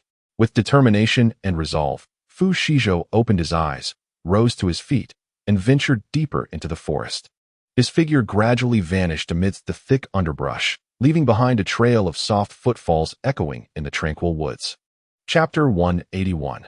Peril in the forest. Fu Shizhou's footsteps resonated in the forest, each step taken with utmost caution. He knew that this woodland was far more perilous than the confines of the base, yet at least here, he could dictate his own fate. Sunlight filtered through the treetops, dappling his face, while his shadow elongated on the ground. In this stillness, his heartbeat sounded particularly pronounced, each pulse a reminder of his continued existence. As he became lost in his thoughts, a deep, rumbling growl suddenly shattered the serenity of the forest. Fu Shizhou immediately became alert, his eyes swiftly scanning the surroundings for the source of the sound. His extraordinary abilities sent a prickling sensation across his skin, a harbinger of imminent danger. His gaze ultimately settled on a thicket not far ahead, where something stirred. He cautiously drew the short knife from his waist, preparing to confront the potential threat. Suddenly, a massive dark shape erupted from the underbrush, lunging straight at him. It was a mutated lion, its size twice that of an ordinary lion, with well-defined muscles and a wild glint in its eyes. Its fur was no longer golden but exhibited a bizarre, deep purple hue, as if tainted by some toxic substance. The claws of the mutated lion were as sharp as blades, each swipe tearing through the air with ferocious power. Fu Shizhou swiftly sidestepped to evade the attack. But the lion's speed was astonishing, and he sustained a scratch on his arm. A sharp pain surged through him as blood quickly stained his sleeve. He knew he could not retreat. He must retaliate immediately. He harnessed his extraordinary abilities to perceive the movements of the mutated lion, anticipating its next assault. His body glided through the forest with agility, evading the lion's ferocious attacks. Each evasion was a delicate dance between life and death, and every counterstrike was a testament to his unyielding desire for survival. As the battle raged on for several minutes, Fu Shizhou's stamina began to wane. Yet his resolve grew ever more steadfast. He understood that as long as he drew breath, surrender was not an option.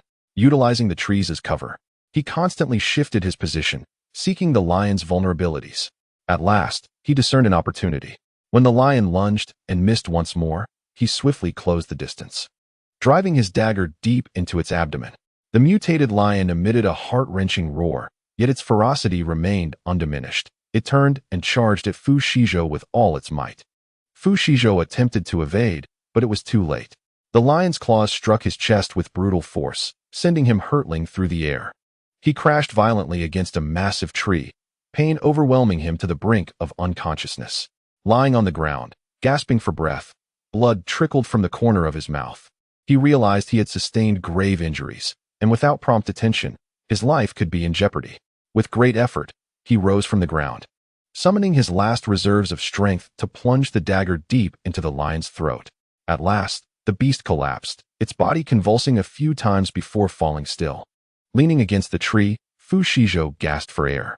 His body throbbed with pain, yet an indescribable sense of satisfaction swelled within him. He had triumphed over the mutated lion, a victory echoing his primal instinct for survival. He understood this was merely the beginning. The forest likely harbored further dangers awaiting him. Yet he also recognized that as long as he drew breath, he would continue to fight. After all, having ventured out into the world, he must hone his prowess. However, in his current state of injury, even invoking his healing abilities proved to be a challenge. Resting against the rough bark of a tree, his breath came in heavy. Labored gasps. The wounds on his chest and arms were deep enough to expose bone, blood seeping continuously and staining the earth around him. He closed his eyes, focusing intently to summon his inner powers to mend his wounds. His abilities not only allowed him to sense danger, but also encompassed a measure of healing, albeit at a significant cost, especially in his weakened condition. Taking a deep breath, he forced himself to calm. The surrounding forest seemed to sense his tension. Enveloped in an eerie silence, he felt a warm energy surge within him, gradually flowing towards his wounds. The pain began to subside, the muscle and skin at the site of his injuries slowly knitting together. It was a painstakingly slow process, fraught with agony, but he did not yield, for he knew this was his only hope for survival. As time passed, Fu Shizhou's wounds gradually healed. Although he still felt weak, he managed to stand with great effort. With a sweeping motion of his hand, he summoned a steaming chicken leg and a bottle of soda from his spatial storage to replenish his strength. He understood that rest was imperative, yet the dangers lurking in the forest were omnipresent, compelling him to refrain from lingering too long. Chapter 182. The mutant wolf. Fu Shizhou struggled to rise. His strength had somewhat returned, yet he remained feeble. He recognized that every moment spent in the forest could herald a new crisis. He needed to depart swiftly, seeking a safe haven to rest and recuperate. Cautiously, he sheathed his short knife, wiping the blood from its blade with his sleeve. His gaze roamed the surroundings once more, vigilant for any potential threats. The light in the forest began to dim, the sunset casting a haunting glow through the treetops, infusing the shadowy woods with an air of mystery and unease. Fu Shizhou inhaled deeply, bracing himself to leave. However, just as he turned, his footsteps came to an abrupt halt. His abilities surged with a warning, an intensified sense of imminent danger flooding his mind. He swiftly crouched, concealing himself in the shadow of a large tree, holding his breath and straining to listen to the sounds around him. Suddenly, a rustling noise erupted in the forest, as if something was moving swiftly. Fu Shizhou's heart raced. He knew this was no ordinary beast, but rather a more cunning and perilous creature. His eyes fixated on the source of the sound, his grip on the short knife tightening, prepared to confront an unexpected assault. The rustling drew ever closer, and Fu Shizhou's nerves were stretched to their limit. In an instant, a dark figure burst forth from the underbrush with such speed that he barely had time to react. Instinctively, he rolled aside, narrowly evading the attack. Once he steadied himself, he beheld his assailant, a massive mutant wolf, its size twice that of an ordinary wolf, eyes gleaming with a sinister green glow, sharp fangs glistening, saliva dripping from its maw. The mutant wolf, thwarted in its attack, let out an enraged roar and lunged at Fu Shizhou once more. Fu Shizhou quickly retreated, wielding his short knife in an attempt to block the creature's onslaught. However, the wolf's speed and strength far exceeded his expectations. His knife merely grazed its fur, inflicting no substantial damage. Realizing he could no longer rely solely on his knife to combat this formidable foe, Fu Shizhou resolved to harness his powers to discern the mutant wolf's weaknesses. He began to maneuver swiftly through the forest, using trees for cover while keenly observing the wolf's movements, searching for an opening. The mutant wolf seemed to sense Fu Shizhou's intentions, becoming increasingly cautious and refraining from revealing its vulnerabilities. The battle devolved into a stalemate. Fu Shizhou's stamina waned rapidly, while the mutant wolf appeared tireless, launching relentless assaults. At that moment, Fu Shizhou noticed that the wolf's hind leg seemed somewhat unnatural. A flicker of resolve ignited within him, prompting a daring decision. He deliberately exposed a vulnerability, enticing the mutated wolf to strike. As anticipated, the beast lunged at Fu Shizhou. However, at that critical moment, Fu Shizhou deftly sidestepped while brandishing his blade towards the wolf's hind leg. The short dagger met its target with a resounding thud, eliciting a pained howl from the creature as it faltered in its movements. Seizing the opportunity, Fu Shizhou swung his weapon once more, this time plunging it deep into the wolf's throat. The beast collapsed, and Fu Shizhou, nearly depleted of all his strength, leaned against a tree, gasping for breath. His wounds reopened, blood seeping forth.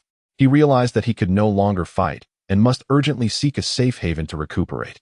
With great effort, he rose from the ground, summoning his last reserves of strength to search the forest for a place to hide.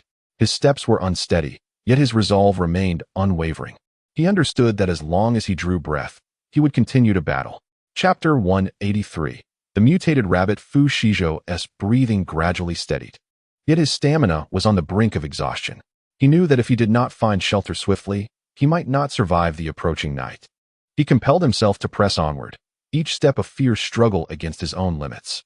As night descended, the forest grew increasingly eerie. Moonlight filtered through the treetops, casting dappled shadows upon the ground, lending an air of mystery to the darkened woods.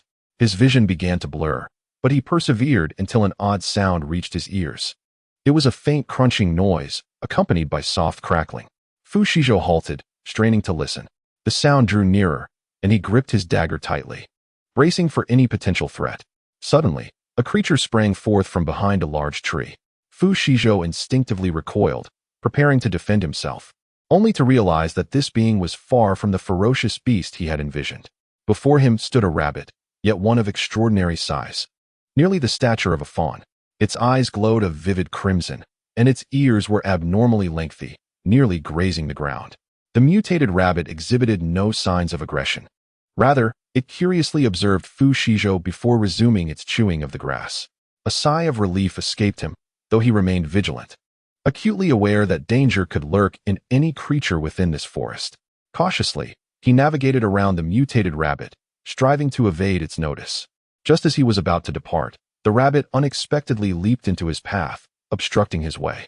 Its gaze fixed intently upon Fu Shizhou, as if conveying a message. Confused, he was uncertain of the rabbit's intentions. He attempted to communicate, speaking softly. "I mean no harm. I am merely passing through. Will you allow me to pass?" The mutated rabbit seemed to comprehend his words, nodding slightly before hopping aside. Fu Shizhou was astonished by the creature's intelligence and cautiously continued on his path. However, he soon realized that the mutated rabbit had not departed but was instead following closely behind him. Halting his steps, Fu Shizhou turned to face the rabbit. "Why are you following me?" he inquired. The rabbit merely regarded him with its vivid red eyes before leaping beside him and gently nudging his hand with its nose.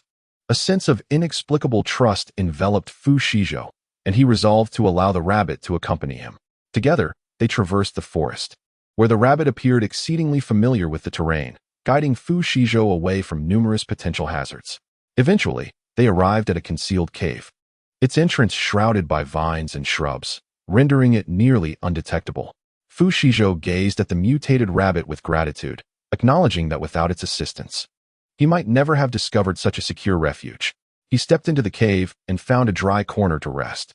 The rabbit paused at the cave's mouth, casting a glance back at Fu Shizhou before vanishing into the shadows of the forest. He knew he owed the rabbit a favor, and perhaps one day, he would have the opportunity to repay it. Lying down and closing his eyes, he felt a twinge of comfort despite the persistent pain of his wounds. He understood that, at least for this moment, he was safe. Tomorrow, he would embark on his journey once more. Chapter 184. Companionship. The following day, sunlight filtered through the crevices of the cave, casting dappled patterns upon Fu Shizhou's face. He opened his eyes, savoring the coolness of the morning. The rest he had taken the previous night had restored some of his strength. Yet the pain from his wounds served as a constant reminder of the perils lurking in this world. Fu Shizhou carefully rose from his dry corner and inspected his gear. His supplies of food and water were dwindling, but fortunately, there remained an abundance of provisions within the cave. After adjusting his clothing, he departed. As he exited the cave, he discovered that the mutated rabbit had not abandoned him. It was patiently awaiting him at the entrance. Fu Shizhou nodded in appreciation before commencing his new day's journey. They traversed the forest, with the rabbit leading the way, deftly avoiding areas that might conceal danger. Sunlight filtered through the treetops, casting a lively mosaic upon the ground, breathing vitality into the woodland. However, just as they were about to exit the forest, Fu Shizhou heard an unsettling sound. It was a low moan, accompanied by the crackling of breaking branches. He immediately halted, gripping his knife tightly, and surveyed his surroundings with heightened vigilance. The sound drew nearer, quickening his heartbeat. He realized that he might be confronting the very scenario he dreaded most, a zombie. The thought of such a creature, with its grotesque grin, was utterly repugnant. He whispered to the mutated rabbit, "We must exercise caution. Danger may be lurking." The mutated rabbit seemed to sense the tension. Its ears perked up, and its body taut. Suddenly, a figure burst forth from the thicket. A zombie, its skin pallid, eyes hollow and devoid of life, with dried blood caked at the corners of its mouth. It emitted a low, guttural growl as it lunged at Fu Shizhou. Instinctively, Fu Shizhou recoiled, brandishing his short knife, aiming for the creature's head. The mutated rabbit also leapt aside, striking the zombie's leg with its unusually long ears in an attempt to disrupt its balance. The sounds of their struggle swiftly attracted a horde of zombies. Good grief, is this never-ending? Fu Shizhou furrowed his brow, bracing himself for battle. A swarm of zombies surged toward them, eager as if they had caught sight of a delicacy. The clash was rapid and intense. With his survival skills and the assistance of the mutated rabbit, Fu Shizhou ultimately succeeded in taking down the zombie. Breathing heavily, he inspected himself and the rabbit. Relieved to find they were both unscathed, he had refrained from using his abilities to hone his physical prowess. Relying solely on powers was insufficient. Stamina and perseverance were equally essential. Fu Shizhou understood this was merely the beginning. The world beyond the forest might be teeming with even more zombies. He needed to tread carefully while seeking further opportunities for survival. He and the mutated rabbit continued onward, their steps more cautious. With ears attuned to the slightest sounds around them, Fu Shizhou realized that his journey for survival had only just commenced, and the challenges of this world were far more arduous than he had anticipated. Yet, he was aware that as long as he remained vigilant and faced adversity with courage, a glimmer of hope would always exist. He couldn't help but wonder how his parents were faring. Suddenly, he recalled his family back at the base. Meanwhile, his loved ones were likely enjoying a hearty meal at the base, while he bore the brunt of the struggle. Such reflections were a tale for another time. Chapter 185. Arrival of the military. On the third day, Fu Shizhou and the mutated rabbit continued their journey in the morning light. After a night of rest, Fu Shizhou felt invigorated, yet his worries persisted unabated. He understood that this world was no longer the familiar realm he once knew. Every decision could be a matter of life or death. They traversed the forest and emerged into an open expanse. The unfiltered sunlight, devoid of trees for cover, made them more susceptible to detection. Fu Shizhou scanned the surroundings vigilantly, ensuring there were no zombies or other perilous creatures in sight. The mutated rabbit seemed to share this sense of unease, its ears swiveling to catch even the faintest sound. "We need to find a place to rest and replenish our water supply," Fu Shizhou said to the rabbit, aware that it might not comprehend his words. Yet he instinctively conversed with it. They discovered a small stream, its crystal-clear waters shimmering under the sun. Fu Shizhou cautiously examined the water source, ensuring it was untainted before daring to drink. The mutated rabbit leapt to the edge of the stream, eagerly gulping down water. Just as they prepared to depart, Fu Shizhou heard the distant sound of an engine. Instantly alert, he pulled the mutated rabbit behind a large rock for cover. Shortly thereafter, a dilapidated jeep came into view, occupied by several individuals clad in tattered military uniforms. They appeared weary, yet their eyes emanated a resolute determination. Fu Shizhou hesitated, uncertain whether these individuals were allies or adversaries. He resolved to observe their intentions first. The jeep halted by the stream, and the occupants began to collect water while vigilantly scanning their surroundings. At that moment, Fu Shizhou noticed an emblem on their arms, one he recognized and revered, the insignia of the military. To his surprise, he had encountered military personnel in this desolate place. A wave of inexplicable exhilaration surged within him, realizing he might have found genuine allies. He emerged from behind the rock, raising his hands to signal his lack of hostility. "I am Fu Shizhou, a civilian, and I mean no harm," he called out, hoping they would hear and comprehend his intentions. Initially, the individuals in the jeep appeared tense, but as they discerned that Fu Shizhou bore no weapon and recognized the same insignia on his arm, their demeanor visibly relaxed. One man jumped down from the vehicle and approached Fu Shizhou. "We are the patrol unit of the 3rd Military District, engaged in a search and rescue mission. How did you come to be here? He inquired, his voice tinged with fatigue, yet imbued with steadfastness and a sense of duty. Fu Shizhou briefly recounted his circumstances, detailing his experiences in the forest and the companionship of the mutated rabbit. After listening, the patrol members exchanged glances and nodded. It seems you are quite fortunate to have survived in such an environment.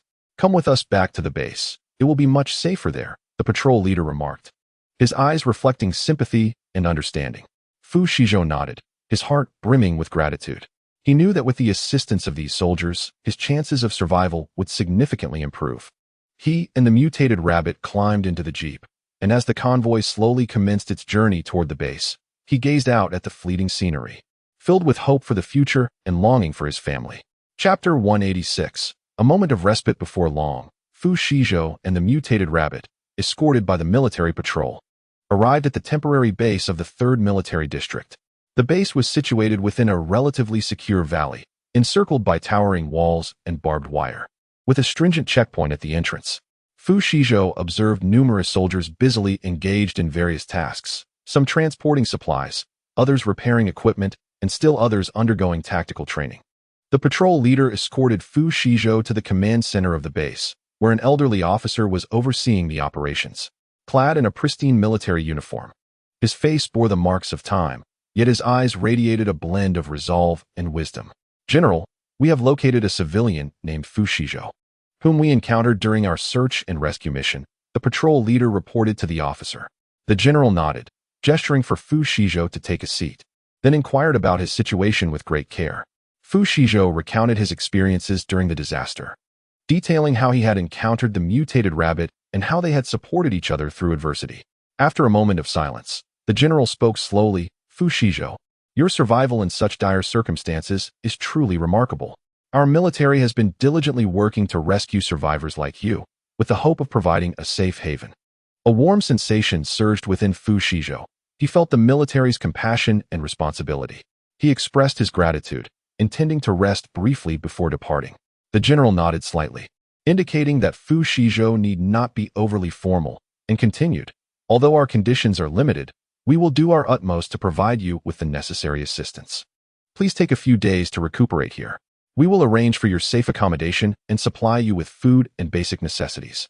Fu Shizhou nodded appreciatively, filled with respect for the general. He followed a soldier to the temporary quarters prepared for him. Though modest, it was clean and tidy, allowing him to rest comfortably. In the days that followed, Fu Shizhou gradually acclimated to life at the base. He observed many survivors like himself, who supported one another in facing challenges. Fu Shizhou actively participated in the base's daily activities, helping to transport supplies, and during his leisure time, he shared his stories of the mutated rabbit with the soldiers, earning their affection and respect. Meanwhile, the mutated rabbit received proper care. The base's veterinarian conducted a thorough examination, confirming it had not sustained serious injuries.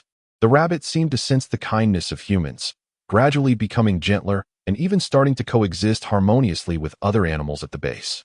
After a few days, feeling sufficiently recovered, Fu Shizhou expressed his desire to leave to the general. He was not one to remain idle. He yearned to venture forth. The general understood Fu Shizhou's aspirations and smiled, saying, Fu Shizhou, you are a brave and responsible individual. I believe you will fare well on your own. We will provide you with essential supplies and equipment to ensure your safety during your journey. Instead of accepting the provisions offered by the general, Fu Shizhou waved his hand generously, contributing a substantial amount of supplies to the military base. The personnel at the base were left speechless, realizing that Fu Shizhou was, in fact, the true benefactor. In an instant, everyone regarded Fu Shizhou as a monstrous entity, akin to how a demon might perceive the monk Tang Sung. Their eyes keen and hungry, unable to suppress their salivation, yet none dared to provoke him. Fu Shizhou smiled with satisfaction as he bid farewell to the general and the others at the base, embarking on a new journey with the mutated rabbit. Chapter 187. The mutated rabbit goes offline after departing from the military base. Fu Shizhou and the mutated rabbit continued along a winding path, intending to head northward. Throughout their journey, Fu Shizhou felt a sense of elation, rejuvenated by the base's respite, and his rapport with the mutated rabbit deepened significantly. However, the pleasantness was short-lived. As they traversed a dense forest, an odd, low growl suddenly emanated from ahead. Fu Shizhou's senses heightened immediately. He halted, straining to listen. The mutated rabbit perked up its ears, seemingly attuned to the ominous presence. "Be cautious. Danger may lurk," Fu Shizhou whispered to the rabbit as he drew his weapon, peering warily ahead. As the sound drew nearer, they finally beheld the sight before them. A colossal zombie staggered towards them, towering over 3 meters. The zombie's body was a grotesque tapestry of bulging muscles, its skin a nauseating shade of gray-green, with dried blood clinging to the corners of its mouth. Its eyes were hollow yet fierce, as if capable of devouring souls. Fu Shizhou had never encountered such a gargantuan zombie. A wave of anxiety washed over him. Yet he understood that retreat was not an option. He swiftly assessed his surroundings, discovering a sturdy tree nearby that could serve as temporary cover. "Quick, behind the tree!" he shouted to the mutated rabbit, racing towards the trunk himself. The rabbit nimbly leaped onto the tree, observing the zombie's movements from an elevated vantage point. Fu Shizhou sheltered behind the tree, calmly scrutinizing the zombie's actions.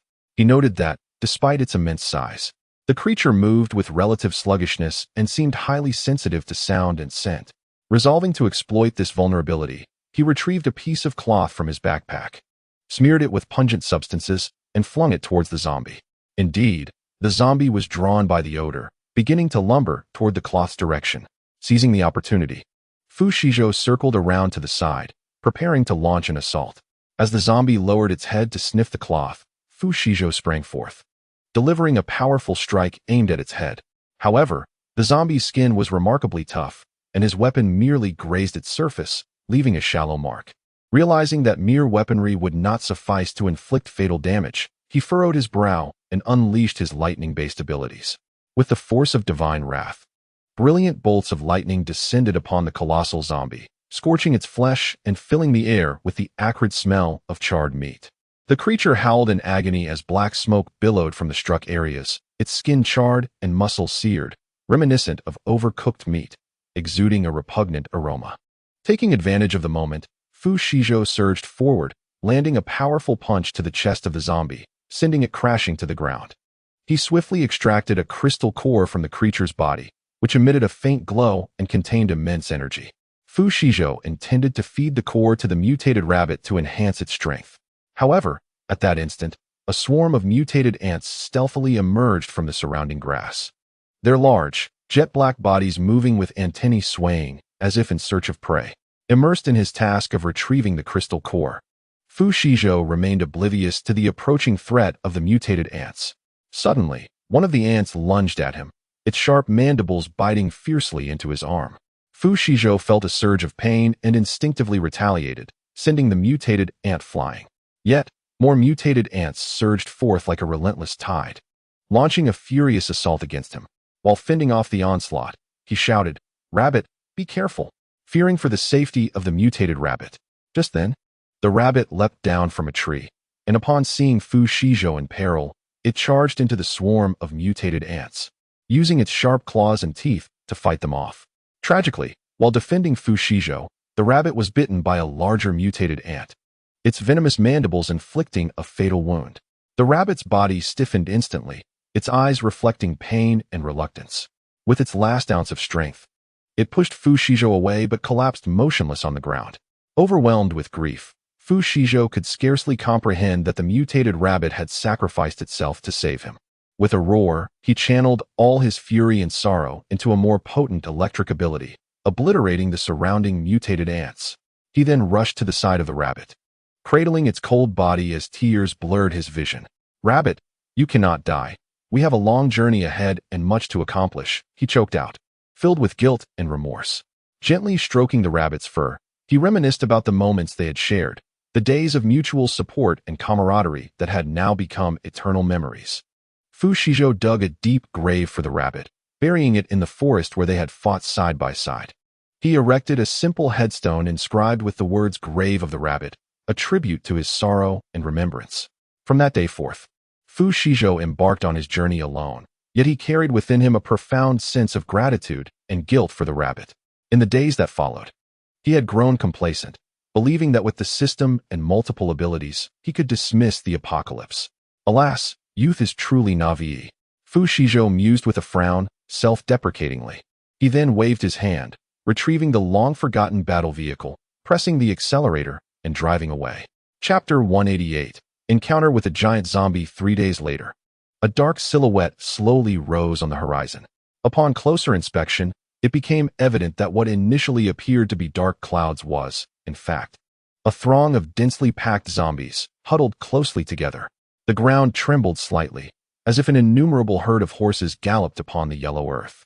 As these abominations drew nearer, it was revealed that they stood an imposing 5 meters tall, grotesquely corpulent, their weights potentially reaching several tons, each step resonating with a heavy thud. This previously unseen variety of zombie was devoid of any hair, their skin smooth as that of a newborn, untouched by decay. The emergence of hundreds of such creatures caused Fu Shijo to furrow his brow. What the hell is this never-ending? He halted his vehicle, stepping out with an authoritative wave of his hand, summoning forth the tank once more. Come on, Fu Shijo bellowed, unleashing a volley of fire. His roar reverberated across the desolate wilderness, the rumbling of the tank's engine drowning out the zombie's ponderous footsteps. He swiftly adjusted the tank's cannon, aiming at the forefront of the advancing horde. With a resounding blast, the shell sliced through the air, striking the dense cluster of zombies.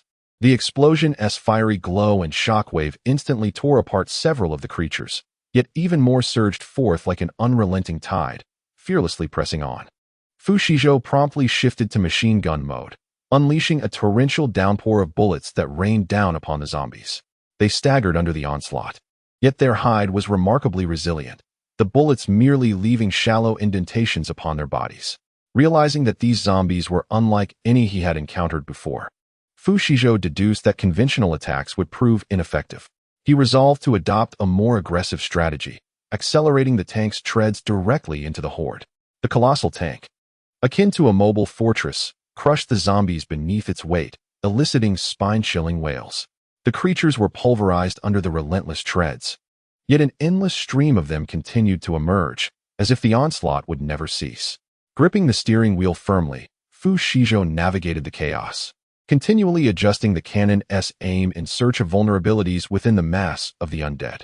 He observed that, despite their smooth skin, certain areas appeared to harbor weaknesses. Thus, he concentrated his firepower, targeting these spots with precision. With several accurate shots, a few zombies finally fell, motionless upon the ground. The battle escalated fiercely, as Fu Shijo maneuvered the tank through the throng, resembling a battleship slicing through stormy seas. He adeptly altered his tactics, alternating between cannon fire, crushing assaults, and sweeping machine gun bursts. Despite the overwhelming numbers of the zombies, Fu Shijo's relentless assault gradually subdued them, a growing pile of fallen corpses accumulating. However, the sheer quantity of zombies remained formidable, and Fu Shijo understood that this confrontation was far from over. Damn it, he exclaimed, his brows nearly knitting together in frustration. As he exited the tank, fire, lightning, ice, and psychic abilities, various supernatural powers flowed forth as if they were freely available, cascading into the fray. Standing beside the tank, Fu Shijo raised his hands high, summoning the latent powers within him. Around his body, a myriad of energy fluctuations surged, as if a miniature tempest of power was brewing. Firstly, he unleashed his fire-based abilities, thrusting his hands forward to conjure an inferno, a wall of flames that instantaneously cleaved the horde of zombies in two. The searing heat elicited piercing shrieks from the undead, their flesh blackening, while some were wholly consumed by the flames, reduced to ash. Next, Fu Shijo transitioned to his lightning abilities. Crossing his hands, blue sparks flickered at his fingertips. With a roar, a bolt of lightning struck forth from his hands, targeting a colossal zombie within the throng.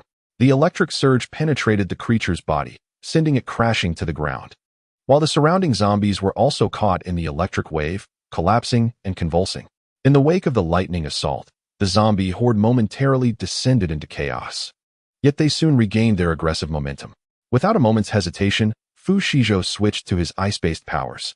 With a sweeping motion of his hands, a frigid current erupted from within him, rapidly spreading through the ranks of the undead. Their movements became sluggish, with some encased in crystalline frost, rendered immobile. Finally, Fu Shijo employed his psychic abilities. Closing his eyes, he focused intently, extending his consciousness into the mass of zombies. A formidable wave of mental energy emanated from him, striking the undead's minds directly. They crumpled as if struck by an invisible force, groaning in agony. After this series of supernatural assaults, the horde was finally subdued. With an increasing number of zombies lying defeated, Fu Shizhou stood beside the tank, panting, a weary smile gracing his face. He understood that, despite the arduous nature of this battle, victory had been achieved. However, he was acutely aware that the threat of the zombies had not been entirely vanquished. He must remain vigilant, prepared for the next challenge. In this apocalyptic world, one must always be ready for combat. A moment's inattention could mean the loss of life. Still haunted by the shadow of mutated rabbits, the sight of these thoroughly vanquished zombies stirred his annoyance. Chapter 189. Morris Fu Shizhou stood beside the tank, gazing at the defeated horde of zombies, yet he could not fully relax. He understood that their emergence was no mere coincidence. A greater crisis undoubtedly lurked behind. He resolved to linger no longer, determined to swiftly locate the source of the zombies to prevent further incursions. He ascended the tank once more, igniting the engine, and continued onward into the unknown. The tank's treads carved deep impressions into the yellow earth, as if recounting the fierce battle just endured. As the tank advanced, Fu Shizhou's thoughts surged. He reflected on his myriad experiences in this desolate world, from initial bewilderment to his current resilience, each step laden with hardship and trials. He realized that he fought not only for himself, but for those who still clung to life. After a time of traversing the landscape, Fu Shizhou arrived at an abandoned industrial zone. The surroundings were filled with dilapidated structures and abandoned equipment, the air thick with the stench of decay. A stirring in his heart led him to suspect that this place might be a gathering point for a horde of zombies. Cautiously, he maneuvered the tank into the factory area, vigilantly observing the movements around him. Suddenly, a low growl resonated from a massive warehouse. Fu Shizhou promptly halted the tank and raised his binoculars to peer into the warehouse. The large doors were tightly shut, yet shadows of zombies flickered through the cracks. A chill ran through him, confirming his suspicions that something was amiss. He resolved to observe further, hoping to glean insights into the interior of the warehouse. He retrieved several small reconnaissance robots from the tank and stealthily sent them inside. Before long, the reconnaissance robots transmitted images back. Fu Shizhou beheld a warehouse brimming with various supplies and equipment, but the most striking feature was a colossal device at its center. The apparatus emitted an eerie glow, surrounded by countless zombies, seemingly guarding it. A thought struck Fu Shizhou. This device could very well be the control center for the zombie horde. He decided to take action and destroy it to eradicate the threat posed by the zombies once and for all. Climbing back into the tank, he adjusted the cannon's aim at the warehouse doors. With a thunderous explosion, the shell struck the doors, shattering them into fragments. Fu Shizhou charged the tank into the warehouse. As the zombies surged toward him, only to be repelled one by one, he swiftly recalibrated the cannon, targeting the central device, preparing to deliver a fatal blow. However, at that moment, the device suddenly emitted a blinding light, illuminating the entire warehouse. Fu Shizhou's heart sank, sensing trouble. He immediately activated the tank's protective shield and unleashed a barrage of fire upon the device. The shell struck, igniting a series of explosions that caused the warehouse to collapse in a blaze of glory. Fu Shizhou drove the tank out of the wreckage. Witnessing the mushroom cloud rise behind him, a sigh of relief escaping his lips. He knew that this battle had come to a close, and the threat of the zombie horde had been entirely extinguished. Nevertheless, he was acutely aware that the apocalypse's crisis was far from over. Meanwhile, in a nearby research facility, a creature with the head of a rat and the body of a man seethed with rage, exclaiming, "How dare he destroy my precious creations?" The creature, named Morris, had once been a scientist in the research institute, but during the cataclysm, he fell victim to an unknown virus that mutated his form. Transformed, he possessed extraordinary strength and intellect, yet simultaneously became deranged and cruel. Morris's precious creations were zombies he had meticulously crafted through various experiments, which he regarded as his masterpieces, only to see them annihilated by Fu Shizhou. He paced furiously in the laboratory, consumed by hatred for Fu Shizhou. Curse him, whoever he is, let him await his reckoning. I shall make him aware of the consequences of inciting my wrath. Morris clenched his teeth, a frenzied glint flickering in his eyes. He approached a colossal laboratory table adorned with an array of peculiar instruments and test tubes. Morris commenced the concoction of a new virus, one far more lethal than its predecessors, capable of rendering zombies even more formidable and vicious. After a flurry of activity, he finally completed the preparation of the new virus. With meticulous care, he injected the virus into a specialized container, subsequently placing it within an incubator for cultivation. When these zombies re-emerge, you shall undoubtedly regret this. Morris chuckled triumphantly, as if envisioning the scene of Fu Shizhou besieged by the undead. Having spoken, he waved his hand dismissively, dispatching individuals to investigate who had eliminated his beloved creature. Meanwhile, Fu Shizhou, after obliterating the control center of the zombie horde, remained vigilant. He understood that the apocalypse was rife with uncertainties and dangers, with new threats potentially arising at any moment. He retracted the tank into his spatial storage and continued onward, piloting the battlefield vehicle. Chapter 190. Hopetown. Fu Shizhou maneuvered the battlefield vehicle through the desolate expanse of the post-apocalyptic wasteland. The surrounding scenery was bleak. Once thriving cities had crumbled into ruins, with the occasional silhouette of survivors scavenging for remnants of hope amidst the debris. After a considerable journey, Fu Shizhou arrived at a place known as Hopetown. Here, a cluster of survivors had assembled, constructing makeshift shelters from rudimentary materials. Although the conditions were harsh, they at least had a refuge from the elements. Fu Shizhou halted the vehicle and disembarked, inquiring about the situation from the townsfolk. An elderly man approached, introducing himself as Old Li, the temporary leader of the town. "Young man, where do you hail from?" Old Li inquired. "I come from the south, in search of the source of the zombie horde, hoping to find a solution," Fu Shizhou responded candidly. Old Li nodded, sighing as he said, "We too have suffered attacks from zombies. Thankfully, with brave souls like you among us, we have a glimmer of hope for survival. However, our greatest concerns now lie with food and water." Fu Shizhou learned that the residents of Hopetown primarily relied on a nearby barren land to cultivate simple crops. But the harsh environmental conditions of the apocalypse had drastically reduced their yield, insufficient to meet the community's needs. Moreover, the town's water source had been contaminated, barely providing the essentials for daily living. "Rest assured, Old Li, I will find a way to assist you in addressing these issues," Fu Shizhou declared resolutely. He returned to the battlefield vehicle, retrieving some seeds and water purification equipment he had collected during his travels, alongside spare weapons and ammunition from the tank, preparing to distribute them among the townspeople. "Let us lend a hand, shall we?" Fu Shizhou murmured softly. His intentions were not born from a desire for martyrdom, but rather a wish to ensure that in the end, he and his companions at the base would not be left to fend for themselves. With the assistance of Fu Shizhou, the residents of Hopetown commenced the reclamation of barren land, cultivating a greater variety of crops. Fu Shizhou also imparted knowledge on utilizing water purification devices, enabling them to access clean drinking water. Simultaneously, he remained vigilant in his pursuit of potential threats, patrolling the outskirts of the town daily in an armored vehicle, ever watchful for lurking zombies or other dangers. A few days later, during one of his patrols, Fu Shizhou serendipitously stumbled upon an abandoned farm. The property boasted dilapidated greenhouses, still bearing remnants of vegetables and fruits. Although most of the plants had withered, Fu Shizhou recognized that with proper restoration and care, this site could be transformed into a new source of nourishment. He promptly shared this discovery with Old Li and the other residents, who rallied to repair the greenhouses and replant the crops. Under Fu Shizhou's guidance, they also learned to harness the greenhouse environment to enhance agricultural yields. As time progressed, life in Hopetown gradually returned to normalcy.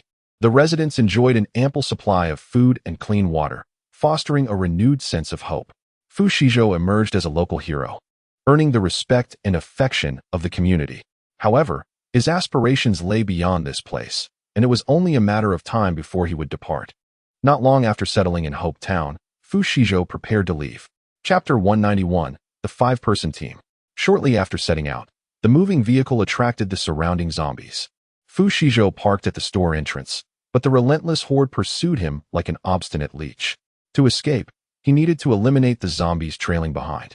Channeling his supernatural abilities, he resolved to unleash a bolt of lightning to resolve the matter swiftly. "Kid, don't let the zombies in." At that moment, the store door swung open, and a head peeked out. Assessing the situation quickly, Fu Shizhou dispatched several approaching zombies with his lightning before hastily entering the store. The zombies pounded against the door behind him, but he paid them no heed. Inside, he discovered a five-person team. As Fu Shizhou stepped through the threshold, he sensed a palpable tension in the air. The team members regarded him warily, their weapons firmly grasped, evidently lacking complete trust in the unexpected intruder. Don't be alarmed. I'm not here to steal anything. Fu Shizhou raised his hands in a gesture of peace, attempting to alleviate the charged atmosphere. The zombies were too close, so I had to take refuge here. The team leader, a burly middle-aged man, scrutinized Fu Shizhou for a moment before gradually lowering his rifle and nodding. All right, come in. However, we have many rules here, and you must abide by them. Fu Shizhou nodded in agreement. He surveyed the surroundings and noted that the store was cluttered with various supplies and weapons, clearly serving as a temporary shelter and supply point. The members of the team began to introduce themselves. Captain Li Luo, Vice Captain Wang Li, Sniper Zhang Wei, Medic Zhao Min, and Engineer Lu Gang. We have been here for several days, Li Luo remarked. The number of zombies outside is increasing, and we must remain vigilant at all times. Do you have any plans? Fu Shizhou pondered for a moment before responding. I need to devise a method to eliminate the zombies outside, and then proceed onward. However, my strength is limited on my own. If you are willing to assist, we can act together. Li Chang nodded. We can consider it. However, we have our own tasks and cannot accompany you for too long. Do you have a specific plan? Fu Shizhou thought again and said, we can initiate an attack with fire to lure the zombies into an open area, then eliminate them all at once with lightning. This would mitigate our risk. The team members exchanged glances, seemingly intrigued by the plan. Wang Li stated, this plan sounds promising, but we need to prepare some flammable materials and ignition tools. Zhao Min added, we should also gather medical supplies, just in case anyone gets injured. Fu Shizhou concurred, and together they began to assemble the necessary supplies for their operation. They collected flammable items from the shop and gathered some branches and dry grass from outside to construct a bonfire. Meanwhile, Lu Gang checked all weapons and equipment to ensure they were in optimal condition. Once everything was ready, Fu Shizhou and the team members commenced their plan. They stacked the flammable materials at the shop's entrance, with Lu Gang responsible for igniting the fire. The flames quickly spread, drawing the zombies toward the open area. Fu Shizhou positioned himself at a vantage point, waiting for the right moment to unleash his lightning. As the zombies gathered in sufficient numbers, he took a deep breath, channeling powerful electrical energy in his hands, and then released it with a forceful surge. A brilliant flash of lightning tore through the night sky, striking the horde of zombies and annihilating them in an instant. The team members erupted in cheers, praising Fu Shizhou's formidable abilities. Li Luo clapped Fu Shizhou on the shoulder and exclaimed, well done. This collaboration was a resounding success. I hope we have the opportunity to work together again in the future. Fu Shizhou smiled modestly and replied, thank you for your assistance. Without you, I would have found it exceedingly difficult to contend with so many zombies. We shall undoubtedly meet again. Through this collaboration, Fu Shizhou established a positive rapport with the team. They exchanged contact information and agreed to support one another in their future journeys. Fu Shizhou also acquired some valuable supplies and information from them, preparing himself for the upcoming travels. After bidding farewell to the team members, Fu Shizhou continued onward. Chapter 192. Encountering familiar faces after leaving the team. Fu Shizhou pressed forward along the desolate streets of the abandoned city. As night deepened, the surrounding silence was occasionally pierced by the distant howls of zombies. He navigated cautiously through the rows of dilapidated buildings, remaining vigilant to the movements around him. Suddenly, a faint light flickered on the street ahead. Fu Shizhou immediately halted his steps, seeking refuge in the shadows to observe. Before him, a dilapidated truck was parked at the roadside, its headlights blinking, indicating that someone was stirring within. Stealthily, he approached and discerned several individuals seated in the cargo area, engaged in hushed conversation. A sense of apprehension gripped Fu Shizhou as he pondered whether these individuals were allies or adversaries. He resolved to observe a while longer before making any decisions. After a short interval, the truck's door swung open and a figure emerged. With the aid of the dim moonlight, Fu Shizhou recognized the person as Zhao Gang, a familiar face from the Oasis refuge. A wave of joy surged within him, prompting him to step forward and call out, Zhao Gang. Is that you? Zhao Gang, startled by the voice, quickly regained his composure and replied with delight, Fu Shizhou, what brings you here? The two embraced and engaged in an animated conversation. Zhao informed Fu Shizhou that the Oasis refuge had disbanded, and he, along with a few companions, was now in search of a new sanctuary. They had encountered some challenges along the way and we're taking a moment's respite here. What a stroke of luck to find you here, Fu Shizhou exclaimed. Do you have any plans now? Zhao Gang shook his head. We are still deliberating. But we've heard rumors of an abandoned military base on the outskirts of the city that may contain supplies and weapons. We intend to investigate. Fu Shizhou pondered for a moment and suggested, I happen to be heading to the outskirts as well. Why not join forces? There is strength in numbers. And we can look after one another. Zhao Gang nodded in agreement. Consequently, Fu Shizhou and the group led by Chun Ming merged, preparing to journey to the military base. On their way to the base, Fu Shizhou introduced Zhao Gang's team to the small group he had previously encountered, sharing their plans. Members of Zhao Gang's team reciprocated by recounting their experiences and the intelligence they had gathered. Through their exchange, a sense of understanding and trust began to blossom among them. As they encouraged one another and pressed on with renewed confidence. At long last, they arrived at the military base on the outskirts. The walls were in a state of disrepair, and the entrance was securely shut, surrounded by wandering zombies. Fu Shizhou and Zhao Gang conferred and resolved to eliminate the nearby zombies before entering the base to search for supplies. Utilizing their weapons and Fu Shizhou's extraordinary abilities, they swiftly dispatched the undead. With the area cleared, they cautiously entered the base and discovered indeed that it housed some supplies and weaponry. The members of Zhao Gang's team eagerly gathered the provisions, while Fu Shizhou stumbled upon a tattered diary in a corner of the base. Intrigued, he opened it and found entries chronicling the early days of the zombie outbreak, along with accounts from various survivors. He read intently, hoping to glean valuable information. At that moment, a cacophony erupted from the opposite side of the base. Fu Shizhou and Zhao Gang's team immediately heightened their vigilance and hurried to assess the situation. Originally, another group of survivors arrived at the base, and a misunderstanding led to a heated dispute between the two factions. Fu Shizhou and Zhao Gang stepped forward to mediate. And after much communication, both teams reached a consensus to collaborate in exploring the base and collectively seek out additional resources. Through their diligent efforts, they ultimately discovered a wealth of supplies and weapons in the underground storage of the base. This bounty was undoubtedly a timely boon, greatly enhancing their prospects for survival. That night, Fu Shizhou and Zhao Gang's team spent a fulfilling evening with their newly acquainted survivors, resting within the base, exchanging stories, and sharing experiences. As dawn broke, casting the first rays of sunlight upon the ruins, Fu Shizhou bid them farewell and continued on his journey. Chapter 193. Parting and encountering the unusual Fu Shizhou drove his military vehicle slowly through the desolate streets of the apocalypse. Occasionally, fleeting figures would appear at the roadside, only to be consumed by the hordes of zombies moments later. Some individuals, upon seeing Fu Shizhou's vehicle, exhibited a glimmer of hope, rushing towards the car with shouts pleading for him to stop. However, Fu Shizhou remained resolute, maintaining his speed and driving past without hesitation. At that moment, he felt no compassion and was unmoved by fleeting impulses of kindness. He was not one to easily offer assistance. As those individuals' hopes were extinguished, their angry curses reached Fu Shizhou's ears, yet his heart remained unperturbed. Sympathy and mercy had vanished with the collapse of the old world, leaving no trace behind. Thus, for those unable to protect themselves, he could only offer a resigned apology, unable to extend a helping hand. After all, saving them for a moment would not ensure their survival for a lifetime.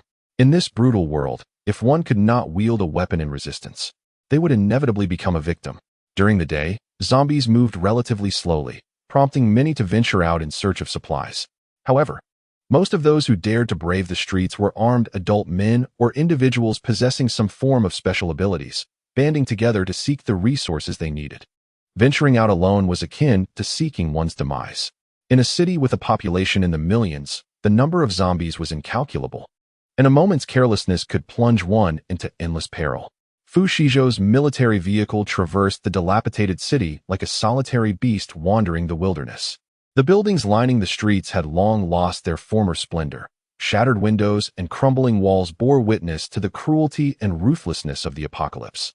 Occasionally, a gust of wind would sweep through, stirring up dust from the ground as if to mourn the end of this world.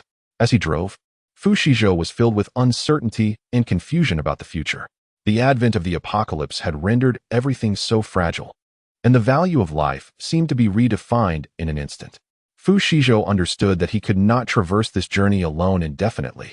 He He needed to discover like-minded individuals to form a supportive team, enabling them to survive together in this world. Reflecting on the base back home, a smile crept across his face as he contemplated recruiting more talent during this outing. However, fatigue began to weigh on him, and he sought a quiet place to rest. Before long, he parked the military vehicle outside a pharmacy, squinting his eyes to catch some respite. Suddenly, someone approached. It was Tonggu, a familiar face he had not seen in a long time, who emerged to remind him of his presence. Startled, Fu Shizhou immediately rose and peered through the glass. In the distance on the highway, several vehicles were approaching their location. As they drew nearer, they halted not far from where he was. Raising an eyebrow, Fu Shizhou remarked, "As dusk settles, it seems they have come to establish a base here." Tonggu fluttered to the window, examined the situation thoughtfully, and nodded in agreement. Fu Shizhou squinted his eyes, observing as a few individuals disembarked from the vehicles. They appeared to be survivors, yet their gazes betrayed an underlying greed and cunning. One individual strode directly toward Fu Shizhou's military vehicle, scrutinizing it with an avaricious grin. "This vehicle is quite impressive, my friend. How do you intend to utilize it?" he inquired, a hint of menace lacing his tone. "How about this? You relinquish the vehicle to us, and we shall offer you some supplies in compensation. What do you say?" Fu Shizhou regarded him coldly, his resolve unwavering. He recognized that these individuals were not genuinely interested in trading. They sought to seize his vehicle by force.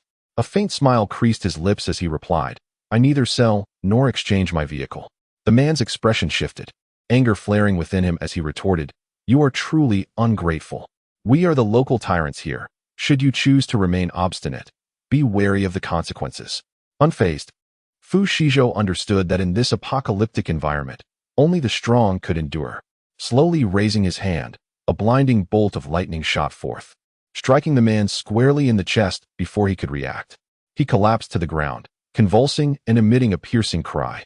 Witnessing this, the others were filled with terror. Retreating hastily, too fearful to approach Fu Shizhou any closer, he regarded them coldly, asserting, "I am not one to be trifled with. Should you desire my vehicle, you must be prepared to risk your life to claim it." The group exchanged fearful glances, their hearts brimming with dread and reverence. Recognizing Fu Shizhou's formidable nature, they turned and fled the scene in disarray. Fu Shizhou retracted the lightning and resumed his seat within the military vehicle, his determination solidifying. In this harsh world, only the strong could survive. He must remain ever vigilant to carve his path in this brutal existence. No one would dare bully him. Fu Shizhou was not one to be trifled with. Chapter 194, Journey to the Research Institute after repelling the greedy survivors. Fu Shizhou could not help but reflect on the brutality and ruthlessness of this apocalyptic world. He understood that only by continuously enhancing his own strength could he establish a foothold in this harsh reality. He decided to take a brief respite outside the pharmacy, while also inspecting his vehicle and equipment. Once he confirmed that everything was in order, Fu Shizhou retrieved some bread and water from his space, merely to replenish his energy. Seated beside his vehicle, he quietly observed the surroundings. As night fell, the city lights had long extinguished, leaving only the occasional distant growls of zombies to evoke a sense of vigilance. "Brother System, where do you think we should head next?" Fu Shizhou inquired softly. The system was his greatest reliance in this apocalypse, capable of sensing dangers that eluded ordinary perception. After a moment of contemplation, the system responded, "Let us proceed forward. Perhaps we may encounter some promising individuals." Fu Shizhou nodded in agreement, finding merit in this suggestion. He rose, brushed off the dust from his clothing, and prepared to continue his journey. At that moment, he suddenly heard a faint sound of footsteps approaching from a distance. Instantly alert, he slowly raised his weapon, ready to confront any potential threat. The footsteps grew nearer, and through the darkness, Fu Shizhou discerned a figure advancing towards him. The person appeared slight of build. Unlike the avaricious survivors he had encountered before, Fu Shizhou relaxed his guard slightly, yet remained cautious. The figure halted before him, panting slightly, and a glimmer of pleading shone in their eyes. "Hello, my name is Li Ming, and I am a doctor," the individual spoke, their voice hoarse. "I saw your vehicle and came to seek assistance. I require some medical supplies to tend to injured survivors." Fu Shizhou scrutinized Li Ming, feeling a twinge of hesitation. He was not the sort to easily place his trust in others, yet the resolute light in Li Ming's eyes stirred something within him. "Why not seek help from others?"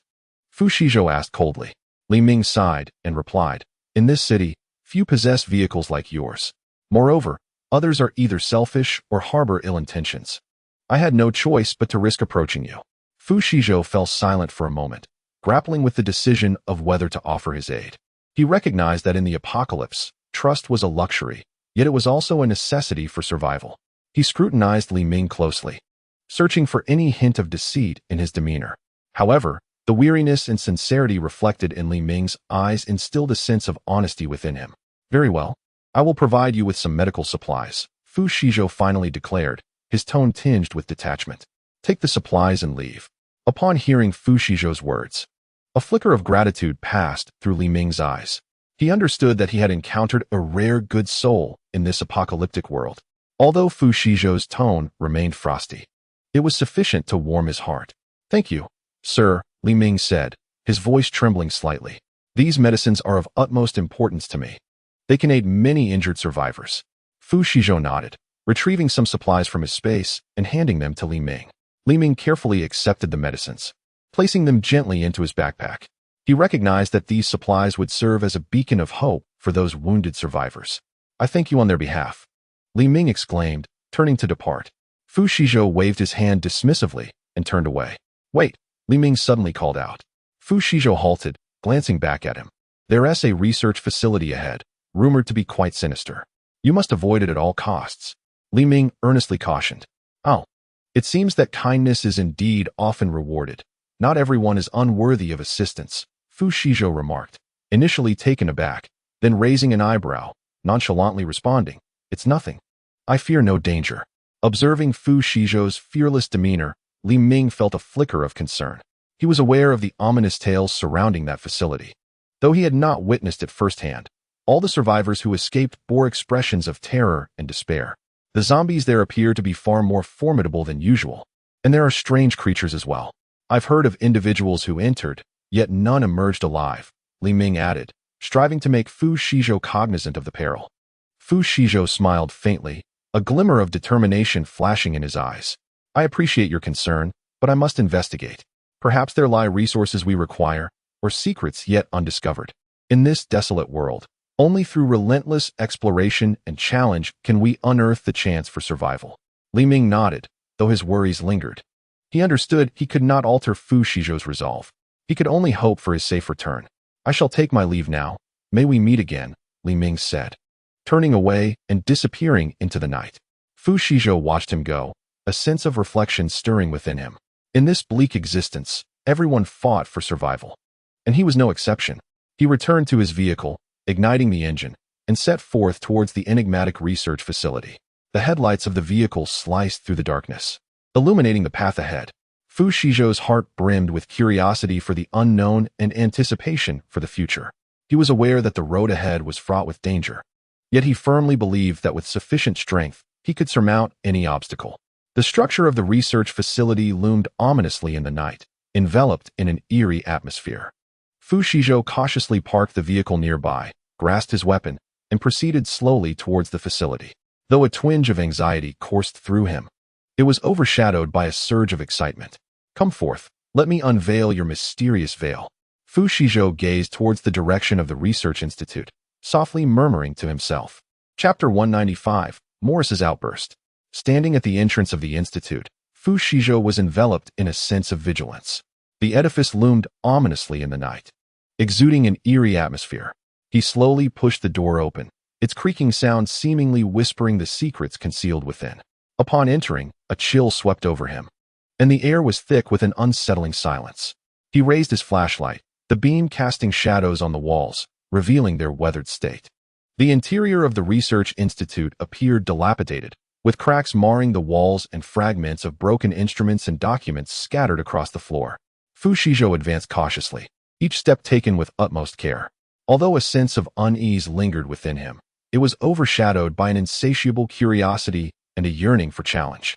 Suddenly, a faint sound emanated from ahead, prompting him to halt, weapon drawn, eyes keenly fixed on the source. A vague silhouette flickered at the end of the corridor, seemingly drawing nearer. Fu Shizhou's heart raced. He could not discern whether it was a zombie or something far more sinister. He cautiously stepped back, striving to maintain distance while attempting to clarify the figure's form. As the apparition approached, he finally grasped its grotesque appearance, a being neither human nor ghostly. Its body twisted and contorted, skin a ghastly grayish hue, with cracks marring its visage as if stitched together by some malevolent force. Its eyes were hollow and devoid of spirit, radiating an unsettling chill. Fu Shizhou was taken aback. He had never encountered such a bizarre creature. It dawned on him that the circumstances here were far more complex than he had anticipated. This entity was evidently not a mere zombie, but a manifestation of greater peril. The creature seemed to sense Fu Shizhou's presence and emitted a piercing shriek before lunging at him. Reacting swiftly, he raised his weapon, aimed for the creature's head, and pulled the trigger. The bullet whizzed through the air, striking its target with a dull thud. However, the creature appeared unfazed, merely pausing momentarily before charging again. A chill ran down Fu Shizhou's spine. He understood that its resilience exceeded his expectations. He retreated rapidly, shooting continuously to thwart its advance. After an intense exchange, he discovered the creature's vulnerability. Noticing that its abdomen seemed particularly fragile, he concentrated his firepower on that area. At last, after a barrage of shots, the creature let out a chilling wail and collapsed to the ground, motionless. Fu Shizhou exhaled in relief, yet heightened his vigilance. He knew that other monsters might still lurk within, or perhaps even greater dangers lay hidden in the shadows. As soon as he managed to catch his breath, the creature resurrected and lunged at him with ferocity. In a moment of peril, Fu Shizhou summoned his extraordinary powers, unleashing a bolt of lightning that charred the creature to its core. Standing firm, his heart raced with the narrow escape. After ensuring there were no additional threats in his vicinity, he pressed forward in his exploration. The corridors of the Research Institute twisted and turned, with cold winds howling through the cracks in the walls, whispering tales of the horrific events that had transpired within. Cautiously, Fu Shizhou navigated through the dilapidated laboratories, uncovering some research records and equipment, though most were beyond repair. He realized that this place had once been the site of some clandestine experiments, and these monsters might very well be the byproducts of such endeavors. Suddenly, hurried footsteps echoed from the far end of the corridor, prompting Fu Shizhou to take cover in the shadows. He observed several figures in white lab coats hastening past, seemingly in search of something, their expressions tense and urgent. A thought sparked in Fu Shizhou's mind. These individuals could be the Institute's staff, perhaps privy to the events that had unfolded here. He resolved to follow them discreetly, hoping to unearth some clues. Silently trailing behind, he traversed through the laboratories until he arrived at a vast underground chamber. It brimmed with intricate instruments and devices, at the center of which stood an enormous glass container, housing strange biological entities. Fu Shizhou concealed himself, meticulously observing the actions of the researchers. They appeared to be analyzing data from the instruments, occasionally whispering to one another, their demeanor growing increasingly grave. Before long, a figure with the head of a rodent and the body of a man entered, bellowing, "Damn it, find him." This man was Morris. Freshly informed by his subordinates that the one who had threatened to eradicate all his beloved creations had the audacity to appear before him. Nearby, the others remained silent, burdened by the fact that the entire surveillance system of the Institute had been compromised, a predicament orchestrated by Fu Shizhou and the mutated roses. "And you lot, hasten your progress." Morris cast a cold glare at the lab technicians, his tone sharp. Instantly, the staff quaked with fear, nodding vigorously in compliance. Chapter 196. Unveiling the conspiracy hidden in the shadows, Fu Shizhou remained vigilant. The emergence of Morris made him acutely aware that the internal dynamics of the Research Institute were far more intricate than he had anticipated. He decided to maintain his concealment, observing the actions of these individuals to gain a clearer understanding of the situation. Morris paced the laboratory, intermittently issuing commands to the researchers. His gaze frequently fell upon the enormous glass container, as if he were contemplating something of great significance. Fu Shizhou noted that, under Morris's directives, the researchers began adjusting the parameters of their instruments, seemingly engaging in some urgent experiment. Suddenly, the lights in the laboratory flickered ominously, indicating a malfunction. Fu Shizhou felt a chill run through him, realizing that this might be an opportunity. He stealthily emerged from the shadows, moving towards the other side of the laboratory in search of a more suitable hiding place. Just then, a flurry of hurried footsteps echoed from the far end of the corridor. Fu Shizhou quickly concealed himself behind a piece of equipment, silently praying not to be discovered. A group of individuals clad in black uniforms rushed into the laboratory, their expressions tense as they reported something to Morris. Morris's countenance darkened immediately, and he bellowed, "How could this happen? Have all our efforts been in vain?" The men in black lowered their heads, too intimidated to meet Morris's gaze. Fu Shizhou's heart stirred. He surmised that these individuals might be Morris's subordinates, and their report could be pertinent to his mission. He resolved to continue observing, hoping to unearth some clues. Morris paced back and forth in the laboratory, seemingly contemplating a strategy. Abruptly, he halted, his eyes fixating on the equipment where Fu Shizhou was hidden. Fu Shizhou's heart raced, knowing he could have been discovered. At that moment, however, Morris unexpectedly turned and strode to the opposite side of the laboratory. Fu Shizhou exhaled in relief, yet remained on high alert. He understood that he must swiftly uncover the secrets of the research institute, lest he fall into greater peril. Seizing the opportunity while Morris and his men were distracted, he quietly maneuvered from behind the equipment and approached the other end of the laboratory. There appeared to be a small control room, furnished with computers and instruments. Fu Shizhou's interest piqued. He decided to venture inside.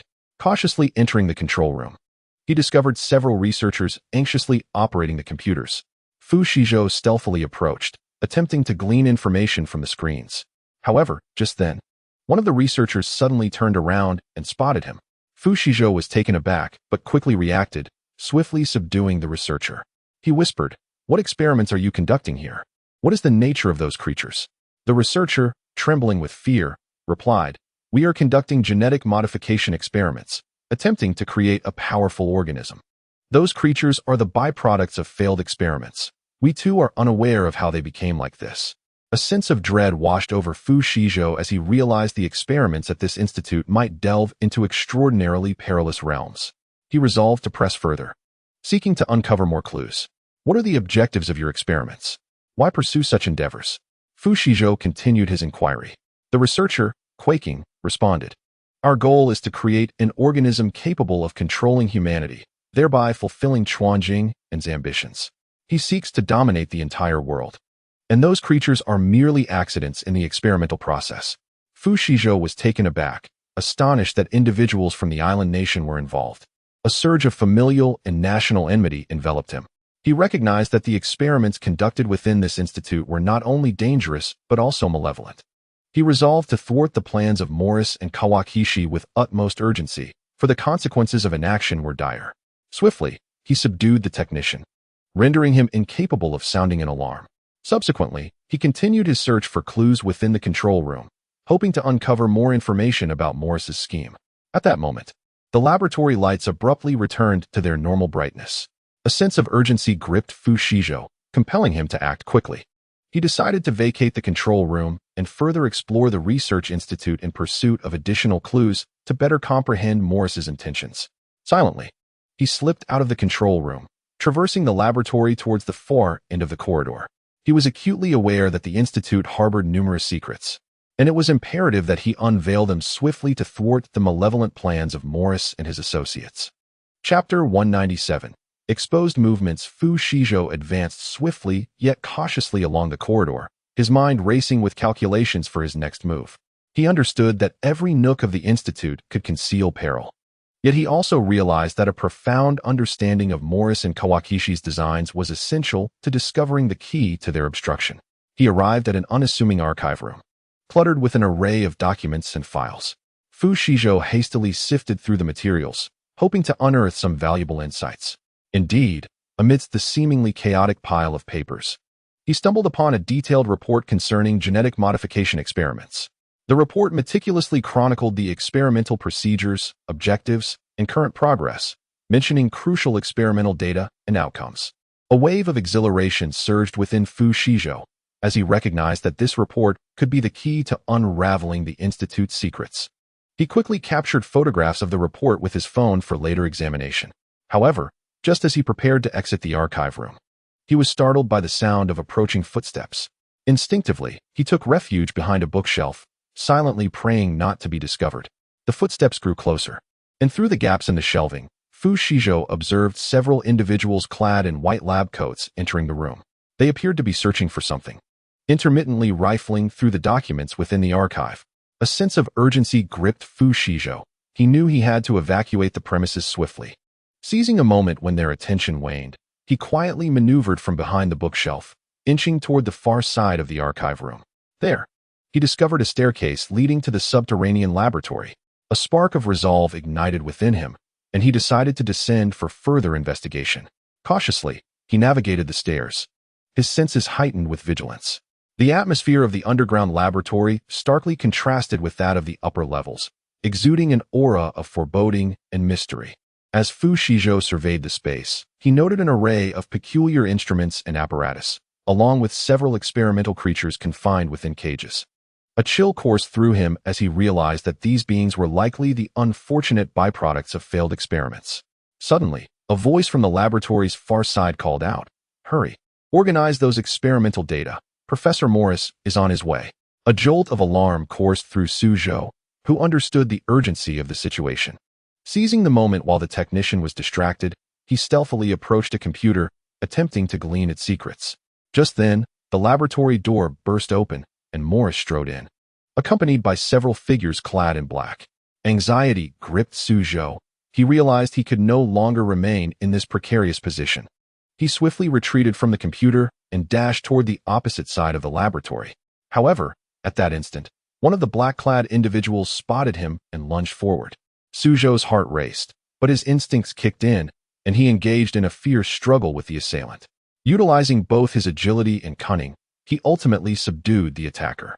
Nevertheless, he was acutely aware that his cover had been compromised and that he must escape without delay. Taking advantage of Morris and his cohort's momentary distraction, he quietly slipped out from the other side of the laboratory and sprinted down the corridor. He knew that this research facility harbored countless secrets, and he had to uncover them swiftly to thwart Morris's nefarious plans. "Useless," Morris bellowed, delivering a kick to the fallen black-clad figure. "Get moving and pursue him." Chapter 198. Evading pursuit. Suzhou sprinted down the corridor, fully cognizant that he could no longer conceal his whereabouts. Each subsequent step would demand his strength and intellect to navigate the perilous situation. As he ran, he rapidly assessed his circumstances, seeking a temporary refuge from his pursuers. Suddenly, he noticed a partially ajar door at the corridor's end, behind which lay what appeared to be an abandoned conference room. A flicker of hope ignited within him, and he immediately altered his course, charging toward the door. He deftly slipped into the conference room, closed the door behind him, and quickly sought a hiding spot beneath a massive conference table. Just as he concealed himself, hurried footsteps and a cacophony of voices erupted outside. Morris's voice reverberated through the corridor. "He can't have gone far. Search for him. Inspect every corner meticulously." Holding his breath, Suzhou's heart thundered in his chest. He felt like prey, while Morris and his black-clad hunters were the relentless predators. He knew he had to remain composed, biding his time and waiting for the opportunity to escape. Seconds turned into minutes, and the sounds of footsteps and conversation gradually receded. Yet, Suzhou did not let his guard down. He was keenly aware that Morris would not relinquish the hunt so easily, and that they would undoubtedly return. Just then, he heard the conference room door creak open and then close softly. A surge of alarm surged through him. Had Morris and his men discovered his hiding place? He anxiously peered in the direction of the door, only to behold a familiar figure. It was Chuan Jing'an. A wave of relief washed over Suzhou, mingled with curiosity. What had brought Chuan Jing'an to this perilous location? Did he also discover Morris's scheme and seek to thwart him? Kawaji seemed oblivious to Fu Shizhou's presence. He glanced around and then approached the conference table, retrieving a small disk from his pocket and inserting it into the computer. Fu Shizhou's heart stirred. Could it be that Kawaji was also in pursuit of Morris's plan? After a brief moment of operation on the computer, Kawaji extracted the disk and promptly departed the meeting room. A surge of elation coursed through Fu Shizhou as he realized that he had stumbled upon an extraordinary opportunity. Seizing the moment, he crawled out from beneath the table and swiftly advanced towards the computer. Upon accessing it, he discovered that the files Kawaji had just copied contained intricate details regarding Morris's plan.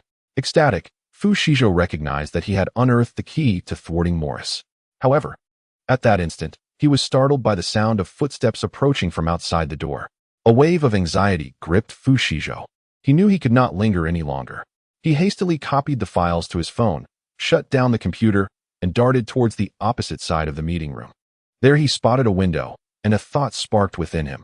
He resolved to escape through it. With a swift motion, he opened the window and leapt out, executing a few somersaults in midair before landing firmly on the ground. Quickly regaining his footing, he sprinted away into the distance. He understood that there was no turning back. Only by pressing forward could he unravel Morris's plan and halt his nefarious endeavors. Meanwhile, Morris and his dark-clad associates were anxiously searching for Fu Shizhou within the conference room, entirely unaware that he had successfully evaded their pursuit and was advancing towards uncovering the truth behind Morris's scheme. Chapter 199. Infighting among villains after fleeing the Research Institute. Fu Shizhou swiftly found a secluded spot to meticulously examine the data he had copied from Kawaji. He discovered that Morris's plan was far more intricate and perilous than he had anticipated. Morris was not merely conducting genetic modification experiments. He was also attempting to engineer a virus capable of controlling human thought. The consequences of such a virus being unleashed would be catastrophic. Meanwhile, the internal dynamics of the Research Institute were subtly shifting. Kawaji, filled with exhilaration after copying Morris's data in the conference room, realized that if Morris's experiment succeeded, he could dominate the world. Yet, he was keenly aware that two tigers could not coexist on the same mountain. Morris had always been a pawn in his game, and should Morris entertain treacherous thoughts, he would be faced with tremendous peril. After an intense internal struggle, Kawaji resolved to confront Morris and test his loyalty. Unbeknownst to him, Morris had long harbored suspicions about him and was covertly monitoring his every move. As Kawaji entered Morris's office, he found Morris standing by the window, gazing into the night, seemingly lost in contemplation. Kawashima took a deep breath, summoning his courage to speak. "Professor Morris, there are some matters I wish to discuss with you." Slowly, Morris turned around, a faint smirk gracing his lips. "Oh, Kawashima, what is it that you wish to convey?" Kawashima hesitated for a moment before continuing. "Professor Morris, I am aware that you have been conducting genetic modification experiments, and that they have been progressing remarkably well. However, I harbor concerns regarding the inherent dangers of this endeavor. Should it spiral out of control, the consequences would be unimaginable. I implore you to exercise greater caution and refrain from further risks." Morris let out a cold chuckle, striding toward Kawashima with an air of superiority. "Kawashima, are you questioning my decisions?" At this, Kawashima felt a surge of indignation but shook his head, feigning sincerity as he replied, "No, I merely worry that this project may bring calamity upon the world. As scientists, we should dedicate ourselves to the betterment of humanity, not to the creation of disaster." Morris's expression darkened instantaneously, and he retorted icily, "Kawashima, you are profoundly naive. Do you believe that I am acting for the benefit of humanity? I am striving for greater power and status for myself. With a virus capable of controlling human thought, I shall become the sovereign of this world." Kawashima felt a jolt of shock. He had not anticipated Morris's true ambitions to be so self-serving. He endeavored to reason with him, saying, "Professor Morris, this cannot continue. As scientists, we must uphold ethics and conscience, and we cannot endanger humanity for personal greed." Morris sneered, abruptly retrieving a gun from his pocket, aiming it at Kawashima. "Kawashima, are you jesting? You have learned too much. For my plan to succeed, I cannot allow you to live. I have tolerated you for far too long. How dare you issue commands to me?" Morris coldly interrupted any chance for reflection. Kawashima's heart sank as he realized there was no escape. He swiftly attempted to evade Morris's attack. However, Morris was quicker. He pulled the trigger, and a bullet surged into Kawashima's chest. Collapsing in agony, Kawashima felt the warm blood pour from his wound. With his last vestiges of strength, he managed to utter to Morris, "By acting thus, you only deepen your own sins. In time, you shall face retribution." Morris merely smiled coldly before turning to leave the office, leaving Kawashima to languish alone in a pool of blood. Upon hearing the news of Kawashima's demise, Fu Shizhou could not suppress a sigh of lament. He had yet to intervene, and already these villains were turning against one another. Meanwhile, Morris, having consolidated power within the Research Institute, grew increasingly arrogant. He intensified the genetic modification experiments, striving to produce the mind-controlling virus with utmost haste. Unbeknownst to him, Fu Shizhou had already discerned his plans and was secretly orchestrating a counterattack. In a bid to locate Fu Shizhou swiftly, Morris issued a bounty across the city. proclaiming that anyone who could provide information leading to Fu Shizhou's whereabouts would be generously rewarded with ample resources. The entire city was soon engulfed in a state of tension and panic, as citizens fervently sought to uncover Fu Shizhou's location, hoping to claim Morris's reward. Aware that he had become the target of many, Fu Shizhou knew he had to act with utmost caution to evade detection by Morris's men. Chapter 200. The Bounty Notice. Upon witnessing the bounty notice, the populace was electrified with excitement. Morris's promise illuminated a glimmer of hope for survival in the eyes of many, prompting them to spring into action, scouring for any leads on Fu Shizhou. Some individuals even banded together, forming small teams dedicated to the pursuit of Fu Shizhou. Upon learning of this development, Fu Shizhou couldn't help but smile wryly to himself. His initial desire was merely to quietly study the materials and identify flaws in Morris's plans. Yet he found himself the focal point of a citywide hunt. He understood that he could no longer afford to act carelessly. He had to be more vigilant in concealing his movements. However, despite Fu Shizhou's careful attempts to evade capture, relentless waves of pursuers continued to close in on him. One night, while he was hiding in an abandoned factory, meticulously examining the information he had copied from Chuan Jing'an, a sudden flurry of hurried footsteps shattered the night's tranquility. Instantly alert, he quickly stowed away the documents in a secure space, ensuring their safety. Peering cautiously from his hiding spot, Fu Shizhou observed several superhumans cautiously entering the factory. Evidently of the third tier, they had clearly received word of his presence and were here to hunt him down. A shiver ran through Fu Shizhou. He realized that a direct confrontation would be ill-advised, and he needed to devise an escape plan. He swiftly scanned his surroundings, noting the presence of discarded machinery and pipes within the factory that could serve as cover. With a spark of ingenuity, Fu Shizhou created noises using the machinery and pipes to divert the attention of his pursuers. Meanwhile, he seized the opportunity to stealthily shift in another direction, attempting to break free from the encirclement. Yet, Fu Shizhou's plan did not unfold entirely as intended. Although he successfully led some of his pursuers astray, a few nimble individuals remained hot on his trail. Relying on his agility and familiarity with the environment, Fu Shizhou darted through the various corners of the factory, striving to escape the relentless pursuit. In a tense chase, he found himself cornered in a dead end. The pursuers, smirking, encircled him. Fu Shizhou furrowed his brow, realizing he could no longer hide.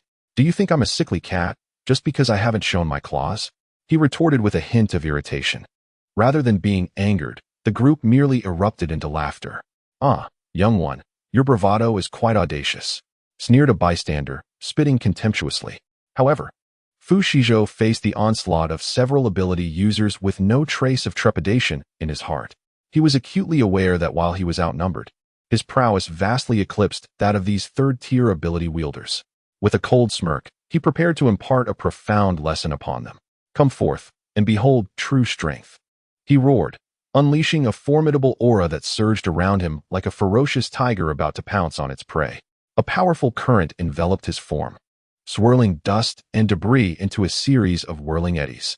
The ability users, witnessing this spectacle, felt a chill run down their spines. Realizing that Fu Shizhou was not to be trifled with, they quickly recalibrated their strategy, launching a simultaneous assault from all directions in an attempt to subdue him. However, Fu Shizhou's speed and reflexes surpassed their wildest expectations. In a mere instant, he flickered and appeared before one of the ability users, landing a punch squarely on the opponent's chest. The unfortunate wielder gasped, as if struck by an immense weight, and was sent hurtling backward, crashing against the wall, blood spilling from his mouth, unable to rise again. The remaining ability users were struck with fear. They had not anticipated Fu Shizhou's overwhelming might. Immediately, they altered their approach, seeking to attack from various angles to divert his attention. Yet, Fu Shizhou seemed to possess eyes that could see through all deceptions, perceiving their intentions with uncanny clarity. He nimbly navigated the factory's corners, evading their strikes while deftly counterattacking, utilizing his abilities and combat skills to take down his pursuers one by one. In the midst of a fierce confrontation, Fu Shizhou discerned a weakness in one of the ability users. Swiftly, he adapted his strategy, concentrating his efforts on that individual. In a flash, he appeared before his adversary, delivering a decisive blow that incapacitated him entirely. The remaining ability users, witnessing this, felt a jolt of realization. Fu Shizhou's strength was far beyond their comprehension. They began to reevaluate their circumstances, desperately searching for a chink in his armor. Yet Fu Shizhou granted them little time to ponder. Seizing the moment, he launched a more ferocious assault, systematically dismantling the remaining foes. Ultimately, only Fu Shizhou remained in the factory, standing amidst the aftermath, panting heavily, yet wearing a satisfied smile. "Humph, a tiger does not show its claws. And you all truly believed I was but a sickly cat," he scoffed, his heart brimming with confidence and resolve. He understood that as long as he remained formidable, nothing could obstruct his path forward. With a swift motion, he drew his pistol, mercilessly eliminating the fallen adversaries. To eradicate the roots, one must leave no chance for survival. Fu Shizhou concluded, ensuring their demise without hesitation. The mutated rose gleefully extracted the crystal core from the open skull, reveling in its success. Meanwhile, Morris, upon learning of yet another failure from his subordinates, was incensed and could not resist kicking the table in frustration. "Raise the bounty reward to 20 boxes of instant noodles," he ordered. The subordinates nodded in agreement and hastily retreated. "I can't believe I'm worth such a meager reward," Fu Shizhou lamented as he gnawed on a chicken leg. Chapter 201. The walking food. After the battle concluded, Fu Shizhou swiftly departed from the abandoned factory. He understood that although he had temporarily evaded pursuit, the danger had not been entirely averted. The bounty issued by Morris loomed over him like the sword of Damocles, poised to incite another round of hunting at any moment. In order to better conceal his whereabouts, Fu Shizhou resolved to alter his appearance. He sought refuge in a secluded corner and retrieved a completely new outfit from his spatial storage, donning attire that was starkly different from his previous garb. To further ensure his safety, he employed some rudimentary makeup techniques to modify his facial features. After meticulous disguise, Fu Shizhou appeared as an ordinary citizen, a stark contrast to the fugitive he had been. He cautiously navigated the city streets, simultaneously slaying zombies for crystal cores while striving to avoid densely populated areas to prevent drawing unnecessary attention. Concurrently, he pondered how to dismantle Morris's schemes. He recognized that only by identifying Morris's vulnerabilities could he extricate himself from this perilous situation. Thus, he began to amass more information, seeking to glean insights into Morris's movements and plans from various sources. During one of his outings, Fu Shizhou serendipitously overheard some idle chatter regarding Morris. It appeared that Morris had been intensifying his research on a new type of supernatural ability enhancer, hoping to augment his power through this innovation. This revelation sparked a flicker of inspiration in Fu Shizhou. He realized this could be the key to unraveling Morris's plans. Determined, Fu Shizhou resolved to infiltrate Morris's research facility to obtain further information about the ability enhancer. Utilizing the data he had acquired at Chuanjing's base, he pinpointed the approximate location of Morris's research center. After meticulous planning, Fu Shizhou stealthily penetrated the facility one fateful night. The security measures at the base were exceedingly stringent. Yet Fu Shizhou, with his exceptional skills and acute environmental awareness, successfully evaded numerous surveillance devices and patrolling guards. He arrived at a laboratory filled with an array of experimental equipment and test tubes. Cautiously, he rummaged through the contents and ultimately uncovered research materials pertaining to the ability enhancer in a concealed corner. He swiftly copied the data onto his device, preparing to exit the base. However, just as Fu Shizhou was about to leave, he suddenly heard the sound of hurried footsteps. It turned out that Morris's subordinates had discovered his presence and were hastening towards the laboratory. Fu Shizhou felt a shiver run down his spine, realizing that he could no longer afford to hesitate and must take immediate action. He swiftly employed the equipment in the laboratory to create a cacophony of sounds, drawing the attention of his pursuers. Simultaneously, he silently slipped away from the laboratory through another exit, striving to escape the encirclement of his hunters. After a fierce chase, Fu Shizhou successfully evaded his pursuers and departed from Morris's research base unscathed. Returning to his hideout, he meticulously examined the information he had just obtained. Through his analysis, Fu Shizhou uncovered a fatal flaw in the ability-enhancing agent that Morris was researching. Although this enhancer could temporarily amplify the powers of the gifted, it inflicted tremendous strain on their bodies, potentially leading to catastrophic physical breakdowns. Recognizing this as an opportunity, Fu Shizhou resolved to make this information public, ensuring that everyone understood the perilous and unrealistic nature of Morris's plans. In doing so, Not only could he thwart Morris's agenda, but he could also extricate himself from the looming crisis. However, just as he had located the gifted individuals, he found himself being pursued mercilessly. How foolish, he thought, as he was relentlessly hunted by them, these individuals treating him as if he were mere prey. Furious, he retaliated. Upon learning of the situation, Morris erupted in a fit of rage. Chapter 202. Another set of eyes on his vehicle. Days later, Fu Shizhou drove his battle vehicle aimlessly across the desolate wasteland. Engaging in fierce battles with various monsters, he honed his exceptional driving skills and formidable combat equipment, utilizing his diverse abilities to continuously level up and grow stronger. Just as he reveled in this exhilarating adventure, a convoy suddenly appeared ahead. Comprising several dilapidated off-road vehicles, the convoy's dusty, scratched exteriors gave them a rugged appearance. Initially, Fu Shizhou assumed they were merely a group of ordinary survivors and slowed down to inquire about their situation. To his astonishment, someone from the convoy shouted through a megaphone, "Hey, battle vehicle over there, stop. We have our eyes on your ride. Hand it over or you'll regret it." Fu Shizhou seethed with anger at their audacity. These individuals dared to covet his battle vehicle. The last person who had coveted his vehicle was now buried beneath 2 meters of grass. With a cold snort, he not only refused to slow down, but instead pressed the accelerator, charging towards the convoy like a raging beast. The convoy members, witnessing this, hastily drew their weapons and began firing at Fu Shizhou. However, the battle vehicle's reinforced body merely sparked upon impact, the bullets failing to penetrate. As he dodged the incoming fire, Fu Shizhou skillfully maneuvered the battle vehicle between the cars of the convoy. Seizing the right moment, he abruptly slammed on the brakes, crashing the front of his vehicle into the side of one of the off-road cars. With a resounding crash, the off-road vehicle was severely deformed, and its occupants were thrown about, emitting anguished cries. Witnessing this, other vehicles hastily turned to flee, yet Fu Shizhou was determined not to allow their escape. He relentlessly pursued them, utilizing the high maneuverability of his military vehicle to continuously ram and immobilize their cars. In mere moments, the entire convoy was thrown into disarray. Several off-road vehicles lay scattered on the ground, their occupants either injured and unconscious or cowering in fear with dirt-streaked faces.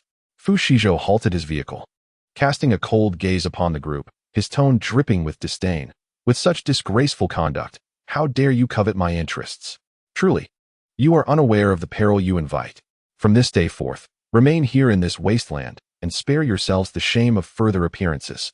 Having delivered his scornful decree, he drove away, leaving them to gaze at his retreating figure, filled with resentment and dread.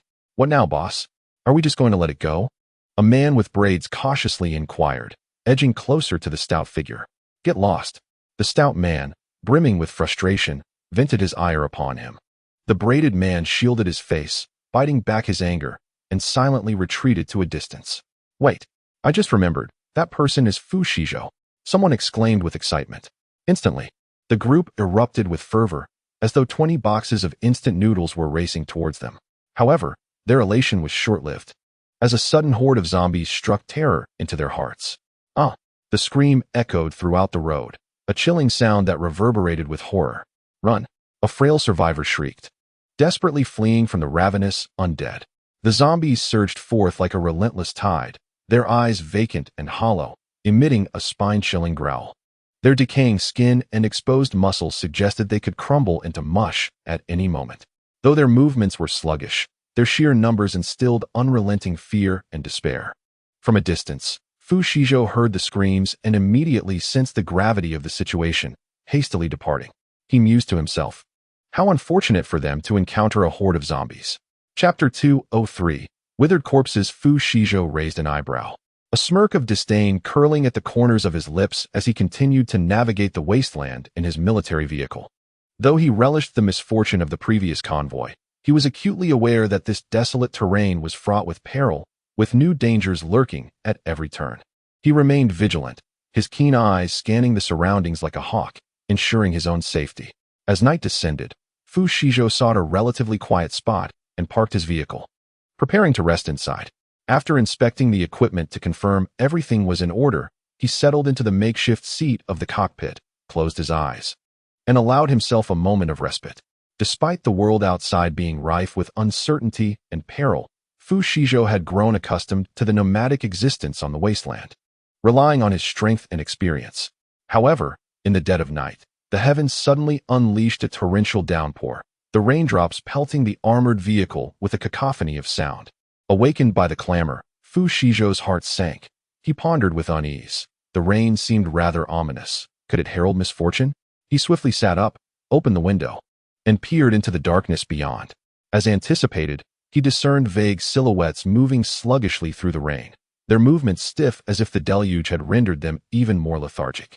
A chill gripped his heart as he realized it was a horde of skeletal zombies. He promptly shut the window, activated the vehicle's defense system, and maximized the shield surrounding him. Simultaneously, he grasped a weapon from within the vehicle, bracing himself for any confrontation that might arise.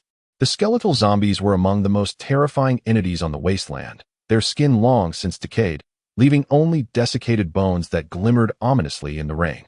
Their eye sockets were hollow, yet they seemed capable of piercing the darkness to pinpoint their prey's location.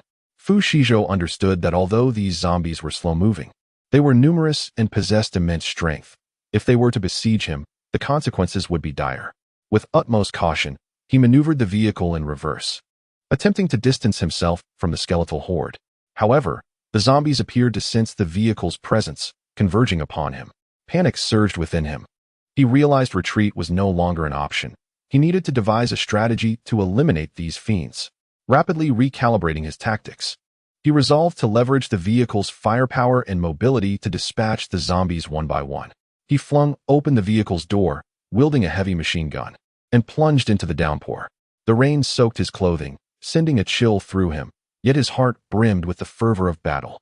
As he evaded the zombies' attacks, he squeezed the trigger, unleashing a barrage of bullets upon them. The rounds punctured their bony frames with a series of sharp cracks, akin to a cruel symphony.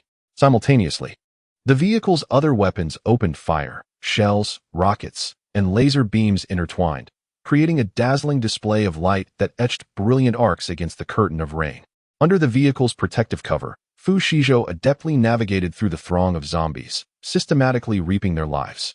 After a fierce skirmish, the skeletal zombies were finally vanquished, leaving Fu Shizhou drenched in sweat. He returned to the vehicle, panting heavily, yet a profound sense of accomplishment filled his heart. He understood that the path to survival in this wasteland was fraught with hardship and danger, yet he also believed that as long as he persevered in his fight, he would ultimately triumph over adversity. Chapter 204. Battle on a rainy night. Just as Fu Shizhou had caught his breath, the alarm of the battlefield vehicle blared once more, its shrill sound stark against the backdrop of the stormy night. A sense of foreboding washed over him as he thought, what trouble has arisen now? He swiftly activated the onboard radar, and the screen illuminated with a cluster of red signals rapidly approaching his position. An icy shiver ran down Fu Shizhou's spine as he realized, it is Morris's men. Morris, like a relentless leech, had long cast a covetous eye upon Fu Shizhou, intent on eliminating him to solidify his own power. Aware that these adversaries would not relent easily, Fu Shizhou knew he had to devise a strategy at once. He quickly revved the vehicle, attempting to shake off his pursuers. Yet, the enemy's vehicles were swift, catching up to him with alarming speed.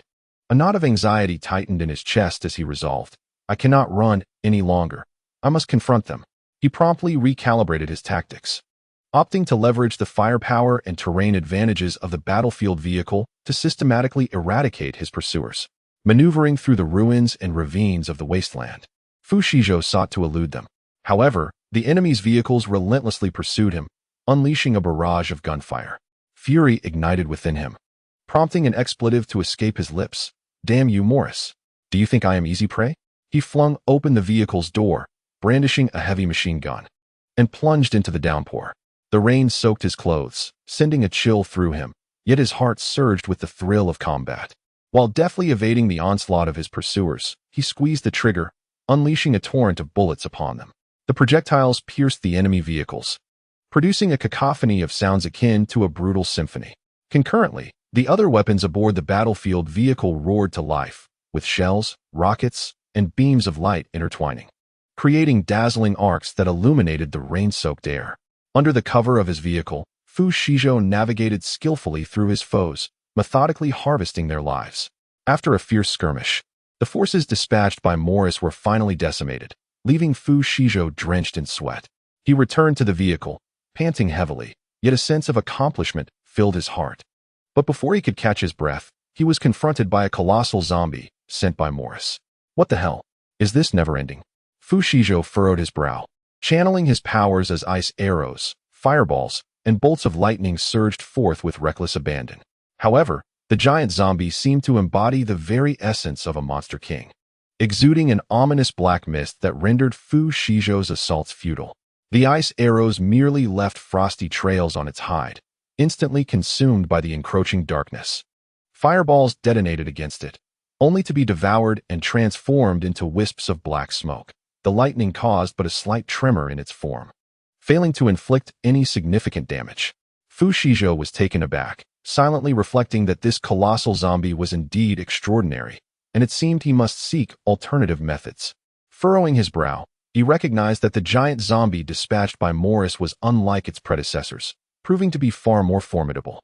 He swiftly retrieved a specially crafted silver long sword from his spatial storage, channeling all his mental energy into the blade. Armed with the sword, Fu Shizhou plunged once more into the rain, engaging in fierce combat with the giant zombie. With his agile movements, he darted around the monstrous creature, searching for its vulnerabilities. Each flash of the sword left a deep gash on the giant zombie, its black blood gushing forth like a fountain. The giant zombie, enraged, swung its massive claws in an attempt to reduce Fu Shizhou to mere pulp. However, utilizing the cover of the battlefield vehicle and his own agility, Fu Shizhou narrowly evaded its attacks time and again. While dodging, he sought opportunities to strike at the zombie's vital points with his sword. After a grueling battle, the giant zombie finally emitted a piercing howl before collapsing to the ground. Exhausted, Fu Shizhou leaned against the battlefield vehicle, gasping for breath. Observing the fallen giant zombie, he mused internally, "Morris, these worthless minions you sent are ultimately no match for me." He returned to the battlefield vehicle, meticulously inspecting the equipment to ensure everything was in order before he slid into the cockpit, reclining on the makeshift seat and closing his eyes to recuperate. Despite the world outside being fraught with uncertainty and peril, Fu Shizhou had grown accustomed to the nomadic existence amidst the wasteland, relying on his strength and experience. Meanwhile, Morris, upon realizing that the newly engineered giant zombie had been vanquished by Fu Shizhou, visibly darkened in expression. "Damn it, Fu Shizhou, this is not over," he roared, his eyes aflame with fury. Chapter 205. Evolution of Abilities. While resting with his eyes closed in the battlefield vehicle, Fu Shizhou suddenly sensed an unusual energy surging within him. As if something was awakening, he abruptly opened his eyes to find his hands radiating a peculiar luminescence, an unprecedented sense of power coursing through his body. A rush of exhilaration filled his heart as he pondered, "Could it be that my abilities have evolved?" He quickly exited the vehicle, standing in the rain to embrace the overwhelming energy within him. Raising his right hand, he unleashed a brilliant beam of light from his palm, which rapidly coalesced into a massive energy sword. The blade shimmered with a dazzling brilliance, seemingly capable of cleaving through anything. As he wielded the energy sword, its edge sliced through the air with a sizzling sound, as if even the atmosphere was being severed. A surge of joy welled up within Fu Shizhou as he realized, "This power surpasses my previous abilities by several fold." He then lifted his left hand, conjuring a blazing inferno that gathered in his palm. The flames were no longer the ordinary red, but radiated a searing white, exuding immense heat, as if they could incinerate everything in their path. Filled with delight and anticipation, Fu Shizhou understood that he had ascended to a new pinnacle of strength. He gripped his energy sword tightly, prepared to confront any imminent danger. Suddenly, a thunderous roar echoed from afar, causing Fu Shizhou's heart to tense. Could it be that Maurice had sent reinforcements? He swiftly retracted the energy sword into his body, his gaze vigilant as he surveyed his surroundings. A fleet of black war vehicles surged toward him from the distance, their speed formidable, as if intent on encircling the ruins where Fu Shizhou stood. A wave of unease washed over him. Maurice had dispatched even more men this time, signifying his intent to eliminate him with ruthless finality. Without hesitation, he activated his battlefield vehicle and pressed the accelerator, striving to break free from the encirclement. However, the enemy's vehicles were relentless, quickly surrounding him. A knot of anxiety tightened in Fu Shizhou's chest, He thought, damn it, I must devise a way to deal with them. He swiftly recalibrated his strategy, resolved to employ his upgraded abilities alongside the firepower of his battlefield vehicle to eliminate his pursuers one by one. Navigating through the desolate ruins and ravines, he endeavored to evade his relentless chasers. Yet, their vehicles pursued him unyieldingly, firing incessantly. In a fit of rage, Fu Shizhou couldn't help but curse aloud. Damn it. Maurice, you have successfully captured my attention. He promptly opened the door of his battlefield vehicle, energy sword in hand, charging into the downpour. The rain soaked his attire, sending a chill through him, yet his spirit was ablaze with the fervor of battle. He swung his energy sword, the blade slicing through the air with a hissing sound, reminiscent of a demon's descent.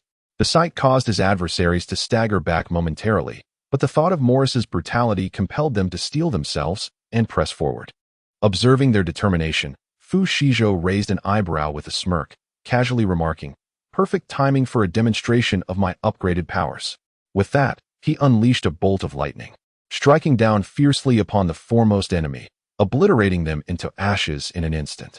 He then turned his attention to the enemy vehicles, sending another surge of electricity their way. In a flash, the metallic exteriors of the vehicles were pierced by the potent current, emitting a piercing shriek. The vehicles trembled violently before erupting in a thunderous explosion, flames soaring and debris scattering in all directions. Fu Shizhou felt a jolt of realization. Morris's war vehicles were far from ordinary, easily dismantled, which confirmed the formidable strength of his upgraded abilities. Without a moment's hesitation, he recalibrated his tactics, preparing to launch an assault on the remaining vehicles. Wielding his energy sword, which gleamed with resplendent light, he appeared as an unstoppable force on the battlefield. Charging toward another war vehicle, the blade sliced through the air with a hissing sound, as if cleaving the very atmosphere itself. The occupants of the vehicle were struck with terror. They had never encountered such a formidable ability wielder, their hearts laden with fear and despair. They attempted to retaliate, but Fu Shizhou's speed was overwhelming, rendering them incapable of locking onto their target. Fu Shizhou unleashed the fury of lightning once more, bolts striking the remaining war vehicles like the wrath of a celestial deity. In a flash, the vehicles were pierced by the overwhelming current, their bodies quaking violently before erupting in a cacophony of explosions, flames soaring into the sky, and debris scattering in all directions. Those adversaries, before even engaging, were reduced to ashes by Fu Shizhou's might. The battle concluded with remarkable swiftness. Amidst the ruins, Fu Shizhou stood, raindrops cascading down his attire, offering a chill that contrasted sharply with the fervor of combat and the elation of victory swelling within him. He recognized that his strength had ascended to a new pinnacle, one sufficient to confront any challenge posed by Morris. Gripping his energy sword, he remained vigilant, surveying his surroundings, poised to confront any imminent threats. He understood that this skirmish was merely an inception. Morris would not relinquish easily, and he must remain ever watchful, ready to embrace the trials ahead. The thought of his enhanced abilities reignited his confidence. Chapter 206. Reckoning. Standing amidst the debris, rain trickled down Fu Shizhou's cheeks. Yet it could not obscure the resolve and determination gleaming in his eyes. He tightened his grip on the energy sword, its brilliance flickering through the rain like a meteor piercing the night sky, illuminating the path ahead. Taking a deep breath, he suppressed the excitement and joy within. He was aware that this was not the moment to bask in triumph, for Morris was the true adversary he faced. Swiftly, he returned to the battle vehicle, igniting the engine, which roared like a colossal beast awakening, poised for action. Fu Shizhou maneuvered the vehicle along the scarred roads of the wasteland towards Morris's stronghold. Rain pelted the windows, obscuring his vision, but his familiarity with the desolate terrain and the heightened perception granted by his abilities allowed him to deftly navigate around obstacles. As the vehicle pressed forward, Fu Shizhou meticulously mapped out his subsequent actions. He understood the enormity of Morris's influence, his ranks filled with formidable experts. This venture was fraught with peril, yet fear did not reside in his heart. Rather, it brimmed with the spirit of battle. He aimed to make Morris aware that he was no longer the helpless victim he once was, and that the time had come for Morris to bear the consequences of his past transgressions. At last, the battle vehicle arrived at the periphery of Morris's stronghold. Here, defenses were formidable, tall walls encircling the stronghold, impenetrable to any intruder. Soldiers patrolled the ramparts, their vigilance unwavering as they scanned the surroundings. Fu Shizhou halted the vehicle, stepping out and gazing up at the towering walls before him, a glint of cold resolve flashing in his eyes. Slowly, he raised his right hand, summoning the energy sword once more, its blade radiating a dazzling light, as if to rend the darkened night sky asunder. With a firm grip on the energy sword, he swung it fiercely, the blade slicing through the air with a hiss, unleashing a massive wave of energy that surged forth, striking the walls with tremendous force. The wall collapsed instantaneously under the immense shockwave of energy, debris scattering in all directions, dust swirling into the air. Fu Shizhou let out a thunderous roar, brandishing his energy sword as he stormed into the lair of Morris. He charged like a wild stallion, rampaging through the stronghold, leaving terror in his wake. His energy sword carved through the adversaries with unparalleled ferocity, unleashing powerful energy waves that repelled each foe. His lightning abilities were unleashed to their fullest, striking down enemies with bolts akin to the wrath of a divine being, obliterating them utterly. Chaos reigned within Morris's stronghold as soldiers fled in sheer panic, their minds gripped by fear and despair at the sight of such a formidable superhuman. Fu Shizhou, like the harbinger of death on the battlefield, mercilessly harvested the lives of his enemies, his sole focus fixated on Morris, whom he sought to confront in a final showdown. At last, amidst the ruins, Fu Shizhou spotted Morris. Clad in a dark robe, Morris stood atop the debris, his face etched with shock and disbelief, evidently unprepared for Fu Shizhou's audacious incursion into his sanctum. A glint of murderous intent flickered in Fu Shizhou's eyes as he advanced upon Morris, energy sword in hand. Realizing the gravity of the situation, Morris's heart raced. He knew of Fu Shizhou's prowess. In a swift motion, he drew a pistol from within his cloak, aiming it at Fu Shizhou and pulling the trigger. Yet, Fu Shizhou's reflexes were too swift. He effortlessly dodged the bullet, his energy sword lunging toward Morris in an instant. Morris, gripped by terror, could scarcely fathom the extent of Fu Shizhou's power, recognizing he was no match for him, despair flooding his heart. Just then, Fu Shizhou halted, fixing his gaze upon Morris, and coldly declared, "Morris, you have brought me to the brink of death. Today, you shall pay the price." With that, he thrust his energy sword forward with ferocity.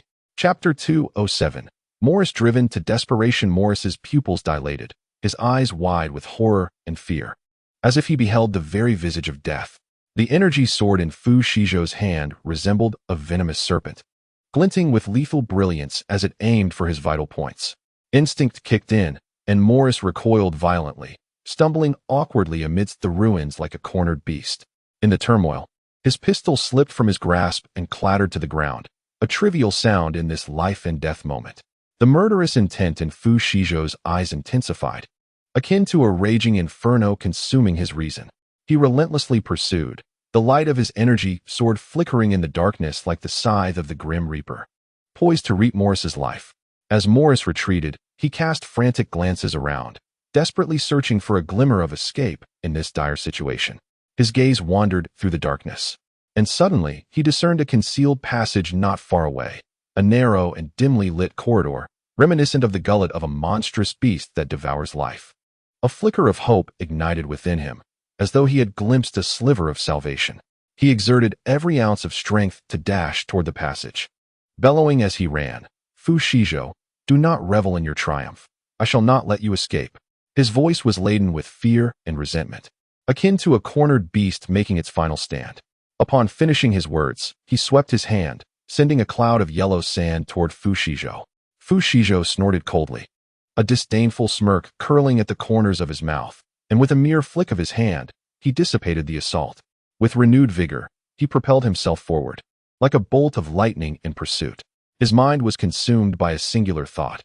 He must not allow Morris to flee, for otherwise, all his prior efforts would be rendered futile.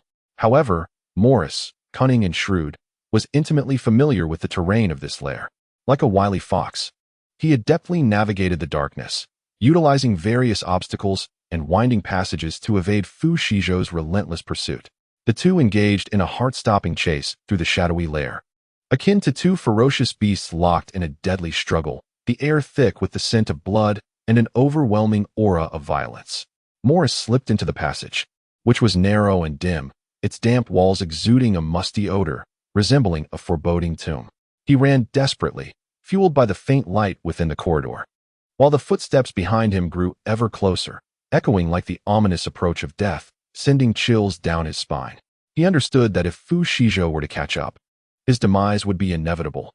Thus, he propelled himself forward as if racing against the Grim Reaper.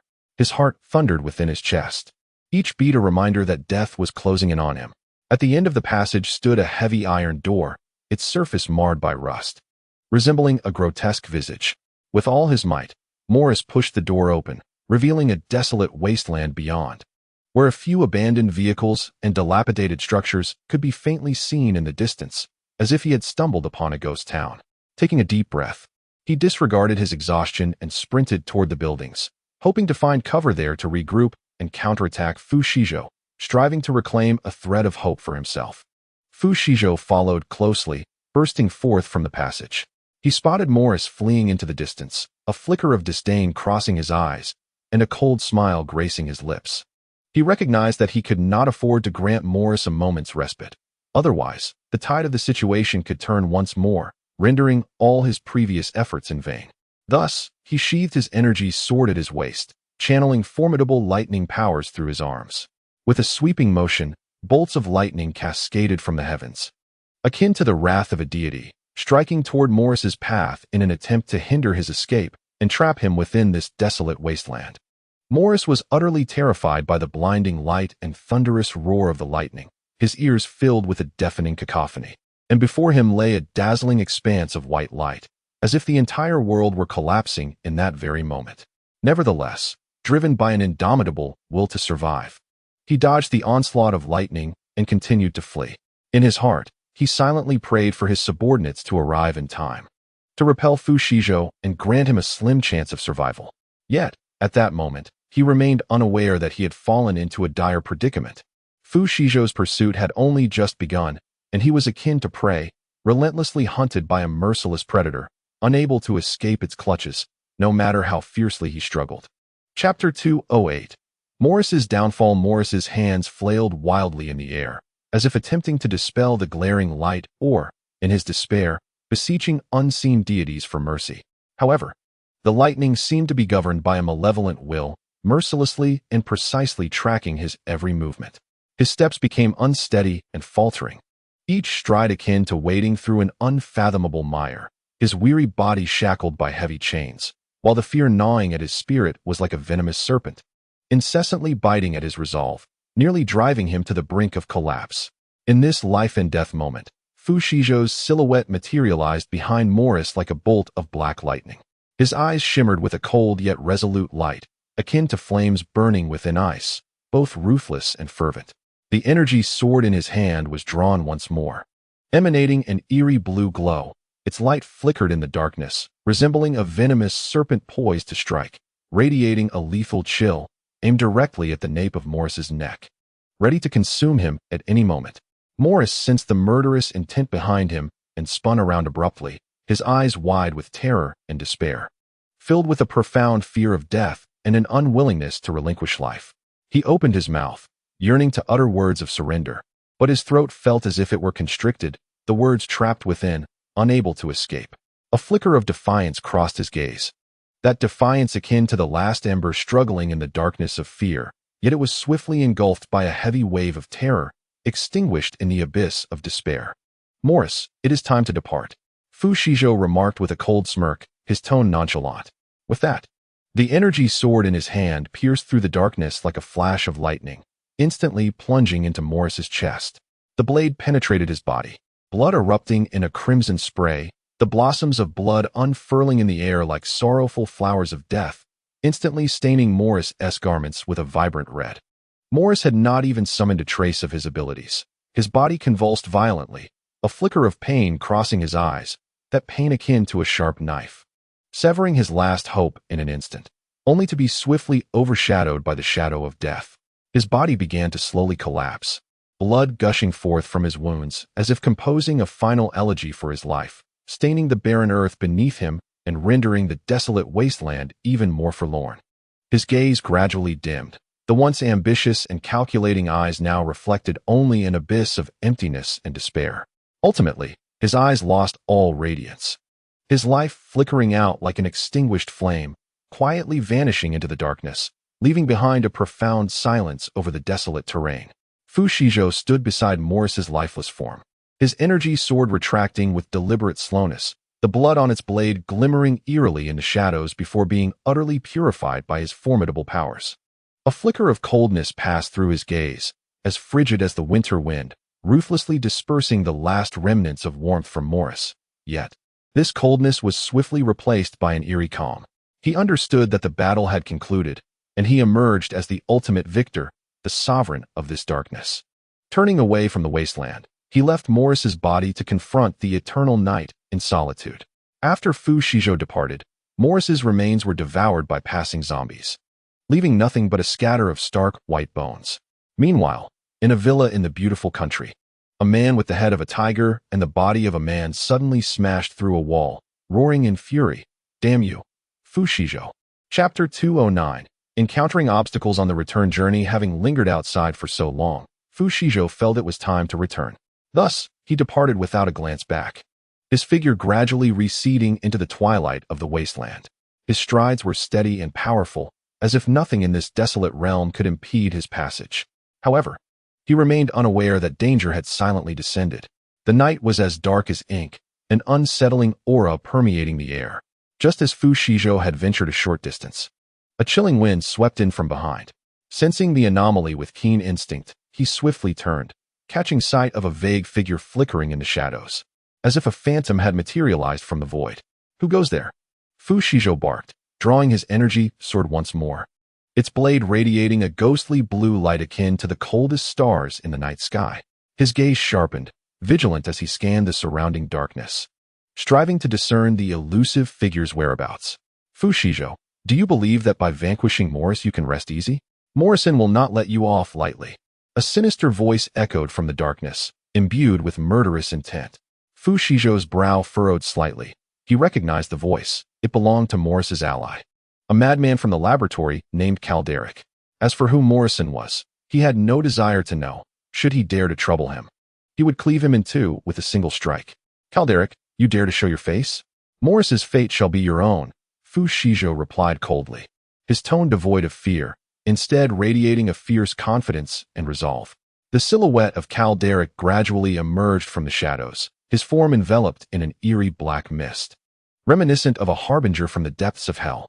Madness flickered in his eyes as he fixed his gaze upon Fu Shizhou, as if intent on tearing him to shreds. "Morris is dead. I shall not allow you to leave this place alive." Calderic's voice resonated with fury and despair, his hands gesticulating in the air as if conjuring some malevolent sorcery. With each movement, the surrounding air began to warp, and a formidable surge of dark energy erupted from within him, coalescing into a vast black vortex that enveloped Fu Shizhou. An overwhelming sense of oppression assailed Fu Shizhou from all directions, as though invisible titanic hands had ensnared his body, rendering him immobile. He had not anticipated the sheer magnitude of Calderic's powers. Should he become ensnared, the consequences would be dire. Yet, Fu Shizhou remained unfazed, a glint of cold resolve flashing in his eyes. The energy sword in his grasp suddenly radiated a blinding brilliance, the air around its blade torn asunder by its formidable energy. "Break!" Fu Shizhou shouted, his weapon slicing through the darkness like a razor-sharp blade, cleaving towards the black vortex. The moment the sword met the dark energy, it erupted with a deafening roar, the shockwave obliterating the surrounding ruins into mere dust. Fu Shizhou staggered slightly from the immense force, but quickly regained his composure, a hint of disdain evident in his gaze as he regarded Calderic. At that moment, Calderic appeared disheveled, having been struck by the residual force of the energy sword, blood seeping from the corner of his mouth, his eyes wide with terror and disbelief. "Do you truly believe such an attack could contain me? Calderic, you are woefully naive," Fu Shizhou remarked coldly, his voice laced with an undeniable authority. Calderic's complexion turned ashen as he grasped the gravity of his underestimation of Fu Shizhou's prowess. Nevertheless, he refused to yield. A glint of malice flickered in his eyes as he once again waved his hands, the surrounding dark energy coalescing into black chains that rapidly ensnared towards Fu Shizhou. Fu Shizhou let out a mocking laugh, his form suddenly transforming into a black afterimage, vanishing from sight. When he reappeared, he stood directly before Calderic, the energy sword poised at his throat. Calderic, your abilities are indeed formidable, yet you shall never triumph over me. Fu Shizhou's voice carried a chilling intent. Devoid of any compassion, Calderic's face drained of color as fear flickered in his eyes, soon overshadowed by an overwhelming rage. He recognized that retreat was no longer an option. He could only fight with all his might. Suddenly, a powerful surge of dark energy erupted from his body, attempting to force Fu Shizhou back.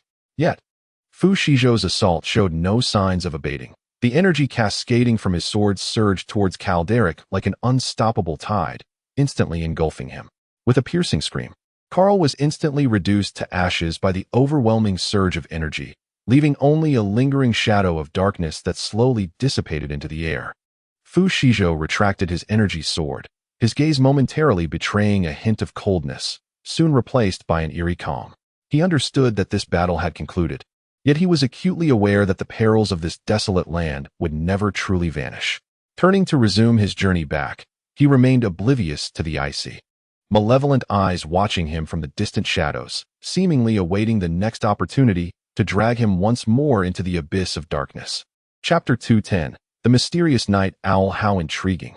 In the darkness, a mysterious figure smirked, uttering a cold laugh as his interest in Fu Shizhou deepened. The night deepened, the moonlight filtering through the thin clouds, bestowing an air of mystique upon the wasteland. Suddenly, a faint sound reached Fu Shizhou's ears, a mechanical buzzing, as if something was approaching. He halted, scanning his surroundings with heightened vigilance. His instincts warned him that this adversary might prove to be even more formidable than Carl Drake. Come out. Do not hide in the shadows. Fu Shizhou's voice resonated through the night sky, laced with an undertone of warning. From the darkness, a silhouette gradually emerged, a figure clad in a black combat suit, adorned with a silver mask that revealed only a pair of cold, piercing eyes. In his grasp was a mechanical arm glinting with a chilling radiance, intricate electronic symbols flickering upon it. Fu Shizhou, you are indeed a challenging opponent. The masked figure's voice was frigid and mechanical, devoid of any emotion. Who are you? An accomplice of Carl Drake? Fu Shizhou tightened his grip on the energy sword, its blade once again shimmering with a ghostly blue light. Carl Drake. Merely a failure, the masked man scoffed. I am a member of the Shadow Organization. Codename Night Owl. My mission is to eliminate you, a potential threat. A flicker of surprise crossed Fu Shizhou's eyes, yet he quickly regained his composure. The Shadow Organization? Sounds rather enigmatic. However, I advise you to abandon this endeavor, lest your fate be far worse than Carl's. With a cold laugh, Night Owl extended his mechanical arm, transforming it into a sleek black blade, thrusting it toward Fu Shizhou. Reacting swiftly, Fu Shizhou raised his energy sword to block, the impact igniting a flurry of sparks. The force of Night Owl's strike caught Fu Shizhou off guard, staggering him back several steps, though he quickly regained his footing. Your strength is impressive, but do you truly believe this level of power can vanquish me? Fu Shizhou's voice carried a hint of disdain. Night Owl offered no reply, instead summoning a swarm of black mechanical insects that swarmed towards Fu Shizhou like a dense cloud of locusts. A faint smirk graced Fu Shizhou's face as the energy sword in his hand suddenly transformed into a flurry of azure blades, slicing through the swarm of flying insects. As the sword light flickered, the insects fell like leaves caught in a tempest. Fu Shizhou navigated through the swarm with an elegance akin to flowing water, each strike of his sword executed with unparalleled precision. Night Owl, witnessing this scene, was momentarily taken aback, astonished by the formidable prowess Fu Shizhou demonstrated. However, he did not waver. His mechanical arm swung once more, conjuring a colossal black energy pillar aimed directly at Fu Shizhou. Feeling an overwhelming sense of pressure, Fu Shizhou remained unperturbed. His energy sword erupted with a blinding radiance, the air around the blade tearing asunder. With a mighty roar, he brought the sword down fiercely upon the black energy pillar. The moment their forces collided, a deafening explosion resonated, sending a powerful shockwave that reduced the surrounding ruins to mere dust. Though Fu Shizhou's body staggered slightly from the tremendous force, he quickly regained his balance. Night Owl was struck by the residual energy of the sword, his body flung backward, blood trickling from the corner of his mouth. Struggling to rise, his eyes reflected sheer terror and disbelief. Do you truly believe such an assault can ensnare me? Night Owl, you are woefully naive. Fu Shizhou stated coldly, his voice imbued with an undeniable authority. Night Owl's complexion turned an ashen hue as he recognized he had underestimated Fu Shizhou's strength. Yet he did not concede. A glint of ferocity sparked in his eyes as his mechanical arms swung again, summoning dark energy that coalesced into black chains, racing toward Fu Shizhou. With a scoff, Fu Shizhou transformed into a shadow, vanishing from his original position. When he reappeared, he stood before Night Owl, his energy sword poised at the latter's throat. Your abilities are indeed formidable, Night Owl, but you shall never prevail against me. A chilling malice laced Fu Shizhou's words, his gaze devoid of compassion. Night Owl's face drained of color, fear flashing in his eyes, soon replaced by a surge of rage. Aware that retreat was no longer an option, he unleashed a torrent of dark energy, attempting to repel Fu Shizhou. Yet, the momentum of Fu Shizhou's sword remained unbroken, the energy cascading forth like a relentless tide, engulfing Night Owl in an instant. A piercing scream escaped Night Owl as his form was obliterated by the overwhelming energy, leaving behind only a lingering shadow of darkness that slowly dissipated into the air. Fu Shizhou sheathed his energy sword, a glimmer of coldness crossing his eyes, soon replaced by a tranquil demeanor. He understood that this battle had concluded, yet he was acutely aware that the dangers of this desolate wasteland would never truly vanish. He turned and continued on his way back, yet he failed to notice that the Night Owl, which had recently turned to ash, had miraculously revived with astonishing speed. Chapter 211. The battle against the lightning leopard. Days later, Fu Shizhou took a shortcut to a desolate wasteland. This land, ravaged by zombies and calamity, lay in ruins, scattered with remnants of walls and stained with blood. A gray haze enveloped the sky, as if even the sun had been obscured. As Fu Shizhou advanced, he beheld a grim tableau of skeletons, both human and animal. Among them were several decaying corpses, seemingly the victims of predation. However, the bite marks on the bodies were shallow, suggesting they were not inflicted by ordinary beasts. Having grown accustomed to such sights, Fu Shizhou merely frowned and pressed forward. His steps were resolute and steady, his gaze revealing a hint of vigilance. He understood that this wasteland concealed countless dangers, and a moment's inattention could lead to dire straits. Suddenly, the ground beneath him began to tremble violently, as if a formidable creature was approaching. Fu Shizhou halted, his eyes narrowing with intensity. A blurred figure raced towards him from the distance, moving with the swiftness of lightning. The lightning leopard, Fu Shizhou thought to himself. This creature, a powerful mutated beast inhabiting the wasteland, was renowned for its incredible speed and strength, its tough hide impervious to ordinary weapons. The lightning leopard swiftly closed the distance, halting before Fu Shizhou with a low, menacing growl. It was larger than an ordinary leopard, its body cloaked in hard gray fur, eyes gleaming with ferocity, and fangs bared in a fearsome display. Fu Shizhou tightened his grip on the energy sword, its blade shimmering with an ethereal blue light. He knew this battle would not be easily won. The lightning leopard seemed to sense the threat posed by Fu Shizhou, letting out a growl before transforming into a streak of lightning and lunging at him. Fu Shizhou reacted swiftly, leaping backward to evade the attack. However, the creature's speed was astonishing. Barely had he landed when it struck again. Fu Shizhou swung his energy sword, its light clashing against the leopard's claws, producing a sharp metallic sound. Such force was insufficient to inflict harm upon it, he mused. He realized he needed to discern the lightning leopard's weakness. Otherwise, the battle would reach a stalemate. As the lightning leopard launched another assault, Fu Shizhou dodged while keenly observing its movements. He noted that, despite its speed, each of its attacks followed a certain rhythm. If he could grasp its timing, a flaw could be revealed. Taking a deep breath to steady himself, Fu Shizhou prepared to engage the lightning leopard once more. This time, he would not remain on the defensive. He would strike first, seizing an opportunity amidst the creature's attacks. He swiftly closed the gap and thrust his energy sword forcefully towards its abdomen. The lightning leopard emitted a pained roar, its abdomen pierced by an energy sword, blood gushing from the wound. Fu Shizhou offered it no respite, swinging his sword once more in a fierce attack.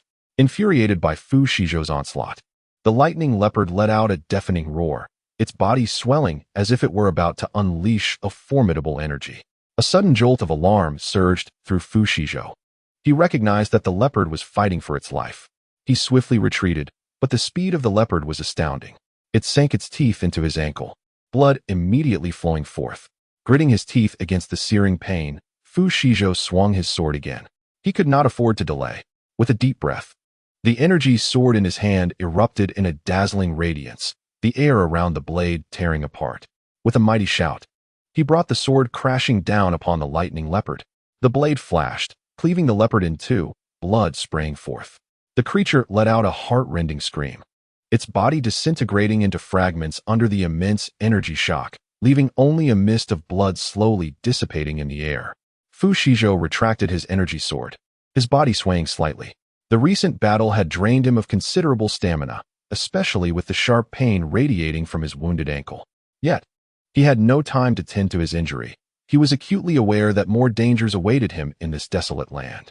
Clenching his teeth, he dashed back to the RV, briefly attending to his wound before continuing on his journey homeward. Chapter 212. The tiger father sends his cub before darkness enveloped the land. Fu Shizhou arrived at a vast forest. It lay over 100 kilometers from the Longjing base. Crossing this forest would bring him home within a couple of hours. The mere thought of reuniting with his family brought an involuntary smile to his face. However, the air in this forest was thick with darkness, rendering the surroundings pitch black. Without the headlights of his vehicle, he would scarcely be able to navigate. Stretching for miles, the forest was teeming with powerful mutated beasts. Moreover, it was not just the beasts that posed a threat. Numerous mutated plants were also known to consume humans. Fortunately, Fu Shizhou's injuries had begun to heal, and he felt undaunted by the unknown dangers lurking within the forest. The formidable mutated beasts resided deep within, fiercely territorial. As long as he did not trespass into their domains, they typically refrained from attacking humans. Fu Shizhou cautiously maneuvered his vehicle, the headlights casting a bright beam through the darkness, illuminating the path ahead. He remained vigilant, periodically scanning his surroundings. Despite his lack of fear regarding the dangers deeper in the forest, he preferred to avoid unnecessary trouble. Suddenly, the headlights illuminated a small figure struggling among the nearby bushes.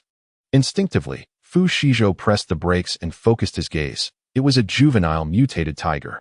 It appeared to be no taller than half a person, adorned with vibrant patterns. But at that moment, it looked utterly panicked, clearly lost. How could such a small cub find itself in this perilous place? As Fu Shizhou contemplated the situation, he was suddenly startled by a hissing sound. He whirled around to find a massive mutated snake emerging from the thicket, its eyes glinting with a frigid light as it swiftly advanced toward the tiger cub. Damn it, this serpent dares to attack the cub. Without hesitation, Fu Shizhou flung open the car door, furrowing his brow as he dashed toward the cub while shouting, "Stay back." The mutated snake seemed incensed by his outcry, abruptly raising its head and opening its gaping maw to spit a stream of venom at him. Reacting with remarkable swiftness, Fu Shizhou sidestepped the toxic spray and, with a vigorous flourish of his hand, summoned a potent surge of electrical energy. With a mighty roar, he thrust his hands forward, unleashing a brilliant bolt of lightning that struck the snake's head with blinding force. The explosive power of the lightning immediately resonated, scorching the serpent's body and eliciting a piercing shriek. Fu Shizhou did not relent. Another bolt of lightning struck the snake's form, ultimately obliterating it.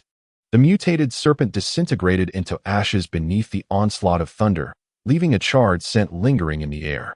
With a sigh of relief, Fu Shizhou turned his gaze to the tiger cub, which trembled in fear but seemed to relax slightly upon realizing it had been saved. He crouched down and gently patted its head, reassuring it, "Do not fear. I mean you no harm." Just then, a thunderous roar echoed from a distance, and Fu Shizhou immediately recognized it as the arrival of the cub's parents. Swiftly, he scooped up the cub and moved toward the source of the sound. Before long, an enormous mutated tiger emerged from the underbrush, its eyes flashing with ferocity, yet softening upon spotting the cub in Fu Shizhou's arms. "You must be its father," Fu Shizhou remarked with a slight smile. "It nearly fell prey to a mutated snake, but I happened to pass by and rescued it." While he did not expect the tiger to comprehend his words, he felt compelled to explain to avoid any misunderstandings. The mutated tiger appeared to grasp his intent, letting out a low growl before lowering its head and gently nudging the cub with its nose. The cub affectionately returned the gesture, clearly showing its fondness. Witnessing this tender moment, Fu Shizhou felt a surge of emotion. "Human, you saved it. I owe you a debt of gratitude." echoed the voice of the mutated tiger in Fu Shizhou's mind, leaving him momentarily astonished. He had not anticipated that this creature could communicate. No need for thanks. It was merely a small act, Fu Shizhou replied as he handed the cub back, noting its apparent health. The mutated tiger accepted the cub and glanced back at Fu Shizhou, suddenly declaring, "You saved it. I owe you a favor. This cub is yours now. I hope it becomes your companion. I entrust my son to you." Fu Shizhou was taken aback, not expecting such generosity from the mutated tiger. However, he quickly regained his composure and smiled gently, saying, "Thank you. I shall take good care of it." The mutated tiger nodded slightly before turning away without a glance and venturing deep into the forest. As Fu Shizhou watched its departing silhouette, warmth enveloped his heart. He cradled the tiger cub and returned to the vehicle, continuing his journey towards the Longjing base. Chapter 213. Safely home an hour later. Fu Shizhou traversed the forest without incident. Upon arriving home, he was immediately surrounded by members of the base, who buzzed with incessant questions. "Base leader, you have finally returned," Guziyu exclaimed joyfully. Fu Shizhou offered a faint smile, raising his hand to signal for silence. His eyes bore a hint of fatigue, yet were predominantly filled with relief and satisfaction. This mission, fraught with uncertainties and dangers, had ultimately been accomplished thanks to his years of experience and steadfast resolve. "I have returned. There is no need for concern." Fu Shizhou's voice resonated, deep and powerful, seemingly dispelling the tension and unease among the crowd. He surveyed the familiar faces around him, a warm current swelling within him. These individuals were not merely his neighbors, but his comrades, steadfastly supporting him from behind, providing him with strength. The mission had proceeded relatively smoothly. Although minor troubles had arisen along the way, they remained manageable. Fu Shizhou provided a brief report on the situation. Mindful of not causing undue worry, he understood that the base personnel had long been anxious for his safety, and he wished to spare them from further distress. "That is splendid news. Base leader, please come in and rest. We have prepared hot water and food for you," a young staff member hurriedly interjected, concern evident in their eyes. Fu Shizhou nodded in acknowledgement and followed the group into the base. Throughout the journey, he felt the warmth and enthusiasm of those around him, stirring deep reflections in his heart. In this challenging environment, they resembled a family, supporting one another while facing adversity together. Upon entering the lounge, Fu Shizhou was greeted by a table laden with steaming dishes and several cups of fragrant tea. He smiled faintly, seated himself, and began to eat heartily. He understood the necessity of replenishing his energy to better tackle the forthcoming tasks. "Base leader, did you bring back any news?" a staff member inquired cautiously, anticipation shimmering in their gaze. Fu Shizhou paused his eating, lifted his gaze, and regarded the assembly with a profound look. He recognized their eagerness to comprehend the external circumstances, especially since they had been isolated from the outside world for far too long. "I traveled north and discovered some new developments," Fu Shizhou began slowly, his tone imbued with gravity. "The situation out there is far more severe than I had anticipated. Henceforth, we must remain vigilant and uphold strict security at the base." Upon hearing this, astonishment swept across the crowd. They were aware of Fu Shizhou's habitual caution. If he deemed the situation serious, it was undoubtedly so. An air of apprehension settled over the assembly, and expressions turned grim. "What should we do next?" someone asked urgently. Fu Shizhou pondered for a moment before declaring, "I shall organize training for everyone, and simultaneously, we must fortify the defenses of the base. Everyone must remain ever vigilant and not let their guard down." "Yes, base leader." The crowd responded in unison, their eyes brimming with determination. Fu Shizhou nodded, silently resolving to safeguard this base, to protect the last sanctuary of the apocalypse. He understood the weight of their mission, and as the leader, he bore an even greater responsibility. After finishing his meal, Fu Shizhou took a brief shower, changed into clean clothes, and reclined on his soft bed. The Fu family, aware of his fatigue from travel, tacitly refrained from disturbing him. Fu Shizhou fell into a deep slumber, while on the other side, Hua was enduring a different fate. Chapter 214. The Mischief of the Little Tiger. "Oh my! This little tiger is simply adorable," Bai Suyu exclaimed, her eyes widening as she eagerly reached out to embrace the small tiger that Fu Shizhou had brought back. However, the little tiger, seemingly startled, shrank back suddenly and hid behind Fu's mother. Quick to respond, Fu's mother gently pressed her hand on the little tiger's head, soothingly murmuring, "Do not be afraid, it one tea bite." My son has informed me that this mutated tiger was a gift from Tiger Father. It is quite gentle. Realizing her actions had been a tad abrupt, Baisuyu swiftly withdrew her hand, crouched down, and cautiously extended her fingers to gently stroke the little tiger's head. The little creature seemed to sense Baisuyu's kindness and gradually relaxed, even nuzzling its head against her hand. Liao Lulu, eager to pet the tiger as well, found herself thwarted as Baisuyu got there first, leaving her to watch with longing as they interacted. Baisuyu gently scratched the little tiger's chin, and it blissfully closed its eyes, emitting a soft purring sound as if relishing a massage. Wow, it seems to really like you, Liao Lulu remarked enviously. Perhaps it is because I am rather gentle, Baisuyu replied with a proud smile, continuing her playful interaction with the small tiger. Fu's mother observed this scene with a slight smile, initially worried that the mutated tiger might be difficult to handle, yet pleasantly surprised by how quickly it had warmed up to Baisuyu. How about we take it for a stroll around the base? It might bring some joy to everyone, Baisuyu suggested, her eyes sparkling with excitement. That sounds good. It certainly appears quite docile, Fu's mother agreed, finding the idea appealing. Thus, Baisuyu carefully lifted the little tiger, which was now completely at ease, even rolling over in her arms to expose its belly for her to rub. The group proceeded to the base, where the sight of the charming little tiger drew a crowd, all marveling at its cuteness. What breed of tiger is this? It's so small. Can I pet it? It doesn't seem fierce at all. In fact, it seems quite affectionate. Baisuyu, cradling the little tiger, patiently allowed everyone to take turns petting it. Soon, the extraordinary event of the little tiger spread throughout the entire base, drawing everyone's attention. Initially, the young tiger relished the spotlight, rubbing against the hands of the onlookers, seemingly enjoying the lively atmosphere. However, as time wore on, the little tiger began to exhibit signs of impatience. It was passed around, gently petted by many, and though the touches were tender, the little tiger clearly felt fatigued. It started to emit soft whines, attempting to wriggle free from the embrace of the crowd, yet the onlookers remained oblivious to its discomfort, continuing their enthusiastic interactions. Baisuyu found herself somewhat flustered, trying to urge everyone to pause, but the excitement was simply too overwhelming. Let us not overdo it. It seems a bit tired, she softly cautioned, but her voice was drowned out by the laughter surrounding them. Finally, the little tiger could endure no more. It abruptly broke free from the arms of a staff member and scampered to a corner, curling up into a ball, its eyes revealing a hint of grievance and weariness. It was only then that the people at the base recognized their excess, halting their actions and casting awkward glances at the little tiger. Oh dear, how did I not notice it was already tired? A young man lamented. It's my fault. We were too enthusiastic and didn't consider its feelings. Baisuyu felt a pang of guilt as she cautiously approached the little tiger, squatting beside it and gently reassuring, "Little one, don't be afraid. No one meant any harm. If you're tired, it's perfectly fine to rest."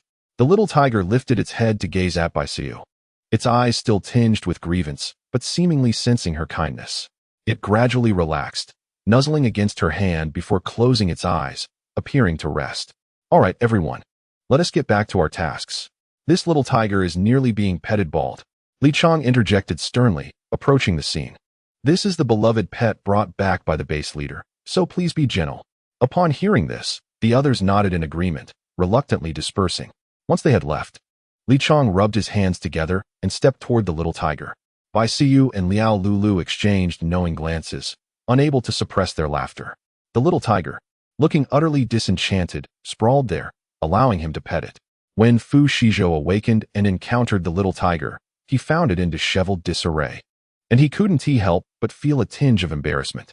Chapter 215, naming the little one as Fu Shizhou entered the base's main hall. He had yet to inquire about the commotion when he was met with a cacophony of noise. Following the sound, he spotted a crowd gathered in a corner, seemingly captivated by something. He hurried over, parting the throng, and was taken aback by the sight before him. The little tiger was curled up in the corner, its fur tousled and unkempt, its eyes reflecting a mix of grievance and exhaustion.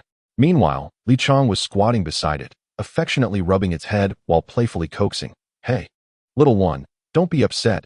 Everyone just adores you."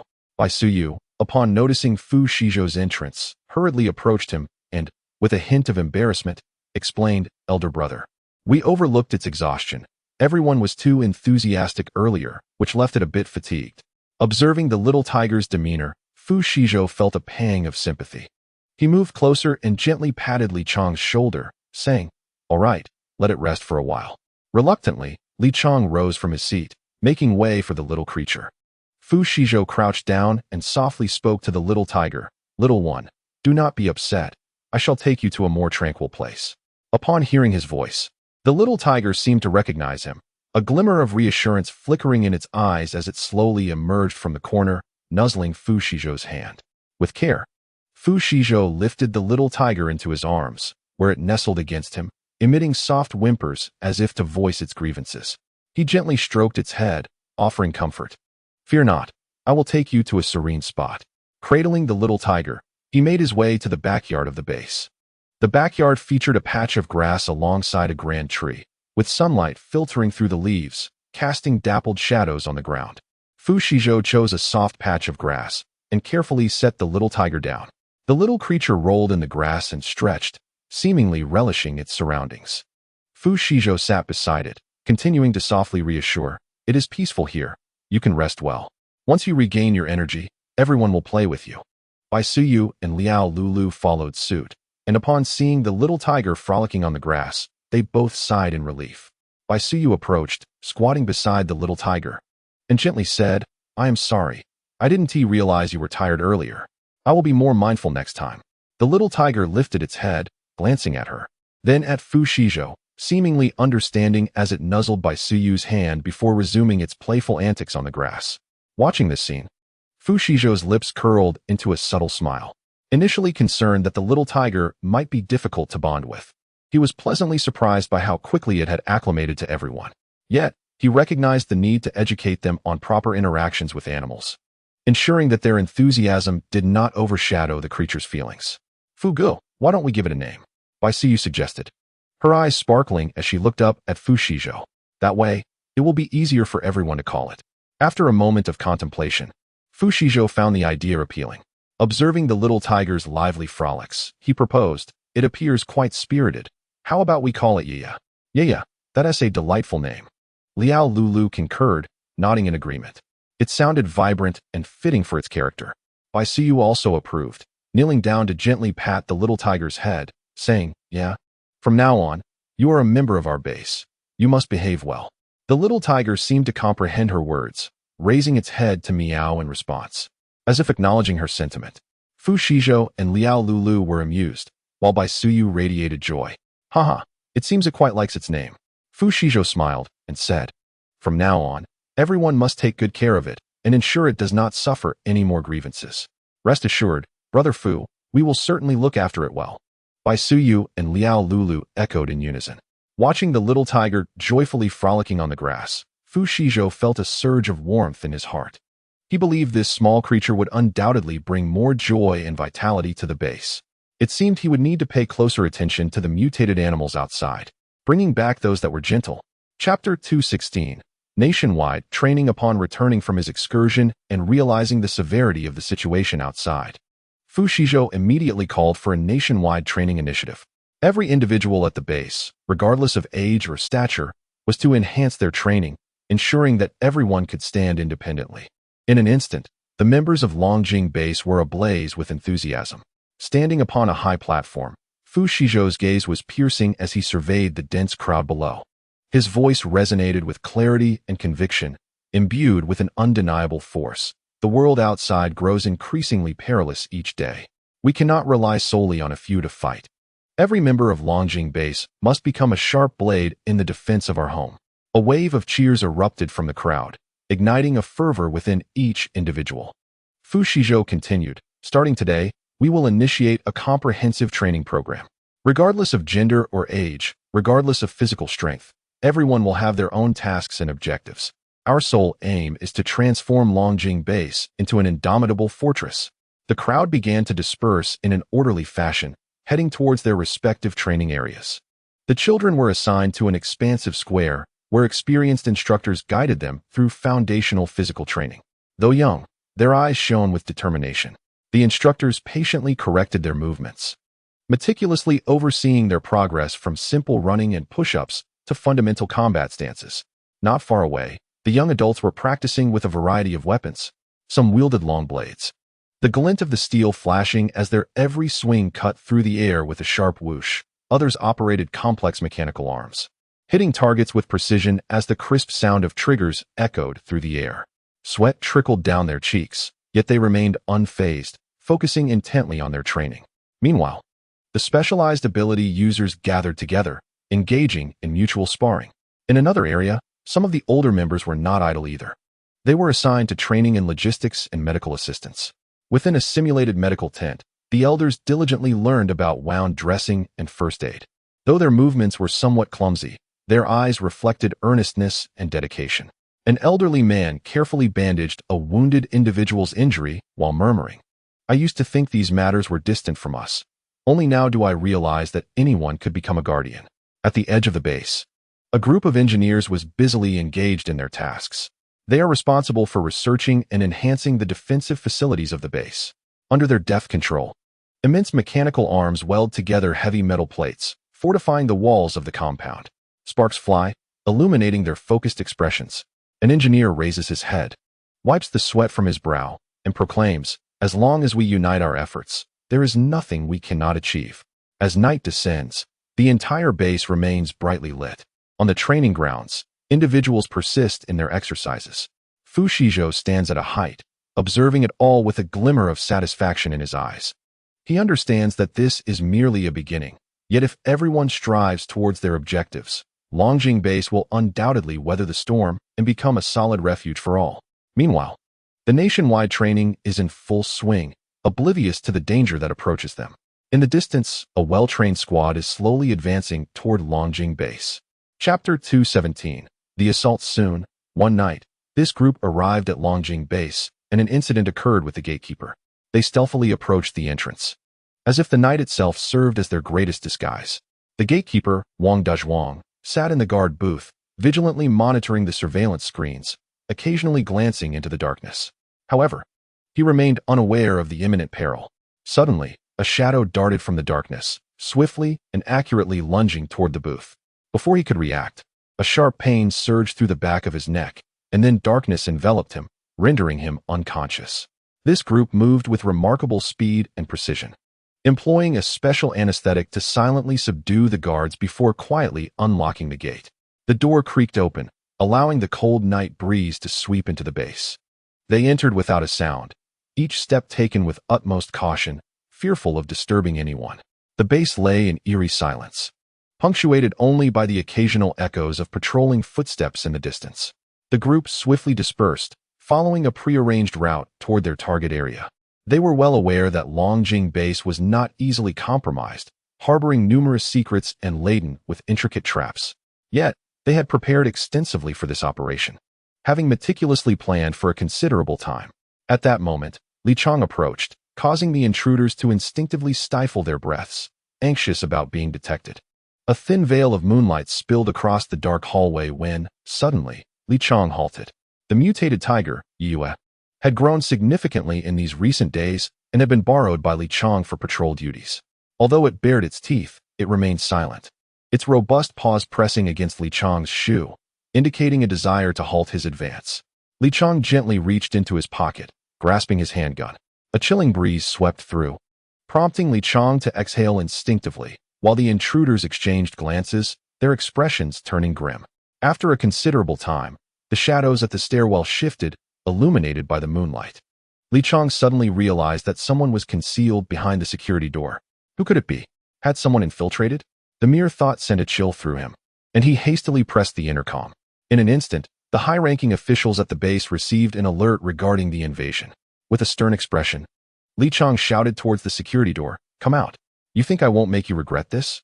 Those lurking, realizing their cover was blown, exchanged glances and decided to reveal themselves, stepping out brazenly.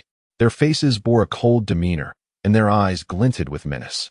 The leader of the group sneered and remarked, "Kid, you're clever, but regrettably, you are far too weak." Li Chang's countenance darkened to a shade of iron as he gripped his firearm, warily eyeing the dozen or so individuals before him. They emanated an unsettling aura, clearly seasoned practitioners of supernatural abilities. Their presence made Li Chang acutely aware of the gravity of this intrusion.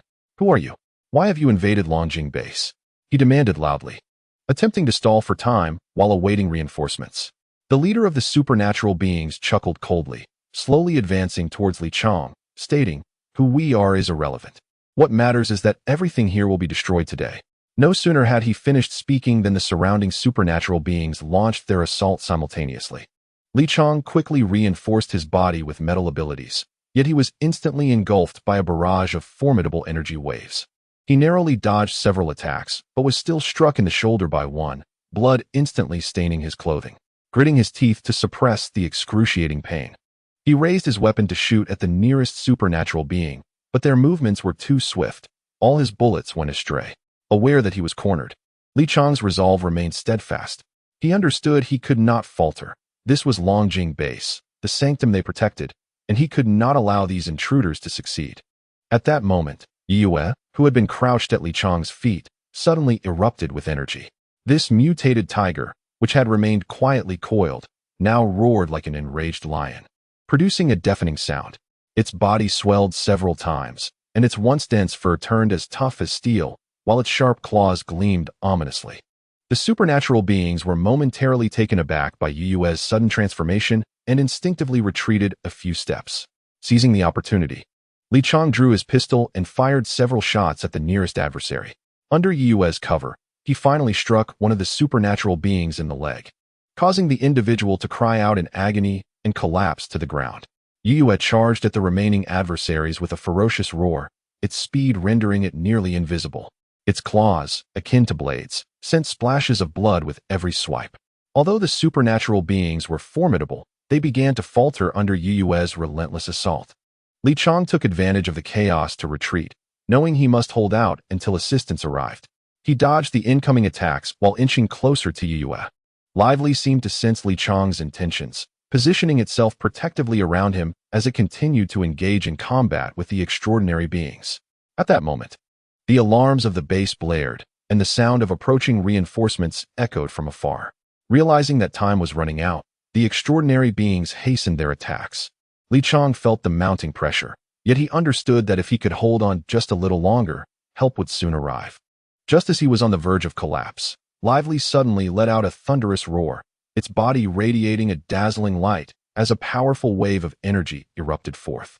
The extraordinary beings were thrown back by this energy surge, some even spitting blood from the impact. Li Chang gazed in astonishment at Lively. Having never witnessed such formidable strength in this mutated tiger before, Lively appeared to be straining to maintain this energy, its body trembling slightly, yet its gaze remained resolute. At that very moment, the reinforcements arrived, joining the fray upon witnessing the scene before them. The extraordinary beings, recognizing their impending doom, turned to flee. Li Chang leaned against the wall, gasping for breath, his heart brimming with gratitude for Lively. Without this mutated tiger, he might have met his demise. Lively approached Li Chang, nuzzling its head against his leg as if to comfort him. Li Chang gently stroked Lively's head and murmured, "Well done, Lively. You saved us all." He then shouted to his companions, "Leave one alive." Chapter 218. Leave one alive. The fleeing extraordinary beings scattered through the corridors of the base, but at this moment, Longjing Base had laid an intricate web of traps. No matter where they fled, escape was nearly impossible. However, Li Chang's orders were clear and resolute. He required a live capture to unveil the hidden conspiracy behind this onslaught. Meanwhile, Fu Shizhou had already been awakened, and upon viewing the surveillance footage, his brow furrowed deeply, almost twisting into a knot. These intruders were clearly intent on targeting his Longjing Base. On the other side, the reinforcements sprang into action, with some pursuing the fleeing extraordinary beings while others approached to assess the injuries of Li Chang and Lively. Li Chang's shoulder was still bleeding, yet the wound was not life-threatening. He waved his hand, signaling that he was fine, and then focused his attention on Lively. The mutated tiger appeared somewhat weakened after the powerful outburst of energy, yet it still valiantly lifted its head, gazing steadfastly at Li Chang. Li Chang knew that this mutated tiger had exhausted all its strength to protect them, and a wave of warmth surged through him. "Quickly, take Lively to the medical room." Li Chang commanded loudly, and several team members carefully lifted Lively, hurrying toward the medical bay. Li Chang followed closely behind, communicating with the higher-ups of the base as he walked. "We have repelled the invaders, but the losses have been significant. I require immediate assistance from the medical team for Ye. It has been immensely beneficial to us. Li Chang's voice bore a hint of urgency, yet his tone remained resolute. Inside the medical room of the base, the doctors were already prepared, swiftly conducting examinations and treatments on Ye. Li Chang stood nearby, his fists clenched tightly, his gaze filled with gratitude and concern for the mutated tiger. After a series of urgent interventions, the doctor wiped the sweat from his brow and addressed Li Chang. Its condition is temporarily stable, but the recent energy surge has inflicted significant damage on its body. It will require a period of proper recuperation. Li Chang nodded, exhaling deeply. He approached Ye, gently caressing its head, and softly said, "Rest well. Once you recover, we will protect this place together." At that moment, the voice of a high-ranking official from the base resonated through the communicator. "Li Chang, you have performed admirably. We have initially identified the identity of the invaders. They are from a mysterious organization in the north. We are currently investigating their background and intentions further. Both you and Ye have worked hard. Take some time to rest, and we will handle the subsequent matters." Li Chang nodded, aware that he still had many tasks ahead. Yet he understood that the immediate priority was to ensure Ye's recovery. He firmly believed that as long as they remained united, the secrets of Longjing Base would not be easily unveiled. This thought reignited his fighting spirit. However, upon entering the interrogation room, he immediately lowered his head, filled with regret. Fu Shizhou noticed his unusual demeanor and calmly said, "Li Chang, do not bear too much of a burden. You did very well this time." Li Chang was taken aback. Having anticipated punishment or reprimand due to his failure to adequately care for Ye, which had resulted in its injury. Hearing Fu Shizhou's words, he felt a wave of relief wash over him, lifting his head with a smile and nodding. Fu Shizhou did not dwell on him any longer. Instead, turning his gaze to the captive beside them, his eyes icy. The man immediately felt a chill run down his spine, involuntarily shivering. Chapter 219. The Shadow Alliance. The man was bound to a chair, his hands and feet securely restrained. He fearfully lifted his head, attempting to glean a glimmer of hope from Fu Shizhou's gaze, only to quickly realize the futility of such hope. Fu Shizhou slowly approached him, his voice low and frigid. "Do you understand why you are here?" The man's lips trembled as he struggled to utter a few words. "I know we came to steal something, but I have no idea what that something truly is." Fu Shizhou sneered, a flicker of disdain crossing his eyes. "Steal something? Do you think your objective is merely that simple? Who is the organization backing you? What are their intentions?" The man's complexion drained of color as he desperately shook his head. "I truly do not know. I am just a minor player. I have no insight into the affairs of those in power." Fu Shizhou let out a cold laugh, turning to Li Chang and giving a slight nod.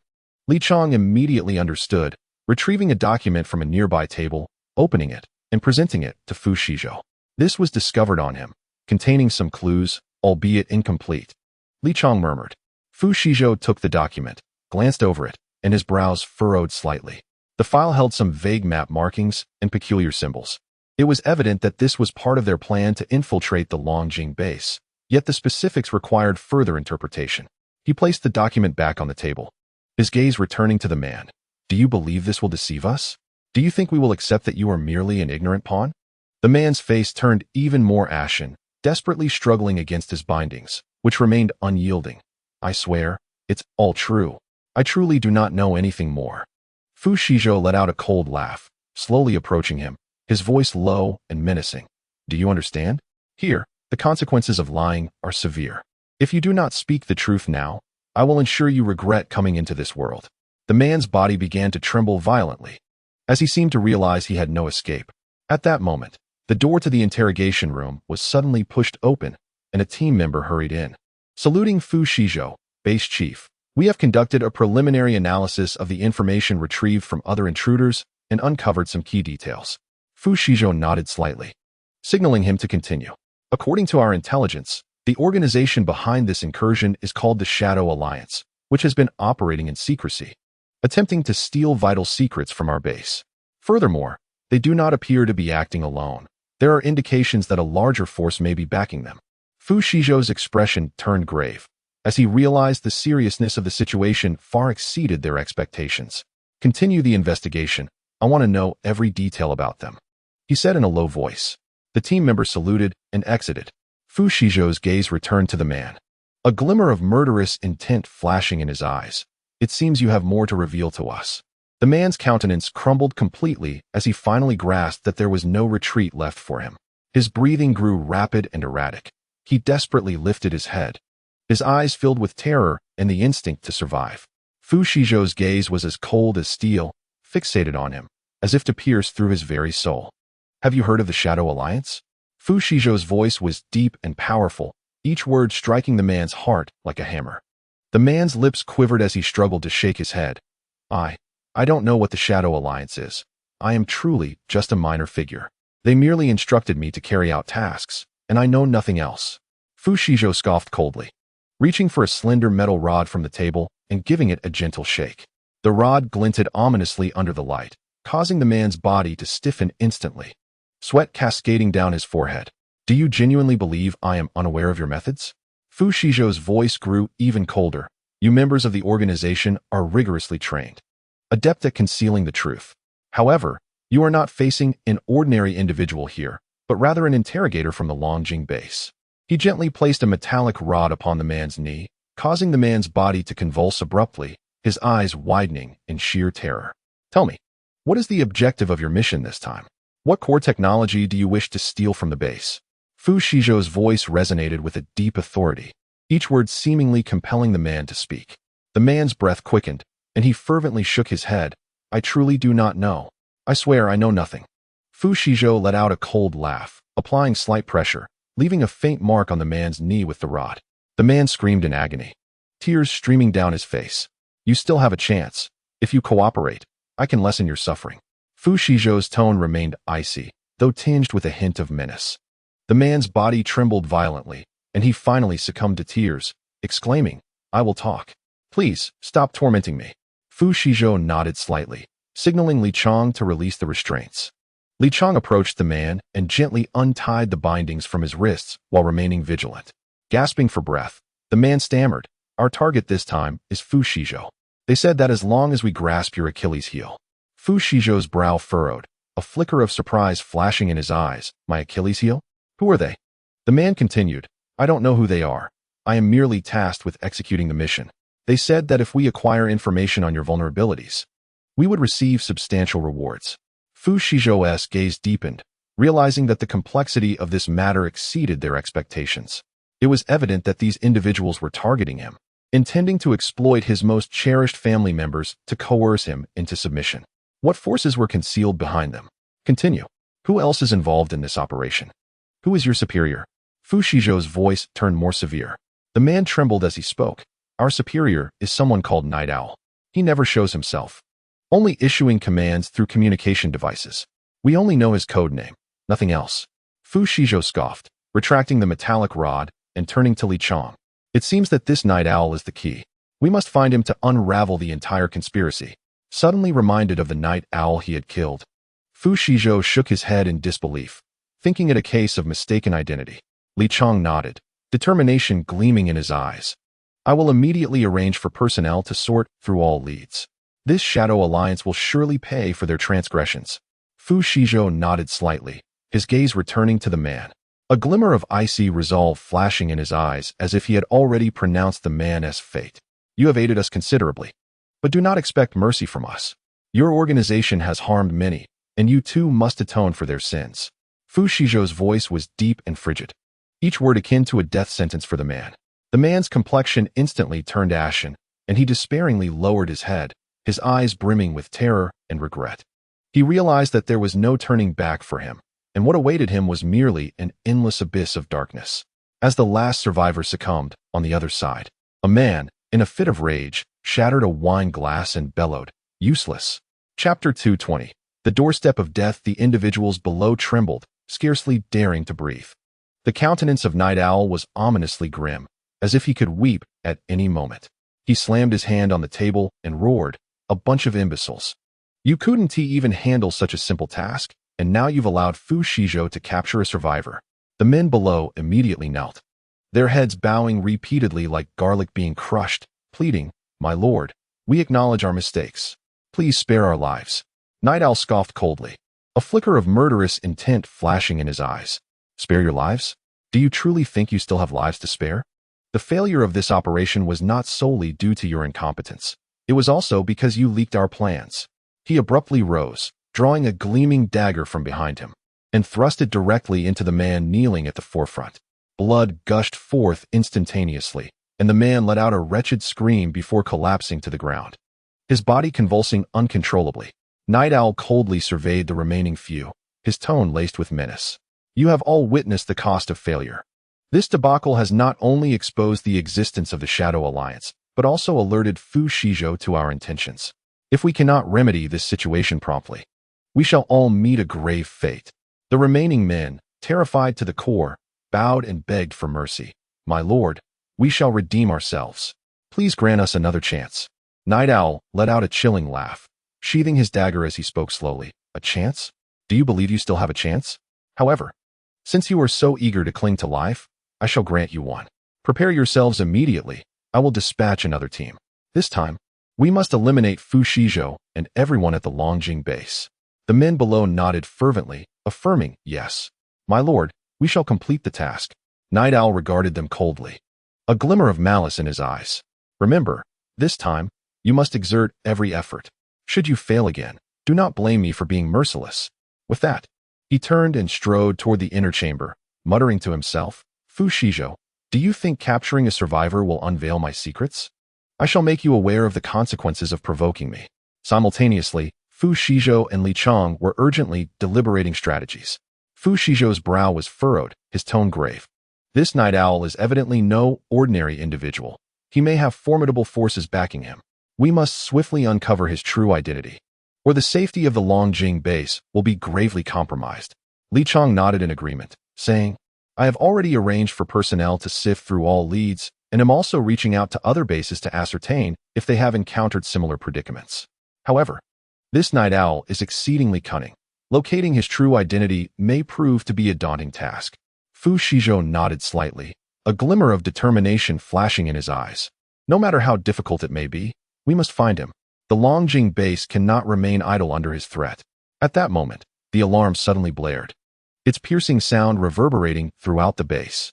The expressions of Fu Shizhou and Li Chang instantly turned grave. What is happening? Fu Shizhou asked in a low voice.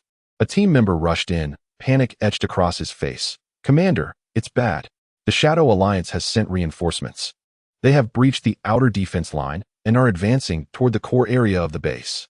Fu Shizhou's face darkened, and he slammed his hand on the table. These damned creatures, truly oblivious to their own demise. Li Chang immediately responded, I will arrange the defenses at once. We must hold the core area. Fu Shizhou nodded, his gaze as sharp as a blade.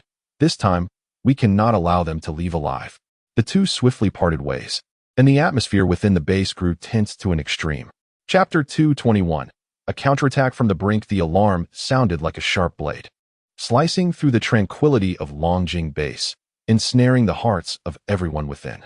Fu Shizhou and Li Chang gathered at the emergency assembly point, swiftly consolidating the combat forces within the base. Soldiers rushed in from every corner, their faces marked with gravity and resolve. They understood that this would be a battle for survival. Fu Shizhou's gaze was piercing as he surveyed the crowd before him and spoke in a solemn tone. Brothers, the Shadow Alliance has broken through the outer defense. Their target is our core area. We must not allow them to succeed. This is our home, a place protected by the blood and sweat of countless individuals. Today, we must ensure they return empty-handed. Commander, we vow to protect the base with our lives. The soldiers shouted in unison, their voices infused with unwavering determination and strength. Li Chang tightened his grip on his weapon and said, Everyone, follow the command. Split into 3 groups to guard the 3 entrances to the core area. We must hold until reinforcements arrive. Yes, the soldiers acknowledged the orders and swiftly moved toward their designated tasks. Fu Shizhou led a group to guard the main entrance of the core area. The terrain here was relatively open, but that also meant they would face greater pressure. Before long, the members of the Shadow Alliance surged forth like a tide, armed with various weapons, their eyes filled with malice and bloodlust. Fu Shizhou shouted, Open fire. Instantly, a dense barrage of firepower poured forth toward the enemy. Bullets whizzed through the air, emitting a sharp sound as they struck the adversaries, splattering blood in every direction. The enemy, relentless, sought cover to retaliate. A cacophony of gunfire and explosions erupted.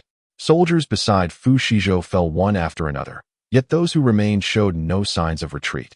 They gritted their teeth and continued to hold their ground. Li Chang, stationed at another entrance, faced equally fierce combat. The enemy charged as if possessed, relentlessly attempting to breach their defenses. Li Chang, wielding an assault rifle, accurately felled one enemy after another while continuously directing his soldiers to mount a counterattack. Everyone, conserve ammunition and do not allow them any opportunity to approach, Li Chang shouted. At the third entrance of the core area, a team led by the Deputy Commander Zhang Lei steadfastly defended their position. Although the number of enemies here was relatively small, their strength was not to be underestimated. Drawing upon his extensive combat experience, Zhang Lei skillfully guided his soldiers to exploit the terrain, repelling enemy assaults time and time again. However, as time wore on, the soldiers at the base began to feel their strength waning, and their ammunition was steadily depleting. Meanwhile, the members of the Shadow Alliance appeared to be tireless, ceaselessly pouring in from all directions. The situation grew increasingly dire, and the base's defensive line continued to be compressed. Observing this, Fu Shizhou waved his hand, unleashing the Rose Guardian. As the Rose Guardian emerged, the atmosphere of the battlefield instantly turned eerie. Its massive frame loomed like a small mountain, exuding a suffocating sense of oppression. As it released a copious amount of hallucinogenic gas, a faint pink mist rapidly enveloped the battlefield. Fu Shizhou, while directing his soldiers to evade enemy fire, conjured a mental barrier to protect his comrades. His psychic energy manifested as an invisible net, encompassing the nearby soldiers and shielding them from the hallucinogen's effects. Be cautious, do not inhale this mist, Fu Shizhou warned loudly. However, the members of the Shadow Alliance were not so fortunate. They inhaled the hallucinogenic gas, instantly succumbing to delusions. Some began to frantically attack their comrades, while others clutched their heads in agony, howling in despair. The entire unit plunged into chaos. Seizing the opportunity, Fu Shizhou led his soldiers to launch a counteroffensive. They charged toward the enemy like tigers descending a mountain, their bullets striking true and sending foes crashing to the ground. Li Chang, at another entrance, also witnessed the effects of the Rose Guardian's hallucinogenic gas. Delighted, he immediately commanded his soldiers to take advantage of the situation and attack. Under the influence of the hallucinogen, the enemy's combat effectiveness diminished, and they were soon forced to retreat under Li Chang's onslaught. The situation for Zhang Lei improved as well. Though the enemy was formidable, their attacks became increasingly erratic due to the hallucinogen's effects. Zhang Lei adeptly maneuvered his soldiers to evade enemy strikes while consistently retaliating, gradually pushing the adversaries back. However, this respite was short-lived. Among the Shadow Alliance, there were several powerful psychics who, leveraging their abilities, began to shake off the effects of the hallucinogen. They roared with fury as they charged towards Fu Shizhou and his team, their eyes filled with rage and hatred. Realizing he could not allow them to close the distance, Fu Shizhou shouted, unleashing a barrage of fire from his weapon, toppling the foremost adversaries. Simultaneously, he continuously adjusted the position of his mental barrier, safeguarding the warriors beside him. Rose Guardian, intercept them, Fu Shizhou commanded loudly. Upon receiving the order, the Rose Guardian charged towards the psychics. Its massive form resembled a moving fortress, scattering enemies in its wake.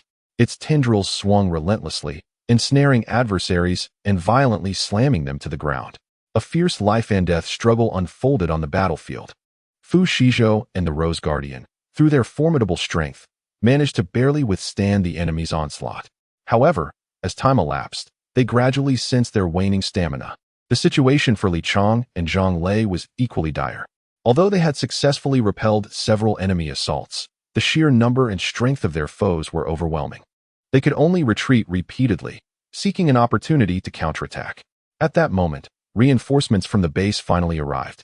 They were a team of psychics from within the base, who rushed over upon receiving the news. The arrival of reinforcements ignited a spark of hope within Fu Shizhou and his comrades. The psychics among the reinforcements unleashed their powers, launching a fierce assault on the Shadow Alliance. In an instant, the battlefield was illuminated with flashes of psychic energy, and explosions echoed in succession. Seeing the arrival of reinforcements filled Fu Shizhou with joy.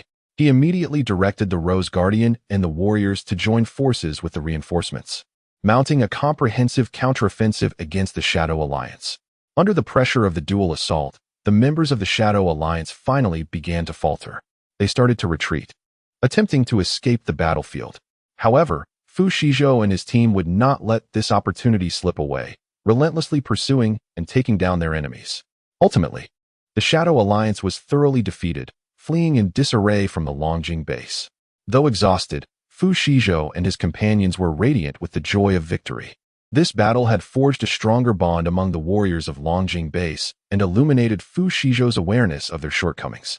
They understood that the road ahead was long, and they must continuously enhance their strength to better protect their homeland.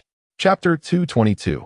Zombie Siege. Since then, life at Longjing base returned to tranquility. Yet, the threat had not dissipated.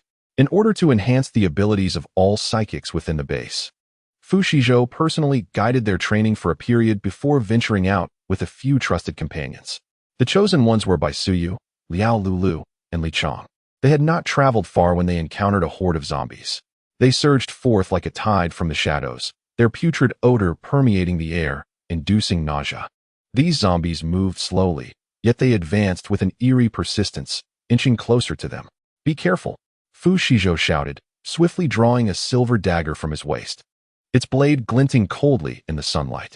He charged ahead first, the dagger slicing through a zombie's neck, decapitating it in an instant. However, more zombies seemed drawn by the blood, converging from all directions. Li Chong and Liao Lulu quickly sprang into action. With a swift motion of his hands, an invisible force erupted, momentarily repelling the surrounding zombies. His expression was stern, and his gaze exuded determination. "Do not let them approach."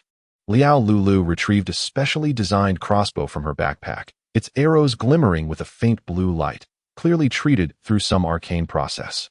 She drew back the bowstring, and the arrow shot forth like a meteor, striking precisely in the forehead of a zombie, instantly penetrating its skull. Standing a short distance away, Bai Suyu possessed the ability to manipulate flames. He clasped his hands together, conjuring a searing blaze within his palms, then thrusting it forward, transforming the fire into a dragon of flame that swiftly engulfed a cluster of zombies ahead. The intense heat caused their skin to char instantly, emitting a hissing sound. However, just as they believed they could handle the situation with ease, a deep, rumbling roar echoed from afar. The sound seemed to emanate from the depths of hell, carrying with it a chilling sense of oppression. Fu Shizhou's expression grew grave. "It's an evolved zombie. These creatures, highly mutated, possessed not only formidable strength and speed, but also a degree of intelligence. Their skin exhibited an eerie, grayish-black hue, with sinewy muscles that seemed to harbor boundless power.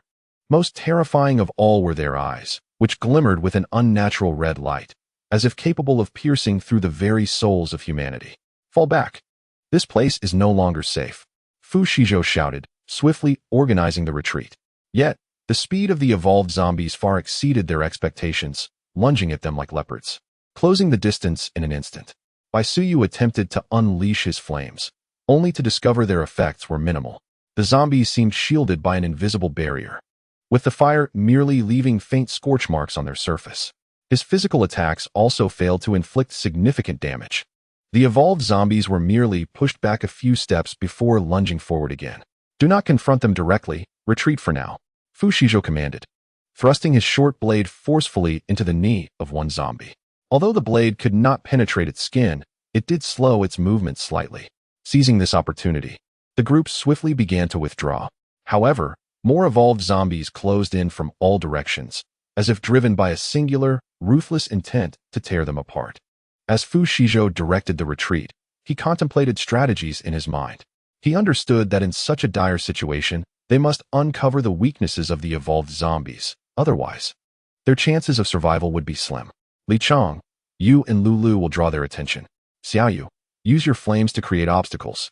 I will work on identifying their vulnerabilities." Fu Shizhou swiftly devised a plan. Li Chong and Liao Lulu exchanged a glance and nodded in agreement. They quickly dispersed, utilizing their abilities to create a chaotic battlefield, effectively diverting the attention of the evolved zombies. Bai Suyu continuously conjured walls of flame behind them, endeavoring to obstruct the pursuit of the mutated zombies. Meanwhile, Fu Shizhou seized the opportunity to observe the movement patterns of these aberrant creatures. He discerned that although formidable, the zombies exhibited a brief pause during their assaults, An idea sparked in his mind. Perhaps this was their Achilles heel. Therefore, under the cover of his teammates, he waved his hand, summoning a tank onto the street. It was time to counterattack. Chapter 223. Overwhelming power. The emergence of the tank was akin to a cataclysmic storm, instantaneously altering the dynamics of the battlefield. It was an absolute domination. This tank was not merely an ordinary military apparatus, but rather a super weapon crafted by Fu Shizhou, integrating extraordinary abilities with advanced technology. Its exterior was enveloped in a unique alloy, capable of withstanding the bites and collisions of the undead, while its formidable firepower rendered the mutated zombies utterly defenseless. The tank's treads thundered across the ground, emitting a deafening roar, reminiscent of the chariot of death, mercilessly crushing through the horde of zombies. Its cannon aimed at the mutated fiends, unleashing a relentless barrage of shells that obliterated them into mere fragments. The shockwaves of the explosions hurled nearby zombies into the air, their limbs soaring before crashing down, transforming into a grotesque mass of flesh. Li Chong, Liao Lulu, and Bai Suyu were equally awestruck by this overwhelming display of firepower. Halting their actions, their eyes wide with astonishment as they beheld the tank's unstoppable advance through the throng of zombies. "Is this Fu Ji's trump card?" Li Chong exclaimed in disbelief. "Incredible. This tank is truly the bane of zombies." Liao Lulu echoed, her admiration palpable. Yet, Bai Suyu furrowed his brow. While he was indeed impressed by the tank's might, a twinge of unease crept into his mind. Could they become overly reliant on such power? Nevertheless, the battlefield was now entirely under the tank's dominion. The mutated zombies found themselves powerless against the overwhelming firepower. Their roars were drowned out by the tank's thunderous rumble, leaving them to struggle amidst the explosions and flames. The tank's treads mercilessly ground the zombies into a pulp, while those daring to approach were instantly eradicated by the gunfire. Inside the tank's cockpit, Fu Shizhou operated the formidable machine with a calm demeanor.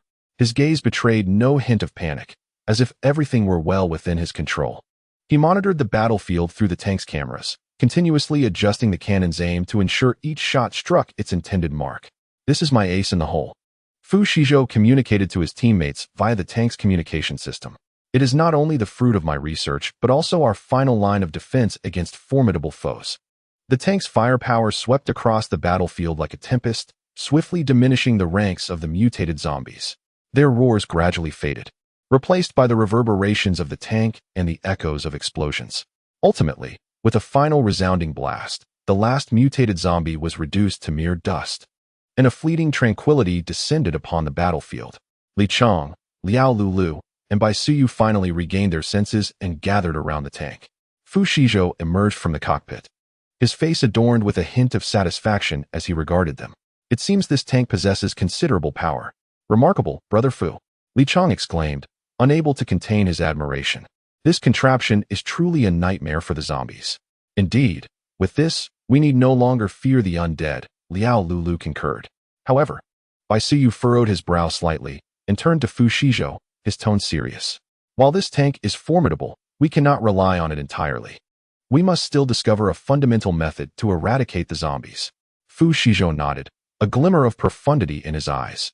"You are correct. This is merely a temporary solution. We must identify their weaknesses to resolve the issue at its root." "What shall we do now?" Li Chong inquired. After a moment of contemplation, Fu Shizhou replied, "Let us return and document our experiences, seeking additional clues. Though the tank is powerful, its usage cannot be limitless. Its energy is finite, and we must explore further methods to combat the zombies." "Understood." The trio responded in unison. The tank slowly turned around, heading back the way they came. Along the journey, they encountered no further zombie hindrances, as if their recent battle had irrevocably shifted the balance of power in the area. Yet, Fu Shizhou understood that this was merely the beginning. The threat of the zombies had not been entirely eradicated. They needed to persist in their efforts to discover a definitive means of elimination. Chapter 224. Acquiring the shield. As the tank gradually approached the gates of Longjing Base, the entire compound erupted in excitement. The residents surged toward the entrance, their cheers and exclamations echoing in the air. They beheld the enormous tank and felt the powerful aura it exuded, as if a glimmer of hope had dawned upon them. "The base leader has returned," someone shouted. "What is that incredible machine?"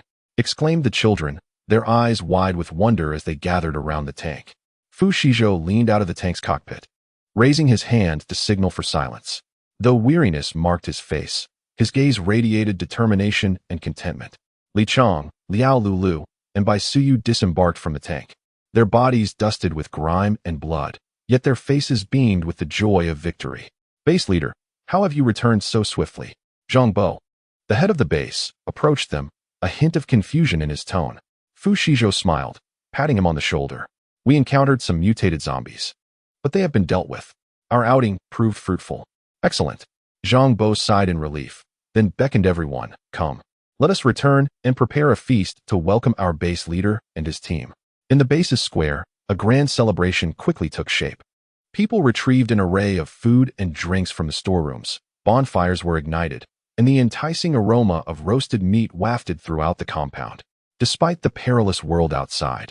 In this moment, everyone was immersed in a rare joy. Fu Shizhou sat beside the fire, accepting a chicken leg from Zhang Bo with a faint smile, saying, "Thank you for your hard work, Zhang Bo. It's all thanks to everyone's efforts."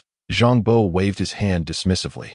You all scared us with your outing, but seeing you return safely, along with such remarkable treasures, brings me great relief.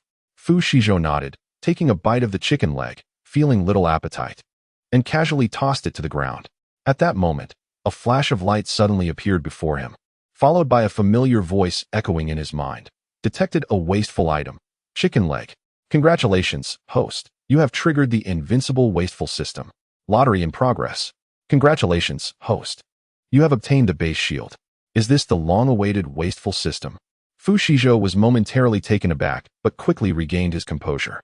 He stood up and announced loudly. Everyone, pay attention. All eyes turned to him, halting their activities. I just acquired a shield. His voice brimmed with excitement. This shield can protect our entire base, keeping the zombies at bay.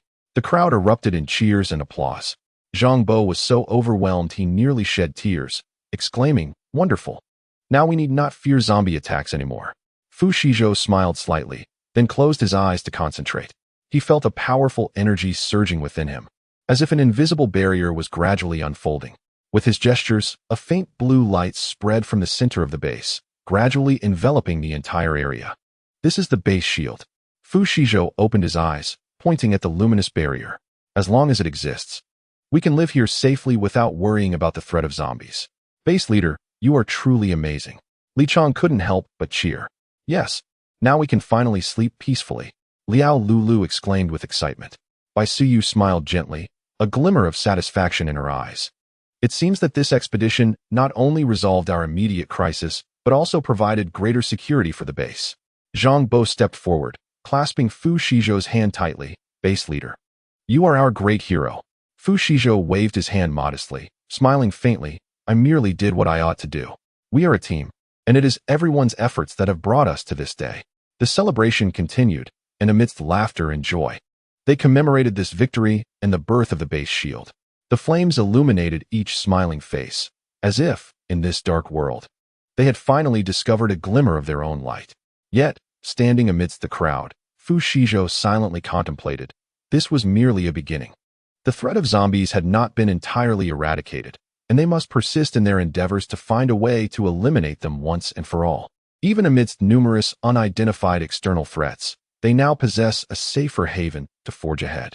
Chapter 225. The Resurgence of the Shield after a 2-day respite at the base. Fu Shizhou and his companions ventured out once more. It wasn't long before they arrived at the city center. As the tanks slowly navigated through the streets, an eerie silence enveloped the area, as if the entire city had succumbed to a profound stillness. Fu Shizhou cautiously peered out from the cockpit, his gaze sweeping across the surroundings. The towering edifices of the city center still stood tall, yet the streets lay strewn with ruins, abandoned vehicles, and shards of glass. The situation here is even graver than when we last visited, Li Chang remarked, a hint of unease creeping into his voice. Indeed, it appears the zombies' range of activity has expanded, Liao Lulu concurred, gripping her weapon tightly, her eyes alert. Bai Suyu quietly surveyed the area, her gaze resting on a fire-scorched building. Everyone, be cautious. I sense something amiss here. At that moment, a deep, menacing growl suddenly erupted from the far end of the street, shattering the silence. Almost immediately, a horde of zombies surged forth from every corner. their blood-red eyes and chilling shrieks directing them toward the tank. Zombies! Li Chang exclaimed, swiftly arming himself for combat. Stay calm, hold steady. Fu Shizhou responded with composure, a flash of resolve in his eyes. The tank's firepower is sufficient to suppress them. We must retreat to an open area. He deftly maneuvered the tank backward toward the opposite end of the street. The zombies poured in like a relentless tide, their speed and strength seemingly enhanced. Some even attempted to scale the tank, only to be mercilessly crushed by its treads. These zombies seemed different from before, Liao Lulu noted while firing. Their speed and strength have significantly increased. Indeed, they may have mutated again, Bai Suyu replied with a furrowed brow. We must proceed with caution. The tank finally retreated to a spacious square, where Fu Shizhou halted it and promptly leaped from the cockpit. Grabbing a heavy weapon, he began to unleash a barrage upon the advancing horde. Li Chang, Liao Lulu, and Bai Suyu quickly joined the fray, their seamless coordination allowing them to take down the zombies one by one. Yet, the number of zombies appeared endless, waves upon waves continuing to pour forth. As they found themselves gradually engulfed in a fierce struggle, Fu Shizhou suddenly heard that familiar voice echoing in his mind. Crisis detected. The host may choose to utilize the base's protective shield for defense or continue fighting for greater rewards. A protective shield? What a fortuitous discovery, Fu Shizhou mused. He immediately called out, everyone, retreat behind the tank. Let me try the protective shield. Closing his eyes, he concentrated, summoning the energy within him.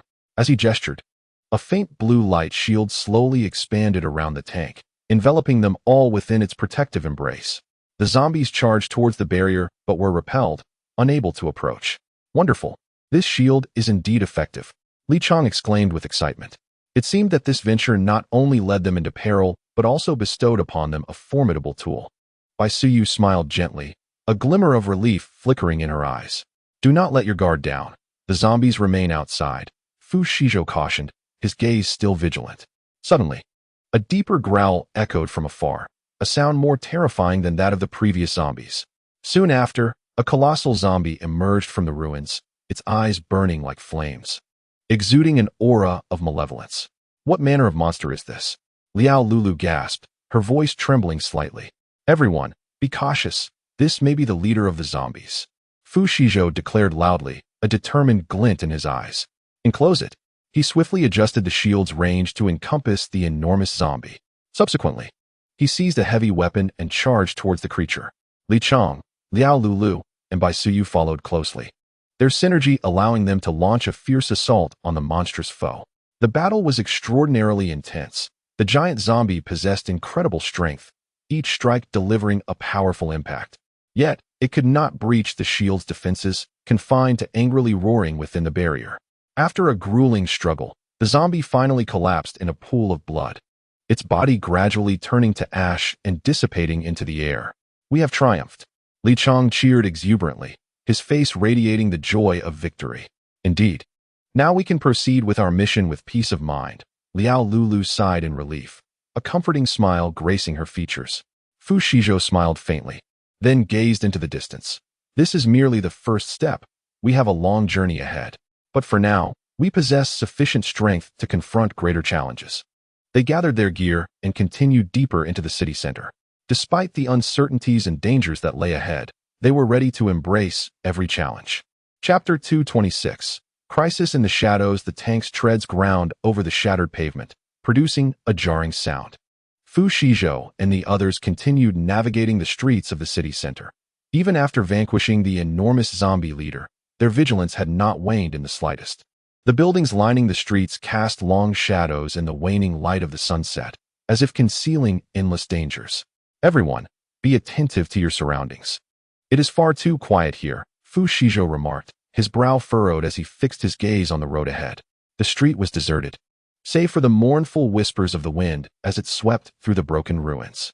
Yes, this silence is unsettling, Liao Lulu nodded, her finger firmly resting on the trigger, ever ready to respond to any sudden threats. Bai Suyu lifted her gaze to the sky, where the sun was nearing the horizon, casting a gradual twilight across the landscape. We must quicken our pace. It is imperative we find a secure place to rest before darkness envelopes us. Li Chang nodded in agreement, about to speak when suddenly, his gaze fixated on something ahead. At the end of the street, a shadow darted through the ruins. Be cautious, there appears to be something ahead. Li Chang cautioned in a hushed tone.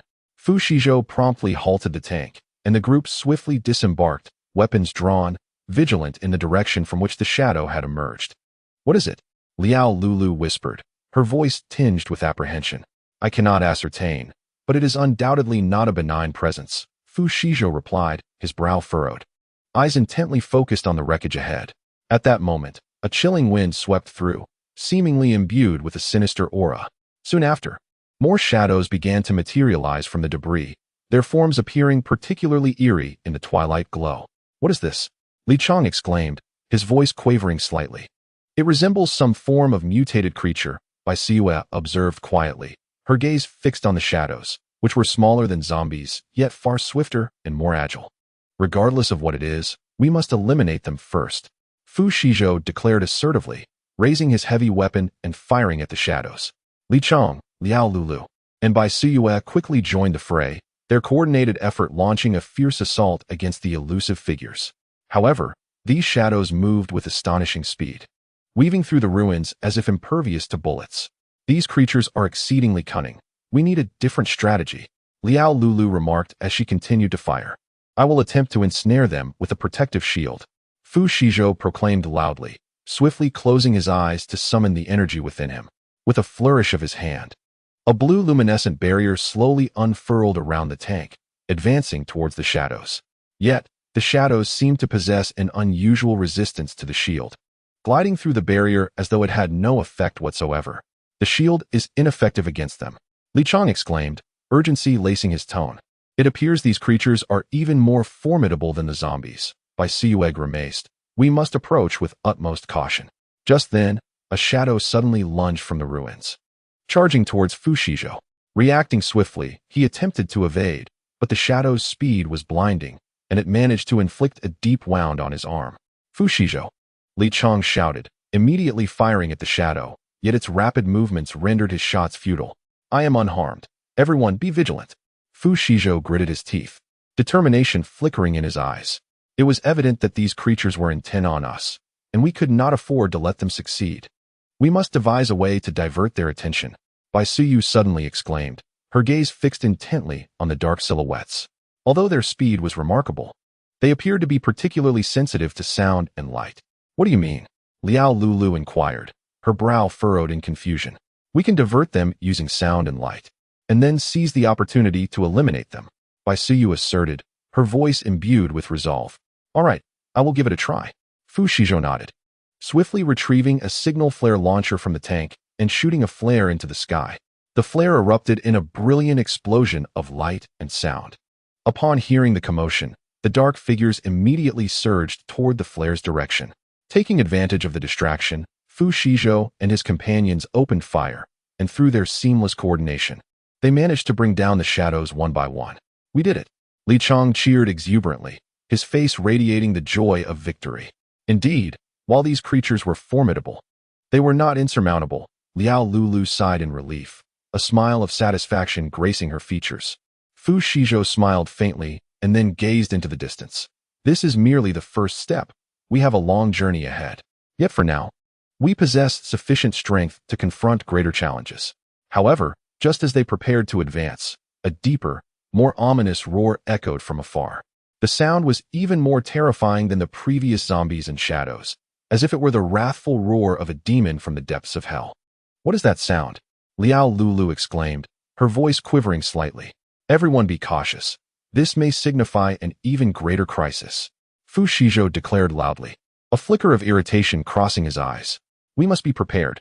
They quickly returned to the tank, arming themselves and standing vigilant towards the source of the sound.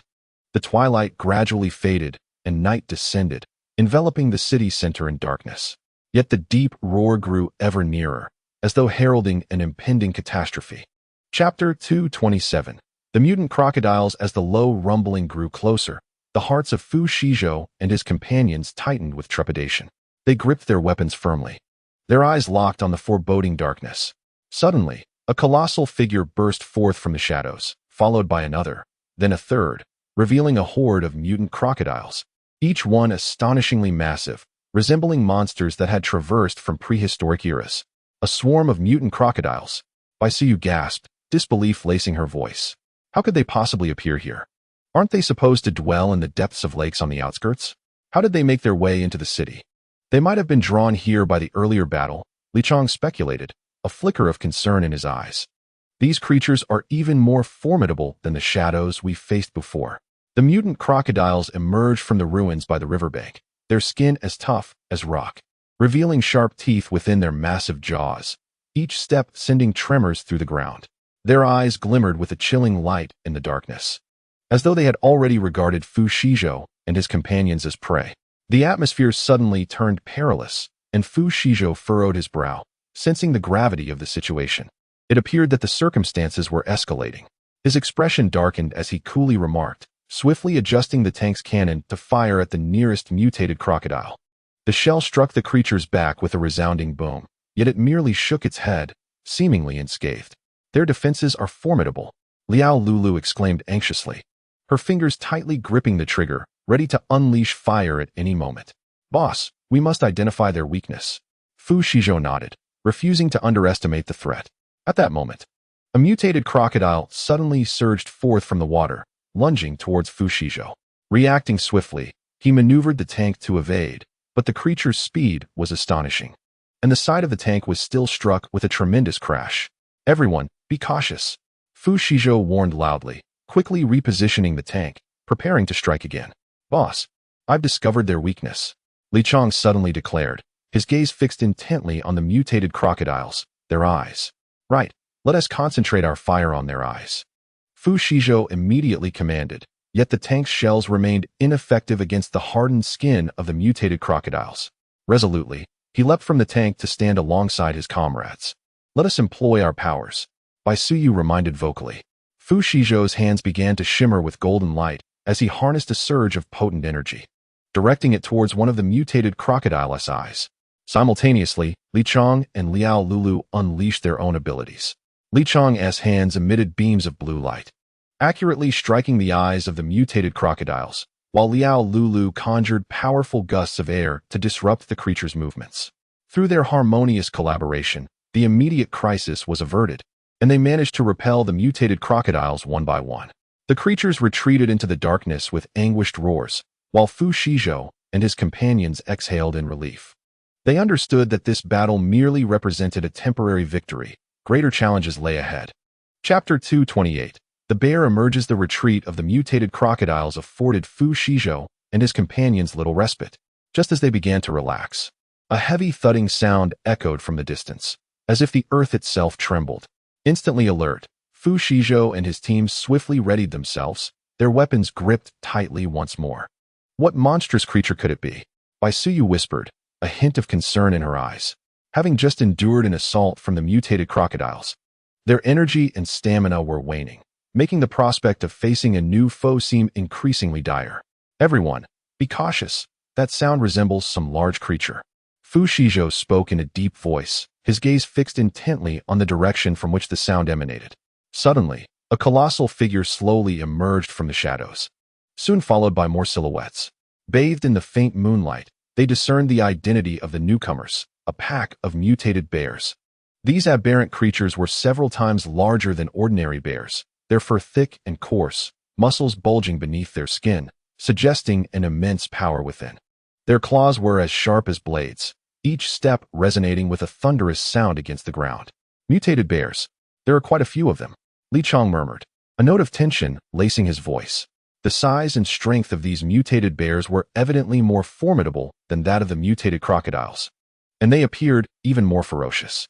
They seemed to be pursuing something, Liao Lulu suddenly exclaimed, her gaze fixed not far behind the mutated bears. In their wake, a group of figures was desperately fleeing, moving at great speed, yet still being gradually overtaken by the bears. It's mutated dogs, Baisuyu gasped, a flicker of astonishment crossing his eyes. Although these mutated dogs were indeed larger than ordinary dogs, they appeared more agile and faster compared to the mutated bears. However, the bears' sheer strength clearly placed them in peril. We cannot stand idly by, Fu Shizhou declared resolutely, a glimmer of determination flashing in his eyes. Despite the danger they themselves faced, the sight of the mutated dogs being chased instinctively urged him to intervene. But our situation is perilous as well. Liao Lulu hesitated, concern evident in her tone. Let us save them. They might become our allies. Li Chong suddenly proposed, a spark of inspiration lighting up his gaze. His suggestion brightened the expressions of Fu Shizhou and the others. Indeed, if they could rescue these mutated dogs, they might gain formidable allies. All right, let us give it a try. Fu Shizhou nodded, swiftly adjusting the tank's cannon to fire at the nearest mutated bear. This time, he aimed not at the bear's body but targeted its legs. The shell struck the bear's limb, not knocking it down but eliciting a painful roar, clearly slowing its movements. Let us go, Fu Shizhou shouted, leaping from the tank and charging towards the mutated bear alongside the others, armed with their weapons and abilities. They launched a coordinated assault on the creature. Fu Shizhou's golden energy coalesced into a massive sword, slicing towards the bear's head. Li Chong's blue beams relentlessly struck the joints of the bear, hampering its mobility, while Liao Lulu harnessed powerful gusts of air to send the bear stumbling. Through their combined efforts, they finally managed to push the mutated bear back a few steps, allowing the mutated dogs to break free from their pursuers and race towards Fu Shizhou and his companions. Their eyes glimmered with a vigilant light. Yet as they observed that Fu Shizhou and his companions posed no threat, their expressions gradually relaxed. Are you our friends? Inquired a larger mutant dog, its voice deep and resonant. Fu Shizhou and his companions stared in astonishment, taken aback by the canine's ability to speak. However, given the current apocalyptic circumstances, they swiftly accepted the reality. We are here to assist you, Fu Shizhou replied, a hint of friendliness illuminating his gaze. The mutant dogs seemed to sense his sincerity, and a flicker of gratitude passed through their eyes. Thank you for saving us, the larger mutant dog continued, its tone slightly raspy. We are the guardians of this area, but the sudden appearance of the mutant bears has left us in dire straits. Why have the mutant bears appeared so abruptly? Bai Suyu inquired curiously, his gaze fixed intently on the lurking bears. The mutant bears, seemingly undeterred, prowled in the distance, poised to launch another assault at any moment. We are unsure, the mutant dog admitted, a note of helplessness in its voice. It appears they are here for something specific. Regardless of their motives, we must first eliminate them, Fu Shizhou declared, a glint of determination flashing in his eyes. He was acutely aware of the limitations of his and his companion's strength. Yet he believed that by forging an alliance with the mutant dogs, they might stand a chance against the mutant bears. We are willing to fight alongside you, the lead mutant dog proclaimed suddenly, its voice imbued with resolve. Fu Shizhou and his companions exchanged glances, their faces lighting up with smiles of relief. With the assistance of these mutant dogs, their odds of success had undoubtedly increased. Very well, we shall fight side by side, Fu Shizhou proclaimed loudly, his voice brimming with confidence. They swiftly adjusted their tactics, preparing to face the mutant bears once more. This time, they had new allies and renewed hope. Chapter 229. New allies. The mutant bears appeared to sense the alliance between Fu Shizhou and the mutant dogs, emitting deep growls that seemed to serve as a warning not to act recklessly. Nevertheless, Fu Shizhou and the mutant dogs were prepared for battle, their eyes filled with determination and courage. Though the strength of the mutant bears was formidable, their movements were relatively sluggish, as long as they seized the right moment. Victory was within reach. We, the mutant dogs, excel in speed and agility. We can serve to harass and distract during the fight, while you can deliver the lethal strike, the lead mutant dog added, exuding confidence and wisdom. Agreed, let us proceed. Li Chong nodded, a flicker of blue energy shimmering in his hands, ready to launch an attack at any moment. The mutant bears, unable to restrain themselves any longer, charged once more at Fu Shizhou and the mutant dogs. Their colossal forms appeared particularly terrifying beneath the moonlight, each step resonating as if they would shatter the very earth. Smaller ones, charge, commanded the leading mutated dog. Like arrows released from a bow, the mutated dogs surged towards the mutated bear, deftly weaving around it, incessantly rending its flesh with their sharp claws. Though their attacks could not inflict fatal wounds, they successfully captured the bear's attention. Seizing the opportunity, Fu Shizhou and his companions launched their assault. Fu Shizhou's golden energy sword cleaved through the air like a bolt of lightning, aiming directly for the bear's head. Li Chong's azure beams relentlessly struck at the bear's joints, hindering its movements. Liao Lulu harnessed powerful gusts of wind to send the bear staggering, while Bai Suyu followed up with a barrage of fireballs. Under the relentless harassment of the mutated dogs and the coordinated attacks from Fu Shizhou's group, the mutated bears gradually succumbed to chaos. Their massive bodies appeared unwieldy in the confined space, rendering them incapable of mounting an effective counteroffensive. "Hold on a little longer," Fu Shizhou shouted, channeling his energy as he brought his sword down fiercely upon one bear's head. With a resounding crash, the bear's skull was cleaved in twain, eliciting a chilling scream before it collapsed to the ground. "Well done." Li Chong took advantage of the moment to strike, his blue beam hitting another bear's leg, crippling its mobility. The mutated dogs seized the chance, pouncing upon it, their claws and teeth tearing it to shreds. Witnessing the defeat of their companion, the remaining mutated bears finally felt fear. They emitted deep, rumbling growls before turning to flee into the darkness.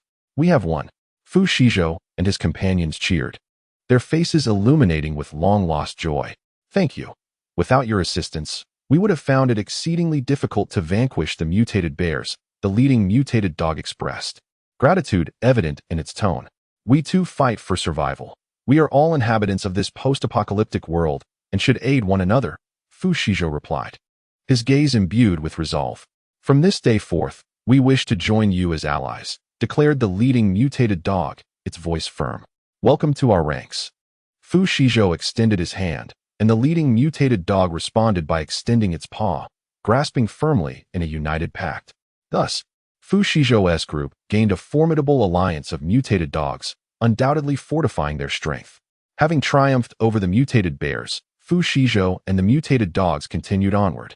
Chapter 230. Encountering malefactors at midnight. After a long and arduous day, Fu Shizhou and his companions finally discovered a relatively safe haven to rest.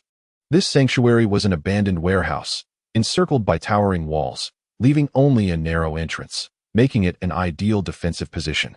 The mutated dogs patrolled the shadows, their keen senses and agile forms rendering them natural sentinels. Exhausted, Fu Shizhou and his companions lay in a corner of the warehouse, though their bodies were weary. Their hearts brimmed with the elation of victory. Today's battle with the mutated bears has profoundly instilled in them the essence of unity. The inclusion of the mutated dogs has significantly augmented their strength. Exhaustion envelopes them, and they yearn for a restful night. Bai Suyu rubbed her eyes and stifled a yawn. "Rest assured, with the mutated dogs on patrol, our safety is not a concern," Li Chong remarked with a smile, closing his eyes to rest.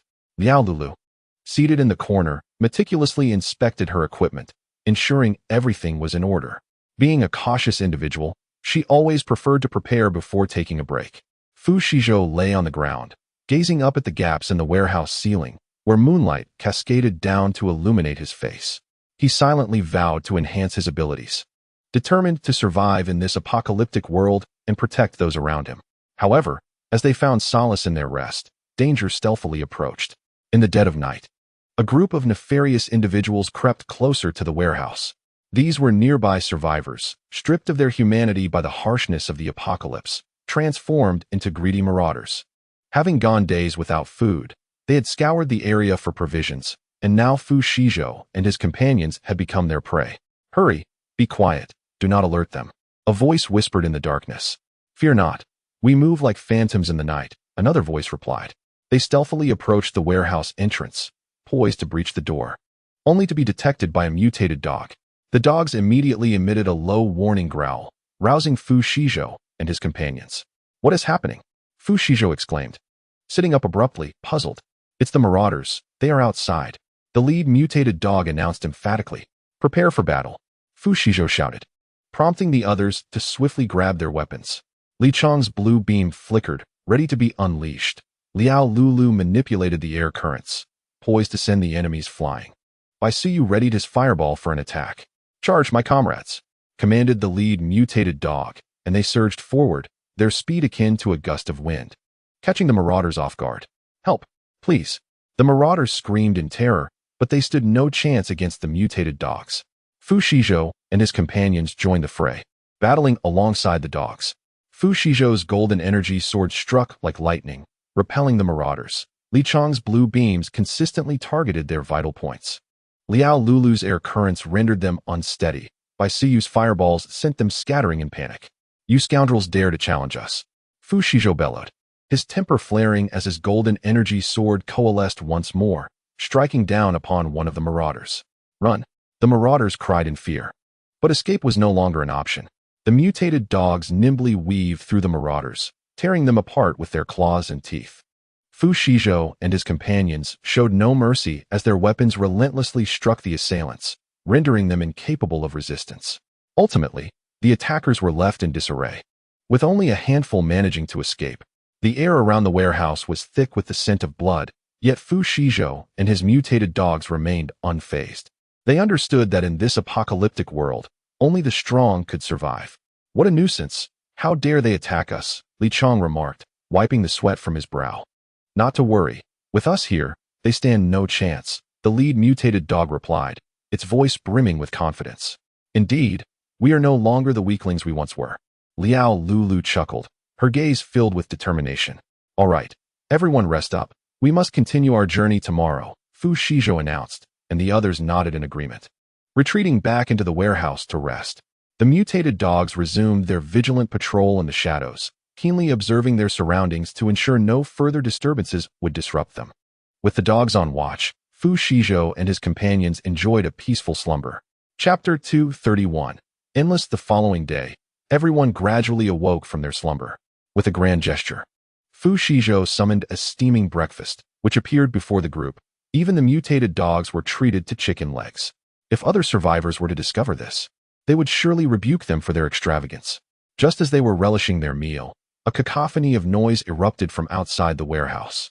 Furrowing their brows, Fu Shizhou and his companions set down their food, exchanging wary glances. The mutated dogs immediately ceased their eating, ears perked up, growling towards the source of the noise. "More trouble?" Bai Suyu muttered under her breath, instinctively grabbing a nearby weapon. "Patience, let us assess the situation first," Fu Shizhou responded solemnly. He rose and cautiously approached the entrance of the warehouse, with the others closely following. The mutated dogs trailed beside them, ready to spring into action at a moment's notice. With great care, Fu Shizhou cracked the door open, peering outside. Before him stood a ragged group of individuals approaching the warehouse, armed with an array of crude weapons. Their faces etched with greed and malice. Evidently, these individuals were also survivors from the vicinity, yet the harshness of the apocalypse had driven them to become marauders. "It appears to be the accomplices of those thugs from yesterday," Li Chong whispered, incredulous that they had not given up. "Do not let them near the warehouse," Fu Shizhou commanded in a low voice. "Mutated dogs, intercept them." The lead mutated dog let out a low growl and swiftly charged forward with its companions, startling the group of intruders. "You monsters, get out of our way," shouted a figure who seemed to be their leader, brandishing a weapon. "Humph! How dare you disturb our meal, you blind fools," Fu Shizhou sneered, stepping out alongside his companions. "We do not harm others unless provoked. Should one cross us, we shall retaliate." Fu Shizhou silently snorted, his expression darkening with each passing moment. The blue beams of light in Li Chong's hands flickered once more, shooting towards the group of assailants. Liao Lulu manipulated the air currents, sending those who attempted to approach tumbling in disarray. Bai Suyu's fireballs erupted intermittently within the throng, eliciting panicked cries from the crowd. The mutated dogs were particularly ferocious, their claws and teeth rendering the assailants utterly defenseless. Before long, the group was routed, fleeing in all directions. "This is endless," Fu Shizhou sighed, shaking his head. It seemed this location was no longer secure. A change of scenery was imperative. "Indeed. Those miscreants will surely return," Liao Lulu affirmed, nodding. "Let us gather our belongings and depart swiftly." "All right, everyone, let us move quickly," Fu Shizhou commanded, turning back to the warehouse to begin packing. The others quickly followed suit, securing essential supplies. The mutated dogs patrolled the perimeter, ensuring that the assailants would not return. In no time, they were ready. Fu Shizhou led the group out of the warehouse, setting off towards the distance. Meanwhile, the defeated assailants huddled in a far corner, grumbling among themselves. "These monsters are too formidable. We stand no chance against them," one of the rogues lamented. "Indeed, had I known, I would have refrained from coming," another agreed. "Humph, you lot are worthless." Their leader glared at them. "We may have failed today, but tomorrow we shall seek our opportunity." "Boss, those people are far too strong. If we confront them again, we surely face dire consequences," one rogue whispered. "Silence," the leader snapped. "I refuse to believe that with our numbers, We cannot handle just a few of them. Boss, perhaps we should retreat. These individuals are not to be trifled with. Another rogue advised. No, I am determined to exact revenge, the leader declared through gritted teeth. Suddenly, a thought struck him, and his eyes lit up. I recall hearing of a group nearby that is even more powerful. We can enlist their assistance. Boss, are you certain? They say those individuals are terrifying. If we approach them, they might kill us, a rogue expressed his concern. What is there to fear? We will offer them benefits, and they will undoubtedly aid us, the leader asserted, turning to lead the group away. Unbeknownst to Fu Shizhou and his companions, a far greater danger was stealthily approaching. Chapter 232. The Conspiracy of the Night Owl. As night fell, the moonlight dimmed, and an unsettling atmosphere hung in the air. Fu Shizhou and his group had distanced themselves from the warehouse, traversing through a desolate expanse until they arrived at a relatively secluded valley. The valley was encircled by towering rocks, with a small clearing at its center that could barely accommodate their temporary respite. This place appears to be relatively safe. Let us rest here for the night, Fu Shizhou remarked as he surveyed the surroundings. We shall take turns on watch, and the mutated dogs will assist in keeping guard. Very well, I shall take the first watch, he volunteered. Li Chong proactively declared, seizing his weapon as he approached the entrance of the valley. The others nodded in agreement, commencing the construction of makeshift tents within the valley in preparation for the night. Meanwhile, the mutated canines patrolled the perimeter, remaining vigilant to any disturbances. Simultaneously, those who had been driven away had arrived at the lair of the night owl, a mysterious figure who had risen to prominence in the apocalypse, commanding a terrifying legion of the undead, instilling fear in the hearts of nearby survivors. The leader of the miscreants led his followers to the night owl's hideout, an abandoned factory. The factory's entrance was tightly shut, shrouded in darkness, save for the occasional flicker of dim light. Open the door. We have matters to discuss with Lord Night Owl, the leader of the miscreants bellowed. After a moment, the door creaked open, revealing a figure clad in a black trench coat and wearing a mask. It was indeed the Night Owl, his gaze icy and sinister, sending shivers down the spine. Who are you? What do you want? Came Night Owl's deep, gravelly voice. Lord Night Owl, we are a group of survivors from the vicinity. We have been bullied by a gang, and we seek your assistance in exacting revenge, the miscreant leader hastily replied, a sycophantic expression adorning his face. Oh, pray tell, Night Owl remarked with a slight smile, a glimmer of cunning flashing in his eyes. The leader of the miscreants recounted the ordeal involving Fu Shizhou and his companions in detail, embellishing their strength in an attempt to pique Night Owl's interest. After a thoughtful silence, Night Owl finally spoke. I can assist you, but I require adequate compensation. Lord Night Owl, we possess little of value, but we can offer you some food and water, the miscreant leader quickly responded. Humph, food and water? Do you presume I lack such trivialities? Night Owl scoffed. What I seek is something far more valuable. Panic swept over the miscreant leader as he glanced around, suddenly noticing his companions behind him, a sly glint appearing in his eyes. Lord Night Owl, you may do as you wish with us, as long as you aid us in our vengeance, he gritted out. A satisfied gleam flickered in Night Owl's eyes as he nodded. Very well, I shall grant your request. The miscreant leader exhaled a sigh of relief, poised to express his gratitude when, unexpectedly, Night Owl waved his hand, and a horde of zombies surged forth from the factory, encircling them. What does this mean? The miscreant leader gasped in terror, his voice trembling. Humph, you worthless fools. Did you think I would act on your behalf? I require nothing more than your lives. Night Owl sneered, turning his back to retreat into the factory, leaving the miscreants to scream in horror amidst the encroaching undead. Once inside the factory, Night Owl removed his mask, revealing a face marked by treachery. His eyes gleamed with a mix of greed and cruelty, as if contemplating some insidious plot. Fu Shizhou, how dare you and your ilk wreak havoc on my territory? I shall ensure you experience my true wrath. The Night Owl whispered softly, a sinister smile creeping at the corners of his mouth. After numerous confrontations with Fu Shizhou, he was determined to reclaim his dignity this time. The following morning, Fu Shizhou and his companions awoke from their slumber, preparing for their departure. Unbeknownst to them, the Night Owl had already dispatched his legion of zombies, swiftly advancing in their direction. Where are we headed today? Bai Suyu inquired while organizing her gear. First, we should find a safer place to rest, and then devise a plan to locate more survivors, Fu Shizhou replied.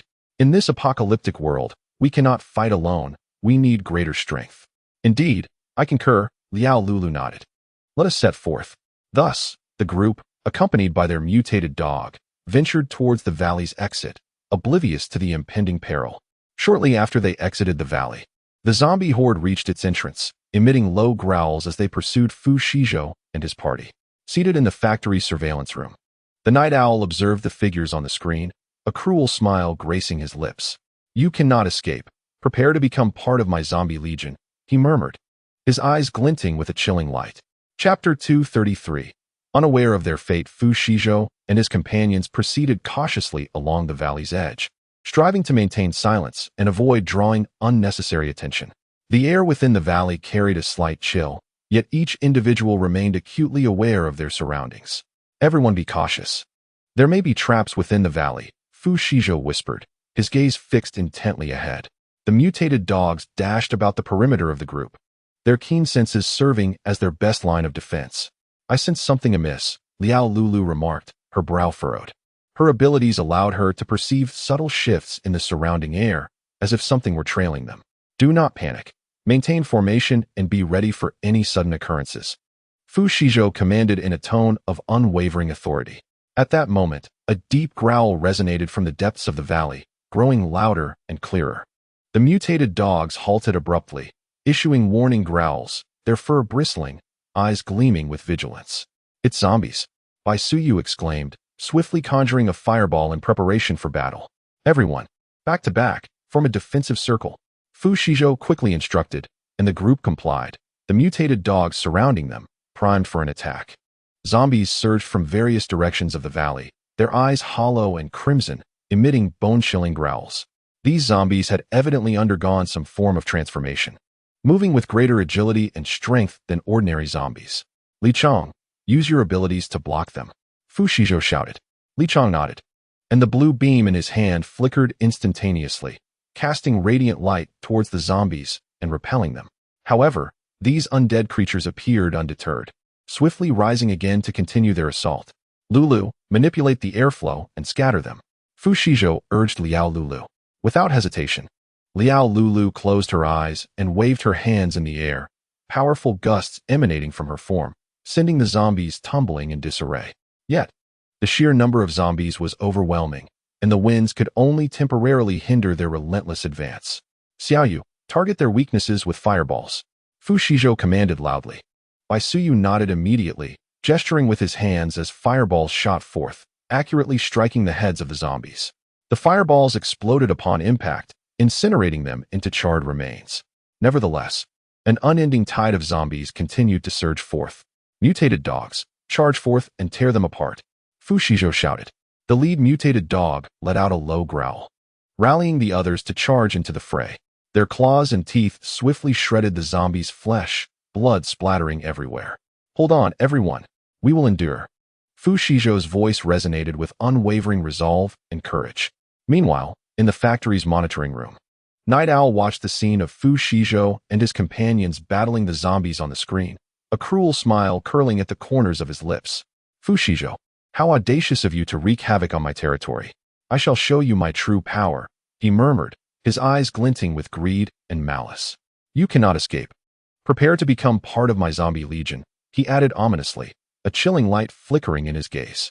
Night Owl tapped lightly on the control panel, summoning more zombies from the dark recesses of the valley, encircling Fu Shizhou and his crew.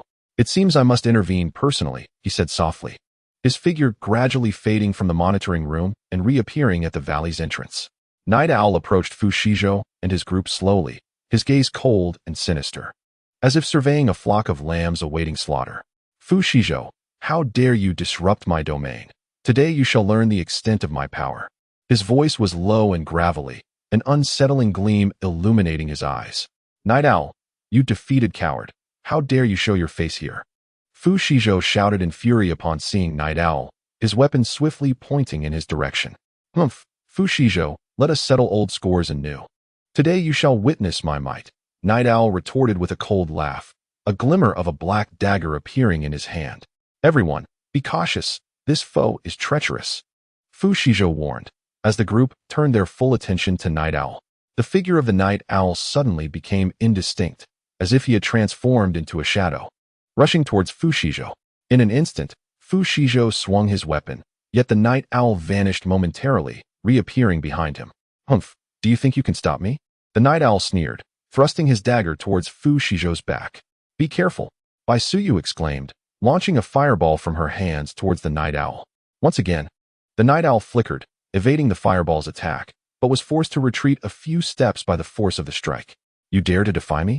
Today, you shall witness my might. Anger flickered across the night owl's face, his eyes gleaming with a terrifying light. You scoundrel, night owl. Today, we shall fight to the bitter end. Fu Shizhou shouted, striking again towards the night owl. The night owl dodged once more, yet was still compelled to retreat a few steps by the force of the blow. Humph, you insolent fools, you will learn the consequences of your rebellion.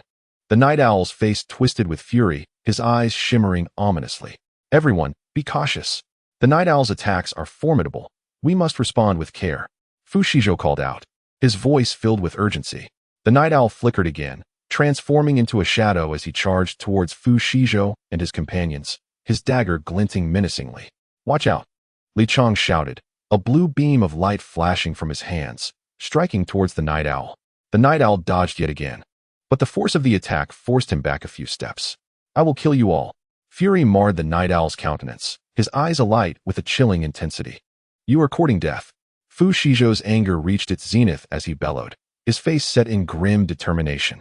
With a fierce glint in his eyes, he manipulated the moisture in the air, summoning a bolt of lightning that surged forth. Chapter 234. An unwelcome visitor upon witnessing Fu Shizhou's movements. A disdainful smile crept across the night owl's face as he appeared to prepare to evade the attack once more. However, in that very moment, Fu Shizhou's strike arrived.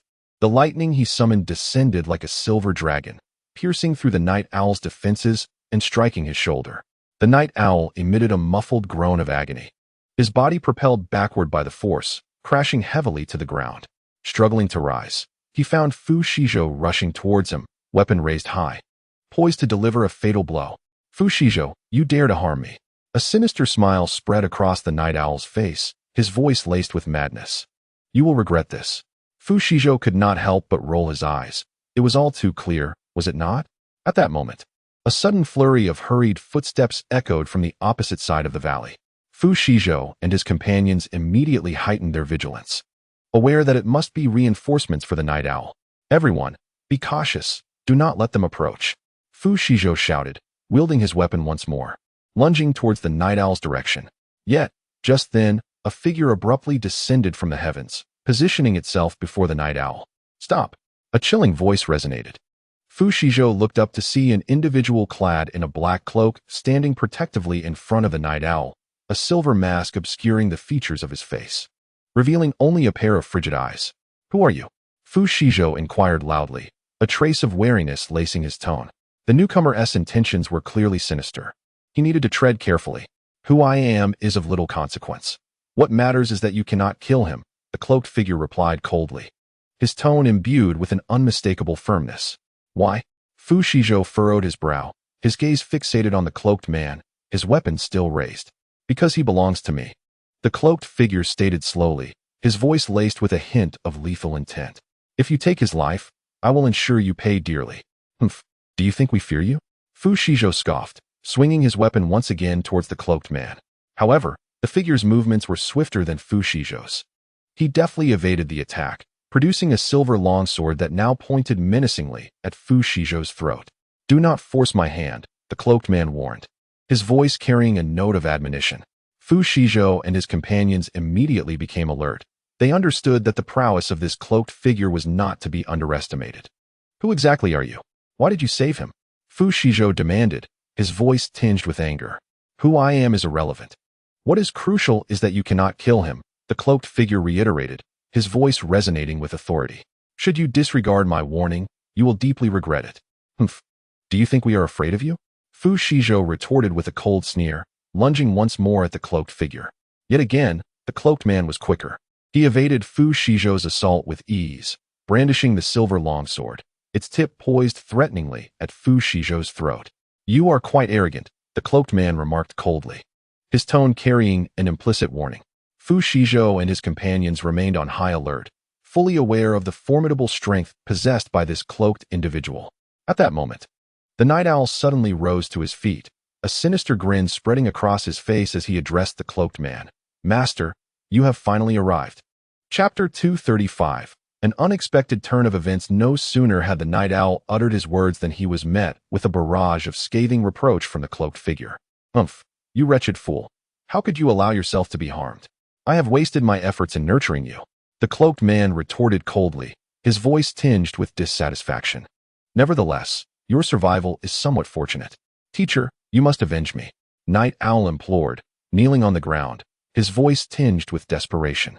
Humph, I shall. The cloaked figure replied coldly, his gaze fixed intently on Fu Shizhou and his companions, an icy murderous intent flickering in his eyes. You dare to harm my people. Today, you shall witness my might.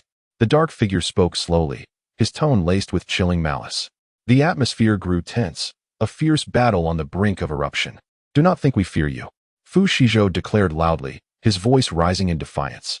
Humph, is it merely the volume of your voice? Who cannot raise their voice? We will not spare you. Then let us see, the cloaked man sneered, his sword suddenly gleaming with a silvery light as he charged towards Fu Shizhou and his group. Oh dear, it seems his sword possesses powers akin to my own, Fu Shizhou mused, raising an eyebrow, contemplating seizing the dark figure's sword for closer examination. Swiftly, Fu Shizhou and his companions advanced, fully aware that this confrontation was unavoidable.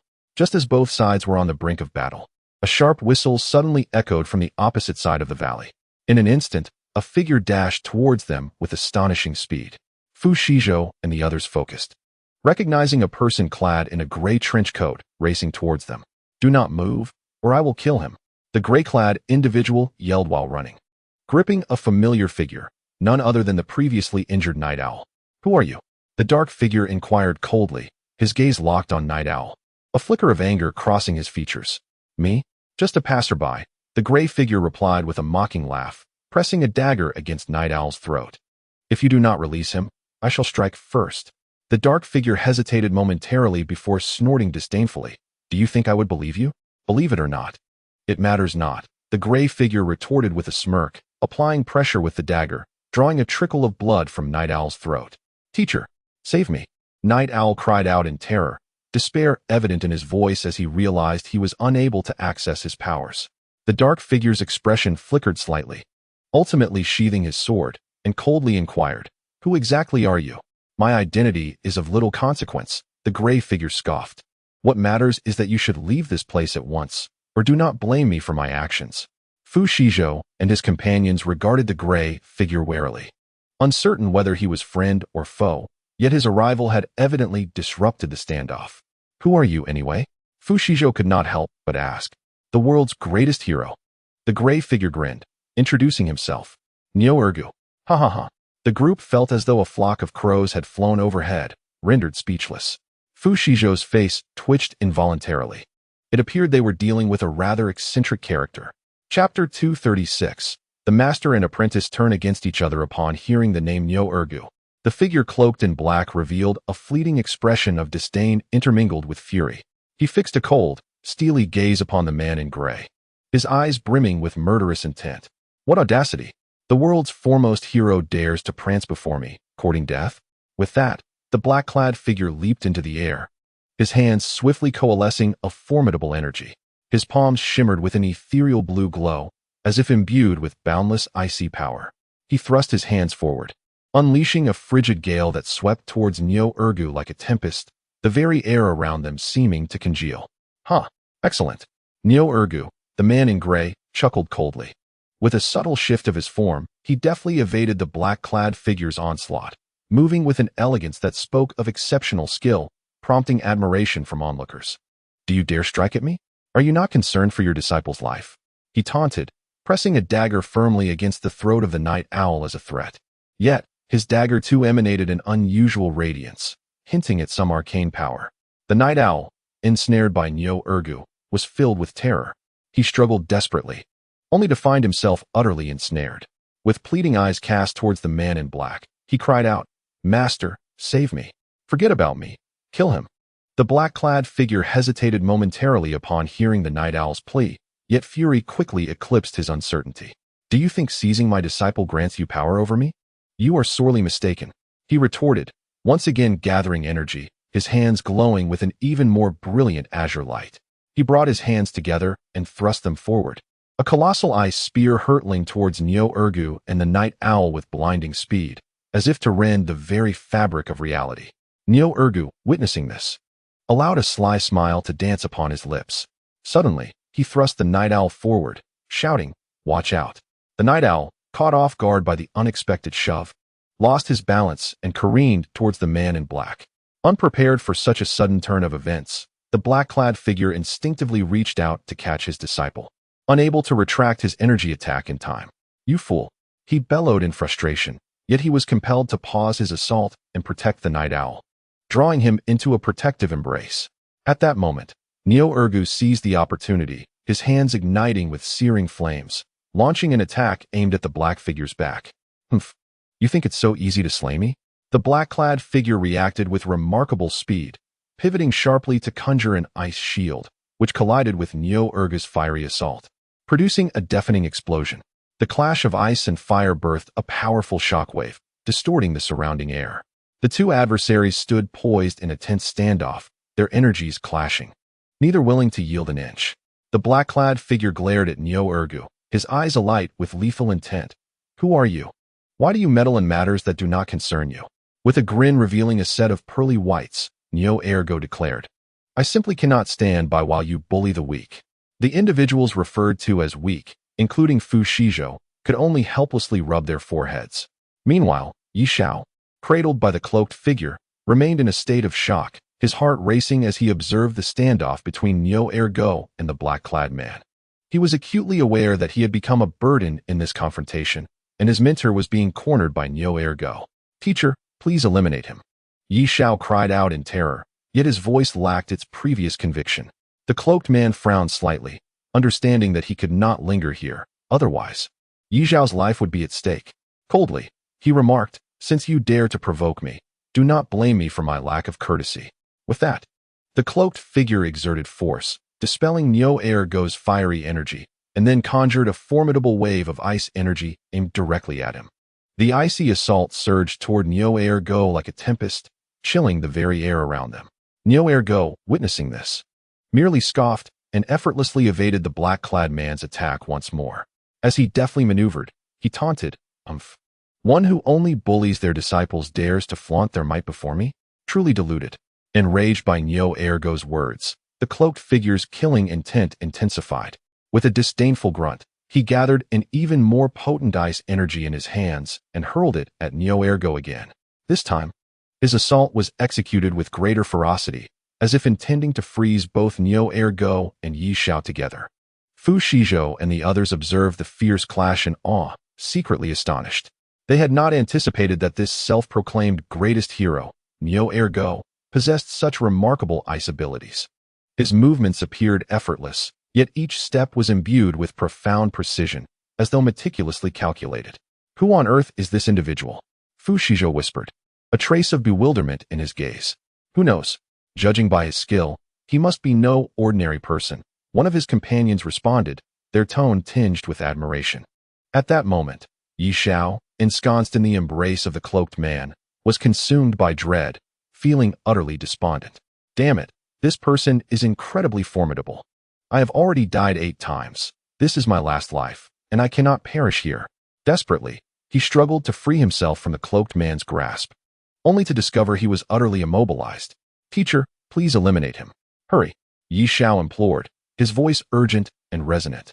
The cloaked man furrowed his brow once more, fully aware he could not remain in this precarious situation. Otherwise, Yi Xiao's life would be irrevocably compromised. This was his prized disciple, and he could not allow him to fall here.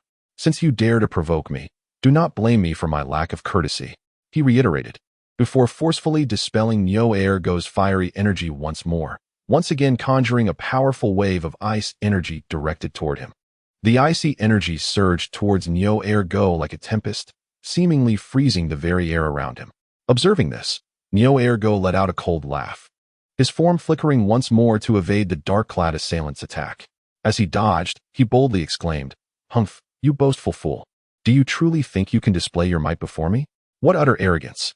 Infuriated by Neo Urgu's taunts, The dark-clad figure's eyes glimmered with murderous intent. He scoffed, channeling an even more potent icy energy in his hands, hurling it towards Neo-Ergo. This time, his assault was more ferocious, as if he intended to freeze Neo-Ergo into mere shards of ice. Yet, with a mocking smile, Neo-Ergo effortlessly countered the attack, retaliating with a sharp ice spike. Yexiao's eyes widened in shock as he forcefully pushed his mentor, Carlo, back.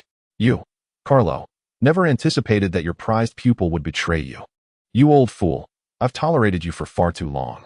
In that moment, the master and disciple turned against each other.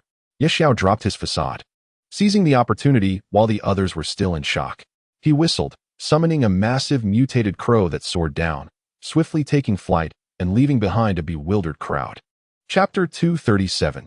Seizing the opportunity to escape Carlo, the dark-clad figure, was left dumbfounded by Yexiao's sudden betrayal, causing the icy energy in his hands to dissipate entirely. He could not fathom that his once esteemed disciple would turn against him at such a critical moment. You ungrateful beast, Carlo roared in fury, his eyes flashing with a hint of murderous intent. However, before he could retaliate against Yexiao, the latter had already taken advantage of the chaos, riding the enormous mutated crow as it soared into the distance. Neo-Ergo stood rooted in place, watching Yexiao's retreating figure, a smirk of disdain playing on his lips. He had foreseen Yexiao's actions, for individuals like him had never been trustworthy from the start. How dare you betray me? Carlo trembled with rage as he turned to glare at Neo-Ergo. You and Yexiao have colluded, haven't you? Neo-Ergo chuckled derisively, his gaze brimming with mockery. Carlo, you are exceedingly naive.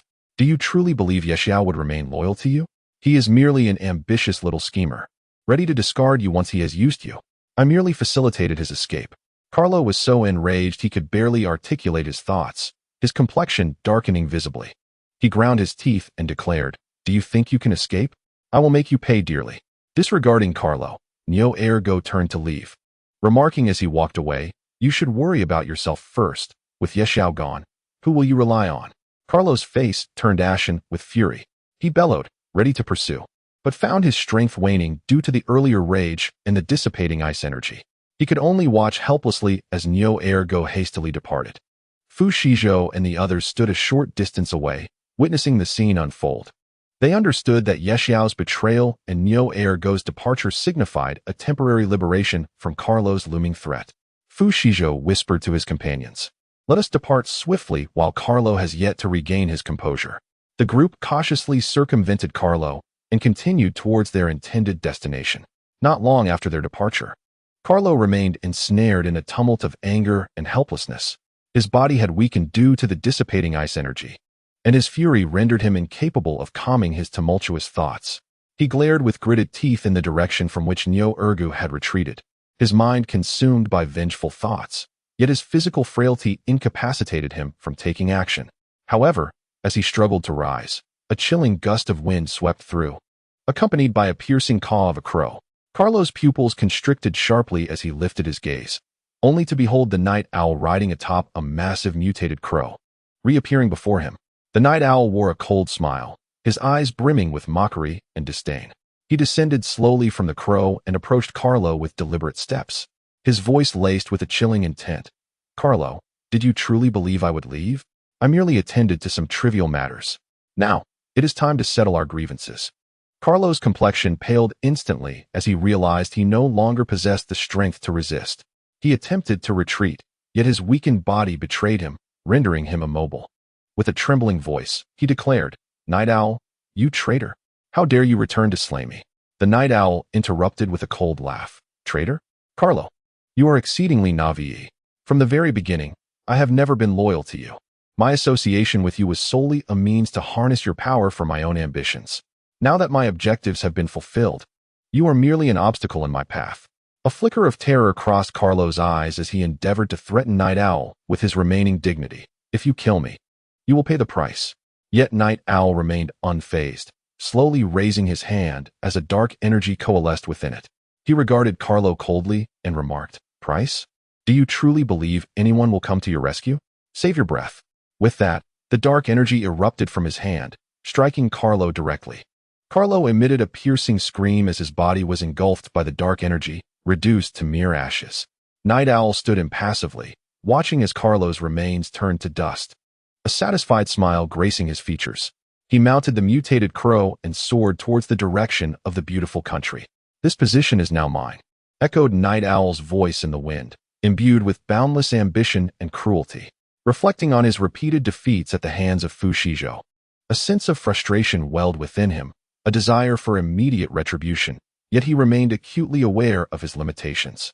Meanwhile, Fu Shizhou and his companions, having just evaded Carlo's threat, encountered new troubles along the rugged path. They understood that the betrayal of the Night Owl and the departure of Nyoe merely provided a temporary reprieve from the crisis. The true danger might still be lurking ahead. Thus, they dared not exhibit the slightest negligence, meticulously observing the surroundings for any signs of disturbance. "Everyone, be cautious. It is far too quiet here, and something feels amiss," Liao Lulu warned her companions in a hushed tone while vigilantly scanning the area. "Indeed, I sense it too. This silence is unnerving." Li Chong nodded, gripping his weapon tightly, ever prepared for unforeseen circumstances. Bai Suyu furrowed her brow, casting a wary glance around, always ready for battle. At that moment, a rustling sound emerged from the thicket ahead. Fu Shizhou immediately halted, signaling for everyone to take cover. He cautiously maneuvered forward, gently parting the bushes, only to discover a few individuals who appeared to be vagrants hiding in the underbrush, seemingly awaiting something. "Hey, you lot, come out," Fu Shizhou called out loudly, simultaneously bracing himself for a confrontation. The vagrants, upon hearing his voice, rose from the grass. They looked ragged, with expressions of greed and ferocity etched upon their faces. One who appeared to be the leader leered at Liao Lulu, licking his lips as he said, "Well, who would have thought there would still be such a lovely beauty around? Why not stay and entertain us? Following those two would be a pity. Get lost." Liao Lulu's face turned pale with anger at his words, her fists clenched tightly. She was no longer the innocent girl she once was. "Hey, don't be so ungrateful." The leader sneered, taking a step forward. "We are the local tyrants of this area. Those who know their place should obediently hand over their supplies. And perhaps we may spare your lives." Seeing their shameless behavior, Fu Shizhou seethed with rage, his expression darkening visibly. It seemed that no matter the era, such scoundrels remained. He regarded them coldly, and said, "You think you can flaunt your power here with such pathetic individuals? Kid, don't be foolish." The leader waved his hand, and his companions immediately closed in, grinning menacingly. Observing their obstinacy, Fu Shizhou thought, "These fools are truly unaware of their impending doom. It seems they will not relent until they are taught a lesson." With a subtle smile, he suddenly raised his hand, and a brilliant bolt of lightning erupted from his palm, striking the leader directly. The force of the lightning sent him flying, a scream escaping his lips as his body charred from the electric shock, crashing to the ground, unable to rise again. The remaining individuals, witnessing this, were filled with terror and attempted to flee. However, Fu Shizhou was swifter. He flickered and appeared before one of them, delivering a punch that sent the assailant sprawling to the ground. Li Chong and Liao Lulu quickly regained their composure, swiftly subduing the remaining miscreants. "You all better remember today's lesson. Do not dare to provoke trouble in the future," Fu Shizhou coldly remarked, and the group continued their advance towards their objective. However, just as they finished tidying up the remnants, a deep roar echoed from afar. Fu Shizhou's expression instantly darkened, and he murmured, "This is bad. It's zombies." "What?" one of the followers exclaimed, fully aware of the terror associated with zombies. The consequences of infection were unimaginable. Upon hearing this, the others fled in fear, only to be devoured by the zombies within mere steps. "Everyone, be cautious and prepare for battle," Fu Shizhou commanded, swiftly conjuring a fireball, while the rest readied themselves for the impending confrontation. The growls drew nearer, as a horde of zombies trudged towards them with heavy footsteps. These creatures appeared grotesque and decayed, emitting a foul stench, their eyes brimming with a ravenous yearning for the living. How could these zombies suddenly appear here? Li Chong furrowed his brow. "There's no time for questions. We must address the immediate crisis first." Fu Shizhou gritted his teeth and charged ahead. A fierce battle ensued. Fu Shizhou, leveraging his formidable strength, swiftly dispatched a large number of zombies, yet more kept surging forth like an unrelenting tide, overwhelming them. Chapter 239. A fierce struggle. Fu Shizhou's brows knitted tightly as the zombies advanced like an endless wave of darkness. He quickly summoned mutated hounds from his spatial realm, These beasts were colossal, with sinewy muscles and eyes glinting with ferocity. They descended upon the zombies like phantoms of the battlefield, their sharp claws tearing into the putrid flesh with a chilling sound of rending. "Lulu, use your air currents to blow them away," Fu Shizhou shouted, his voice imbued with an undeniable authority. Liao Lulu nodded immediately, her hands swiftly forming seals, as a powerful gust erupted from her palms, sweeping through like a tempest. The zombies were knocked off balance by this forceful blast, some even sent flying, crashing heavily to the ground with the nauseating sound of shattering bones. Li Chong, unwilling to be outdone, unleashed his metallic abilities, manipulating the surrounding metal fragments to shoot towards the zombies' heads like deadly projectiles. Each penetration was accompanied by horrid shrieks. The zombies' skulls shattered with precision, blood and brain matter splattering gruesomely, a sight too dreadful to behold. Bai Suyu, positioned behind, focused on delivering the finishing blows. With a wave of his hands, flames erupted like serpents, coiling around the zombies. Those ignited by the fire emitted piercing wails, writhing in agony until they were reduced to ash. A hint of coldness adorned his face, yet his eyes betrayed a sense of helplessness. He understood that these zombies were once living beings, now transformed into adversaries they had no choice but to confront. Fu Shizhou remained the core of this battle, moving like a bolt of lightning amidst the throng of zombies. With each thunderous crack of lightning, the anguished cries of the undead resonated alongside charred corpses. His gaze shimmered with a frigid intensity, as if the zombies were mere insects beneath his feet. While engaging in battle, he reminded his companions, "Be cautious. Do not let the zombies touch you." Despite the overwhelming number of the undead, their coordinated efforts gradually cleared a patch of ground. Yet, fresh hordes continued to surge forth, seemingly endless. A hint of weariness crept across Fu Shizhou's face, yet he understood the imperative to press on. Should they falter, the zombies would engulf them. No matter their prowess, they could not withstand such relentless assaults, and their spirits would inevitably wane. "We cannot persist in this manner. We must find a breakthrough," Fu Shizhou declared, his voice cutting through the cacophony of the undead's howls with remarkable clarity. "I will attempt to carve a path using the currents." Liao Lulu gritted her teeth, aware that this would be a formidable challenge. She raised her hands high, gathering the air currents within her palms to form a formidable whirlwind. Taking a deep breath, she unleashed the tempest towards the throng of zombies ahead. The whirlwind, resembling a colossal scythe, swept through, tearing the undead apart as they were caught within its grasp. A narrow passage was forged, and although zombies continued to swarm on either side, it provided them a fleeting opportunity for escape. "Quickly follow me," Fu Shizhou bellowed, leading the charge into the newly formed corridor. The others followed closely, with the mutated canines paving the way. Through their seamless cooperation, they fought their way forward, momentarily breaking free from the encirclement of the undead. However, Fu Shizhou recognized that this was merely a transient victory. The number of zombies continued to escalate, and they were utterly exhausted. He lifted his gaze towards the horizon, silently praying for the chance to discover a safe haven to evade this calamity. Chapter 240. The mall turmoil. Fu Shizhou and his companions sprinted along the passage carved by Liao Lulu, finally tearing open a gap in the encirclement of zombies. They traversed desolate streets, ultimately catching sight of the massive mall ahead. The entrance of the mall had warped and deformed under the relentless assault of the undead, yet the interior structure appeared relatively intact. A surge of hope filled Fu Shizhou's heart as he immediately directed everyone towards the mall. "Hurry, get inside," he shouted, leading the charge into the building. The mutated canines followed suit, their roars echoing within the mall, as if declaring dominion over this territory. Inside, chaos reigned. Shelves lay toppled, products scattered across the floor, and a foul stench pervaded the air, indicating that this place had also been ravaged by zombies. Fortunately, the expansive interior offered ample space for them to seek refuge from the relentless pursuit of the undead. Fu Shizhou quickly retrieved tools from his supplies and began reinforcing the entrance to the mall. He fortified the entrance with metal scraps and wooden boards, setting up traps to deter any sudden incursions by zombies. Once he completed these preparations, he exhaled slightly, turning to face the others. Li Chong slumped to the ground, gasping for breath, as his metallic abilities had drained him of significant energy. Bai Suyu leaned against the wall, her eyes reflecting a hint of fatigue, yet she remained vigilant, surveying their surroundings.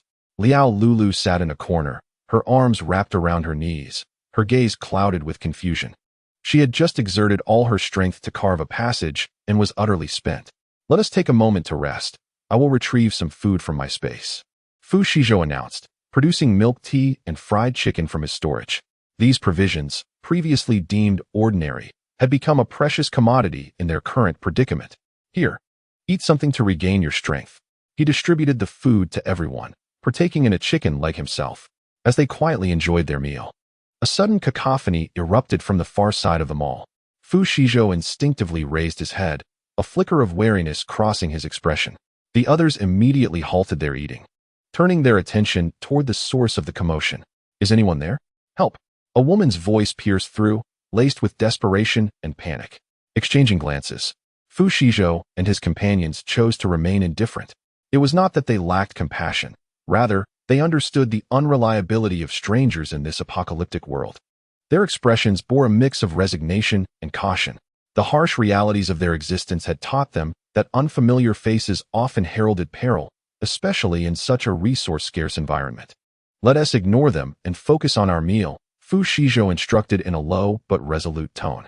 He picked up another chicken leg, savoring its flavor. Though his gaze remained fixed on the entrance, the others nodded in silent agreement, continuing to eat. Li Chong, fatigued from his exertions, needed to replenish his energy. Suyu, despite her weariness, was prepared to unleash her fiery powers at a moment's notice. Liao Lulu, though dazed, clutched her milk tea tightly, as if it were her sole anchor. Yet, the pleas from outside grew more frantic. The woman's voice, now tinged with tears, pleaded, "Please, let us in. There are zombies outside, and we can't hold out much longer." Fu Shizhou furrowed his brow, aware that the outsiders might indeed be in peril. But the lessons of the apocalypse had instilled in him a deep-seated wariness toward strangers. Let us not act hastily. We must assess the situation first, he whispered to the others. At that moment, a tumultuous noise erupted from outside, followed by the sound of metal and wood being violently struck. Fu Shizhou's expression shifted to one of grave seriousness as he sprang to his feet, retrieving a sharp dagger from his space, gripping it tightly. Be cautious. They may attempt to break in.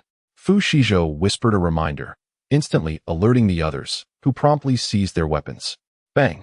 The door was violently flung open, and Fu Shizhou and his companions swiftly prepared for combat.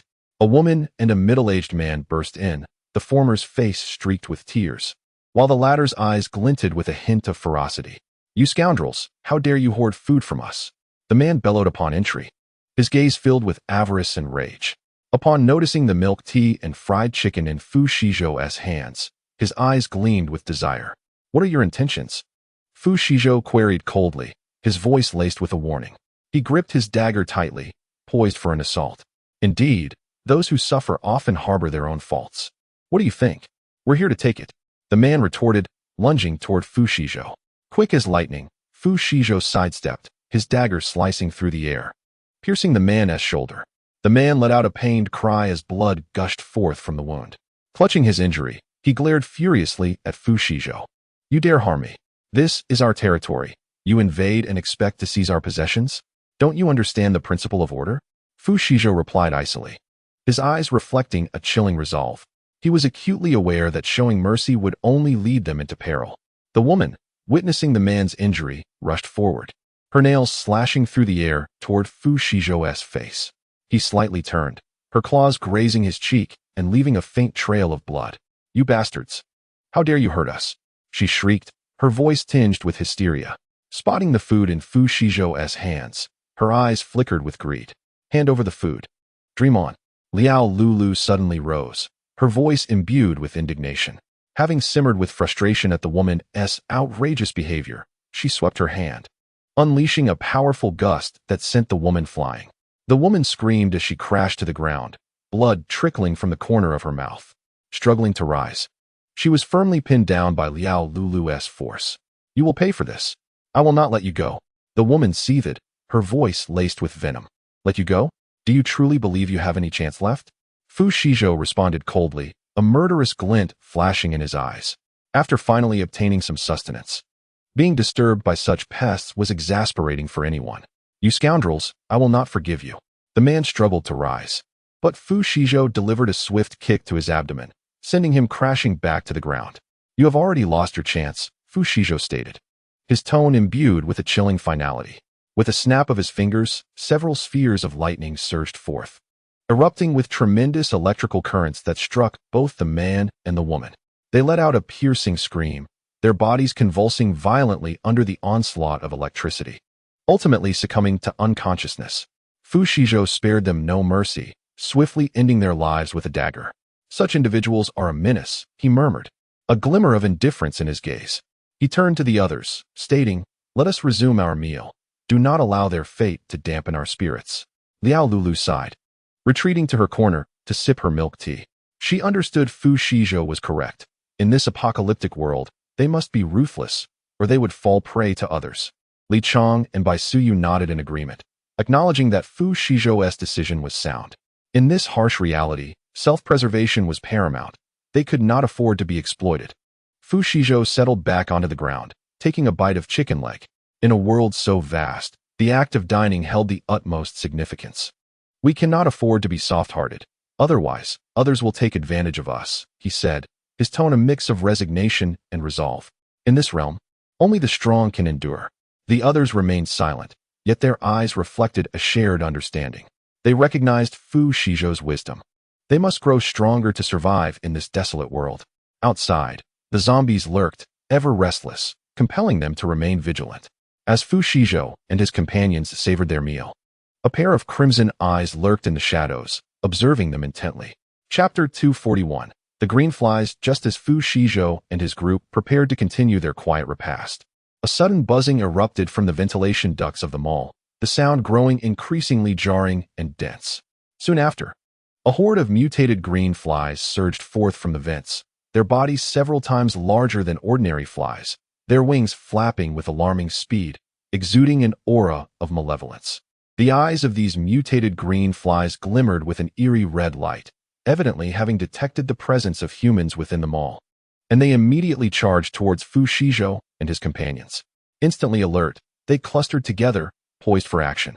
"Caution, mutated green flies," Fu Shizhou shouted, swiftly retrieving a protective shield from his spatial storage and activating it. The shield emanated a soft blue glow, enveloping Fu Shizhou and his companions within its protective embrace. The mutated green flies collided with the shield, producing a crackling sound, yet they were unable to breach its defenses. "Thank goodness for this contraption." Liao Lulu glanced at the swarm of green flies outside, her scalp tingling and goosebumps rising. Fu Shizhou remained silent, scanning the surroundings with vigilance, unwilling to lower his guard. "Relax, there's no need for such tension. The system guarantees quality," a calm voice echoed in Fu Shizhou's mind. "They cannot penetrate." Upon hearing this, Fu Shizhou finally exhaled in relief, beckoning to the others to resume their meal. Just as they began to relax and eat quietly, a cacophony erupted at the entrance of the mall. Suddenly, a throng of panicked individuals burst in, their bodies coated in dust, their garments tattered and torn, and their faces etched with terror. Leading the group, a middle-aged man shouted desperately, "Help! Help!" as he sprinted towards Fu Shizhou and his companion's protective shield. He was swiftly encircled by a swarm of mutated green flies, which devoured him entirely, leaving naught but a grim pile of bones. Fu Shizhou's lips twitched, evidently.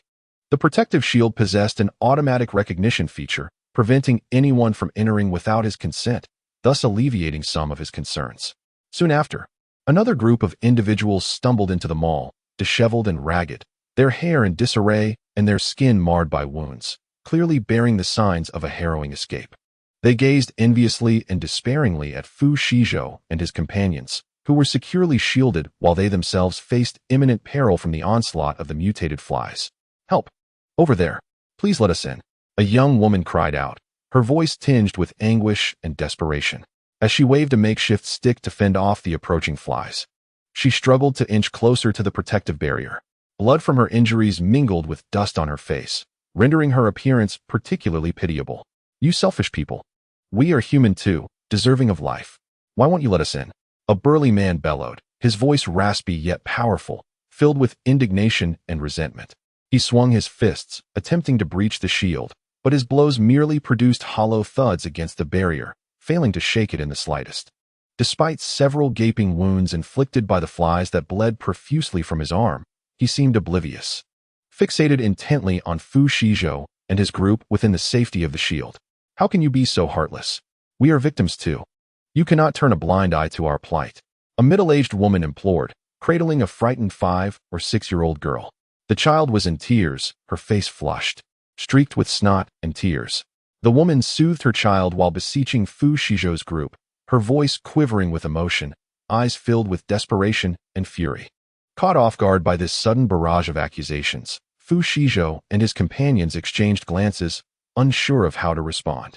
Liao Lulu furrowed her brow and murmured, "Their moral coercion leaves us in a difficult position." A flicker of helplessness crossed her gaze as she observed the anguished faces outside, feeling a mixture of sympathy and aversion. Indeed, we are not saviors. We cannot possibly rescue everyone. Another companion whispered, fatigue and resignation evident in his tone. They had barely escaped to this place, and now they were faced with the accusations of these people, feeling a sense of grievance within. You scoundrels! All you care about is saving yourselves, disregarding the lives of others. The burly man, witnessing the silence of Fu Shizhou and his companions, grew increasingly enraged, unleashing a torrent of curses. His voice heavy with resentment and fury. His eyes, bloodshot and fierce, seemed as if they could consume Fu Shizhou and the others whole. You selfish individuals! We are human too. We have the right to survive. By what authority do you bar us from entry?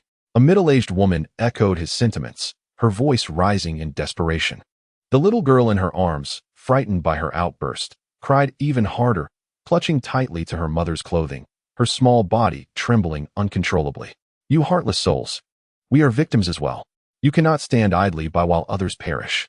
The crowd joined in, their voices brimming with anger and despair, as if to vent all their frustrations upon Fu Shizhou and his companions.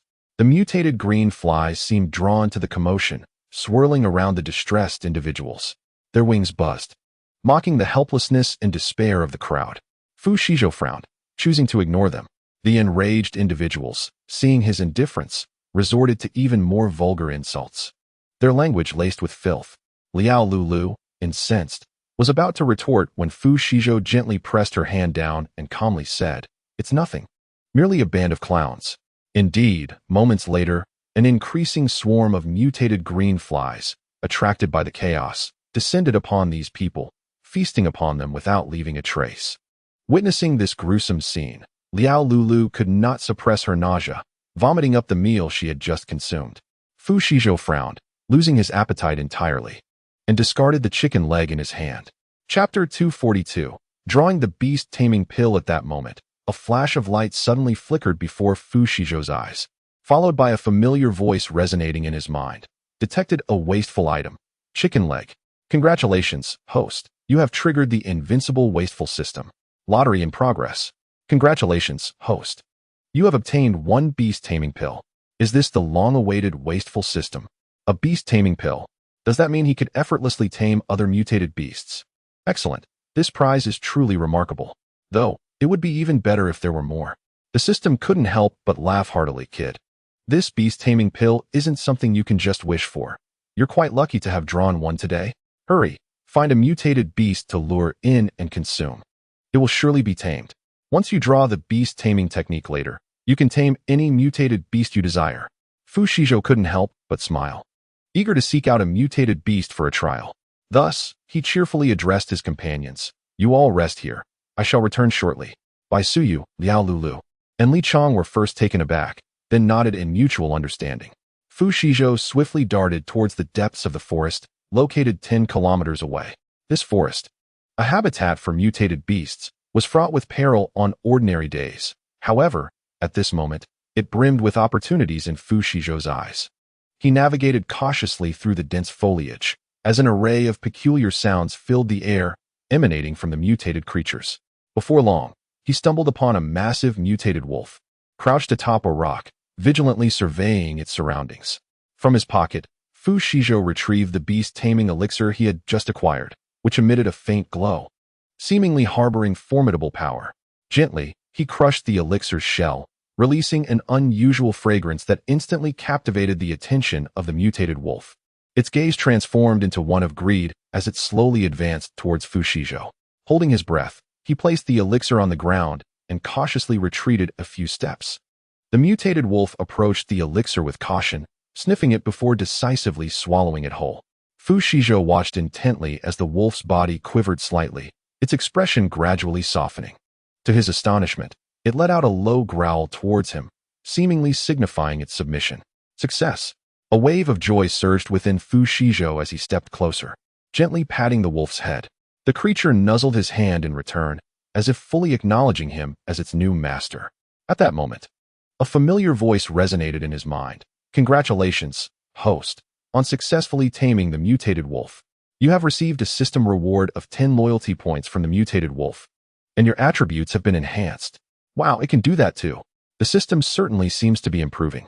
Fu Shizhou felt a surge of vitality coursing through him, his body appearing lighter and stronger, along with an enhancement in his sensory abilities. Excitedly, he led the mutated wolf back to the original location, where Bai Suyu and the others stared in astonishment at the sight of him returning with a mutated wolf. Big brother, what happened? Bai Suyu couldn't help but inquire. Fu Shizhou smiled. I just tamed it. Wow, that's incredible. Liao Lulu exclaimed. Now we have a powerful ally. Li Chong nodded in agreement, excitedly stating, it's all thanks to the boss. Observing the eager expressions in the eyes of his companions, Fu Shizhou silently resolved to make the best use of this system, ensuring their survival in the apocalyptic world. Chapter 243. The emergence of a level 3 zombie the following day. Fu Shizhou and his companions continued their journey in a military green vehicle, which slowly traversed the dilapidated road. In contrast to Fu Shizhou, Li Chong drove with remarkable steadiness, though it lasted only half an hour. Suddenly, as zombies unexpectedly dashed onto the road, the vehicle jolted violently upon impact, as if it might disassemble at any moment. Fortunately, Fu Shizhou was seated in the passenger seat. Had he been in the back, his stomach would surely have revolted. Others fared poorly, their stomachs churning violently, nearly expelling the milk tea they had just consumed. Bai Siyue and Liao Lulu exchanged a glance, silently lamenting in their hearts. Observing their distress, Fu Shizhou could not help but speak up. Let us pull over at the upcoming intersection. I will take the wheel. As soon as he finished speaking, Li Chong appeared taken aback, but he soon nodded, albeit awkwardly. In no time, with Fu Shizhou behind the wheel, the vehicle became remarkably steady, allowing Bai Siyue and Liao Lulu to breathe a sigh of relief. Before long, they arrived at a dilapidated hotel, once a bustling hub before the apocalypse. It was now a sight that was hard to behold. Fu Shizhou parked the car and led the group, intending to rest for the night. Cautiously, they ventured inside, navigating through a stretch of eerie silence without incident. However, the deeper they went, the more they felt an ominous chill enveloping them.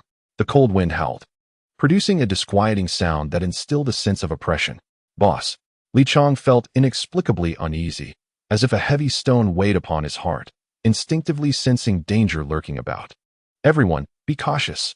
Fu Shizhou frowned, beginning to issue warnings. Just as he finished speaking and prepared to guide the group further in, a faint, eerie sound suddenly emanated from above. It resembled a creature whispering in the shadows, or perhaps a subtle warning of impending peril, hissing ominously. In the next moment, the air seemed to tear apart. A massive, resilient tongue surged towards them with the swiftness of a lizard striking its prey. Its speed was akin to that of a released arrow, enveloping them in an overwhelming sense of dread. Fu Shizhou's expression darkened instantly, a sharp glint flashing in his previously calm eyes. Without hesitation, he forcefully pushed the individuals beside him aside, executing the maneuver with precision. In the following instant, he gripped his Tang Dao tightly, the blade gleaming coldly under the light, emanating formidable power as he swung it towards the approaching tongue. Clang! A resounding metallic clash echoed as the Tang Dao made contact with the tongue, a powerful force surging forth and causing Fu Shizhou's arm to tingle from the impact. Yet, he did not falter.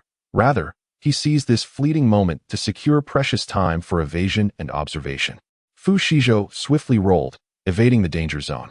Moments later, a deafening crash reverberated as the tongue struck the very spot where he had just stood, shattering the ground into fragments.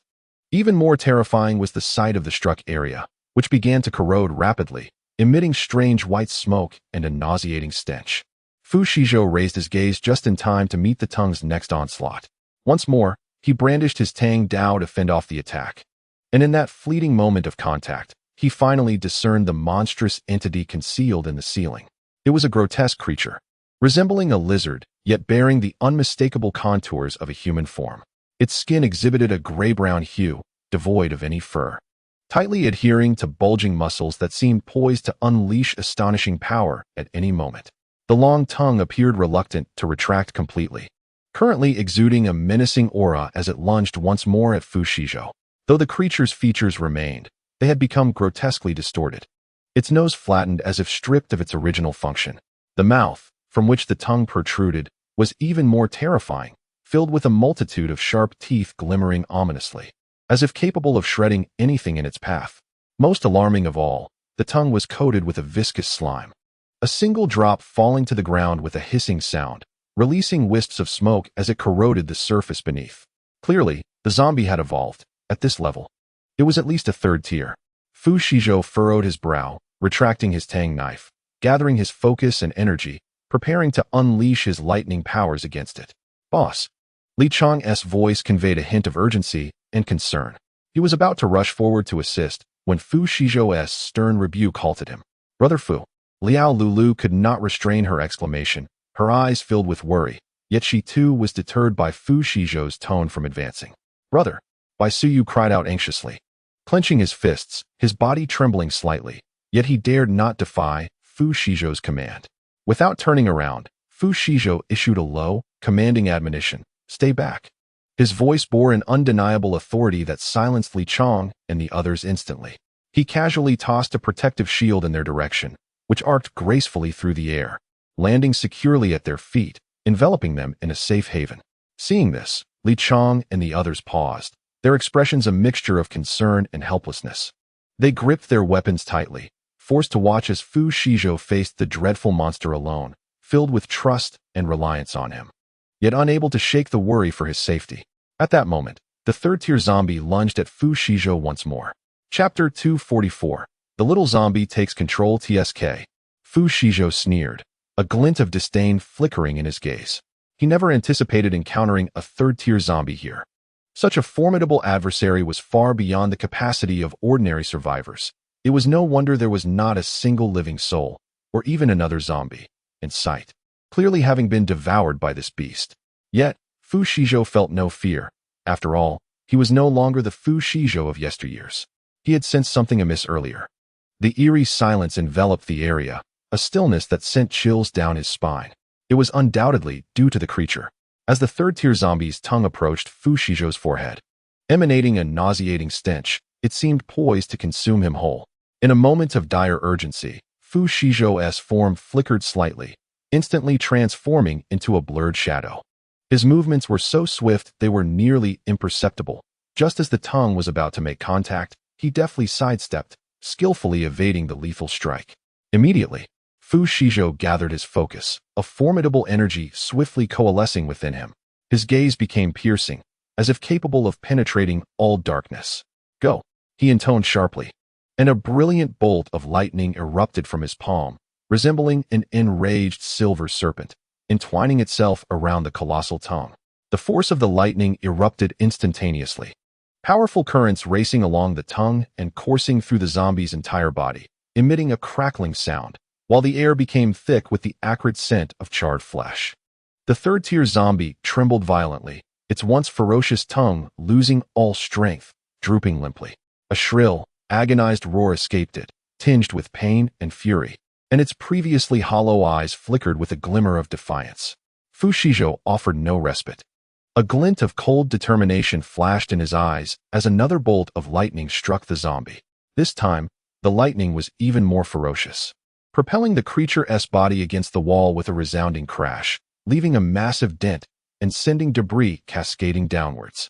The third-tier zombie swayed against the wall, seemingly attempting to rise again, but it had sustained grave injuries, its body charred black from the lightning's wrath, exuding a nauseating odor. It struggled a few times before ultimately collapsing to the ground, motionless. Fu Shizhou let out a slight breath, his clenched jaw relaxing marginally, fatigue flickering in his eyes, yet overshadowed by a sense of triumph. "Such a small zombie, easily dealt with," he remarked. Turning, he glanced at Li Chang and the others, who were shielded by a protective barrier, nodding slightly to indicate they could approach. Li Chang, Liao Lulu, and Bai Suyu, relieved to see Fu Shizhou unharmed, rushed over. Their faces etched with concern. "Boss, are you all right?" Li Chong hurriedly inquired, scrutinizing him with anxious eyes. "Brother Fu, that was terrifying.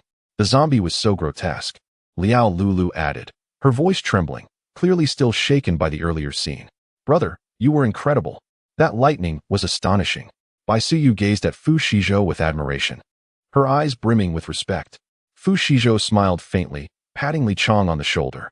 "It's nothing. Such trivial monsters cannot defeat me. However, we must remain cautious. This place is too peculiar, and there may be other dangers lurking."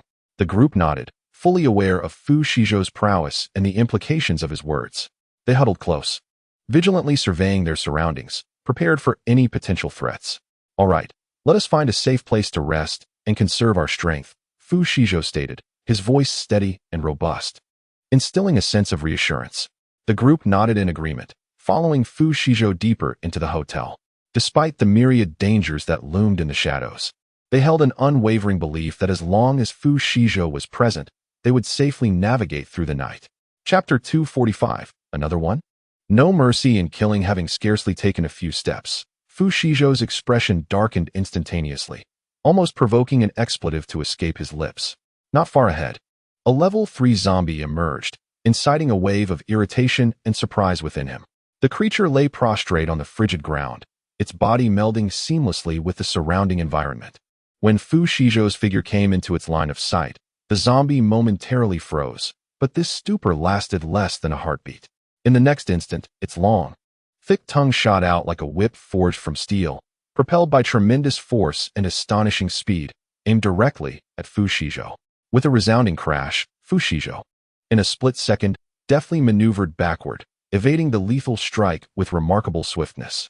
Casting a glance back, he noted that the spot where he had just stood was now marked by a deep crater left by the zombie's tongue, while the ground around it bore the scars of powerful fissures, shards of rock strewn about. It appeared this particular zombie possessed even greater strength than the previous one, and it would not be long before it ascended to level 4. Good heavens, another formidable zombie. Fu Shizhou cursed under his breath. "Oh, here we go again. No mercy in killing. Everyone, stay alert and keep close to me," he instructed, advancing towards the zombie. In a blur, Fu Shizhou transformed into a fleeting shadow, deftly dodging the zombie's assault with remarkable speed. His brow furrowed, a flicker of seriousness danced in his gaze, but he quickly regained his composure. "Why are there so many level 3 zombies in this place? Something is amiss," he murmured, his voice tinged with confusion. He swiftly regulated his breath, channeling his energy anew, preparing for the impending onslaught. Meanwhile, Li Chong and the others closely trailed behind Fu Shizhou, gripping their weapons tightly, their eyes fixed warily on the zombie. Boom! The zombie launched its second attack, this time with even greater force, as if seeking to rend everything asunder. Fu Shizhou leaped dramatically, his body tracing a graceful arc in the air, skillfully avoiding the assault while conjuring another bolt of lightning in his palm. "Go!" he bellowed, releasing the lightning, which surged forth like a great silver dragon, striking the zombie with immense impact. The powerful current coursed through the creature, sending it hurtling backward to crash heavily onto the ground, producing a thunderous noise. Roar! The zombie, sensing an unprecedented threat, let out a howl, attempting to intimidate Fu Shizhou. "Damn it! Why is this hideous human so strong?" Fu Shizhou furrowed his brow, resolved to end the confrontation swiftly. With that, he unleashed another bolt of lightning. With a crack, the already recovering zombie was once again sent flying, crashing down with a resounding thud. "Do not let your guard down. The zombie may still be alive," Fu Shizhou warned loudly, a glint of vigilance flashing in his eyes. Li Chong and the others closely followed behind him, acutely aware that their safety depended on staying close to Fu Shizhou.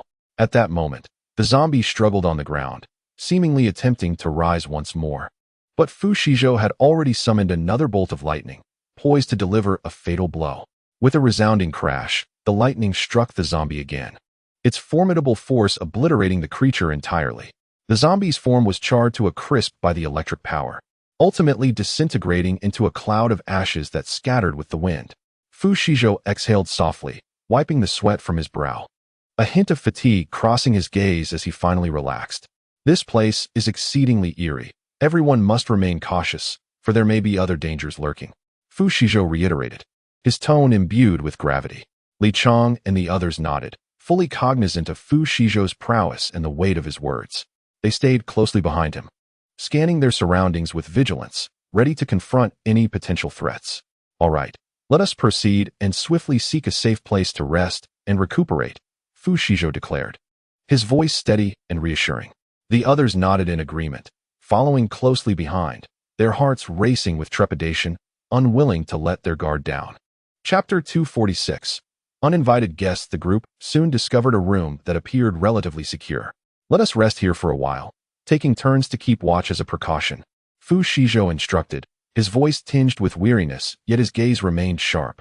Li Chang and the others nodded, finding spots to sit and closed their eyes in a bid to rejuvenate. Fu Shizhou voluntarily took the first watch, standing at the doorway and attentively monitoring the outside activity. Time gradually slipped away amidst tension and fatigue until dusk began to settle. Fu Shizhou allowed Li Chang to take over his watch, seeking a corner to lean against the wall and rest his eyes. Though his body ached with exhaustion, his senses remained acutely alert. Even the slightest rustle could rouse him instantly. Thus, the night passed. As the first rays of sunlight streamed through the window the following morning, Fu Shizhou was the first to awaken. He stretched languidly and softly roused Li Chang and the others. Rise and shine. Let us have something to eat. For today promises to be busy, he said, his voice gentle yet audible enough for all to hear. Li Chang and the others rubbed their eyes, rising from the floor to gather their belongings. Fu Shizhou smiled with satisfaction, waving his hand to summon a steaming breakfast from his spatial storage. They quickly consumed a modest meal to replenish their strength. Just as they prepared to depart, the door to the room was abruptly flung open with a loud bang. Fu Shizhou and the others instantly became alert, rising to their feet and watching the doorway with heightened caution. Suddenly, several figures rushed in, led by a towering man whose face bore a hint of cruelty, his eyes glinting with greed and ferocity. Behind him trailed a group of individuals who appeared equally formidable, each brandishing a weapon, suggesting their intentions were far from benign. Ah, how delightful to find living souls here, the leader sneered, his gaze sweeping over Fu Shizhou and his companions. It seems fortune smiles upon you, surviving in such a place. However, your luck ends today. Fu Shizhou's expression darkened instantly. He regarded the intruders with a chilling stare, a flicker of murderous intent flashing in his eyes. He sensed the palpable danger emanating from these men, but felt no trace of fear. Instead, his heart brimmed with anger at their audacity to disrupt them at such a moment, flaunting their arrogance. What do you want? Fu Shizhou's voice was low and icy, echoing like a whisper from the abyss, sending shivers down the spine. He rose slowly, gripping his weapon firmly, ready to strike at any moment. The leader appeared dismissive of Fu Shizhou's presence, sneering, "We merely came to take a look, surprised to find so many here. Since you are present, let us share this surprise." No sooner had he spoken than his companions raised their weapons, preparing to assault Fu Shizhou and his group.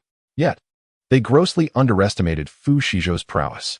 In the blink of an eye, as they moved to attack, Fu Shizhou sprang into action, his speed astonishingly swift. He darted through the room like a bolt of lightning, appearing before the leader in an instant. "You fools are courting death," Fu Shizhou declared coldly, brandishing a rope that had mysteriously appeared in his hand.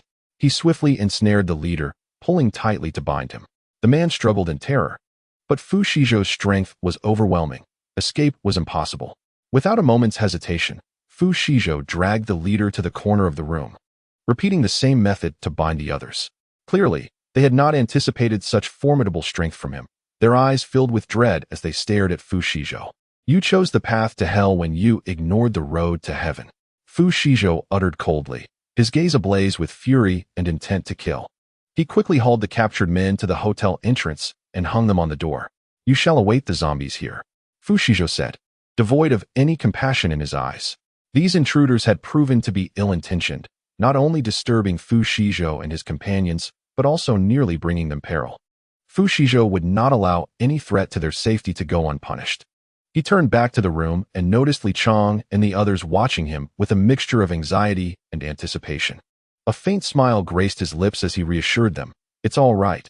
I have dealt with those individuals. Let us resume our rest and set out at dawn." His voice carried a hint of fatigue, yet his eyes sparkled with unwavering resolve.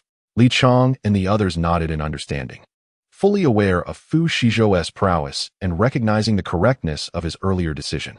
They sought out places to sit and closed their eyes to recuperate their strength. Thus, another night passed. As the first rays of sunlight filtered through the room's window the following morning, Fu Shizhou was the first to awaken. He stretched languidly before softly rousing Li Chong and the others. "Everyone, rise. Let us have a bite to eat before we set off again." Though his voice was gentle, it was sufficiently clear for all to hear. Li Chong and the others rubbed the sleep from their eyes, rising from the ground to gather their belongings. They hastily consumed a modest meal and prepared for departure. Upon exiting the room, they were met with the grim sight of several individuals at the hotel entrance, their remains having been reduced to mere skeletons by the zombies. Fu Shizhou cast a cold glance in their direction before leading Li Chong and the others onward. Chapter 247. Another wave of trouble as Fu Shizhou and Li Chong stepped through the hotel's threshold, embarking on their journey to the next destination. The streets lay shrouded in silence, occasionally pierced by the low growls of the undead. They navigated the streets swiftly, endeavoring to avoid the swaying zombies. Heading towards the supply point marked on their map. After approximately an hour of travel, they arrived at an intersection, once one of the city's most bustling areas. It now lay in ruins, littered with abandoned vehicles and crumbling buildings. Fu Shizhou paused, meticulously surveying the surroundings to ensure no danger lurked before signaling for Li Chong and the others to proceed. "Wait," Li Chong suddenly whispered, pointing towards a building not far ahead where several individuals were approaching them. Fu Shizhou narrowed his eyes, scrutinizing the newcomers. They appeared different from the ill-intentioned people they had encountered earlier. These individuals were relatively well-dressed and exuded no overt threat. Leading them was a middle-aged man whose serious expression and vigilant gaze suggested caution. "Who are you?" Fu Shizhou inquired in a deep voice, tightening his grip on his weapon, prepared for any potential threat. The middle-aged man halted, assessing Fu Shizhou and his companions before replying. "We are survivors, much like yourselves, seeking a safe haven." Fu Shizhou frowned slightly, not entirely convinced by the man's words. In this apocalyptic world, human nature had grown complex and suspicious, leaving one uncertain of others' true intentions. "Where do you come from?" Fu Shizhou pressed on, his tone laced with caution. After all, it is prudent to tread carefully in uncertain waters. The middle-aged man appeared unfazed by Fu Shizhou's skepticism, responding calmly, "We traveled from the north, where conditions have deteriorated significantly, forcing us to leave." Fu Shizhou nodded, acknowledging that the northern region was indeed rife with zombie activity, and their words seemed plausible. However, he did not entirely relax his guard and continued to inquire. "Where are you headed?" "We have heard of a survivor camp to the south that is recruiting personnel," the middle-aged man replied. "We hope to join them and find a safe haven." Fu Shizhou pondered for a moment, glancing at Li Chong and the others. And seeing that they had detected no anomalies, he eased his vigilance slightly. After a moment's thought, he said, "We are also heading south. It is fortuitously on our way. We can travel together."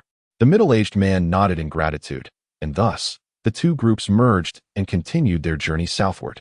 Throughout the trek, Fu Shizhou maintained a vigilant watch, occasionally observing the newcomers. He noted that while they appeared to be ordinary survivors, their movements exhibited an unsettling synchrony, suggesting they had undergone some form of training. This realization stirred a sense of unease within Fu Shizhou. After approximately 2 hours of travel, they arrived at an abandoned gas station. Fu Shizhou decided it would be prudent to take a brief respite and assess their surroundings. "Let us rest here and check our equipment," he stated with a note of seriousness in his voice. Li Chong and the others nodded in agreement, commencing their inspections of weapons and gear.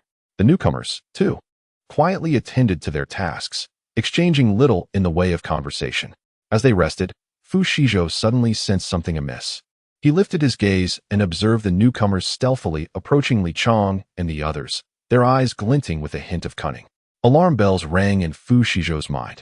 He recognized that these individuals posed a threat. He swiftly rose to his feet and shouted, "What are you planning?" The newcomers momentarily hesitated at Fu Shizhou's command before rapidly dispersing, preparing to launch an attack. The leader of the group, the middle-aged man, let out a cold laugh and declared, "I didn't expect you to be quite so astute, but today, you shall all perish here." Fu Shizhou's expression darkened instantly as he fixed a steely gaze upon them, a flicker of icy malice in his eyes. He understood that these individuals had been scheming, concealing their true identities to orchestrate an ambush.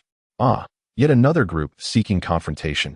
You have only yourselves to blame, Fu Shizhou replied coldly, revealing a knife that had seemingly appeared in his hand. He charged toward the newcomers with swift determination. Upon hearing Fu Shizhou's call to arms, Li Chang and the others promptly reacted, seizing their weapons and joining the fray. United in their efforts, they fought alongside Fu Shizhou, leveraging their coordinated teamwork to swiftly subdue the assailants. As the middle-aged man sensed the impending danger, he turned to flee, only to be seized by Fu Shizhou. Gazing coldly at him, Fu Shizhou proclaimed, "You forsake the path to paradise, yet willingly plunge into the abyss. You have no one to blame but yourself." With swift precision, he bound the middle-aged man and several others who had recently joined, dragging them to a secluded corner of the gas station. His icy demeanor remained as he addressed them. "You fools! How dare you disturb us at such a perilous moment? You are courting death." The middle-aged man, filled with dread, met Fu Shizhou's gaze.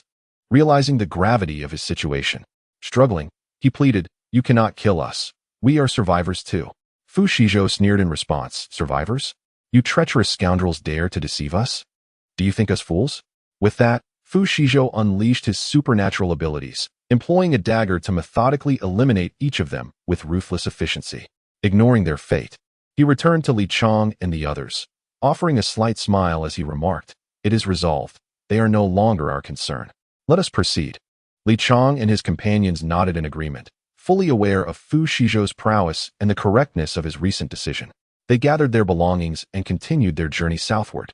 As Chapter 248 unfolds, the sun began to dip, casting a blood-red hue across the clouds, while the air became thick with a foul odor, hinting at the encroaching peril. The streets remained eerily silent, interrupted only by the distant wails of zombies echoing through the desolate city, sending shivers down their spines. Cautiously, they navigated the ruins, ever vigilant of their surroundings. Just as they thought they were making steady progress, an overwhelming sense of danger surged within them. "Everyone, be alert. Something is amiss." Fu Shizhou suddenly halted, whispering a warning. His gaze was fixated on a nearby pile of debris, where it seemed something lurked, watching them closely. Li Chang and the others immediately ceased their movements, gripping their weapons tightly as they nervously scanned the area. They understood that in this world, peril lurked around every corner, and a moment's carelessness could spell doom. "What is it?" Li Chang inquired quietly, his voice tinged with anxiety. Fu Shizhou remained silent, his eyes locked on the ruins ahead. Suddenly, a low, menacing growl emanated from the debris, a sound brimming with ferocity and wildness that instilled fear in their hearts. "It is a mutated beast." Fu Shizhou's expression grew grave. "Prepare yourselves. It may have detected our presence." No sooner had he spoken than several massive figures burst forth from the ruins. These mutated beasts were colossal, musculature rippling beneath thick scales, their sharp claws and fangs glinting ominously in the sunlight. Their eyes blazed like infernos, filled with murderous intent. "Fall back!" Fu Shizhou shouted, swiftly raising his weapon and firing at the nearest mutated beast. The bullet struck the mutated beast's body, merely causing it to momentarily falter before it continued its relentless charge. Li Chang and his companions quickly responded, unleashing a barrage of gunfire. However, the hide of these mutated creatures was extraordinarily resilient, rendering ordinary bullets ineffective in inflicting fatal wounds.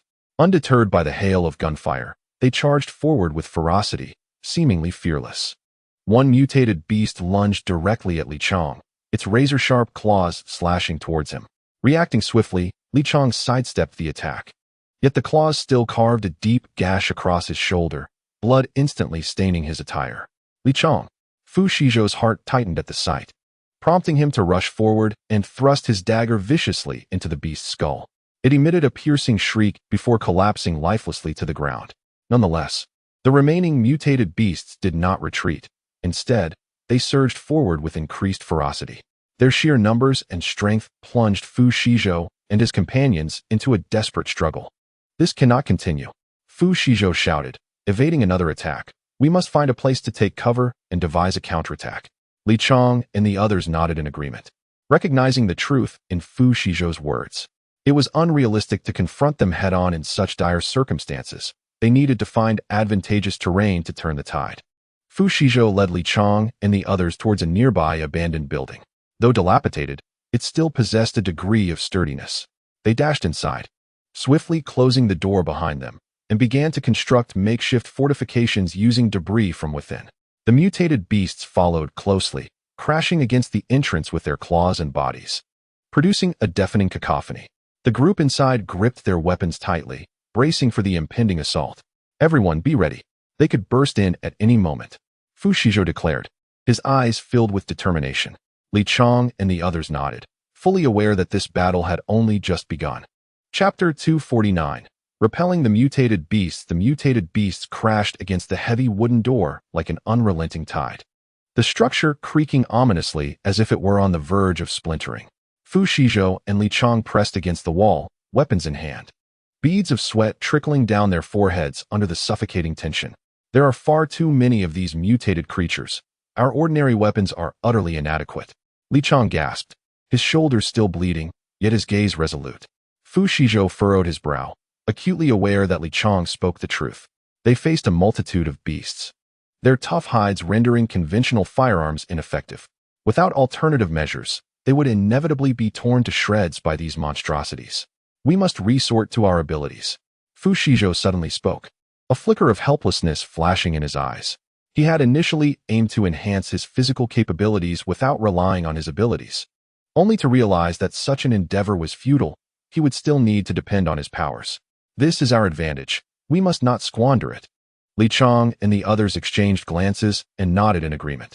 In this apocalyptic world, their abilities were their sole trump card and the key to their survival.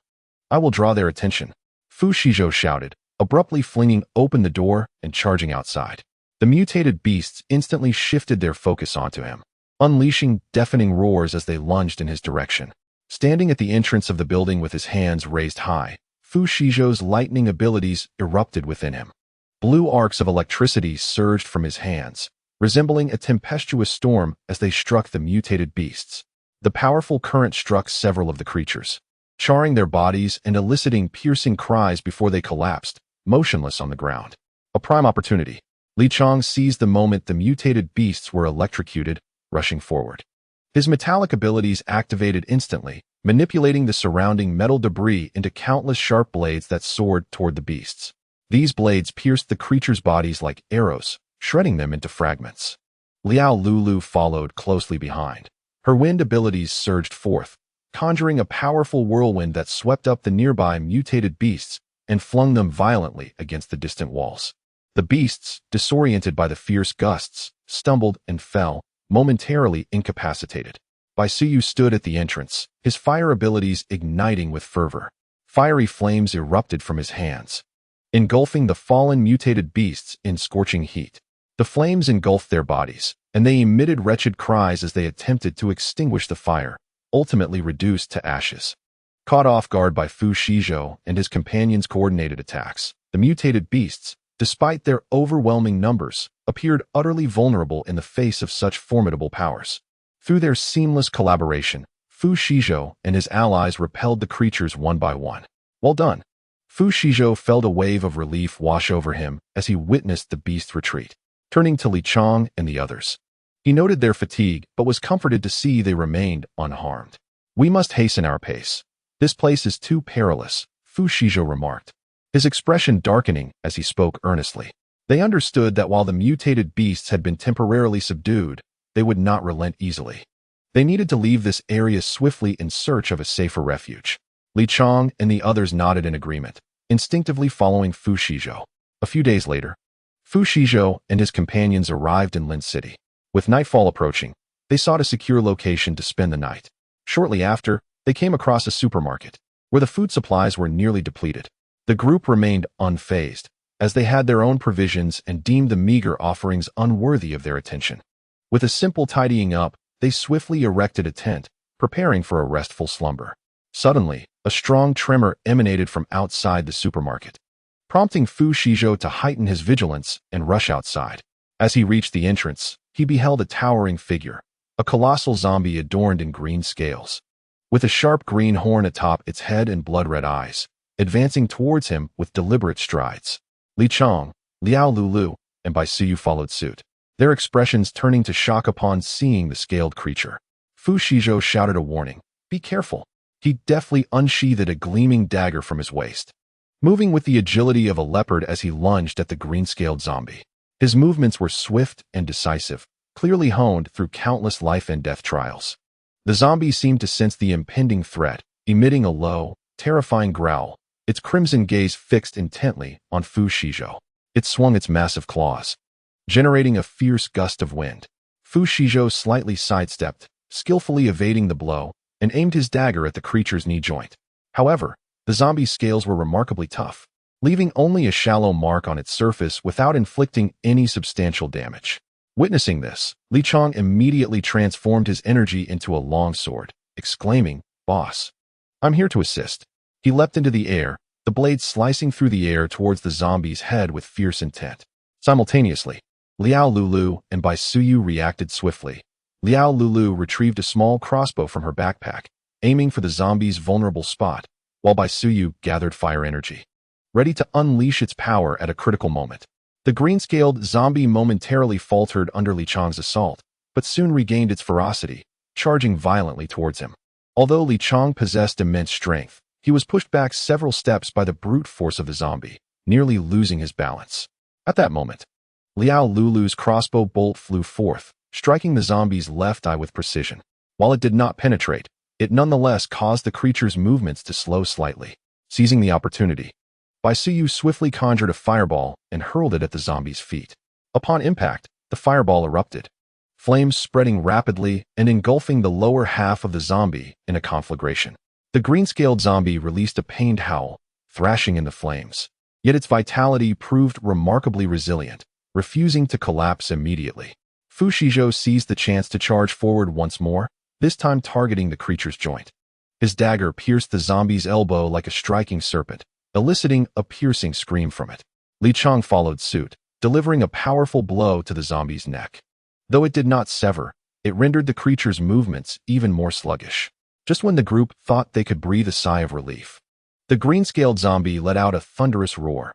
The flames surrounding it seemed to be forcibly repelled by its overwhelming power, and its massive claws lunged violently towards Fu Shizhou. Fu Shizhou reacted with remarkable swiftness, sidestepping just in time. Yet the claws of the zombie grazed his shoulder, leaving a deep crimson gash. "Everyone, be cautious. This creature is incredibly formidable." Fu Shizhou warned his companions, swiftly activating his healing abilities to mend his wound. The bleeding soon ceased, and the injury began to heal. Li Chong, Liao Lulu, and Bai Suyu also recognized that this scaled zombie was no ordinary adversary. Its strength, speed, and defensive capabilities far exceeded their expectations. They understood the necessity of exercising utmost caution if they were to emerge victorious from this life-and-death struggle. At that moment, faint sounds echoed from a distance, suggesting that more zombies were drawing near. Fu Shizhou's expression turned grave, for he realized they must swiftly eliminate this scaled zombie. Otherwise, should they be surrounded by an overwhelming horde, they would find themselves in dire straits. Chapter 251. Fu Shizhou Unleashed. Chapter 252. Departure from Lin City. Chapter 253. Zhao Taizhu. Chapter 254. Encountering Survivors. Chapter 255. Pressure on Zhao Taizhu. Chapter 256. Zhao Taizhu joins. Chapter 257. Advancing. Chapter 258. Not Here to Rescue. Chapter 259. The Ignorant Tale. Chapter 260. Is this a menu? Chapter 261. Taking Advantage. Chapter 262. The Spotted Cat. Chapter 263. Taming the Spotted Cat. Chapter 264. Young Man, I Have My Eye on You. Chapter 265. Collective Gossip. Chapter 266. Lin Xiaoya's Breakdown. Chapter 267. Ants Running Amok. Chapter 268. Lin Xiaoya Goes Offline. Chapter 269. New Members Join. Chapter 270. The Roadblock. Chapter 271. Exasperating. Chapter 272. Life and Death Struggle. Chapter 273. Counterattack in Desperation. Chapter 274. Fu Shizhou Goes All Out. Chapter 275. Days of Bliss. Chapter 276. Collective Upgrades. Chapter 277. A New Challenge. Chapter 278. Crisis Approaches. Chapter 279. Underlying Currents. Chapter 280. The Wolf King's Battle. Chapter 281. Continuing Forward. Chapter 282. New Companions. Chapter 283. A Group's Self-Destruction. Chapter 284. Underground Arena 1. Chapter 285. Underground Arena 2. Chapter 286. Underground Arena 3. Chapter 287. Underground Arena 4. Chapter 288. Turning the Tables Chapter 289. Encountering the Zombie King Chapter 290. Cheng Feng's First Display of Power Chapter 291. Ripping Your Mouth Chapter 292. Government Officials Arrive Chapter 293. The Pseudo Army Drafts Chapter 294. Pressing Forward Relentlessly Chapter 295. Tier 3 Mutant Python Chapter 296. Securing the Crystal Core Chapter 297. Midnight Crisis Chapter 298. The Night Owl Reappears Chapter 299. Actions in the Dark Chapter 300. The Night Owl's Mischief Chapter 301. Gradual Disintegration Chapter 302. The Group is Attacked Chapter 303. Roasted Mouse Skewers Chapter 304. The Night Owl Arrives Chapter 305. A Stunning Scene Chapter 306. The Night Owl Faces Defeat Chapter 307. Ambushing Neo Urga Chapter 308. Relentless Pursuit Chapter 309. Hiding and Seeking Chapter 310. The Home Was Burgled Chapter 311. Breathing Space Chapter 312. Erupting Conflict Chapter 313. Evil Receives Its Just Desserts Chapter 314. Night Travels and Memories Chapter 315. Underlying Currents in the Town Chapter 316. Conspiracy Resurfaces Chapter 317. Rising to the Challenge Chapter 318. Who Will Prevail is Still Uncertain Chapter 319. Infuriating Yet Costless Chapter 320. The Night Owl Goes Offline Chapter 321. Time to Strike Back Chapter 322. Celebration Banquet Chapter 323. Discovering the Warehouse Chapter 324. Peculiar Boxes Chapter 325. The Virus Chapter 326. Lock Chapter 327. Breaking into the Farm Chapter 328. Eerie Zombies Chapter 329. Encountering Monsters Chapter 330. The Strange Forest Chapter 331. The Man-Eating Flowers Trap Chapter 332. Mutant Centipede Chapter 333. It's Over. Chapter 334. Heavy Casualties Chapter 335. Back to Square One Chapter 336. Encountering the Zombie Tide Chapter 337. Corpses Litter the Ground Chapter 338. Breaking into the Town Chapter 339. Surviving a Night Without Incident Chapter 340. The Bandit 7 Chapter 341. The Cannibalistic Creatures Chapter 342. The Threat Resurfaces Chapter 343. Nighttime Assault Chapter 344. Peril Lurks Everywhere Chapter 345. There's South No Place Like Home Chapter 346. Invasion by Foreign Enemies Chapter 347. New Challenges and Preparations Chapter 348. Another Crisis Emerges Chapter 349. The Flames of War Ignite Again Chapter 350. Zhao Tieju's Major Contribution Chapter 351. A Resounding Victory Chapter 352. The Champagne Celebration Chapter 353. Locke Faces Criticism Chapter 354. Locke Comes Knocking Chapter 355. The Locke Family Chapter 356. Preparations Before the Battle Chapter 357. Escalation of Conflicts Chapter 358. The Moment of Reckoning Chapter 359. Achieving Fame Through Battle Chapter 360. Fails Chapter 361. The Coalition Conference Chapter 362. Encountering Danger on Departure Chapter 363. The Ambush of Mutated Plants Chapter 364. The Farce at the Chuan City Gas Station Chapter 365. The Colossal Zombie Chapter 366. The Behemoth Zombie Chapter 367. A Minor Victory Chapter 368. Overnight in Chuan City Chapter 369. The Unusual Behavior of 2 Chapter 370. You May Give It a Try Chapter 371. Someone Is Outside Chapter 372. Continuing Solo Chapter 373. Being Clung to Chapter 374. A Group Annihilated Chapter 375. Rescuing the Sioux Siblings Chapter 376. A Burst of Imagination Chapter 377. Arrival at the Qingqing Base Chapter 378. Conflict Erupts Chapter 379. Shining at the Alliance Conference Chapter 380. Resource Sharing Chapter 381. Thales Arrives Chapter 382. United Against the Enemy Chapter 383. A Blissful Conclusion, Finale, Chapter 384. Epilogue Chapter 385. A Letter to My Readers.